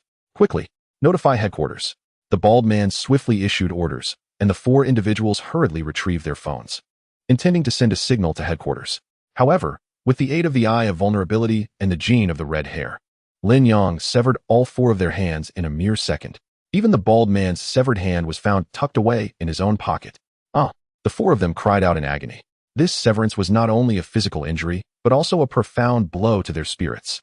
Even if they were to miraculously survive, they would have to live the rest of their lives as disabled individuals.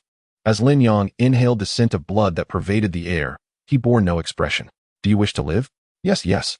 Upon hearing this, 2 of them immediately knelt down. They had previously heard whispers that Lin Yong was no ordinary person, and the scene they had just witnessed left them utterly speechless. Lin Yong turned his gaze toward the other 2 standing, one of whom was the bald man. So, you 2 have no desire to live, is that correct? And no, that's not it. The bald man snapped back to reality at Lin Yang's inquiry. Yet, as the team leader, he was reluctant to betray the Wind Palace. "Ah, I will fight you to the end." Just as the bald man hesitated, the other individual drew a dagger from his waist and lunged at Lin Yang. In response, Lin Yang remained motionless. With a sickening squelch, that man's head was crushed on the spot. The three remaining individuals recoiled as the blood splattered across their faces. But as they turned back, they were met with the sight of a formidable zombie standing behind them, ravenously feasting on the corpse of the assailant.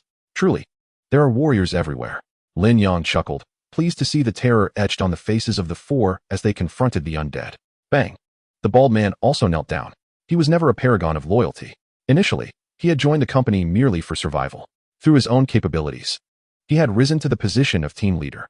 Yet, when faced with life and death, what company? What boss? Nothing was more important than his own life. You have finally made the right choice. Lin Yang regarded him with a smile that was not quite a smile. Brother, let us speak rationally. What do you wish to do? I will cooperate fully. The bald man implored desperately. Then tell me, where is the headquarters of the Wind Palace? It is located in the Bamboo Spring Hotel at the center of Shadow Flow City. What is the fighting capability of Yuqing? The bald man pondered for a moment before replying. To the best of my knowledge, the headquarters has approximately 800 level zombies and 10 level 10 zombies. Beyond that, I am not well informed.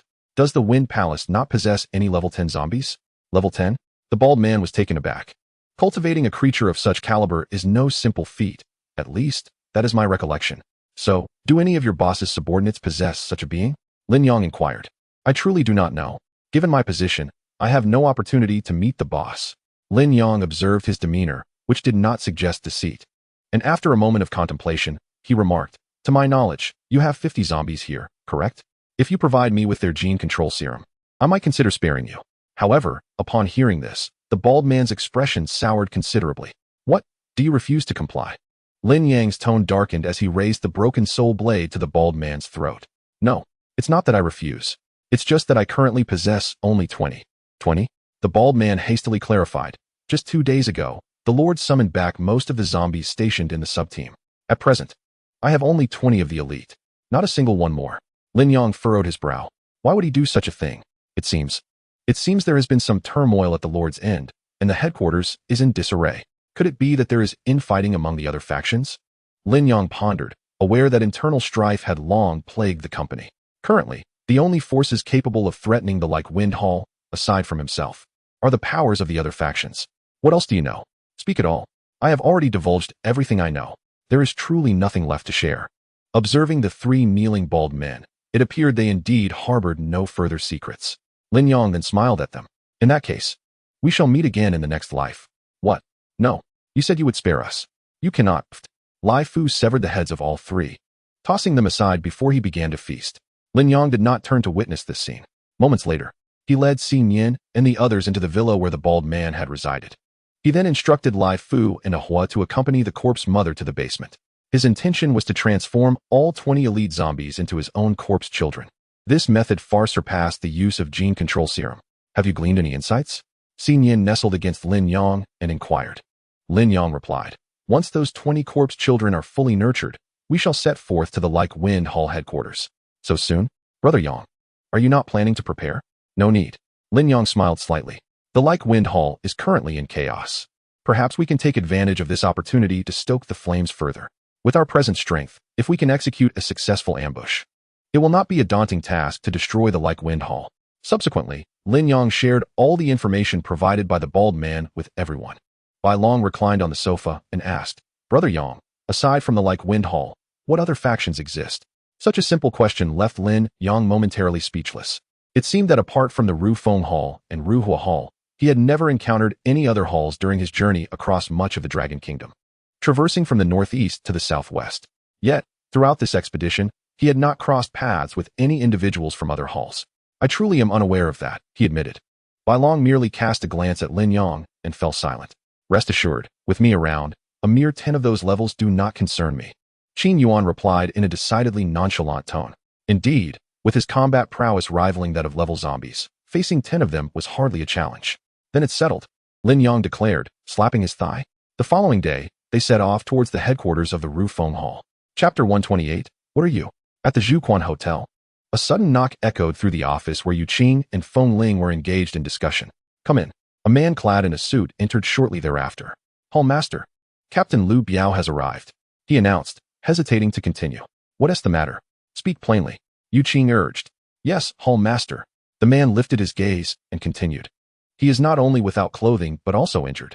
A woman accompanied him as well." Taken aback, Yu Qing furrowed her brow and instructed, "Let them in. Oh, and before they enter, find him something to wear." She exchanged a glance with Feng Ling moments later. Lu Biao hobbled in, draped in a lengthy overcoat. Upon noticing the short-haired woman trailing behind him, both Yu Qing and Feng Ling rose from their seats in unison. "Pan and Nan, what brings you here?" As the Hall Master, they recognized her immediately, for Pan and Nan was a direct subordinate of their employer and a familiar face during visits to the company. She scanned Yu Qing and Feng Ling before stating, "The boss sent me to convey a message and to deliver some items." With that, Pan and Nan produced a small box. Upon opening it, both Yu Qing and Feng Ling gasped in astonishment. Inside were 2 gene control serums for level zombies. Pan and Nan handed the box to Yu Qing, saying, "Based on our calculations, Lin Yang has reached Shadow Flow City." "What did you say?" The mention of Lin Yang instantly stirred excitement in Feng Ling, and Yu Qing's expression shifted dramatically. "Is he coming for me?" "Indeed." Pan and Nan confirmed with a nod. There's another piece of news to share. Lin Yang is accompanied by a practitioner of ancient martial arts. Another practitioner of ancient martial arts? The term was not unfamiliar to Yu Qing and Feng Ling. "What is the strength of this ancient martial artist?" Yu Qing inquired. "At present, the situation remains unclear. Our personnel have just discovered Lin Yang, and they have already prepared to set off for Shadow Flow City. Consequently, we do not possess a precise understanding of Lin Yang and his companion's true capabilities. Thus, the boss instructed me to bring along 2 high-level zombies to ensure the plan's success." "From your words, it seems the boss wishes for me to capture Lin Yang and that ancient martial artist alive?" In response to Yu Qing's inquiry, Pan and Nan smiled faintly. "Truly, as expected of the Lord of Yu Qing, your intellect is commendable. This time, the boss has issued a strict command. As long as we can seize those 2, we must spare no effort. Do you comprehend?" Yu Qing's emotions became rather intricate. He had anticipated the day he would confront Lin Yang, yet he never imagined it would arrive so swiftly. "Very well, I understand." Yu Qing nodded firmly. "Since I cannot remain uninvolved, I shall engage Lin Yang in a decisive battle." Sensing the shift in Yu Qing's mood, Pan and Nan's lips curled slightly, and her delicate hands rested on his shoulder. "There is no need for such tension. With these 2 high-level zombies assisting you, what is there to fear?"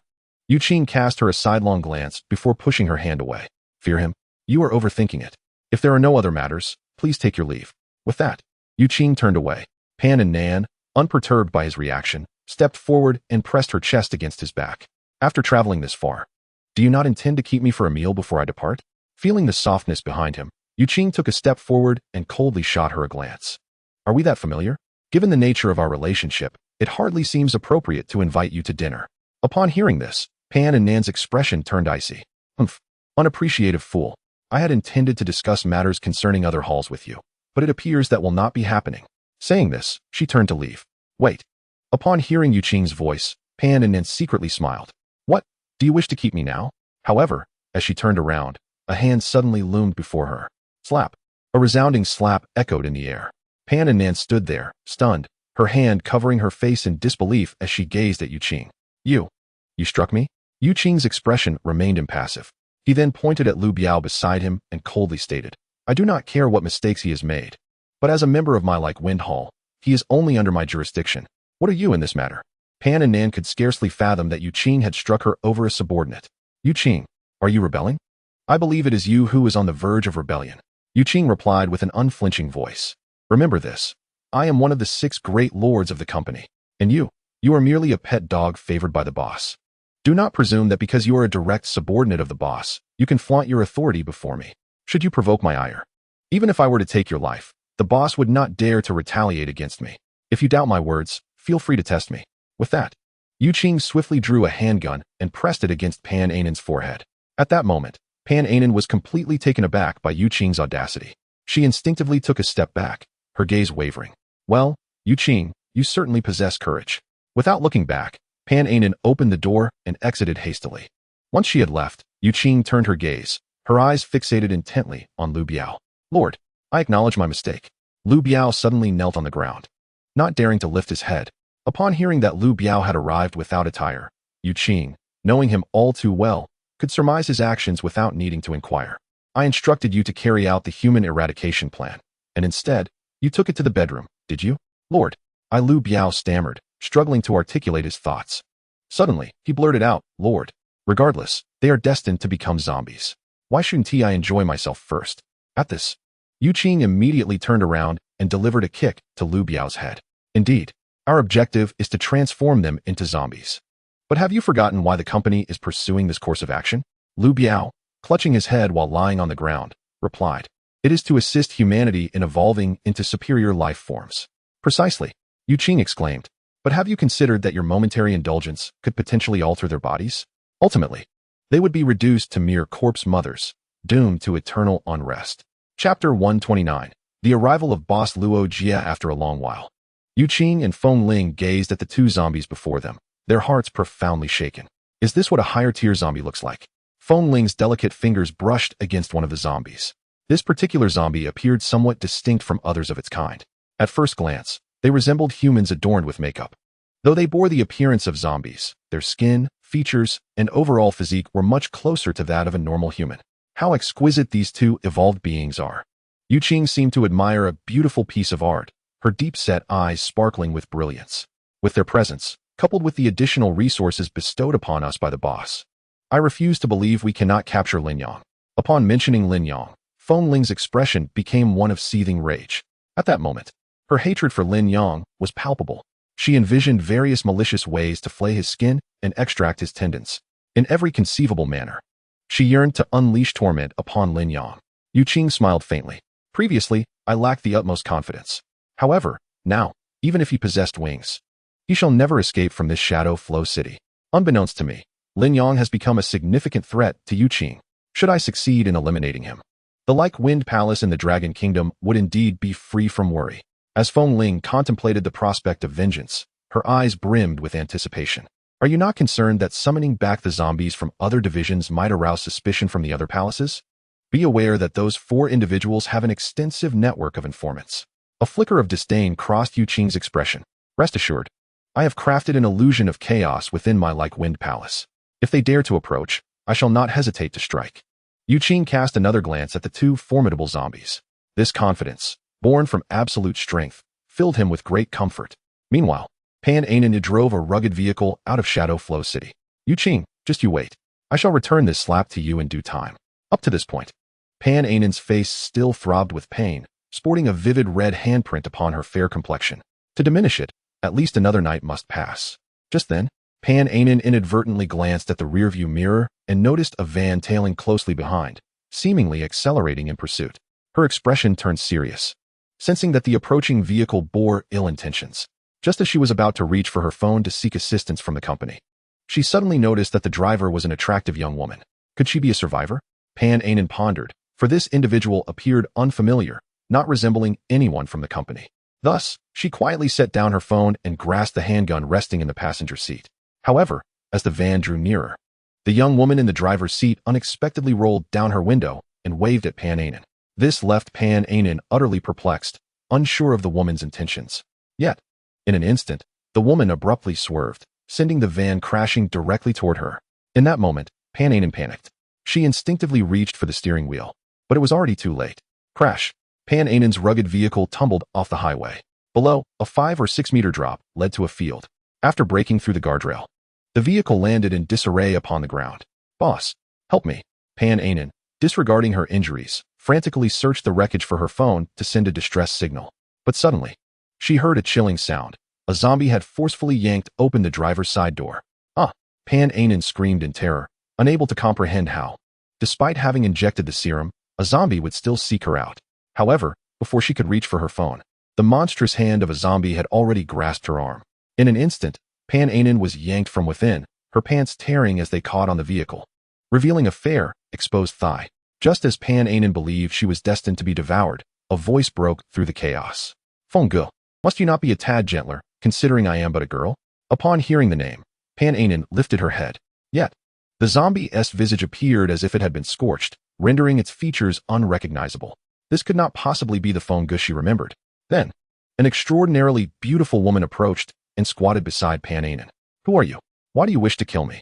Pan Anan stammered, her voice trembling.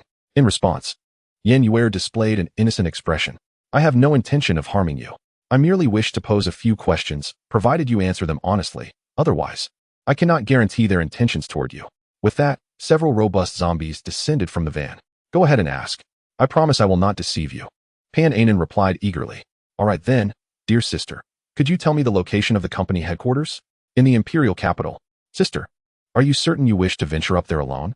Xiao Feng, seated in the vehicle, looked on with concern. Do not worry, they will not harm me. Moreover, I absolutely cannot allow you to be discovered by the company. Otherwise, they will undoubtedly turn you into a subject for experimentation. Xiao Feng scoffed. What is there to fear?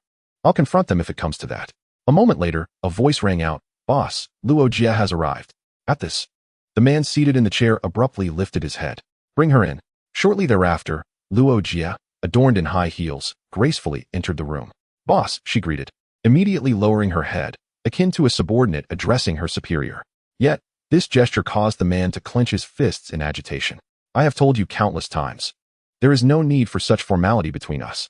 But you are the company president, and as your subordinate, this is merely a matter of protocol, Luo Jie replied. Her tone devoid of emotion, her demeanor icy. The man sighed, moving silently in front of Luo Jie, his voice laced with regret. I swear, I never intended for Mo Zhang to meet such a fate. After the virus outbreak, I assumed you both had received the viral resistance genes. I truly had no knowledge that the batch encountered an incident on the way, preventing you from receiving them. Enough. Luo Jie raised her head, her breathing quickening at the mention of her boyfriend. Given the circumstances, what purpose do your words serve now? He is already deceased. Let us refrain from discussing this matter any further. Chapter 130.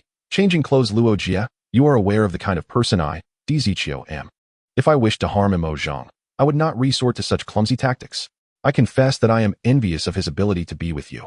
Yet I have never wished for his demise. If this scene were witnessed by others in the company, it would undoubtedly astonish them. They would never imagine that their formidable boss could be so humble before Luo Jie. However, unbeknownst to Di Ziqiu, Mo Zhang is not truly dead. He has been temporarily preserved through Luo Jie's utilization of cryogenic technology. Luo Jie gazed at Di Ziqiu, her eyes reddened. I indeed knew what kind of person you were, but now I no longer recognize you. Her voice grew increasingly louder. You cannot fathom the feeling of waiting for death. Knowing the virus is on the brink of outbreak, while we await the gene that never arrives. And now, you wish to dismiss me with the feeble excuse that something has gone awry with the gene en route. If the roles were reversed, would you accept this? What exactly do you want from me? Speak. Di Ziqiu shouted back. I was wrong. I will make amends. Yet you consistently treat me with such indifference. What do you mean by that? Upon hearing this, Luo Jie suddenly burst into laughter. Di Ziqiu, do you not find yourself amusing? Pray tell. What do you intend to offer as compensation? Is it merely providing me with an equal share of cultivation resources each month, along with relinquishing control of Jingshui City to me? Is this your notion of compensation? Do you consider me a mere pet? Or do you wish to exploit me to establish your seventh hall? Hearing this, Di Ziqiu fell silent, unsure of how to respond. For he had indeed contemplated the idea of making Luo Jie a hall master. After all, in terms of capability, she rivals the other 6, if not surpasses them. In response to Di Ziqiu's reaction, Luo Jie chuckled softly. I do not wish to linger on this any longer. If your purpose in summoning me today was merely to discuss this, I shall take my leave. With that, Luo Jie turned to exit. However, as she did, Di Ziqiu swiftly grasped her delicate wrist from behind. Don't go. Let go of me. Luo Jie exclaimed, struggling to break free. Yet she was unable to shake him off.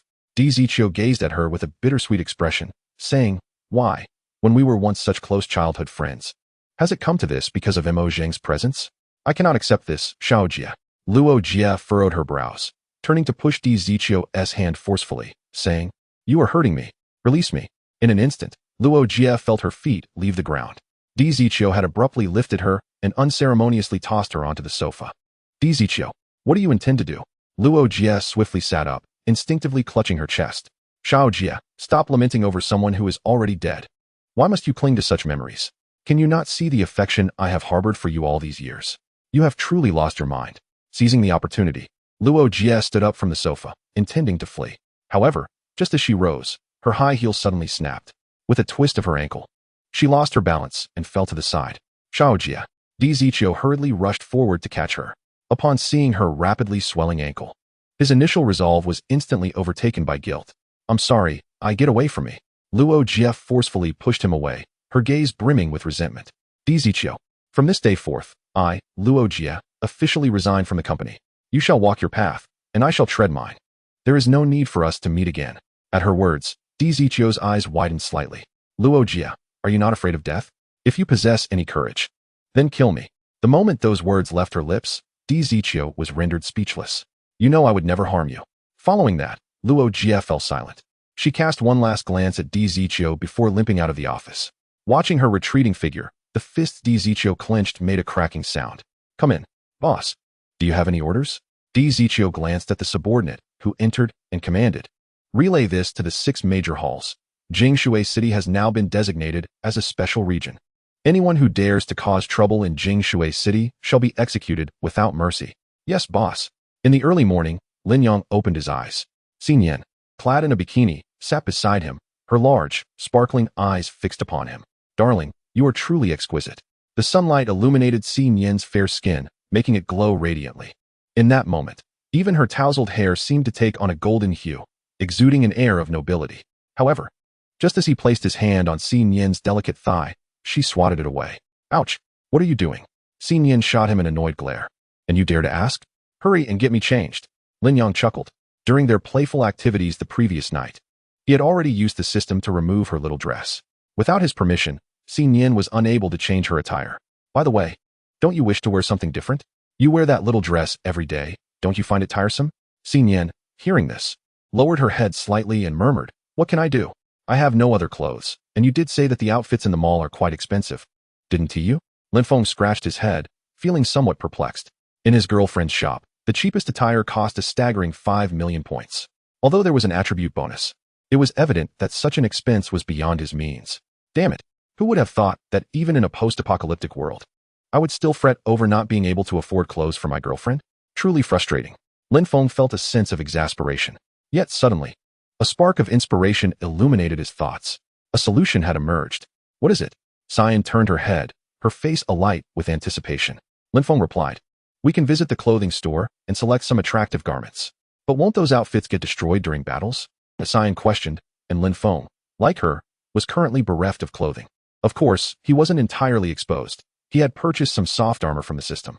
Given his current savings, the few thousand points per piece for soft armor were still manageable. Don't worry about that. During combat, I can simply switch you into a dress. It's merely a matter of thought. At this, Cyan's beautiful eyes sparkled with excitement. There's a clothing store right over there. Let us go now. Upon hearing this, Lin Feng couldn't help but chuckle softly. You little trickster, it seems you had your sights set all along. Chapter 131. The official battle commences when the two returned from their outing. It was already noon. As soon as Cyan stepped inside, Bailong's eyes widened in astonishment. His sister-in-law was simply stunning. The Cyan before him had transformed dramatically. If she had previously appeared as an innocent girl in her little skirt, now she resembled a captivating woman of elegance.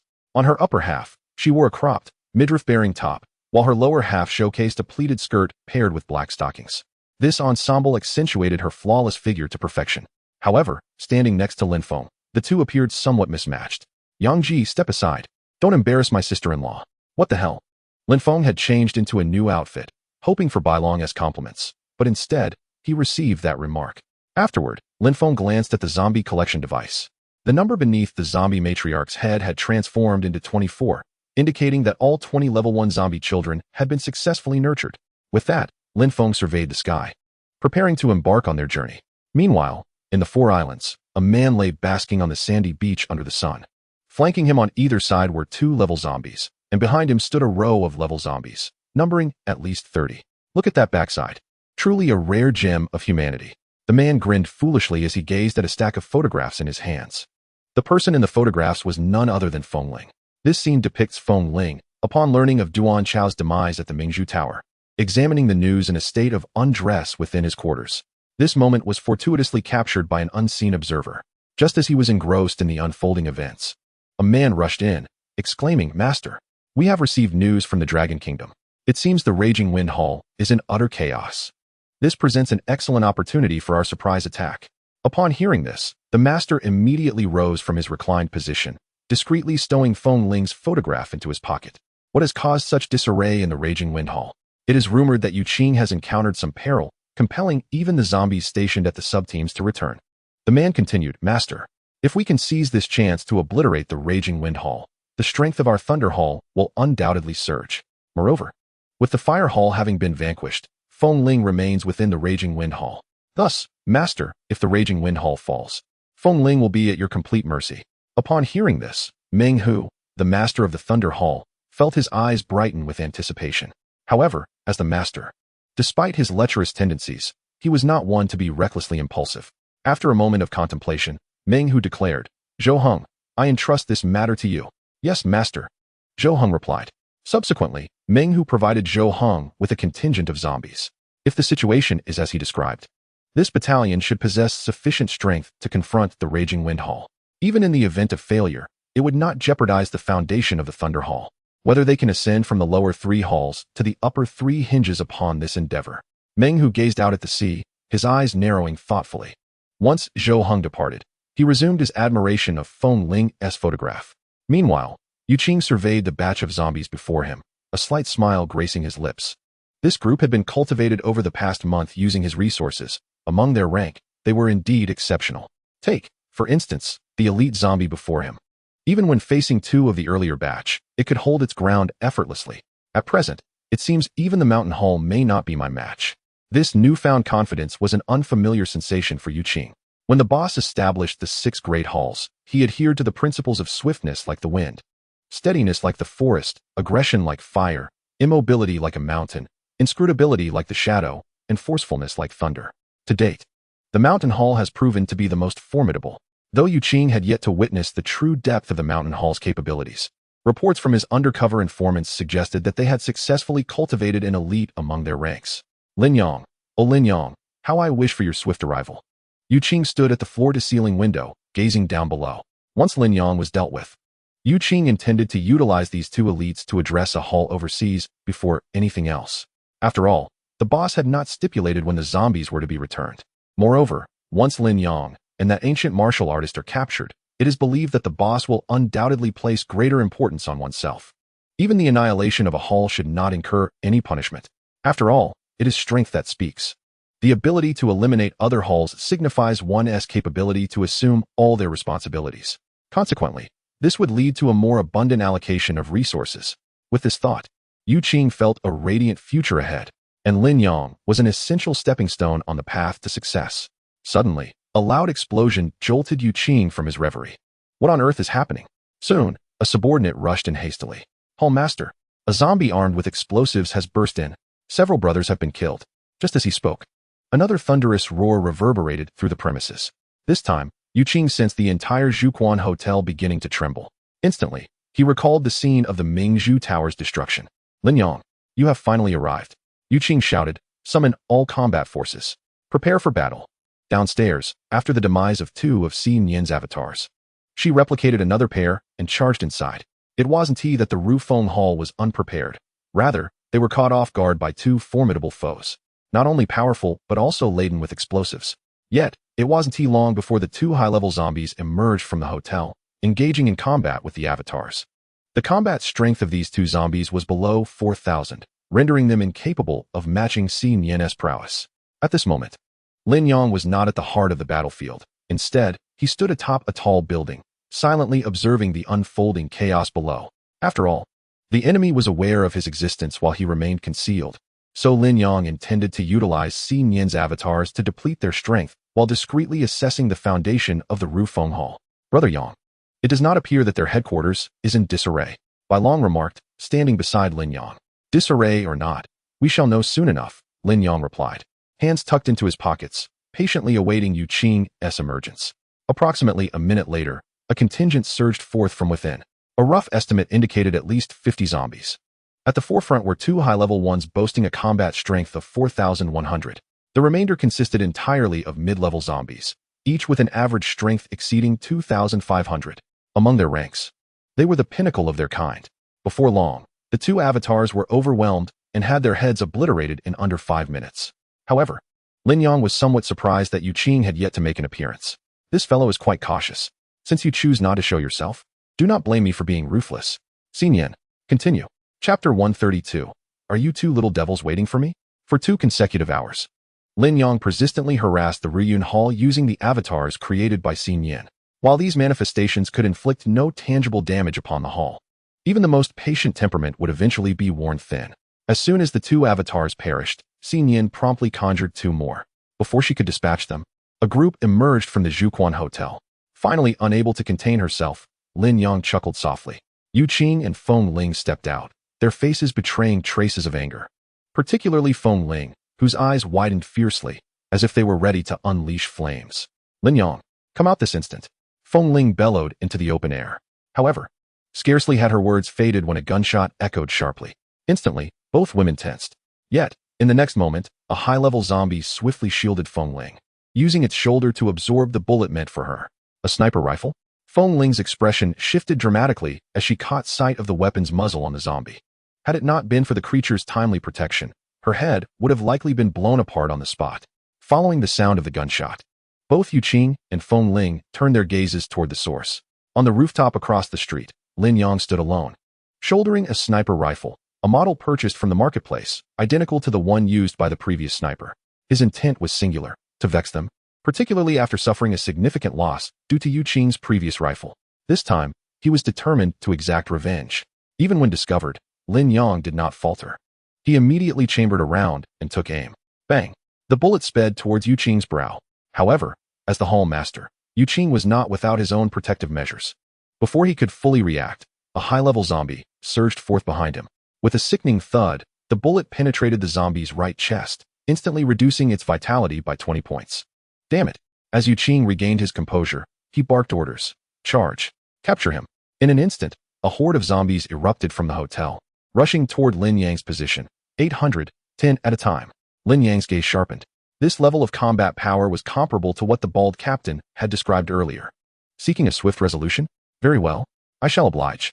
Lin Yang stowed his sniper rifle and leaped onto the staircase of the rooftop. As they pondered what Lin Yang alone intended to do, nearly 30 figures suddenly appeared, ascending the rooftop to align themselves alongside him. Ahua. Upon seeing Ahua's silhouette, Feng Ling momentarily froze. She had presumed that after her escape, Ahua would undoubtedly meet his demise at Lin Yang's hands. To their astonishment, not only had he survived, but he had also become Lin Yang's subordinate. Lin Yang gazed at the horde of corpses surging towards him from below and coldly commanded, "Kill." With that, he took the lead and leaped from the rooftop. In an instant, Lin Yang brandished the crimson flame shield in his left hand, while his soul-devouring blade sparkled with a blue luminescence in his right, charging directly at a formidable zombie with a combat power of 4,000. The creature roared, swinging its fist towards Lin Yang with astonishing speed, leaving only an afterimage in the eyes of Yu Qing and Feng Ling. However, with the eye of flaws, a golden glimmer flashed in Lin Yang's pupils. Instantly, the zombie's speed began to wane. After 2 months of life and death trials, Lin Yang's mental prowess had undergone a significant transformation, reaching a new qualitative level. For him now, any creature below the level of 4,000 could not escape the grasp of the eye of flaws. With a swift motion, Lin Yang raised his shield to block the descending fist of the zombie. Though it appeared to propel him backward several meters, he remained unscathed. In contrast, the zombie's fist was left mangled and bloodied, the bones in its fingers deformed. As long as my crimson flame shield holds, the one who gets hurt shall be you. It is worth noting that, thus far, the only entity capable of shattering the crimson flame shield was the great white shark encountered in the sea, a creature whose attributes were vastly enhanced in its aquatic domain. Even then, the shield had successfully absorbed most of the damage, preserving Lin Yang's life.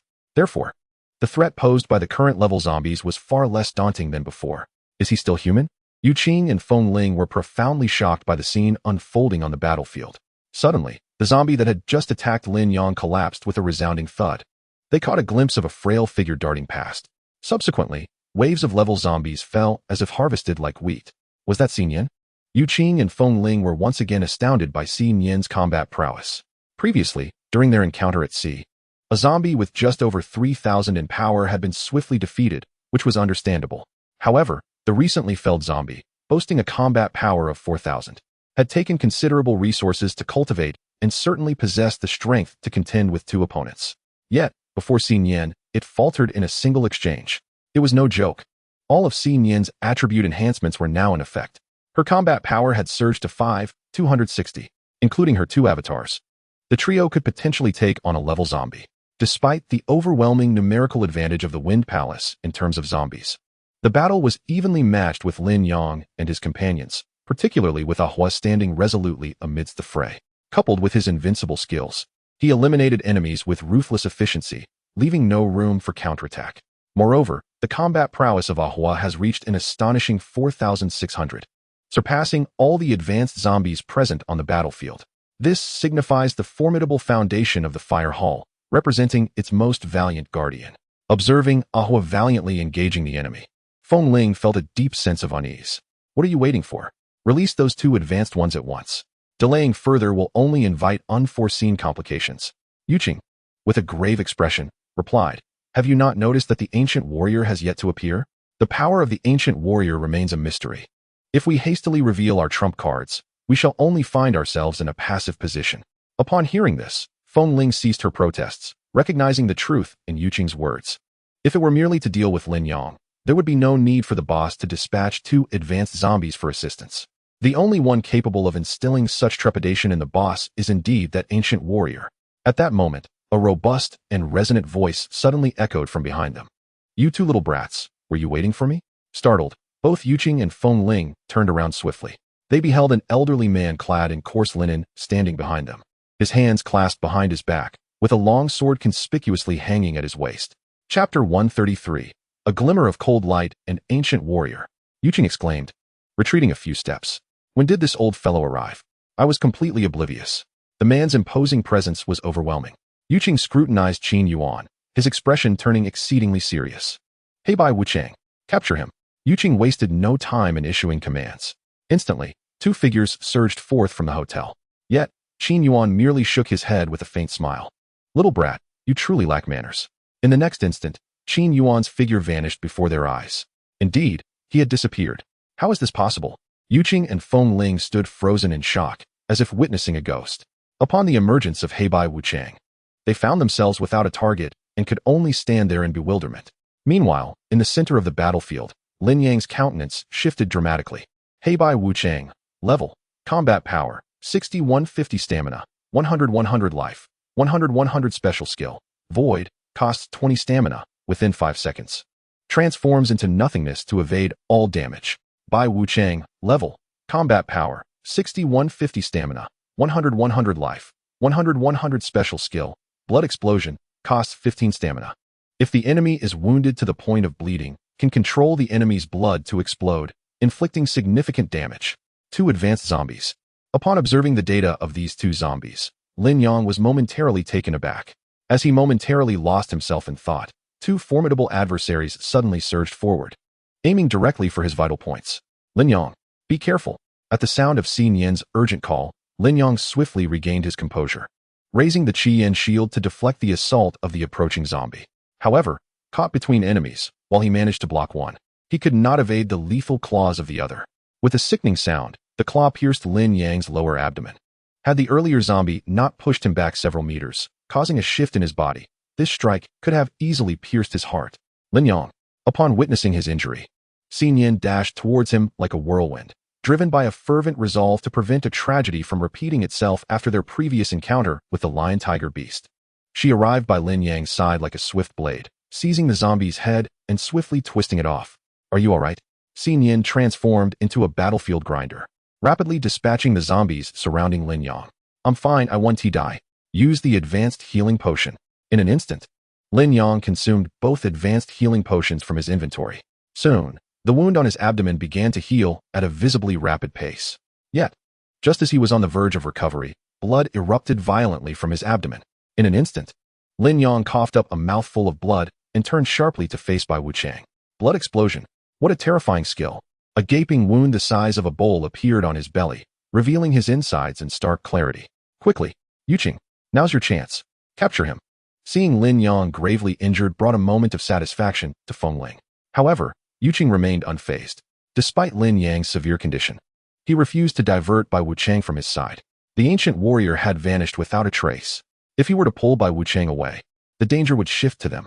Fortunately, the blood explosion could only be used once every 5 minutes. With a thought, Lin Yang immediately purchased a super healing potion from the marketplace and used it. Within seconds, the wound on his abdomen was restored to its former state.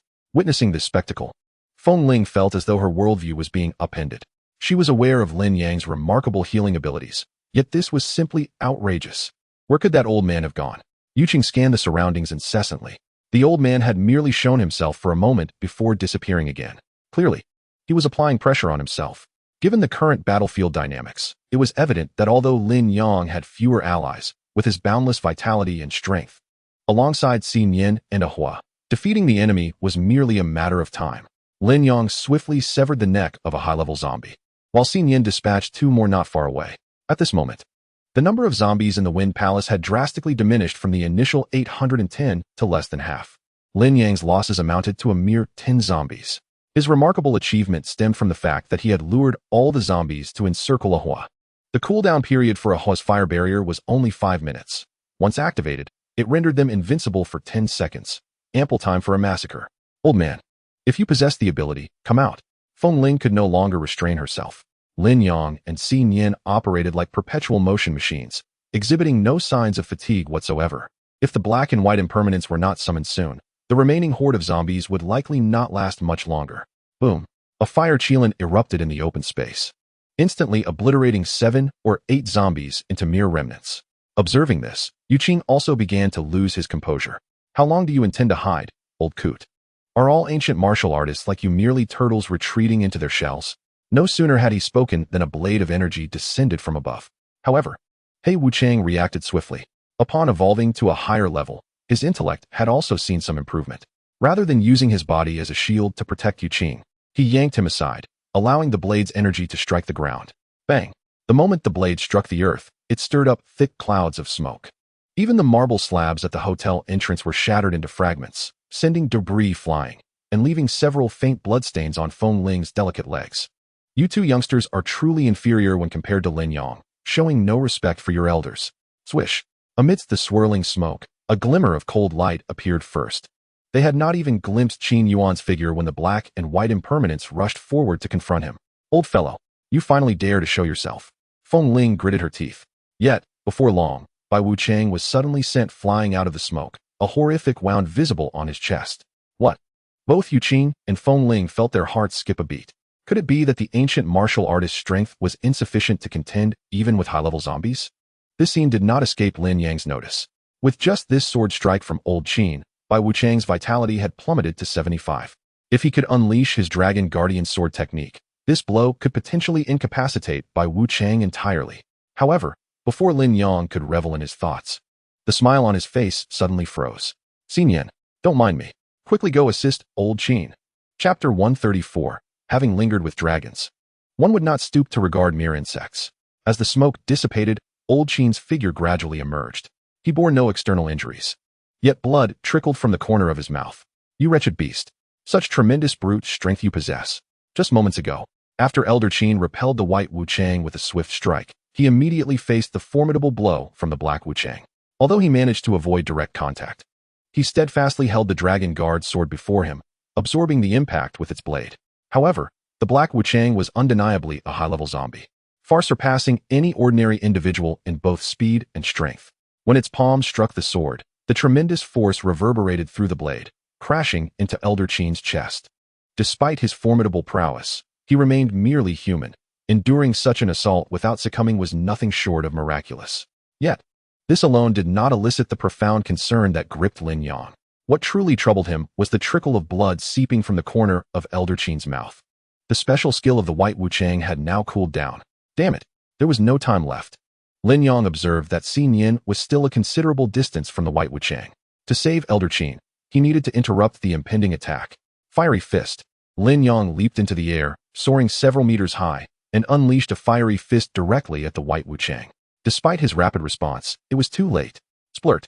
While engaged in combat with the black Wuchang, Elder Qin felt a sharp pain in his mouth. Instinctively wiping it, he discovered it was blood. Moreover, there were fragments of flesh and 2 teeth. Boom. The fiery fist collided with the white Wuchang, but Lin Yang's assault inflicted minimal damage, merely pushing the creature back a few steps. Seize that old man, Yu Qing commanded with urgency.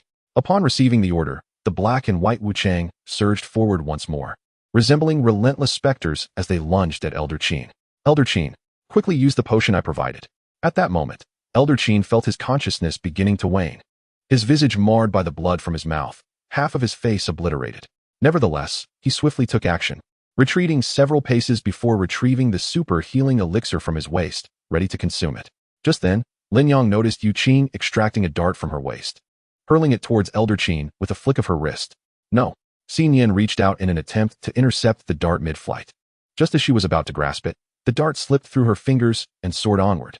No one anticipated the dart's velocity would be so astonishingly swift. It was no exaggeration to say it rivaled the speed of a bullet from a standard handgun. How could this be? A mere human wielding such strength? Lin Yang was utterly astounded. His attention was then drawn to Yu Qing's right arm, which had inexplicably regenerated. It dawned on him that the right arm, previously severed by Xin Yan, had somehow grown back through some unknown means. Moreover, it seems that the effects resemble those of his own Qilin left arm, as the strength has similarly been amplified several-fold. Wait, something appears to be amiss with his arm. Lin Yang observed that although Yu Qing was clad in a suit, his right arm was a full twice the size of his left. The sleeve on his right side was stretched tightly, looking exceedingly out of place. However, Lin Yang had no time to ponder the situation further, for the dart shot by Yu Qing had struck directly onto the vial of serum in Old Qin's hand. With a resounding crack, everything transpired with startling rapidity. Before Old Qin could drink, the genetic serum was shattered by the dart. Damn it! Ahua Lai Fu! Come assist me! Lin Yang bellowed, and immediately, Ahua and Lai Fu surged forth from the throng of corpses, aiding Lin Yang in carving out a space. Purchase. Super Healing Serum. Lin Yang's gaze turned icy. With the support of Lai Fu and Ahua, the pressure on him alleviated significantly. Subsequently, Lin Yang bent his knees slightly, as though springs had been affixed to his feet, propelling himself out of the mass of bodies with a swift leap. Old Qin, catch! In midair, Lin Yang exerted all his strength, intending to deliver the healing serum to Old Qin. Meanwhile, Xin Yan engaged in a fierce struggle with He Wuchang to create an opportunity for Old Qin. However, just as Old Qin reached out to grab it, Bai Wuchang abruptly altered his course.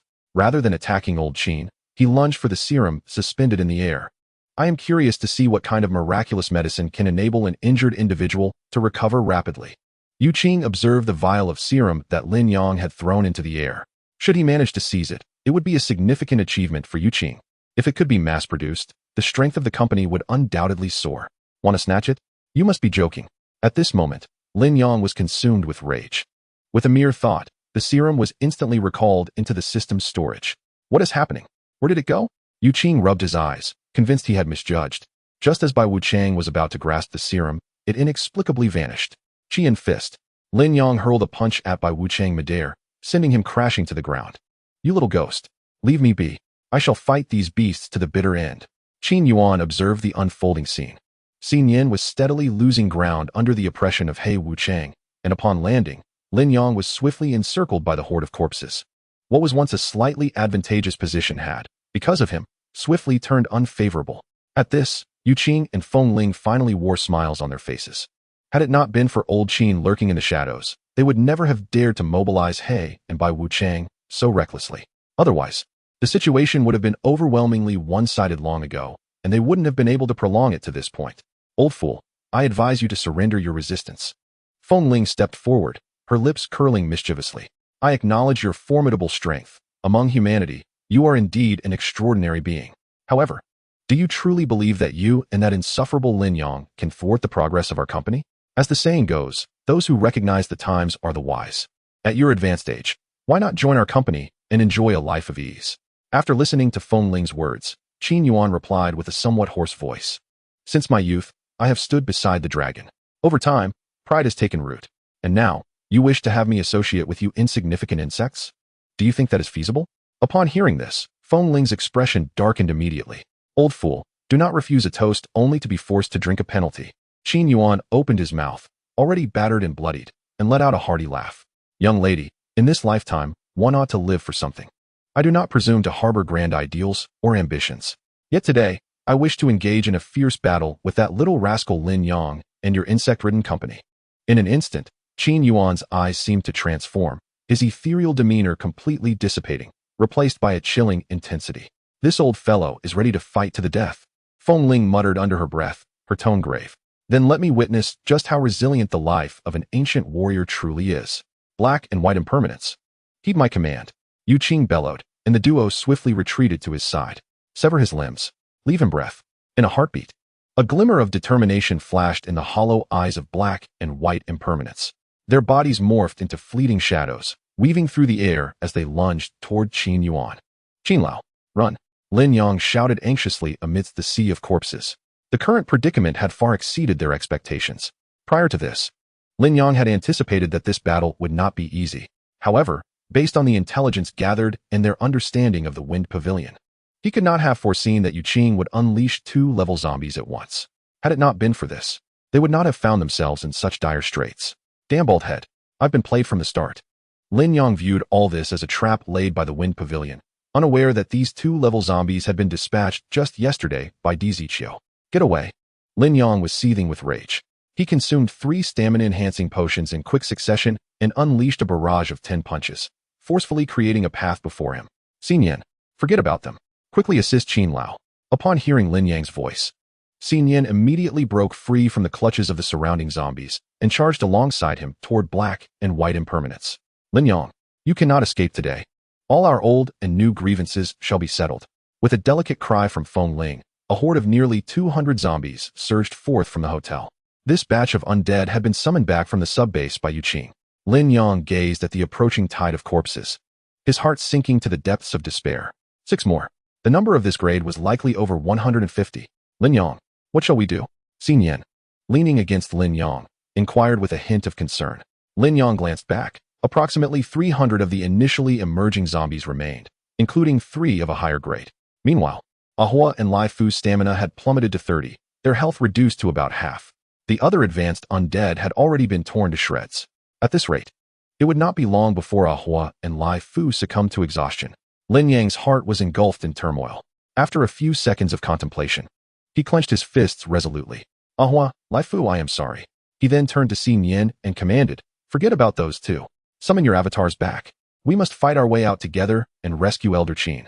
Lin Yang was acutely aware that should Elder Qin fall into the clutches of the corporation, the only fate awaiting him would be to become a zombie. If Elder Qin were to transform, the difficulty of overturning the corporation would multiply exponentially. Moreover, he could not bear to watch Elder Qin being captured, especially since it was his own actions that led to this dire situation. For both emotional and moral reasons, Lin Yang was determined to save him. Xin Yan nodded solemnly in agreement.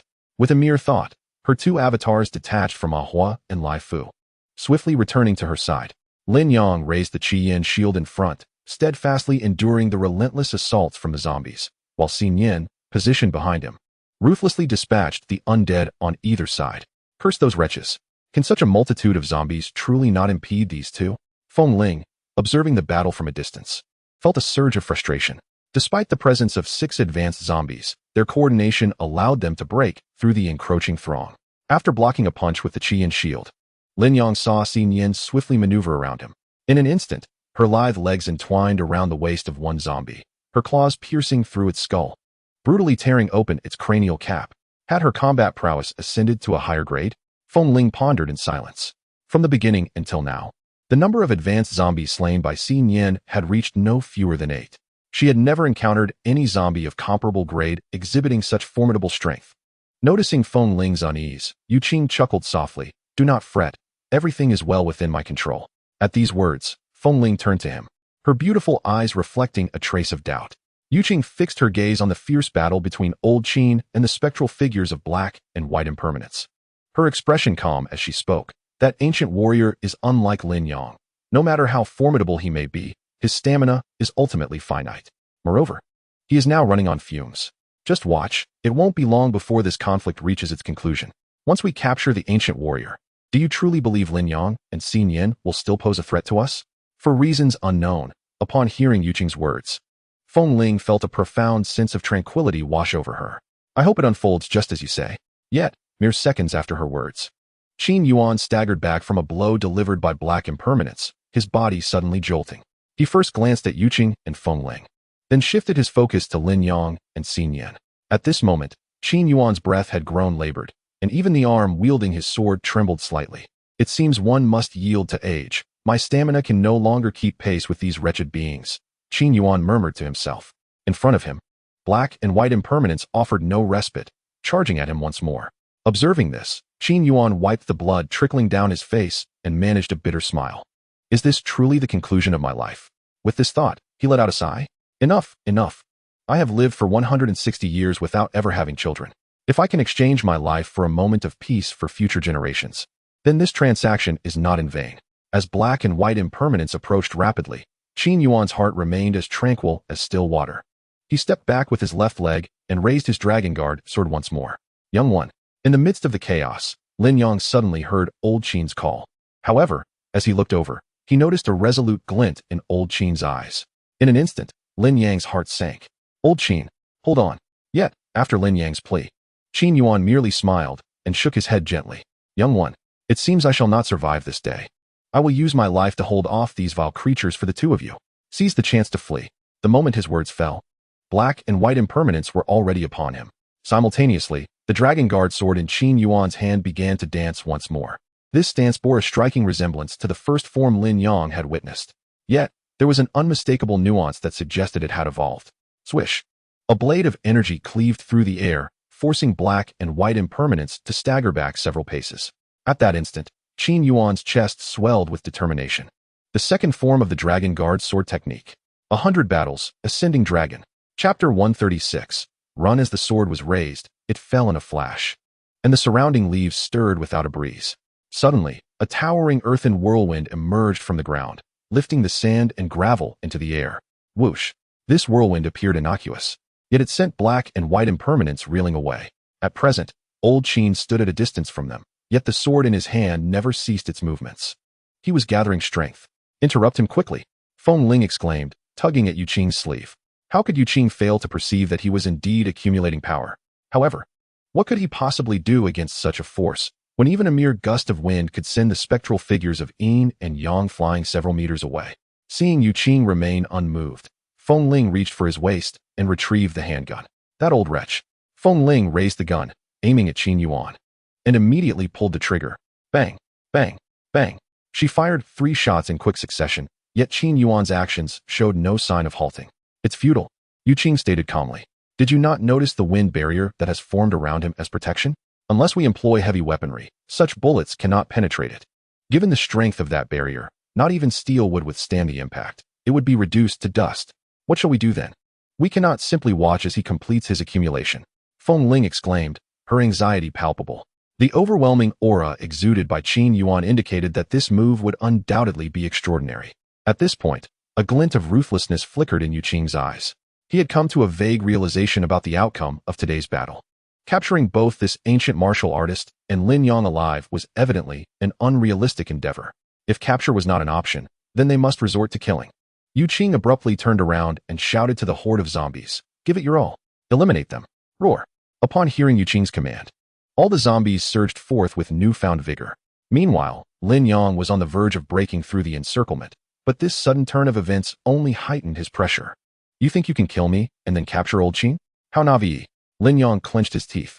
With a single strike of his blazing fist, he sent several zombies flying, the veins on his neck threatening to burst with exertion. Roar. At that moment, Xin Yin let out a piercing scream.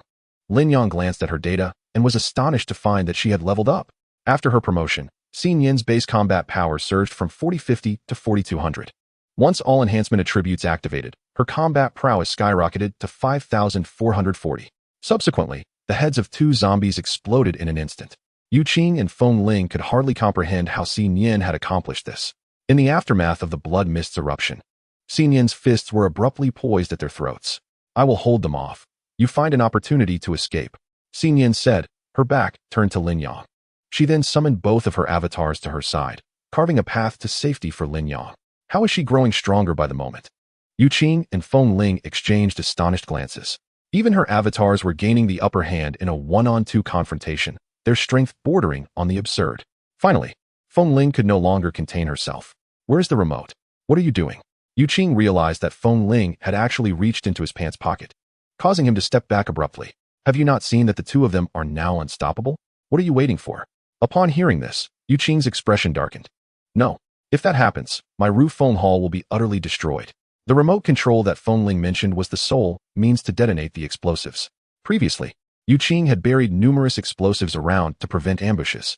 However, once detonated, not only would his headquarters be lost, but it was likely that all the zombies, except for the black and white impermanents, would meet their demise as well. Yu Qing did not wish to become the second Feng Ling. What is lost is lost. Have you forgotten what the boss instructed earlier? As long as we can capture them alive, we must spare no effort. Do not command me here. Yu Qing felt a surge of frustration. Simply put, he did not want to sacrifice his entire Ru Feng Hall for Lin Yang. At that moment, the battle between Qin Yuan and the black and white impermanents also shifted. The Earth Dragon swirl was finally broken through by the combined strength of the black and white impermanents. With the obstruction removed, they shot forth like arrows released from their bows. Were it not for Yu Qing's order to capture Qin Yuan alive, Bai Wuchang would certainly have unleashed his special skill to obliterate his head. As the black and white impermanents charged towards him, Qin Yuan suddenly let out a loud laugh. You two wretches, I shall send you to meet the King of Hell. With a furious shout, Qin Yuan swung his sword horizontally. This strike was formless and colorless. Yet, everyone could see a crescent-shaped blade slicing towards the black and white impermanents. It was said to be formless and colorless because the crescent blade twisted space, folding the reality before it. Otherwise, no one would have been able to detect this sword energy. With a sharp sound, the sword energy cleaved through the black and white impermanents. Bai Wuchang's body was immediately severed in two, leading to the demise of one powerful zombie. Yet, neither Lin Yang nor Qin Yuan exhibited any joy at that moment. For Black Wuchang not only survived, but transformed into a phantom, evading the strike from the old Qin. This was his special skill, Void. Lin Yang silently exclaimed. In the next second, Black Wuchang suddenly lunged towards Qin Yuan, solidifying his form instantly. With one claw, he pierced through Qin Yuan's abdomen. Old Qin. At this time, Lin Yang had already burst forth from the horde of corpses. However, before he could reach, Yu Qing stepped in front of Lin Yang. Get lost. Lin Yang threw a punch at Yu Qing. To his astonishment, Yu Qing showed no intent to evade. Instead, he raised his right arm in front of him and took the blow head-on. Boom. At the moment, the blazing fist exploded. It instantly shattered Yu Qing's suit sleeve to smithereens. In that instant, his right arm was fully revealed before Lin Yang. Was this the arm of a zombie? Lin Yang was astonished to see that Yu Qing's entire right arm was no longer akin to that of an ordinary person. Instead, it bore the appearance of having been infected, with skin of a dark, ashen hue, exuding an extraordinary robustness. Upon closer inspection, Lin Yang discerned that Yu Qing had not succumbed to infection. Rather, that arm seemed to have been modified. Standing before Lin Yang, Yu Qing let out a cold snort. For his greatest apprehension lay with Xin Yan, who was situated beside Lin Yang. However, at that moment, Xin Yan was encircled by zombies, unable to break free for the time being. Lin Yang, I advise you to cease your futile resistance. Opposing the company will lead you down a path of certain demise. Get lost. Without uttering another word, Lin Yang retaliated with two powerful punches. Despite the formidable defense of Yu Qing's right arm, he was still an ordinary human. The shockwaves from the three explosive impacts nearly forced him to spit blood.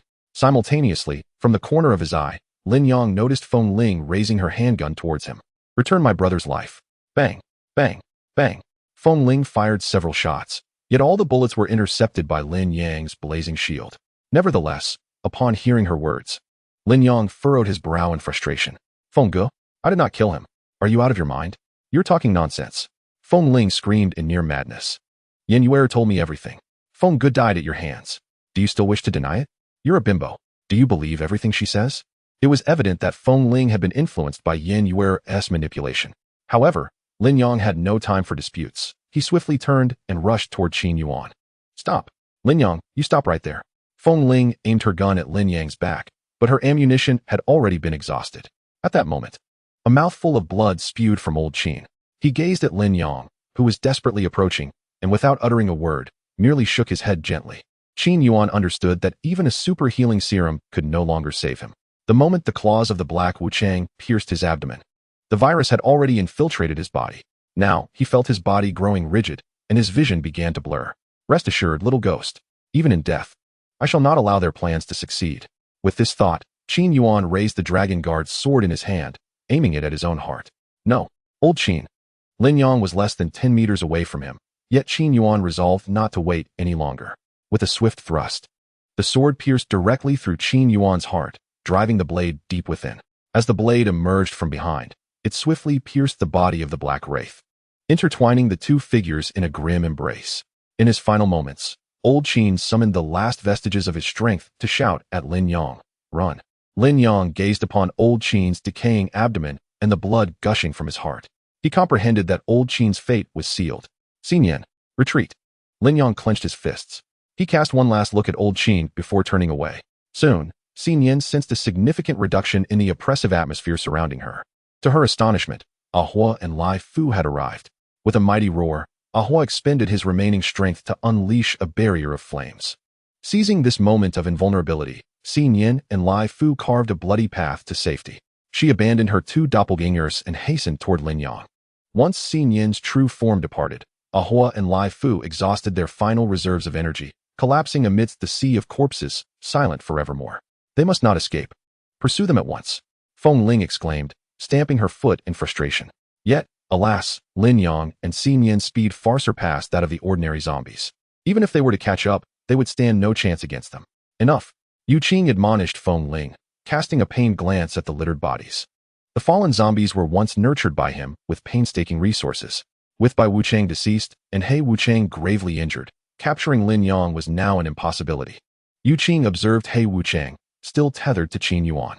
Though the blade had pierced his body, it had not struck his heart. A level zombie's regenerative capabilities rivaled those of a skilled practitioner.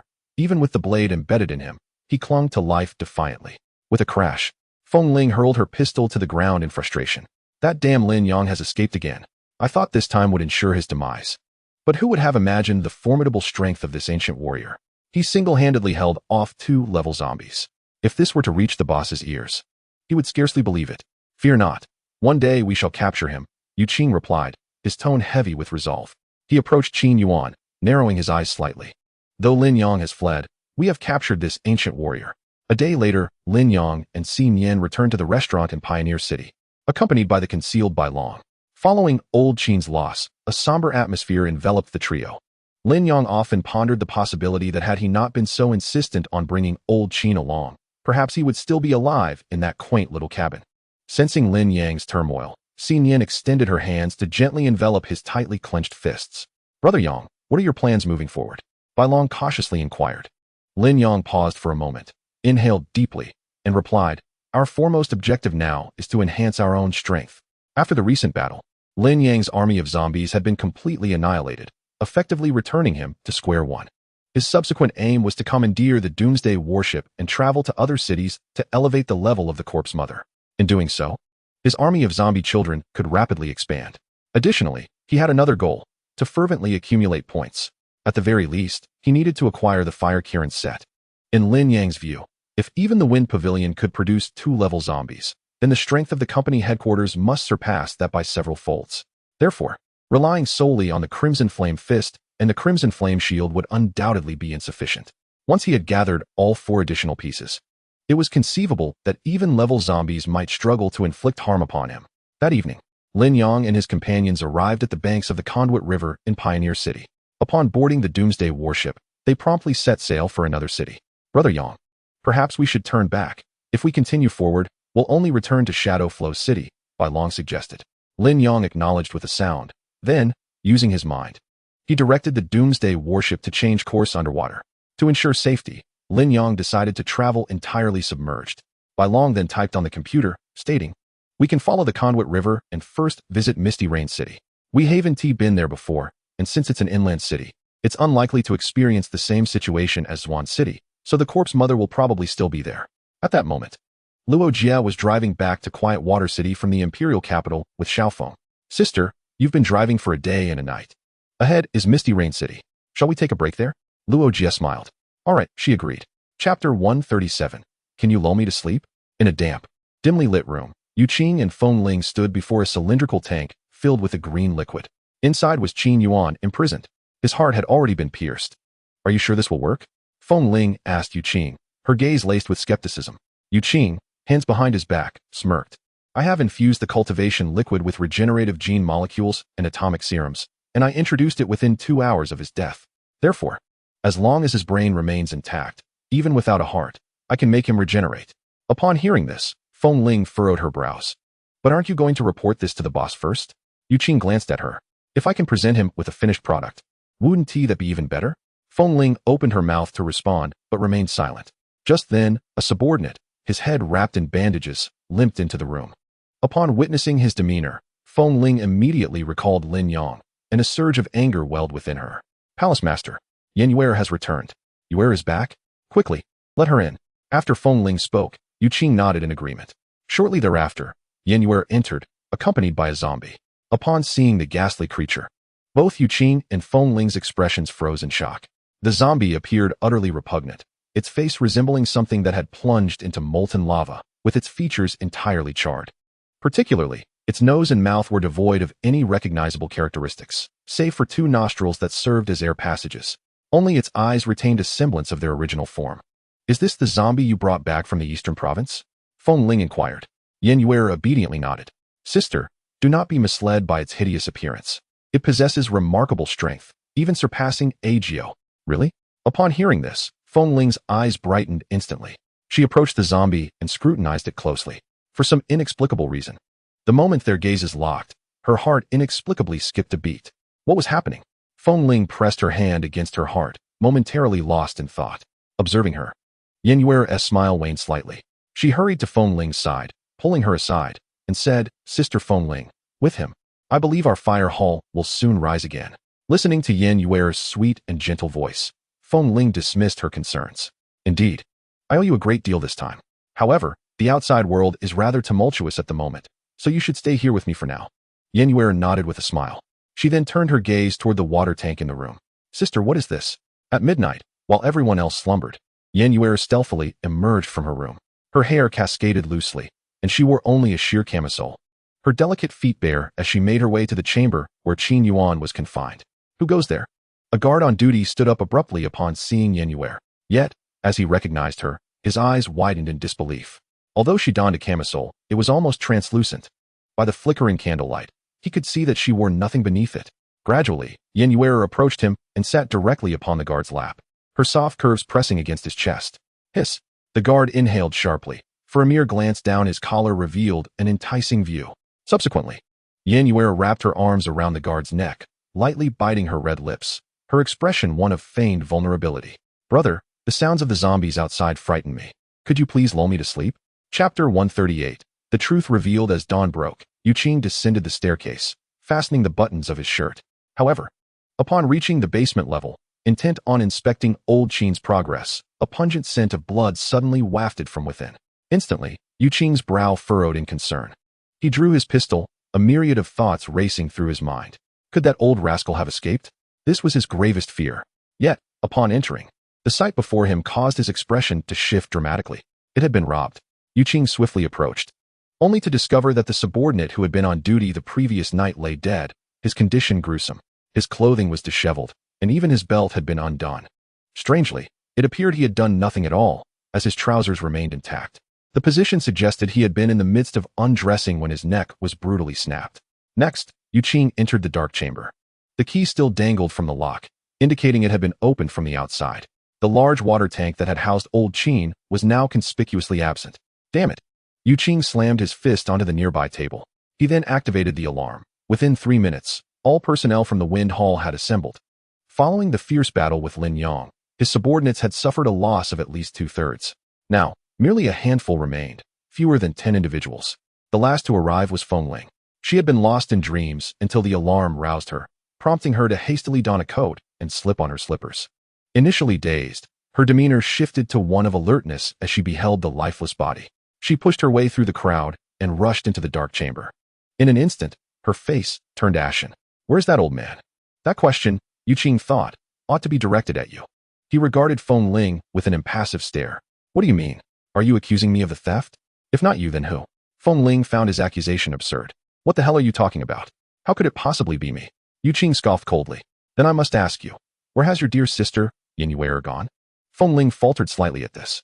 She turned to glance at the entrance, realizing with dismay that Yan Yuer was indeed absent. No, it cannot be. She has no reason to do such a thing. With that, Feng Ling spun on her heel and dashed upstairs. She arrived at Yan Yuer's door, knocking vigorously. Yuer, open the door. Hurry up. Yet, no matter how fervently Feng Ling knocked, silence echoed from within. Soon, Yu Qing and the others followed her up. With a forceful kick, Yu Qing burst the door open. However, apart from a pile of leftover food and a disheveled bed, there was not a single shadow within. Feng Ling stood in the room, feeling a sharp pang in her heart. This was no longer merely the sensation of being deceived. She had regarded Yenyuer as the last straw to revive the Fire Palace. Why? Feng Ling let out a heart-wrenching roar. She suddenly collapsed to the ground, tears streaming uncontrollably. In just these 2 short months, it felt as though she had endured all the hardships of her life. First, the Fire Palace she had painstakingly established was destroyed, followed by the murder of her closest kin. Little did she expect that even the last person she could trust would betray her, stealing away the most crucial ancient martial artist. For the first time, Feng Ling felt that living was an arduous struggle. Yet, at that moment, another suffocating thought surged into her mind. Initially, Yenyuer had claimed that Feng Gu was killed by Lin Yang, yet Lin Yang had never acknowledged this. Just yesterday, when she saw Yenyuer return with that decaying zombie, an inexplicable emotion welled up within her heart. In an instant, she seemed to comprehend everything. That was her brother, Feng Gu, whom she had been yearning for day and night. The reason his face was so burned was simply to prevent her from recognizing him. With this realization, Feng Ling clutched her head and, in a fit of despair, ripped 2 handfuls of hair from her scalp.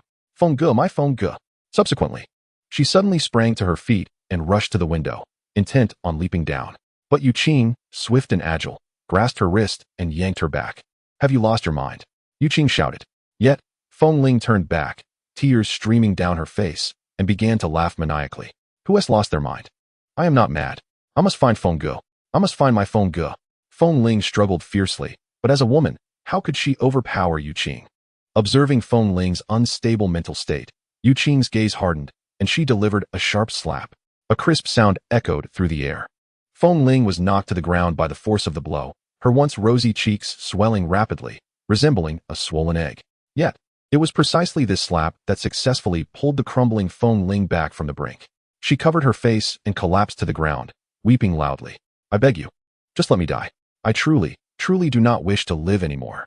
Having endured so many blows, compounded by the uncertain liquid injected into her by her employer, Di Zichio, which could trigger a crisis at any moment, she genuinely saw no hope or reason to continue living. Yu Qing gazed at the despairing Feng Ling, took a deep breath, and declared, let me tell you, only by living can you witness those detestable individuals perish before you, whether it be Lin Yang or Yenyuer. At the moment they kneel before you, pleading for mercy, you will realize that all of this suffering has not been in vain. After Yu Qing finished speaking, he paid no heed to Feng Ling's thoughts, but instead summoned 2 zombies to vigilantly guard her. I will handle matters on the boss's side. For the next 3 days, you shall remain in this room and take the time to calm yourself. Feng Ling lay on the bed, silently gazing at Yu Qing's retreating figure, her heart a tumult of emotions. In Yinyu City, a thunderous explosion echoed as Lin Yang obliterated the last of the corpse children into fragments, releasing the corpse mother. He swiftly saw the experience bar rise to 3/5. Let's go. Lin Yang retracted the corpse mother into the zombie collector, uttering those words with an air of indifference. To this, Xin Yin quietly followed, her spirits far from elevated. Since old Qin's passing, she had not witnessed Lin Yang smile. Although he now possessed the full range of human emotions, she found herself at a loss for how to console him. On the other side of the city, a red sedan came to a halt in front of a convenience store, surrounded by the lifeless bodies of zombies. Their black blood still oozed, indicating they had perished not long ago. Luo Jie sat inside the car, her gaze fixated on the convenience store. It seemed that someone might be inside. Sister, I'll go take a look. Xiao Feng flung open the car door, ready to step out. After a moment's contemplation, Luo Jie concluded that this unremarkable Yinyu city was not a focal point for the company. If company personnel had come here, there would be no need to exterminate all the zombies in the streets. Thus, only one possibility remained. The survivors were surely hiding within that convenience store. Xiao Feng, I will accompany you. Luo Jie followed Xiao Feng out of the vehicle, clutching 2 black orbs in her hands. These items were reminiscent of those Yu Qing had employed during his escape with Feng Ling. Although Xiao Feng had grown considerably stronger, caution was still paramount.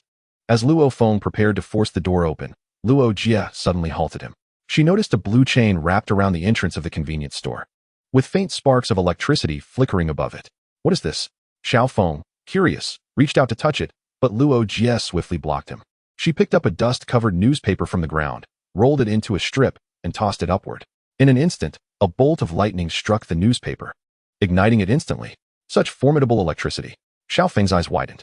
Fortunately, he had refrained from touching it, or he would have endured a painful experience. At that moment, the white dragon was concealed within the storage room of the convenience store, engrossed in operating a computer. Upon hearing the sizzling sound from outside, he paused for a brief moment before resuming his tasks. This is not the first time he has been restrained by Lin Yang using electric shocks. Such sounds have long ceased to astonish him. Yet, suddenly, a tremendous crash reverberated from outside, shaking the very foundation of the building. What is happening? Could the building be collapsing? Bai Long closed his laptop, a sense of panic creeping into his heart. With Lin Yang and Xin Yan absent, he feared he would be unable to fend off even a single-level zombie on his own. Swiftly, Bai Long rose to secure the warehouse door. However, just as he was about to close it, a dark, greenish hand unexpectedly reached in. Bang! Xiao Feng forcefully pushed the door, sending Bai Long tumbling out. Sister, there's just a fat guy inside. Xiao Feng glanced at Bai Long before turning away. Then, to Bai Long's horror, a woman stepped inside. He had never before encountered Luo Jia, but he could see that her figure rivaled that of Feng Ling, and her beauty might even surpass it. Luo Jia had cascading golden locks flowing down her back, clad in a light purple, form-fitting, short dress. Her long, straight legs, accentuated by black fishnet stockings, appeared irresistibly alluring. Beautiful lady, please don't kill me. Bai Long pressed himself against the shelf behind him. Having witnessed Lin Yang and Xin Yan, he instinctively assumed that Luo Jia and Xiao Feng were in a similar predicament. After all, Xiao Feng was the only other talking zombie he had encountered aside from Lin Yang and Xin Yan. Xiao Feng returned to the wall he had just broken through, on guard against any approaching zombies. Meanwhile, Luo Jia approached Bai Long, scrutinizing him closely. How did you end up here? She inquired. Her knowledge of Lin Yang's companions was limited to the cold-hearted and the formidable Li Zhengwang Bin, making Bai Long a stranger to her. Bai Long swallowed hard, nervously gazing into Luo Jia's exquisite features, momentarily at a loss for words. In a short span of time, Lin Yang and Xin Yan were racing along the road. For some unknown reason, an unsettling feeling gnawed at Lin Yang's heart. Xin Yan glanced at him and said, I understand that old Qin's death has hit you hard. But don't put too much pressure on yourself. If it becomes unbearable, we can always leave Long Country. The world is vast, and there will always be a place for us. Lin Yang nodded, but upon turning his gaze, he was alarmed to see the convenience store ahead reduced to ruins. This is bad. Bai Long is in trouble. With that, Lin Yang instantly accelerated, transforming into a blur as he dashed away. At that moment, Xiao Feng was seated in the convenience store, munching on snacks. He had just opened a bag of chips, yet before he could take a bite, his expression abruptly shifted. There's a killing intent. Subsequently, Xiao Feng moved swiftly, and in the blink of an eye, he dashed out of the house. However, as soon as he emerged, he was confronted by a fire Qilin charging towards him. A mere trick.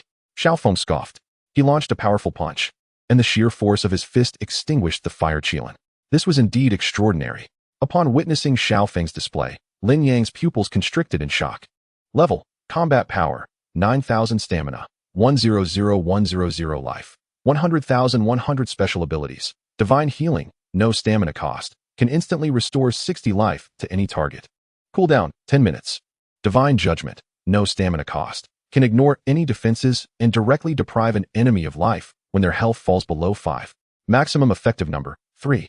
Cooldown, 10 minutes. Divine anthropomorphism, passive ability, increases speed and defense by 30. Restores basic human characteristics, except for form. What? 3 divine level special abilities.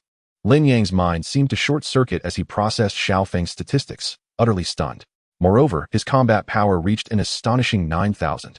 What on earth was happening here? Just then, upon seeing the newcomer, Xiao Feng was equally taken aback.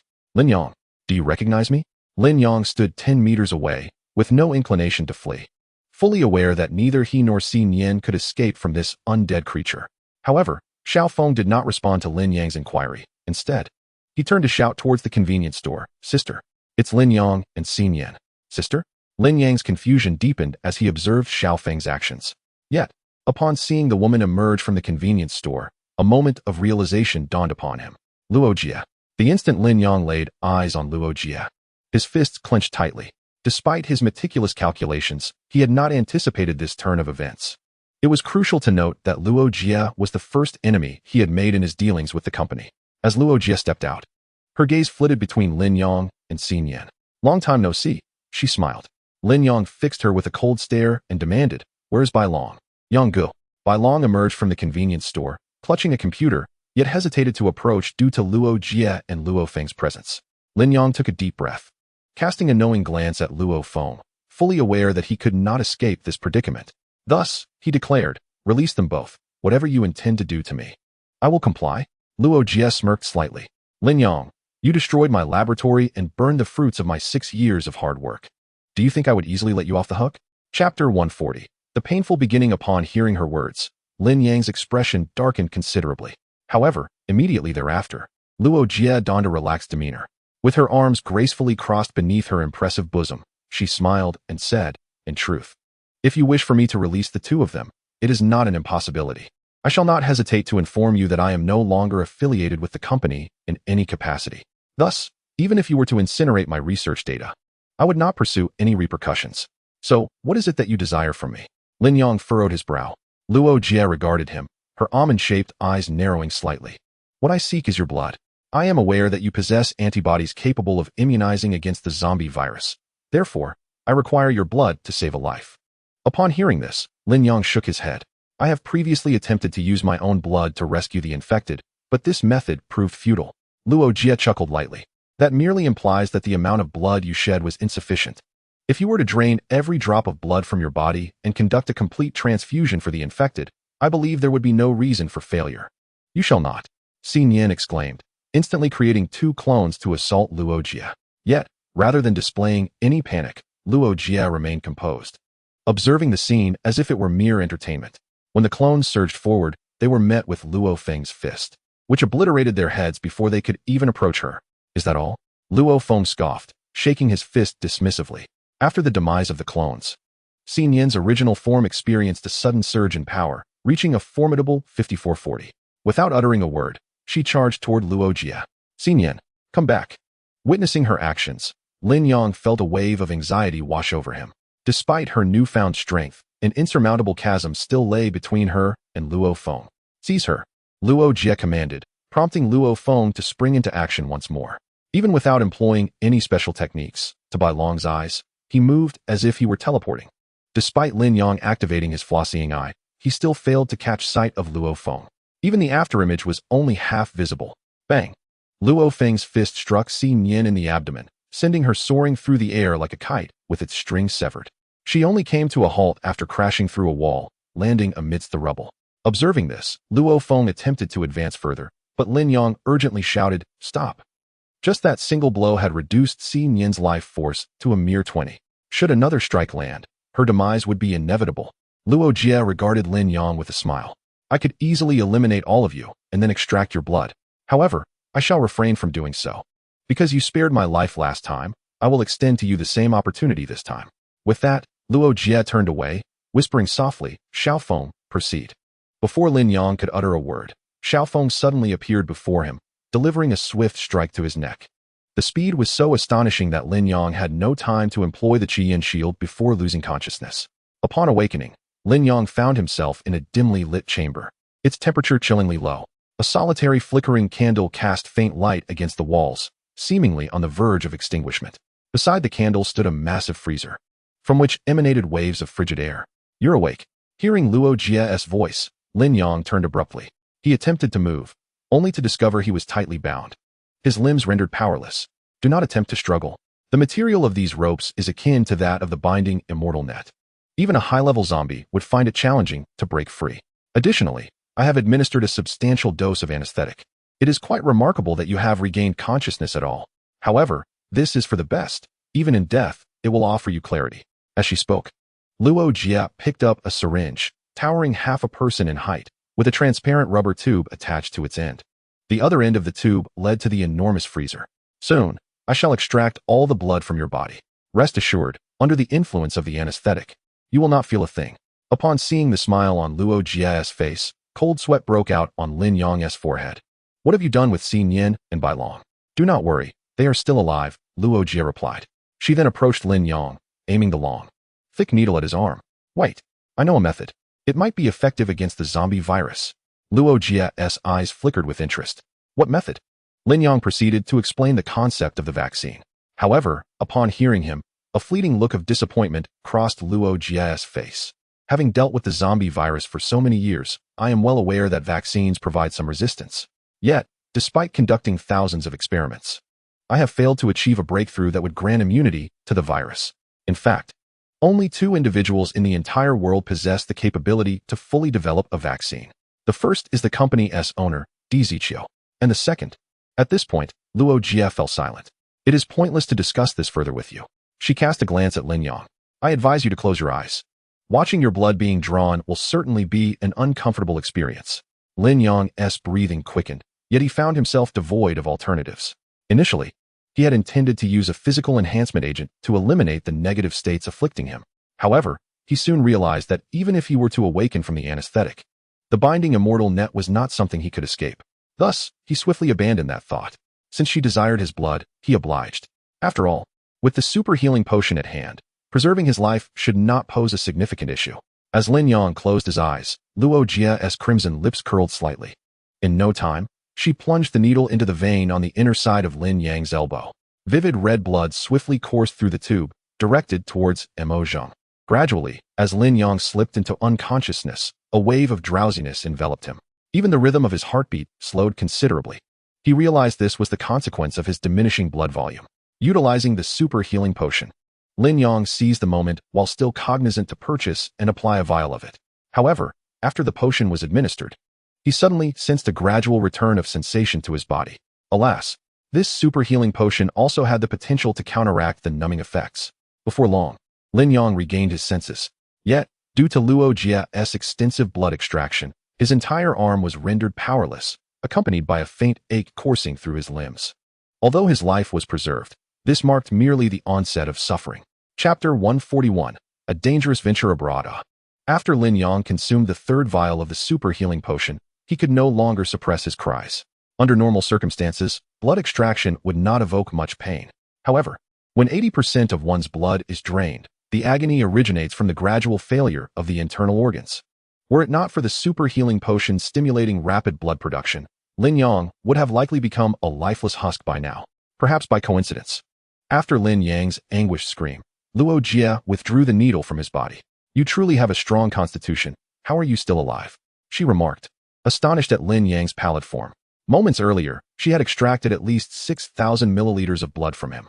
Scientifically speaking, given Lin Yang's height of 1.78 meters and his weight of less than 130 pounds, his total blood volume should not have even reached 6,000 milliliters. Consequently, Luo Jie quickly deduced that Lin Yang possessed not only viral antibodies, but also an astonishing regenerative capability for his blood. Perhaps I should extract more while I have the chance, she pondered. However, there was a more pressing matter at hand. Setting down the syringe, Luo Jie hastened to Mo Zheng's side. She could see that a blood transfusion line was attached to his left arm, the source being Lin Yang. Meanwhile, a bloodletting tube was inserted into his right arm, draining into a basin beneath, already filled with deep crimson blood. With each step she took towards him, her heart raced a bit faster, for whether she could pull Mo Zheng back from the brink of death hinged on this very moment. Heavenly Father, I beseech you. Luo Jie clasped her hands together in prayer. She approached the freezer, illuminated by the flickering candlelight, and beheld Mo Zheng's bare form. In that instant, a deluge of tears surged forth from Luo Jie's beautiful eyes. It was a success. My dear, I have finally triumphed. Luo Jie observed that the virus, which had previously spread across Mo Zheng's body, had vanished. The once putrid wound began to pale, signifying that the flesh had succumbed to death, merely awaiting a passage of time to slough off. Furthermore, she detected a hint of long-lost color on Mo Zheng's face. Lin Yang, witnessing this scene, felt a profound shock within. He had presumed that the viral immunity serum would only be effective for himself. To his astonishment, Luo Jie had truly achieved it. Yet, amidst her joy, Luo Jie did not allow herself to be swept away. She hastily injected Mo Zheng with another serum, ensuring he could better adapt to the new blood and avert other ailments. May I be released now? Lin Yang inquired weakly. However, Luo Jie had no time to attend to him. She swiftly called Luo Feng inside and lifted Mo Zheng from the freezer. Is it truly successful? Luo Feng questioned with a look of disbelief. Just as the three were about to exit, Lin Yang grew anxious. Hey, you can't just turn your backs on me after pulling up your trousers. Release me at once. Yet, no one paid him heed. And it was only after the iron door clanged shut that Lin Yang ceased his cries. Damn it. With the aid of the super healing serum, Lin Yang's blood had nearly restored itself. Subsequently, he consumed a physical enhancement serum, replenishing his previously weakened body with vigor. He couldn't help but wonder about Xin Yin and Bai Long's current state. 2 hours later, Luo Jie and Luo Feng emerged from the bedroom. Her brother-in-law was no longer in critical condition and would likely awaken soon. Luo Jie sighed deeply, then turned to Luo Feng, saying, Xiao Feng, now that Xin Yin is in our possession, I ponder whether a blood transfusion could enable you to evolve the ability to alter your form at will. To this, Luo Feng merely smiled faintly. Forget it, sister. Whether or not I can revert to human form is no longer significant to me. Besides, her strength is inferior to mine. Any potential harm she may cause is simply not worth the risk. Listening to her brother's words, Luo Jie found a semblance of reason in them. Very well then. But the genes of Lin Yang and Xin Yin are indeed extraordinary. The secrets they harbor may only be unraveled once your brother-in-law awakens. System, what time is it? Beep. The current time in the imperial capital is 23:58:43. Lin Yang sat in the chair, his mood exceedingly irritable, for he had been sitting there for a full 10 hours, without even a drop of water to quench his thirst. Subsequently, Lin Yang reviewed Xin Yin's data. Fortunately, her health had fully restored to 100%, indicating she had not suffered any harm. Just then, the door of the secret chamber suddenly creaked open. Just as Lin Yang was about to utter a curse, he heard a foreign voice intruding. Shoo, do not speak. Instantly, Lin Yang clamped his mouth shut. He gazed at the individual entering from outside, his eyes widening in surprise. Why are you here? For the man before him was Mo Zhang, the husband of Luo Jie. Mo Zhang then gently closed the door to the chamber and approached Lin Yang, whispering, I am here to assist you. Assist me? Lin Yang's gaze was filled with wariness. After all, he had never interacted with this man, let alone the fact that he was related to Luo Jie. Mo Zhang nodded earnestly and said, Although I understand that saving me was not your intent, I still wish to express my gratitude.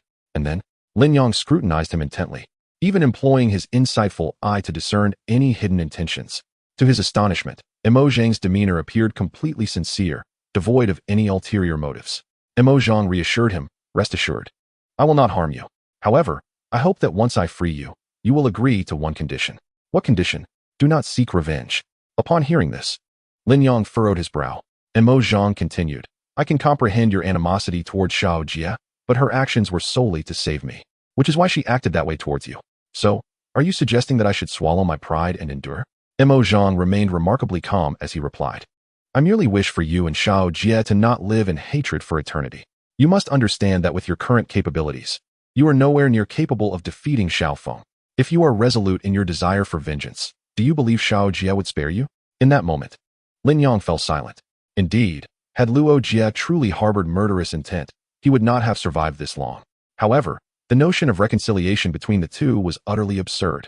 Observing Lin Yang's silence, Mo Zhang continued, I assure you, my intention in saving you is not malicious.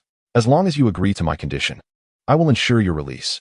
Moreover, I must confess that Xiao Jie has already withdrawn from the company, and I was never part of it to begin with.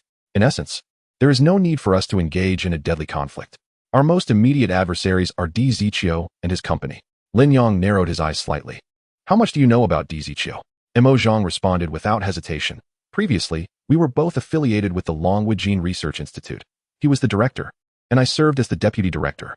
It may amuse you to know that Mo Zhang and Di Ziqiu were once quite good friends. However, everything changed with the arrival of Xiao Jie.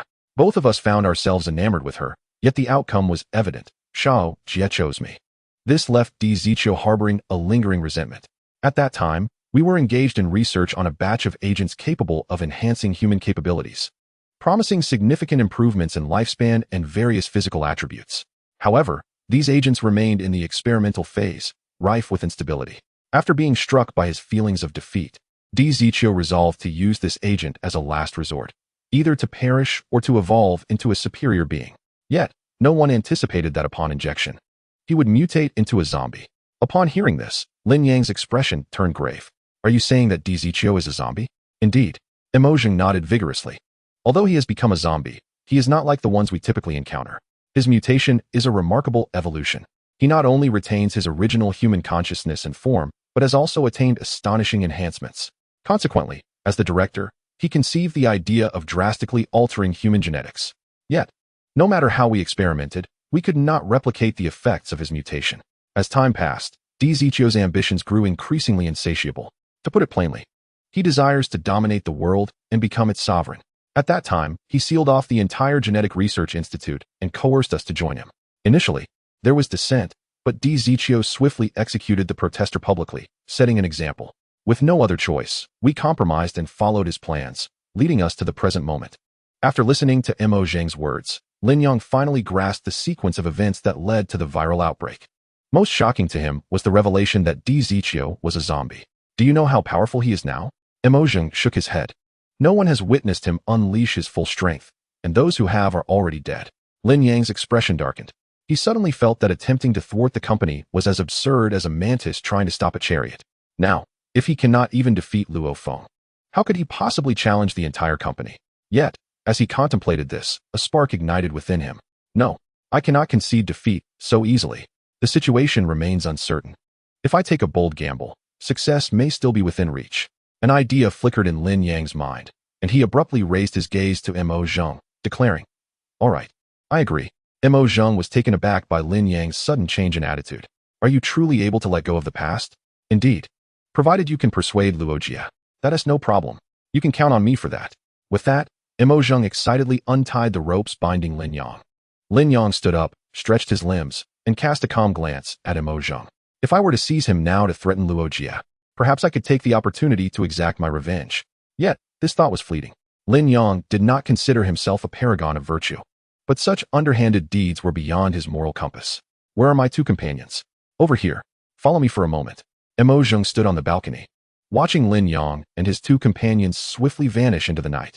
"I sincerely hope you can indeed overthrow Di Ziqiu. This world ought not to be as it is." With a sigh, Mo Zheng turned away, only to find Luo Jia, clad in her nightgown, standing behind him. "Xiao Jia, you need not explain," Luo Jia interrupted. Standing barefoot on the carpet, she smiled at Mo Zheng. "I will always trust your decisions." These words stirred a profound tenderness within Mo Zheng's heart. Gazing at Luo Jia illuminated by the moonlight, she appeared utterly enchanting. Unable to contain his inner turmoil any longer, Mo Zheng stepped forward, embraced the captivating lady before him, and kissed her deeply. Meanwhile, Lin Yang and his companions stood atop a building, gazing at the luminous full moon on the horizon. He had not anticipated returning to Jingshui City in such a manner. Holding Xin Yin in his arms, Lin Yang felt a wave of emotion. Having just faced death, Bai Long wisely refrained from interrupting Lin Yang. "What are your plans now?" Xin Yin nestled against Lin Yang, her voice soft. As he conversed with Mo Zheng, Lin Yang had already devised a plan. He hesitated to respond to Xin Yin, instead turning to Bai Long. "Buddy, at this juncture, there is something I wish to discuss with you." "What is up, Yang Go?" Lin Yang released Xin Yin from his embrace, moving closer to Bai Long and giving his shoulder a hearty pat. "You've endured a lot following me on this journey." These words caused Bai Long to regard Lin Yang with a changed expression. "Yang Go, are you not planning to take me along anymore?" Lin Yang chuckled. "You figured that out already?" Upon hearing this, Bai Long grew anxious. "Yang Go, I know I've sometimes been a burden to you and sister-in-law, but I have skills. I can still be of assistance. Don't worry about that, brother." Lin Yang placed a comforting hand on Bai Long's shoulder. "I have never regarded you as a hindrance. Without you, we might not have even escaped Kanglan City. However, the path I am about to take is perilous, and I cannot endanger you." Hearing this, Bai Long spoke earnestly. "Yang Go, to be honest, from the moment I decided to accompany you, I have placed my life in your hands. Though I may appear timid, when it comes to life and death, I will not be a burden." Bai Long had more to say, but Lin Yang raised his hand to interrupt him. "My brother, in the past, I have always heeded your arrangements, but this time, you must listen to me." Lin Yang's tone was resolute. "The current situation in Dragon Country has become untenable, hence my wife and I have resolved to venture abroad. On one hand, it is to evade the storm. On the other hand, it is to enhance our strength. The day we return will mark the commencement of our formal confrontation with the company. Trust in me. I shall surely triumph over that scoundrel Di Ziqiu. Do not forget, I have also promised to assist you in finding a partner." 3 days have swiftly passed, and during this time, Lin Yang and Xin Yin returned to Vanguard City. They located the apocalyptic battleship and set sail following the route chart provided by the White Dragon. As for the White Dragon, Lin Yang sent it back to Luo Jia, as it had expressed a desire to remain with her and her companions. "Brother Yang, Mo Zheng does not appear to be a villain. Accompanying them is far safer than returning to Kanglan City." Thus, Lin Yang was ultimately persuaded. At this moment, Lin Yang and Xin Yin had already navigated through the connecting river into the Eastern Sea region. Their destination was the 4 island nations that lie across the sea from Dragon Country. The sun shone brightly, and the sea was calm.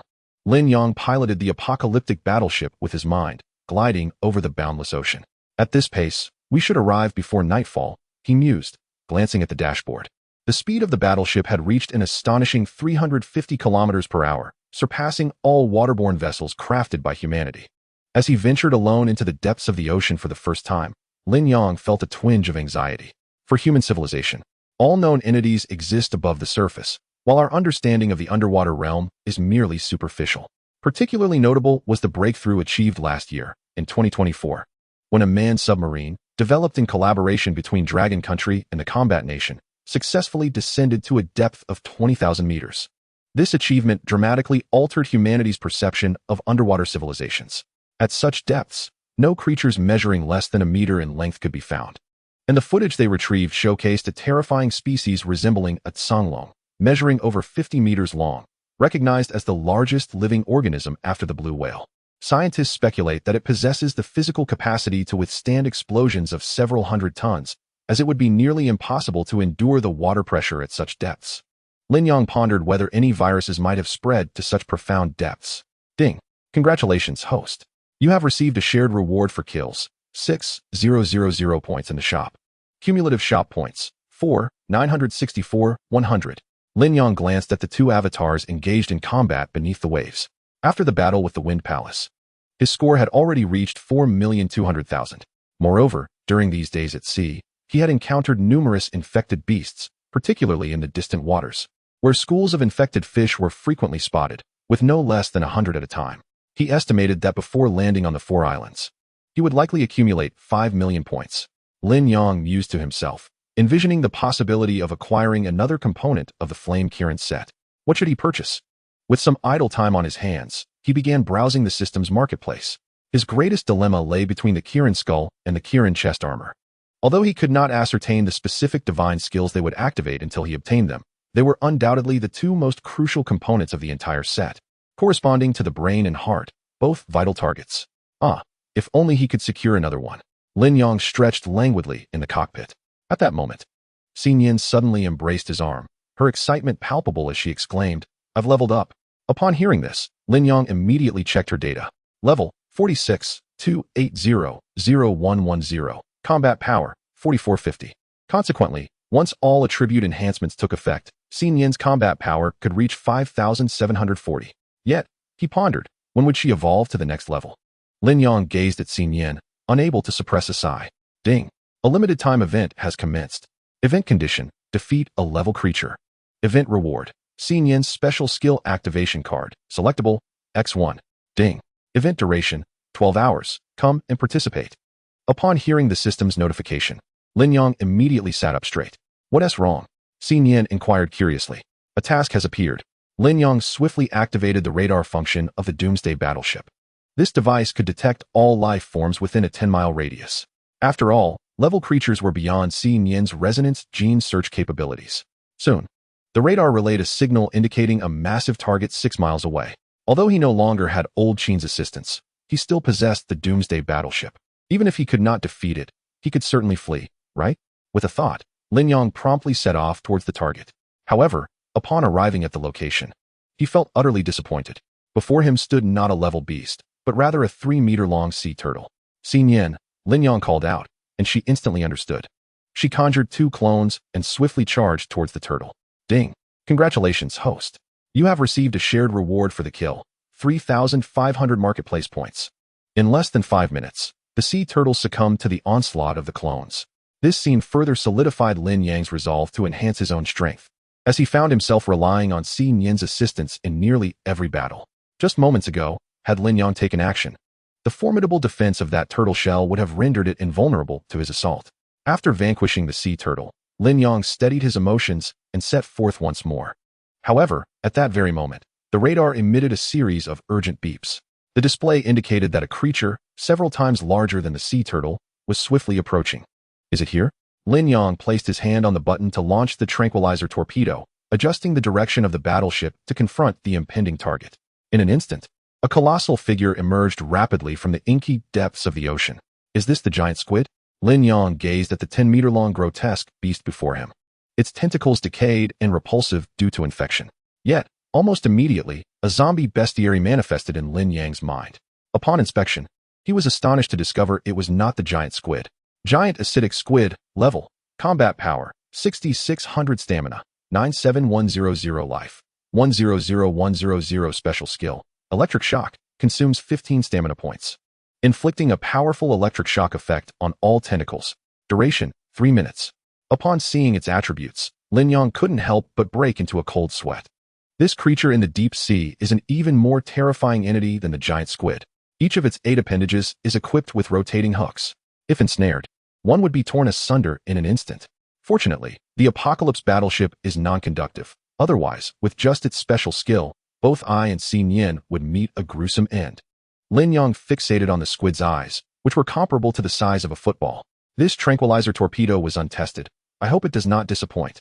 With determination, Lin Yong pressed a button on the console. The next moment, a muffled thud echoed as a green projectile shot forth like a cannonball. Upon striking the giant acidic squid, it detonated with a resounding explosion. Chapter 143. Those who do not flee are fools. As the tranquilizer torpedo approached, the giant acidic squid instinctively raised its tentacles in defense. However, this action inadvertently accelerated the explosion of the torpedo. In an instant, a vast expanse of green liquid rapidly spread through the ocean. The effective range of the tranquilizer torpedo was extensive. Within 3 breaths, the giant acidic squid was enveloped in a cocoon of green anesthetic. Had he succeeded? Lin Yong peered into the now murky green water, obscuring any view of the creature within. A full 10 seconds passed without the giant acidic squid emerging. Just as he thought victory was assured, a tentacle adorned with flesh hooks suddenly shot forth from the depths. Not good. Retreat. With a surge of thought, Lin Yong commanded the Apocalypse battleship to swiftly reverse. However, no matter how swift the battleship may be, it requires a certain amount of time to gain momentum. Before it could accelerate, a tentacle had already ensnared the vessel's bow. Subsequently, the colossal giant squid seemed to discover its source of strength, pulling itself out of the anesthetic fluid. As the formidable creature loomed larger before him, Lin Yong felt every hair on his body stand on end. It is crucial to remember that this is a creature dwelling in the depths of the ocean, several thousand meters below the surface. Imagine a 10-meter-long giant squid charging towards you. Its body not only appears black and decayed, but even its enormous eyes turned a ghastly gray. This visual assault is undoubtedly more intense than anything you might witness from a horror film. Zzz. Lin Yong then heard the crackling sound of electricity emanating from the hull. Shortly thereafter, electric sparks flickered from its 8 limbs, affecting even the surrounding water currents. Bang! The giant squid ascended onto the apocalyptic battleship, pressing its enormous eye against the cockpit glass. Damn it! Who do you think you're scaring? Lin Yong cursed. He then plopped down in the seat controlling the impact water cannon and fired directly at its eye. Boom! The force of this shot could easily obliterate a lesser beast. However, in the presence of the giant squid, it was somewhat underwhelming. Although the shot struck its eye, it merely caused it to shake slightly. What followed was a more frenzied retaliation. Xi Nian, hold on tight. The giant squid seemed incensed. After ensnaring the apocalyptic battleship, it began to thrash violently, even capsizing the entire vessel. Why didn't the paralysis torpedo have any effect at all? Did I purchase a defective one from a discount store? Lin Yong felt quite vexed. After all, based on the description, the paralysis torpedo was supposed to be far more powerful than the impact water cannon. He had always regarded it as his trump card. Yet, unexpectedly, it proved to be utterly ineffective. Now he could only wait for its special effect duration to expire. Venturing outside recklessly might lead to electrocution. Strapped in by his safety belt, Lin Yong felt as if he were on a pirate ship, tossed about wildly. However, it wasn't long before he sensed that the intensity of the swaying had diminished significantly. Within 10 seconds, the movement ceased entirely. What was happening? Hadn't it been less than 3 minutes? Lin Yong pondered, glancing at the time displayed above the cockpit, which indicated that only a minute had passed. The paralysis torpedo seemed to have taken effect. Upon hearing Xi Nian's voice, Lin Yong quickly adjusted his position and peered out. Indeed, the giant squid's limbs had released their grip on the apocalyptic battleship. It floated in the water, occasionally twitching, but it was evident that it was no longer as agile as before. Damn system, I misjudged you, Lin Yong chuckled. Xi Nian, send out 2 clones to investigate. With a nod, Xi Nian created her duplicates, but before they could depart, a horde of hammerhead sharks unexpectedly approached from the opposite side. Lin Yong silently cursed his misfortune.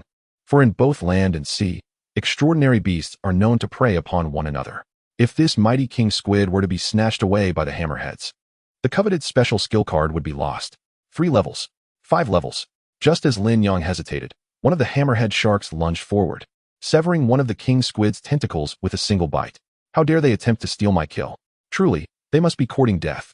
Xinyan, I will divert their attention. You look for an opportunity to eliminate that squid. With that, Lin Yong opened the watertight door and plunged into the ocean. Upon spotting the living Lin Yong, the hammerhead sharks immediately abandoned their pursuit of the king squid. The allure of fresh flesh was to them akin to a rare delicacy, an opportunity not easily found. Crimson Flame Shield. With a hum, Lin Yong utilized his Qilin left arm, once again curling behind the shield.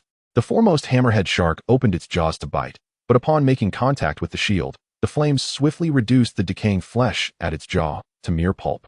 In that fleeting moment, Lin Yong swung his right fist down with tremendous force, shattering the shark's left eye in an instant. After landing the blow, Lin Yong did not linger in battle but swiftly swam upwards.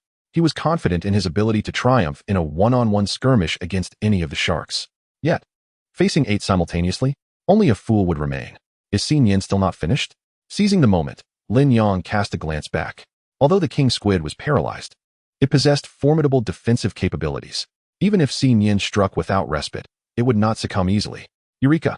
An idea struck Lin Yong. Since it was so resilient, why not allow the sharks to feast first? With that thought, he suddenly reversed his direction and swam towards the king squid. Upon seeing Lin Yong rush towards him, Xinyan initially thought he was struggling and sought to assist. Just as she prepared to swim over, she noticed Lin Yong waving his hand, signaling her to retreat. Without a moment's hesitation, Xinyan complied and withdrew with her clones. Then, Lin Yong accelerated sharply, darting through the enormous tentacles of the king squid. The hammerhead sharks, seeing Lin Yong vanish among the interwoven appendages, mindlessly redirected their ferocity towards the king squid.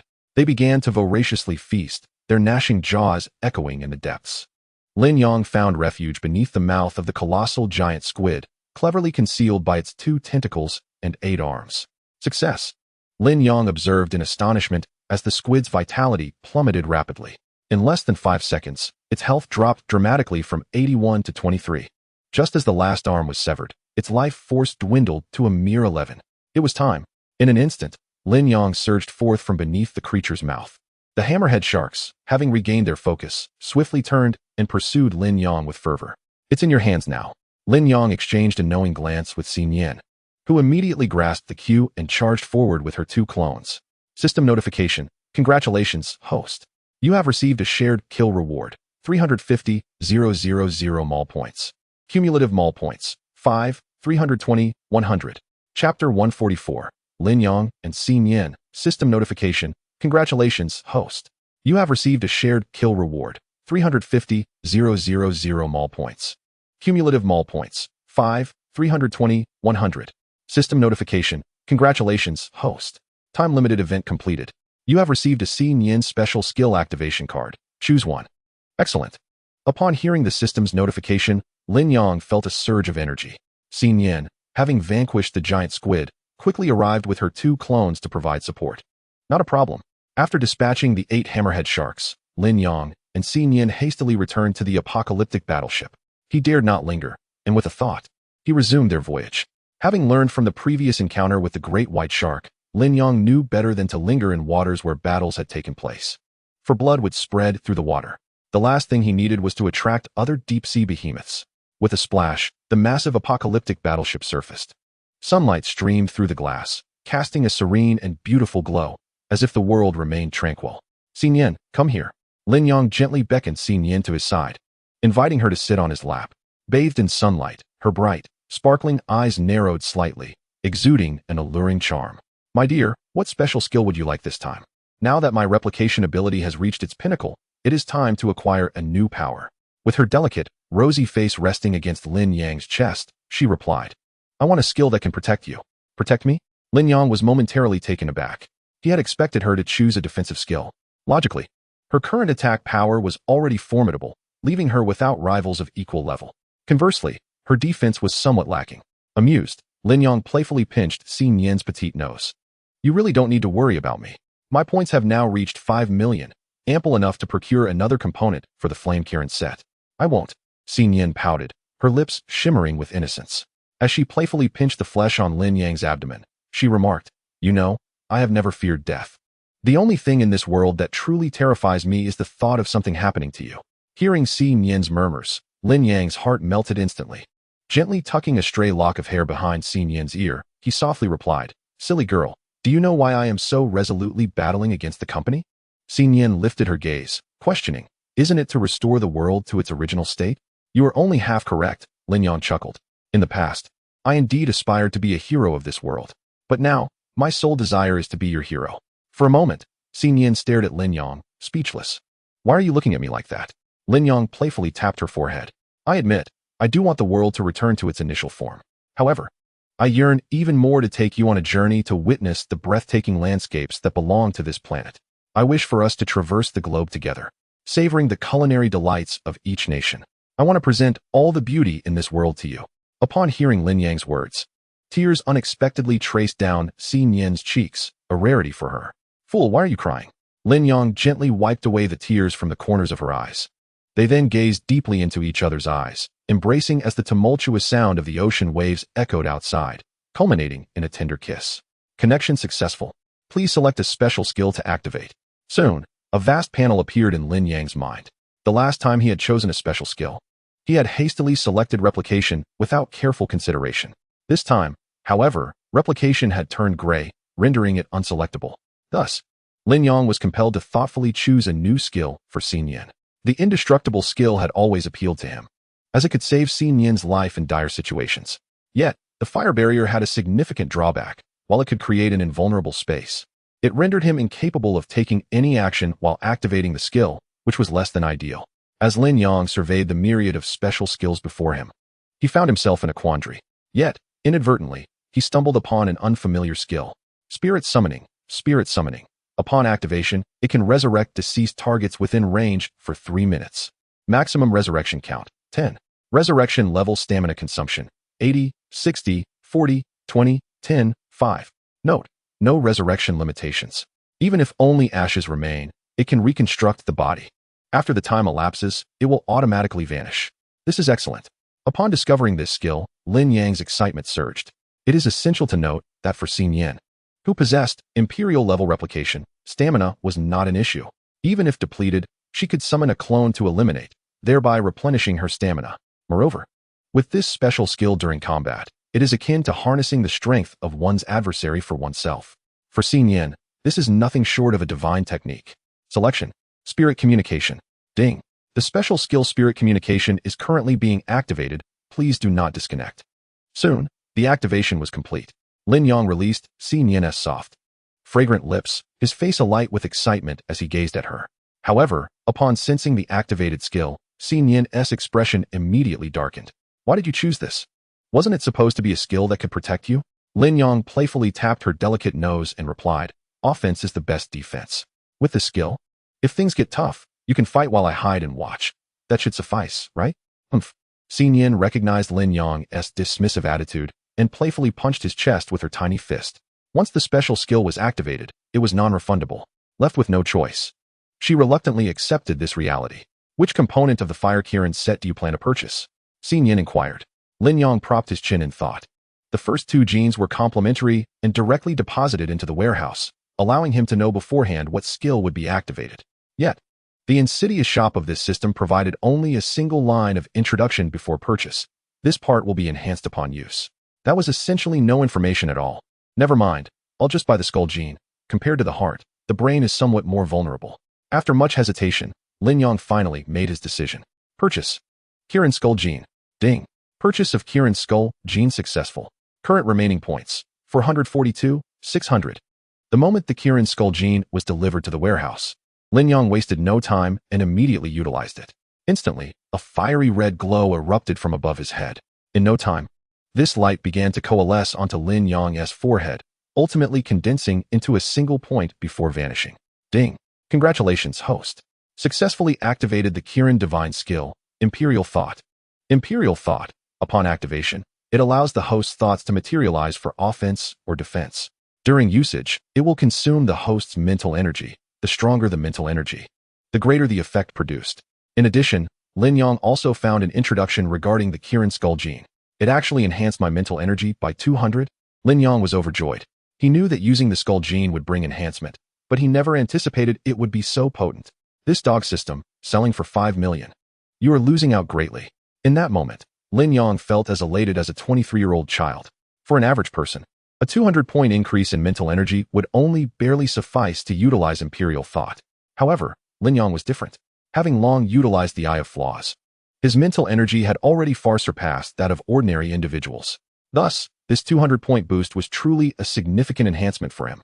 Subsequently, Lin Yang rose to his feet, standing face to face with Xin Yan, and said, "Come, strike me with a punch and see." Upon hearing this, Xin Yan transformed into a zombie in an instant, launching herself towards Lin Yang with remarkable speed. Observing her fierce onslaught, Lin Yang's gaze sharpened. "Stop." The moment he invoked his will, Xin Yan felt an overwhelming pressure descend upon her, rendering her immobile.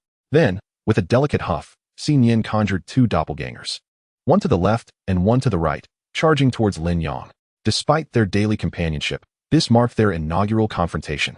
Moreover, it was Lin Yang's first encounter with the oppressive aura that Xin Yan exuded. Truly formidable, stronger than anyone he had ever encountered. Manifesting his thoughts into reality, Lin Yang concentrated. Under his mental control, two fiery crimson swords materialized out of thin air, swiftly piercing towards the doppelgangers. Whoosh! The speed of these swords was extraordinary, even faster than a sniper's bullet. Thud! Xin Yan barely registered how the swords moved. By the time she reacted, the blades had already pierced the heart of one doppelganger. Although this scene startled Xin Yan, her fighting spirit intensified. Just as Lin Yang reveled in his triumph, one of the lifeless doppelgangers suddenly stood up. It was a manifestation of spiritual connection. Lin Yang immediately recognized it as Xin Yan's special ability. Then, to his astonishment, Xin Yan replicated two more doppelgangers and struck through their hearts. Instantly, her stamina surged from 40 to 100. Seamlessly, as she created two new doppelgangers. Another lifeless one sprang back to life. Now, counting Xin Yan's original form, there were 5 Xin Yans standing before Lin Yang. "What are you waiting for?" Xin Yan chuckled. "Shall we see who exhausts their mental energy first, you or I?" "No competition." Lin Yang waved his hand. Good heavens, at this rate, Xin Yan had become an eternal motion machine. Unless faced with absolute overwhelming force, she would only grow stronger with each encounter. Even though his will was potent, mental energy was finite and could not withstand such strain. Moreover, Lin Yang also discovered that the mental energy consumed by invoking his will was exorbitantly high. After merely employing it for a short while, he felt his brain becoming fatigued, yearning for immediate slumber. Clearly, this ability should not be used lightly. After all, there were no potions available in the marketplace to amplify mental energy. Thus, the two spent several more hours at sea, finally reaching the Four-Island Nation before the sun completely set. Lin Yang then anchored the apocalyptic battleship in a relatively safe maritime zone. As dawn broke the following day, the two stood atop a foreign rooftop, gazing down at the throng of undead below. "Do you have any specific plans moving forward?" Xin Yan turned to Lin Yang, who squinted slightly in response. "No real plans. After all, this tiny island nation is scarcely larger than a province of the Dragon Kingdom. Let us proceed to annihilate." Chapter 145. A meeting at the Thunder Palace within a seaside villa in the capital of the Four Nations Island. The Lord of the Thunder Palace, Meng Hu, reclined languidly in a massage chair. Beside him were 2 renowned actresses from the island, clad in scant fabric, one presenting food, while the other offered beverages, attending to him as though he were a bedridden patient.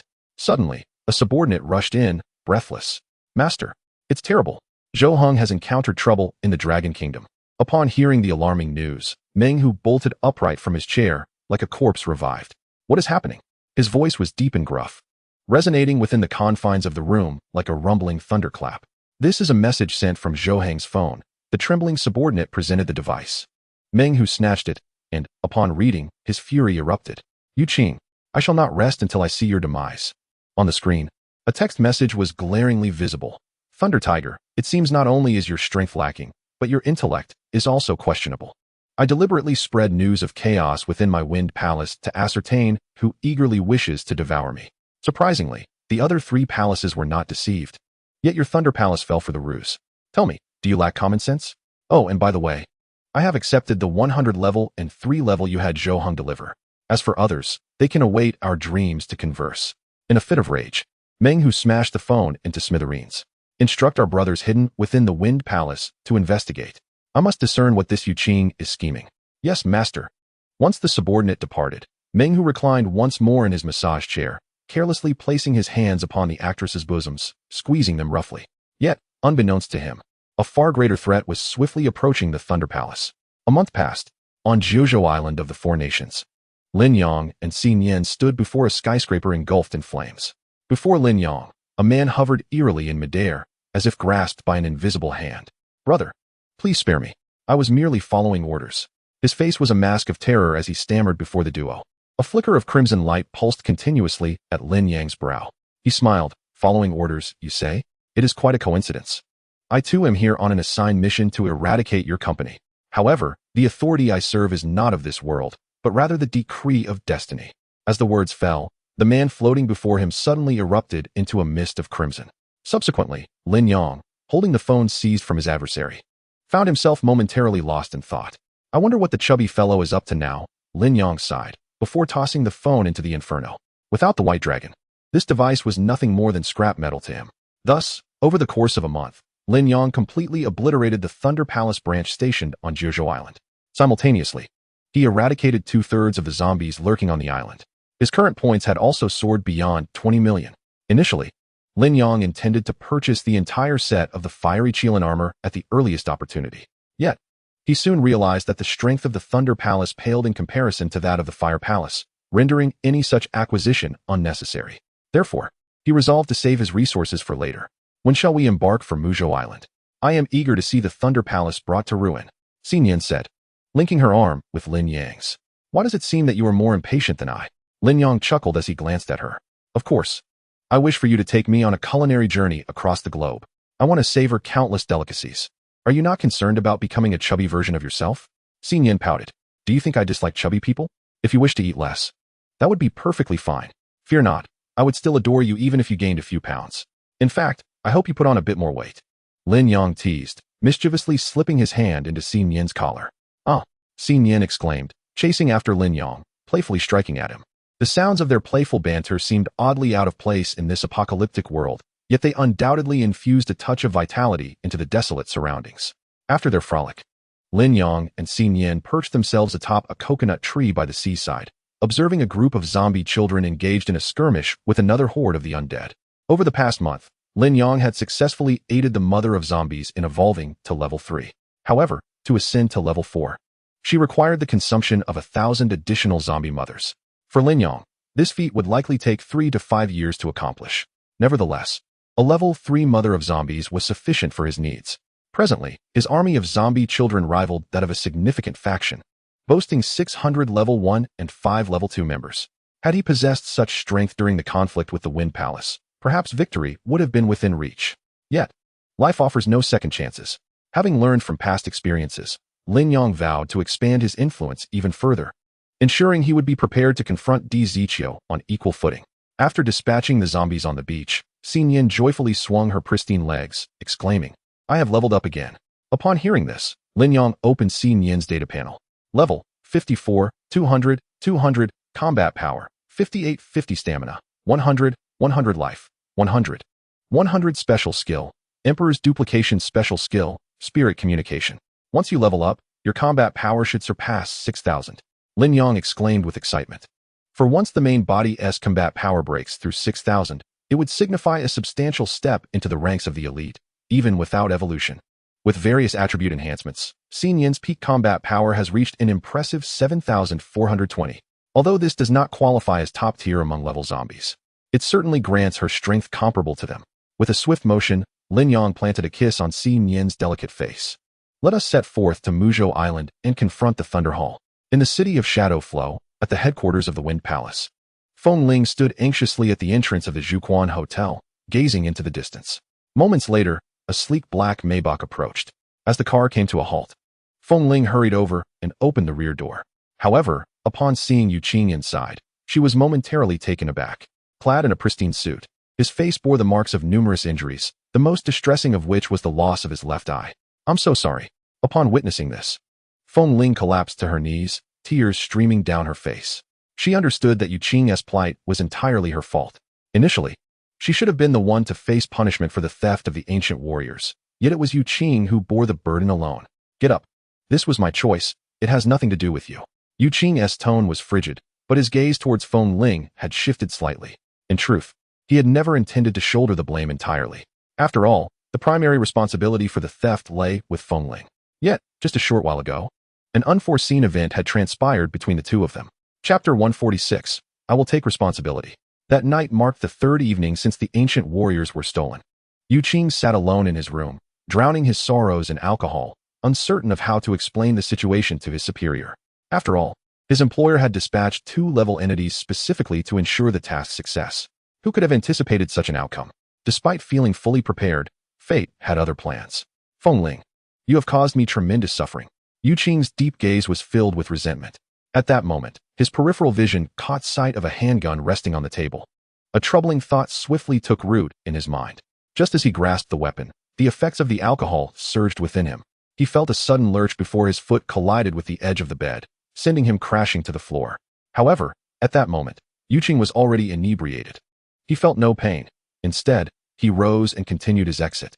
Yet, what he picked up was not the handgun that had fallen to the ground, but an empty bottle of liquor. Afterward, Yu Qing arrived at the threshold of Fengling's room. Leaning drunkenly against the door, he knocked his head against it twice. Fengling, open the door for me. The already slumbering Fengling was jolted awake by the noise outside. Cautiously, she threw off her covers and approached the door, only for the knocking to resume with renewed vigor. Bang bang bang. Open up. Upon recognizing Yu Qing's voice, Fengling relaxed her clenched fists. She adjusted her hair and nightgown. Uncertain of his late-night visit, yet trusting enough, after spending time with him, to unlock the door. However, as soon as she opened it, Yu Qing toppled to the ground. Seeing this, Fengling's first instinct was to anticipate an attack. But the next moment, an overpowering scent of alcohol assaulted her senses. How could he be this drunk? Fengling frowned. With great effort, she managed to hoist Yu Qing onto the bed. As the leader of a sect, she could not allow him to remain there in such a state. Phew. This fellow is quite heavy. She helped Yu Qing remove his leather shoes and, pulling up the blanket, intended to cover him. Yet, inadvertently, her gaze fell upon Yu Qing's regenerated arm, prompting memories of the destruction of her fiery temple to surge back. Yet more prominent in her recollections were the countless times Yu Qing had aided her along the way. I'm sorry. I have brought you harm, Fengling whispered softly while sitting beside Yu Qing's bed. Just then, the previously slumbering Yu Qing suddenly opened his eyes and seized Fengling's wrist. What do you want? Fengling was startled by Yu Qing's sudden action, struggling against his grip, but his hold only tightened. Xinyan, I've finally caught you. Tell me where Lin Yang is, or I will kill you. At his words, Fengling was momentarily taken aback. Only then did she realize that although Yu Qing had awakened, he was still under the influence of alcohol. You've drunk too much. I am not Xinyan, I am Fengling. Fengling? Yu Qing echoed, astonished. He rubbed his eyes, yet the world around him continued to sway, obscuring his vision. No, you are Xinyan. With that, he abruptly sat up, pinning Fengling to the bed by her arms. Yu Qing, what are you doing? Let me go? I am Fengling. Fengling, firmly held down by Yu Qing, began to panic. As the scene unfolds, Yu Qing's face looms large before her, prompting Fengling to struggle fiercely against his hold. In the midst of her exertion, the buttons of her sleepwear suddenly give way, popping open with a forceful snap. Instantly, Yu Qing halts his movements, captivated by the sight of her two sacred peaks, now standing proudly due to their recent tumult. A subtle, sweet aroma reminiscent of milk wafts through the air, igniting a thirst within him. Having recently indulged in alcohol, Yu Qing feels a parching dryness in his throat, and the sight before him awakens primal instincts.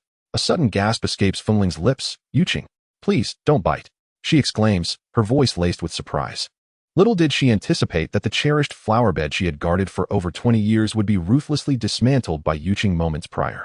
The next day, upon awakening, Yu Qing notices the scattered garments across the bed and quickly recalls the events of the previous night. He furrows his brow and glances at Fengling, who lies bare beside him. This is all my debt to you, so I shall not hold it against you, she speaks, her back turned to him. Yu Qing's expression remains impassive as he dresses in silence and strides toward the door. Fengling, filled with unvoiced expectations, feels tears welling in her eyes at his aloof demeanor. Just as Yu Qing reaches for the door, he pauses momentarily and states, I will take responsibility. With that, he closes the door behind him, leaving the room. Returning to the present, Yu Qing helps Fengling to her feet, his tone unnaturally calm. Regardless of your thoughts, you are, in essence, my woman now. The matter of the ancient martial artists being robbed is behind us. We shall embark on a new chapter together. He then retrieves 2 boxes from the vehicle, offering one to Fengling. This contains the resources for your Hall of Fire for this month. Take it. In the past, Fengling would have accepted without hesitation. But now she shakes her head. My Hall of Fire is but a shadow of its former self. Therefore, this resource is better suited for you. Yuqing is not taken aback by her words. He observes her biting her crimson lip, her gaze imbued with profound meaning. Very well, he replies. Remain by my side. And once all has settled, I shall assist you in rebuilding the Hall of Fire on Muzhou Island, the headquarters of Ladian. At that moment, Meng Hu emerges from the vehicle, lugging a suitcase. Just as he steps down, a subordinate rushes over in a flurry. Master, there's been an incident. Don't be ridiculous. I'm perfectly fine. What on earth has happened? The subordinate hastily explained, Lord, during your absence in the Dragon Kingdom to procure resources, the sub-base on Jiuzhou Island has been completely overrun. What did you say? Meng Hu exclaimed in shock. Which faction did this? It appears that they are not affiliated with our company. Not company personnel? Upon hearing this, Meng Hu's brows knitted together in concern. Could it be that ninjas have resurfaced? Actually, it seems they are not ninjas either. This revelation ignited Meng Hu's fury. If it's neither this nor that, then speak up. The subordinate, looking quite aggrieved, replied. It's not that I withhold information. The truth is, I simply do not know. That force approached with great ferocity. And the brothers on Jiuzhou Island only managed to send back a distress signal before we lost contact entirely. You useless bunch. Meng Hu kicked the subordinate out of frustration. Relay my orders. For the next few days, I want everyone on high alert. Don't let the customs of this island nation corrupt you. From today onward, confine all the island-s starlets. No one is to touch them. Yes, Lord. Just as the subordinate was about to depart, a sudden gunshot echoed through the air. Meng Hu witnessed in horror as the subordinate's head exploded into a gruesome mess of blood and flesh. Before he could even react, another gunshot rang out, aimed directly at him. In a swift motion, a high-level zombie appeared before Meng Hu, shielding him from the bullet. Following this, dozens of muscular men surged forth from the Thunder Hall, accompanied by hundreds of zombies. Indeed, the Thunder Hall was utterly incompetent, standing atop a tall building. Lin Yang observed the chaos below. The force that had emerged from the Thunder Hall consisted of no more than 500 low-level zombies and 6 high-level ones. Their combat capability was barely half that of the Wind Hall. No wonder they had been dispatched to the 4 island nations. If they were in the Dragon Kingdom, they would surely be annihilated by the other factions. A smirk crept across Lin Yang's face. Meanwhile, Meng Hu, seething with rage, surveyed his surroundings and bellowed. What kind of skill is a sneak attack? If you have the guts, come out and face me in a duel. Lin Yang chuckled, retracting his sniper rifle into the system's storage. He then took the delicate hand of Xin Yan and said, Come, my dear, let us go entertain him. All right. Xin Yan replied with a sweet smile. Hand in hand, they leapt from the height of the building. Lord, look, a subordinate pointed, prompting Meng Hu to turn and behold Lin Yang and Xin Yan plummeting downwards. To his astonishment, after landing, they not only remained unscathed but strolled towards him as if they were merely shopping. At such a height, even a low-level zombie would surely perish from the fall. Who are you? Meng Hu shouted. However, Lin Yang paid him no mind and continued to approach with an air of calm. With each step he took forward, 10 formidable zombies materialized out of thin air. As he approached within 10 meters of Meng Hu, a battalion of 600 identical zombies appeared behind him. Was this the legendary corpse child? As the Lord of the Hall, Meng Hu possessed enough discernment to recognize the situation. For the 600 zombies following Lin Yang bore an uncanny resemblance to one another. Beyond the existence of the corpse child, he could fathom no other explanation. Who are you? Meng Hu's voice trembled with anxiety. He had never anticipated that, beyond the corporation, there existed such a terrifying force among the populace. Do you not recognize me?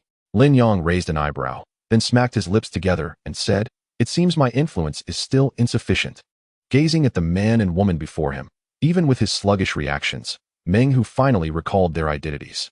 You are Lin Yang and Xin Yan. Ah, you've recognized us? Lin Yang chuckled.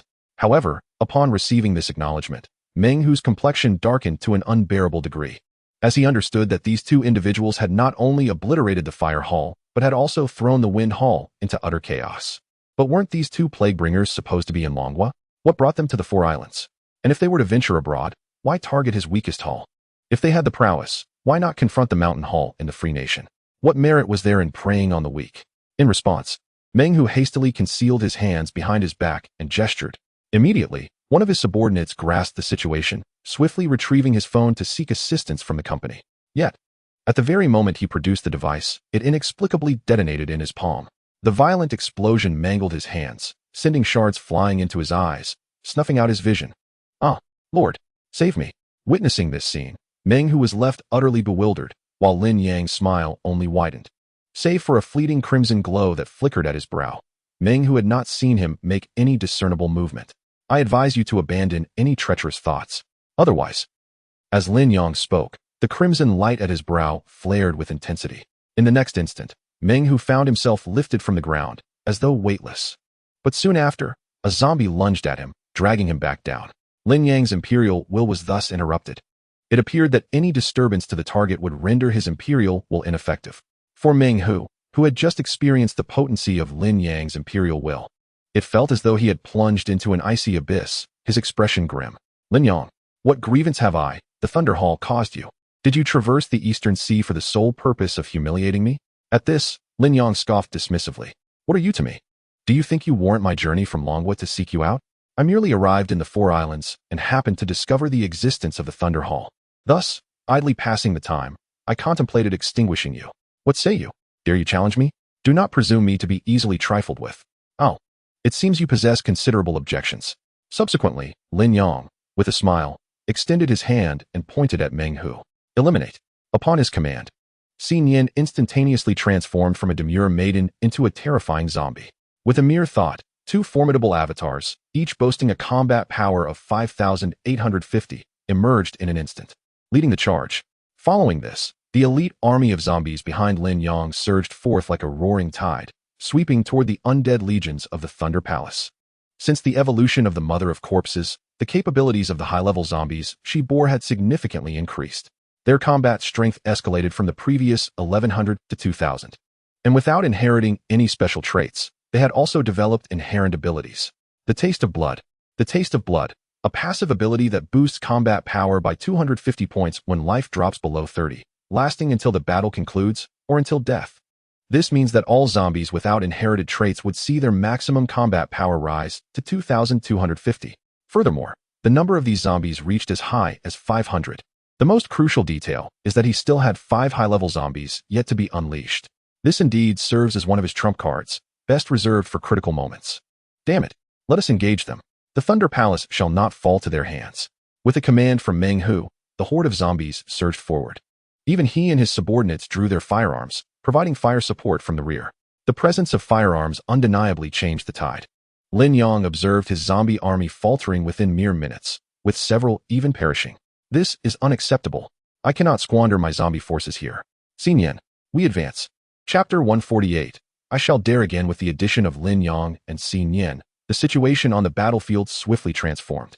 Their primary focus was not Meng Hu, but rather the 6 high-level zombies that constituted the Thunder Palace's last line of defense. Too weak, Lin Yang uttered coldly.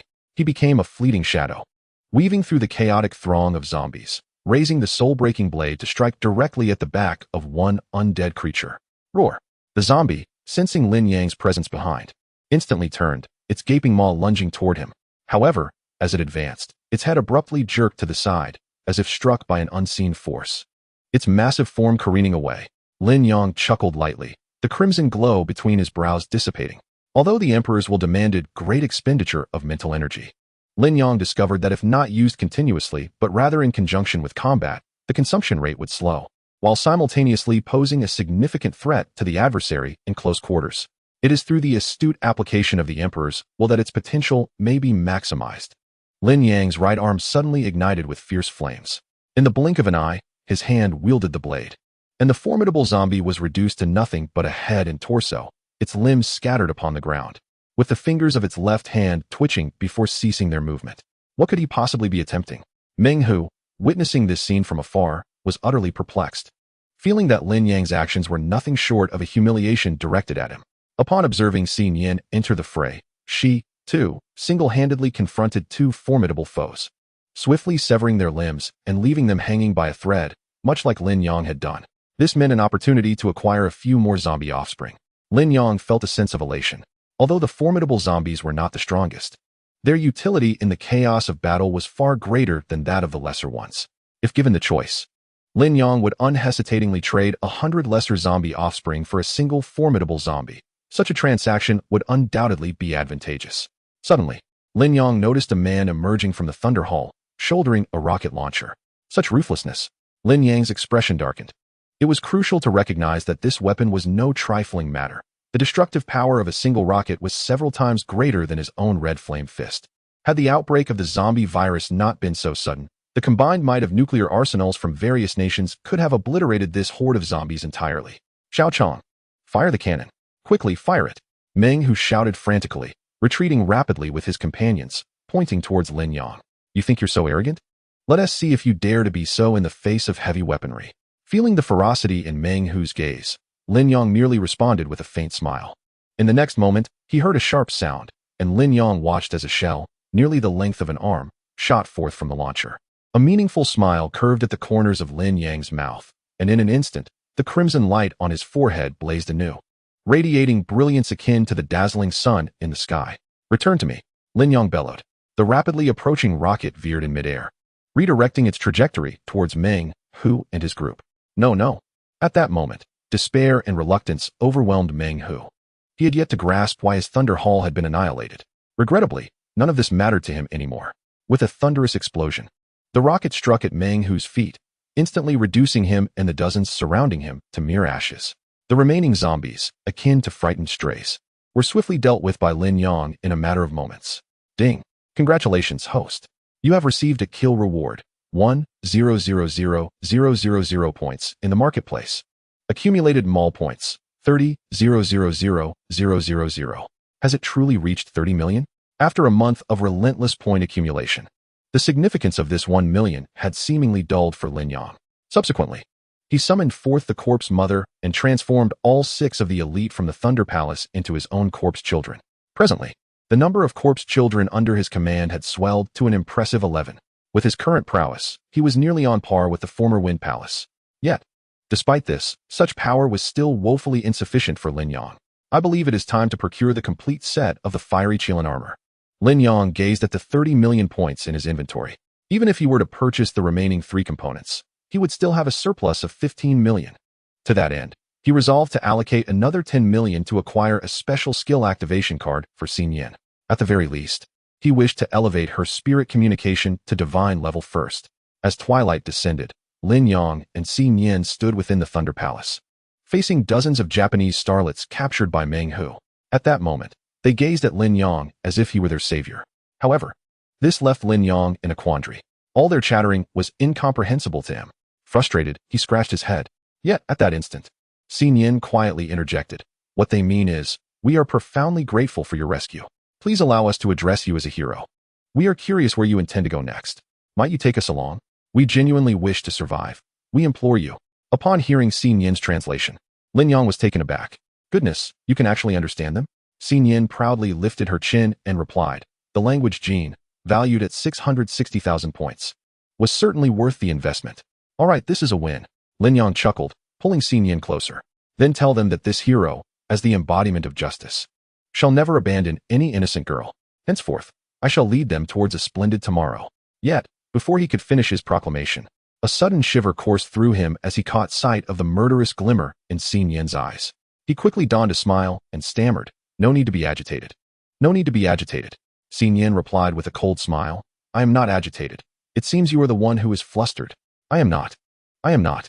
Lin Yang asserted earnestly. Cough, cough, no more jesting.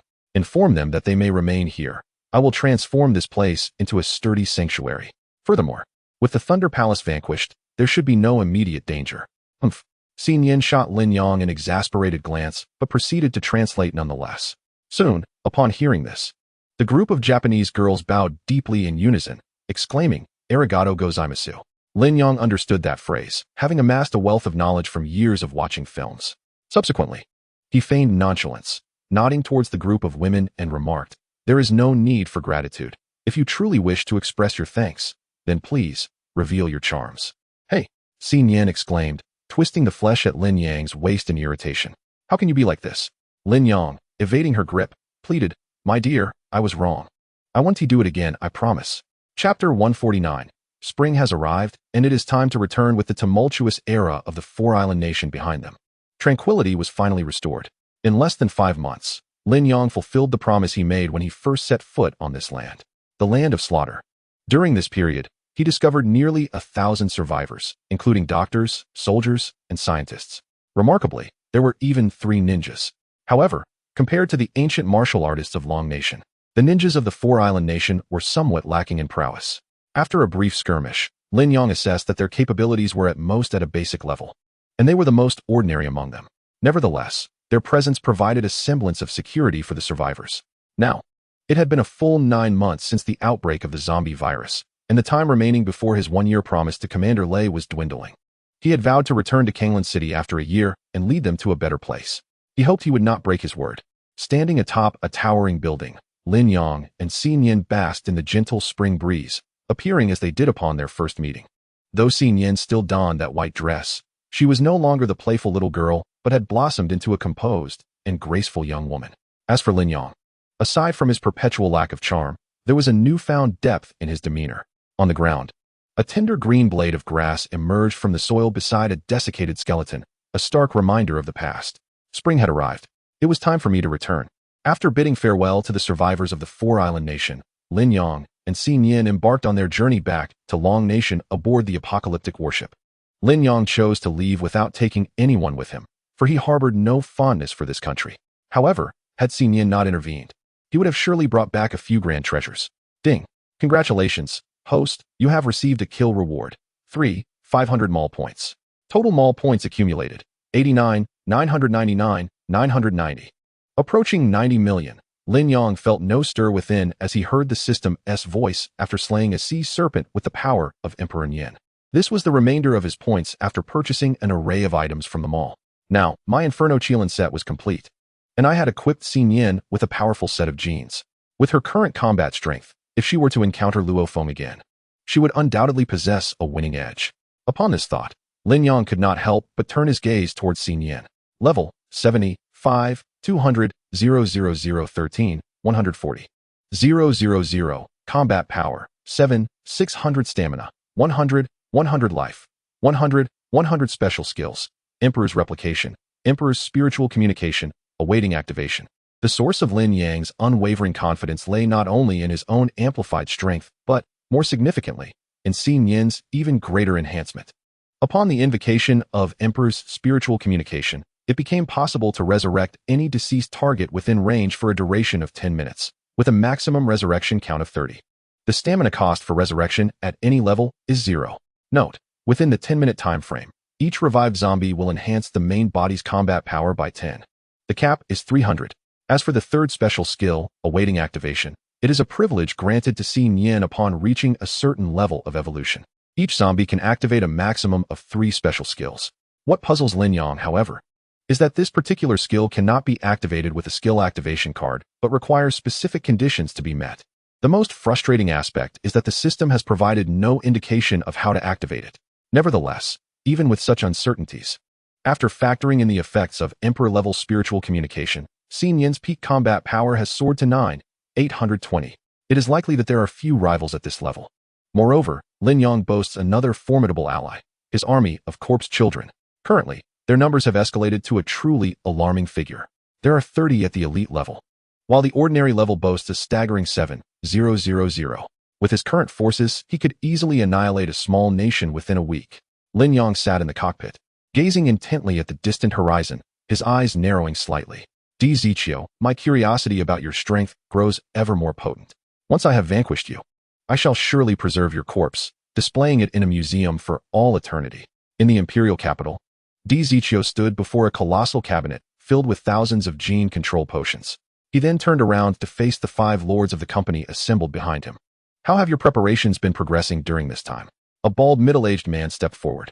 He was none other than Zhang Buoluan, the most powerful lord among the 6 great halls.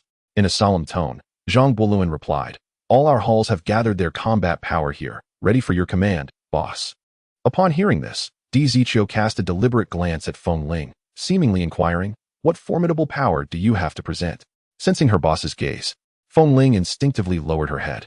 However, Yuqing discreetly nudged her, prompting Feng Ling to take a deep breath. She retrieved a small box from her pocket and, upon opening it, revealed a gene control potion inside. "So, is this the entirety of your prowess from the Hall of Flames?" Ziqiu cast a cold glance at her. Were it not for the unexpected demise of Thunder Palace's leader, resulting in a scarcity of capable subordinates, he would have long since dealt with Feng Ling. Confronted with her superior's inquiry, Feng Ling endeavored to steady her racing heart. She placed the gene control serum before Ziqiu and boldly proclaimed, "Boss, This is a Tier 1 zombie belonging to my fire palace. What? You actually managed to cultivate a Tier 1? Jiang Li, the master of Shadow Palace, exclaimed in disbelief. Until now, aside from Mountain Palace, no other faction had the capacity to nurture such high-level zombies. The fact that a nearly defunct fire palace achieved this was astonishing. Anyone would find it hard to believe. Ignoring Jiang Li's incredulity, Feng Ling continued, Boss, although I can only present this one, it is equivalent to an entire faction. Listening to her words, Jiang Li's expression shifted dramatically.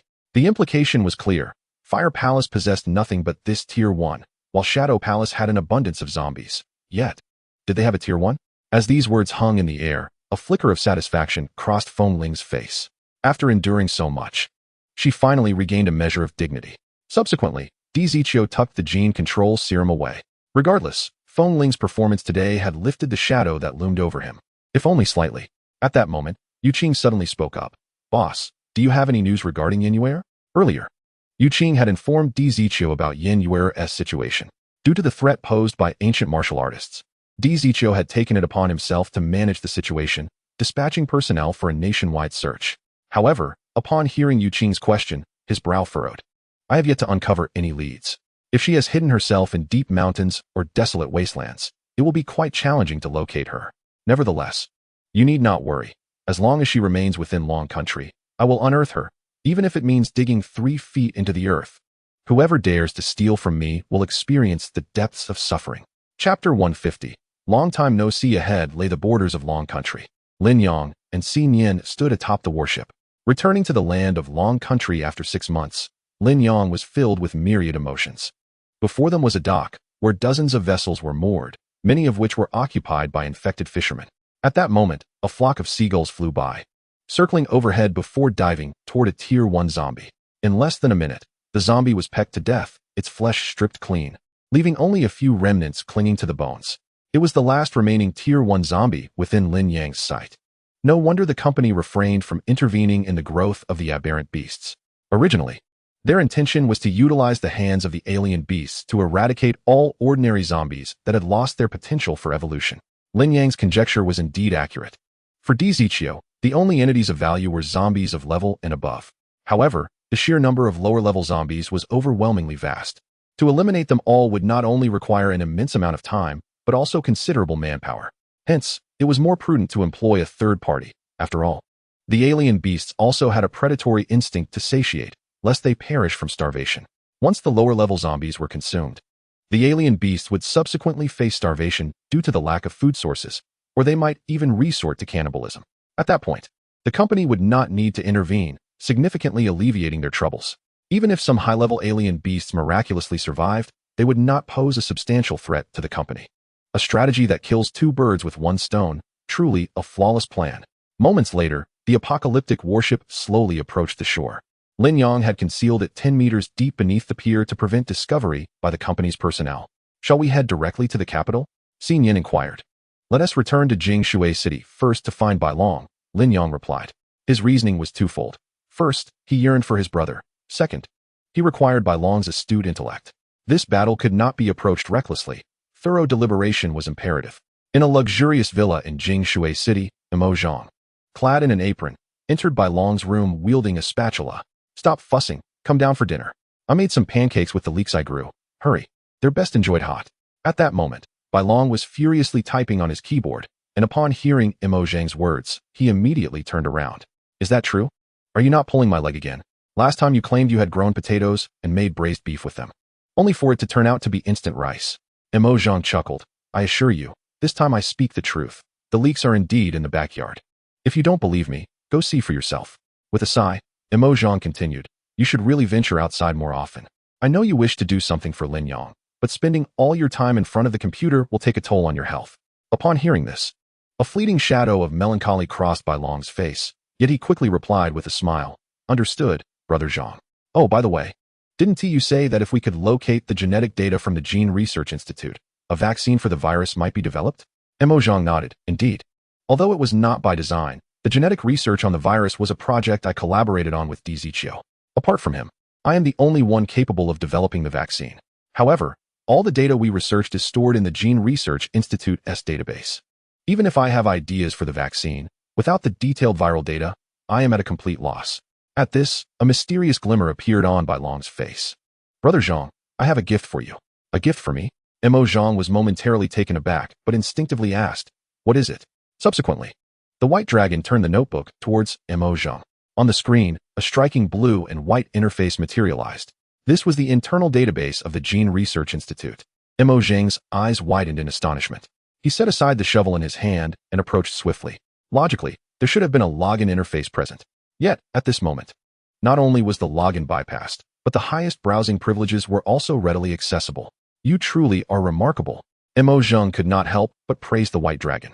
With a smile, the white dragon continued, Brother Zhang, you may browse the contents here freely, but refrain from downloading or copying any material. The database is under real-time surveillance by the company, and any extraneous actions will promptly alert DZChio. Hearing this, Mo Zhang nodded vigorously. I understand. After a brief moment, Mo Zhang and the white dragon made their way to the dining hall. Upon arrival, they spotted Luo Jie and Luo Feng seated at the dining table. Moreover, Luo Jie's belly appeared considerably larger than it had 6 months prior.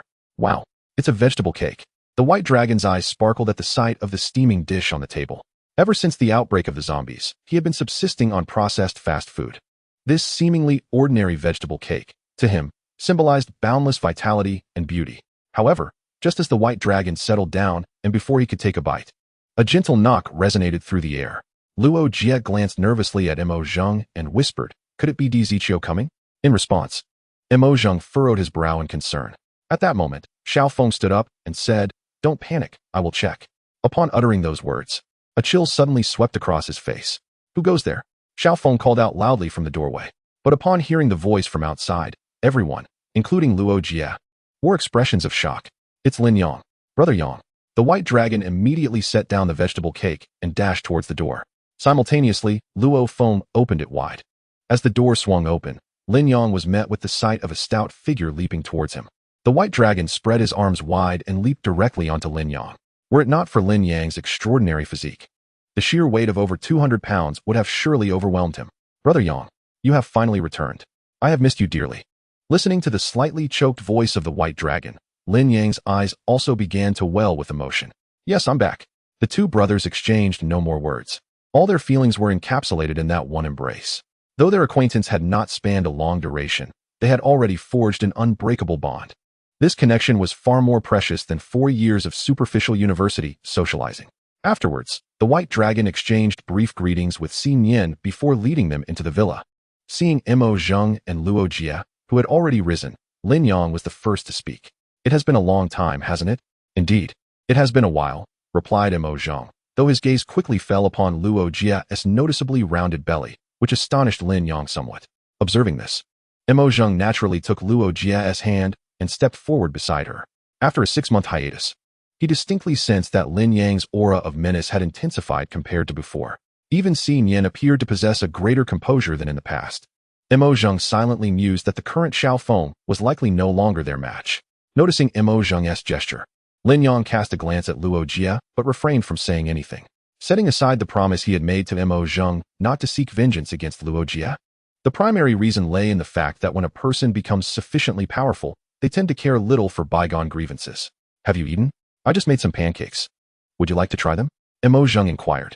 Sure, Lin Yang replied with a smile towards Mo Zhang. Subsequently, the 6 of them gathered around the dining table to savor Mo Zhang's culinary skills. To be honest, Luo Jie felt as if she were in a dream. She had never imagined that one day she would share a meal at the same table as Lin Yang. During the meal, Luo Feng continuously observed Lin Yang and Xin Yin. 6 months prior, these two had barely been able to withstand a single punch. Yet now, their mere presence exuded a formidable sense of pressure. Luo Feng suddenly felt a pang of regret. Had he heeded his sister's advice and exchanged Xin Yin's blood for his own, perhaps he would now enjoy a significant enhancement in strength. After the meal, Mo Zhang poured each person a cup of hot tea. The 6 of them sat together like distant relatives, creating a rather discordant scene. When do you plan to act? Mo Zhang was the first to shatter the silence with his question. Lin Yang sipped his tea and replied, perhaps tomorrow, or perhaps tonight. Is it that soon? Mo Zhang glanced at Lin Yang. I returned with the intention of swift resolution. Delaying further will only allow DZChio to grow stronger, Lin Yang stated expressionlessly. Upon hearing this, Mo Zhang nodded in agreement. He understood well that time served as a potent enhancer for the virus. Still, he could hardly believe that Lin Yang and Xin Yin had only been away for 6 months. What made them capable of confronting Di Ziqiu? After all, it was not only he who had grown stronger.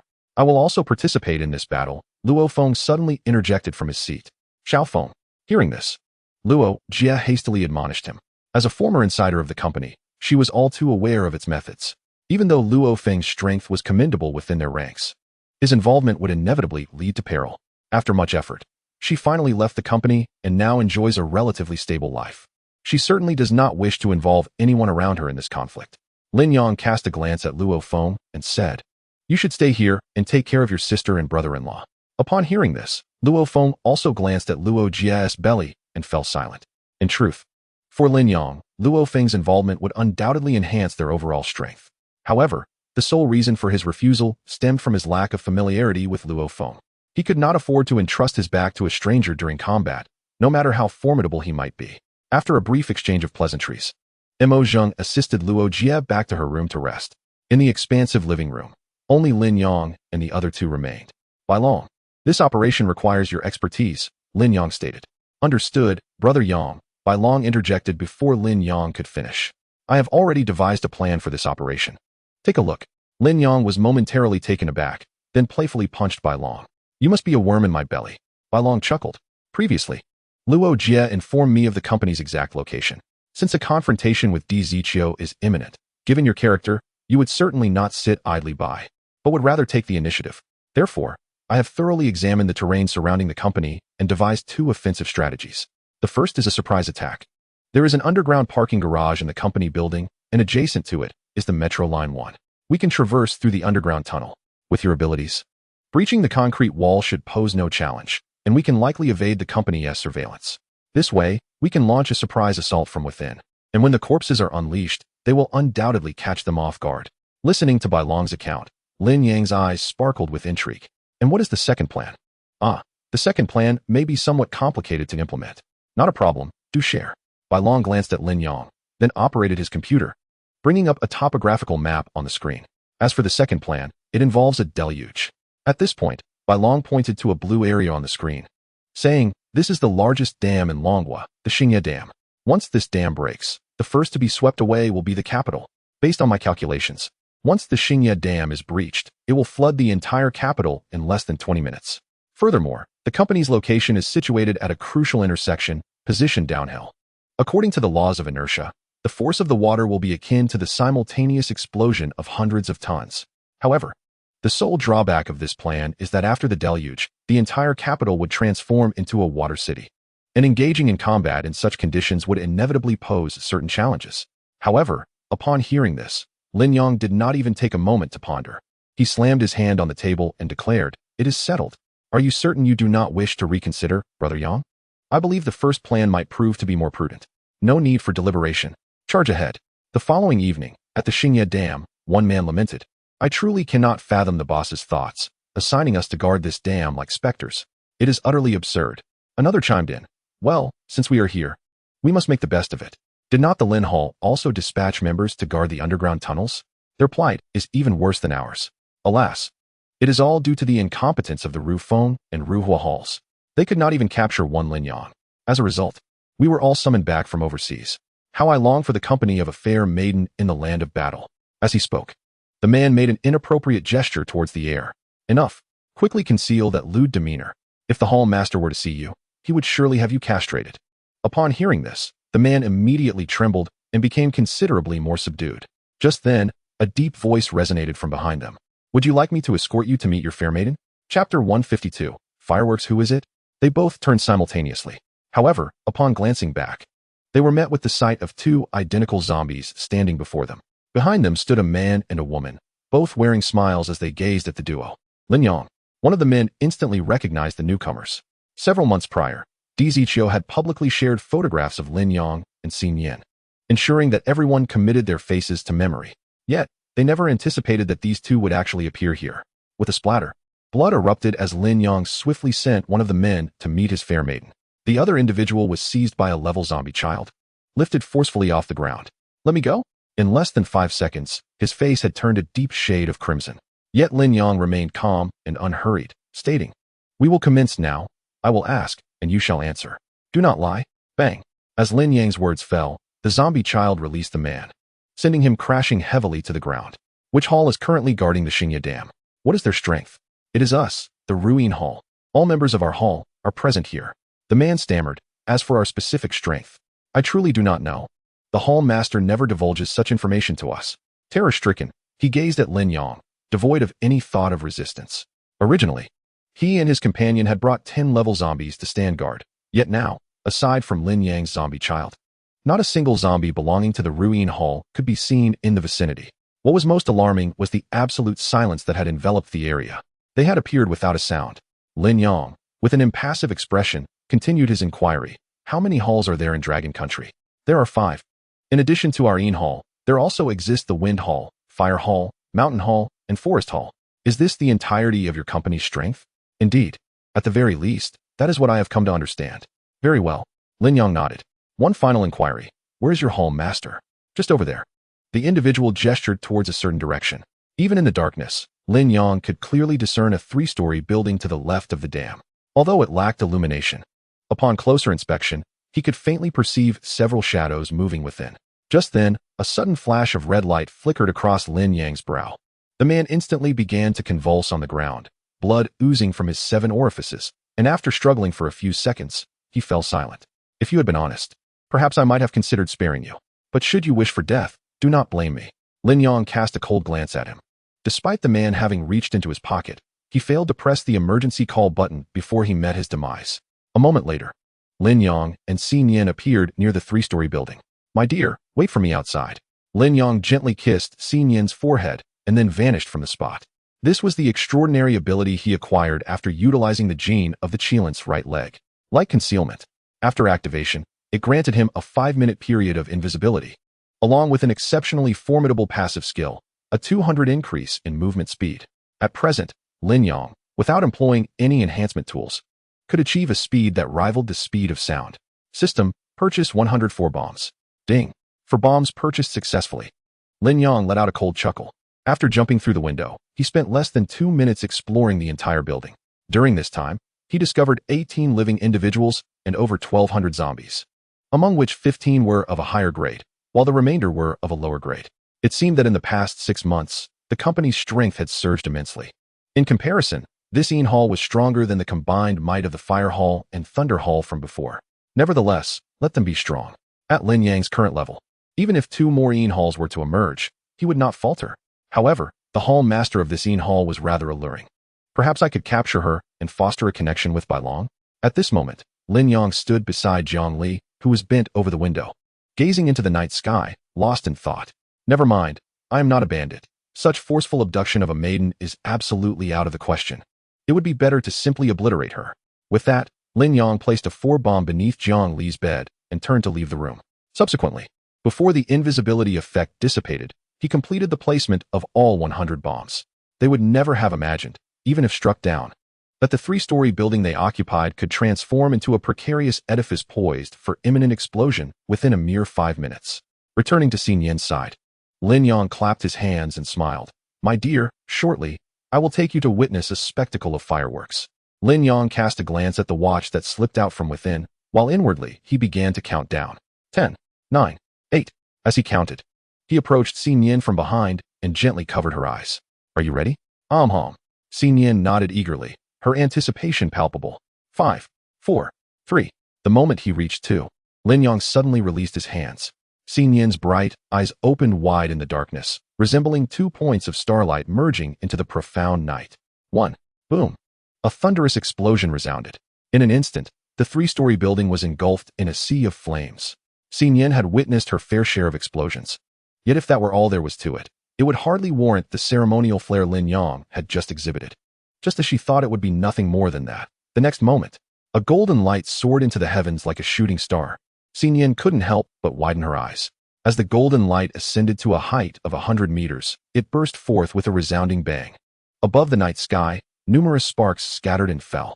In an instant, they transformed into vibrant and colorful patterns, rendering the ink-dark night a kaleidoscope of beauty. What do you think? Do you like it? Lin Yang embraced Xin Yin from behind, whispering softly in her ear. For a moment, Xin Yin seemed to forget to blink. her gaze fixated on the dazzling fireworks, a charming smile unconsciously gracing her delicate face. This was her first encounter with fireworks, and concurrently, her first realization that beyond the realms of vengeance and bloodshed, there existed a beauty she had never before witnessed. Soon, the horizon returned to an expanse of endless darkness. Though the fireworks were fleeting, their beauty would forever linger in Xin Yan's heart. I wish to see it again. Xin Yan turned to Lin Yang, her gentle, watery gaze imbued with a hint of hope. Lin Yang ruffled Xin Yan's hair and chuckled. Once this battle concludes, I will buy countless fireworks and let you enjoy them for 3 days and nights. Xin Yan nodded vigorously. And don't forget the massage you owe me. Rest assured, once all this is over, I will make it up to you. Chapter 153. Di Ziqiu, allow me to meet you. Meanwhile, Di Ziqiu sat in his office, lost in thought. 6 months had passed, and he pondered when those two would return from the Four Islands.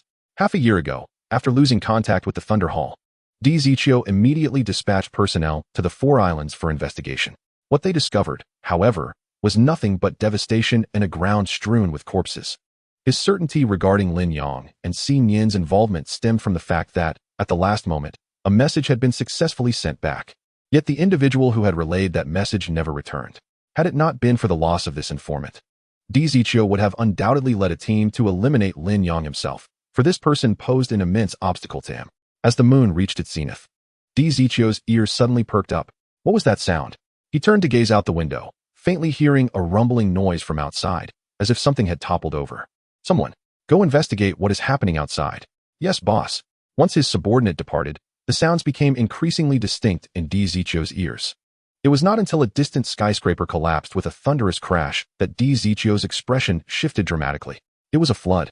In the distance, torrents of water surged like wild stallions, racing down the slope towards the company. Lin Yang, you have truly astonished me. Di Ziqiu's expression darkened considerably. Even without seeing him, he immediately thought of Lin Yang. It seemed that Zhang Li and her wind hall had likely met with disaster. With a resounding thud, Di Ziqiu pressed a red button on his desk, triggering alarms throughout the entire company. As the owner, he could not merely stand by and watch his company succumb to the deluge. Therefore, he shattered the glass and leaped from the dozens of floors above. However, just as he was less than 3 meters from the ground, his rapidly descending body suddenly slowed, as though caught by an unseen force. He gently floated to the ground. The powerful current surged in, sweeping along abandoned vehicles, and even uprooting utility poles and other structures. The scene appeared as if it aimed to obliterate the company entirely. Di Ziqiu snorted in disdain, raising his right fist to strike the ground. Elemental power. Earth. With this strike, a colossal earthen wall rose before him, instantly sealing off the entire intersection.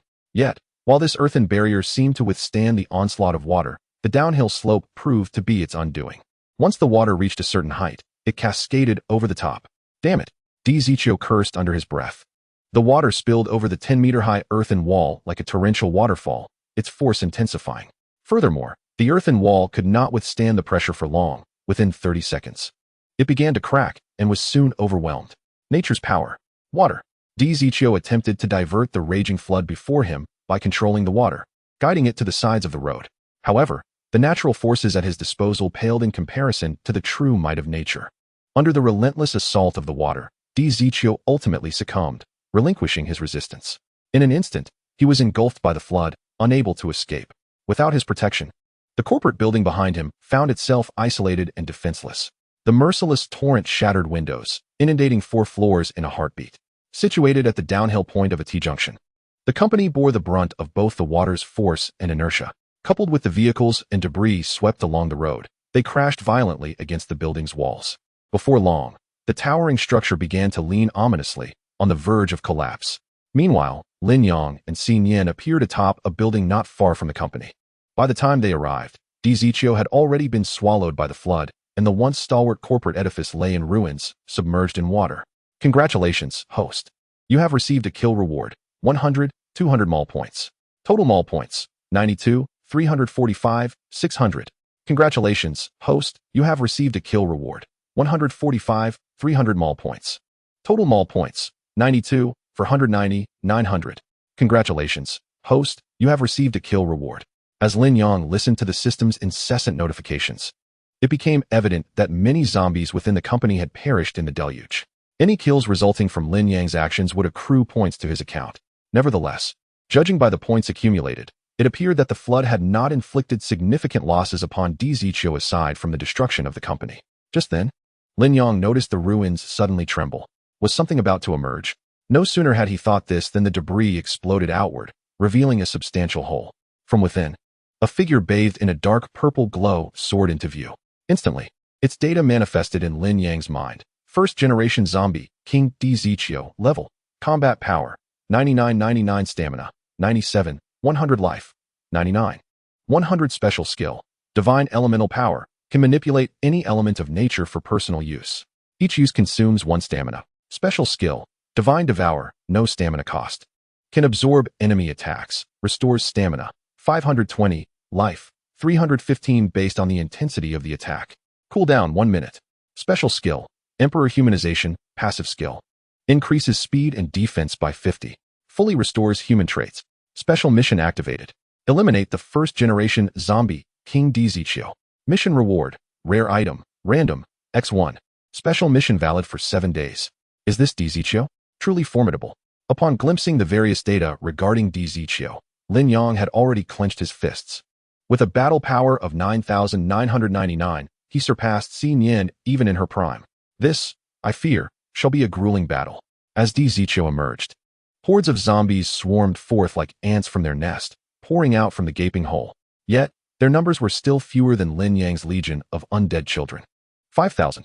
In light of the combat prowess possessed by Dizichio, the system promptly conducted an analysis. Presently, over 5,000 zombies stood amidst the ruins. Among them, 5 were of the highest rank, 70 were of a lower tier, while the remainder were all of the basic tier. Among this batch, the highest combat power reached 8,000, while the lowest was still an impressive 6,200. Lin Yang's expression darkened. Although their total number was fewer than his army of undead children, their collective strength was significantly superior. At that moment, Lin Yong took Xi Nian's warm hand. My dear, I entrust those high-ranking ones to you. As for Dizichio, I shall confront him myself. Chapter 154. Patience, the best, is yet to come. On the inky surface of the water, the resplendent moon mirrored the night sky. Suddenly, ripples expanded outward, the tranquil surface distorting the reflection of the luminous orb. Dizichio gazed coldly ahead. Not far off, a figure approached with measured steps, hands clasped behind his back. His expression as placid as a still pond. Upon closer inspection, one might discern a faint smile at the corners of his mouth, tinged with a hint of disdain. Lin Yong, you have finally made your appearance, he remarked. Lin Yong stood approximately 10 meters away from Dizichio. How do you find this welcoming gift? In response, Dizichio chuckled lightly. Quite to my liking. In fact, I have been contemplating a change of scenery. If it collapses, so be it. After all, the entire world belongs to me. Merely a building, I am indifferent. As he spoke, 4 more individuals emerged from the ruins, among whom Lin Yong recognized Yu Qing and Feng Ling. The moment they appeared, Lin Yang's gaze darkened. Today, without fail, he must avenge old Qing by eliminating them. Lin Yong, stop hiding. Release your zombies at once, Dizichio taunted, well aware that Lin Yong commanded a formidable horde of the undead, the strongest of which was his beloved Xi Nian. In response, Lin Yong ceased to conceal his forces. With a mere thought, his army of undead children filled the streets behind him. What? How is this possible? Yu Qing and Feng Ling exclaimed in astonishment. They could hardly fathom that within a mere 6 months, Lin Yong had cultivated a legion of undead even more numerous than a corporation. Moreover, these appeared to be all undead children. Yet, Dizichio's expression remained unchanged. As a fellow zombie, he naturally sensed the aura emanating from this group of undead.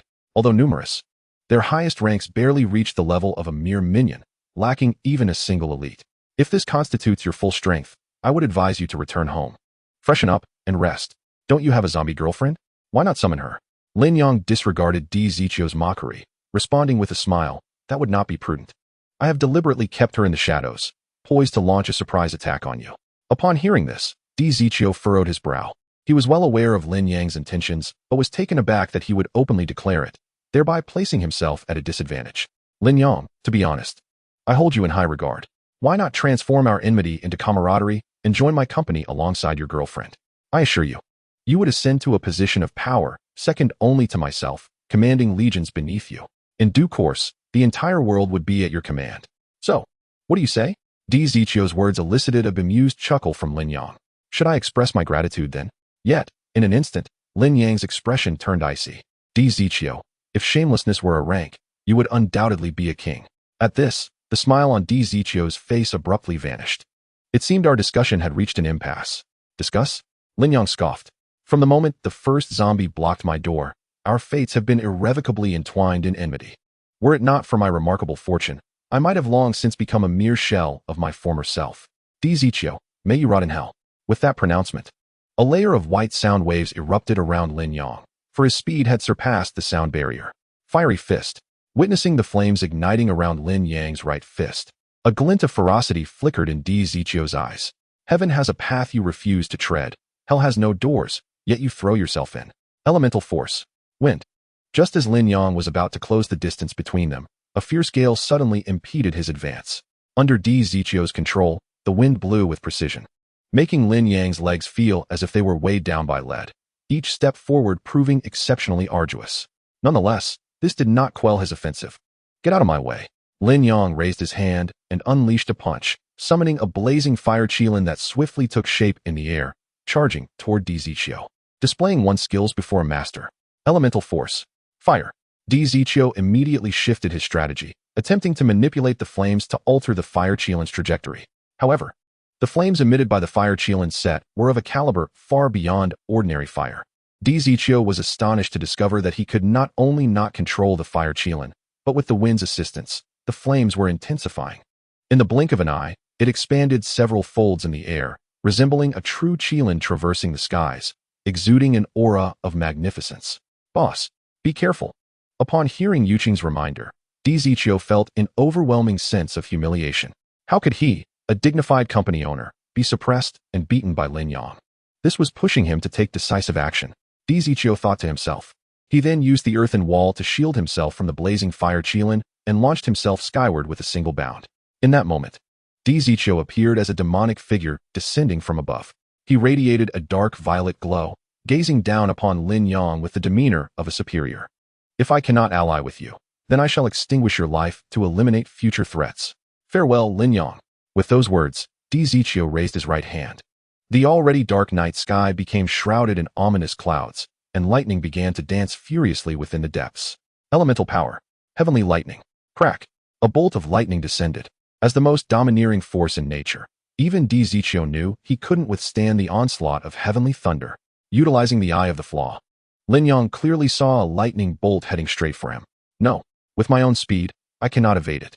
With no other options, Lin Yang suddenly looked up at Di Zichio hovering above. Just then, in the instant before the lightning struck, Lin Yang vanished from his original position. Boom. The azure lightning struck the ground where Lin Yang had stood, leaving behind a massive crater. Simultaneously, Lin Yang reappeared 10 meters away in an open space. Did I see that correctly? Did he just teleport? The Lord of Lin Hall exclaimed in astonishment. Indeed, Lin Yang had indeed teleported. This was a divine skill he acquired upon activating the qilin's left leg. However, this teleportation could not be used endlessly. It was limited to once per minute. Lin Yang had originally intended to use it as a trump card, seizing an opportunity to catch Di Zichio off guard. Yet, he did not anticipate that his opponent would wield lightning against him, forcing him to employ it prematurely. Lin Yang, I underestimated you once again. Di Zichio hovered in the air, his expression shifting significantly. Lin Yang smirked and replied, Don't be anxious. The grand performance is yet to come. Charge. With his command, the army of corpse children surged forth. Observing this, Di Zichio ordered his own zombies to engage in battle. However, he was perplexed. It had been a one-on-one confrontation. So how had it suddenly escalated into a group fight? Soon, Lin Yang provided him with the answer. As the two waves of zombies clashed, Lin Yang's figure vanished once more. Another teleport? Di Zichio furrowed his brow. Yet this time, he could not discern Lin Yang's whereabouts, and he quickly sensed the impending danger. It was not teleportation. It was invisibility. Chapter 155. His life was saved by me after Lin Yang disappeared. Di Zichio remained composed. He silently closed his eyes, a faint curve gracing his lips. Did you think that by concealing yourself, I would be unable to find you? Elemental power. Wind. In an instant, a tempest erupted. The howling gales swept up the puddles on the ground, drenching every individual and zombie present. Meanwhile, Di Zichio felt the flow of the wind, as if everything around him was laid bare in his mind. Every blade of grass, even every speck of dust, nothing could evade his perception. Lin Yang, I have discovered you. Di Zichio abruptly opened his eyes, gazing at a car overturned in the water behind him. Above the vehicle, He could distinctly sense the wind's resistance, as though someone stood there, obstructing it. Elemental power. Thunder. Di Zichio commanded the thunder once more, directing it towards the car. Upon witnessing this, Lin Yang leaped into action, his figure manifesting clearly in midair. Boom. As the lightning struck, the car exploded instantly. Having witnessed Di Zichio's capabilities, Lin Yang was well prepared and swiftly reacted. He spun in the air, then unleashed a blazing punch. Do not waste your efforts. Your attacks are utterly ineffective against me, Di Zichio bellowed, as an earthen wall rose from the ground to shield him from the fiery assault. However, after blocking that strike, he suddenly felt a tension in his nerves. Behind him, several lightsabers materialized out of thin air, swiftly darting towards him. What is this? Di Zichio exclaimed in astonishment. Yet, given his formidable combat prowess, his reaction was swift. Humph. Elemental power. Darkness. As he uttered the incantation, a circular void, 2 meters in diameter, abruptly appeared before him. Lin Yang's lightsabers, forged from imperial intent, vanished without a trace as they entered the black hole. Such terrifying dark elements. A flicker of red light shone from Lin Yang's forehead, his expression turning grave. Suddenly, a surge of heat radiated from above. He looked up to find a chaotic portal, resembling his own black hole, materializing above him. However, this portal was composed of a gathering of crimson light. Flames erupted around it. This is bad, Di Zichio thought to himself. The portal suddenly generated an immense suction, attempting to draw him in. Yet, beneath Di Zichio's feet, a pair of gigantic hands formed from cement grasped his ankles firmly. Should he be sucked in, he would be instantly crushed. Indeed, he still could not succeed. Lin Yang felt a pang of regret, not daring to expend too much mental energy. He promptly ceased his imperial intent upon realizing his plan had failed. After these exchanges, Di Zichio was left with 81 of his stamina. Though his physical strength had diminished, he still possessed the remarkable ability to devour. Once he consumed the opponent's attack, both his stamina and vitality would be restored. Consequently, Lin Yang decided against employing the Qi-Yin Fist or the Emperor's Will, opting instead for a direct confrontation. Simultaneously, the battle among the tens of thousands of zombies raged fiercely. Based on overall strength, it should have been relatively easy for the company to gain the upper hand. However, Di Zichio discovered that despite having 5 formidable beings stationed, he could only maintain an undefeated status without any real advantage. Why was this so? Seizing a moment of respite amidst the combat, he observed keenly and finally identified the issue. It turned out that within Lin Yang's Legion of the Undead, there were also 2 formidable beings present, and these 2 were none other than the avatars of Xin Yan. Yet, her true self had yet to make an appearance. Are you attempting to pressure me? Let us see if you possess the capability. Di Zichio's gaze turned icy as he unleashed a punch, colliding with Lin Yang's fiery fist. Bang! A powerful shockwave erupted from the center, sending several nearby, formidable zombies hurtling through the air. Lin Yang, surrender. You are no match for me. After declaring this, Di Zichio delivered a swift kick directly to Lin Yang's abdomen. However, at that very moment, a layer of flames instantly enveloped Lin Yang's entire upper body. Soon after, the flames coalesced into a resplendent armor radiating a crimson glow. This was the divine technique bestowed by the Qilin chest armor gene. After being kicked away, Lin Yang emerged unscathed, with a shield in his left hand and his right hand ablaze with fierce flames. The red armor on his chest shimmered with a brilliant glow in the night. At that moment, Lin Yang resembled a celestial being descending from the heavens. Di Zichio, open your eyes and behold. Your selfish desires have turned the entire world into sacrifices. Can you truly sleep at night? Di Zichio fixed his icy gaze upon Lin Yang. Do not lecture me. Do you truly believe you are any better than I? Everything I do is to assist humanity in achieving a glorious evolution. And you? You understand nothing, only seeking to obstruct my plans.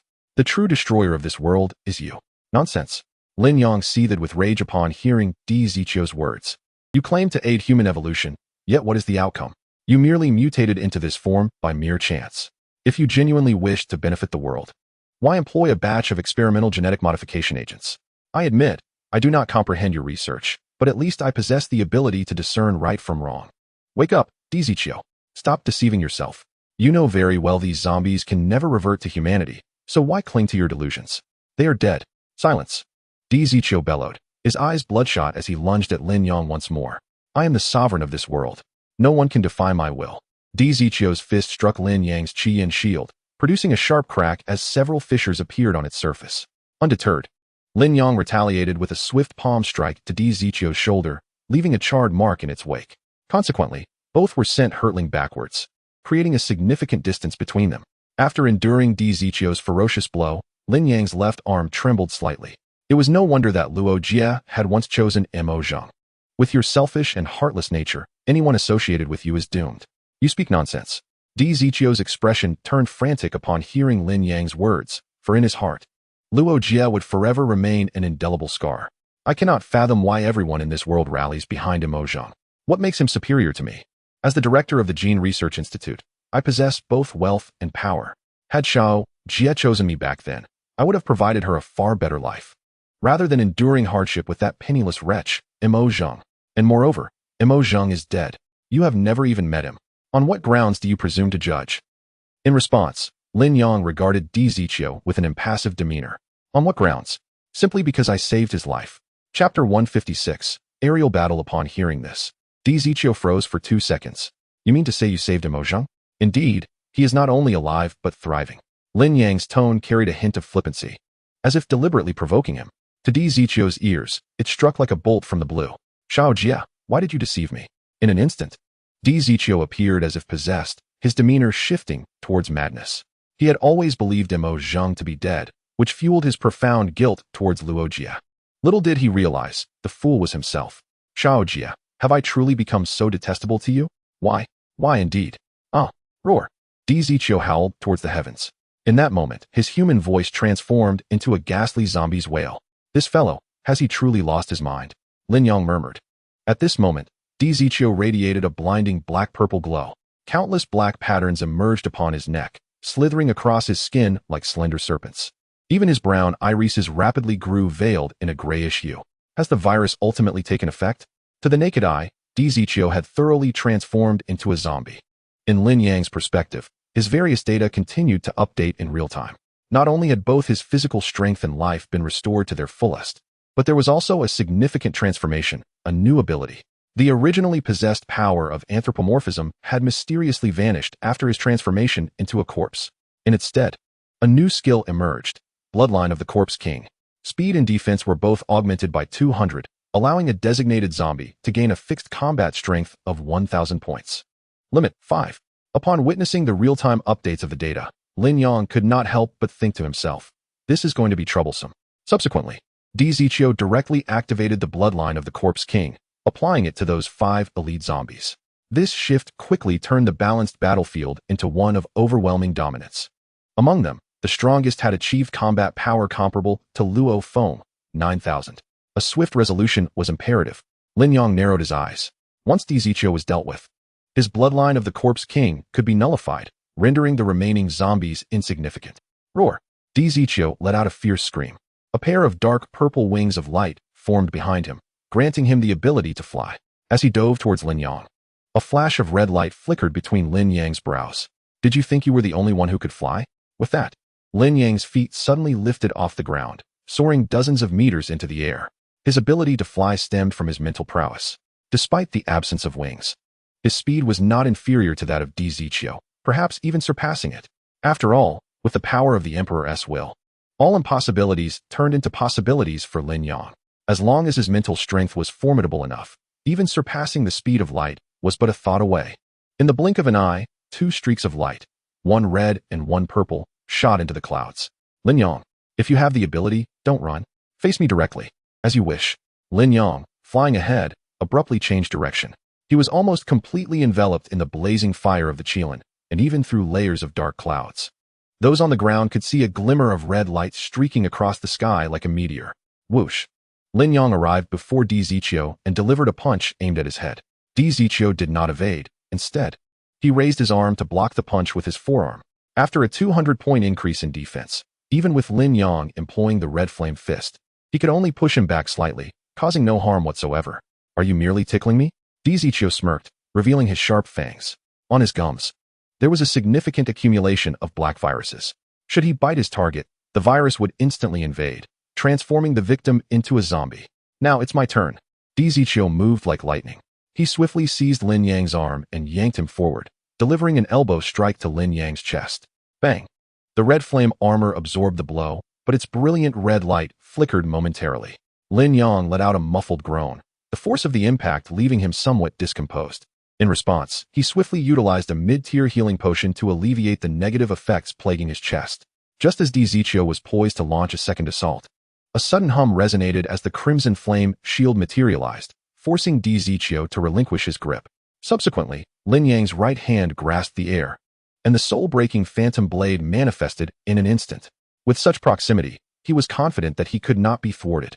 Although his strength was lacking, his sleight of hand was remarkable.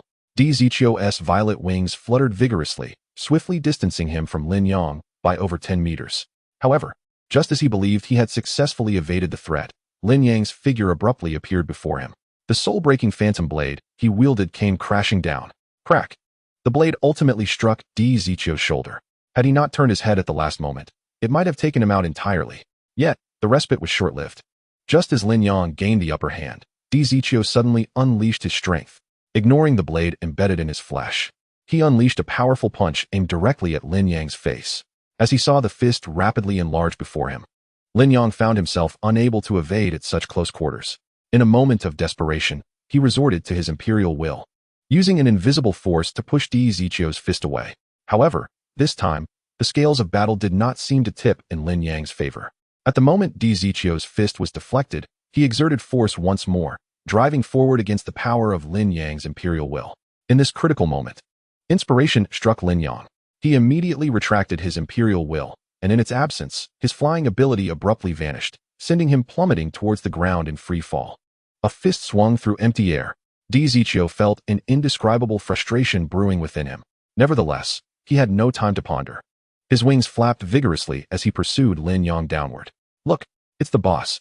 Feng Ling pointed towards the two descending figures in the sky. Did the boss win? After retracting his imperial will, the crimson glow surrounding Lin Yang diminished significantly, giving the impression that he was on the verge of defeat. Yet the next scene left everyone on the ground utterly astonished. Just as DiZichio extended his claws, poised to catch Lin Yang, the latter's figure vanished into thin air. Invisibility.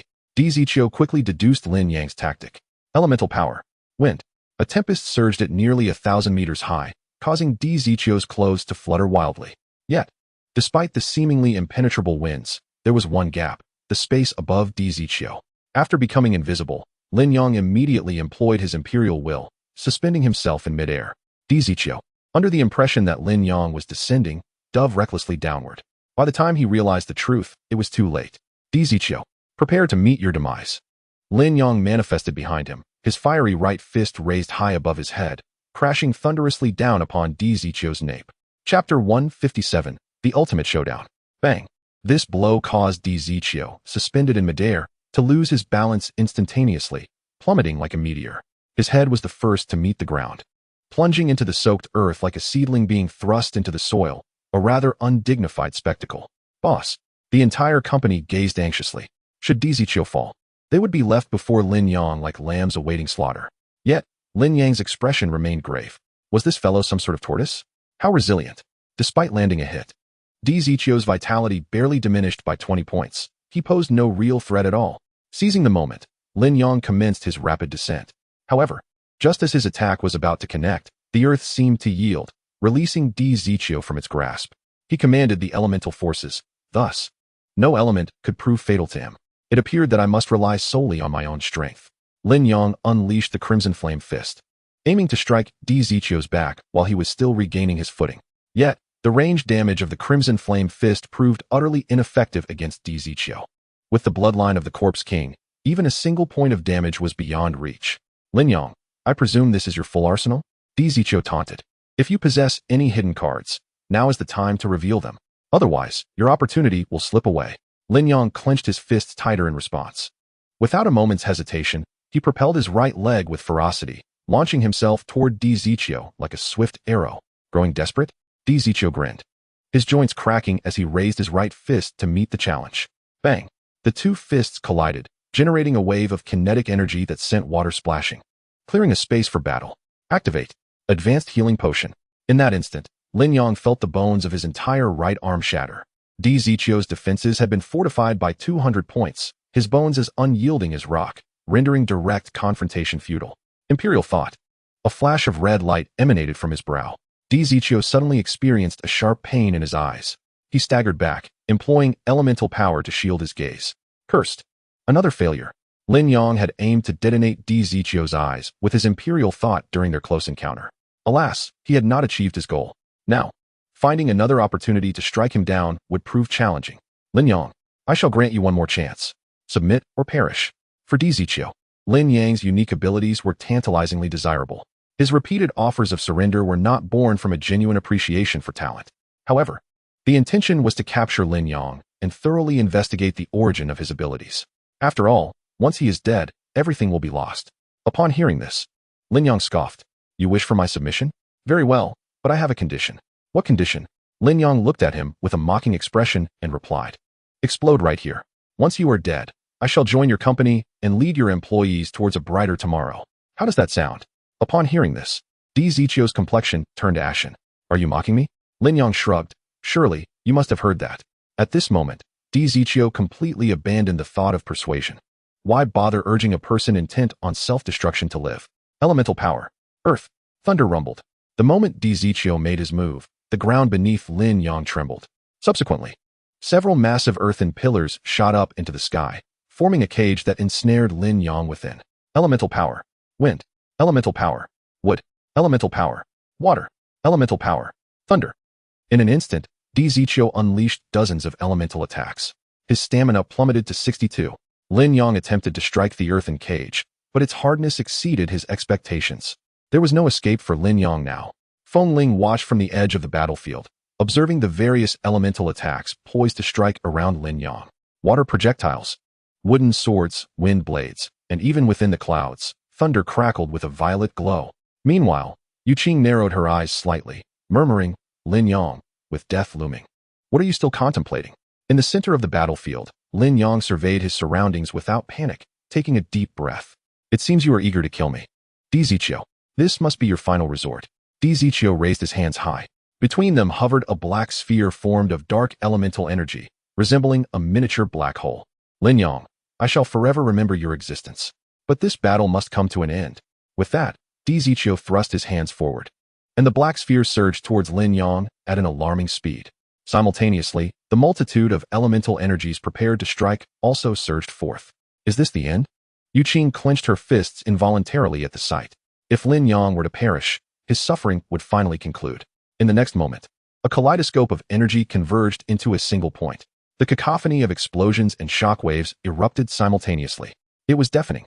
Following this, a colossal mushroom cloud rose from beneath Lin Yong. The shockwave, akin to a nuclear explosion, rapidly swept across the surroundings. In an instant, every building within a 100-mile radius collapsed. Countless shards of glass shattered. The ruins alone buried millions of zombies on the streets. Meanwhile, over 10,000 zombies engaged in battle met with devastating casualties in this cataclysm. What remained was merely a fraction of their former number. Boom! Another bolt of lightning descended. Feng Ling pushed aside the zombie that had been shielding her, brushed off the dust before her, and felt an overwhelming surge of excitement. The death of Lin Yong was not merely a conclusion to her past. It signified a new beginning. As long as Lin Yong lived, she could find no peace in her slumber. Even though Yin Yu harbored a deep-seated hatred for her, the root of all her woes stemmed solely from Lin Yong. At long last, it was all coming to an end. With tears glistening in her eyes, Feng Ling gazed at the heart of the battlefield, where thick smoke still lingered. Yet, throughout it all, Yu Qing's brow remained furrowed. For as long as he could not see Lin Yong's body, he could not relax for a heartbeat. It was unclear when Lin Yong had transformed into a nightmare in his heart. But had Lin Yong truly perished? As the smoke began to dissipate, the towering earthen cage vanished. In its place, however, a brilliant red light remained steadfast. Chapter 158. The ultimate showdown to Lin Yong was not dead. This was inconceivable. He appeared completely unscathed. Was it fate that sought to destroy our company? Many subordinates erupted into fervent discussions. Upon seeing Lin Yong standing there without a scratch, Yu Qing's clenched fists unexpectedly relaxed. He staggered slightly, as if his very soul had been cast adrift. He was a deity, an immortal. No one could slay him. No one. Yet, the one with the most dismal expression was none other than Boss Di Zichio. Prior to this moment, he could not fathom how Lin Yong could withstand such a blow. Yet, the reality was that he had indeed endured it. You said you had no backup. How could this be? At that moment, Lin Yong stood resolutely, his expression devoid of emotion as he regarded Di Zichio. The truly unprepared one was you. This is the divine technique belonging to my crimson flame armor. Invincible. From beginning to end, Lin Yang had been fighting with the power of imperial will and the divine techniques of his limbs. This had led Di Zichio to greatly underestimate the existence of the Crimson Flame armor. However, he could never have anticipated that this armor was Lin Yang's final means of survival. Unbeknownst to him, the reason Lin Yang had only now resorted to it was that this divine technique could be employed only once per hour. Naturally, Lin Yang would not use it lightly unless absolutely necessary. Had it not been for the cooldown of his teleportation, he might have refrained from using it altogether. I refuse to believe that your invincibility can be employed endlessly. Today, you must die. Di Zichio suddenly became frenzied, yet he retained a sliver of rationality, swiftly deducing a crucial fact. Since Lin Yang had only just now employed his invincible skill, it was evident that this ability could not be used continuously. Therefore, he must seize the moment to extinguish Lin Yang's life. However, at that very instant, a graceful figure unexpectedly surged from behind. Her speed was as swift as lightning, and in the blink of an eye, she closed the distance from 100 meters to stand behind Di Zichio, caught off guard while attacking Lin Yang. Di Zichio had no time to evade. He could only react as swiftly as possible. Yet, this attempt was still met with the piercing claws that stabbed into his waist. Xin Yan. Di Zichio recognized the assailant as Lin Yang's zombie girlfriend, Xin Yan. Although he was acutely aware of her lurking presence, when the moment to strike arrived, he was far from fully prepared. The aura emanating from Xin Yan was hardly inferior to his own. At that moment, Xin Yan's combat prowess had ascended to its zenith. Despite the apparent disparity of several hundred in their strengths, Di Zichio's stamina and vitality were not at their peak. Coupled with the surprise attack from behind, Xin Yan naturally held the advantage. Yet, inexplicably, Di Zichio burst into laughter. "You two can't possibly believe you will triumph, can you?" he remarked, gesturing towards the nearby throng of zombies engaged in battle. At that moment, Lin Yang's army of zombie children had dwindled to merely 2 avatars and 10 struggling zombies. In stark contrast, the opposing side boasted 5 elite zombies and over 30 others, alongside hundreds more. It was likely that it would not be long before Lin Yang's forces faced total annihilation. When those 5 elite zombies, enhanced by the bloodline of the Zombie King, entered the fray, Lin Yang would undoubtedly find himself at a disadvantage. However, despite Di Zichio's taunts, Lin Yang remained unfazed. He simply turned to Xin Yan and softly instructed, "My dear, show him your skills." Subsequently, under Di Zichio's bewildered gaze, Xin Yan clasped her hands together. In the next moment, a scene that astonished all unfolded. On the battlefield, 30 lifeless elite zombies convulsed momentarily before rising to their feet. Among them were Lin Yang's zombie children as well as those cultivated by Di Zichio. Despite their differing allegiances, in that instant, they all set their sights on the company's zombies. With the addition of these 30 elite zombies, the pressure on Lin Yang's army of zombie children was significantly alleviated. This was Xin Yan's imperial-level special skill, spirit communication. Most chilling to Di Zichio was the overwhelming aura radiating from Xin Yan at that moment. Her power had grown even stronger. Lin Yang cast a smiling glance at Xin Yan. Her current combat strength had reached 9,820, significantly narrowing the gap with Di Zichio. "I concede, you two are formidable, but I shall never accept defeat." With clenched teeth, Di Zichio lunged towards Lin Yang in an instant. However, Xin Yan reacted swiftly. Before Di Zichio could reach them, she had already positioned herself between the two, unleashing a powerful palm strike. The impact resonated as their fists collided, revealing they were nearly evenly matched. Nevertheless, the disparity in their combat prowess was evident, with Xin Yan taking a half-step back under Di Zichio's forceful advance. Yet, Xin Yan was not the only adversary Di Zichio faced. Without any movement, Lin Yang vanished from sight, employing instantaneous teleportation. Di Zichio turned to find Lin Yang had already materialized behind him. However, by the time he realized and attempted to respond, it was far too late. "You have lost." Lin Yang's voice echoed ominously in Di Zichio's ears. Looking down, he discovered the tip of the Soul Breaker blade had pierced through his back, emerging from his chest. In that moment, Di Zichio felt an overwhelming weakness wash over him. Just as he intended to wield elemental power to eliminate Lin Yang before him, he was startled to find he could no longer sense his arms. In the fleeting moment of his daze, Xin Yan seized the opportunity, decisively severing both of his arms. Di Zichio's defenses were formidable, yet Xin Yan's strength far surpassed his own. The battle was now conclusively decided. Deprived of his arms, even with all his capabilities, Di Zichio could no longer unleash his powers. "Boss!" Hearing the anguished cries of his subordinates, Di Zichio's heart raced. Though he understood their cries stemmed from fear of his demise and their subsequent vulnerability, For someone so accustomed to self-centeredness, their concern felt unexpectedly warm. At least there were individuals in this world who genuinely cared for him, regardless of their motives.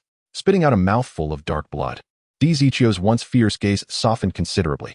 "Am I truly in the wrong?" he uttered. In response, Lin Yang simply replied, "Your error lies in opposing me." With that, he withdrew the soul-breaker blade.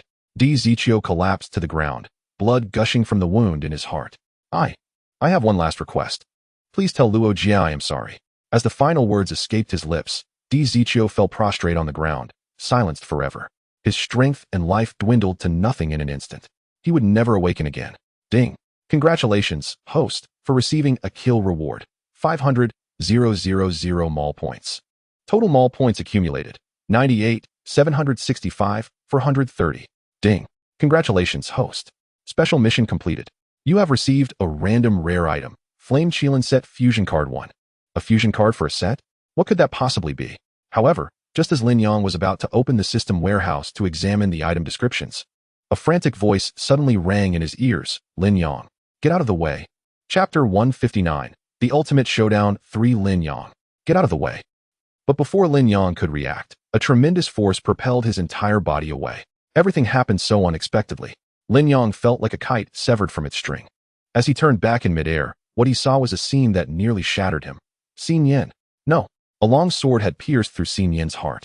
The one wielding the sword was none other than Elder Qin, whom Lin Yang had always felt guilty towards. However, Elder Qin was no longer the ethereal figure he once was. He had transformed into a zombie, the very being he had despised in life. Level: Combat Power, 10001 Stamina, 100100 Health, 100100 Special Skill, Imperial Dragon Guardian Sword Technique, no stamina consumption. Gains 300 combat power explosive damage within 1 second. Special Skill, Eternal Imperishable, when health drops below 10. May choose to increase combat power by 1000 or fully restore health.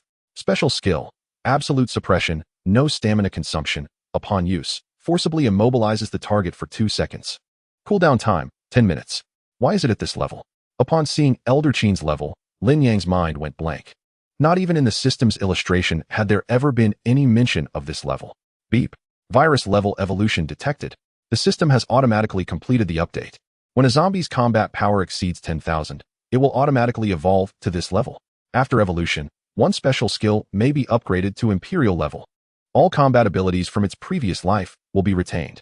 However, at this moment, Lin Yang was utterly indifferent to the zombie's level. His mind was consumed by a singular thought.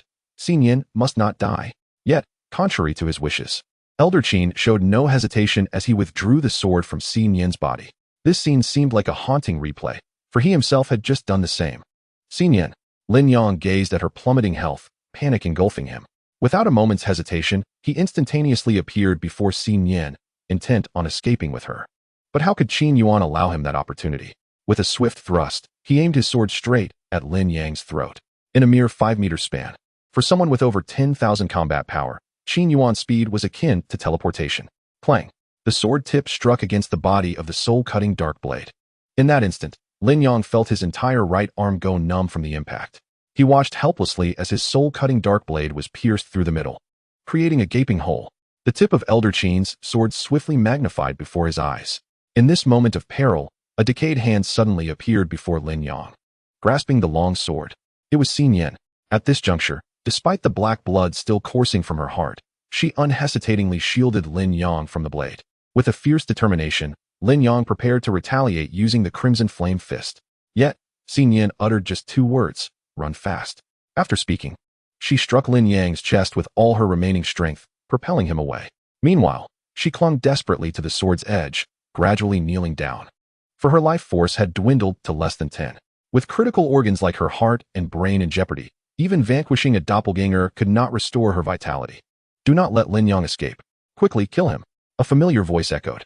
Yan Yuer emerged from nowhere, followed by dozens of zombies. From a distance, Feng Ling recognized them as the zombies from her fire palace. Feng Ge. Among the horde, Feng Ling immediately spotted her younger brother. In a frenzy, she dashed towards the center of the battlefield. Even the typically rational Yu Qing did not intervene, standing by in a daze while murmuring, "Lin Yang is a god. An immortal. No one can defeat him."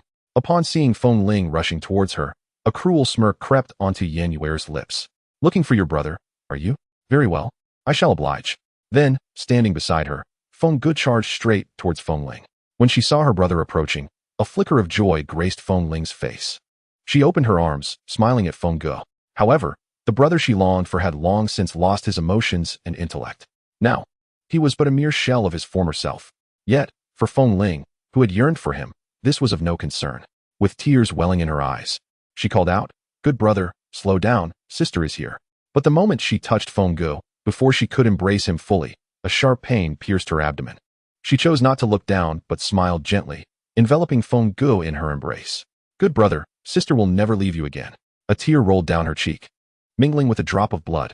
In the center of the battlefield, after issuing the command to pursue Lin Yang, Elder Qin turned to chase after him. However, after straining to pull his sword twice, he found it utterly immovable. Lin Yang, standing several meters away, witnessed this scene with clarity. Xin Yan knelt on the ground, her hands gripping the sword's blade tightly. Even as the flesh on her fingers was severed, exposing the stark white bone within, she exerted every ounce of strength. At that moment, Xin Yan turned to gaze at Lin Yang.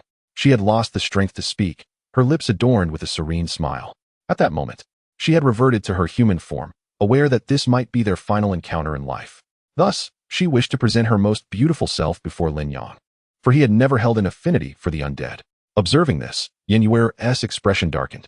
She drew a dagger, and, seizing Xin Yan's hair from behind, swiftly sliced through her snow-white neck. In an instant, blood splattered forth. "Get rid of that nuisance. Ensure Lin Yang does not escape." This scene caused a slight twitch in Old Qin's body, yet he unsheathed his sword and turned to charge at Lin Yang. Meanwhile, Lin Yang gazed at Xin Yan's lifeless form in the distance, his face betraying no emotion. Only 2 streams of tears flowed ceaselessly from his crimson eyes, akin to a spring overflowing. Lin Yang opened his mouth, attempting to utter words, yet it felt as if something was lodged in his throat, rendering him voiceless. Nevertheless, he did not surrender. As he faced the approaching Old Qin, he kept his mouth agape, producing a series of hoarse sounds. At last, he raised his gaze to the heavens and released a heart-wrenching scream. Fiery Qilin armor. Merge. In an instant, dust swirled, and a tempest arose. A tornado, hundreds of meters high, suddenly formed around Lin Yang. This whirlwind appeared to be a conduit connecting heaven and earth. Soaring into the clouds, seemingly endless, Lin Yang stood at its center, as if an invisible force were lifting him to a height of 100 meters. Suddenly, flames ignited around Lin Yang, the Qilin fire blazing forth. Concurrently, 6 fiery orbs, each the size of a fist, detached from his brow, chest, hands, and feet. They seemed to possess a will of their own. After leaving Lin Yang's body, they floated upward, ultimately converging together. Yet, at that moment, Old Qin had also charged forward, sword in hand, ready to deliver a decisive blow. Following Yin Yuer's command, Qin Yuan advanced and unleashed his imperial-level skill, the Dragon Guardian sword technique. This move represented the most formidable strike he could muster in a short span. With a swift motion, Old Qin transformed into a streak of azure light. Leaping to the same height as Lin Yang, gripping the hilt of his sword, he aimed to strike at Lin Yang within the tornado. However, at that precise moment, an unprecedented aura erupted from Lin Yang. Qilin Fusion Divine Technique. Fiery Qilin Manifestation. Boom. In an instant, the flames floating above his head erupted violently. The shockwave from the explosion immediately hurled Elder Qin into the air. As the flames erupted, they transformed into a cascade of crimson light that poured down upon Lin Yang like a waterfall. Subsequently, countless shimmering red patterns appeared on Lin Yang's skin. These patterns were not chaotic, but were instead meticulously arranged across every inch of his body. This was the divine pattern of the Qilin. The flowing light was the genuine radiance of the Qilin. What on earth was happening? In the distance, Yin Yuer gazed at Lin Yang in astonishment. He hovered 100 meters above the ground, resembling a crimson sun that illuminated the entire night sky, bathed in the divine light of the Qilin. Lin Yang felt his body undergoing a transformation. Suddenly, a pair of golden claws sprouted from his hands. Unlike the elongated nails of a zombie, these claws emerged like crescent-shaped blades from between Lin Yang's fingers. This astonishing transformation was merely the beginning. Amidst the flames, Lin Yang's hair instantaneously turned pure white, reminiscent of the mane of a Qilin. Furthermore, the shimmering red patterns on his skin began to coalesce into a layer of crimson scales at a visibly rapid pace. Each scale appeared as dazzling as a gemstone, glimmering with brilliance. Even his pupils, with each movement, exuded a mist of red, exuding an aura of sanctity. At this moment, Lin Yang had completely merged with the genes of the blazing Qilin. Although he still retained his human form, in this realm, he was the Qilin incarnate. In the distance, Yan Yuer clenched her delicate fists tightly. What had he done? How could he be so powerful? No, there was no time to hesitate. Everyone, attack him together. No matter what, kill him. Roar. After Yan Yuer issued her command, all the zombies charged toward Lin Yang. Leading the charge was still Elder Qin. Having been thrown back moments ago, he had only lost a sliver of vitality and was not significantly harmed. However, this time he chose not to confront him head-on, but instead utilized another Imperial-level skill of his, Absolute Suppression. Once activated, it would force Lin Yang to remain still for 2 seconds. With Elder Qin's strength, 2 seconds would be ample time to slay 10 foes. Elder Qin, we have ultimately found ourselves on opposing sides. At this moment, Lin Yang remained remarkably composed. He floated in the air, akin to an emperor surveying his subjects. Calm and disdainful, in the face of Elder Qin's absolute suppression, he remained unperturbed. Suddenly, a sharp sound rang out, and his body became rigid. Soon after, Elder Qin's swift figure charged forward. He slashed through the whirlwind, and the blade swiftly aimed at his neck. Yet, just when everyone believed Lin Yang was surely doomed, a crimson light suddenly emanated from his forehead. In an instant, Lin Yang not only regained his ability to move, but also calmly raised his left arm, using the scales on his arm to block Old Qin's blade. Clang! The sword struck the scales, sending countless sparks flying. However, to everyone's astonishment, the scales not only remained unbroken, but bore not a single scratch. Old Qin, I am truly sorry, Lin Yang stated, his voice trembling. This decision weighed heavily upon him, for it was undeniably excruciating. Yet since the moment Xin Yan had perished, all his emotions had ceased to matter. At present, there existed only one objective: revenge. Boom. Lin Yang unleashed a powerful punch, now possessing the true might of the Qilin right arm. His Qi-Yin fist had become incomparable. What? Yan Yuer gasped, witnessing Lin Yang send Old Qin flying with a single blow. Boom. Old Qin plummeted from a height of 100 meters, crashing onto the ground and creating a massive crater. Lin Yang observed as Old Qin's life points instantly plummeted to 65. Old Qin, you are no longer my match. For I am invincible now. Lin Yang's commanding voice echoed across the horizon. His words were laced with imperial intent, and the sheer force of his voice obliterated dozens of level zombies. With the fiery Qilin's presence, Lin Yang's mental strength had surged exponentially. The intensity of his imperial intent had even reached a level where he could execute short-range teleportation. As for his true teleportation ability, its range had extended from the original 10 meters to a full 100 meters. In the blink of an eye, Lin Yang descended from the sky, landing beside Old Qin. Farewell, Old Qin, he uttered indifferently. Immediately, hundreds of light swords materialized in the void above. Go, with a gentle command. Those hundreds of light swords rained down upon Old Qin. In an instant, Old Qin's life points plummeted from 65 to a mere 8. Gazing at the battered Old Qin, Lin Yang's eyes flickered slightly. Subsequently, a colossal 10-meter red sword loomed above Old Qin. Lin Yang intended to deliver his most magnificent strike as a final tribute to Old Qin, as a mark of respect. It's over. In the distance, Yan Yuer felt her legs weaken, and she collapsed onto the ground. If Old Qin were to perish, she would have no means of survival. However, after what felt like 7 or 8 seconds, the enormous red sword still had not descended. Just as Yan Yuer thought a glimmer of hope had emerged, Lin Yang spoke.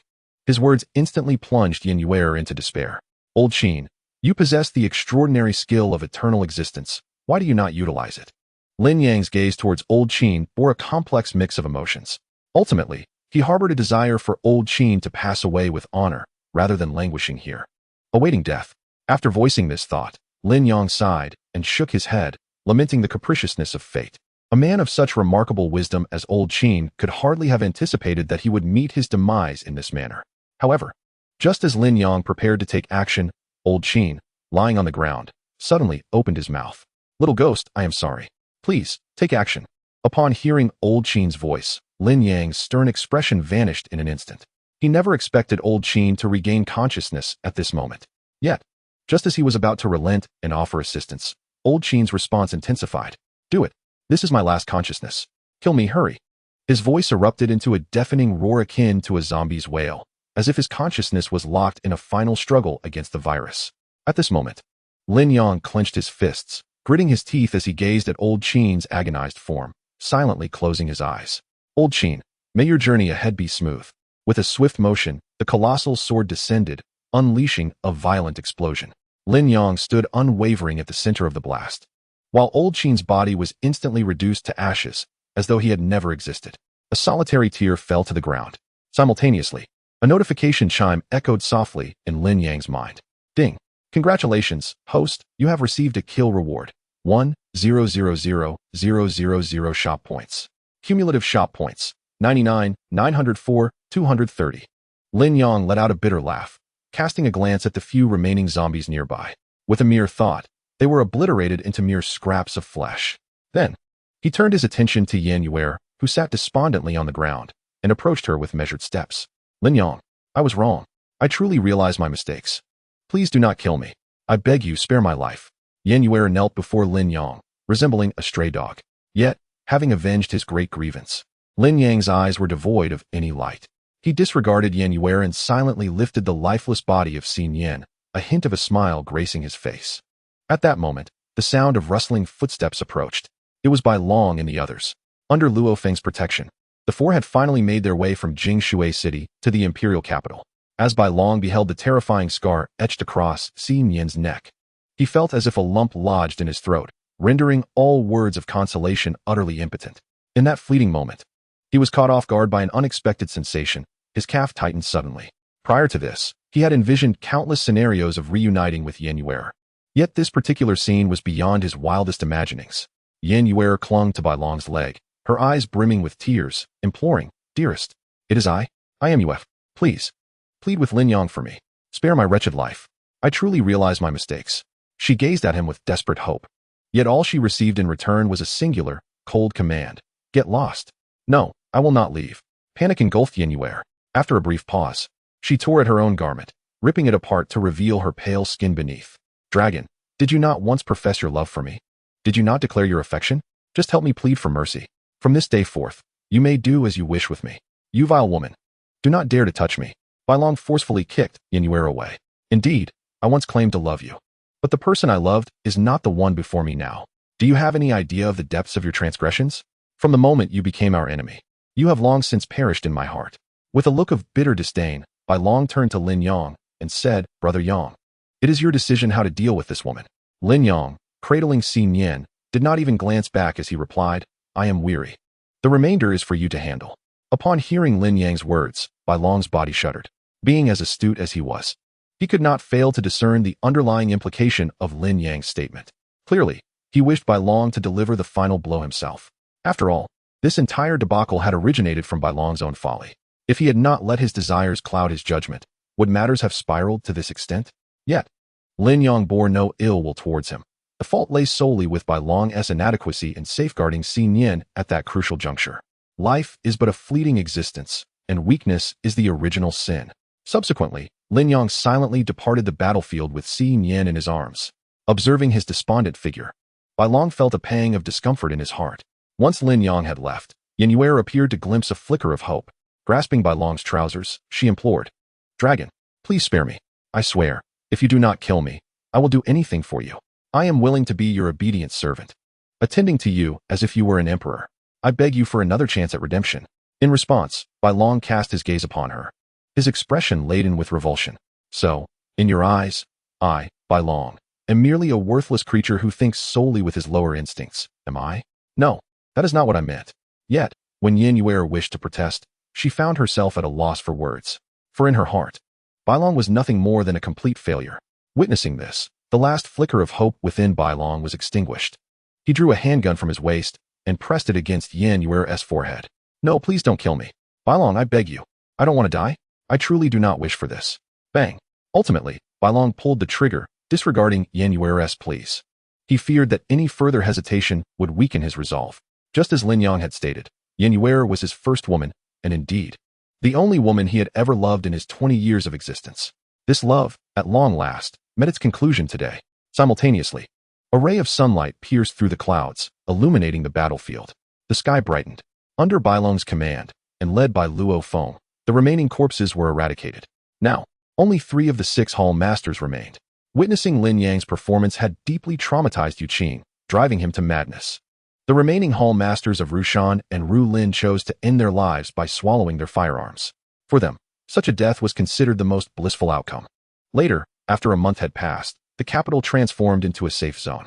Lin Yang gathered all the survivors he had discovered along the way and, with Han Yu's ingenuity, successfully established a unique survival base amidst the apocalypse. Thus, humanity's civilization began to gradually recover. Time flew swiftly, and before long, 3 years had elapsed. One morning, after finishing breakfast, Lin Yang heard a knock on his door. "Little brother, open up quickly." Upon opening the door, he found Mo Zheng standing there, brimming with excitement. Clad in a laboratory white coat. "Little brother, I have great news to share. The virus vaccine has finally been successfully developed." "Really?" Lin Yang's eyes widened in astonishment. Mo Zheng embraced Lin Yang, his eyes welling with tears. "After 3 years, I have successfully integrated the virus immunity genes extracted from your blood into an enhanced version of the vaccine. This means everyone can now be vaccinated. From now on, even we ordinary people need not live in fear of the zombie virus infection. Brother Zheng, your contributions to humanity will surely be recorded in history. Congratulations," Lin Yang said with a smile, patting Mo Zheng on the back. After they released each other, Mo Zheng noticed a backpack beside Lin Yang's bed. "Little brother, are you about to leave again?" Lin Yang nodded with a smile. It had been some time since returning from the war-torn nation, and now that the zombies in Long Kingdom, Han Kingdom, Fur Island Nation, and Asan Kingdom had been eradicated, it was time for him to visit the free nation. Mo Zheng sighed. "Well, I shall not elaborate further. Just that, do take care." Lin Yang offered a faint smile. His abrupt departure was prompted by 2 reasons. Firstly, it was due to the activities of the end of the world Terminator that he had achieved 863,000. Each initial zombie possessed significant potential for evolution, compelling Lin Yang to eliminate them. Secondly, the points he had accumulated over the past 3 years were nearly depleted. After all, a resurrection card cost a staggering 1 billion. "What are you staring at? Is there something on my face?" Xin Yan emerged from the room in a pristine white dress. She linked her arm with Lin Yang's, gazing up at him with innocent eyes. "Indeed, there is something. What is it?"